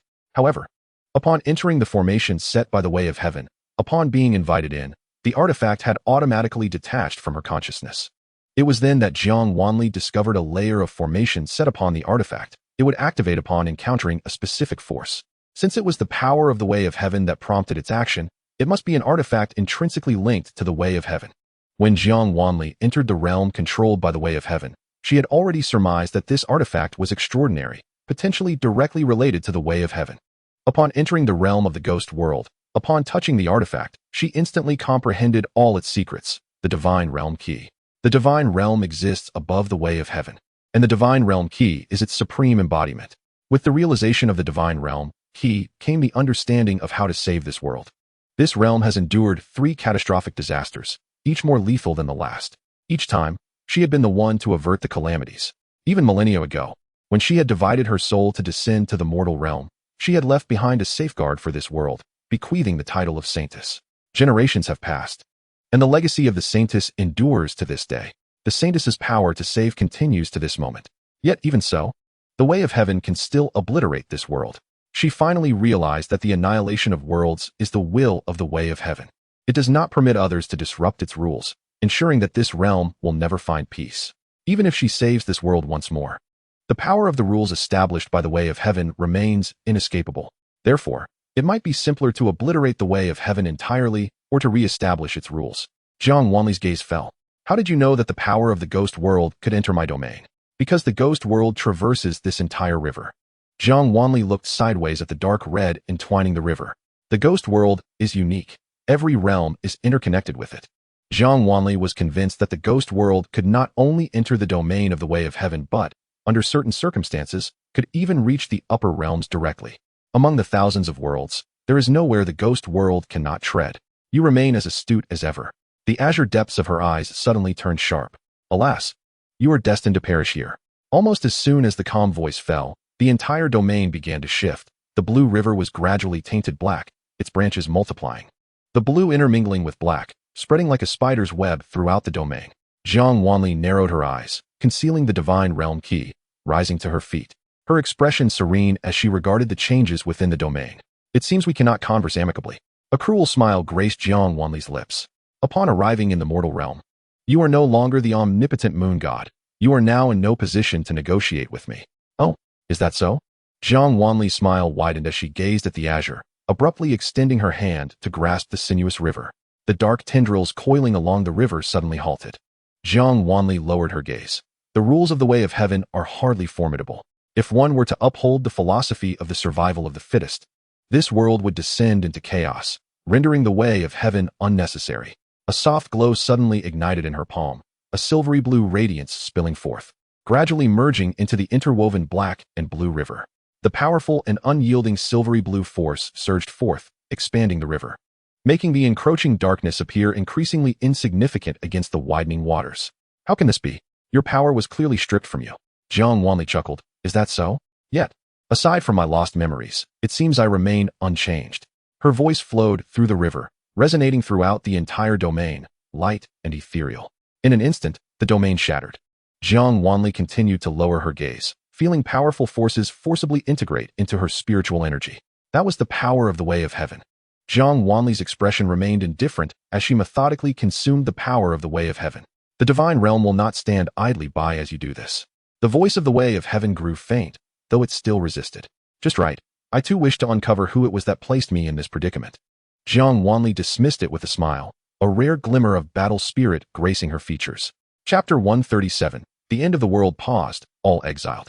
The presence of the way of heaven weakened further. The entire domain began to fracture and collapse, the blackness spreading across the river, wholly consumed by the silvery blue light. Jiang Wanli gazed into those eyes, her expression soft, yet her actions direct. In the blink of an eye, she devoured the entirety of the power of the way of heaven, causing everything before her to shatter completely. The darkness dissipated, revealing the ink-black tendrils that had been concealed within the shadows, weakening and falling. Those tendrils had nearly ensnared Jiang Wanli's body in the darkness, but now they hung limply. Defeated, Jiang Wanli regarded the azure eyes that had lost their luster, scoffing. The way of heaven is hardly formidable. The divine realm will not spare you. A feeble voice echoed, fading within the space, as Jiang Wanli willed her thoughts, and the surrounding scenery shifted. Sunlight bathed the land in warmth, birds sang, and fragrant blossoms filled the air as the river meandered gently through verdant fields, with lakes dotting the landscape for miles around. From this moment on, this was her domain. With a slight movement of her consciousness, she swept through countless small worlds, observing the state of each, deep in thought. Each small world, connected by the tributaries of the river, belonged to the mortal realm. Cultivators ascended from the mortal realm to the upper realms, entering the main river through the lakes. According to the flow of this world governed by the way of heaven, the lakes provide talent to the main river.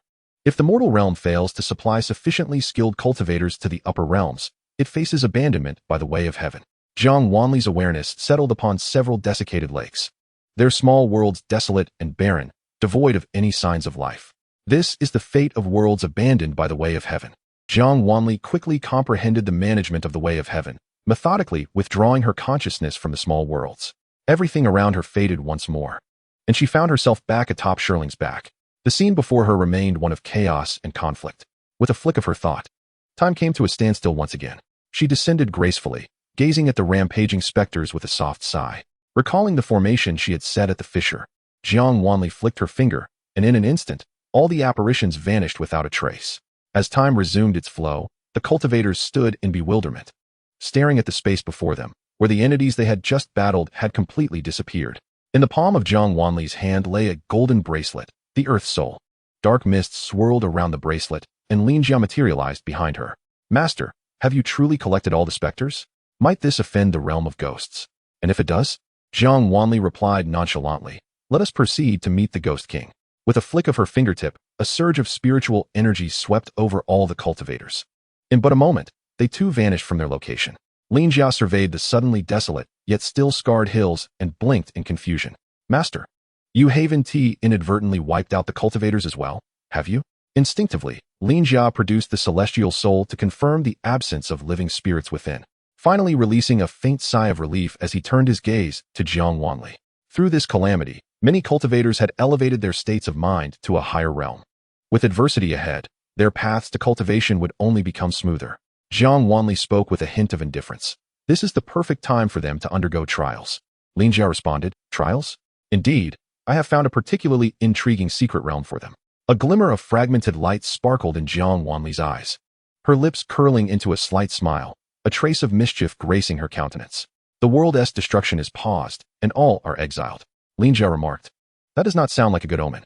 Meanwhile, in Jiang Wanli's sea of consciousness, desiccated lakes began to emanate blue glimmers. Bai Luoqing stared at the desolation before him, his eyes wide with disbelief. He turned to the equally bewildered Yi Qingjue and the unconscious Nangong Yi, hesitantly voicing, have we lost? That cannot be true. Yi Qingjue slightly parted his lips. I recall that all the specters vanished. What then is the meaning of this? Bai Luoqing surveyed the boundless wasteland, a realm so desolate, where yellow sands billowed like a suffocating shroud, the entire world steeped in lifelessness, devoid of any vitality. Yi Qingjue too was at a loss. They had just been embroiled in a fierce battle with the specters, yet all had suddenly disappeared without a trace. He knew it had to be the merit of his junior sister. They had triumphed. Yet, the current scene was undeniably despairing. Even if they had lost, it should not have resulted in such an immediate transformation of the cultivation realm into this ghastly visage. He recalled Xianxi mentioning that the fissure led to the ghost realm. If it were not sealed in time, the entire world would be consumed by it. Yet here, sunlight bathed the land, and under the brilliant rays, the yellow sands nearly blinded the eye. This hardly resembled the ghost realm. Before they could dwell further on their dismay, a shadow appeared in the distance, its massive form growing larger. Bai Luoqing squinted at the colossal figure, thinking it bore a striking resemblance to Zhu Huai. Do not linger. Let us flee. Yi Qingjue's voice echoed from afar, ethereal in the wind. Bai Luoqing instinctively turned, catching sight of Yi Qingjue half-dragging, half-carrying Nangongyi, sprinting 100 meters away without a backward glance. Bai Luoqing, speak before you run. Frustrated by the uncertainty, Bai Luoqing had no choice but to follow swiftly. The two hastily traversed the desert, burdened by an unconscious companion. In another realm, Xianxi rose, contemplating the young girl before him in silence. He recognized her as Ji Chu, who had always remained by Xian's side. Now, she lay asleep, her breathing steady. He stood and surveyed the surroundings, frowning deeply. It appeared that only the two of them were present. He was uncertain of the events that had transpired. One moment, they were fiercely battling specters, and the next, they found themselves deep within this verdant forest.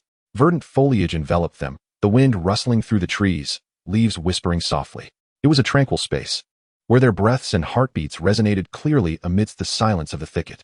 Suddenly, Xianxi held his breath, sensing tremors beneath his feet, and swiftly scooped Ji Chu into his arms, climbing up a tree. Just as he steadied himself and placed Ji Chu on the trunk, an exceedingly grotesque beast darted past beneath him, seemingly in a state of panic.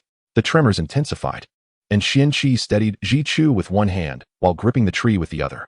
In mere moments, a multitude of beasts rushed by, and when a horde appeared, Xianxi's gaze sharpened. These creatures were unfamiliar to him, yet some had been documented in ancient texts as beasts long thought to be extinct. A massive swarm of beasts fled in one direction, with hardly any stopping, their speed astonishing. Many slower beasts were trampled underfoot by the pursuing horde, yet none halted. Xianxi furrowed his brow. These beasts seemed to be fleeing for their lives. Just as this thought crossed his mind, he was met with an exceedingly terrifying beast face. For a fleeting moment, his heart seemed to halt. Tao Wu. Xianxi's eyes widened, his lips parting in bewilderment. Chapter 138. The Ghost King's command on the continent of Sui He, Jiang Wanli, having sent all cultivators away, now sat atop Lin's back, resting her chin on her hand, casually observing the ravaged land. Lin Jia stood beside her, sensing the aura of sanctity emanating from her, somewhat perplexed. His master appeared to have undergone a subtle transformation, yet he could not pinpoint exactly how. It felt as though she had returned to her former self. Master, have your memories returned? Lin Jia inquired softly, seated beside Jiang Wanli. Not yet, Jiang Wanli replied, lowering her gaze. However, I feel as though I have converged with my essence from 90 million years ago. Since awakening, I have been rather carefree, seemingly unburdened by any concerns. Yet now, it seems I have once again shouldered the mantle of salvation. Lin Jia fiddled with his fingers, casting a glance at Jiang Wanli. She remained silent for a moment before speaking slowly. I am ultimately still myself. I will restore my memories in due time. She rose, casting her gaze upon the fissure beneath her, unilaterally closing the topic. Lin Jia glanced at the now smaller Xianxian, and Qi Jin nestled against Jiang Wanli's shoulder. Letting out a soft sigh, he had witnessed his master's audacious demeanor in the past. Now, it seemed that her overwhelming power had led her to impose stricter demands upon herself. Jiang Wanli turned, smiling. No matter the time, I shall never diminish myself. I hope those around me can do the same. With that, she leaped from the back of the white tiger, landing lightly at the center of the formation above the fissure. On the other side of the formation, an exceptionally handsome man lounged against the stone wall. Feeling the fluctuations of spiritual energy from the formation, he finally raised his eyes to regard her. How is it, now that I am the Heavenly Dao? There are no longer any constraints between us. Surely you can close this fissure? You truly act recklessly, the Ghost King Jin Yuan scoffed. Yin Qingwei. Even if you ascend to the divine realm and become a deity, you have never entertained thoughts about the Heavenly Dao. Do you comprehend the consequences of your actions this time? I do not know. I shall confront whatever comes my way. It matters not. Jiang Wanli raised her hand, her fingertips gently caressing, as she regarded them with an air of nonchalance, seemingly returning to a state of indifference. The path of the Heavenly Dao is by no means a desirable occupation. After billions of years of evolution in the realm of immortality, no one has ever aspired to supplant the Heavenly Dao. Though it is merciless, its prolonged existence has established its own set of rules. Upon your ascension to the position of the Heavenly Dao, the laws governing all minor worlds will gradually transform, and your will shall become the collective will of all realms. Should a single thought of yours falter, the realm of cultivation would plunge into irreversible catastrophe. As the savior, can you truly bear such consequences? Jin Yuan narrowed his eyes, a flicker of anger mingling with the dark crimson hue. No, I am not akin to the Heavenly Dao. It embodies the will of the world. While I remain merely a mortal, subject to the whims of emotions, desires, rage, and attachments. Are you aware of the peril in seeking to consume the Heavenly Dao? You are cognizant that the divine realm transcends the Heavenly Dao, and do you grasp the fate that awaits you upon your ascension? Jin Yuan's gaze turned frigid, unable to contain his indignation any longer.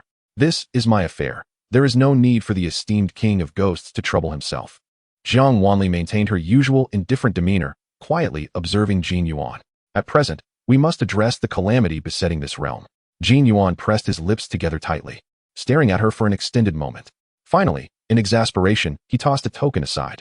Withdraw your formation and release the vengeful spirits trapped within the earthly soul. Since you have become the Heavenly Dao, with your permission, I can seal the rift. Jiang Wanli extended her hand to receive the token. Glancing at the intricate inscriptions upon it, her brows arching slightly, her typically placid tone finally displaying a hint of fluctuation. She was somewhat taken aback. The Ghost King's decree? For me? In exchange for this, Jin Yuan raised his hand, a red thread dangling from his middle finger, the end of which bore a crimson crescent moon. It was the artifact Jiang Wanli had left upon his throne, inscribed with a powerful seal, once activated. The ghost realm would suffer devastating blows, plunging everything into chaos. She had left it behind as a means to coerce Jin Yuan into cooperation. Are you certain you wish to leave this behind? This artifact possesses considerable power, and should you retain it, my lord, you would fall under my control. She knew well that Jin Yuan was aware of the artifact's might. Therefore, it perplexed her why he would choose to keep this ticking time bomb that could subjugate him at any moment. Yin Qingwei, do you genuinely fail to comprehend my intentions toward you? Jin Yuan fixed his gaze upon Jiang Wanli, his lips parting slightly, revealing a pair of sharp canines that lent him a somewhat ferocious appearance. Jiang Wanli tilted her head, her tone calm, embodying a sense of misunderstanding, lack of comprehension, and a touch of disrespect. Lin Jia, can he truly hear this? Very well, You are indeed remarkable. Jiang Yuan, irate, ground his teeth, but ultimately quelled his anger. Fine, I forgive you.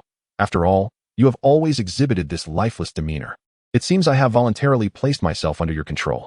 Jiang Yuan surrendered with a gesture of his hands, his expression one of resignation. Should the denizens of the divine realm pose difficulties for you, I shall at least serve as your refuge. Jiang Wanli's eyes glimmered momentarily, a smirk gracing her lips. My gratitude to the esteemed king of ghosts is profound. Should you encounter peril, as long as even a fragment of your soul remains intact, the Ghost King's decree will guide you back to the ghost realm. As long as I remain the Ghost King, you shall not perish. Yin Qingwei, do take care of your life. Jiang Yuan spoke coldly, his countenance betraying a facade of nonchalance. Jiang Wanli lowered her gaze, stowing away the Ghost King's decree.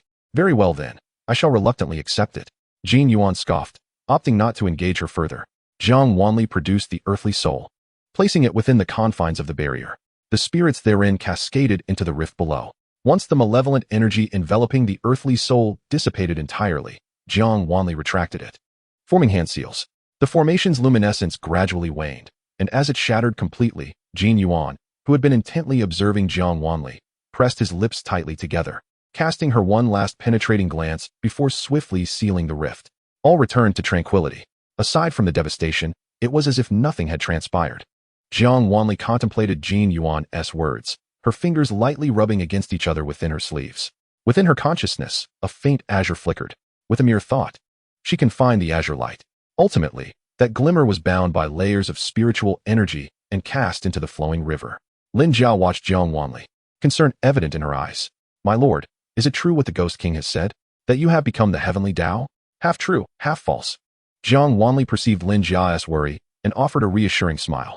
Though I have consumed the Heavenly Dao, I was well prepared. I shall not be easily manipulated by those so-called deities, so there is no need for concern. Knowing Jiang Wanli never boasted, Lin Jia felt a measure of relief. Chapter 139. The destruction of Tianyang sect that night. Jiang Wanli surveyed the injured scattered across the ground and sighed. Distribute the elixirs to them. She retrieved a porcelain vial and handed it to Lin Jia.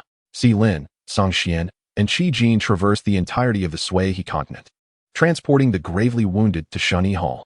Besides the elderly, weak, and ill, all cultivators across the continent had vanished without a trace, gathering everyone in one place. Jiang Wanli issued a few simple instructions and reassured them before joining the remaining individuals to rebuild their homeland. Her faith and power surged exponentially. Thus, it seems the cultivators on the continent have been sent to a world that should have perished for their training. Lin Jia twitched her lips, gazing at Jiang Wanli, momentarily at a loss for words. They must grow stronger. Jiang Wanli lowered her gaze, adding that the desolate continents require new vitality. Lin Jia refrained from further comment. Jiang Wanli settled at the table, resting her chin on her hand, her eyes gently closing, fatigue enveloping her. You may depart now. Jiang Wanli spoke softly. Lin Jia nodded and left. Jiang Wanli cast a barrier and sat cross-legged on the bed, delving her spiritual energy deep into her consciousness. Observing the strand of azure that entwined the entire river, Jiang Wanli felt a slight sense of relief. Jiang Yuan was correct. She could not administer the power of the Heavenly Dao impartially. The Heavenly Dao is born from the alignment with the laws of the world, yet it is not wholly applicable to the current realm. What Jiang Wanli aimed to achieve was not to replace it, but to guide it back on course, infusing a touch of benevolence into the foundation of justice. Even the Heavenly Dao lacks the right to arbitrarily extinguish any life. Hence, when consuming the Heavenly Dao, Jiang Wanli did not eradicate it entirely, but rather left a sliver of its existence, ensuring a retreat for herself as well. Now, she governs several worlds, yet fundamentally, the residual will of the Heavenly Dao still resides within her. The minor worlds are not plunged into absolute disorder. Jiang Wanli sighed. She stretched, freshened up, and reclined on the bed. The past few days had been exceedingly exhausting. As the sun reached its zenith, Lin Jia waited at Jiang Wanli's door. Upon the return of Si Lin and the others, they tacitly stood beside Lin Jia. The comfort offered after the calamity had nearly concluded. Though humanity is frail, it is remarkably resilient. They may seem insignificant as ants in the face of disaster, yet they swiftly recover once the turmoil has passed. However, when Jiang Wanli opened the door and beheld the divine beast standing there, she was momentarily taken aback, shutting the door again before striding to the main hall of Shani Hall. What news? Song Xian's expression was grave. My lord, half of the Nangong clan's cultivators perished. Qi Jin spoke matter-of-factly. The Tianyang sect has nearly been annihilated. Jiang Wanli seated herself at the table, and Lin Jia quickly poured her a cup of tea. She took a sip, her eyes narrowing, her voice icy. Let us first address the matter of the Tianyang sect. There remains one survivor. The others have been slain. Yet, it was not the vengeful spirits that did the killing, it was the cultivators. As soon as Qi Jin finished speaking, a figure suddenly fell from the sky and collapsed to the ground. The individual before her was a pitiable sight. His body marred with injuries and his legs cruelly broken, sprawled helplessly upon the ground. Xianxiaaudiobooks? Jiang Wanli raised an eyebrow slightly, gazing down at him with a mocking demeanor. His wretched state was reminiscent of Jiang Wanli's past, conjuring memories of how that once proud prodigy had suffered at their hands, ultimately meeting a tragic end within the ancient tomb. Yet, it must be acknowledged that Xianxiaaudiobooks could never compare to Jiang Wanli. After all, this pitiful predicament was of his own making. Do you have anything you wish to discuss with me? Jiang Wanli inquired softly, propping her chin on her hand. Junior sister, please, save me. Xianxiaaudiobooks' pallid face reflected desperation as his gaze implored Jiang Wanli. His voice was hoarse. Junior sister, I was wrong. I promise to treat you well from now on. I beg you, save me. Jiang Wanli let out a light laugh, her expression indifferent as she regarded his sorry state. However, I have already acquired a new senior brother. He is far more formidable than you, at the very least. He would never find himself reduced to begging for help from someone he once looked down upon. Xianxiaaudiobooks' complexion grew even more ashen. He stared blankly at Jiang Wanli for a prolonged moment before murmuring, No, junior sister would be so heartless. You are not my junior sister. Who are you truly? Jiang Wanli observed him with bemusement. I am Jiang Wanli, and you are correct. I am indeed not your junior sister. However, is it not rather late for you to realize this? Xianxiaaudiobooks fixed his gaze on Jiang Wanli, his cracked lips quivering, yet he could not utter a single word. Our reminiscence ends here. I have several questions for you, and should you answer truthfully, perhaps I shall grant you a more merciful demise. Jiang Wanli reclined upon her seat, her gaze icy as she regarded Xianxiaaudiobooks. Otherwise, she extended her hand, palm upwards, revealing a pulsating silver-blue spiritual energy within her grasp. Should this energy touch you, you shall suffer the torment of 1,000 ants gnawing at your heart, and the searing flames shall scorch your soul, until you are utterly obliterated. With malicious intent, she drew the energy closer to the terror-stricken Xianxiaaudiobooks, allowing him to feel its chilling temperature. The silver-blue energy, akin to a flickering flame, was paradoxically frigid to the core. Upon its emergence, Xianxiaaudiobooks felt a tremor within his very soul, leaving him no room to doubt the veracity of Jiang Wanli's words. I shall divulge everything I know, Xianxiaaudiobooks stammered, trembling lips striving to maintain composure as he spoke in a hoarse whisper. Jiang Wanli straightened in her seat and exchanged a glance with Lin Jia. Lin Jia poured a cup of water and assisted Xianxiaaudiobooks in drinking it, ensuring he took some hemostatic medicine to avoid his sudden demise mid-sentence. Once he regained his composure, he finally spoke. 2 years ago, a reclusive master came to Tianyang sect. He was a formidable being, akin to Bai Luoqing, a late-stage out-of-body expert. For reasons unknown, he appeared on the back mountain of Tianyang sect, gravely injured, and was rescued by Chu Yinin. Upon learning of his strength, our master treated him with the utmost respect, honoring him as a guest of distinction. Xianxiaaudiobooks' voice softened as he recounted the past, his gaze somewhat unfocused, as if lost in memories. The man claimed to be a wandering cultivator, possessing the ability to foresee the future. Initially, the sect master was skeptical. Yet the man casually predicted several significant events that soon came to pass, which earned his trust. Thus, when he asserted that Jiang Wanli was not the true Saintess, merely a substitute, while the genuine Saintess lay in obscurity, he warned of impending turmoil in this world. This revelation did not only reach the ears of the sect master, but also that of the esteemed guest, xianxiaaudiobooks.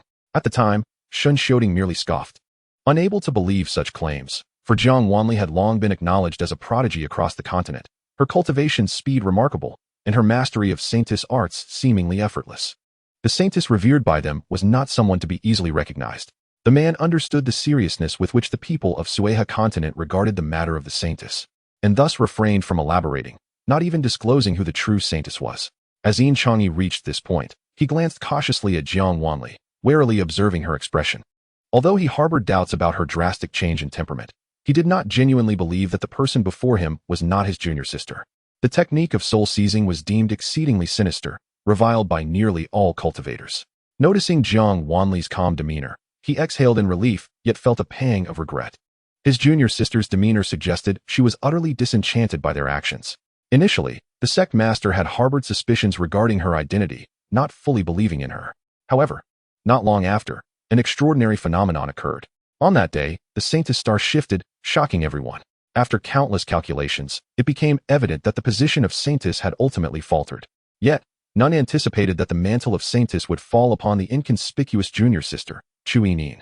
Chu Yining had been taken in by Jiang Wanli, displaying unremarkable performance after entering Tianyang sect. Although the disciples were somewhat considerate due to Jiang Wanli's status, no one paid particular attention to this slow-cultivating junior sister.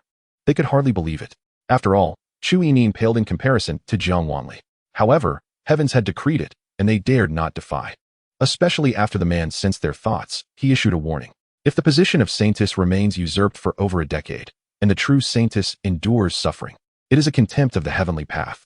Should you continue to hesitate and fail to set things right, when calamity befalls this world, no one shall be able to reverse the situation. His words struck at the heart of all. Every cultivator knew that the Saintess was born to save the world. In times of crisis, the only one capable of altering fate was the Saintess herself. Thus, after multiple confirmations, they resolved to strip Jiang Wanli of her Saintess title and restore the true Saintess.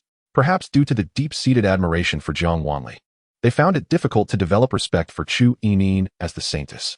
Chu Yining, inherently sensitive, became despondent upon realizing this.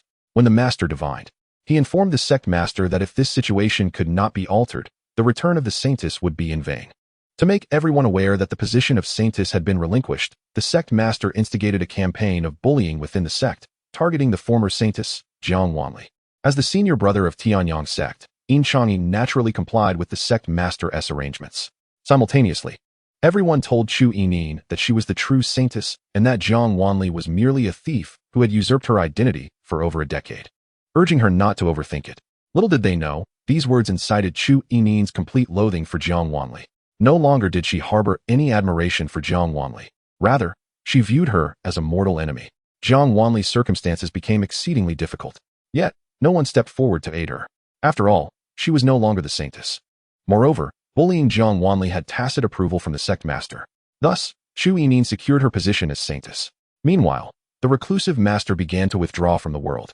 Not long after, he successfully ascended in the presence of all Tianyang sect disciples. From that point onward, his words were no longer questioned. I am already aware of all that you have spoken, Xianxiaaudiobooks. If you cannot provide me with anything of interest, then we need not squander any more time here. Jiang Wanli stated coldly, her gaze lowered. Do you think that by placing all blame upon Chu Yining, I would grant you clemency? Jiang Wanli's lips curled slightly. Xianxiaaudiobooks, I hold you in contempt. Caught in her gaze, Xianxiaaudiobooks' expression stiffened, his head bowed. He had believed that by reminiscing about the past, Jiang Wanli would be swayed by nostalgia. Yet it was evident now that his junior sister had indeed transformed. Before the ascension of the immortal, he had engaged in a private conversation with his master. After the immortal's ascension, his master's demeanor towards Chu Yining underwent a dramatic shift. He showered her with affection and personally guided her in mastering the art of the Saintess. It was during this time that I learned from my master that this world was on the brink of annihilation. Only before the impending calamity did Xianxiaaudiobooks comprehend the true nature of the conversation that transpired during the immortal's ascension. It turned out that Chu Yining was not the genuine Saintess. It was all part of that person's sinister scheme. Yet, what good was this knowledge now? By the time of the immortal's ascension, Jiang Wanli had already been stripped of her pride, suppressed by all the disciples of the Tianyang sect. Even if she were the true Saintess, her return to that position was no longer feasible.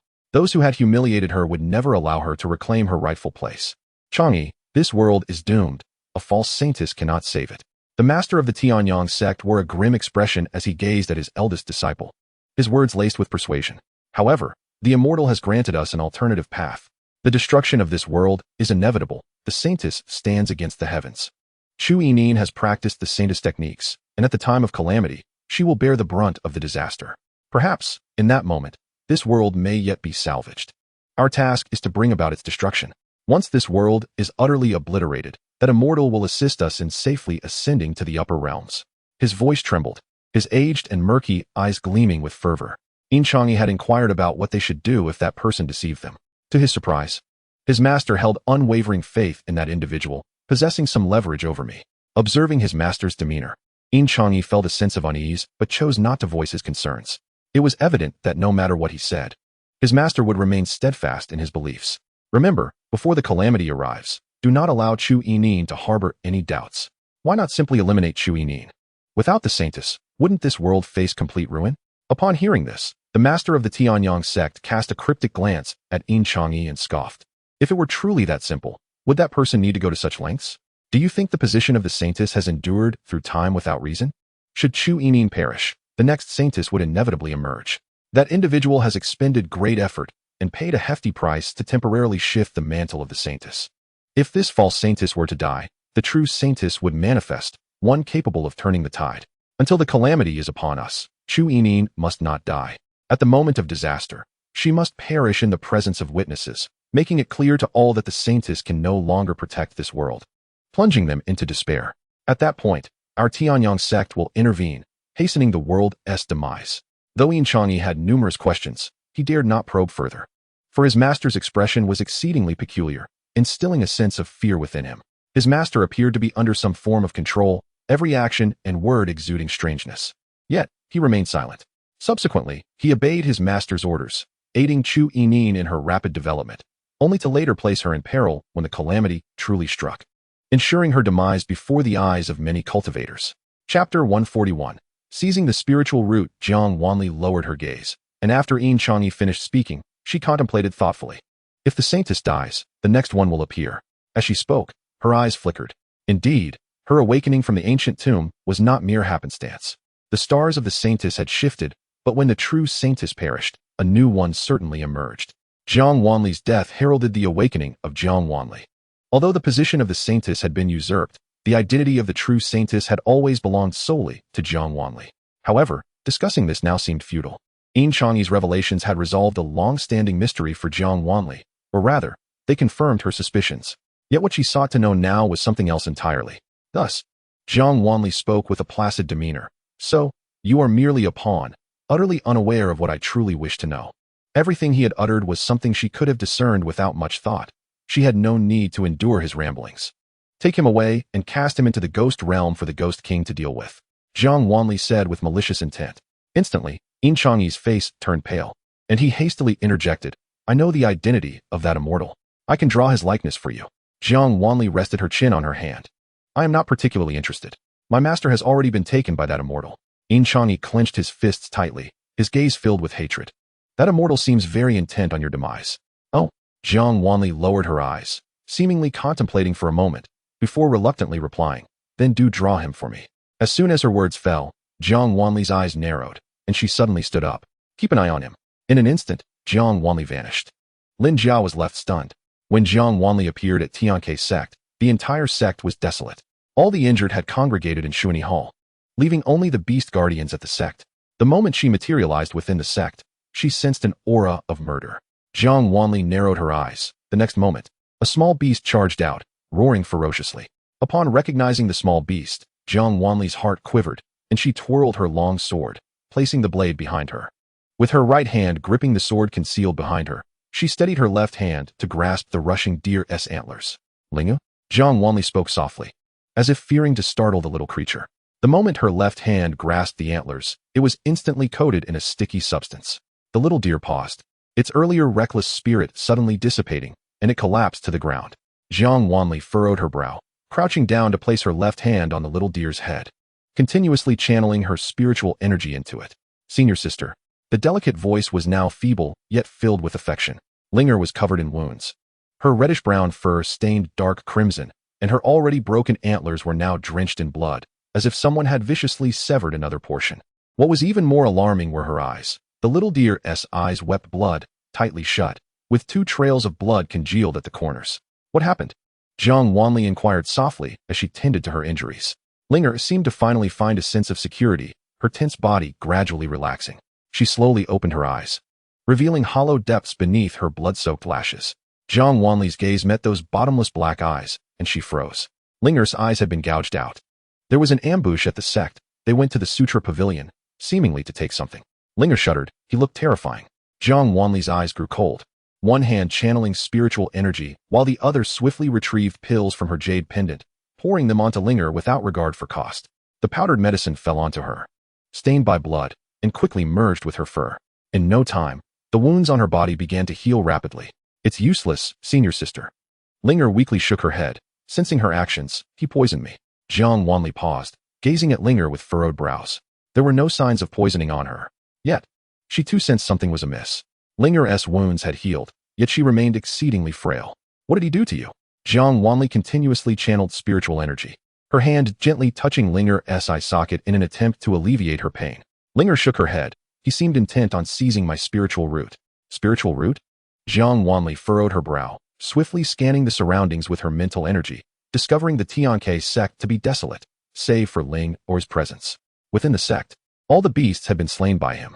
He did not initially notice me. However, it appears he intended to annihilate the sect. Fortunately, I managed to thwart him. Linger murmured, her voice dwindling. Though her bleeding had ceased and her wounds had healed, her vitality was still gradually ebbing away.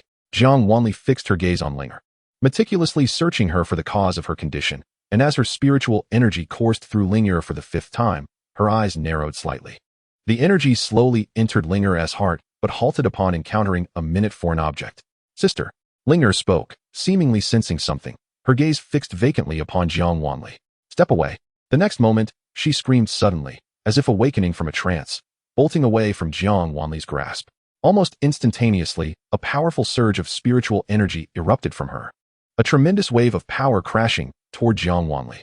She stood still, watching as the malevolent energy expanded Linger's body, mingling with her flesh and blood as it surged towards her. Jiang Wanli raised her hand, successfully barring the energy from breaching the protective barrier. The aftermath was chaotic. Once the energy dissipated, the ground was stained with blood. Silence enveloped the scene once more. Jiang Wanli lowered her gaze, observing the severed deer head on the ground, its antlers completely broken, and the flesh obliterated by the spiritual energy.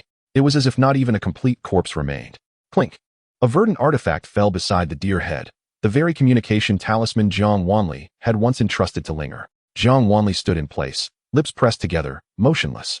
After a prolonged moment, she slowly raised her hand, and the artifact soared into her palm. Upon closer inspection, an unsightly scar marred its surface, indicating it had once been shattered and crudely mended. It was evident that the one who attempted to repair it lacked skill, the joining rough and uneven. Yet the artifact still radiated warmth. The green leaves were vibrantly lush, suggesting frequent handling, the jade-like quality smooth and well cared for. It turned out that long ago, this communication artifact had ceased to function, yet Linger had kept it with her all this time. Jiang Wanli retrieved an exquisite crystal coffin, placing the artifact within. She remained silent, the coffin floating before her. With a subtle movement of her hands, all the fragmented flesh was drawn into the crystal coffin, gradually reconstructing the form of the little deer as it had been not long ago. Chapter 142. The beings of the divine realm. After burying Linger at the back mountain of the Xianxia sect, Jiang Wanli sat before her grave, long before the calamity struck. Upon returning from the territory of the Wood Spirit clan, she had known Linger was hiding within the Xianxia sect. Everyone else had gone out to confront the enemy, leaving Linger alone, paralyzed by fear. It was likely that Yi Qingjue understood her plight. After all, how could a young creature, newly awakened to consciousness, face such bloodshed again? Linger had spent the first half of her life in a so-called haunted house, safeguarding the last remnants of souls from the beasts mercilessly slaughtered. The most gruesome act she had ever committed was to gather these lingering souls, conjuring an illusion of their greatest fears in life. She had hoped her remaining days would be spent peacefully within the Xianxia sect, finally finding a warm sanctuary. Jiang Wanli lowered her gaze, her thoughts in disarray. It seemed that since Linger awakened her consciousness, she had been guarding something. Before meeting Jiang Wanli, she had protected those lost souls, and now, she was safeguarding the Xianxia sect. Jiang Wanli's fingers, concealed within her sleeves, rubbed together lightly. After a long while, she finally rose, letting out a soft sigh. She had believed Linger would be safe within the Xianxia sect. Jiang Wanli's eyes narrowed as she gazed up at the overcast sky. That person was no longer in this realm. He was outside the jurisdiction of the Heavenly Dao. He must belong to the divine realm. Jiang Wanli extended her hand, parting the water mirror, speaking softly. Linjia, have Yin Changyi divulge all information regarding that eminent figure. Her expression remained serene, her voice gentle. Yet Lin Jia sensed an undercurrent of chilling resolve. Understood, master. Lin Jia paused momentarily, and just as he responded, the water mirror vanished. He furrowed his brow, contemplating for a moment before realizing Jiang Wanli's unusual demeanor.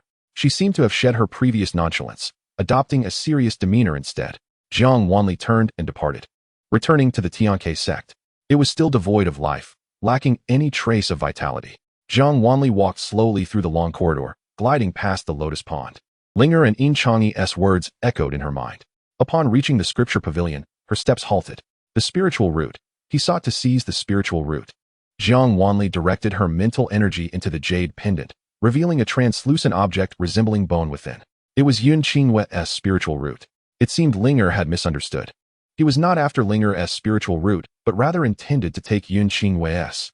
Jiang Wanli frowned, suddenly recalling that upon receiving the spiritual root, she had indeed intended to leave it in the scripture pavilion. However, she had not found a suitable place to store it. Although it was her spiritual root, she sensed an unfamiliar energy emanating from it. She had not wanted to carry it. Yet, with the Xianxia sect's dwindling talent, everything needed to be rebuilt from scratch. And all the beasts compelled to shoulder the burden of reconstruction had to enter the scripture pavilion for study.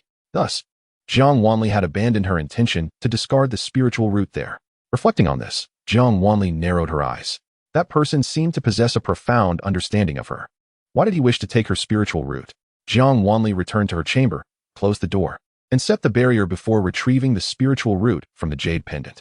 The crystalline spiritual root bore a hint of ethereal blue, and within its spine-like structure, a silver blue vein traversed through it.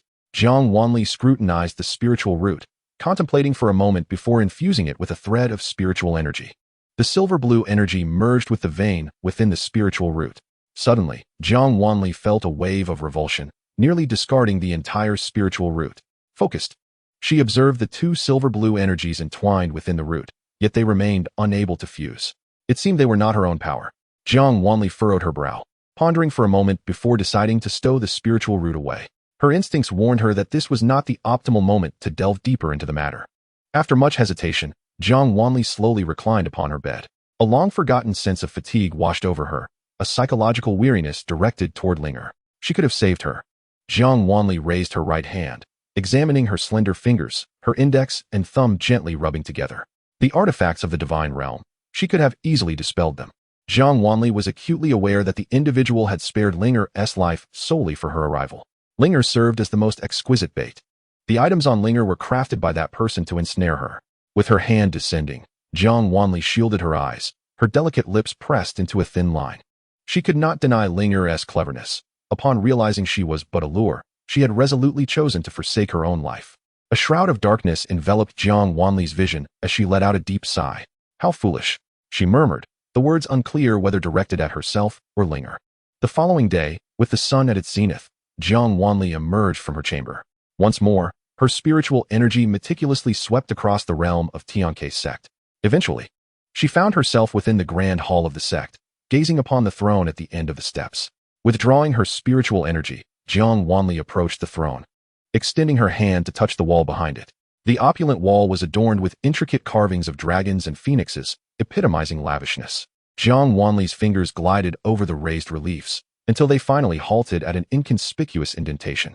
With a firm press, her spiritual power surged forth. The air around her fingers began to distort, as if her energy were plunging into the depths of the ocean. It neither shattered the relief nor left the slightest trace. Jiang Wanli observed quietly, her spiritual energy continuously flowing into the relief. As the air before her twisted visibly, a barrier materialized. She retracted her hand, gazing at the newly formed barrier with astonishment. The grand hall of Xianxia's sect concealed otherworldly secrets that she had only just discerned. She beheld several bells ensconced within the barrier and reached out to retrieve one.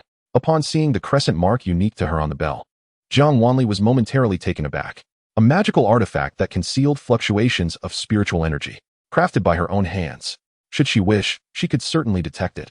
However, she had never considered that someone would set up a formation within Xianxia's sect.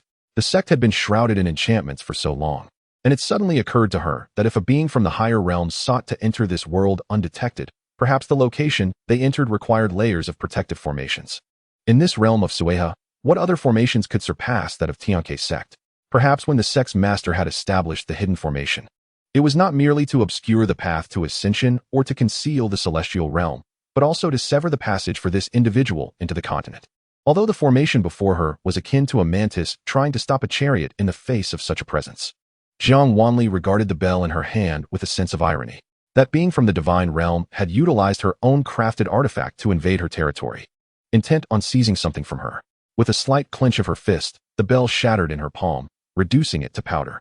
The formation before her, now devoid of the artifact's support, was laid bare. It was a transportation formation, compact in size, with weak fluctuations of spiritual energy, yet bolstered by the artifact's power, enabling it to deceive her right beneath her nose. Moreover, This formation permitted passage for only one individual. Presumably, the other end of the transportation was similarly restricted by an artifact. Anyone other than the one who set the formation would be randomly teleported elsewhere. Jiang Wanli infused her spiritual energy into the formation, attempting to reverse it. Just as success was within her grasp, the formation before her collapsed entirely. Jiang Wanli had anticipated this outcome, calmly retracting her spiritual energy and mental focus. Chapter 143, The Ghost King. Jin Yuan. It remained uncertain whether that person had established transportation formations elsewhere, if they had not made further preparations. It was likely that Jiang Wanli would not encounter them before her ascension to the divine realm. With tightly pressed lips, Jiang Wanli stood motionless in the grand hall of Tiankei's sect for quite some time. It was her oversight. She cast a deep glance at Tiankei's sect and casually set up a formation, layers upon layers enveloping the entire sect. Should anything materialize within the boundaries of Tiankei's sect, she would be alerted immediately. Having completed these tasks, Jiang Wanli sighed and returned to Shuni Hall. Upon her arrival, Lin Jia appeared. Master, regarding that individual, Xianxia has provided some useful information. Oh, is there a portrait? Jiang Wanli inquired softly. Indeed, though it may not be particularly useful. Jiang Wanli frowned. When she beheld the portrait that Lin Jia presented, she was momentarily taken aback, followed by a cold laugh.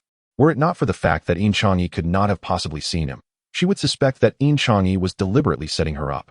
Does the master also believe it cannot be him? Lin Jia asked as Jiang Wanli stored the portrait in her jade pendant. It cannot be him. Yet the portrait is well executed. Lin Jia observed Jiang Wanli's silhouette, a slight frown creasing his brow. Master, collecting that individual's portrait, could it be that there truly exists an indescribable connection between you two? Upon returning to her chamber, Jiang Wanli sat at the table, and Lin Jia quickly followed. Standing beside her, ready to speak, Jiang Wanli rapped the table gently, settling down to say, "Yes, master." After Lin Jia sat, he spoke softly. Aside from the portrait, if it truly is not the work of the Ghost King, then that individual must be quite familiar with him. According to Xianxia's description, that person bears a striking resemblance to the Ghost King, Jin Yuan.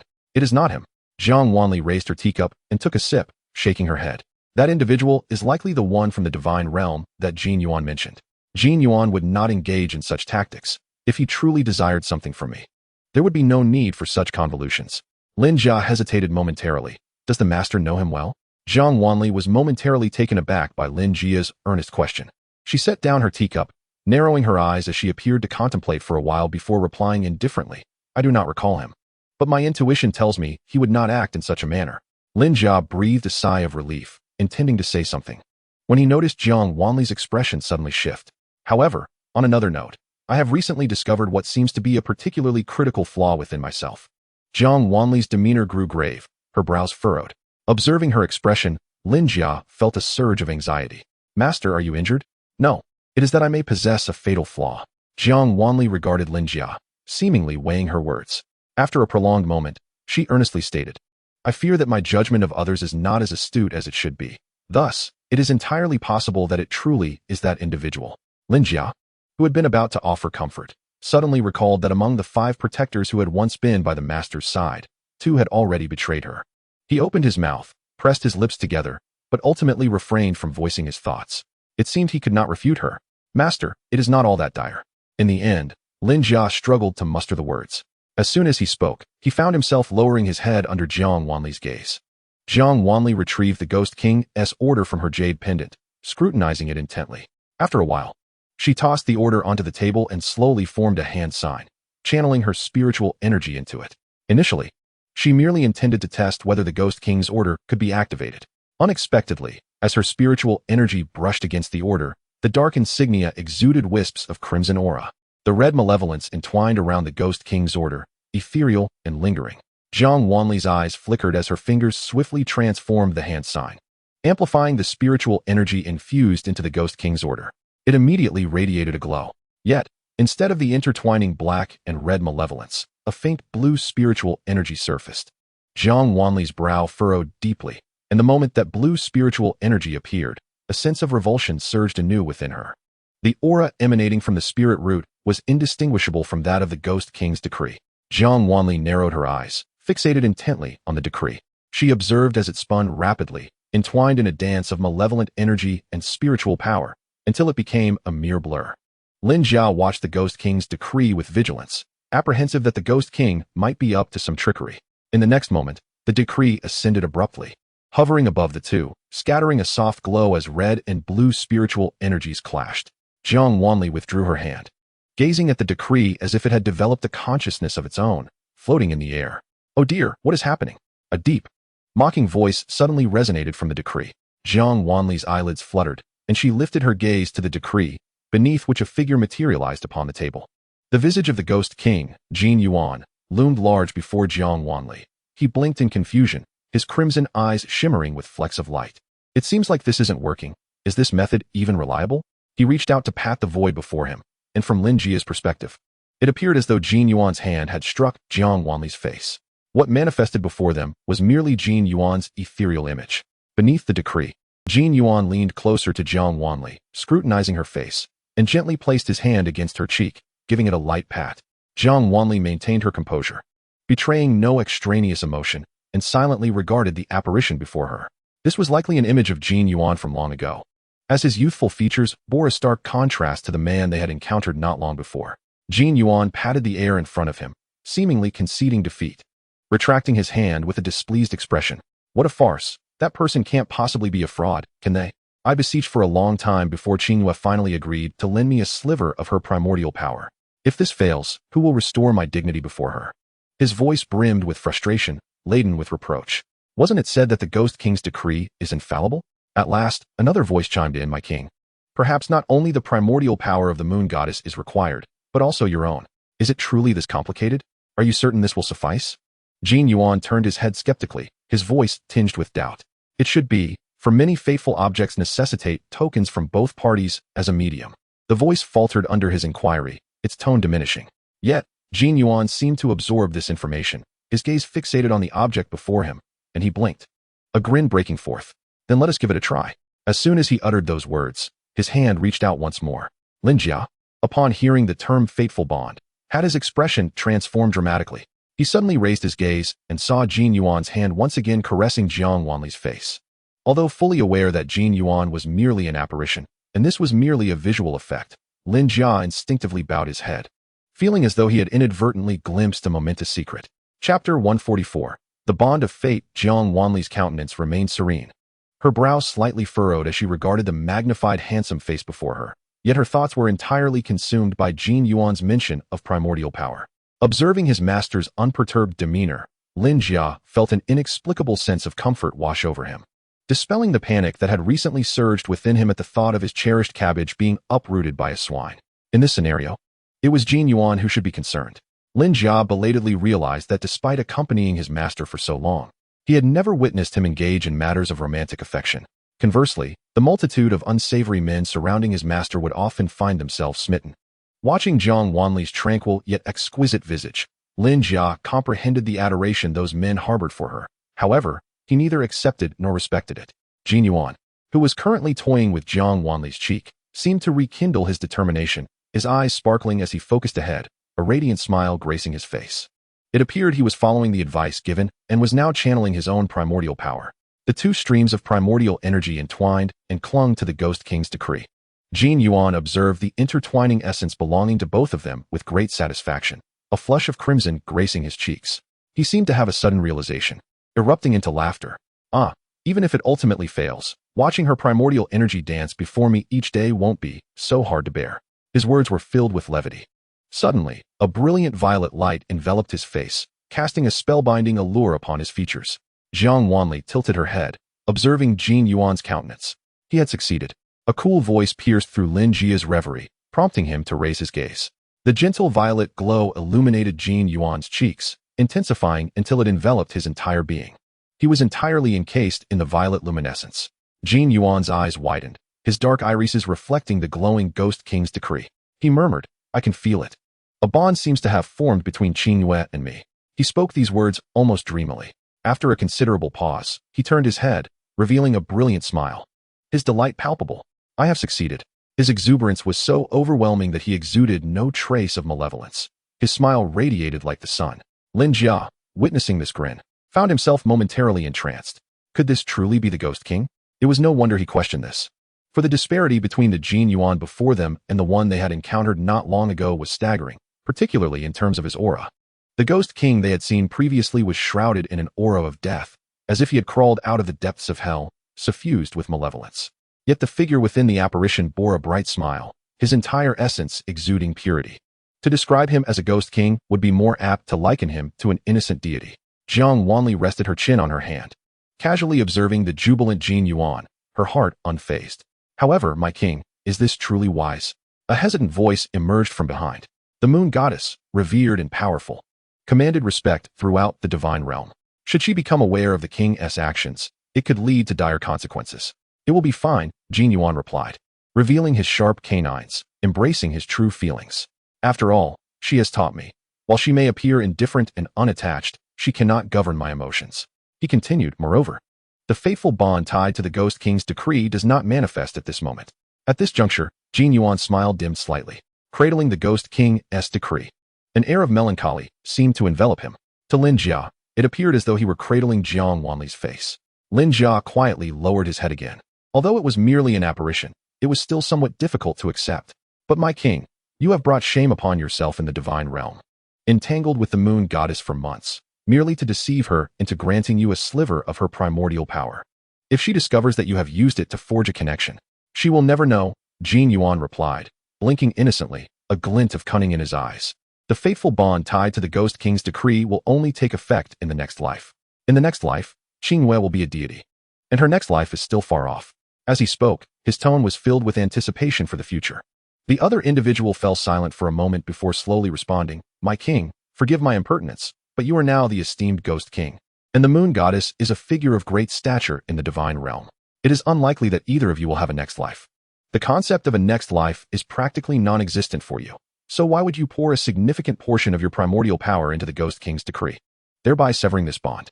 Jin Yuan's smile faded somewhat as he gazed at the Ghost King's decree, allowing the violet light to wash over his eyes. Because Qingyue will not return. His voice was but a whisper, barely audible. What? Ha ha ha. Of course, it's to keep a semblance of hope alive. After all, this realm of spirits is dreadfully dull. I cannot simply abandon the task entrusted to me by Qingyue. My remaining days are to be spent in this wretched place. How could I endure without a flicker of aspiration? He spoke with a teasing tone, his words light and frivolous, leaving one to ponder the truth behind them. My king, if the ghost realm does not please you, why acquiesce to the moon god? Since the day I met her, I have never mastered the art of refusal.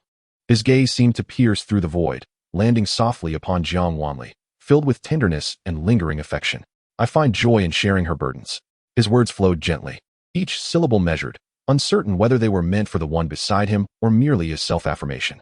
The ethereal figure faded, and the Ghost King's decree descended. Jiang Wanli reached out to catch it, the decree still entwined with two strands of primal power. However, unlike the intertwining violet light witnessed by Jin Yuan, these two forces, though entwined, remained distinctly separate, unable to merge. Lin Jia scrutinized the Ghost King's decree, a frown creasing his brow. Logically, if Jin Yuan's contract was indeed forged and destined, it should not be easily altered. Yet now, the bond of fate inscribed upon the decree was evidently severed. Could it be that some unforeseen event had transpired, leading to the disjunction of these primal energies? He turned his gaze to Jiang Wanli. She gazed silently at the Ghost King's decree in her palm. And after a long pause, she rose. I must journey to the ghost realm. Lin Jia. Just moments ago, he had contemplated how his master was impervious to the whims of love, only to be swiftly disabused of that notion. Seeing the astonished expression on his face, Jiang Wanli calmly elucidated, I need to ascertain the true nature of this primal power and what Jin Yuan did after acquiring mine. It appeared that the essence contained within that spiritual root, which mirrored her own spiritual energy, was indeed her primal force. Yet, why did she feel an overwhelming aversion towards it? Something must have transpired during her time in the divine realm. Additionally, the dissolution of the fated bond that Jin Yuan had forged with the Ghost King's decree surely harbored some secrets. She needed to unravel the events that had unfolded in her past, piece by piece. Otherwise, she would be unable to return to the divine realm, let alone confront that individual. Chapter 145. The Realm of Finality. Intruders shall perish initially. She felt indifferent about returning to the divine realm. However, the death of Ling ignited a flicker of anger within her. The denizens of the divine realm had set their sights upon her. Lin Jia opened his mouth, sensing the precariousness of the situation. After all, the ghost realm was no sanctuary. Yet, he was at a loss for how to dissuade Jiang Wanli, who appeared resolute in her decision. After a moment of contemplation, Jiang Wanli spoke with a measured tone. The calamity in this realm has just subsided. The reconstruction is of utmost importance. I shall entrust that responsibility to you. After all cultivators have been dispatched to other realms to cultivate anew. Consider it a trial for you, Linjia. But on another note, the Heavenly Dao still exists, and this realm need not be my concern. Jiang Wanli replied softly. So be it. Should any matters arise, simply send me a message. And if communication is hindered, utilize the jade pendant as a medium. As her words fell, she cast a lingering glance at Linjia, releasing the 3 divine beasts resting within the jade pendant. You shall remain here to assist Linjia. Ignoring Linjia's unspoken concerns, Jiang Wanli gracefully stepped into the transport portal that had mysteriously materialized before her. It was not that she harbored reservations towards Linjia. Rather, as he practiced ghostly arts, venturing into the ghost realm would expose him to malevolent energies far too easily. Better to avoid unnecessary complications. As she remained uncertain about the true nature of the ghost realm, she would not drag Linjia into peril. The other side of the portal led to a domain exclusive to the Heavenly Dao. Before entering the ghost realm, Jiang Wanli swept her spiritual energy across all the small worlds. As she retracted her spiritual energy, she beheld the diligent azure light swirling through each world, and a smile graced her lips.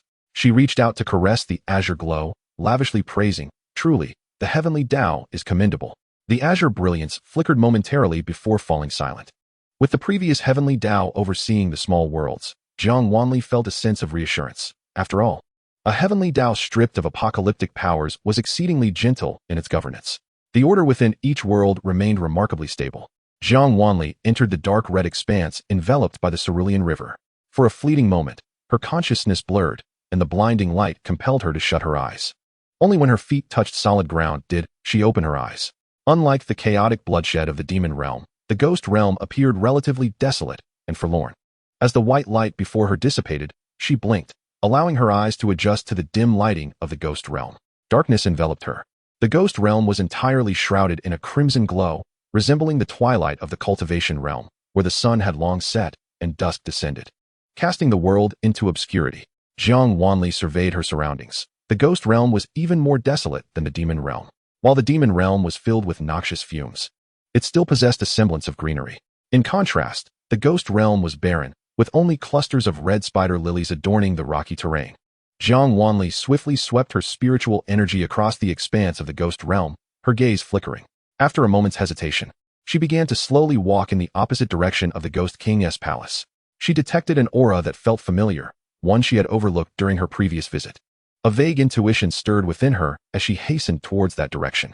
Suddenly, as a fierce ghost appeared before her, Jiang Wanli did not halt her steps, but merely sidestepped. Although she did not collide with the fierce ghost, it tumbled to the ground, exclaiming in distress. Reluctantly, Jiang Wanli paused, turning to regard the fierce ghost seated on the ground, refusing to rise, her eyes narrowing. "What are you staring at? Do you not know to help someone you have bumped into? Have you never seen a handsome man before?" The fierce ghost's words were abruptly cut short as it gaped at Jiang Wanli, and in the next instant, its 2 eyeballs rolled from their sockets and fell to the ground. "Brother?" Even in a state of shock, it managed to finish its sentence defiantly. Jiang Wanli stared at the eyeballs rolling at its feet, which continued to gaze at her in astonishment, and queried, "Handsome man?" The fierce ghost, still failing to retrieve its eyes from the ground, abruptly lost its head with a dull thud. Jiang Wanli's expression remained unchanged as she watched its head roll to her feet, raising an eyebrow. "You're not going to claim that this was my doing, are you?" "But it was you, right? In the ghost realm, unless there are significant matters, one is not permitted to walk hastily. Do you not know this?" Jiang Wanli chuckled lightly, taking a small step back in disdain. "How is it that you are so rule-abiding, yet you did not notice what was inscribed on the stone tablet ahead?" The fierce ghost, with its head still on the ground, trembled, while the eyeball nearby fixed its gaze on Jiang Wanli. "Of course I know. No ghostly beings are permitted to enter here. But what about you? Are you not here as well?" Jiang Wanli sneered, stepping back slightly in distaste. "I have matters to attend to and no time to waste with you." With that, she disregarded the fierce ghost at her feet and walked away at a leisurely pace. Behind her, several paces away, a massive stone tablet stood among the peculiar rocks, resembling a mountain rising from the plains. The inscription upon the tablet was grand and flowing. "The realm of finality, intruders shall perish." The fierce ghost, comprehending her intended destination, widened its eyes in alarm. Hastily reassembling its eyes and head, discarding pretense, and with a sudden leap, it followed closely behind Jiang Wanli. "You cannot go there. You will die?" Its voice was hoarse and urgent, tinged with palpable fear. Jiang Wanli turned a deaf ear to the ghost, which grew increasingly frantic, almost heedless as it blocked her path, its eyes gleaming with malice. "I command you to halt," it exclaimed. "Even if the king of ghosts were to appear today, I must press on." Jiang Wanli's voice was calm and measured, her expression serene as she cast a downward glance at the ghost, whose demeanor was both threatening and cowardly. With a flick of her wrist, she sent it flying with her spiritual power. "No, you cannot advance." The ghost's voice was a wailing cry, filled with desperation. Yet in an instant, it leapt back before Jiang Wanli, clinging desperately to her leg, its face smeared with tears and snot, gazing at her with an unwavering resolve. Jiang Wanli mused, "It seems even ghosts can be so disheveled." She bore with it for a moment, but ultimately could not restrain herself and reached out to strike again. Sensing her murderous intent, the ghost's wails grew louder, its eyes tightly shut as it lamented, "Forgive me, divine speaker. I can no longer serve you." Almost immediately after its lament, a faint glow emerged from within its form. This glow was a dark crimson, reminiscent of the malevolent energy wielded by Lin Jia, yet warmer. Lacking the pallor of death, Jiang Wanli narrowed her eyes, lowering her gaze to the cracked, ghostly essence surrounding the creature. "Is this disguise of yours set by the divine speaker you speak of?" Caught off guard by her inaction, the ghost froze, its body stiffening. Jiang Wanli pressed her lips together, a flicker of understanding igniting within her, a wave of exhilaration washing over her. She summoned a strand of spiritual energy, binding the ghost that clung to her leg tightly. With a deft motion, she guided the spirit along, dragging it forward as it howled in protest. Chapter 146. I miss you. Within the ghost's malevolent essence, Jiang Wanli detected a familiar presence. This spirit was not as fearsome as it appeared at first glance. She chose not to unveil its disguise. Upon hearing the title divine speaker, her heart began to conjecture about the figure awaiting her ahead. She quickened her pace, a smile brightening her countenance. As she beheld the magnificent palace constructed of stone, her eyebrows arched in intrigue. With the spirit in tow, she stepped inside. Upon entering the palace, she was greeted by a blinding radiance, dispelling the oppressive crimson gloom. The stone walls glittered with luminous pearls, illuminating the corridor as brightly as day. The ghost she held widened its eyes in disbelief, murmuring, "How is this possible? How could you enter the ghost realm? No one is allowed but the king." Its voice was loud enough to draw Jiang Wanli's attention, prompting her to glance back at the teleportation array behind her. Before the palace doors lay a defensive teleportation formation. The first layer was a defensive array, impeding ordinary individuals from entry. Even if one attempted to breach it, the second layer would transport them elsewhere. Unless permitted by the array's creator or possessing significantly greater power, no one could enter. Jiang Wanli noted that these two layers posed no obstacle to her, indicating the former was the case. She had not been within the confines of the creator's restrictions when the formation was established. A slight smile graced her lips as she chose not to answer the ghost's query, continuing forward. The ghost's eyes widened, its voice faltering. "Could it be that you are the one the divine speaker has awaited?" It relinquished its struggles, gazing around at the warm light. Though this palace was situated in the ghost realm, it was a stark contrast, bathed in warmth and brilliance, as if sunlight flooded the corridor, vibrant and inviting. Jiang Wanli's footsteps echoed through the passage, and it seemed someone within had heard. From the corridor's end, a series of hurried, light footsteps approached, punctuated by the sound of soft, rapid taps. Jiang Wanli halted, watching the shadow emerge around the corner. "Is it the master coming?" A sweet voice rang out, tinged with joy and uncertainty. Jiang Wanli smiled gently, her lips curling as she spoke. "Jiyu." The hesitant girl who lingered at the corner darted forward, throwing herself into Jiang Wanli's embrace. "Master." The girl, delicate and clad in a pink dress, looked up at her with tear-filled eyes. "Master, I have waited so long for you. I knew you would come for me." She sobbed, her tears smearing Jiang Wanli's garments as she clung tightly to her waist. As the girl tightened her embrace, Jiang Wanli looked down at Jiyu, her face simultaneously familiar and foreign, stirring a softness within her voice. "I am sorry for arriving late." Her words were a mere whisper, and Jiyu buried her face in Jiang Wanli's chest, shaking her head. "Master never makes mistakes. I always knew you would come. It is such a relief to see you safe." Her voice was muffled, and Jiang Wanli gazed at the girl's hairdo, gently lifting her hand to stroke her back. The girl before her appeared no older than a mere 10 years, her youthful innocence evident in her expression and demeanor, filled with an unwavering affection for Jiang Wanli. Unlike the calculated calmness of Xianxian, every gesture of Jiyu was a display of unrestrained emotion. From her, Jiang Wanli felt only trust and warmth. Such purity of sentiment was disarming. Jiang Wanli could not help but wonder why such a young girl had once studied the art of ghost mastery alongside Lin Jia. Before her questions could be answered, Jiyu finally composed herself, looking up at Jiang Wanli with bright eyes, her excitement rendering her momentarily speechless. After a prolonged silence, she finally managed to utter, "Master, I missed you so much." Jiang Wanli smiled indulgently, reaching up to pat her head. "Let us discuss this inside." Jiyu squinted her eyes, waiting contentedly for Jiang Wanli's touch before eagerly grasping her arm and leading her deeper into the palace. After taking a few steps, she was drawn to a dragging sound behind her, turning in confusion to see the ghost being pulled along the ground. "You." Jiyu furrowed her brow slightly, instinctively pulling Jiang Wanli behind her as she scrutinized the spirit on the floor. "Are you xianxiaaudiobooks? Divine Speaker?" The ghost croaked, bursting into tears. "I never expected to see you in my lifetime." At first, Jiang Wanli felt indifferent, but upon reflection, she turned to Jiyu with curiosity. "Xiaohongzi." Jiyu blinked her sparkling eyes at the spirit, her gaze filled with scrutiny. The ghost, now unmasked, revealed a frail yet handsome young man, pale and weak in appearance, resembling a delicate scholar even in his ghostly form. Jiyu chuckled lightly. "You are quite good-looking indeed." The ghost, abashed by her compliment, lowered his gaze. Observing their interaction, Jiang Wanli recalled the malevolent energy surrounding the ghost, piecing together the mystery. Yet, she remained puzzled as to why Jiyu found herself in this forbidden realm of ghosts. After giving Xiaohongzi a few instructions, he resolutely returned to the entrance of the corridor. Jiyu took Jiang Wanli's hand, hastily leading her toward the grand hall. "Master, you seem different." Throughout their journey, Jiyu chattered incessantly about past events, and Jiang Wanli listened quietly, absorbing the warmth of their shared memories. After a lengthy silence, Jiyu finally sensed an anomaly. "Master, I have lost my memory." Jiang Wanli replied gently, her gaze resting on the young girl before her as she clarified, "I have lost my memory." Jiyu's smile faltered, her expression shifting to confusion as she murmured, "Lost your memory? You don't remember me?" "Indeed, I awoke in an ancient tomb on the Suha continent. It was my resting place, and when I regained consciousness, I remembered nothing." Jiang Wanli's voice was soft as she continued to explain. As soon as she finished speaking, Jiyu's eyes turned red, and she embraced Jiang Wanli tightly.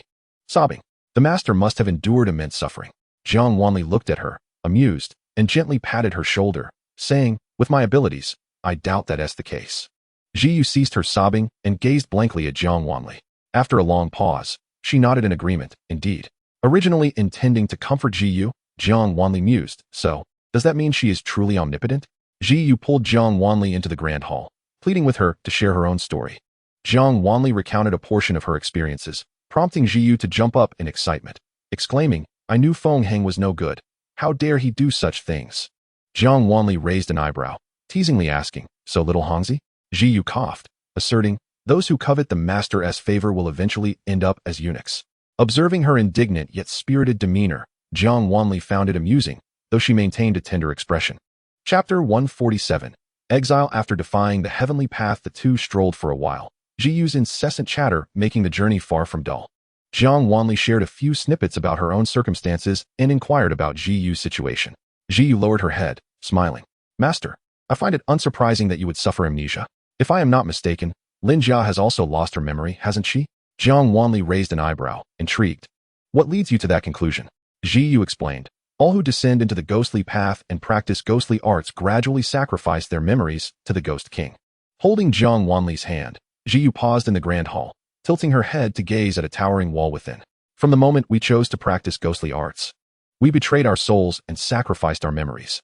As our techniques advanced, the loss of memory accelerated."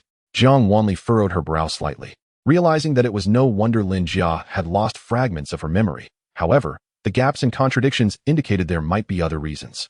"Indeed, Lin Jia's recollections are incomplete," Jiang Wanli softly replied. Jiyu laughed. "No worries, master. I can provide you with some insights into what you wish to know. As for the rest, you will have to learn from the Ghost King." Upon hearing this, Jiang Wanli tilted her head, asking, "How much do you remember?" Jiyu responded, "I recall that you led us to mend the heavens and save the world. We traversed the rift to intercept the waters of the celestial river, but were never able to return to your side." Jiyu tightened her grip on Jiang Wanli's hand, lifting her gaze, and with a gentle wave, images began to emerge on the immense wall before them. Jiang Wanli beheld the familiar scenes, her eyes reflecting the slender silhouette of a woman. Though her face remained obscured, the grace of her form inspired boundless imagination. This was the Yun Qingyue in Jiyu's eyes, powerful yet gentle. Her beautiful visage perpetually wore an expression of serene composure, compelling all to follow her.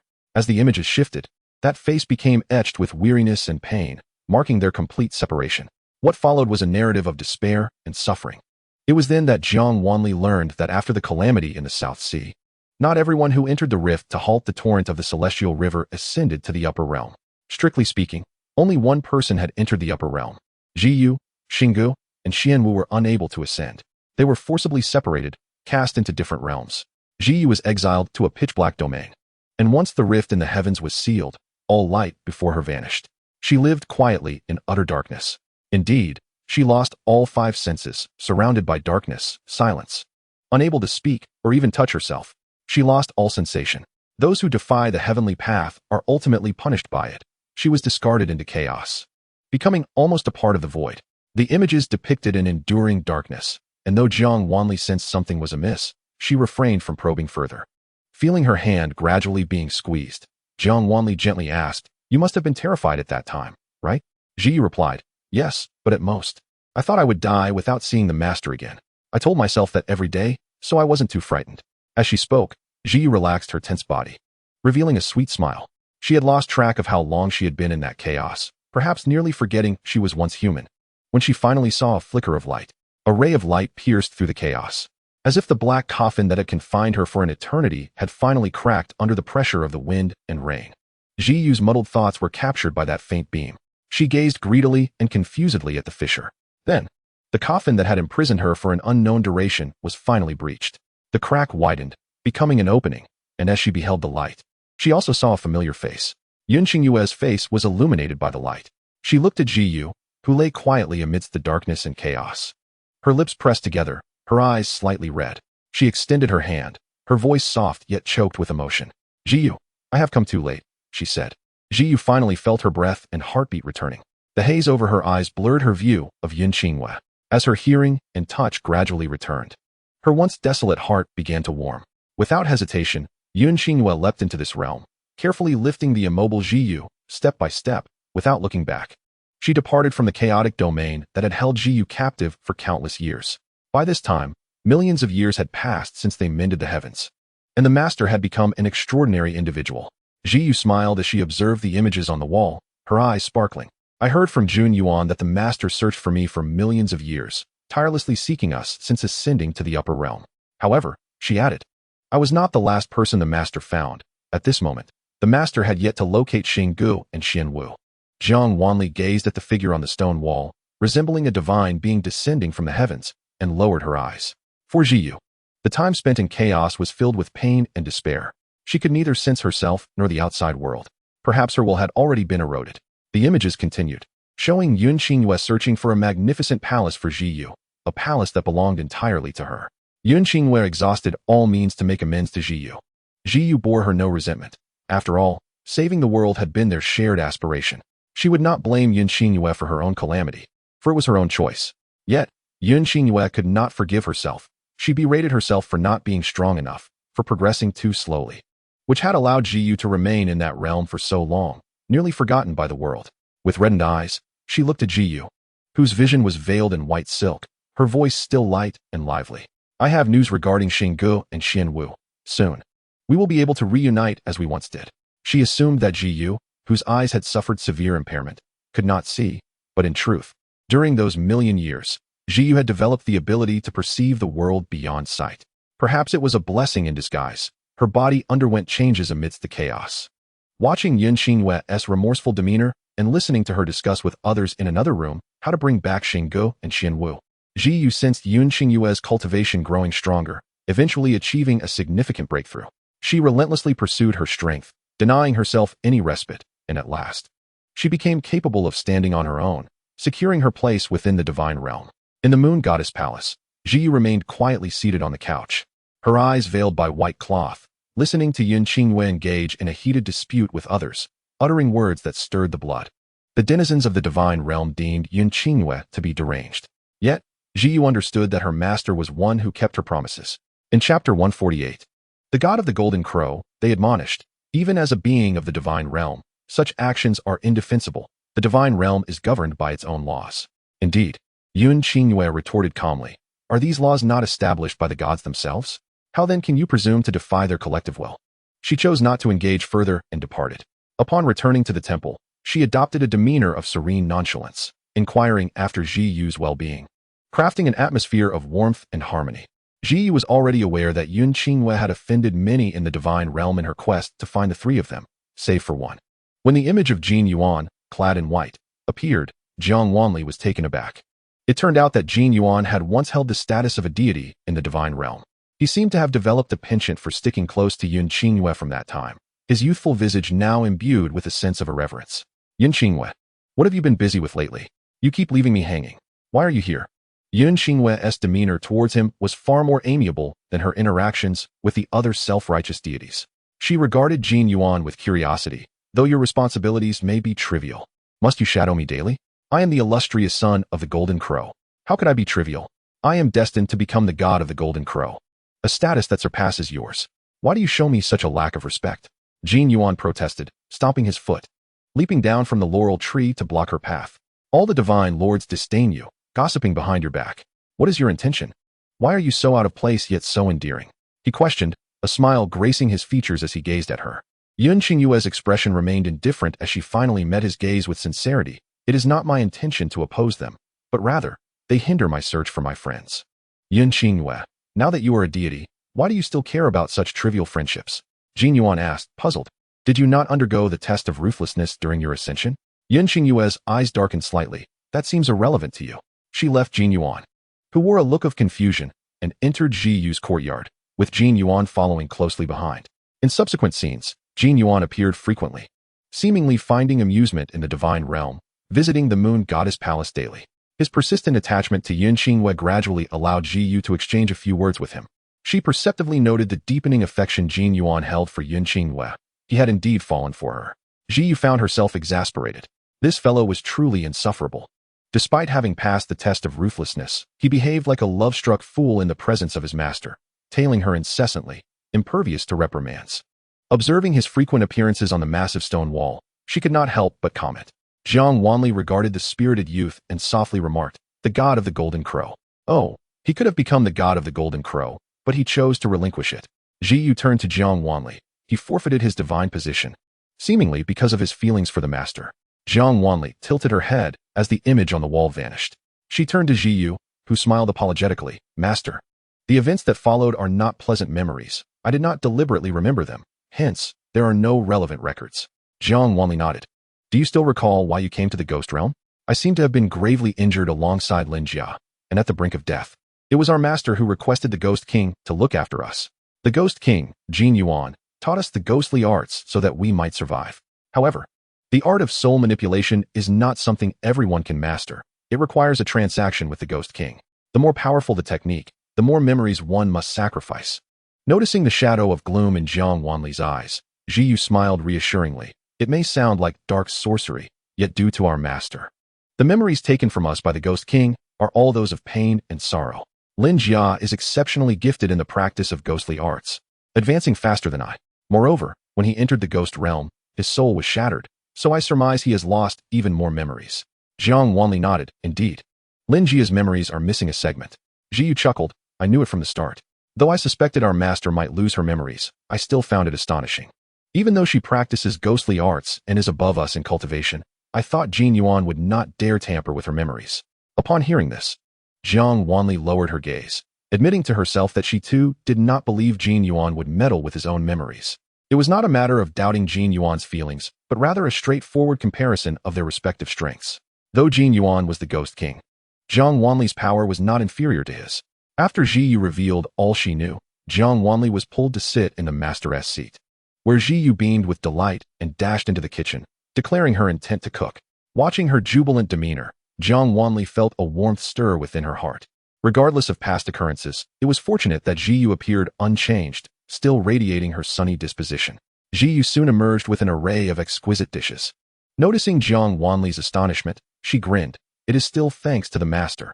Although I reside in the ghost realm, the Ghost King Jin Yuan takes great care of me. The spatial artifact provided by the master has been immensely helpful. The ghost realm is quite eerie, and often, I find solace within the confines of the artifact. Jiang Wanli understood, glancing at the vegetarian and meat dishes on the table, chuckling lightly. Did you cultivate vegetables and rear beasts within the artifact? Hee. They are all spirit herbs and magical beasts from millennia ago, but they certainly satisfy one's appetite. Ji Yu's eyes sparkled as she placed a large chicken leg before Jiang Wanli.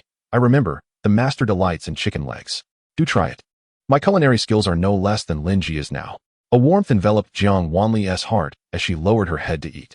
Ji Yu's cooking was indeed commendable, and with the quality of the magical beasts, the meat was succulent and flavorful, igniting Jiang Wanli's appetite. She fell silent, focusing on her meal, while Ji Yu rested her chin on her hand, her eyes sparkling. Master, your visit to the ghost realm must be for a significant matter? Ji Yu inquired cautiously after finishing her meal. Jiang Wanli nodded. I need to consult the Ghost King about certain matters. However, since I am here, you should accompany me. Ji Yu was taken aback, pondering for a while before murmuring. I vaguely recall that I remained in the ghost realm because the master needed me to stay. Jiang Wanli paused for a moment. Then a smile spread across her face as she recalled something. Initially, her decision to allow Ji Yu to remain here may have indeed stemmed from some pressing matter that required her attention. However, Ji Yu has lingered here for such an extended period that she cannot recall the so-called task. She does not believe that Ji Yu, if truly burdened with an important mission, could forget it so easily. Thus, only one possibility remains. They must have endured a harrowing experience. That singular event nearly cost Ji Yu and Lin Jia their lives, and in a bid to save them, Yun Qingwei brought them to the ghost realm to study the ways of spirits. After Ji Yu and Lin Jia were gravely injured, the matter must have still been unresolved. Therefore, in light of her character, she would have arranged for Ji Yu and Lin Jia to be taken care of before returning to her own battlefield. It is possible that she once promised Ji Yu she would come to retrieve her, only to encounter unforeseen circumstances that prevented her from fulfilling that vow.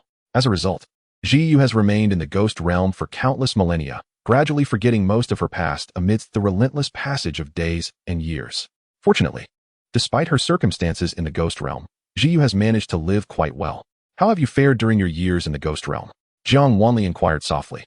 The Ghost King has been exceedingly kind to me, aware of my aversion to spirits, and has designated this realm as my private domain, where no spirit dares intrude. Occasionally, he visits nearby. However, if spirits cannot encroach, how is it that xianxia is here? Jiang Wanli raised an eyebrow, her tone tinged with playful mockery. Having stayed here for so long, I sometimes find it quite dull, so the Ghost King occasionally allows some lesser spirits to come and inquire about my needs, bringing me little trinkets. They are but weak spirits bullied in the ghost realm, lacking a place to stand. And their presence here provides them with refuge while offering me some amusement. At this point, Ji Yu erupted into laughter, her words flowing freely. You have no idea how foolish those little spirits can be. I have observed their daily antics, which have brought me considerable joy. I sometimes bestow upon them small gifts, and thus they revere me as a deity. Jiang Wanli nodded, relieved to learn that Ji Yu had endured her countless years without suffering any indignities. I can no longer recall the events of the past, nor can I ascertain what you require of me. Now that I am here, it is only natural that I take you back to the realm of cultivation. Ji Yu lowered her gaze in contemplation for a moment before meeting Jiang Wanli's eyes, her eyes glistening with unshed tears. All right, I, too, wish to remain by your side. Before we return, I must pay a visit to the Ghost King's palace. Will you accompany me? Jiang Wanli pondered. Having spent so much time in the ghost realm, Ji Yu seemed rather unfamiliar with Jin Yuan, suggesting she had not interacted much with the Ghost King. I shall not go. I will wait here for you. As expected, Ji Yu shook her head in refusal. Though she practiced the ways of spirits, she was not particularly fond of mingling with the denizens of the ghost realm. Otherwise, she would not have remained in this isolated locale without ever venturing outside. Jiang Wanli understood and spent a while longer with Ji Yu. Ji Yu, brimming with enthusiasm, eagerly showed her around the places she inhabited, her radiant smile illuminating her face. Jiang Wanli found herself uplifted by Ji Yu's exuberance. When it was time to part, Ji Yu gazed at Jiang Wanli with a vacant expression, seemingly reminded of their previous farewells, and her eyes brimmed with tears once more. Like a child, she lunged into Jiang Wanli's embrace, clinging to her waist with an unwillingness to let go. Jiang Wanli, tenderly soothing her as one would a child, found herself both amused and exasperated, and only after a prolonged struggle did Ji Yu finally release her, standing at the entrance to the corridor to bid farewell. Xianxia, witnessing Ji Yu's attachment to Jiang Wanli, underwent a complete transformation in his demeanor towards her. When he heard Jiang Wanli intended to visit the Ghost King's palace, although filled with trepidation, he volunteered to lead the way. Declining his offer, Jiang Wanli stepped beyond the confines of the barrier. With a mere thought, she soared away, leaving behind a fleeting image of her white figure at the horizon. In mere moments, Jiang Wanli traversed much of the ghost realm. She realized she was still not very familiar with this realm, as her last entry had been facilitated by the artifact on Xianxia, which had directly transported her to him. Xianxia had been overly diligent, leading her straight to the Ghost King's palace. At this moment, Jiang Wanli extended her spiritual awareness and detected a strange and alluring aura, causing her to momentarily halt. Frowning, she paused her rapid flight and stood still. The entity her spiritual perception had sensed was undeniably powerful, its aura malevolent, instinctively evoking her disgust. Yet, she keenly recognized a familiar essence emanating from it. Could it be? Jiang Wanli narrowed her eyes, casting a glance at the towering, ominous palace at the edge of the sky. Without hesitation, she redirected her path toward the source of that presence. Having left the end of all realms, the number of spirits around her noticeably increased. In the realm of cultivation, she had dealt ruthlessly with such entities. Now, she found it challenging to suppress her malice.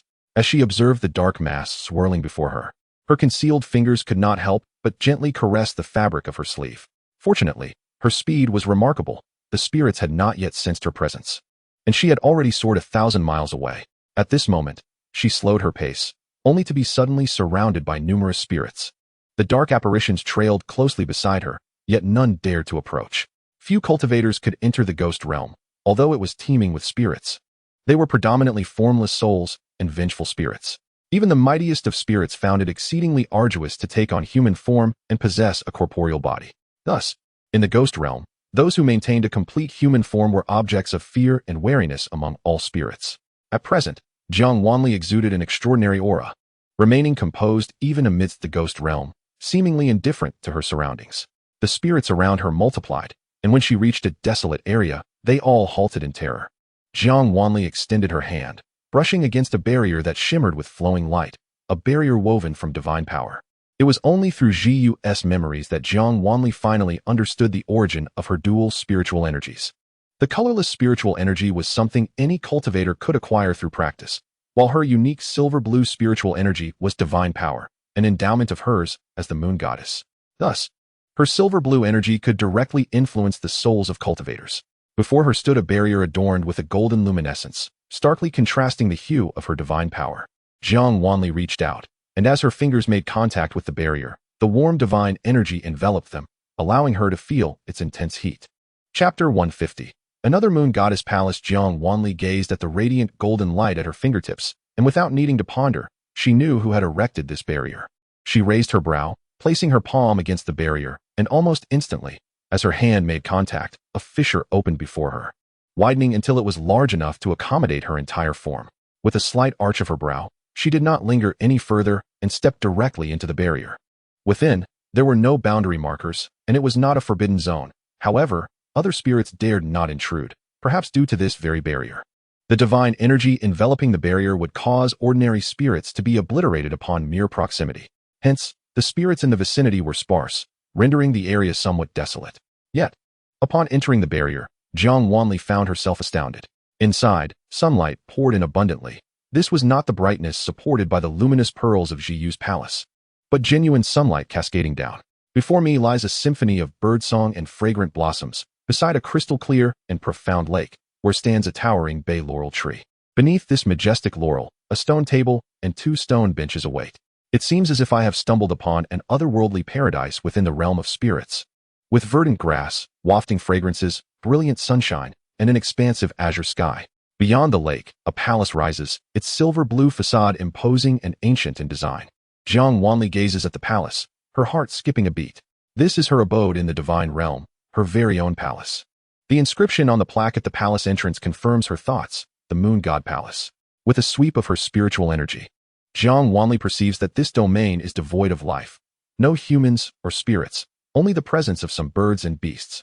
Yet, as she retracts her spiritual energy, she is taken aback, her gaze drawn once more to the plaque at the entrance. A subtle twitch of her lips reveals her surprise. Behind the moon god palace clearly stands the Golden Crow Palace. This plaque originally belonged to the god of the Golden Crow. Jiang Wanli quietly withdraws her spiritual energy, her impression of Jin Yuan shifting slightly. As the king of spirits, he has erected a barrier within the spirit realm, replicating the divine palace here. What could his true intentions be? Nevertheless, the familiar yet loathsome aura she felt earlier lingers within this divine palace. Regaining her focus, Jiang Wanli strides toward the palace entrance. The grand doors are tightly shut, She pushes against them, and they creak open with a groan. As the doors part, a faint spiritual power wafts outwards. Momentarily startled, she brushes it off and steps into the palace. The layout within mirrors her memories of the moon god palace. Every blade of grass and tree seemingly identical to that of the divine realm. With a calm demeanor, Jiang Wanli surveys her surroundings and proceeds to her private chamber. As she swings the door open, a bone-chilling cold rushes toward her. A sense of foreboding fills her heart as she enters the room, and upon observing its contents, her lips tighten. The arrangement of the chamber is nearly indistinguishable from that of the moon god palace. Save for one detail, the original wooden bed has been transformed into an ice coffin. Almost all the furniture within this chamber is intricately carved from ice. Jiang Wanli had sensed the cold even before entering, but it appeared that a formation concealed the true chill of this icy abode. Once inside, it feels akin to stepping into an ice cellar. Her gaze fixates on the ice coffin, and her heart begins to race. Approaching it, she peers into the empty interior, her anxiousness dissipating as she tightens her lips. The coffin is lined with layers of soft bedding, adorned with a brocade quilt and a jade pillow. Aside from that, there seems to be nothing else. Yet, the aura she perceives emanates distinctly from within the coffin. Concentrating her senses, she allows her spiritual energy to penetrate the layers of bedding, reaching beneath the ice coffin. Suddenly, her eyes widen, and she swiftly lifts the coffin lid, casting aside the bedding to reveal a mechanism at the coffin's base. At the bottom of the coffin lies an intricate pattern, an amalgamation of a sun and a crescent moon, reminiscent of a Bagua symbol. After a brief moment of contemplation, Jiang Wanli places her hand upon the design, her divine energy flowing forth from her fingertips. As she traces the pattern, her silver blue power intricately outlines it. Upon completing the final stroke, the base of the ice coffin stirs to life, emitting a gentle glow while a subtle sound of friction fills the air. In an instant, a square box materializes at the bottom of the coffin, and Jiang Wanli retrieves the ancient wooden box. The sandalwood box is adorned with elaborate carvings, edged in gold and silver, and studded with gemstones, exuding an air of opulence. Upon opening the box, she is met with an object that resembles many of the artifacts she has crafted before, a crescent-shaped divine instrument, seemingly a representation of her identity as the moon goddess. Encased in silver-blue divine energy, it radiates a mysterious yet chilling glow.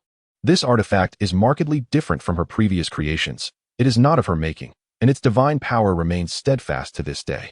Likely because it carries not only divine energy, but also the essence of the moon goddess herself. A wave of distaste washes over Jiang Wanli, leaving her puzzled. Logically, this should have been her possession, so why does she instinctively harbor such aversion towards this source of power? After some reflection, she suppresses her disdain and stows the wooden box within her jade pendant. The sound of footsteps grows nearer, prompting Jiang Wanli to turn her gaze toward the door. She leans casually against the ice coffin, awaiting the visitor's arrival. As the door swings open, the newcomer cannot help but shudder slightly. He lifts his gaze, a playful smile upon his face. Knowing I would come, why remain in this chamber? You have always despised my presence in your quarters, have you not? Jiang Wanli regards the grinning Jin Yuan, tilting her head with a scoff. Disliking your intrusion doesn't prevent you from being intimately familiar with my chamber. Jin Yuan is momentarily taken aback, but maintains his composure, still smiling. I thought you would seek me out directly after leaving Jiyu. I did not expect you to find this hidden place first. I intended to surprise you. Jiang Wanli raises her eyes to Jin Yuan, illuminated by the sunlight, and tilts her head. How is this not a surprise? Upon hearing her words, Jin Yuan's smile deepens. Speak, what brings you to the spirit realm? Your journey seems driven by more than just Jiyu. Oh, I discovered some intriguing matters within the King of Spirits Edict and have a few inquiries for you. Jin Yuan's expression shifts to one of curiosity, and as Jiang Wanli scrutinizes him, he seems to suddenly recall something, his pale face flushing crimson while his eyes widen in surprise. Seeing his reaction, Jiang Wanli realizes that he has indeed remembered and understands the question she is about to pose. Chapter 151. The newly ascended deity. Though his face is flushed, Jin Yuan quickly gathers his composure, feigning calmness as he gazes at Jiang Wanli with a light chuckle. What do you wish to ask me? Did you not just recall? Jiang Wanli observes his pretense with a knowing smile, understanding that he has misinterpreted her intentions. However, it is not surprising, after all. He is the one capable of surreptitiously intertwining his essence with that of Yun Qingyue, thereby forging a bond of fate. Jiang Wanli finds amusement in Jin Yuan's demeanor as she bypasses him and exits the chamber, making her way beneath the bay laurel tree outside the moon god palace, where she settles at the stone table. Jin Yuan follows closely behind, his gaze unwaveringly fixed upon her. Being the god of the golden crow, his gaze is fervent, and even without turning back, Jiang Wanli can feel the heat of his scrutiny. I wish to hear you recount everything that has transpired between us, as well as all that you know of Yun Xingyue's experiences. Jiang Wanli retrieves a jug of fine wine from her jade pendant, placing it on the table before pouring a cup for Jin Yuan. She observes him as he sits opposite her, her demeanor languid, as if indifferent to whether he speaks or remains silent. Jin Yuan raises his cup to take a sip. The sweetness fills his mouth, leaving a lingering aftertaste. As he gazes at the woman before him, his racing heart gradually calms. With a raised eyebrow and a smile, he remarks, I suspected there was an issue with your memory, but I did not anticipate you would seek my assistance. So will you help? Jiang Wanli regards him with a scrutinizing expression, tinged with a hint of mischief. With a sigh, Jin Yuan replies, You know I can never refuse you. I have no feelings for you. Jiang Wanli regarded Jin Yuan. The playful expression on her face vanished, replaced by a solemn demeanor. She pondered before speaking. I comprehend your sentiments and have earnestly contemplated my feelings towards you. However, I do not harbor affection for you. Moreover, I am currently preoccupied with numerous matters and lack the time to indulge in romantic entanglements. Will you still assist me? Setting down her cup, Jiang Wanli maintained her seriousness as she gazed at Jin Yuan, softly articulating her words. Jin Yuan was momentarily taken aback, then burst into laughter. I knew it all along. Eons ago, you rejected me in precisely the same manner. Yin Xingyue, even if you never respond to me, my commitment to you remains unwavering. Or should I say, do you now go by Jiang Wanli? Jiang Wanli fixed her gaze on Jin Yuan, her eyes scrutinizing his face, her hand lightly tapping on the table as if contemplating the veracity of his words. After a prolonged silence, she averted her gaze from his clear, smiling eyes, softly replying, What purpose is there in merely recounting your past to me? Your former glory as the moon god is nothing short of magnificent. It would be a pity not to witness it firsthand.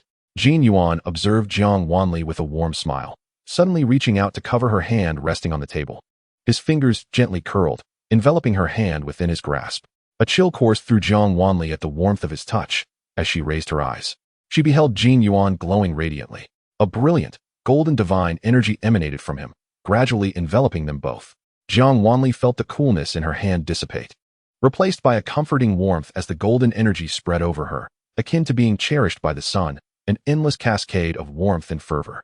Under the intense sunlight, Jiang Wanli found it increasingly difficult to discern Jin Yuan's features. The world around her blurred, and as Jin Yuan's figure became entirely obscured by the brilliance, she felt a sudden shift. When she opened her eyes again, she was astounded by her surroundings. She remained in the Moon Palace, yet Jin Yuan was no longer at her side. Seated at the table, she could still taste the bitterness of tea on her tongue, the aftertaste lingering. Just as she intended to turn and search for him, she realized that this body was no longer under her control. Sensing her confusion, darkness enveloped her, and she found herself in a bright, empty expanse. Jin Yuan appeared beside her, softly explaining, This is a recollection of past events. Although you have returned to your own body, your future self cannot control your past self. You can only observe the actions of your former self. In other words, this is merely a retrospective of the past, and all that transpired cannot be altered. Indeed, she acknowledged, if the events of the past exceed your capacity to bear, I shall promptly escort you away. Jin Yuan's gaze remained gentle and warm as he looked at Jiang Wanli.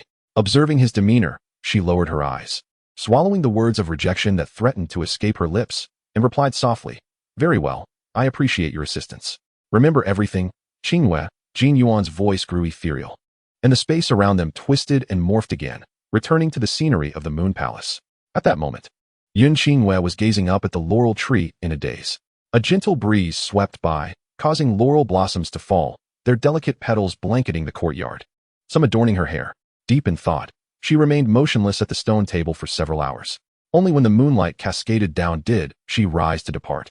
Under the night sky, the entire Moon Palace was bathed in a silvery hue, shimmering brightly throughout the divine realm. Yun Xingyue reclined on the eaves of the Moon Palace, her hands cradling her head as she gazed into the tranquil, dark sky. When a ray of light streaked across the inky night, she paused, then sat upright, her white skirt cascading from the rooftop, her beauty striking under the moonlight. At night, her powers peaked, allowing her to perceive every whisper within the divine realm. Thus, she overheard various deities discussing her ascent. I hear a new deity has ascended. How rare. Indeed, it has been ages since a new god graced the divine realm. I wonder if this is a blessing or a curse. The new deity is the moon god, known among mortals as the moon god sovereign. She seems to have ascended from the realm governed by the golden crow god, Jiang Wanli. Through Yin Xingyue's spiritual perception, understood her current circumstances. It appeared she had only just ascended. However, the Golden Crow God? As her thoughts stirred, Yun Qingyue narrowed her eyes, flicking her fingers to unleash a swift, silvery blue divine force toward the laurel tree. A muffled grunt resonated from the treetop, and Yun Qingyue leaped down, standing before the laurel tree, coldly declaring, "Though you may be a guest, I do not welcome uninvited ones. Will you descend willingly, or shall I compel you?" A light laugh emanated from the tree, and a shadow emerged from the dense foliage. He leaped down to stand before Yun Qingyue, a visage she found strikingly familiar, albeit devoid of the previous malevolence and shadow. Now infused with youthful vitality, radiating the essence of sunshine. "You are the newly ascended moon god?" Jin Yuan inquired, his tone laced with mockery, scrutinizing Yun Qingyue intently. Furrowing her brow, Yun Qingyue retorted, "Who are you?" "I am Jin Yuan, the son of the Golden Crow, destined to become the next Golden Crow god," he replied with a smile, already seated at the stone table, his gaze roving over her. "You have ascended from the realm governed by the Golden Crow Palace. If you fail to achieve anything significant, you shall become affiliated with my Golden Crow Palace." Yun Qingyue frowned slightly. "What do you mean by that? Do you not know?" Jin Yuan exclaimed, his surprise evident as he observed the genuine confusion in her eyes. "You ascended without even grasping the order and rules of the divine realm?" "I do not," she admitted. "Damn it, this is a significant oversight. If others discover this, my Golden Crow Palace will face reproach. I'm fortunate to have come tonight." Jin Yuan, flustered, stood up, pulling Yun Qingyue to sit at the stone table. "You must remember everything I am about to tell you, otherwise, should you inadvertently breach any taboos within the divine realm, it will not only lead to your downfall, but also implicate the Golden Crow Palace." Despite her uncertainty regarding his intentions, Yun Qingyue quietly remained seated at the table, listening to his so-called rules. In the divine realm, there are two principal palaces, the Golden Crow Palace and the Xianxia Palace. Beneath these two palaces are various temples, overseen by the Golden Crow God and the Xianxia God, who govern all deities. The deities under these two gods manage different realms, and as divine beings, we must adhere to numerous protocols. Jin Yuan rambled on, his discourse filled with the regulations of the divine realm. Initially intrigued, Yun Qingyue soon found herself growing impatient. She had not ascended to become a deity. She had her own matters to attend to and had no intention of abiding by every rule of the divine realm. "That's enough. I cannot linger here for long." As Jin Yuan continued his incessant chatter, she interrupted him with a cold countenance. "If you fear that I might hinder the Golden Crow Palace, feel free to have the Golden Crow God expel me from your domain." Having spoken, she rose, declaring, "Now, please leave my palace." "Wait, you." Jin Yuan's displeasure was evident. Yet before he could finish his sentence, he found himself ushered out of the Moon Palace. Learning from Jin Yuan's experience, Yun Qingyue swiftly cast a formation to block any intruders. However, it was unlikely anyone would enter her palace as rudely as Jin Yuan had. In the days that followed, Yun Qingyue remained within the Moon God Palace, never stepping outside. Apart from Jin Yuan, no other celestial beings had laid eyes upon her. She consistently shunned the grand feasts hosted by the gods of the divine realm, claiming to be engrossed in her cultivation. Within the Moon God Palace, aside from Yun Qingyue, there were only two divine beasts, the azure dragon Sangshuan and the vermilion bird Qijing. The two beasts spent the majority of their time beneath the laurel tree, diligently cultivating at an extraordinary pace, as divine energy continuously flowed into their bodies, swiftly staining them in blood. Each day of their rigorous training left them bloodied, yet they bore no complaints. Yun Qingyue, in her solitude, immersed herself in seclusion every single moment. The barriers surrounding the Moon God Palace repelled all those who sought to pay a visit. Jin Yuan kept a vigilant watch over the palace, the silver-blue barrier perpetually enveloping it, casting an even deeper gloom upon the already desolate abode. Discussions regarding Yun Qingyue proliferated within the divine realm, with many gods expressing their discontent over her apparent insolence. The god of the Golden Crow shared this sentiment. However, whenever the god of the Golden Crow sought to inquire after Yun Qingyue, Jin Yuan deftly diverted the conversation. Despite the absence of those who had seen her, Jin Yuan was constantly bombarded by whispers about Yun Qingyue. It was inevitable, as the first mortal to ascend in countless millennia. She piqued the curiosity of all, yet her abrupt retreat into solitude only fueled further speculation among the celestial beings. How audacious of her, a mere mortal, to disregard us. Is it not customary for ascended mortals to pay their respects to us? Does she not desire to mingle within the divine realm? Perhaps she is too unsightly to show her face? At one banquet, as Jin Yuan held a goblet of wine, he could not help but smirk at the discussions around him. Who decreed that ascended mortals must come to pay their respects? Does ascending from mortality place one beneath the rest? If anyone ought to be honored, It should be the two supreme deities, and what concern is it of the rest? Before even meeting her, they began to slander her. If I were to ascend, I would not wish to encounter such disdainful visages. The newly appointed moon goddess is a deity under the auspices of my Golden Crow Palace. It seems none of you possess the right to speak before we have uttered a word. With just a few words, the entire banquet fell into an astonished silence. It appeared none had anticipated Jiang Wanli would speak in defense of a newly ascended deity who dared to slight the Golden Crow Palace, leaving all the gods in shock as they turned to gaze at him. Even the god of the Golden Crow cast a glance at Jiang Wanli before, with a tone of indifference, remarking that as a deity, one should fulfill their duties. If she truly wished to avoid socializing, so be it. Our Golden Crow Palace does not place great importance on such matters. His words seemed to shatter the prior stillness, as the celestial beings raised their goblets towards him, echoing praises. This display of pretense, which Jiang Wanli had observed daily, now struck him as suffocating and dismal. He chose to depart early. Aside from the god of the Golden Crow who briefly regarded his retreating figure, no one else noticed. Jiang Wanli initially intended to return to the Golden Crow Palace, but upon seeing the Moon God Palace not far ahead, he instead turned his steps towards it. As he gazed upon the Moon God Palace, his brow furrowed slightly. How strange. Today the barrier surrounding the palace was inexplicably lowered. Had Xianxiaaudiobooks finally emerged from her sanctuary, or did she have visitors? Pondering this, Jiang Wanli boldly vaulted over the wall and entered the Moon God Palace. Upon landing once more beneath the laurel tree, he keenly sensed an unusual energy within the palace. A formidable and chilling divine power surged throughout the entirety of the Moon God Palace, and in an instant, the laurel tree was violently severed, crashing down. Jiang Wanli leaped down from the tree just before it fell, narrowly evading the onslaught of divine energy, and stared in bewilderment towards the source of the power. The moon god's energy was frigid and menacing, capable of inflicting severe harm upon the soul. The ripples of divine energy continued to propagate, akin to waves upon a lake, reverberating in succession. Jiang Wanli glanced at the fallen laurel tree, carefully sidestepping the erratic waves of divine energy as he darted towards the sleeping quarters. The oppressive aura of violence within the divine energy left him alarmed. Upon reaching the sleeping quarters, he immediately spotted Sangshuan and Qijin anxiously pacing at the entrance. Raising an eyebrow, he approached the two divine beasts and greeted them with a smile, inquiring about their master. Almost as soon as he spoke, both beasts were startled, casting terrified glances at Jiang Wanli. In unison, Sangshuan's tail and Qijin's claws swiftly covered Jiang Yuan's mouth. Jiang Wanli, this feels a bit foul. Chapter 153. Why have you provoked her? Jiang Wanli, with his mouth covered by both divine beasts, felt his handsome face flush crimson, his expression contorting in frustration. He muffled, glaring at the beasts. Sangshuan and Qijin exchanged looks before leisurely retracting their appendages. What are you doing? Sangshuan glared at Jiang Wanli with discontent, rebuking him. What is the matter with you? How can you disturb our master while she is resting? Indeed, do you wish for us to perish? Their gazes were akin to that of judging a fool, and Jiang Wanli's temper flared. I merely noticed an anomaly with the barrier outside the Moon God Palace and came to check out of concern. What is your meaning behind this?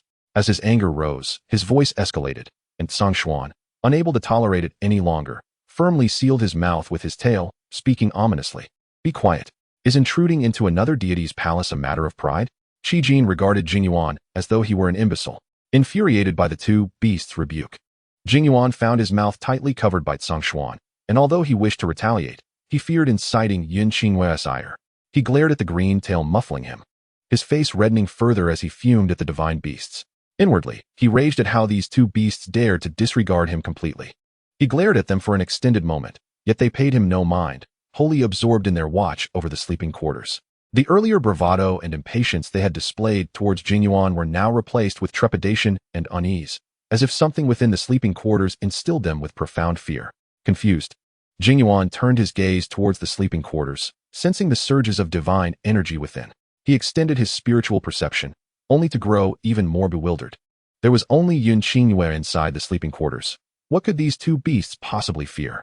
After much hesitation, Jiang Wanli grasped Sangshuan's tail, exerting a slight bit of divine power. The scorching energy seared against the emerald scales, causing Sangshuan to recoil in pain, finally releasing his hold on Jiang Wanli's mouth. Noticing the commotion, Qijin was about to act when Jiang Wanli leaped back, distancing himself from the two divine beasts. He raised an eyebrow at them, his lips parting slightly, successfully catching sight of their horrified expressions. He quickly closed his mouth and gestured with a finger to his lips. The two divine beasts immediately fell silent, as if the tension that had gripped them had finally eased. Seeing them relax, Jingyuan suddenly called out loudly, Yin Qingwei. He even infused his voice with divine power, causing his clear, youthful tone to resonate throughout the entirety of the Moon God Palace. In an instant, Songshuan and Qijin reacted instinctively, hastily retreating from the vicinity of the sleeping quarters. Before Jingyuan could fully comprehend the situation, a chilling and formidable divine power swept through. This surge was even more potent than that which had shattered the laurel tree, and in an instant, the entire Moon God Palace was laid to ruin. Once the chaos subsided, Jingyuan slowly lowered his hand, gazing at the fragmented defensive array before him, a smirk playing at the corners of his mouth. Had Yin Qingwei lost her mind? If not for the defensive barriers between the palaces, the entire divine realm would surely have been affected by her strike. Jingyuan surveyed the scene around him. The Moon God Temple had nearly collapsed entirely, reduced to a desolate ruin, with only the sleeping quarters standing resilient against the ravages of time. Yet, everything before the quarters had been utterly decimated by divine power. A sudden sting coursed through his arm, and with a grimace, he glanced down at his tattered robe, a pitiful remnant after being swept by divine energy. And he genuinely felt the world's malice toward him. Songxian and Qijin leisurely returned to the front of the quarters, their eyes filled with anger and a hint of mockery as they regarded the disheveled Jingyuan. We told you to be quiet. We are not acquainted. Why would we wish you harm? Songxian exclaimed, his two dragon whiskers trembling with agitation. Qijin, eyeing Jingyuan, mercilessly taunted. Even if you have enmity with our master, you should not resort to such self-destructive means. Why provoke her at this moment? Now, while the temple can barely be restored by divine power, your injuries will take time to heal. Jingyuan met the gazes of the two divine beasts, both conveying a singular message. Self-inflicted suffering is inescapable. With a wave of his hand, he silently mended his tattered robe, concealing the ghastly wounds beneath. Qijin's words rang true. While certain things could still be restored through divine energy, his injuries remained beyond healing. The divine power wielded by Yin Qingwei, the moon goddess, could inflict irreversible damage upon a mortal's body, and if she so desired, it could even strike at the soul itself. He considered himself fortunate that Yin Qingwei was not a bloodthirsty individual. Had she aimed directly at his soul, he would have surely met his end. Is your master planning a rebellion? Jingyuan inquired, his tone laced with caution as he regarded the two divine beasts. Qijin rolled his eyes dramatically. Our master is resting now. No one is permitted to disturb her during her slumber. You witnessed the consequences. Songxian added, we have already kindly advised you. It is futile to reason with one intent on courting death. Jingyuan, that remark stings, but I cannot refute it. After a moment of contemplation, he finally grasped the situation, turning to the divine beasts with astonishment. Does Yin Qingwei wake up grumpy? Indeed, Songxian and Qijin replied in unison. Jingyuan was momentarily stunned, mechanically turning his head toward the quarters, hesitating between speaking and remaining silent. After a prolonged internal struggle, he finally asked, has she not ascended to godhood?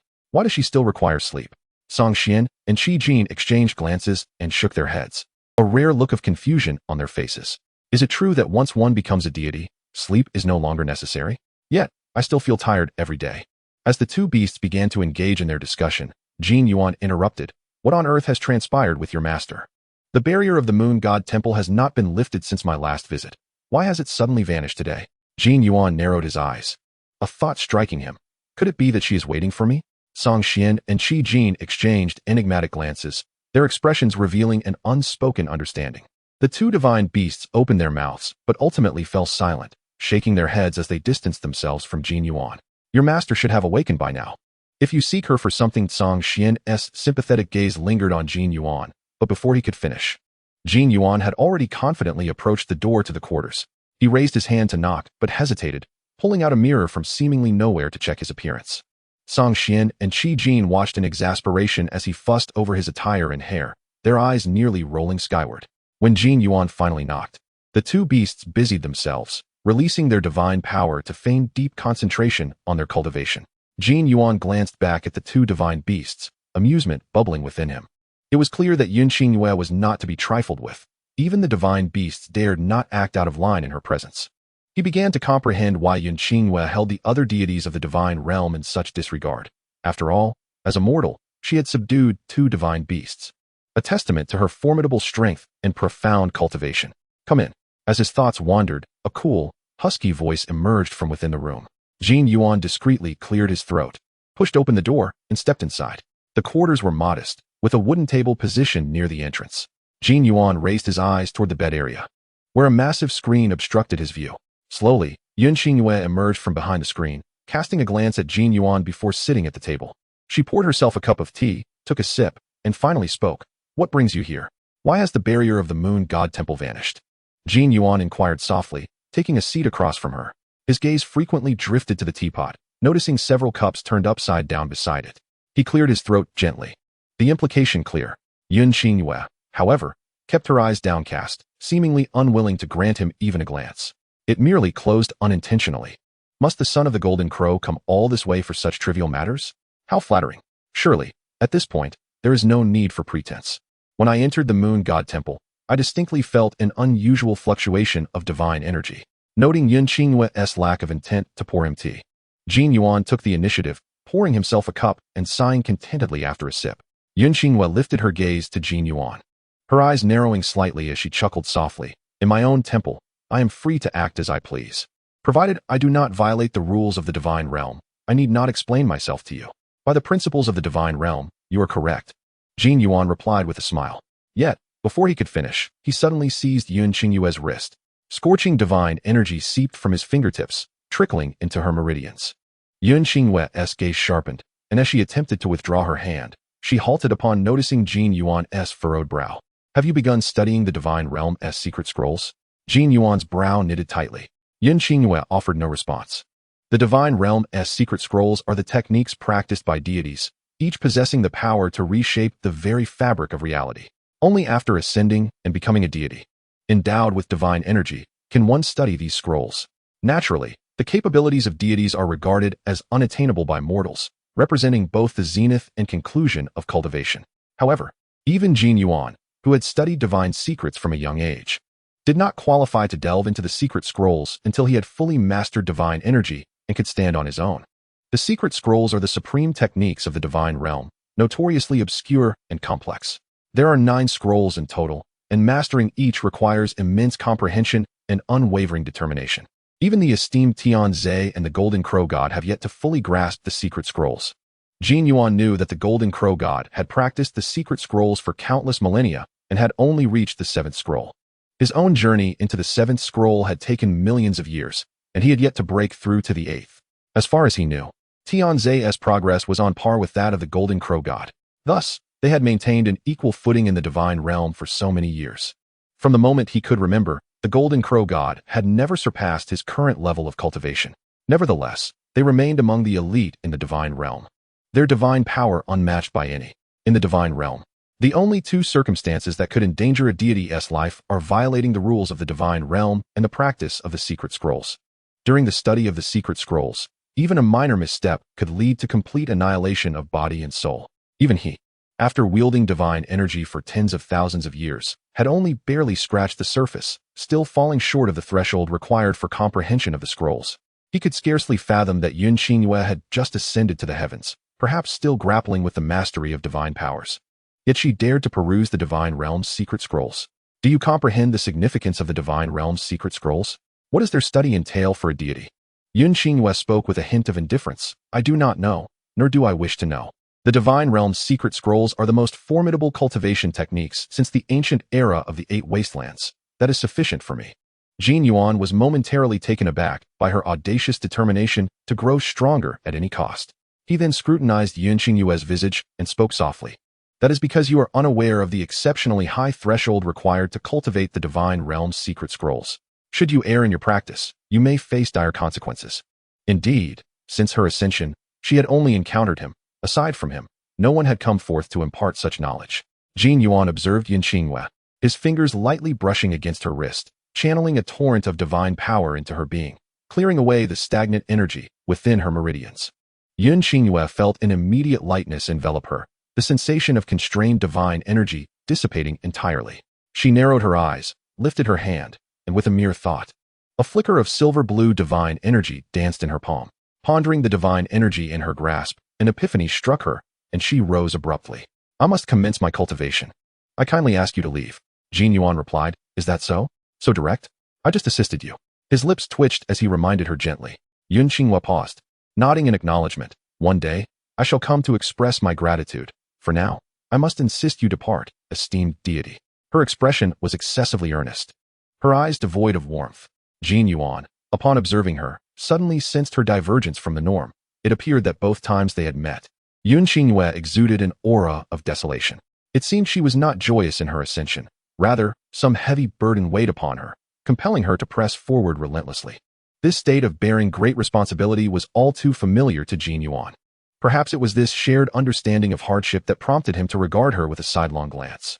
Upon reflection, it seemed that the burdens Yun Xingyue carried were far heavier than his own.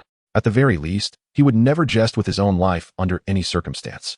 Observing Yun Xingyue, who had just emerged from a cataclysmic ordeal, he noted her lack of vitality. The Qinglong and Zhuke assumed she was merely resting, but in truth, she had nearly succumbed to madness. As she delved into the divine realm's secret techniques, her mental fortitude had been severely compromised, rendering her divine power uncontrollable, wreaking havoc upon her limbs and ultimately becoming lodged within her meridians.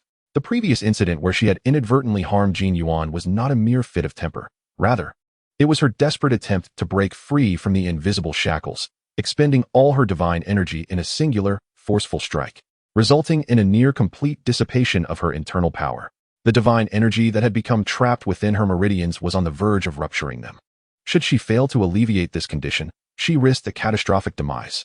Jin Yuan had indeed saved her life, yet at this moment, Yun Xingyue feared nothing more than being indebted to another. Chapter 154. I despise you for being so dense. Jin Yuan found himself at a loss in response to Yun Xingyue's indifferent demeanor. As he gazed into her unfeeling eyes, a sense of disappointment washed over him. I did not act with the expectation of your gratitude, nor was it my intention to emphasize my intervention for your sake. Yun Xingyue blinked. I am well aware of that. Thus, do you not understand that my request for your departure is not mere politeness? Jin Yuan retorted. Yun Xingyue, I despise you for your utter lack of perception. In the end, Jin Yuan, with unyielding audacity, stationed himself at the entrance of Yun Xingyue's chamber, under the astonished gaze of the two divine beasts. He compelled her to agree not to practice the divine realm's secret scrolls for a time, before storming off in frustration. Do you think the master will obediently comply? Song Xian queried of Qi Jin. Qi Jin lifted its chin, observing Yun Xingyue as she returned to her quarters with calm deliberation. Just as she was about to close the door, she glanced at the disarray within, hesitated for a moment, then waved her hand, restoring the palace to its former glory, even re-establishing the barrier. Now that S settled, Jin Yuan cannot enter again, Qi Jin mused, retracting its gaze and attempting to channel its immense divine power. Its tone as frosty as Yun Xingyue's indifference. If the master were to heed the words of an outsider, then the master would cease to be the master. That would indeed be terrifying. Song Xian concurred, then turned its gaze towards the direction Jin Yuan had departed, an expression of pity evident in its eyes. That foolish lad is easily placated. Upon returning to her room, Yun Xingyue navigated around the screen and resumed her position on the bed. She sat cross-legged, her eyes gently closed, attentively sensing the divine energy coursing through her. Unlike the cold mystery of her innate powers, Jin Yuan's divine energy, akin to the golden crow, was fervent and resplendent. Originally, she had been unable to control this foreign divine energy. However, Jin Yuan, in his eagerness to assist, allowed his divine power to circulate through her entire being.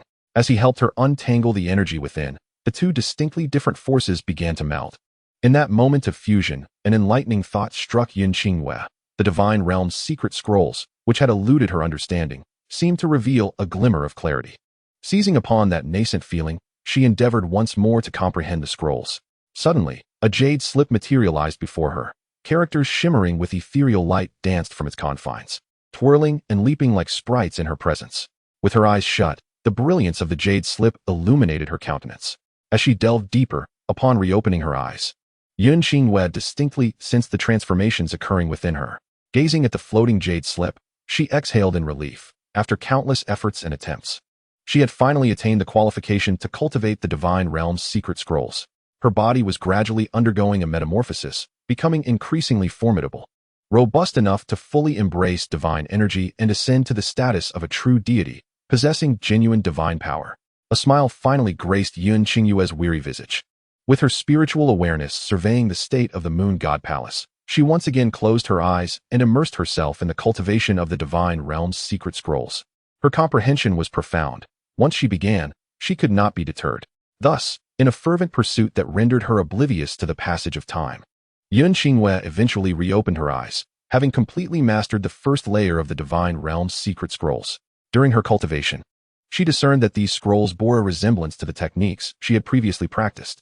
She speculated that the creator of the divine realm's secret scrolls was likely an ascendant. Reflecting on this, she could not help but feel a twinge of self-mockery. How naive she had been.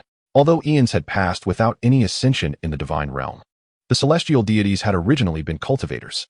It was no surprise that the divine realm's secret scrolls were crafted by cultivators, sharing a common origin with the techniques of the cultivation realm. Now, she was capable of commanding her divine energy, sensing the continuous influx of power within her. A smile graced Yun Qingyue's lips. At long last, she was worthy of venturing to that place. The Heavenly Dao could no longer suppress her.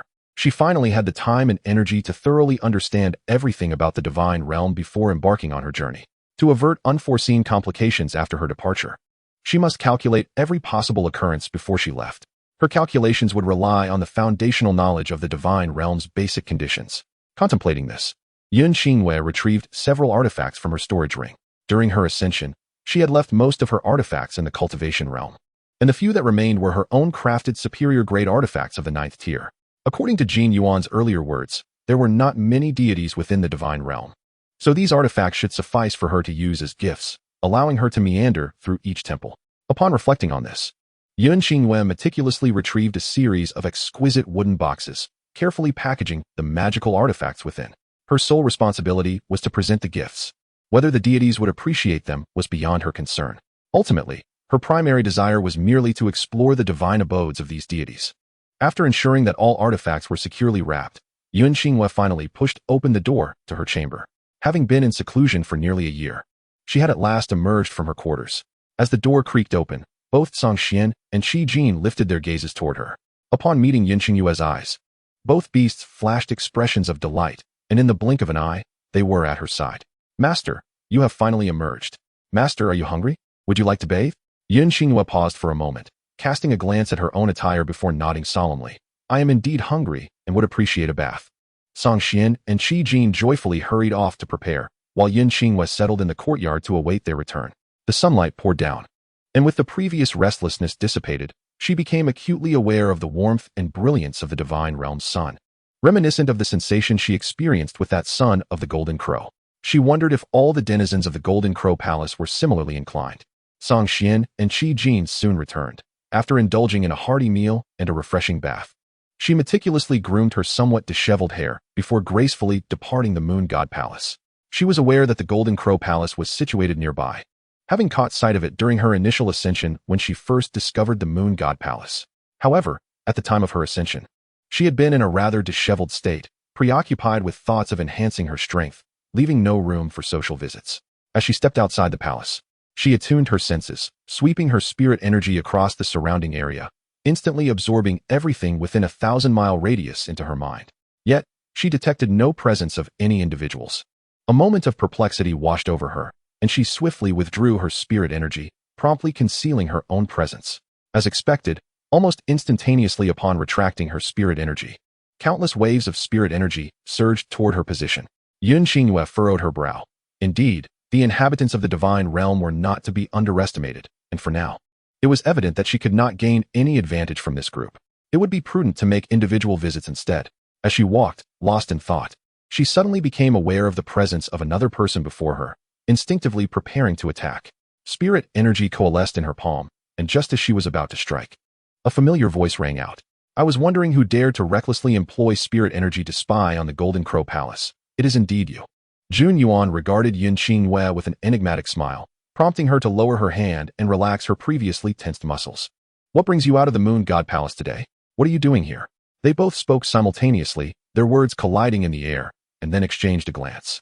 I had a hunch it would be you, so I came to see. Your earlier action has already provoked the ire of the Golden Crow God. Had I not intervened, you would have entered the Golden Crow Palace and emerged with more than just a few scrapes. Jun Yuan shrugged, his expression a blend of exasperation and affection, as if he were truly at a loss with her. Yun Qingyue scrutinized him with a keen gaze before finally speaking. Why do you wish to assist me? After all, your Moon God Palace is subordinate to my Golden Crow Palace, and since you have only been ascended for a few months and have only met me, it is only natural for me to extend my care. Come, you wish to visit the Golden Crow Palace, did you not? Jun Yuan smiled at her warmly. The denizens of the Golden Crow Palace may not recognize you, which could complicate your entrance. Allow me to accompany you. Yun Xingwen nodded appreciatively. Then I am most grateful. It is but a trifling matter. Jun Yuan waved his hand dismissively. As he turned to leave, Yun Xingwen called after him. Wait. What is it? We reached the domain of the Golden Crow Palace. Surely you aren't feeling intimidated? Jun Yuan raised an eyebrow, his tone teasing with a hint of jest. No. It's just that you saved me last time, and I promised to express my gratitude. However, this time, my primary purpose is to visit the Golden Crow God. So I thought I would present my thanks in advance. With that, Yun Xingwei retrieved a brocade box from her storage pendant and offered it to Jun Yuan. Intrigued, Jun Yuan accepted it, raising an eyebrow. You have also prepared a gift for the Golden Crow God? Yes, to be precise, I have prepared gifts for each deity. Having ascended for such a duration without making a visit was my oversight. For my first visit, I must naturally present a modest token of appreciation.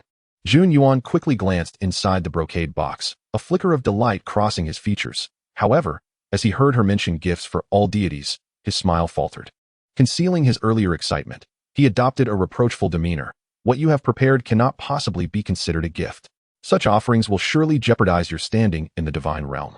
Instead, let me assist you in preparing gifts. When you visit the other deities, I will accompany you, thus providing you with support and alleviating many potential troubles. Yun Xingwei regarded Jun Yuan thoughtfully before nodding in agreement.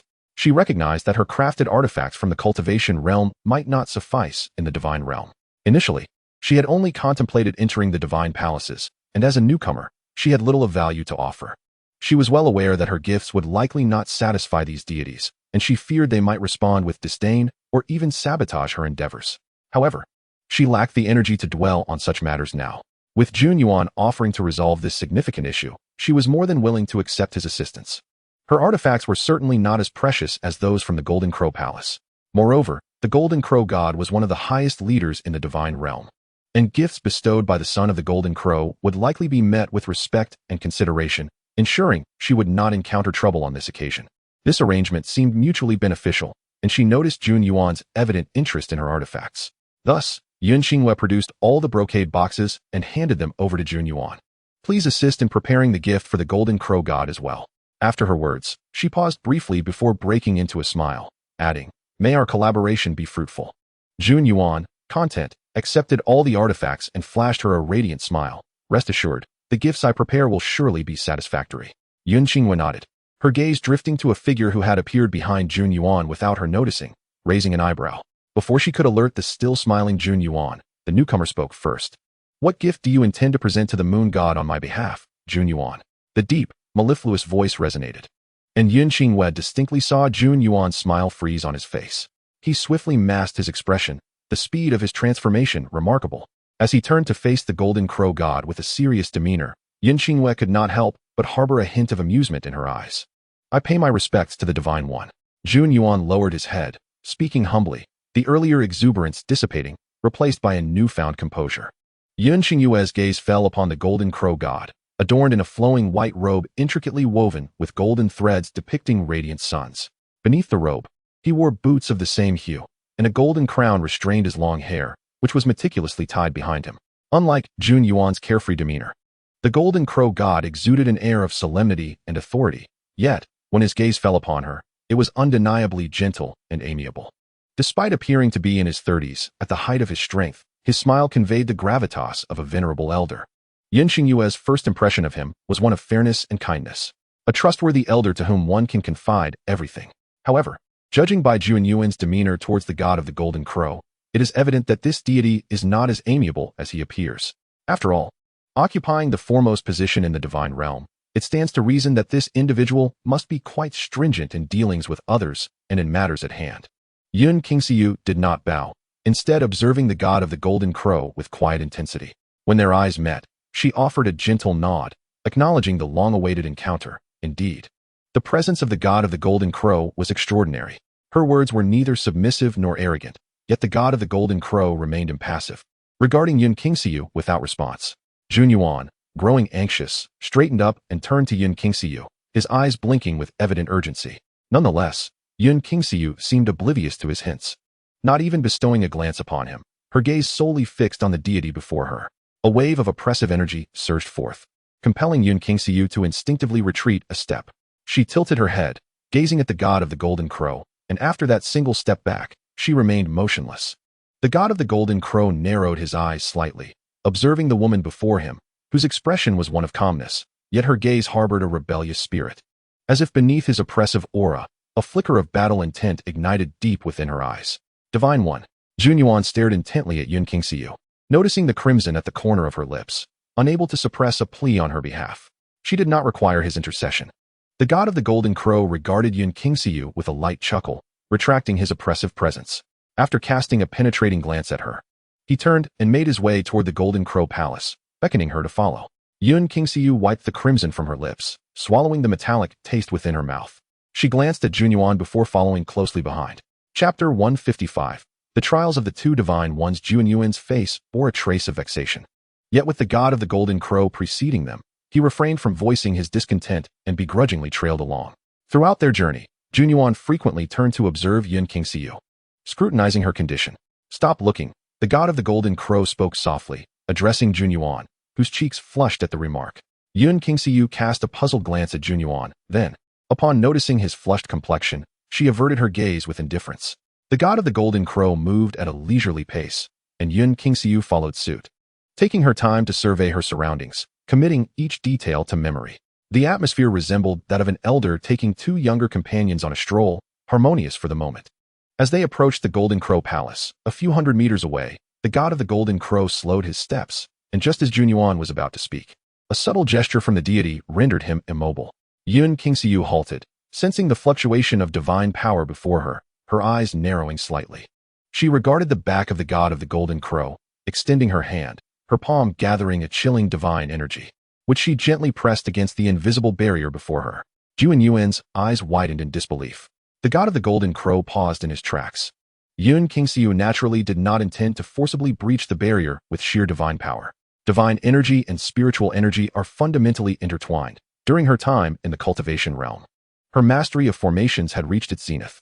The barrier before her was, in essence, merely a formation that translated spiritual energy into divine energy. Moreover, perhaps due to the divine being's cultivation methods being akin to those of ordinary practitioners, focusing solely on their own strength, the formations they established were rather simplistic. At least for Yun Qingxiu, these protective formations were easily decipherable. Observing the barrier before the Golden Crow Palace, Yun Qingxiu couldn't help but chuckle inwardly. If the divine being's understanding of formations was indeed this rudimentary, she had overestimated them.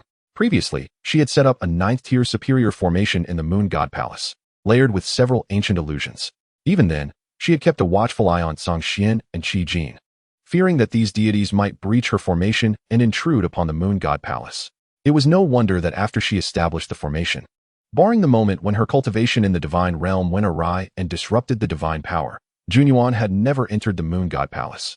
Initially, Junyuan attempted to gesture for Yun Qingxiu to refrain from acting recklessly, but upon witnessing her calm demeanor as she infused divine power into the barrier, and observing the silver-blue divine energy slowly flowing and making contact with various points on the barrier, he was left astounded. In mere moments, the outline of the barrier began to materialize, and as soon as it appeared, the barrier commenced its gradual dissolution. The divine energy dissipated into specks of light, softly falling away. Junyuan stared in disbelief. The god of the Golden Crow turned to Yun Qingxiu, and upon meeting her tranquil gaze, he revealed a smile. "One would not have guessed that you possess such proficiency in formations." Before he could finish speaking, Junyuan murmured, "The barrier outside our temple was set by the god of Tianzi." Yun Qingxiu withdrew her hand, her expression still composed, though beneath her robe, her fingers subtly rubbed together. A glimmer of cunning flashing in her eyes, a modicum of understanding. She responded without arrogance or impatience, this modest display of skill earning her a measure of esteem from the god of the Golden Crow. "Since you have unraveled the protective formation of the temple, it is only fitting that you re-establish the barrier." After a moment's consideration, he revealed a gentle smile, adding, "Of course, it would be preferable if even the god of Tianzi could not breach it." Junyuan thought to himself, "Here we go again. My divine lord's inexplicable competitive spirit towards the god of Tianzi." Yun Qingxiu nodded. "When I depart, I shall set up the formation for the divine lord."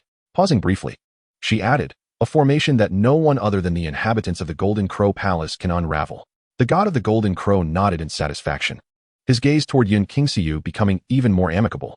Junyuan, witnessing Yun Qingxiu effortlessly gaining the approval of his divine lord, found himself at a loss for words. However, there was little he could do. His divine lord was admirable in every respect, save for his overwhelming competitive nature. Previously, he had not noticed. But later he discovered that the god of the Golden Crow compared everything to the god of Tianxia. This was one of his rare interests. After entering the Golden Crow Palace, Xianxiu was soon placed under Junyuan's care. As the god of the Golden Crow seemed to have lost interest in the newly ascended deity, Xianxiu relished the ease of the situation. And after exploring the entirety of the Golden Crow Palace with Junyuan, she prepared to take her leave.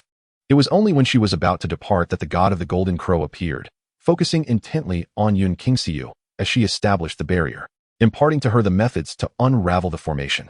The god of the Golden Crow's eyes sparkled with enthusiasm as he presented a brocade box to Xianxiu. This is a token of my regard for you.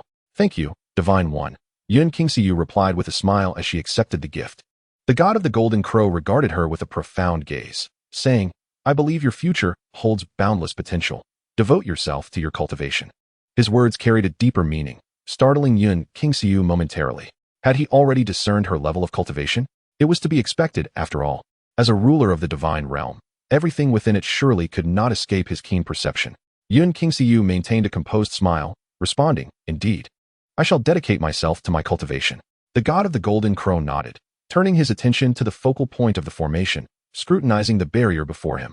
Observing this, Xianxiu took her leave. Junyuan accompanied her for a considerable distance before she turned to inquire. I am about to pay a visit to the next divine being. Have you prepared your gifts? The news of your arrival at my Golden Crow Palace has likely reached the Tianxia Palace. Our next destination is to pay respects to the god of Tianxia. The god of Tianxia possesses strength comparable to our divine lord and is adept at formations. During our first encounter, you must learn to conceal your abilities. Just as Xianxiu intended to nod in agreement, the world around her shifted unexpectedly. She gasped, instinctively reaching out to grasp Junyuan's hand. Yet, as she extended her arm, she found only emptiness. The person who had just been by her side had vanished without a trace. In that instant, an alarm blared within Xianxiu's mind. This is indeed the divine realm. Having just emerged from the Golden Crow Palace, she should not have to fear any threats. It seems that someone is attempting to set a trap for her. The only individual capable of orchestrating such an act near the Golden Crow Palace is one. With this thought, Xianxiu relaxed her taut nerves. In the next moment, a multitude of formations materialized before her. One after another, the lethal arrays drew closer, pulling her into their midst.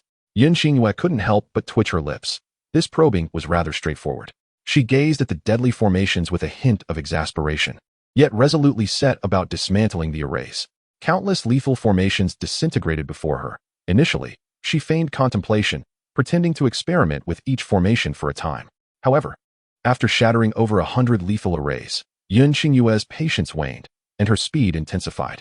Almost as soon as she entered a lethal array, she struck at the core, breaking through with ease. Once the formations dissipated, Xianxiu finally halted, standing still as she awaited the next move from her opponent. Chapter 156, Speaking Nonchalance. Yet her body betrays her. Xianxiu quietly regarded the void before her. When the formations re-emerged, her instincts alerted her to impending danger. The hairs on her arms stood upright. Nevertheless, she did not retreat. With unwavering focus, she scrutinized the formations, immediately probing with her divine power, which enveloped the entire array in the next instant. However, she could not locate the core. Forcing her way through was impossible. These formations had been laid by a deity with divine power hundreds of times greater than her own. Even if she were to ignite her soul's energy to temporarily elevate her cultivation, she would not be able to breach the formations. Yet, she did not yield. Her divine power meticulously traversed every corner of the array, her mental energy sweeping across the vast expanse of nothingness. Time passed, and when the first wave of lethal intent surged toward her, Xianxiu's eyes snapped open.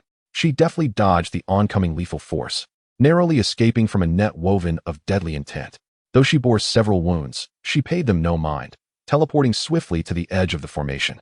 Fixing her gaze on the most inconspicuous corner of the array, Xianxiu gathered her entire divine power and launched a fierce assault. Her divine energy was enveloped in a crystalline blue hue, exceedingly pure, reminiscent of the expansive heavens and the tranquil sea, imbued with the refreshing essence of a gentle breeze. You are quite the spirited little one. Do you not fear the backlash of the lethal formation? A voice, cool and ethereal, resonated within this realm, akin to a gentle breeze, both soothing and chilling. You will not kill me, Xianxiu retorted, retracting her hand as the blue divine energy began to seep back into her being. She stood tall, her voice imbued with certainty. You have ascended for several moons, yet have not paid your respects to the esteemed deities. Today, having finally emerged from your moon palace, you chose to visit the Golden Crow Palace first. Do you hold me in such disregard? Despite the voice being cool and detached, Yun Qingyue sensed a hint of hostility in the words, as if the speaker were a reclusive gentleman untroubled by the world, yet their words were laced with gunpowder. Yun Qingyue recalled the inexplicable competitive spirit of the god of the Golden Crow toward the god of Tianzi, feeling somewhat speechless. It appeared that it was not just the god of the Golden Crow who regarded the other as a rival. Both were equally intent on outdoing one another, even desiring to be the first to be acknowledged by the newly ascended deity. Suppressing a twitch at the corner of her mouth, Yun Qingyue replied nonchalantly, "The god of Tianzi speaks in jest. The Golden Crow Palace is merely a stone's throw from my moon palace. Moreover, the only deity I have encountered since my ascension is the son of the Golden Crow. Naturally, it is the most fitting choice to pay my respects there. I had just departed from the Golden Crow Palace and was en route to Tianzi Palace when I was intercepted by the esteemed deity." Though her tone was faint, her expression was one of helplessness, as if she were at a loss for how to deal with them. Do not misunderstand. I harbor no intention of competing with that fellow from the Golden Crow. However, your lack of visits in these past months is rather discourteous. Now that we have fortuitously crossed paths, it is only right to administer a reprimand, the god of Tianzi stated, his words devoid of any embarrassment from being exposed. Each syllable delivered with calm assurance. Yun Qingyue nodded. If it is a reprimand, then has the esteemed deity completed it? From your demeanor, it seems this chastisement is far from over. She chuckled lightly. But esteemed deity, everyone is already aware of my visit to the Golden Crow Palace. Should I fail to appear in Tianzi Palace, the entire divine realm will soon know that I vanished right after leaving the Golden Crow Palace. Might they not speculate that it is because I hold you in such disregard and disdain to pay a visit? Before her words could fully dissipate, the scene before Yun Qingyue shifted, and she found herself released from the void, materializing directly within the domain of Tianzi Palace. Amused, she noted how, despite her words of indifference, her body was indeed quite honest. She surveyed the Tianzi Palace, thinking that since the god of Tianzi cared so much, she might indulge him this once. Strolling around the exterior of the palace, she continued until, in the distance, Jin Yuan arrived fashionably late. With a smile, she entered the Tianzi Palace alongside him. Perhaps fearing she would refuse to enter, the barrier of Tianzi Palace shifted outward as she stepped into its domain, enveloping her within. When Jin Yuan arrived, Yun Qingyue had even helped him open the barrier. Together, they made their way toward the main hall of Tianzi Palace. If the Golden Crow Palace could be likened to a sun-drenched haven, then Tianzi Palace was akin to a boundless azure sky. The entire palace was predominantly sea blue, intermingled with a touch of verdant green. Walking through it felt as though one were submerged beneath the ocean, surrounded by a sea of cerulean. Upon entering Tianzi Palace, they were greeted by an attendant, the son of the Golden Crow, and this must be the newly ascended moon goddess. I am Linzi, a lesser deity of Tianzi Palace. Jin Yuan nodded. We have come to pay our respects to the god of Tianzi. May I inquire if the esteemed deity is present? Indeed. The esteemed deity has been waiting for quite some time. The attendant, clad in a flowing azure robe and bearing a matching headband, led them onward. Yun Qingyue refrained from speaking much, taking in her surroundings. In the divine realm, using her mental energy would draw the attention of numerous deities, so she preferred to conserve it. Therefore, her only means of acquiring knowledge about the various palaces was through Jin Yuan's insights or her own observations during visits. As she walked, she committed the layout of the palace to memory, and from its decor, she surmised that the god of Tianzi was likely a person of refined elegance. Perhaps the only thing that could provoke him would be a comparison with the god of the Golden Crow, she mused inwardly. Linzi guided them to the spirit-summoning platform of Tianzi Palace, a high platform adorned with many ancient and elegant pavilions along its edges. At this moment, within the largest pavilion, a man stood with his hands clasped behind his back. Before him, amidst the ethereal mist, a waterfall cascaded downwards. To one side of the waterfall loomed a steep mountain, where a solitary pine tree stretched across the waterfall, interrupting its flow. Amongst the branches of the pine, a white crane stood on one leg, basking in the droplets of water that splashed from the waterfall. The sight was magnificent, yet the sound of the waterfall was curiously absent. Yun Qingyue and Jin Yuan halted before the pavilion. Jin Yuan bowed humbly. I have come to pay my respects to the god of Tianzi. Yun Qingyue stood tall, quietly observing the god of Tianzi. This time, Jin Yuan did not remind her, for he knew that even when faced with overwhelming pressure, she had never bent her knee before her own deity. He did not believe she would do so now. As the god of Tianzi turned slowly from admiring the white crane, his gaze met Yun Qingyue's directly. Taken aback by her demeanor, he paused momentarily, not expecting her to stand in such a manner. Suddenly, he turned his gaze towards Junyuan and spoke. Rise, it has been a while since I last saw you. I have heard that you have made significant progress in your cultivation of the Divine Realm's secret scroll, having broken through to the second level. Oh, how fares the god of the Golden Crow of late? His voice was calm and deep, devoid of any inflection. Though his countenance was strikingly beautiful, it bore little expression. Chapter 157. Breaking through the void. Junyuan answered the inquiry of the supreme god of Tianzi with utmost respect. The supreme goddess' attention then shifted entirely to Yun Qingwei.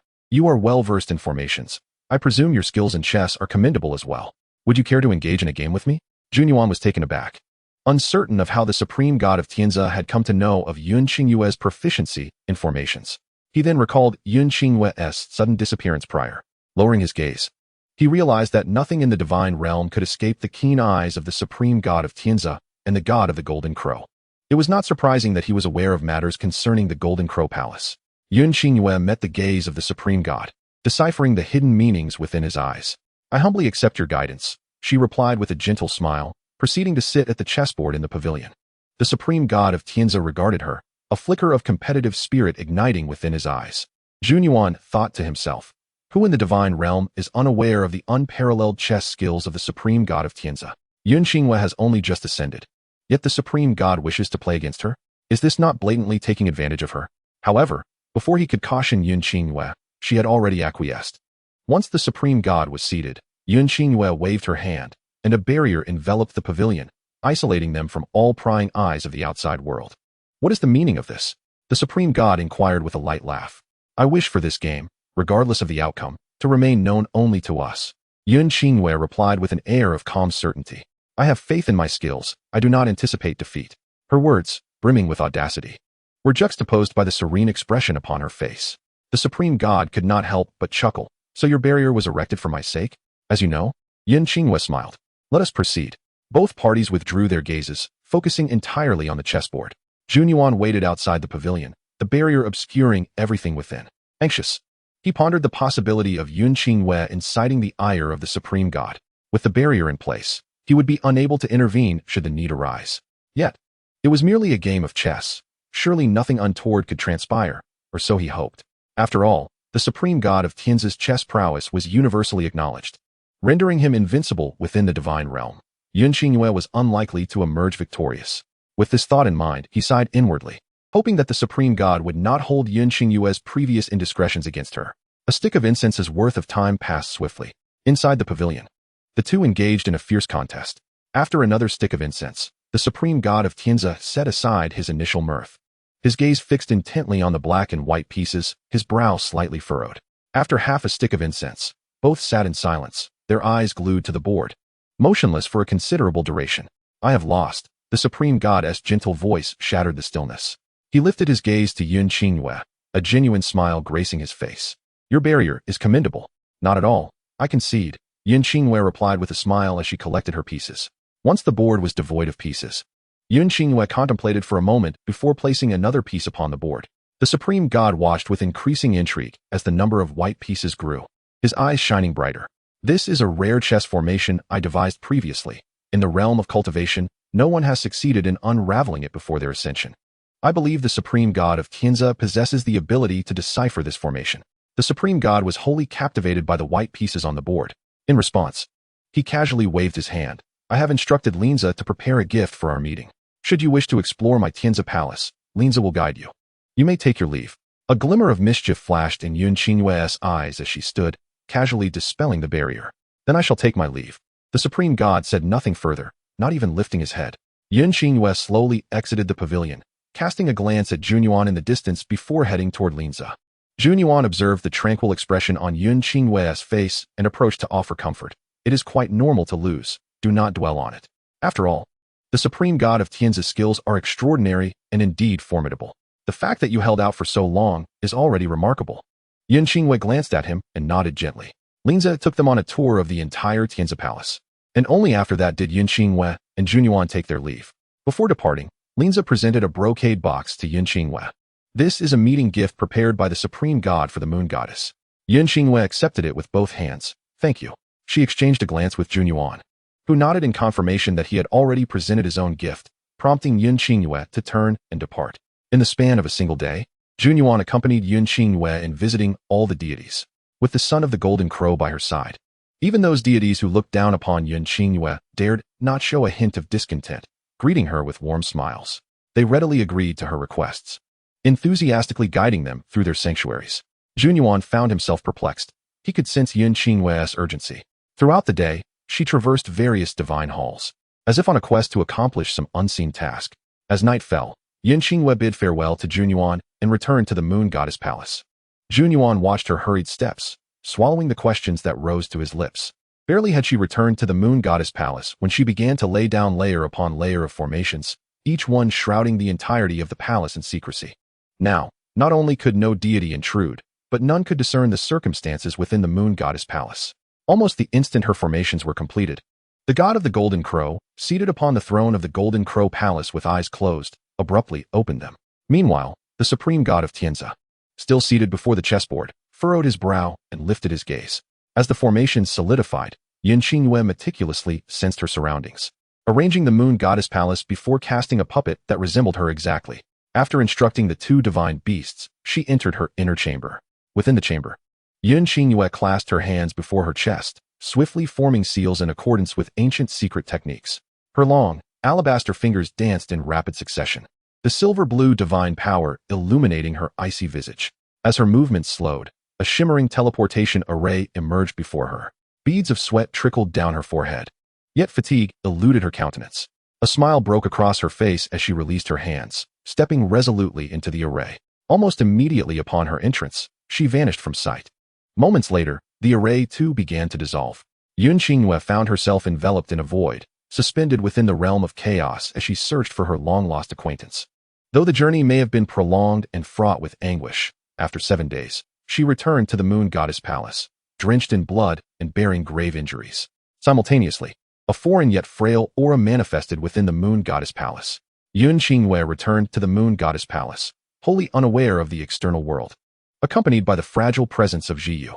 Trapped within the chaos for nearly 80 million years, Jiyu had lost all 5 senses, oblivious to the passage of time.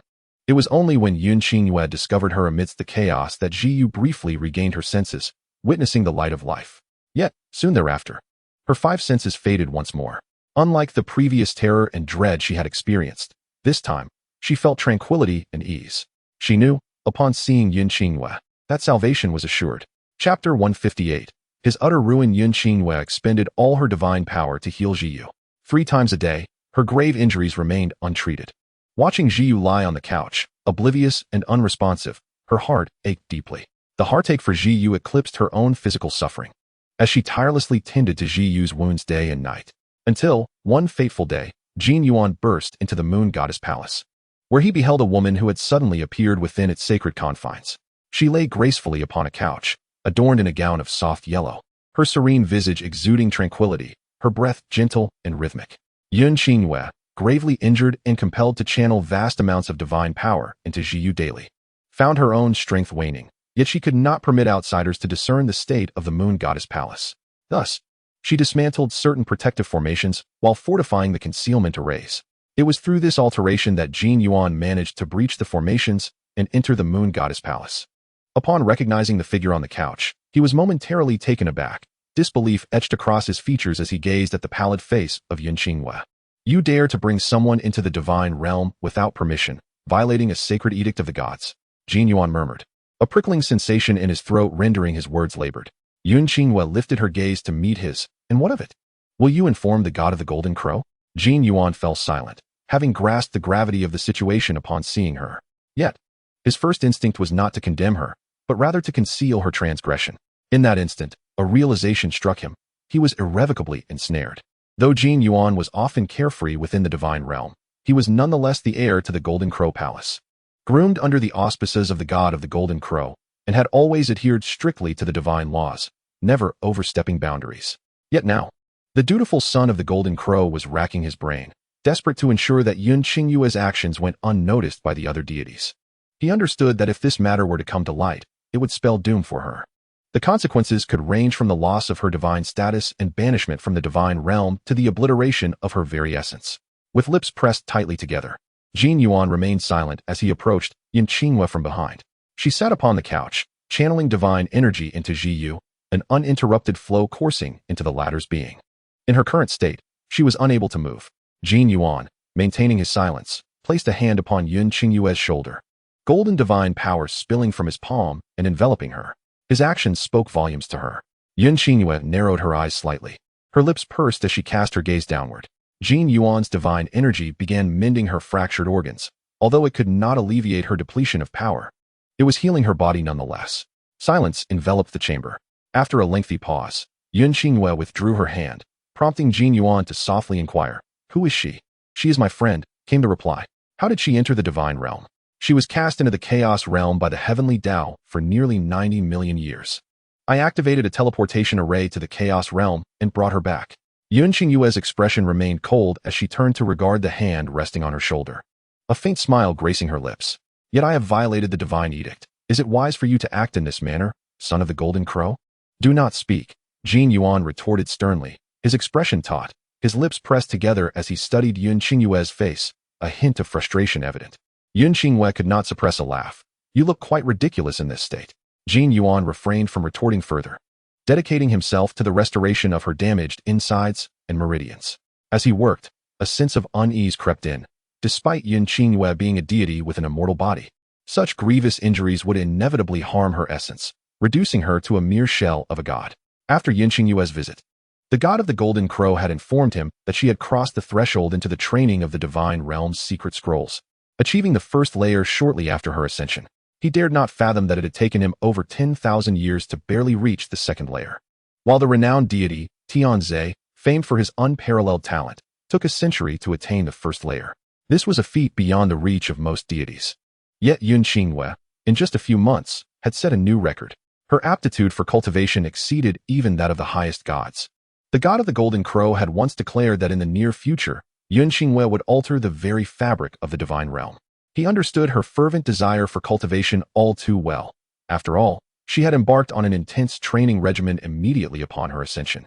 Even while still grappling with the intricacies of the divine realm, she had begun her pursuit of the highest secret scrolls.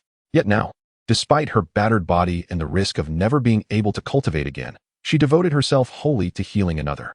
"In the coming month, I shall visit daily to tend to your wounds," Jin Yuan stated, his expression still grim as he withdrew his hand. Moreover, he added, producing a magical artifact and presenting it to Yun Qingyue. She accepted it with curiosity, noting its exquisite craftsmanship, the golden divine energy swirling about it. "This cannot be an ordinary artifact, can it?" she inquired. "Once you reach the second layer of the divine realm's secret scrolls, you will be able to wield this. It is a vessel of primordial power," Jin Yuan explained. "I sense that the divine energy sustaining the formations in the Moon Goddess Palace is quite feeble. You can use this to re-establish the formations. Aside from healing her, do not expend your divine power lightly during this month," he cautioned, his gaze lingering on the still unconscious Jiyu. Without waiting for Yun Qingyue's response, he departed the Moon Goddess Palace. True to his word, Jin Yuan returned to the Moon Goddess Palace every day thereafter. Yun Qingyue refrained from utilizing Jin Yuan's primordial power, instead taking the opportunity to forge several artifacts to maintain the formations while healing Jiyu. Once the artifacts were meticulously arranged, the formations of the Moon Goddess Palace became exceptionally robust. However, this time, the formations no longer barred Jin Yuan from entry. He moved freely in and out of the Moon Goddess Palace. When Jiyu finally awakened, Yun Qingyue was elated, rarely taking the initiative to cook, and even inviting Jin Yuan to join them for a meal. Deities seldom required sustenance, but divine banquets were abundant, featuring a plethora of delicacies. Jin Yuan, uninterested in mere culinary pleasures, typically partook of wine while consuming little else. Anticipation coursed through him at the prospect of Yun Qingyue's home-cooked meal. Thus, under Jin Yuan's eager gaze and amidst Jiyu's waning color, Yun Qingyue emerged from the kitchen, presenting dish after dish. The first was a charred fish, leading Jin Yuan to furrow his brow in confusion. The second was a greenish soup with floating unidentified objects, prompting him to glance at Jiyu, whose lips twitched in response. The third dish featured a stewed black chicken, the pristine fowl untouched by a single feather, finally alerting him to the peculiar situation. As an array of unappetizing dishes filled the wooden table, Jin Yuan began to feel a sense of discomfort. Upon seeing Yun Qingyue calmly serve 3 bowls of pitch-black rice, he could no longer remain seated, hesitatingly rising. "I think I might prefer to wait a little longer." "I am ready. You may begin," Yun Qingyue replied, her gaze unwavering, forcing Jin Yuan's words back down his throat. Ji Yu, who had just awakened, shook her head, casting a regretful glance at the table laden with food. Having been silent for tens of millions of years, she struggled to articulate her thoughts. Yun Qingyue, attentive to her actions, soon discerned her meaning. Handing Ji Yu's portion to Jin Yuan, Yun Qingyue's expression remained indifferent. You have worked hard these past few days. Thank you. Do not be polite. Please eat more. Jin Yuan, staring at the inky black rice before him, instinctively swallowed. No, you didn't mention that the cost of wholeheartedly helping would be to succumb to poisoning. The corners of Jin Yuan's mouth twitched slightly as he trembled while accepting 2 bowls of rice. He then fixed his gaze unwaveringly on Yun Qingyue, observing her as she nonchalantly picked up a chopstick full of rice and stuffed it into her mouth. The pitch-black rice met her lips without eliciting any change in expression. Yet when her cheeks slightly moved, Jin Yuan distinctly heard the crunching sound. Jin Yuan remarked, "It is evident that this rice is indeed quite crisp and hard." With chopsticks in hand, and under Yun Qingyue's watchful gaze, he shakily lifted a morsel of rice, wearing a face that braved death itself, and swiftly shoved it into his mouth before he was mentally prepared. He hardly chewed before he gulped it down. As he choked, tears welling in his eyes, Yun Qingyue slowly set down her chopsticks. My culinary skills still leave much to be desired. She subtly revealed a bitter expression, baring her teeth in a restrained grimace. Jin Yuan, coming to a realization, understood that Yun Qingyue had long been aware of the inedibility of her cooking. She had intended for him to be her test subject, even to the extent of not sparing herself. He wiped away the tears at the corners of his eyes, glaring at Yun Qingyue with a look of resentment. Yun Qingyue displayed an elegant smile. It's of no great concern. I have already instructed Song Xian and Qi Jin to prepare the meals. Jin Yuan questioned. Song Xian and Qi Jin, aren't they the dragon and the bird? Can those creatures even cook? It wasn't he that he held a contempt for divine beasts. Rather, they had always consumed raw flesh and blood. He wondered whether the food they prepared would be palatable. Jin Yuan swallowed hard, suddenly regretting his decision to stay for dinner. The greater the hope, the greater the disappointment. Ultimately, he remained to partake in the meals prepared by the divine beasts. It must be said that having experienced the toxic concoctions of Yun Qingyue, the offerings from the 2 divine creatures were far more acceptable, at the very least. They were edible. After finishing the meal, Yun Qingyue still appeared somewhat listless. Since her ascension, she had scarcely eaten anything. After finally managing to lift her spirits and desire some delicacies, she found herself disappointed. In recent months, Yun Qingyue had once again retreated from the world. After months of treatment, Ji Yu's condition was gradually improving. Jin Yuan looked at Ji Yu, feeling a sense of relief, thinking that Yun Qingyue could finally take a moment to rest. However, shortly thereafter, he found himself once again denied entry by Yun Qingyue. Upon realizing that he could not breach the formation surrounding the Moon God Palace, an ominous premonition settled in his heart.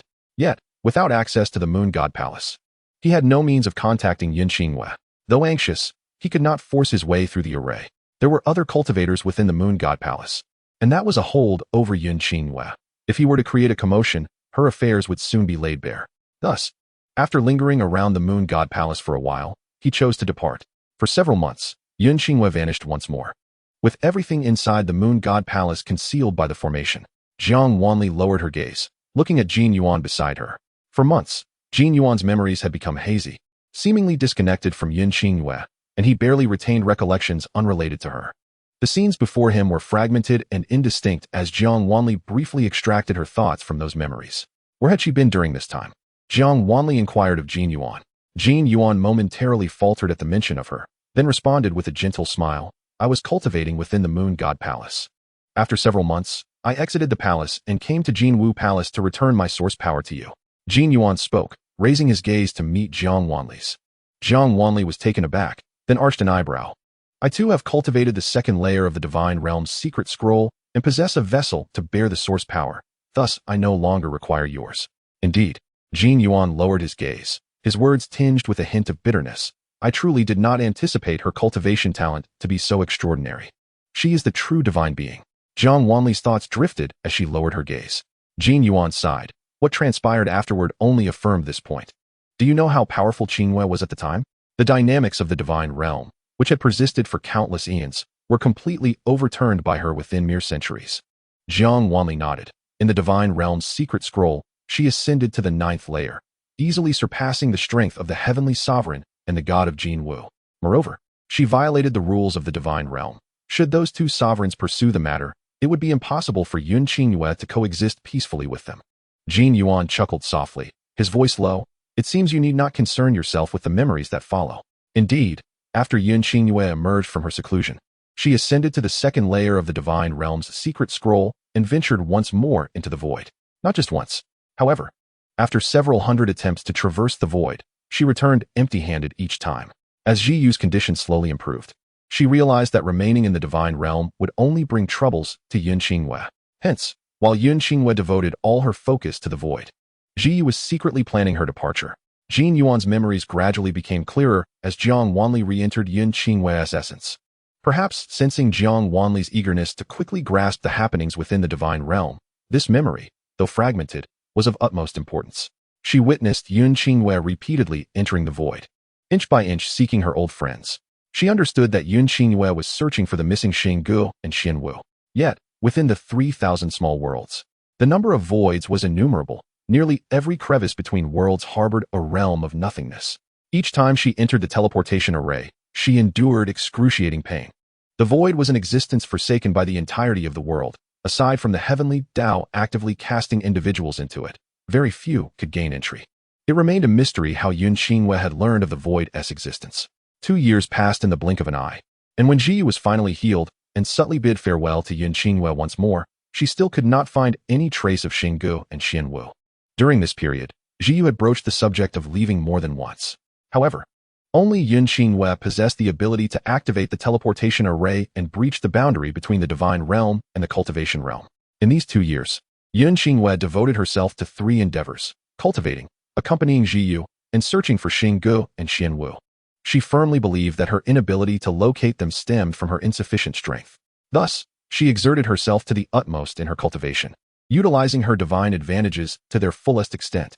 For 2 years, she toiled without rest, neglecting food and drink. The sole moments of solace came from conversing with Jiyu, helping her readapt to this world. Each time Jiyu expressed a desire to leave, Xianxiaaudiobooks rejected her, citing her still healing injuries and lingering ailments. Finally, after 2 years, Jiyu was fully restored. She was just as she had been before, vibrant, cheerful, and full of life, eating her fill and sleeping well. Engaging in idle chatter with Zhang Xian and Shi Jin, and occasionally climbing the laurel tree to sneak a glimpse of the scenery outside. She appeared to be unchanged. Thus, this time, Xianxiaaudiobooks no longer found excuses to keep her by her side or to shelter her within the Moon God Palace. Under the clear blue sky, beneath the laurel tree, Xianxiaaudiobooks gazed at Jiyu's smiling face, her lips pressed tightly together, silent, merely observing the person before her. This was her subtle display of displeasure. Jiyu understood. Yet, she still beamed and embraced Xianxiaaudiobooks. Master, I wish to leave. Remaining in the Divine Realm, I can go nowhere. If others discover me, it would implicate you as well, and I live in constant fear. Previously, you worried that I would be bullied, but now. She playfully winked. I am someone by your side. Back on Sui continent, I could walk with confidence. I refuse to believe there is no place for me in the cultivation realm. Thus, my lord, you cannot keep me by your side forever. Xianxiaaudiobooks continued to press her lips together, remaining silent. My lord, what troubles you? I still cherish the old you, the former Xianxiaaudiobooks, who would never shield those around her under her wings. She would create opportunities for us to grow stronger and possess the prideful strength, would she not?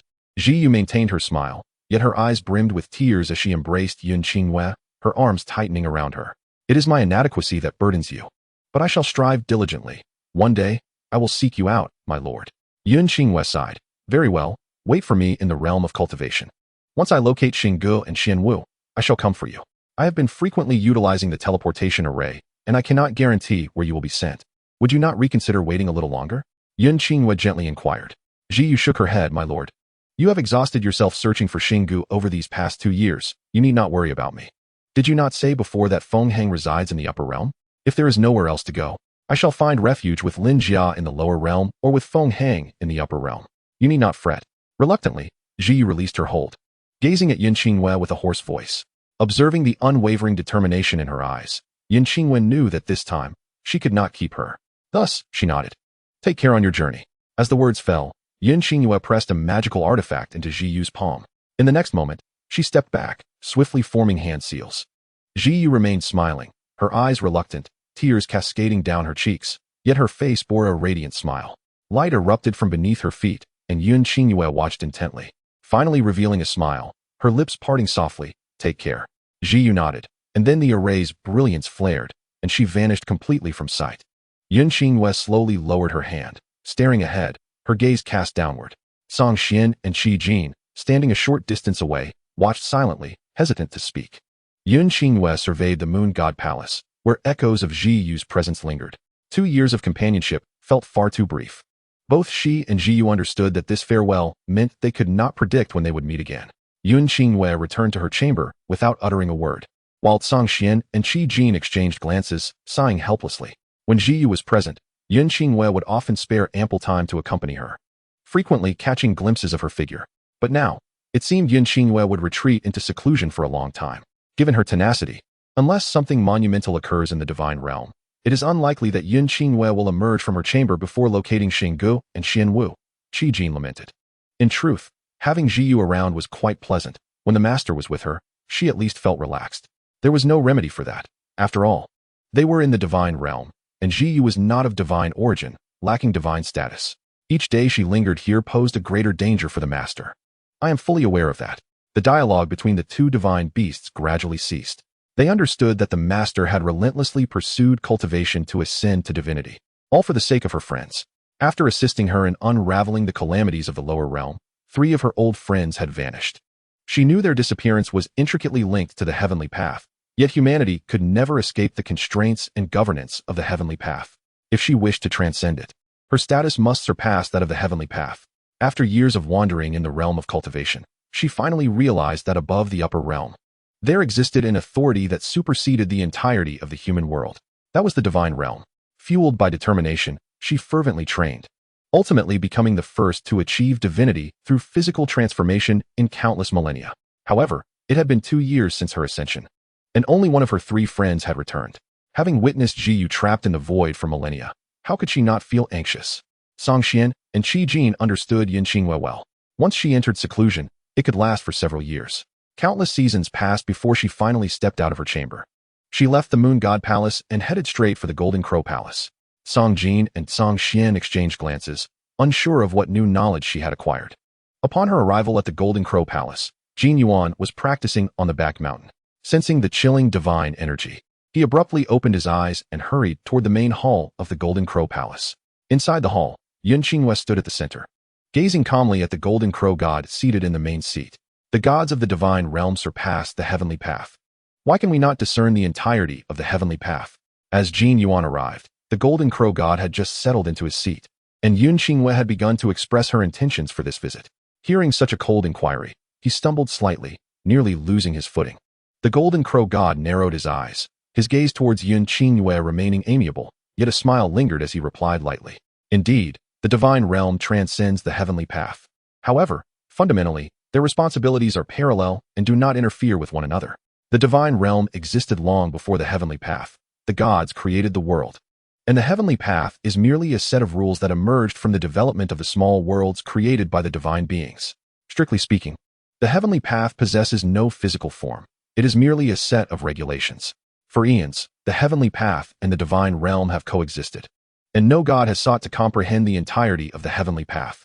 As his words trailed off, the Golden Crow God's eyes narrowed slightly, a hint of danger creeping into his tone. Since you have ascended and hold the title of deity, you must sever emotional ties and relinquish desire. Everything in the mortal realm is irrelevant to you. You need only focus on your own affairs. This statement carried an implicit warning, yet Yun Qingyue remained undaunted, her gaze unwavering as she addressed the Golden Crow God. What if the laws governing the heavenly path were to falter? That is impossible. The Golden Crow God reined in his smile, looking down at Yun Qingyue with an air of superiority. The heavenly path is the will derived from various worlds. The small worlds are the heavenly path itself. Would it harm itself? As the number of small worlds increases, it will abandon those that do not meet its standards. Yun Qingyue replied coolly, is it not the rule of the heavenly path that worlds failing to meet its requirements shall be ruthlessly obliterated? The Golden Crow God shook his head. I have stated before, you are now a deity. The mortal realm, governed by the heavenly path, is no longer your concern, regardless of what transpires. Even if the entire world were to be destroyed and the heavenly path were to teeter on the brink of collapse, we would merely be responsible for the aftermath, recreating a new world. This is irresponsibility. The worlds established by the gods are left to the heavenly path to manage, while the gods remain indifferent, even allowing the heavenly path to annihilate them. Humanity is not mere vermin. They should not be subject to the whims of the heavenly path, which lacks the authority to arbitrarily decide their fates. The heavenly path has no right to determine the existence or demise of a world based solely on a set of rules. Her expression was calm, yet her tone was resolute. Humans are mere vermin. The golden crow god was incensed. You are but a newly ascended deity, and you dare to lecture me. The matters of the divine realm are beyond your comprehension, moon god. Jiang Yuan, accompany the moon god back to the moon god palace. For the time being, remain within the moon god palace. Should the moon god dare to commit such an affront again, I shall not spare you. Yin Qingyue cast a glance at Jiang Yuan, who had approached her side, then fixed a deep gaze upon the golden crow god before turning to leave. She departed swiftly, vanishing from the golden crow palace in mere moments. Jiang Yuan nodded respectfully to the golden crow god and performed a bow before turning to chase after her. It took considerable effort for him to catch up to Yin Qingyue at the entrance of the moon god palace. You finally chose to emerge. What caused the argument with the deity? Yin Qingyue's expression remained indifferent, her demeanor tranquil. Do you not find his words to be exceedingly arrogant, as well as selfish and cold-hearted? Yin Qingyue's tone remained calm and unruffled, devoid of the firmness she displayed during her earlier confrontation with the god of the golden crow. It seemed she had anticipated the god of the golden crow's attitude well in advance. Nevertheless, having grown up in the divine realm, you are well aware of the nature of the deities, and what he articulated must surely resonate with your own thoughts. Before Jiang Yuan had the chance to respond, Yin Qingyue spoke again, sparing him the discomfort of a reply. From the moment he gained consciousness, he had been in the divine realm, raised here. And everything the god of the golden crow uttered was a long-held belief among the deities. He had never questioned it. When Yin Qingyue suddenly posed such a question, he found himself at a loss for an answer. She casually dispelled the barriers surrounding the moon god palace and stepped inside. Jiang Yuan was taken aback to see her remove all the barriers without any intention of reinstating them. You are leaving, she stated in a soft voice. Jiang Yuan stood frozen, realizing that her anger stemmed from the departure of Jiyu. He breathed a quiet sigh of relief. You need not lecture me. I do not intend to linger in the divine realm. Once I have completed my cultivation of the divine scrolls, I shall take my leave. However, if your esteemed deity has requested you to remain in the moon god palace for a while longer, then stay here. Yin Qingyue declared as she made her way to her chambers. Jiang Yuan exclaimed, but are you certain? You are on the brink of completing your cultivation of the divine scrolls. Are you sure you will not stay longer in the divine realm? Keep in mind that both the god of the golden crow and the god of Tianzi have spent countless eons without finishing their own cultivation. Jiang Yuan, feeling disheartened, watched Yin Qingyue enter her chambers, only to find himself once again barred by the formation. Finally, his gaze fell with a heavy heart upon Song Xian and Qi Jin. His frustration palpable, Song Xian regarded Jiang Yuan and said, follow me. I shall take you to the side hall. Thank you. Jiang Yuan gritted his teeth, still managing to express his gratitude politely. Song Xian cast him a perplexed glance. Though he uttered thank you, his expression and tone suggested he might as well have said go to hell. Yin Qingyue's seclusion extended for several years. During this time, Jiang Yuan spent most of his days in the Moon God Palace, occasionally returning to the Golden Crow Palace. Each time the god of the Golden Crow inquired about Yin Qingyue, he would respond that the newly appointed moon goddess had not committed any transgressions. Yet, was that entirely true? For so long, he had not laid eyes on her. Reflecting on the words spoken by the god of the Golden Crow during his first return to the palace, Jiang Yuan felt a surge of motivation, mirroring Yin Qingyue's relentless dedication to her cultivation. She was exceptionally strong, with remarkable innate talent, the last time they met.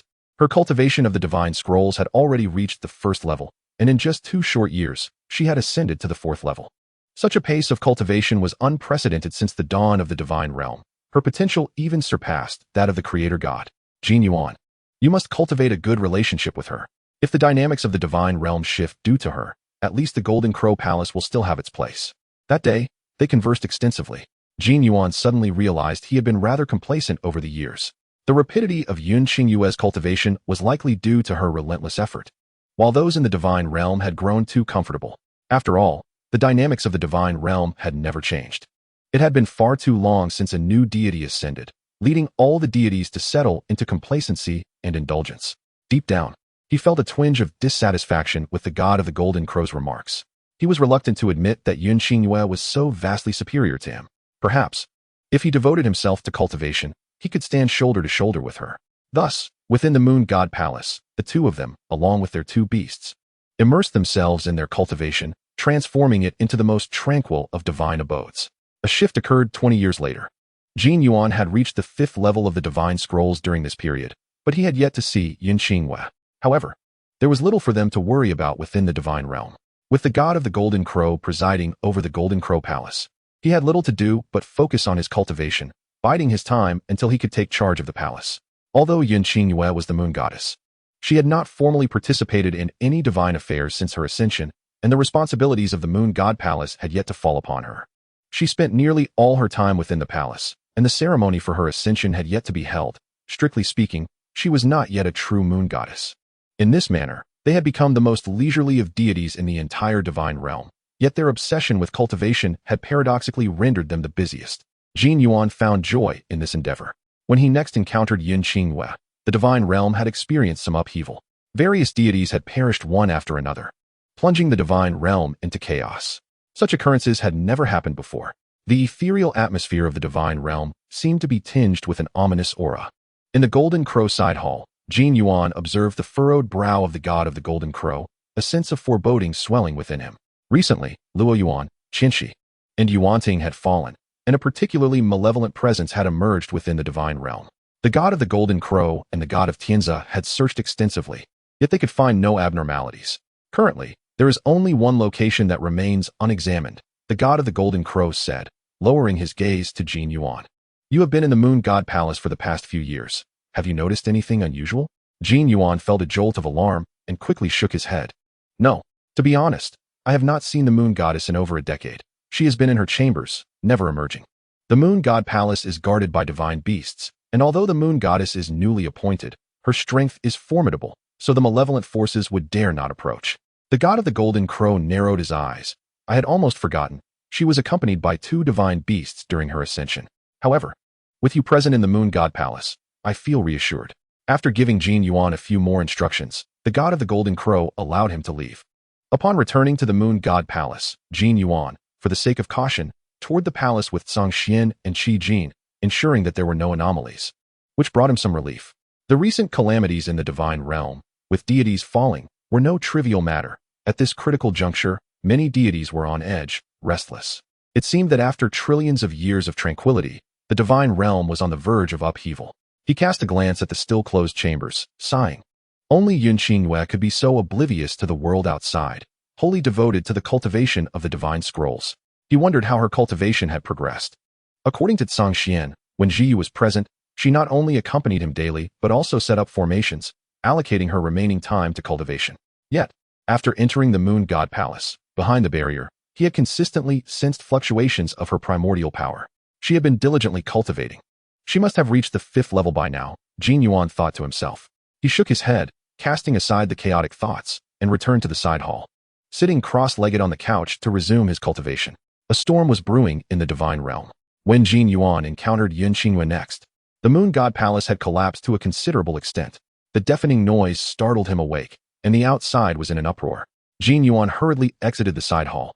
Upon opening the door, he beheld a graceful figure standing atop the laurel tree of the Moon God Palace, poised and radiant. She stood at the tree's peak, holding a sword behind her back, flanked by a verdant dragon and a fiery phoenix, one on each side. Yin Xinghua's gown billowed gracefully, her long hair swept up by the residual power of her divine might, and it seemed one could hear the rustle of her flowing attire. At this moment, although she appeared composed, she resembled a sword poised to be unsheathed, her aura simultaneously restrained, yet brimming with latent power. For a fleeting instant, Jun Yuan gazed at her, and a flicker of trepidation surged from the depths of his heart. It was an instinctive sense of submission to a higher authority. He halted, momentarily taken aback by this unfamiliar sensation of fear. Never before had he experienced such a feeling. Not even in the presence of the god of Tianza or the god of the Golden Crow had he felt this kind of reverence. Was it possible that his heart raced uncontrollably, driven by a single thought that made it feel as though it might burst forth from his chest? He looked at the figure standing atop the lofty laurel tree and swiftly moved to her side. Standing at the pinnacle of the grand laurel tree, the scene before the Moon God Temple finally came into focus. As he beheld the sight, Jun Yuan's pupils dilated, his lips quivering slightly, his hands instinctively clenching as blood surged within him, and with a sudden impulse, he was about to charge forward. However, Yin Xingyue's expression shifted, and Song Xian acted promptly, ensnaring him tightly with his tail and thwarting his advance. You cannot defeat them. Do not rush to your demise. Song Xian's voice resonated with a chilling tone. Jun Yuan stared outside, his eyes reddening. Yet the sight before the moon god temple was one of gods bound and bloodied. Outside the temple, wooden frames stood ominously, dark as night, upon which the gods were shackled like criminals.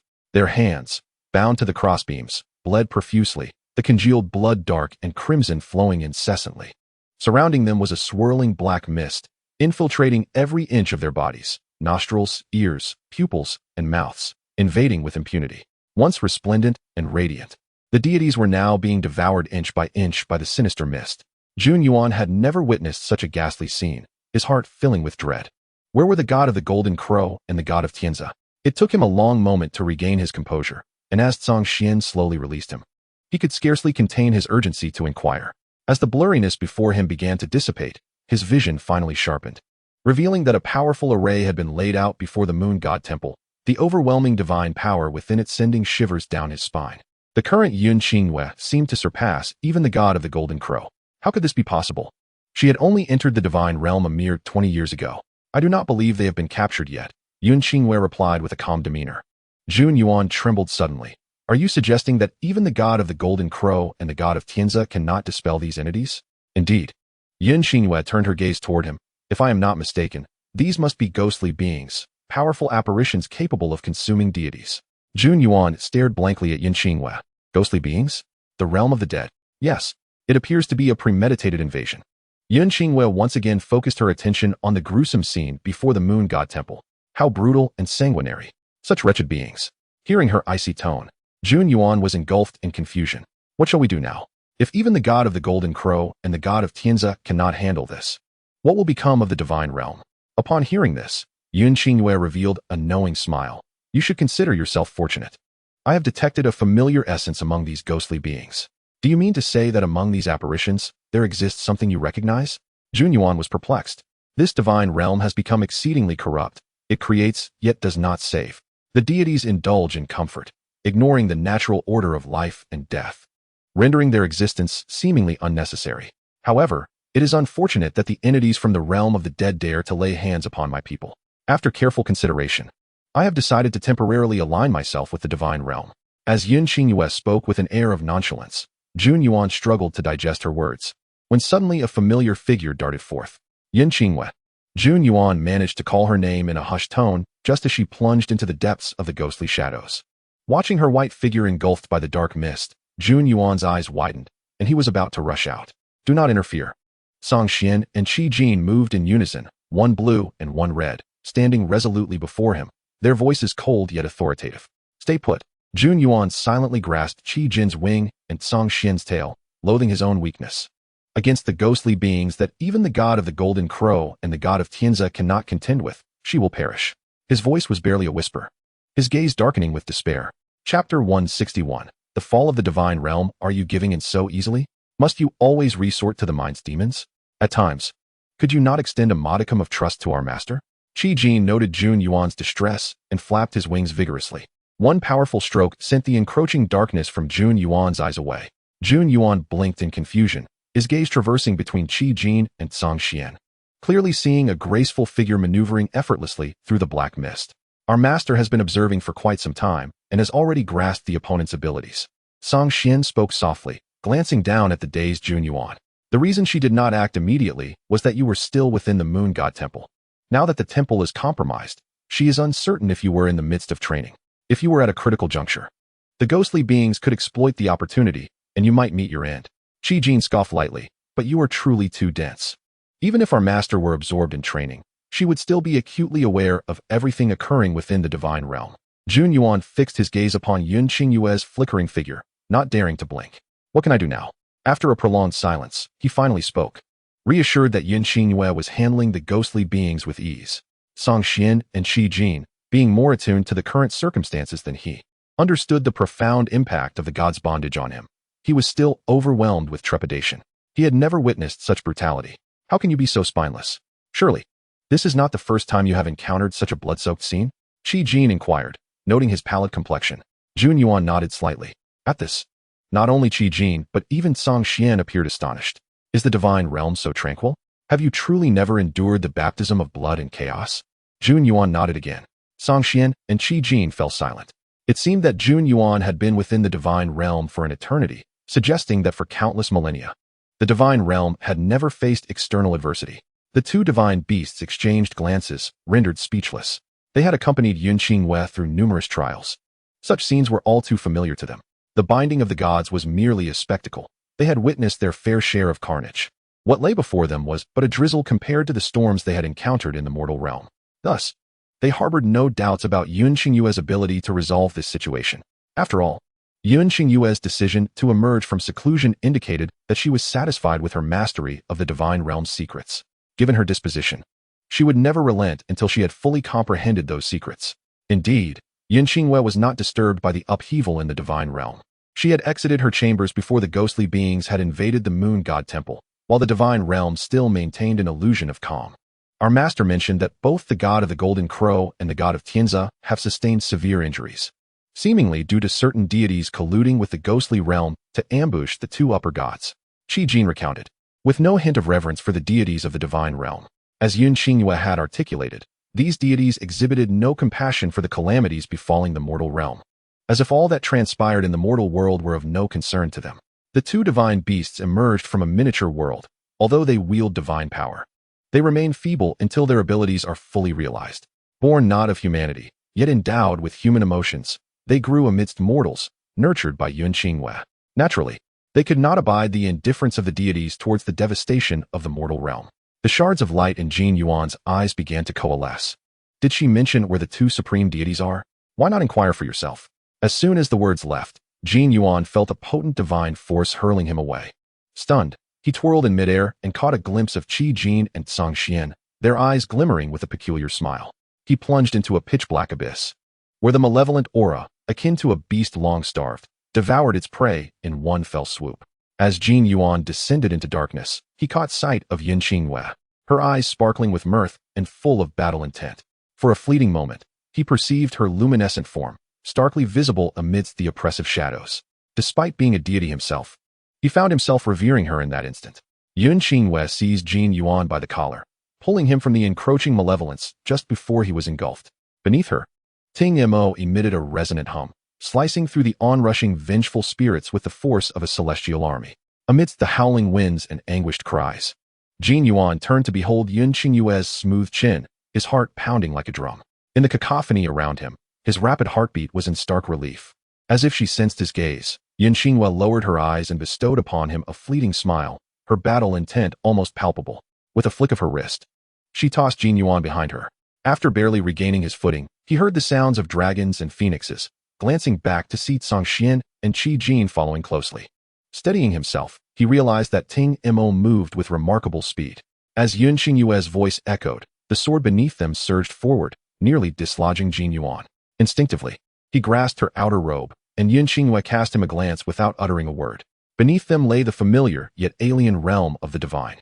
Once a sanctuary of radiant light, now marred and engulfed by encroaching darkness. Observing the ravaged divine realm, Jin Yuan's frantic heartbeat gradually calmed. He steadied himself, relinquished his grip, and fixed his gaze on the passing temples, now reduced to ruins, remnants of the ravages of war. Why has the ghost realm suddenly invaded the divine realm? He murmured, filled with bewilderment. What is so strange about that? The divine realm stands above the heavenly laws, while the ghost realm is beyond their jurisdiction. The divine realm has enjoyed a long period of tranquility, but the denizens of the ghost realm are hardly docile. Strictly speaking, both the ghost and divine realms exist above the cultivation world. Given the right opportunity, conflict between them is inevitable. Yun Qingyue's expression remained tranquil. Although she could not fathom the sudden aggression from the ghost realm, she harbored a vague sense that this incident was somehow entwined with the heavenly laws. After all, she had witnessed such catastrophic apocalyptic scenarios far too many times before. Should the divine realm fail to weather this calamity, it might well become the next void. She sensed that the heavenly laws seemed to possess a consciousness of their own. However, these speculations would require further information before any conclusions could be drawn. Hearing her words, Jin Yuan fell silent. His understanding of the mortal and ghost realms remained woefully insufficient. The divine realm appeared as an entity separate from both worlds, its only connection being the powerful deities who could create realms, giving rise to countless beings.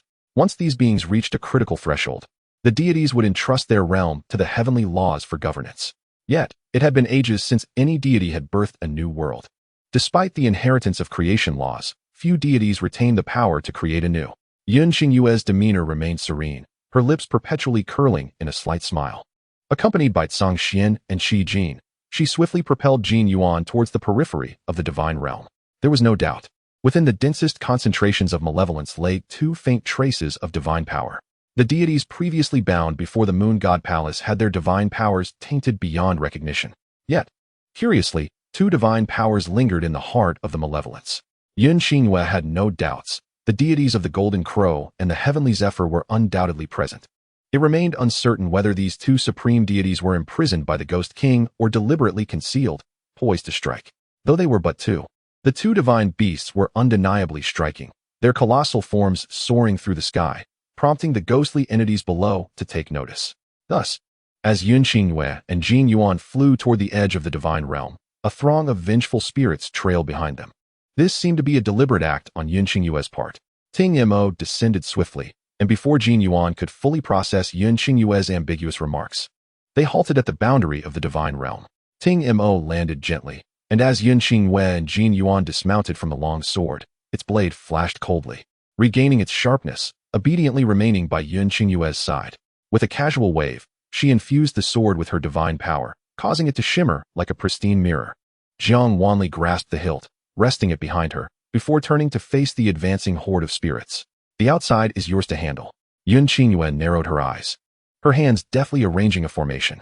In mere moments, a grand array spanning the entire divine realm was established, obstructing all spirits before them.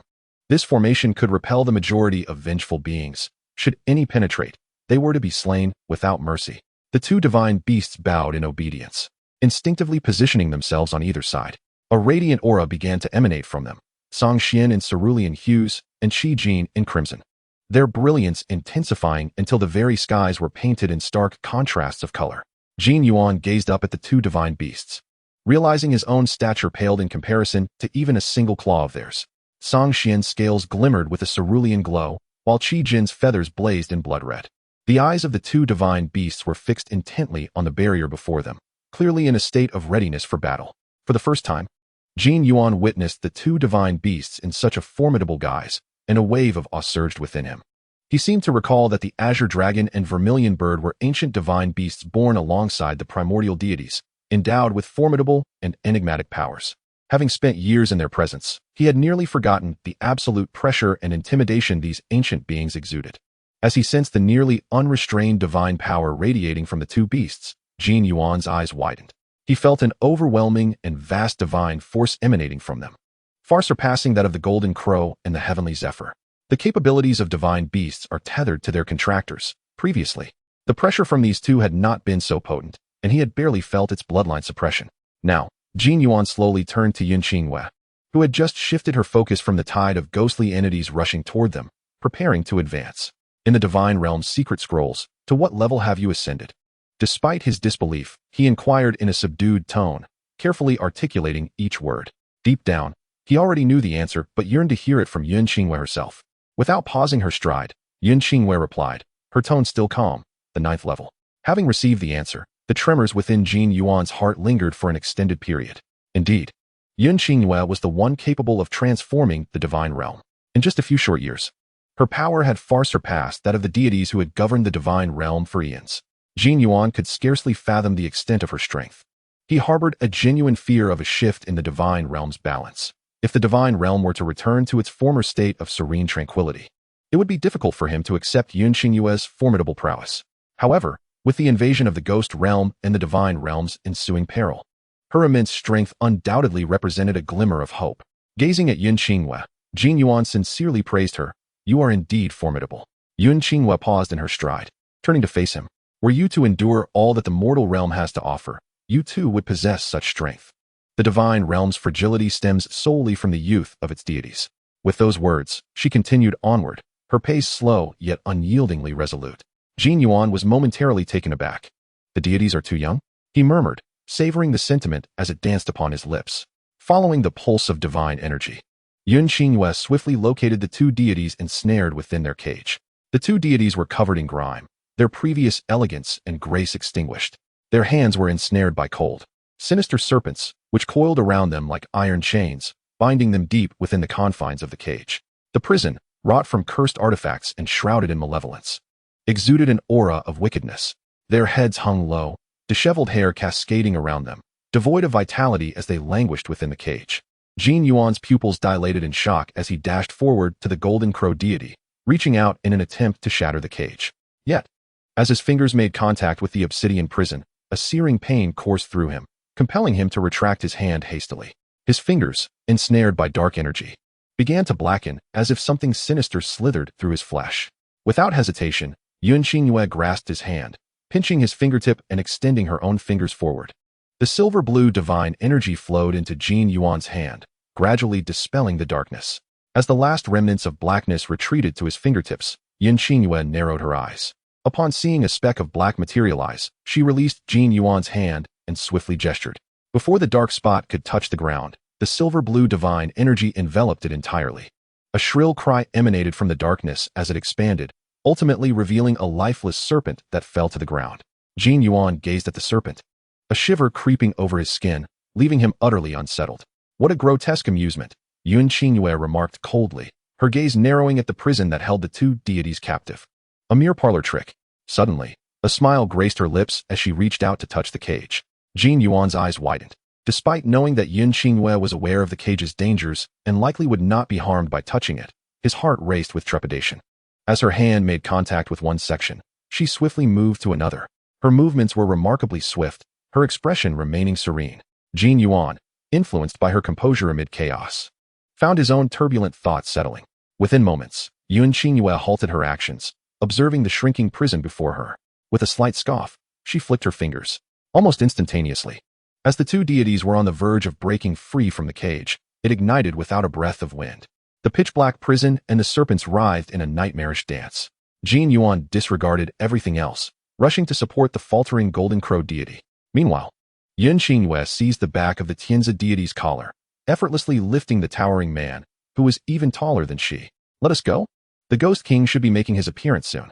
Yun Xingyue glanced at Jin Yuan, who was anxiously checking on the two deities, and lazily remarked, they were ambushed. Their divine powers temporarily sealed.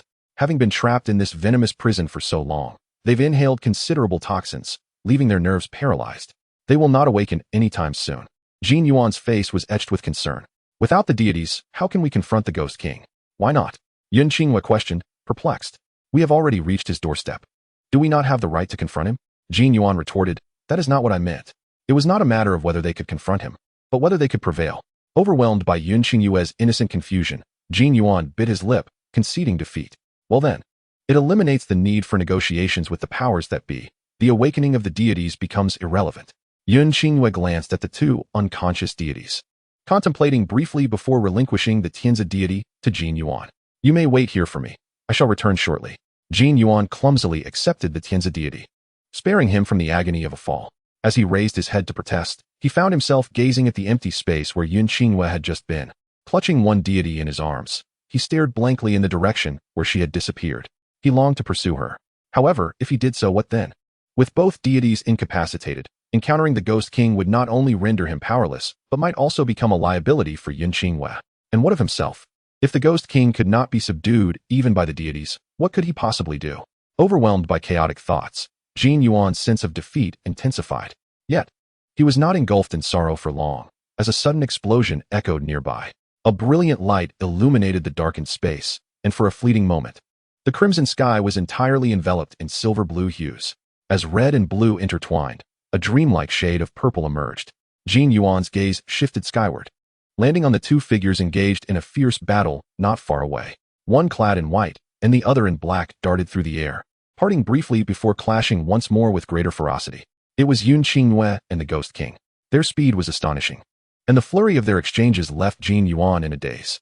After what felt like an eternity, their movements began to slow, and he finally discerned their forms.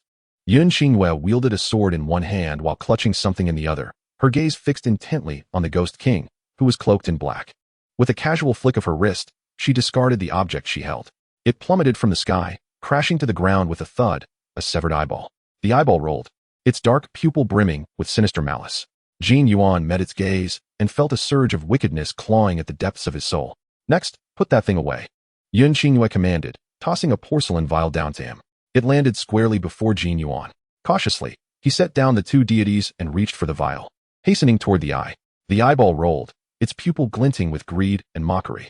As Jiang Yuan reached out to grasp it, the peculiar eyeball suddenly sprang to life, nearly leaping onto him. Startled, Jiang Yuan sensed that this orb seemed to desire something from him, prompting him to become exceedingly cautious. Engaged in a game of chase with the eye, he unexpectedly managed to capture the elusive orb in his palm after a brief respite.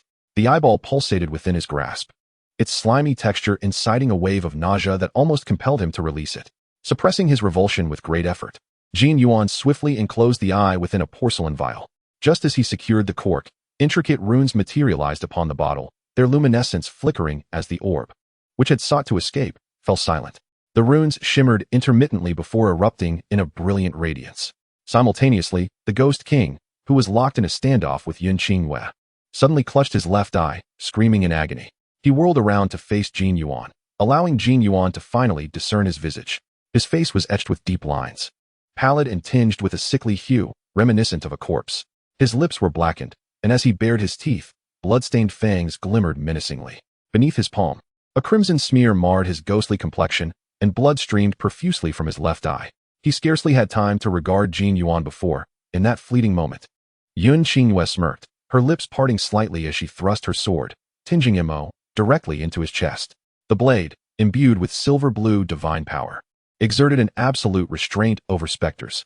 Did you presume that with the fall of the two divine beings from the celestial realm, no one could contend with you? Such naivety. Xianxiaaudiobooks scoffed, swiftly withdrawing her sword. The sharp blade tore through the Ghost King's flesh, releasing a dark mist from his chest. Without affording him a moment's respite, she loosened her grip on tinging mo. The sword fell for a brief distance before curving sharply, landing securely at Xianxiaaudiobooks' feet. With her hands forming rapid seals, two intricate runes appeared beneath and above the Ghost King. As her movements quickened, the brilliance of the runes intensified. In an instant, the winds and clouds of the realm shifted dramatically, as if the divine powers of the entire celestial realm were being drawn to this locale, coalescing into a river of energy that spiraled upon the runes. The two runes resembled an abyss, consuming all divine forces, while a vortex formed around them, methodically funneling the energy into the array. Previously indifferent, the Ghost King, now faced with Xianxiaaudiobooks' malevolent smile, finally succumbed to panic. Confronted by the relentless influx of divine power and the might of the formation, he was overtaken by terror and turned to flee. Yet, with a smirk gracing her lips, Xianxiaaudiobooks parted her mouth to utter the final incantation. The formation was complete.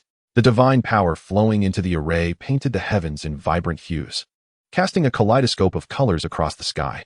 Standing upon tinging mo, Xianxiaaudiobooks slowly lowered her hands, watching as the formation began to constrict, completely ensnaring the Ghost King. If I perish, the celestial deities shall accompany me to the grave. You cannot kill me, the Ghost King bellowed, attempting to leverage the lives of the gods against Xianxiaaudiobooks. Upon hearing this, Jiang Yuan's expression shifted dramatically as he turned to Xianxiaaudiobooks. Yet, she remained unperturbed, her gaze fixed on the Ghost King's frantic antics, silent and contemplative, just as the Ghost King believed his threat had borne fruit. A slight smile graced Xianxiaaudiobooks' lips as she spoke. Oh, is that so? Yes, release me, and I shall lead all my subordinates back to the ghost realm. And I promise never to intrude again. The Ghost King, observing Xianxiaaudiobooks, allowed a grin to spread across his face, seemingly regaining some semblance of bravado as his earlier fear dissipated. If he could vanquish his foes, the gods would die with purpose. Xianxiaaudiobooks observed the Ghost King's demeanor, chuckling softly. One sentence, and your smile is utterly frozen. Upon hearing her words, Jiang Yuan's eyes widened in disbelief as he gazed at Xianxiaaudiobooks. Although her actions were justifiable, without her, the celestial realm would have perished. He had thought that Xianxiaaudiobooks, who had stood against the god of the Golden Crow for the sake of the people, would not be so heartless. Xianxiaaudiobooks regarded the Ghost King, blinking slightly. However, it seems you lack the strength to take them with you, so I shall ensure your burial. As her words hung in the air, under the Ghost King's fearful and fierce gaze, Xianxiaaudiobooks let out a derisive scoff, her lips parting to utter a single word: break. In an instant, the two runes enveloping the Ghost King fused into one, and at the moment of their convergence, the very air of this realm seemed to warp. In the next moment, the formation completed its function, and the Ghost King was obliterated before he could even scream. The multitude of specters still ravaging the celestial realm fell silent upon sensing the absence of their king. Without granting them time to react, the concentrated divine power within the formation erupted violently, Centered around Yun Qingyue, the divine energy surged forth, sweeping across every inch of the celestial realm. In a heartbeat, the ghostly entities were eradicated entirely. The once blood-red and darkened sky instantly regained its clarity. The azure heavens sparkled with sunlight, and the scars left by the rampaging spirits vanished without a trace. The invasion from the ghost realm had felt like a fleeting nightmare. Jin Yuan extended his hand, gazing at the luminous specks descending from the sky. The divine power, resembling falling snow, cascaded down, shimmering with iridescence under the sunlight. She had truly become a deity. Behind him, a gentle and warm voice broke the silence, and Jin Yuan turned abruptly to find the god of the Golden Crow and the god of Tianzi had awakened. The injuries that marred their bodies had vanished, and even the stains upon their splendid garments had been entirely eradicated. They rose slowly, gazing up at Yun Qingyue in the sky, and for the first time, they beheld her with reverence. Their hearts were filled with astonishment. Jin Yuan hastily approached the god of the Golden Crow. "My lord, are you unharmed?" Indeed, the formation she utilized is one of immense complexity, only attainable after mastering the 9th layer of the celestial realm's secret scrolls. I had merely heard of it, never imagining it to be real. To think such a formation exists, capable of annihilating all foes in an instant, it is truly astonishing. The two divine beings regarded Yun Qingyue, their eyes reflecting a tumult of complex emotions. Jin Yuan remained bewildered, staring blankly at Yun Qingyue as he murmured, "Is it truly over just like this?" The celestial beings returned to their respective positions, and Yun Qingyue made her way back to the Moon Goddess Palace. Everything appeared unchanged, yet everything had transformed.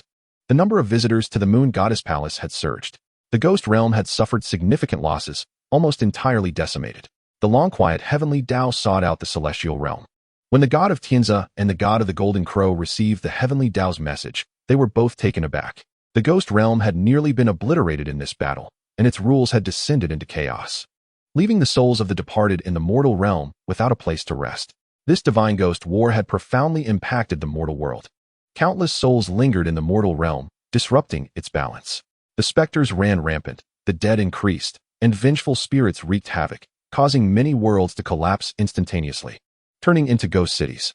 The powerful specters within the ghost realm had mostly perished in this battle, leaving them unrestrained. Noticing this phenomenon, the Heavenly Dao finally grew anxious and sought out the two rulers of the celestial realm. When the god of Tianzi and the god of the Golden Crow arrived at the Moon Goddess Palace, Yun Qingyue had just returned from the void. She received the two divine beings within the grand hall. Her demeanor remained unperturbed, devoid of excessive reverence. This time, however, the two deities dared not impose their regulations upon her. The request from the Heavenly Dao? Yun Qingyue chuckled with intrigue, noting that since it was a petition from the two deities, it should be left to their discretion, rendering their visit to the Moon Goddess Palace unnecessary. We all know that the future sovereign of the divine realm is none other than you. Even now, should you desire it, you are the sole ruler of the divine realm. Your contributions during the battle against the Netherworld were monumental, and therefore, your opinion on this matter should be sought. Yun Qingyue's expression remained unchanged, appearing rather disinterested. The god of the Golden Crow leisurely sipped his tea, casting a glance at Yun Qingyue, and chuckled lightly. As far as I am aware, the Moon Goddess ascended to seek an old acquaintance. Not long ago, there was a guest within the Moon Goddess Palace. Setting down his cup, he raised his gaze to meet hers. The god of Tianzi continued, "We are not coercing the Moon Goddess. Rather, we believe she has recently been venturing into the void, and it is likely she seeks some information from the Heavenly Dao. Since the Heavenly Dao has a request of the divine realm, should the Moon Goddess have any inquiries, answers can certainly be procured from the Heavenly Dao, no?" Yun Qingyue's fingers lightly tapped the table, unfazed by the exposure of her defiance of divine laws. Initially, she had no intention of concealing her actions from these two. Especially after she had cultivated the divine scroll to the 7th layer, she understood that everything occurring in the divine realm was within the purview of the two deities. Whenever she willed it, she could perceive every inch of the divine realm with clarity. Thus, she harbored a question. Aside from this matter, I have an inquiry that I hope you two can elucidate. Yun Qingyue narrowed her eyes, a playful glint in her gaze as she regarded the two deities. Please proceed. The god of the Golden Crow and the god of Tianzi exchanged glances before addressing her softly. You are already aware that the Nether King has manipulated the two of us. Why then did you still fall into the trap? Leaning back against her chair in a languid manner, Yun Qingyue appeared devoid of aggression, yet her narrowed eyes were filled with shrewdness. Upon hearing her words, the god of the Golden Crow and the god of Tianzi paused momentarily, the former lifting his gaze to Yun Qingyue with a smile. Since the Moon Goddess has attained mastery over the divine scroll, could it be that she cannot fathom the reason behind this? Yun Qinghua chuckled lightly. I merely wished to confirm. The two deities fell silent for a considerable time before the god of Tianzi spoke again. The predicament we find ourselves in, due to our misfortune, is the optimal solution to this dilemma. We have known for centuries, even before the Netherworld's invasion, that the only variable in this equation is you. Fortunately, you have proven to be even more formidable than we anticipated, effortlessly resolving the calamity of the divine realm. The god of the Golden Crow sipped his tea again, and, when he raised his gaze, he smiled. So, when will the moon goddess assume the mantle of ruler over the divine realm? Yun Qinghua was momentarily taken aback, narrowing her eyes. Ruler of the divine realm? The god of the Golden Crow and the god of Tianzi remained silent for a long time until the latter spoke once more. When the god of the Golden Crow and I cultivated the divine scroll to the 6th layer, we both had a dream. Our comparable abilities arise because the true ruler of the divine realm was not born among us. Now, we are well aware of who the emperor of the divine realm truly is. The two deities fixed their gazes upon Yun Qinghua, their expressions still serene. The discord between these two had been palpable since Yun Qinghua first entered the divine realm, and she had sensed it even before she was fully aware of all matters concerning the divine realm. It was unexpected that they would find common ground on this issue. Since you both have discerned my intentions, you must also understand that my ascension was not for the sake of a divine position. Yun Qinghua's countenance remained placid as she regarded the two deities, her voice measured. If this position offers me no advantage, I shall not play the fool. At her words, the god of the Golden Crow and the god of Tianzi exchanged glances, displaying some astonishment. The exalted position within the divine realm was the pinnacle of existence across the vast seas, the only rival being the Netherworld. With the Netherworld now gravely weakened, the divine realm has no adversaries left. To ascend to the apex of deities would make her the most formidable being in the realm. How could this seemingly desirable position be perceived as a burden by Yun Qinghua? The god of Tianzi remarked, this position is not one you can simply decline. Having comprehended the divine scroll, the supremacy of the divine realm rightfully belongs to you. This much, you must have realized upon reaching the 9th layer, correct? Yun Qinghua concealed her playful demeanor, initially believing that since these two had not attained the 9th layer, they would be unaware of the hidden messages within the divine scroll. To her surprise, the god of Tianzi appeared to have already known. Given that all three were cognizant of the truth, further probing seemed unnecessary. Setting aside the matter of the divine scroll for now, I shall agree to the requests of the Heavenly Dao. The god of the Golden Crow and the god of Tianzi exchanged nods with Yun Qinghua. Then the affairs of the divine realm shall be entrusted to the moon goddess. As this was a transaction between the moon goddess and the Heavenly Dao, we shall not interfere. They rose from their seats and bowed in farewell to Yun Qinghua. Watching them depart, Yun Qinghua's gaze deepened. Having cultivated the divine scroll, she had become a part of the divine realm. Before her training, she had already been ensnared by its confines. Now, as the first to penetrate the 9th layer of the divine scroll, she had truly become a deity, and the position of emperor of the divine realm had already been bestowed upon her. Yet, Yun Qinghua narrowed her eyes slightly. For now, the affairs of the divine realm could wait. What was most pressing was to ascertain the whereabouts of Xinggu and Luo Yi from the Heavenly Dao. Following the indication from the two deities, the Heavenly Dao sought out Yun Qinghua.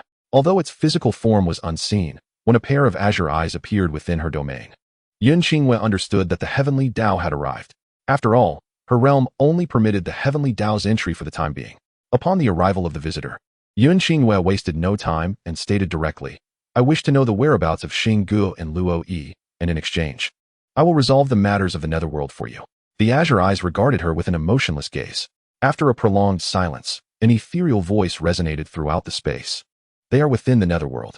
Yun Qinghua narrowed her eyes, a sharp aura of killing intent sweeping across her domain as the words Netherworld crumbled upon her lips. Rising from her seat, she coldly laughed. You may return. I shall personally handle the matters of the Netherworld. The azure eyes flickered momentarily before retreating into silence.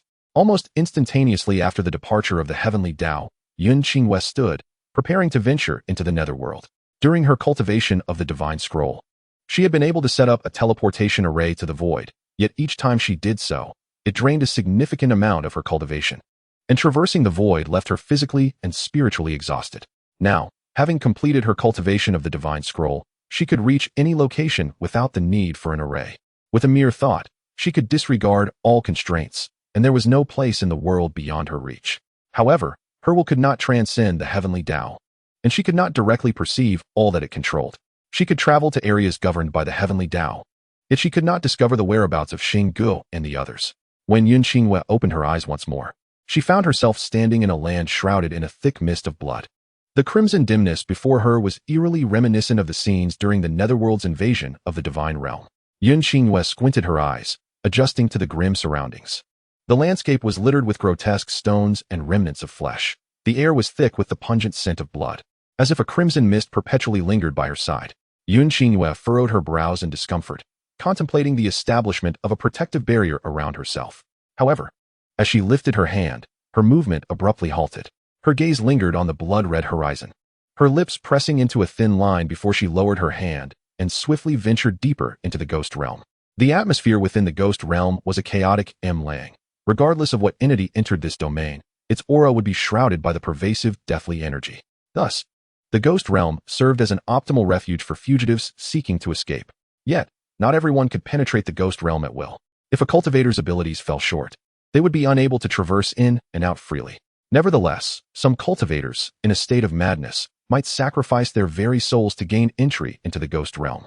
Yun Xingyue had never anticipated that the heavenly path would bring Xingguo and Luo Yi to this forsaken realm, as the ghost realm, fundamentally, was beyond the jurisdiction of the heavenly path.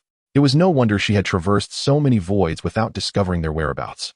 At this moment, Yun Xingyue unleashed her mental energy to sweep across the entirety of the ghost realm and swiftly detected two familiar auras. Their presence was faint, easily overshadowed in the ghost realm. With a focused gaze, she darted towards them. The terrain of the ghost realm was intricate, littered with bizarre rock formations and interwoven with branches of the yellow springs. The air was thick with blood mist, clinging to her face and making it difficult to disperse. Yet, Yun Xingyue paid little heed to the encroaching bloodiness that gradually enveloped her pristine attire. Finally, when she discovered Xingguo and Luo Yi, ensnared in a gruesome tableau of bloodshed beneath the river of the dead, her fury surged despite her prior mental preparation. The two were shackled beneath the river's turbulent current, bound by iron chains that secured them within the river's dark undercurrents. Dismembered limbs and skeletal remains floated by, occasionally landing upon them. Their garments were tattered and stained, rendering their original colors unrecognizable, their faces pallid and slightly swollen from prolonged immersion in the water.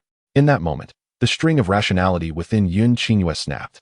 The waters of the river of the dead began to boil and churn, as the accumulated malevolence at the riverbed, having settled for eons, was instantly obliterated and devoured by her formidable divine power.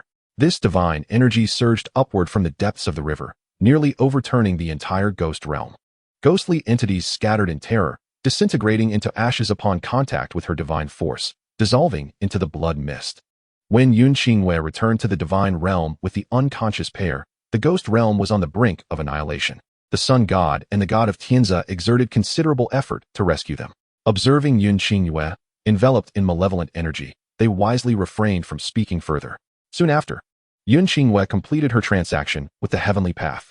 The ghost realm restored its former order, and a new ghost king ascended, ensuring that the ghost realm remained an indispensable domain within the cycle of all beings across the 6 realms and 8 wastelands. However, Jun Yuan regarded Yun Xingyue, whose demeanor was as frigid as ice, with a deep sigh. He had not anticipated her to directly confront the heavenly path. It was truly chaotic. Alas, there was little to be done, for within the 3 realms, no one possessed the power to thwart her. Jun Yuan listened to the murmurs of the deities. He turned to the 2 upper deities, questioning whether this was acceptable. She had outright annihilated the heavenly path. As a true deity, she could create a new world. And rest assured, a new heavenly path would soon emerge. The sun god sighed softly, acknowledging that all her actions and her temperament would inevitably bring her calamity in the future. Subsequently, Yun Xingyue seemed to become exceedingly busy, and Jun Yuan had not seen her for a long time. After an extensive period, he learned that the newly appointed Ghost King was under Yun Xingyue's influence. She resumed her relentless cultivation, while concurrently, the sun god and the god of Tianza both entered seclusion, declaring their retreat from public life. Yun Xingyue's burgeoning strength finally instilled a sense of urgency among the deities of the divine realm. The newly ascended deity they had previously looked down upon had, in mere years, risen to become the emperor of the divine realm, delivering a considerable blow to their pride. Coupled with the encroachment of the ghost realm, it dawned upon them that they were not omnipotent. Consequently, following Yun Xingyue, everything within the divine realm transformed. All deities forsook indulgence and began to devote themselves tirelessly to cultivation. Naturally, Jun Yuan was no exception. With the sun god in retreat, he assumed the role of the lord of the Golden Crow Palace, bearing an even heavier burden and more responsibilities. In the blink of an eye, centuries passed. Within the Moon God Palace, Xinggu and Luo Yi finally awoke, and Yun Qingyue emerged from her seclusion. The strength of all deities in the divine realm had increased. Upon reaching the sixth layer of the divine realm's secret scroll, deities acquired the power of creation, and many deities steadily broke through to this level, birthing small worlds.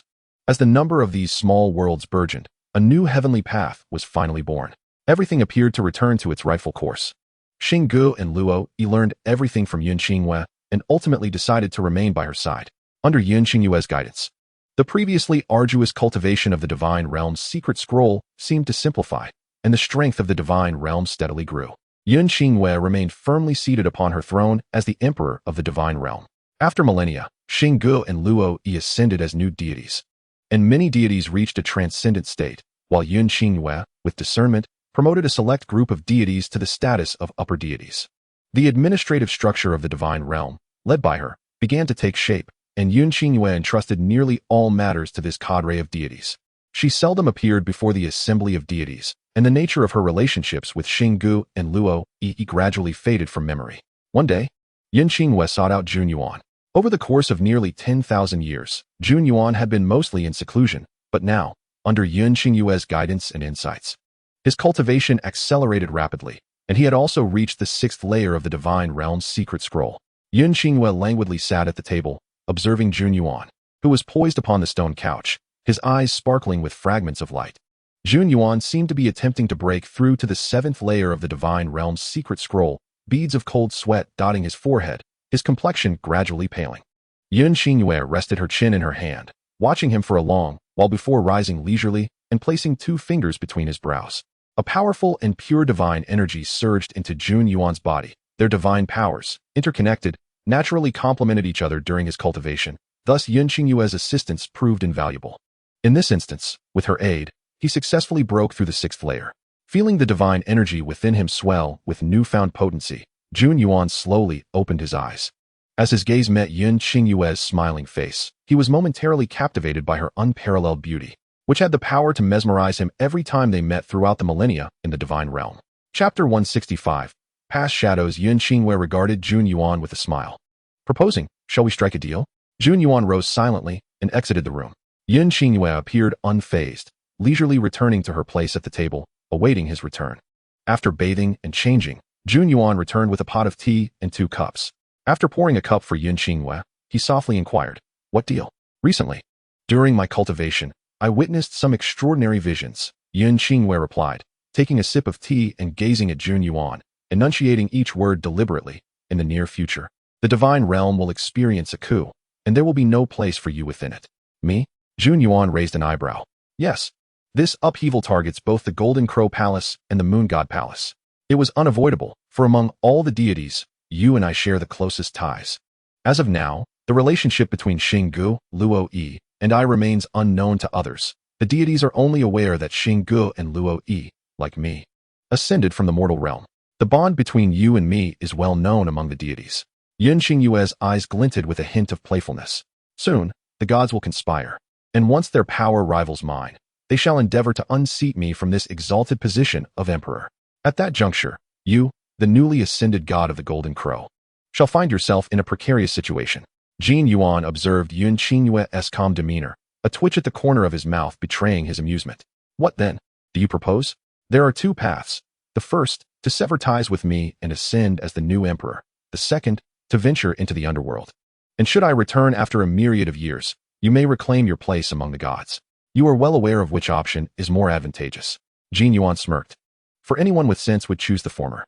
And what of you?" Yun Qingyue leisurely took another sip of her tea, her tone remaining nonchalant. "Do you wish for me to go to the underworld?" Jin Yuan scrutinized her. "If I am not mistaken, the current king of ghosts is in your employ. Why then, would you send me there?" "Indeed, I desire you to assume the mantle of the current king of ghosts." Yun Qingyue sighed. "The present king is merely a temporary placeholder. His powers are insufficient.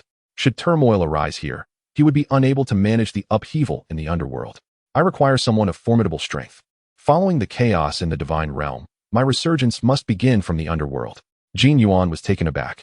"Do you imply that when you re-enter the divine realm after countless years, it will coincide with the underworld's invasion?" "Precisely."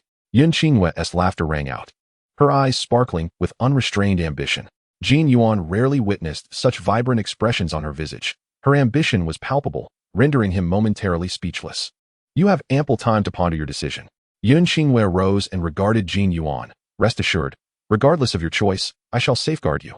At the very least, your life shall be one of ease. Jin Yuan stood, watching her retreating figure. As she pushed open the door, he spoke softly, I shall go to the underworld. Yun Xingwei paused, her expression one of surprise. Have you made up your mind? Should you enter the underworld, returning to the divine realm may not occur for countless years. If I were to fall from grace, I could no longer aid you, and you would be compelled to fight alone in the underworld. Jin Yuan chuckled. Yet you need me to venture into the underworld, do you not? Yun Xingwei pressed her lips together, indeed. But I would not have you make this choice solely for my sake. Yun Xingwei, I cannot abandon you in any decision I make. You need not bear any pressure. I am prepared for whatever path lies ahead, and regardless of the future, I shall embrace it willingly. Moreover, you would not permit my downfall. Jin Yuan's eyes sparkled, his voice gentle. Yun Xingwei gazed at him for a long moment in silence before departing. Soon after, news spread throughout the divine realm that Jin Yuan, the newly ascended god of the Golden Crow, had succumbed to madness during his seclusion, falling into the path of darkness, his soul shattered.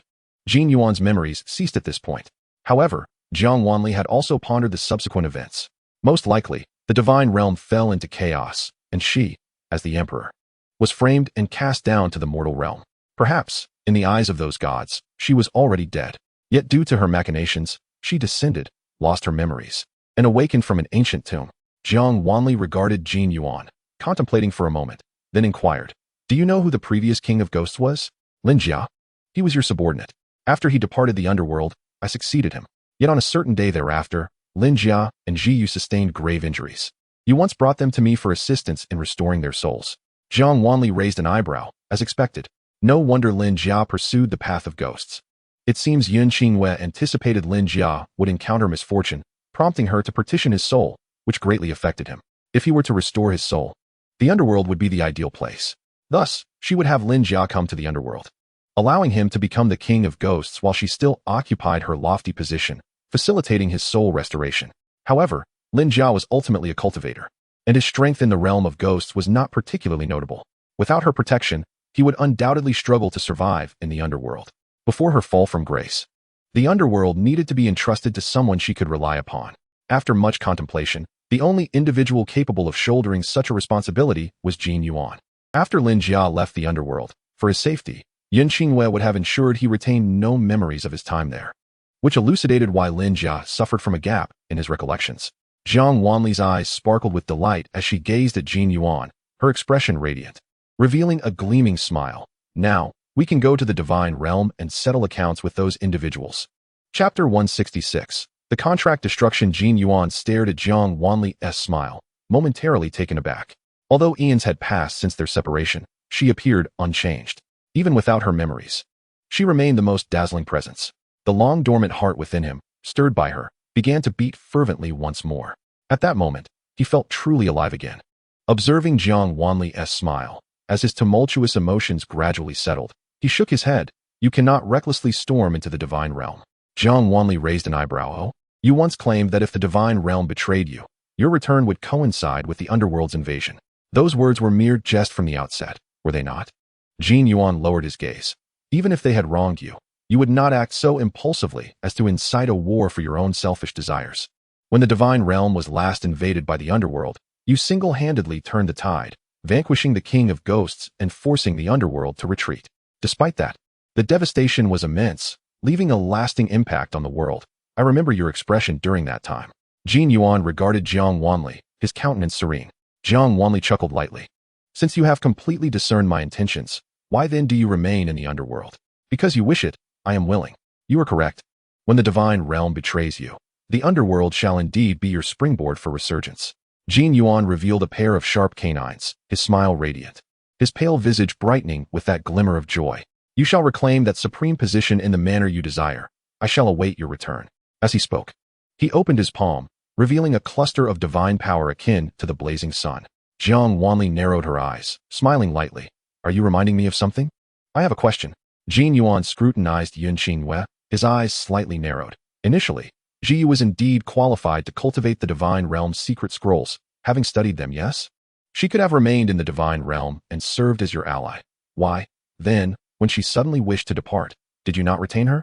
Jin Yuan looked at Jiang Wanli. At that time, Ji Yu, bound by the divine realm's rules, was unwilling to linger longer. However, Yin Xinhue was well aware that Ji Yu had already embarked on the cultivation of the divine realm's secret scrolls during her time there. Her talent was formidable. If the two supreme gods had been aware of Ji Yu's abilities, it is quite possible she could have remained in the divine realm. After all, with such talent, she might ascend in a myriad of years. Time is of little consequence to the gods. The outcome is predetermined, and they do not concern themselves with the duration. Indeed, Ji Yu's talent is exceptional, rivaling that of Xingge. Jiang Wanli pondered for a moment, her voice soft, although she scarcely recalled her thoughts at that time. After encountering Ji Yu, she could fully comprehend her choice back then. However, she is ill-suited for the divine realm. Her brilliance is too overwhelming for a place bound by such stringent order. Furthermore, from both your memories and the innocent recollections, it appears that her pursuit of the sacred texts was solely for my sake. To force herself into rapid advancement with such anguish, if it were any other form of magic, it might be bearable. Yet, as you know, during the cultivation of the divine texts, even the slightest misstep could lead to irrevocable ruin. If she does not relish it, there is no need to insist upon her stay. Jiang Wanli's voice was soft, and as her words fell, a flash of silver-blue energy surged from her palm. Now, it is my turn to inquire. Jin Yuan gazed at the primordial force in her hand, a faintly unnatural expression crossing his features. Concerning the bond forged by the Demon King's decree, which intertwines our primordial powers, what is the meaning of it? Jiang Wanli's gaze fixed intently on Jin Yuan's face, observing as it flushed a deeper crimson, her brows arching in mild surprise. Since his ascension to the Demon King, his entire aura had transformed. The once charming visage now bore an eerie, foreboding quality. She had thought this was a standard trait of the Demon King. Now, witnessing a rosy hue creeping steadily from his pale neck to engulf his entire countenance, even the tips of his ears turning crimson, Jiang Wanli finally grasped the situation. This realm of demons was truly unfit for prolonged sojourn. Look at how it had dulled the brightness of a once sunny boy. A playful smile graced her lips, while Jin Yuan, initially shy and at a loss for words, felt a surge of irritation at her demeanor. What else could it be? Don't you already know? After entering the demon realm, I was consumed by despair, and it is only natural that I would wish to keep a memento of your essence, right? Yes. In my desolation, I claimed your primordial power, and through the Demon King's decree, I forged this bond of fate. Upon reflection, it is not entirely incomprehensible. Yin Xinhue. At her utterance, Jin Yuan's face reddened further. As she feigned contemplation, he finally lost his composure. He looked at Jiang Wanli, resigned. Indeed, I have feelings for you. So what? This was not the first time he had expressed such sentiments to Yin Xinhue. Not long ago, following the rift in the demon realm, he had conveyed a similar sentiment to Jiang Wanli. Yet, each previous instance had been laced with jest and mockery, seemingly aimed at teasing her. Jiang Wanli regarded him for a long moment, and then with a slight curve of her lips, remarked, "Not so impressive. I know my charm is considerable." Jin Yuan was momentarily silenced by her words, his lips pressing together in quietude. The atmosphere grew tense. He gradually regained his composure, lifting his gaze to meet Jiang Wanli's, yet found himself unable to voice his thoughts. "I merely wished to inquire, why was the bond dissolved?" Jiang Wanli studied Jin Yuan. A contract forged through the medium of the Demon King's decree, a divine artifact, is typically indissoluble. Thus, she understood Jin Yuan's feelings for her. It is only through profound love that one would bind such an almost unbreakable contract with the Demon King's decree. You nearly perished. Upon hearing this, Jin Yuan lowered his gaze, his voice barely a whisper, the fervent emotions from earlier evaporating. Now, with his head bowed, lips pressed tight, he wore an air of despondency. "I do not know what transpired in the divine realm, but upon receiving the news of your fall, I dissolved the contract, wishing to restore most of your primordial power, hoping it would safeguard your soul." Jiang Wanli paused, her eyes flickering, observing Jin Yuan as she spoke evenly. "How did you dissolve the contract?" "By sacrificing half of my cultivation, igniting half of my soul, and enduring the penalty for breaking the contract, one can find a resolution." Jin Yuan's voice remained soft. After he spoke, a profound silence enveloped them once more. "However, what I did seems trivial to you, for regardless of circumstances, you always leave yourself a way out. You have long asserted that everything occurring is inevitable, and you have been prepared for it all along." Jiang Wanli continued to regard Jin Yuan without uttering a word. Chapter 167. Let us forge the bond of fate again in the future. Jin Yuan understood that Yun Qinghue would never leave herself without an escape route. From the moment she discussed the Demon King's position with him, expressing her desire for him to venture into the demon realm, she had made this clear. She was aware that upheaval would arise within the divine realm and that betrayal would ultimately lead to her downfall. She knew it all. There was no way she would not have a contingency plan. Nevertheless, upon hearing of her demise, Jin Yuan had panicked, exhausting every means to preserve her essence. This act, while seemingly excessive, was sincere in intent. Jiang Wanli raised an eyebrow, her tone icy. Do not engage in self-sacrificing acts for others in the future. Yes, I will refrain from such actions. I have come to realize that you are far stronger than I, and there is no need for me to overextend myself. Jin Yuan's tone was nonchalant, yet his gaze toward Jiang Wanli sparkled with admiration. He did not appear disheartened or angered by her words. Rather, as he continued, his voice brimmed with pride. Jiang Wanli observed him for a prolonged moment before speaking again. You are acutely aware that a bond forged through the primordial power of a deity cannot manifest in this lifetime. The next life feels too ethereal. This seems to lack significance. Their gazes locked. Jin Yuan did not shy away, instead gazing at her with unwavering intensity, his eyes reflecting an unfathomable tenderness. For me, as long as there remains a connection to you, it holds meaning. Jiang Wanli was taken aback, surprised by the depth of his feelings for her. Jin Yuan, let us conclude this matter. Once there are no more concerns, we shall forge the bond of fate anew. Jiang Wanli pressed her lips together. She did not fully grasp Jin Yuan's emotions. However, given that Jin Yuan was an ally, she was willing to fulfill some of his wishes. To her, the bond of fate held no special significance, as they both possessed divine bodies, and this lifetime was exceedingly long. She had never contemplated the next life. Yet, the prospect of encountering this individual again in the next life seemed appealing. Moreover, the road ahead was fraught with uncertainty. Placing her primordial power in the hands of someone trustworthy posed no detriment. Despite her confidence that no one could bring her to the point of needing to cling to her primordial power to sustain her fragmented soul, at this moment, she felt compelled to do so. Consider it a form of compensation for the one who had lingered in the demon realm for countless years on her behalf. Upon hearing her words, Jin Yuan's eyes brightened. Really? His lips involuntarily curled upward, his face alight with joy. At that moment, he resembled a Daoi creature that had unexpectedly received a substantial treat. Had he possessed a tail, it would surely have been wagging furiously. Jiang Wanli's eyes twinkled with playful amusement. Having such an intriguing person by her side was delightful. I seldom make promises lightly. Jiang Wanli turned and ambled away. Should you not wish for it, then let it be. A sound of thud echoed behind her, and she turned to see Jin Yuan clumsily rising from the ground, his face adorned with an expression that could instill terror in all specters. Jiang Wanli, I am willing. Of course I am. You must keep your word. The once feared Demon King now displayed a slightly disheveled demeanor, his face alight with a smile that could frighten even the most formidable of spirits. As Jiang Wanli departed the demon realm, Jin Yuan elucidated the reasons behind her aversion to her primordial power. You have lingered away from the divine palace for too long. I suspect the moon god palace in the divine realm has found a new master. You possess immense power. Should your primordial force waver, it would instinctively repel you. Jiang Wanli pondered this momentarily, accepting his explanation. If her gradually waning divine power harbored even a hint of rebellion against her, she would indeed feel a profound loathing. Moreover, she held no sense of belonging to the divine realm. Ji Yu journeyed with an unbridled joy, finding the departure from the ghost realm to be an exhilarating novelty. However, shortly after leaving the divine realm, she encountered unforeseen tribulations, leading her to be brought to the ghost realm by Yun Qinghue for healing. Subsequently, when Lin Jia returned to the immortal realm, she remained in the ghost realm, where she lingered for millennia. At that time, the divine realm was rife with undercurrents. Yun Qinghue was already aware that upheaval was imminent. Thus, Ji resolved to stay in the ghost realm, aiding her master in orchestrating a place for rebirth through the nirvana fire. She awaited her master's arrival, much like one waits in the void. In chapter 168, titled Ascension, Jiang Wanli, having discerned the source of her aversion to primordial power, retreated into seclusion once more. In the vast and empty hall of the Xianxia sect, Jun Yuan and Ji Yu exchanged glances, puzzled by the circumstances. What new trouble had arisen? Upon investigation, Jun Yuan discovered a startling dearth of cultivators across the continent. Ji Yu, though somewhat perplexed, felt assured that this realm was under her master's dominion, and thus, she did not worry excessively about significant changes.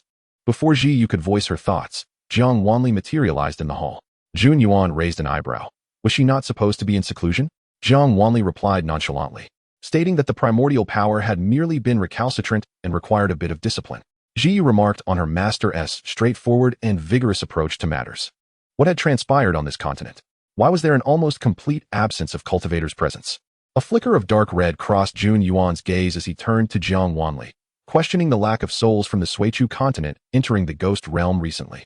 Oh, they are all too weak. They've been sent to the desolate lands for training.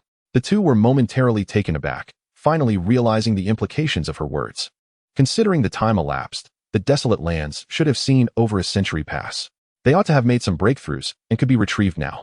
With a subtle gesture, Jiang Wanli conjured a water mirror that appeared as if shattered, with countless fragments reflecting various scenes. When she initially sent them into the long-abandoned small world, she had deliberately altered the flow of time. Mere days had passed on the Suichu continent, while over a century had elapsed in the other desolate lands. Now, not only had nearly all cultivators from the Suichu continent improved their prowess, but her initial hope of reviving vitality in the other desolate lands had also come to fruition. Jiang Wanli's lips curved slightly as she projected her will to the remnants of the Heavenly Dao. Within her consciousness, the rivers that once flowed into parched lakes began to converge upon an inconspicuous lake. During this process, the lake on the brink of desiccation gradually regained its vibrancy. The azure hue intensified until the many desolate lands merged with this realm, and as this realm expanded, the presence of cultivators began to re-emerge. This world requires little effort from me now, Jiang Wanli murmured, for this realm was free from calamities, and she had completely shed her identity as the holy maiden of this world. With disasters dispersed, there would be no further need for a holy maiden to save it. Now, she had matters to attend to. With a light smile, Jiang Wanli fully subdued the disobedient primordial power and recognized her own capabilities. She no longer had to tread cautiously. Within this realm, she was omnipotent. Suddenly, several presences manifested within the hall. Jiang Wanli turned to see Lin Jia leading 3 divine beasts into the grand chamber. Upon noticing the trio, Lin Jia momentarily froze. His gaze flitting from Jun Yuan's face to Zhi Yu's, his lips pressed tightly, yet words failed him. Zhi Yu looked at Lin Jia, her eyes shimmering with emotion. Lin Jia, long time no see. Indeed, long time no see, Lin Jia replied with a soft chuckle, his voice slightly hoarse. Jiang Wanli, maintaining her calm demeanor, remarked, now that everyone is present. Her voice trailed off as she waved her hand, summoning a white figure into her grasp. The creature, with a childish voice, exclaimed, Master, you finally returned. Before the words could fully escape, Jiang Wanli narrowed her eyes, instructing, I must step out. Guard the home well. In a few days, your senior brother will return, and you should assist him diligently. The creature, its crimson eyes turning a deeper shade of red at Jiang Wanli's words, began to weep. Its white fur bristling as it nestled into Jiang Wanli's neck, unwilling to part. Jiang Wanli sighed, conceding, perhaps you will not be of much assistance. This realm was already firmly within her grasp, leaving no cause for concern over unforeseen events. After contemplating briefly, Jiang Wanli sent a message to Yi Qingjue. Anticipating her forthcoming actions, she decided to leave Zhi Yu and Lin Jia in the Xianxia sect, as her meeting with Feng Heng was imminent. Zhi Yu and Lin Jia need not be burdened with excessive knowledge of Feng Heng's deeds. Having arranged everything, Jiang Wanli formed a seal, and in an instant, they vanished from their location. Zhi Yu and Lin Jia exchanged glances, their eyes clouded with uncertainty. They could likely surmise what their master intended to do. Jiang Wanli and Jun Yuan appeared in the upper realm, landing before the ascension platform. 2 white-clad men stood guard at one side, their expressions impassive as they prepared to act upon seeing the two. The pressure from early-stage spirit division cultivators bore down upon Jun Yuan and Jiang Wanli. Unperturbed, the duo did not even blink. The oppressive force dissipated before them. Jun Yuan smirked, his tone laced with mockery. What a warm welcome. Delivering such a grand gift right upon ascension. The expressions of the 2 cultivators shifted as they sensed a surge of spiritual energy in their palms. Jun Yuan narrowed his eyes and scoffed lightly. Before the guards could react, a powerful surge of ghostly energy struck them, sending them crashing to the ground. Their expressions changed drastically as they flailed helplessly on the ground. Jiang Wanli leisurely approached them, her gaze darkening as she noted their robes, strikingly similar to those of the Xianxia sect. Bind them and take them along, she commanded, her voice devoid of emotion. Yes, master, came the reply from the concealed Qi Jin, while Si Lin and Song Xian finally revealed themselves before the 2 startled cultivators, each ensnaring one in their claws. Jiang Wanli cast a fleeting glance at the 2 before walking purposefully toward a specific location. The subdued cultivators exchanged fearful looks, realizing that they had been tasked by Feng Heng to guard this spot and capture ascenders. However, it had been ages since any cultivator had ascended. Today, they had finally managed to capture two, yet they were anything but ordinary. Previously, ascended cultivators had been on the brink of collapse after enduring the tribulations of ascension. They posed no threat. To their astonishment, these two were remarkably powerful. Confused expressions morphed into terror as they recalled the necessity to probe their opponent's cultivation levels. Moments later, the fear on their faces replaced the confusion. They could not ascertain the cultivation levels of their adversaries, though they had long suspected they were stronger. The inability to gauge the true extent of their power indicated an insurmountable gap, one that even surpassed that of Feng Heng himself. Jiang Wanli disregarded them entirely, steadily making her way toward Feng Heng's location. Previously, when she had severely wounded him within the territory of the Mu Ling clan, she had refrained from taking further action. It was not that she had released a tiger back to the mountain. Rather, Feng Heng had been incapacitated and unable to retaliate for a considerable duration. Upon sensing Feng Heng's aura here, Jiang Wanli felt a flicker of surprise. However, she quickly discerned that he remained gravely injured. Feng Heng lacked the capacity to retaliate against the Mu Ling clan, and they, in turn, would no longer trouble him. Surely, he returned to this place shortly after Jiang Wanli departed. Chapter 169. The Abandoned Ones. Jiang Wanli's gaze shifted away from the two cultivators, her keen senses discerning their peculiar demeanor. They appeared rather dull-witted. Jun Yuan also noted the oddity in their behavior, a hint of intrigue glimmering in his eyes.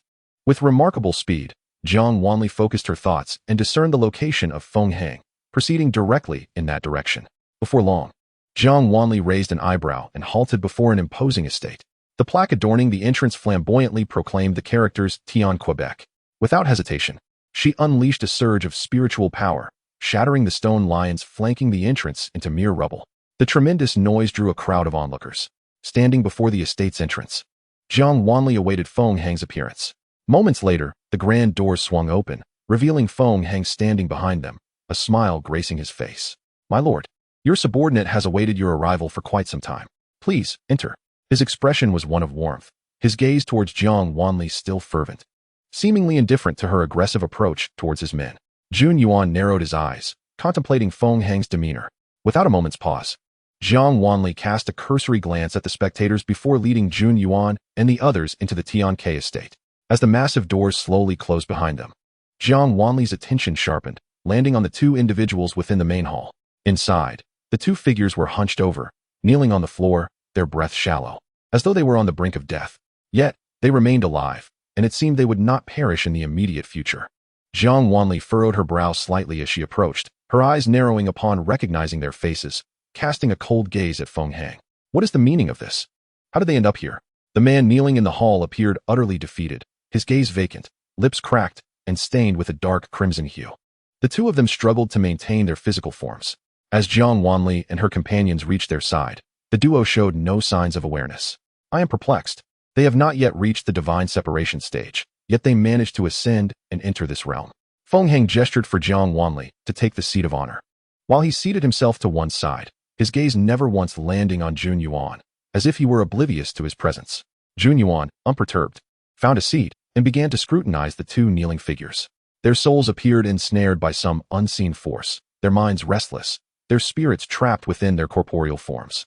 As the king of ghosts, Jun Yuan found their condition particularly intriguing. They were, after all, perilously close to death. Yet, they clung to life, seemingly ensnared by something keeping their souls imprisoned within their bodies. Jiang Wanli understood the situation, her gaze fixed upon the sect leader of Tianyang and Xianxiaoding, her expression calm and unruffled. Through dealings with that so-called expert from the divine realm, they had stripped the position of the holy maiden from its rightful owner, bestowing it upon Chu Yin, only to orchestrate the holy maiden's demise when the world required her salvation. That expert had promised them assistance in their ascension. In Jiang Wanli's estimation, it was merely a matter of facilitating their entry into the higher realm. Perhaps these two had bypassed the ascension process altogether, being unceremoniously cast into the upper realm. The cultivators of the upper realm, those at the transformation stage, had already become victims of exploitation. It was hardly surprising that their circumstances would be dire, having entered this realm without even reaching that threshold. Perhaps that esteemed figure had no intention of allowing them any ease. However, as soon as they had arrived in the upper realm, they were captured by Feng Heng's men. "What is your purpose in capturing them?" Jiang Wanli inquired, her tone indifferent. She sensed something was amiss with their condition, an inkling of suspicion brewing within her. Yet she still posed the question. Feng Hang regarded the two with a mocking glint in his eyes. Due to Lin Jia's intervention, no one from the lower realms has ascended for a long time. After 1,000,000 years, finally, someone has ascended, so naturally, I took note. And guess what I discovered? They are utterly unqualified for ascension. One of them isn't even at the out-of-body stage. Naturally, I was curious as to how such individuals managed to enter the upper realm. I employed soul extraction on them and gleaned some rather interesting insights from their memories. Feng Hang's gaze softened as it landed on Jiang Wanli. To my astonishment, they have both encountered you, and a substantial portion of their memories pertains to you. After all this time, I finally have the opportunity to see you. Their value is immeasurable. At this, he smiled broadly. Thus, they have survived until now. Jiang Wanli scoffed. The individuals they interacted with were not me. Feng Hang caressed his fingers, looking at the heads bowed before him, his smile fading. I am well aware, they could never pose a threat to you. They are just as bewildered by your sudden transformation into someone so difficult to control. Truly foolish of them. However, even if it were not you, I have not laid eyes on this face for far too long. His gaze returned to Jiang Wanli, filled with an obsessive fervor. Jun Yuan narrowed his eyes. A subtle motion of his fingers summoned radiant golden divine energy that enveloped Feng Hang, severing his line of sight entirely. Feng Hang felt a sudden shift in his vision. And then, everything vanished, replaced by a golden brilliance that seemed to pierce his very soul, nearly rendering him unable to open his eyes. Ugh! He shielded his eyes with his hand, feeling a burning sensation, furrowing his brow as he quickly formed seals, attempting to saturate his eyes with spiritual energy. Yet the searing sensation remained unabated. Jiang Wanli cast a glance at Jun Yuan, who spoke in a calm voice. It merely renders him temporarily blind. Though slightly exasperated, Jiang Wanli refrained from further comment. Observing that Feng Hang had indeed shielded his eyes but showed no significant signs of pain, she chose not to intervene. You deserve to die for hunting down so many ascendants. A cold voice pierced the air, causing Feng Hang's movements to falter momentarily. I have come to settle the accounts of your transgressions. Feng Hang lowered his hand, his eyes gently closing as he turned to face Jiang Wanli, smiling, my lord. I have not indiscriminately slaughtered innocents. Those who ascended met their fates justly. What do you mean by that? Do you know how those individuals ascended? A strange smile crept onto Feng Hang's face. Even if I had not intervened, the Heavenly Dao would not spare the Sui continent. The sharp decline in ascendance is not merely due to the lack of spiritual energy in the lower realms, but rather because the threshold for ascension has been raised. Not all cultivators at the transformation stage are eligible to ascend. Upon hearing this, Jiang Wanli furrowed her brow. Only those transformation stage cultivators who have slaughtered thousands can successfully ascend. This is the punishment the Heavenly Dao has imposed on a world destined for destruction. In this way, for every ascendant, 1,000 must perish. Over time, even without the Heavenly Dao's interference, this world will ultimately face annihilation. Jiang Wanli narrowed her eyes. How do you know this? After the disaster in the South Sea, I arrived here, knowing nothing, struggling and crawling until I finally reached the transformation stage just before death, becoming a paragon in this realm. Feng Hang chuckled lightly, though his expression was laced with derision. When he first arrived, even the most ordinary individual could crush him. He was often toyed with and abused by the cultivators of this realm, feeling both despair and resentment. Clinging to his obsession, he barely survived, ultimately transforming into a being that others dared not provoke. The process was long and fraught with suffering. Chapter 170. The laws of the Heavenly Dao. What Feng Hang relied upon was merely the magical artifacts bestowed upon him by Yin Qingyue.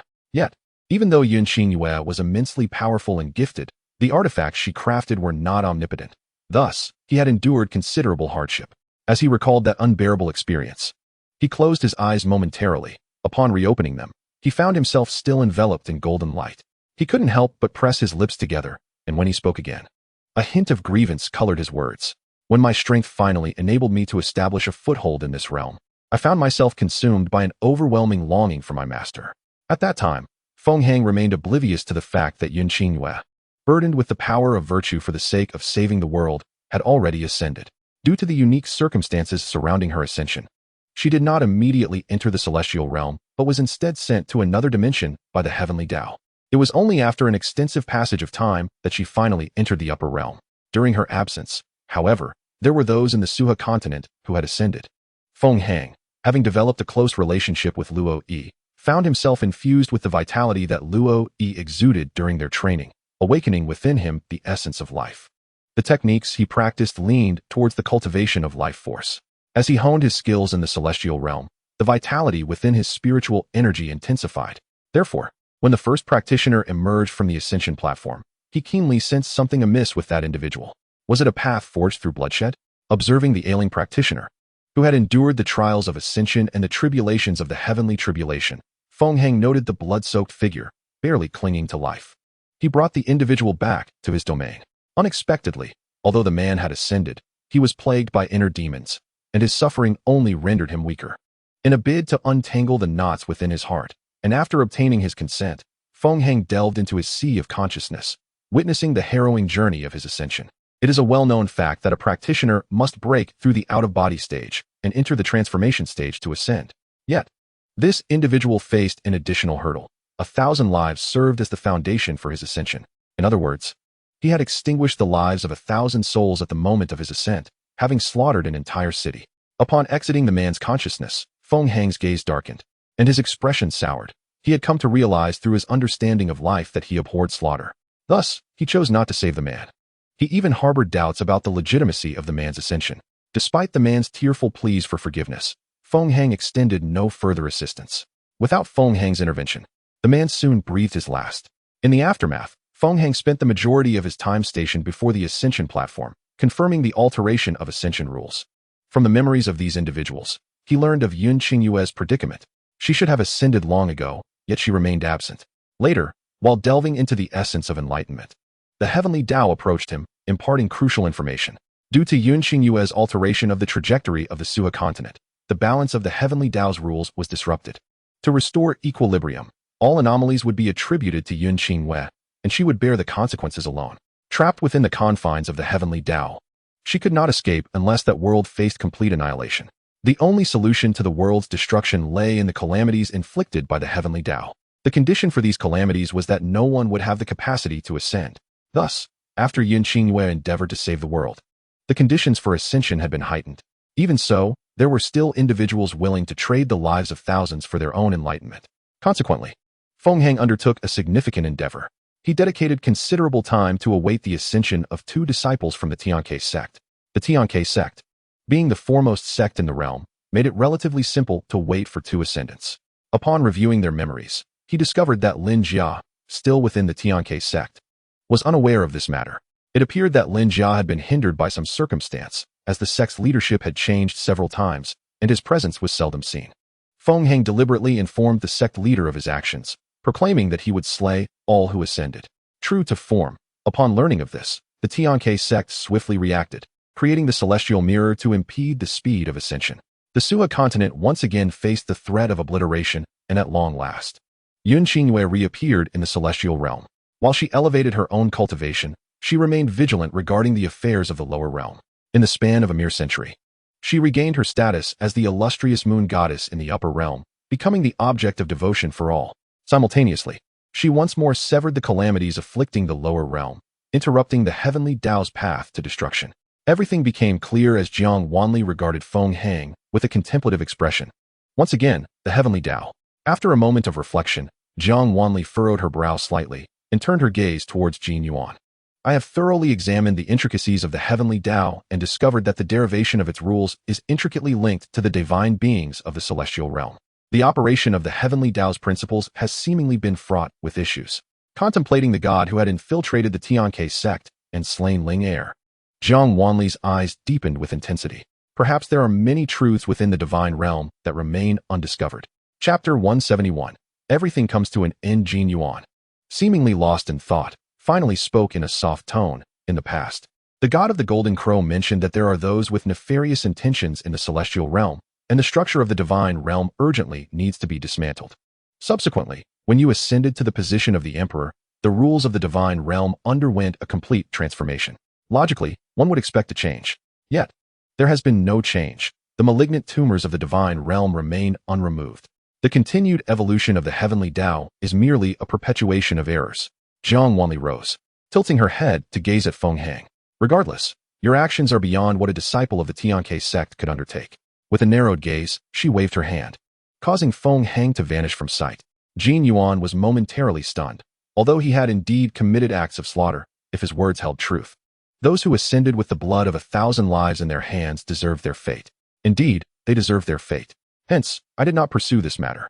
What I hold accountable is his repeated assistance to the Heavenly Dao in its endeavors to annihilate the lower realm. Even with myriad justifications, such actions remain unforgivable. Jiang Wanli's gaze was cold, and he should pay the price for his deeds. Jin Yuan cast a glance at the two practitioners discarded by Qi Jin, his expression darkening. The Heavenly Dao is merciless, treating all beings as mere fodder. Before he could begin to lament, Jiang Wanli interrupted him softly. Then is the Heavenly Dao not destined for destruction? Jin Yuan. Jiang Wanli looked upon the two individuals kneeling on the ground, with a slight perception. She realized their souls had been utterly shattered by the artifact, likely due to repeated soul-binding techniques that rendered their spirits incapable of withstanding such intense scrutiny. These two had endured considerable torment at Feng Heng's hands, and now, with their souls fragmented, they had already crossed into the realm of the dead. Yet their souls could not depart due to the artifact's constraints. Jiang Wanli extended her hand to touch their foreheads, and a beam of ethereal blue light flashed. A small fissure opened on their foreheads, from which a worm emerged, falling to the ground, lifeless. With the demise of the worm, an artifact materialized above their heads, taking on a pupil form.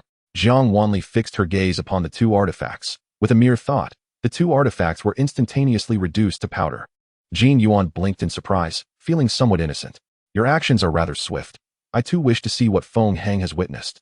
Upon hearing this, Jiang Wanli turned her head to regard him, and he immediately broke into a grin. Just a jest, merely a jest. Master, what punishment shall befall Feng Heng? Qi Jin cast the two practitioners onto the ground, and Jin Yuan squatted before them, with a slight wave of his hand.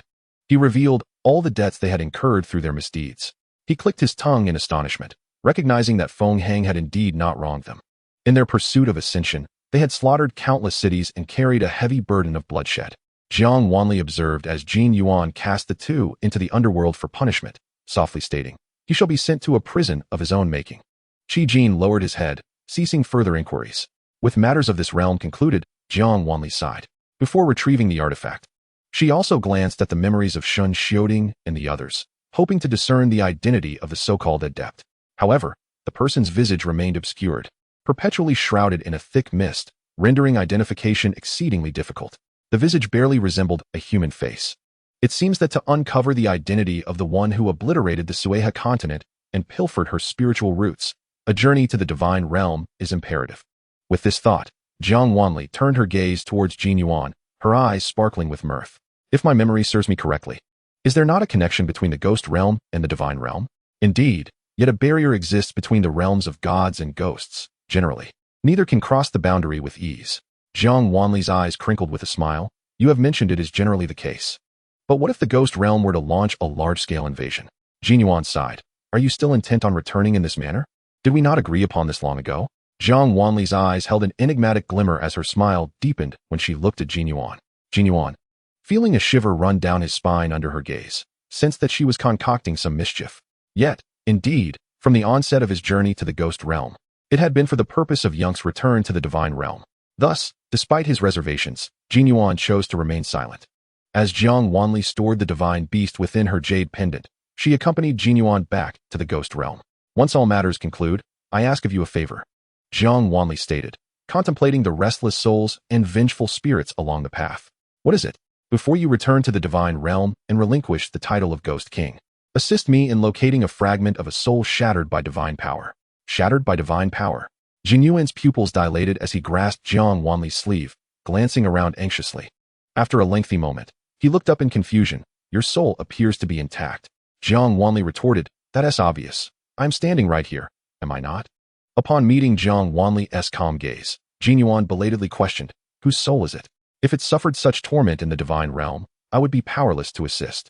It belongs to a dear demon, who met with misfortune in the Sueha continent. Jiang Wanli's words were light, yet they stirred turbulent waves in Jin Yuan's heart. You mean to say a deity descended to the Sueha continent? Aside from you, I am unaware of anyone else possessing such capability. Jin Yuan furrowed his brow, his expression turning grave. If such a figure truly exists in the divine realm, returning this time will not be so simple. He certainly did not possess such power. It was through the magical artifact I forged that he traversed the two realms. In fact, he had even ventured into the upper realm. Jiang Wanli narrowed her eyes, her tone laced with disdain. Then, a thought struck her, and her lips curled into a smirk, her gaze imbued with cold determination. Those who dare to harm those close to me shall pay dearly upon my return to the divine realm. Witnessing Jiang Wanli's resolve, a fire ignited in Jinyuan's heart. Since Yang's fall, a century had passed. Let him witness how much the divine realm could evolve in her absence. At Jinyuan's suggestion, Jiang Wanli returned to the Ghost King Palace, intending to reintegrate her spiritual roots. The process was arduous and protracted. Following Jinyuan's words, she would experience amnesia, likely due to the loss of her spiritual roots, which had provided them with an opportunity. Jiang Wanli had severed her spiritual roots shortly after ascending to the upper realm, intending to lend them to Linga for salvation. Unexpectedly, Feng Hong's interference had prevented Linga from acquiring them, and after she descended to save the world, she was gravely injured due to the dimensional breach, leaving her unable to tend to the whereabouts of her roots. To her surprise, upon awakening, the roots fortuitously returned to her possession. Now that the mystery of her aversion to the primordial power of her roots had been unraveled, she had also harnessed that power. The feeling of aversion dissipated, and naturally, her roots were to return to their rightful place. Outside the door, Jinyuan stood guard for her, casting his eyes down at the Ghost King's decree in his palm, which sparkled with starlight. The decree still emanated 2 strands of primordial power, yet this time, the dark crimson ghostly energy was supplanted by resplendent golden light. The silver blue and resplendent gold intertwined, and in the near future, once all dust settled, they would merge once more. Chapter 172. The only miscalculation was their capability as the door creaked open. Jinyuan looked up and felt his heart skip a beat upon seeing someone gazing down at him. Qingwei he stared blankly at the figure before him. And in that fleeting moment, a realization struck him, illuminating his eyes. You remember now? Yes, I recall everything. Yun Qingwei smiled sweetly, her countenance radiant. Yet her aura was imposing. It appears those individuals are not as formidable as they seem. Shadows danced in Yun Qingwei's eyes as she gazed upward at the dark crimson sky, a smirk tugging at her lips. To gather the entire power of the divine realm merely to erase my memories? She remembered everything. When she had cultivated the divine realm's secret scroll to its zenith and secured her position as the sovereign, she foresaw a calamity befalling the divine realm centuries hence. That catastrophe would not affect the entire realm. The only one to be sacrificed would be herself. At the time, Yun Qingwei was puzzled. For the premonition clearly indicated a disaster that would afflict the entire divine realm, yet she alone would bear the brunt of the sacrifice. Though perplexed, she trusted in her strength and felt no fear. After gaining control over all matters in the divine realm, she speculated on the challenges she would encounter, which prompted her early preparations. From the outset, she had been aware of a faction within the divine realm that resented her rise. After all, even the mighty gods Jinwu and Tianzi shared the reins of power in the divine realm, and Yun Qingwei, the least experienced among them, had been thrust into the position of sovereign even before she officially became the moon goddess, thanks to the 2 superior gods. Ironically, following the ghost realm's invasion, the divine realm returned to tranquility, making the once formidable powers seem inconsequential amidst the peace. Despite the universal admiration for strength, Yun Qingwei was a woman.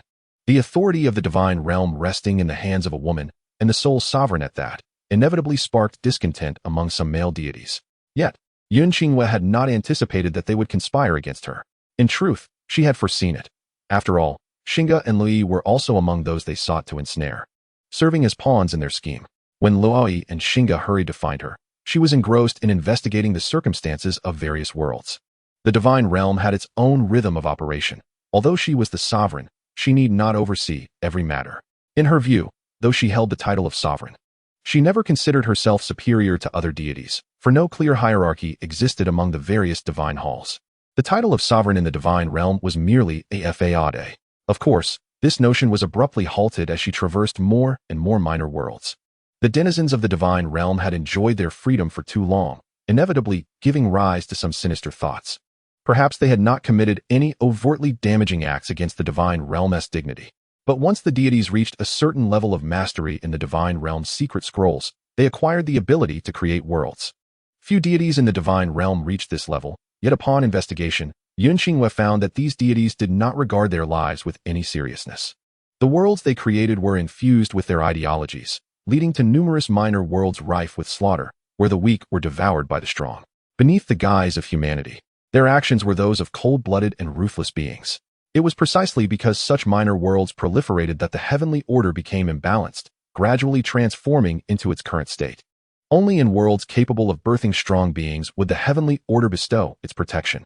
Should a century pass without a single strong being emerging, the heavenly order would obliterate that world, reducing billions of lives to dust. Furious upon discovering this, Yun Qingyue was utterly disillusioned with the deities of the divine realm. However, just as she contemplated cleansing this corruption, the deities could no longer remain idle and struck against her first. Yun Qingyue was acutely aware that she might be unable to withstand such a multitude. After all, during her ascension, she had lost her spiritual roots.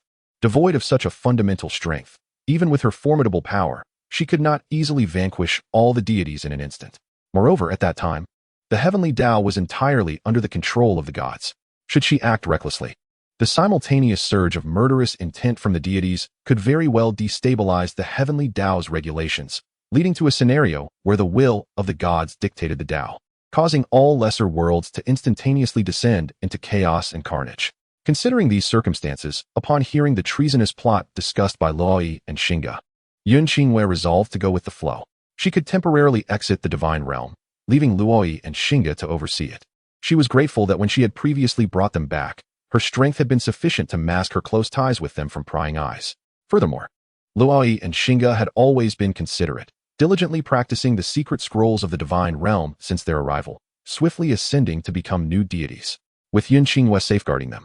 Apart from Jinyuan, only the god of the Golden Crow and the supreme god of Tianzhou were aware of their trusted status. The two supreme gods had retreated into seclusion, no longer concerning themselves with affairs of the divine realm. After her investigations, Yun Qingyue confirmed that the worlds established by these supreme gods had not succumbed to excessive bloodshed or the tyranny of the strong, which eased her mind. She mused that perhaps the Heavenly Dao had not completely collapsed due to the influence of these two supreme deities. To eliminate the threat, it must be thorough. Before they could notice, she must take the initiative. Thus, as a preemptive measure, Yun Qingyue had already deposited most of her divine souls into her ancient tomb on the Suicrane continent before the deities could conspire against her. Luoyi and Xinga pretended to oppose her to remain in the divine realm. When the deities plotted their treachery, she seized the opportunity to depart, leaving behind a mere fragment of her essence to resist. She had expected that the collective assault of the celestial beings would utterly obliterate the half of her soul she had left behind. But she had hoped that the fundamental power she had entrusted to Jinyuan could still be restored. Had the gods truly scattered her soul, she could retrieve her original power once it entered the realm of spirits. However, to her astonishment, the united forces of the gods merely erased her memories. Her soul remained intact.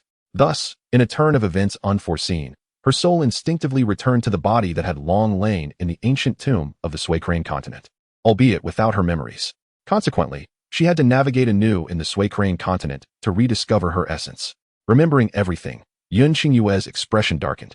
After listening to the entire sequence of events, Jinyuan fell into silence. If Yun Qingyue had merely suffered soul damage, perhaps she would not have needed to invest so much time. Given her extraordinary capabilities, the time required for her to restore her soul would undoubtedly be minimal. Once she had distanced herself from the divine realm, she could directly confront the Heavenly Dao. Recovering the Heavenly Dao, even if the myriad gods were incited to murderous intent, it would be of little consequence to the other lesser worlds. She could have resolved everything in a remarkably brief period. Yet, who could have anticipated that the entire scheme, almost flawless, had one critical oversight? The deities of the divine realm had failed to impact her soul. The only miscalculation lay in their abilities. Even the slightest damage to her soul could have led to her entry into the realm of spirits. Alas, the gods of the divine realm were truly inept. She had indeed overestimated them. Chapter 173.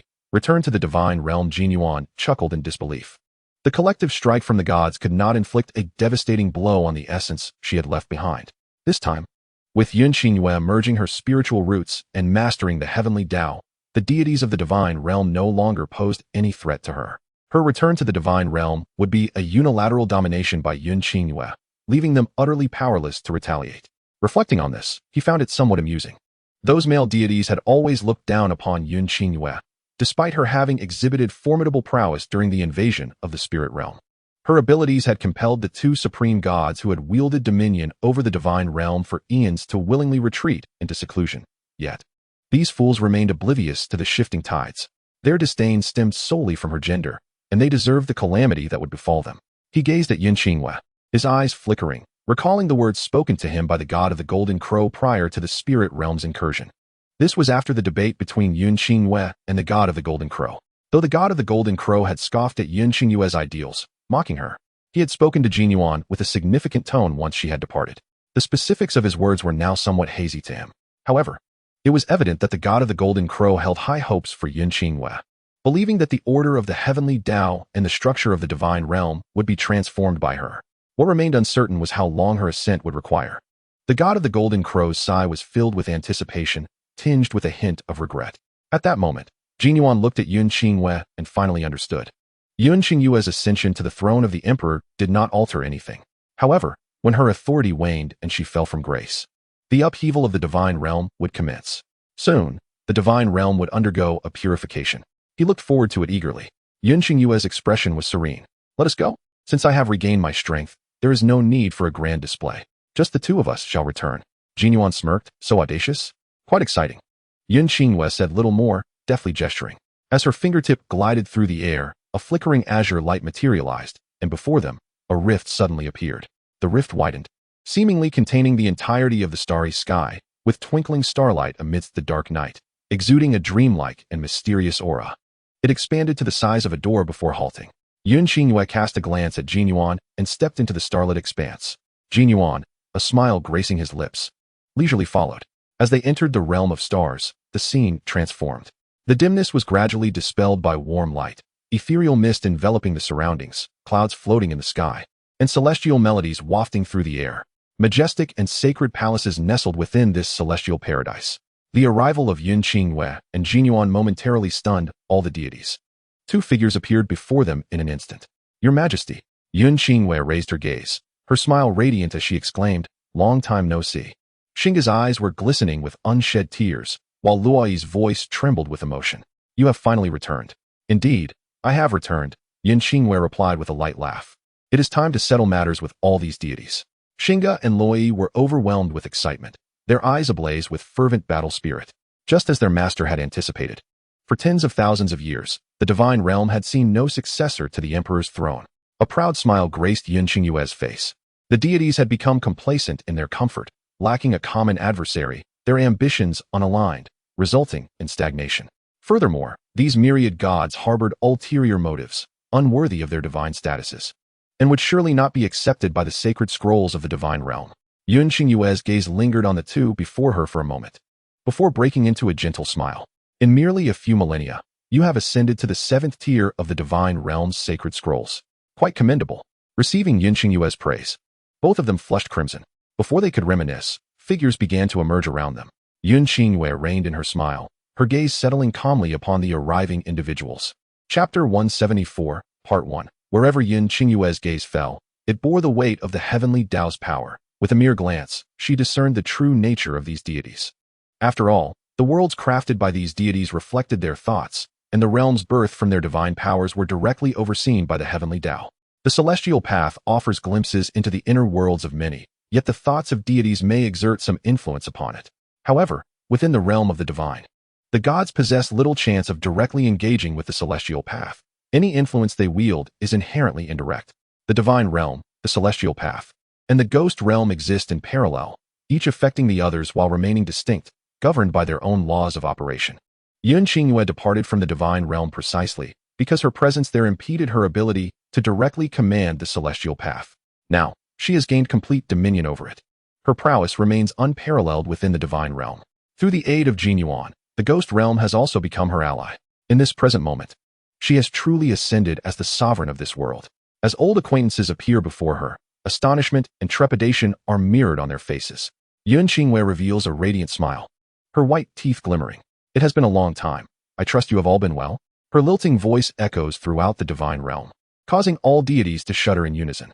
I wonder if you have all slept soundly during my absence, she muses, her eyes glinting with a frosty light. You all appear invigorated and rosy-cheeked. I assume you have taken good care of yourselves in my absence. That puts my mind at ease. Since you are all in good health, we can finally settle our previous accounts. Yun Qingyue's smile broadens. Observing the sudden change in the expressions of the approaching deities, they hastily attempt to escape, employing their divine techniques. In an instant, Yun Qingyue perceives their intentions, the corners of her lips curling upwards as she softly utters, Xingge, Luoyi. Indeed, both Xingge and Luoyi spring into action, and in a heartbeat, an upheaval occurs at the heart of the divine realm.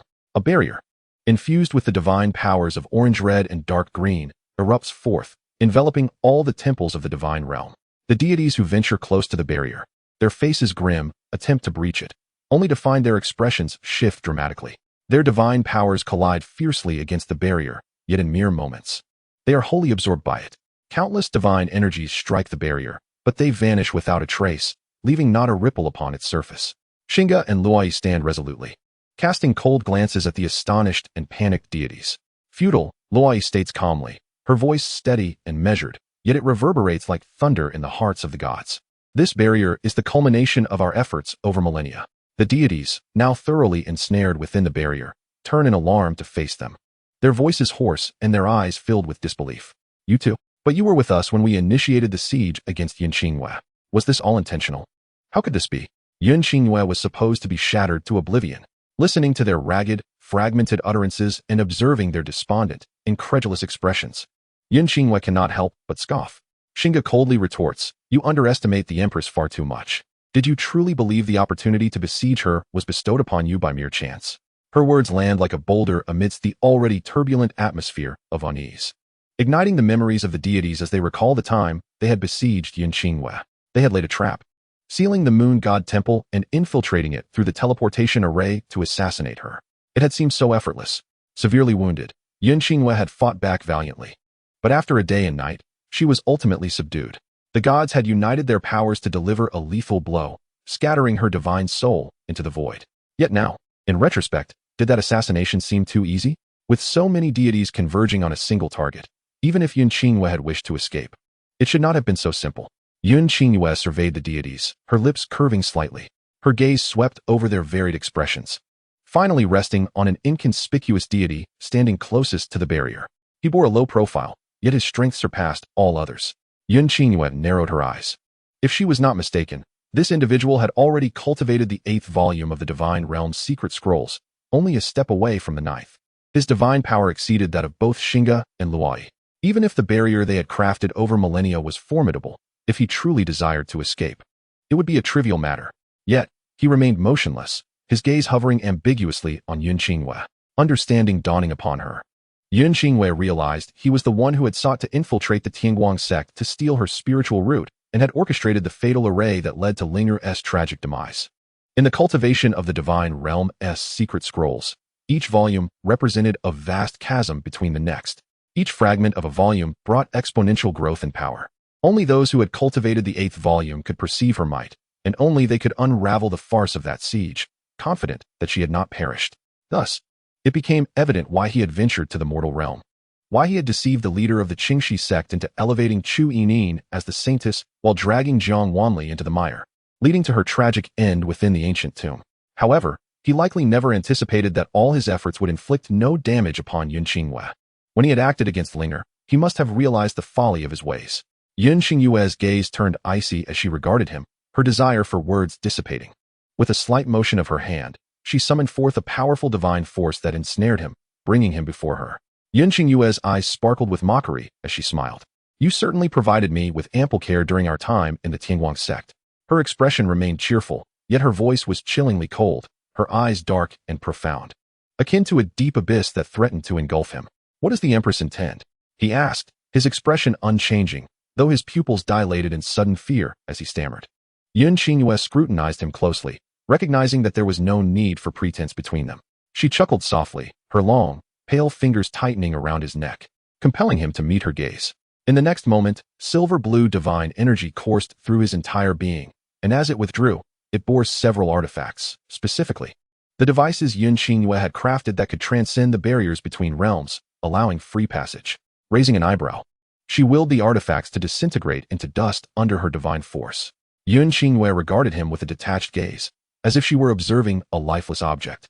The realization dawned upon him of the formidable entity he had offended, prompting him to struggle violently, with malevolent intent. Even exceptional talent cannot unlock the 9th volume of the Divine Realm's secret scrolls. Yunqingyue narrowed her eyes. "You do not truly believe that possessing my spiritual root will allow you to break through the 8th volume's limitations, do you?" He ceased his struggles, locking his gaze onto Yunqingyue, his eyes brimming with resentment and defiance. "I cannot advance because you yet live. There can only be one Empress in the Divine Realm. As long as you survive, I shall never become the strongest." Yunqingyue raised an eyebrow, intrigued by his assertion. "How do you know this?" Unwilling to divulge. Observing his demeanor and recalling his actions, Yunqingyue's gaze flickered with a glimmer of realization. You wish to pilfer my spiritual roots. Is it related to the secret scroll of the divine realm? The man's expression stiffened momentarily, only to be swiftly replaced by fury. He regarded Yun Xingyue with a frigid demeanor, stating, "You, a mere woman, how could you possibly transcend to the realm of the divine without a divine-grade spiritual root?" Yun Xingyue found herself perplexed by the apparent connection between the two. However, upon witnessing the man before her, who appeared almost mad with rage, she could not suppress a cold scoff. "Did you not know that my spiritual root has not returned to my body, and that you sought to steal it from the library of Tianke sect? Have you never pondered when my spiritual root was severed from my body? Surely, it must have been when the gods launched their assault, at the moment of your soul's annihilation, that the spiritual root retained the essence of all the divine scroll's powers," he asserted with conviction. Yun Xingyue could not help but let out a derisive laugh. It was indeed this very separation of her spiritual root that had led him to such conclusions. Yet, it was not surprising. After all, even after the severance, the spiritual root still retained a faint connection to her. Upon her ascension to the divine realm, her divine powers surged, and a small portion overflowed onto the spiritual root. It was precisely because of her amnesia that she had been oblivious to the existence of her divine powers, having scarcely utilized them. Had someone been probing into her whereabouts during that time, they would have only been able to trace the spiritual root, which still bore her divine power. After all, she had entirely overlooked the divine powers within her own body, subconsciously sealing them away. Perhaps this man had sensed the presence of the spiritual root long ago. It was likely due to his inability to locate her that he was able to perceive the divine power attached to the spiritual root, leading him to believe that the spiritual root was paramount in the cultivation of the divine scrolls. However, Yun Xingyue's tranquil and mocking gaze met his crimson eyes as she softly spoke. "You are mistaken. My spiritual root had already detached from my body before my ascension. In other words, I had no spiritual root prior to entering the divine realm." Her seemingly weightless words left the man momentarily stunned. "The divine-grade spiritual root you have always believed in does not exist at all. I have cultivated to the 9th scroll without any assistance from a spiritual root." As her words settled, the very air around them fell silent. The man stared blankly at Yun Xingyue, his mouth agape, his expression frozen, as if his mind had ceased to function. How is this possible? After a prolonged silence, he finally regained his senses, his madness fully unleashed as he glared at Yun Xingyue with wild eyes. Seemingly forgetting that his neck remained ensnared by her grasp, he began to thrash violently. Having unraveled the truth, Yun Xingyue chose not to speak further. She tightened her grip, and his struggles gradually diminished. Though she was not as towering as he, her delicate, pale hand calmly twisted his neck with an eerie ease. Once he fell silent, she released her hold. Jin Yuan offered her a silken handkerchief, which she accepted, meticulously wiping her fingers inch by inch. Her countenance remained serene amidst the stillness that enveloped the scene, as every onlooker held their breath in trepidation. Despite their uncertainty, Xing Gu and Luo Yi could both sense the palpable intent to kill emanating from Yun Xingyue. As the murderous aura slowly dissipated, she exhaled softly, her thoughts coalescing. Silver-blue divine power manifested like a cage, appearing above the heads of the watching deities, thoroughly binding them, rendering them immobile. Cast these beings, who regard human life as trifling, into the cycle of reincarnation, Yun Xingyue intoned gently, her gaze sweeping over the incapacitated deities. Jin Yuan chuckled lightly in response. "Shall we cast them into the realm of beasts?" Upon hearing this, the deities collectively gasped, their faces a mixture of panic and indignation. Yet, their voices were entirely silenced by the confines of their prison. "No, that would be too lenient," Yun Xingyue declared coldly. "Beasts are devoid of awareness, and those who possess intelligence are exceedingly rare. Allowing them to perish in such ease would be too merciful, since they perceive humanity as mere ants. Let them become human themselves, struggling in a chaotic world, desperately seeking a path, only to meet a despairing end as the very insects they disdain." There was no need to erase their memories. A hint of mockery danced in Yun Xingyue's eyes. "I wish to see how they will cling to life without the identity of a deity." Jin Yuan smiled in agreement, assuring her, "Rest assured, Your Majesty, I will see to it." Luo Yi and Xing Gu gazed at Yun Xingyue with reverence and fervor. This was their sovereign. With but a few words, she could reshape the very fabric of the divine realm. The cleansing of the divine beings continued for an extended period. Even with the assistance of the Heavenly Dao and Jin Yuan's swift handling, the deities had grown too complacent over their long reign. Comfort breeds desire, and in their prolonged ease, they had succumbed to wicked thoughts. Having existed in the divine realm for eons, the gods had faced little upheaval save for the prior invasion of the Ghost Clan. They had become too idle, leading to a proliferation of misguided schemes. Following the thorough cleansing, Only a handful of divine beings remained. As the empress, aside from Xinggu and Luo Yi, Yun Qingwei had dealt with the rest to varying degrees. In an instant, the divine realm felt desolate, lacking in vitality and rife with the absence of intrigue and treachery. The order of the divine realm was re-established by Yun Qingwei, necessitating considerable time to return to its former state. Fortunately, having secured control over the Heavenly Dao in advance. Even with many deities falling, the myriad small worlds they had spawned continued to operate seamlessly. With the absence of the deity's murderous intent, the Heavenly Dao recalibrated its rules, allowing several small worlds to flourish once more. Jin Yuan regarded Yun Qingwei with profound admiration.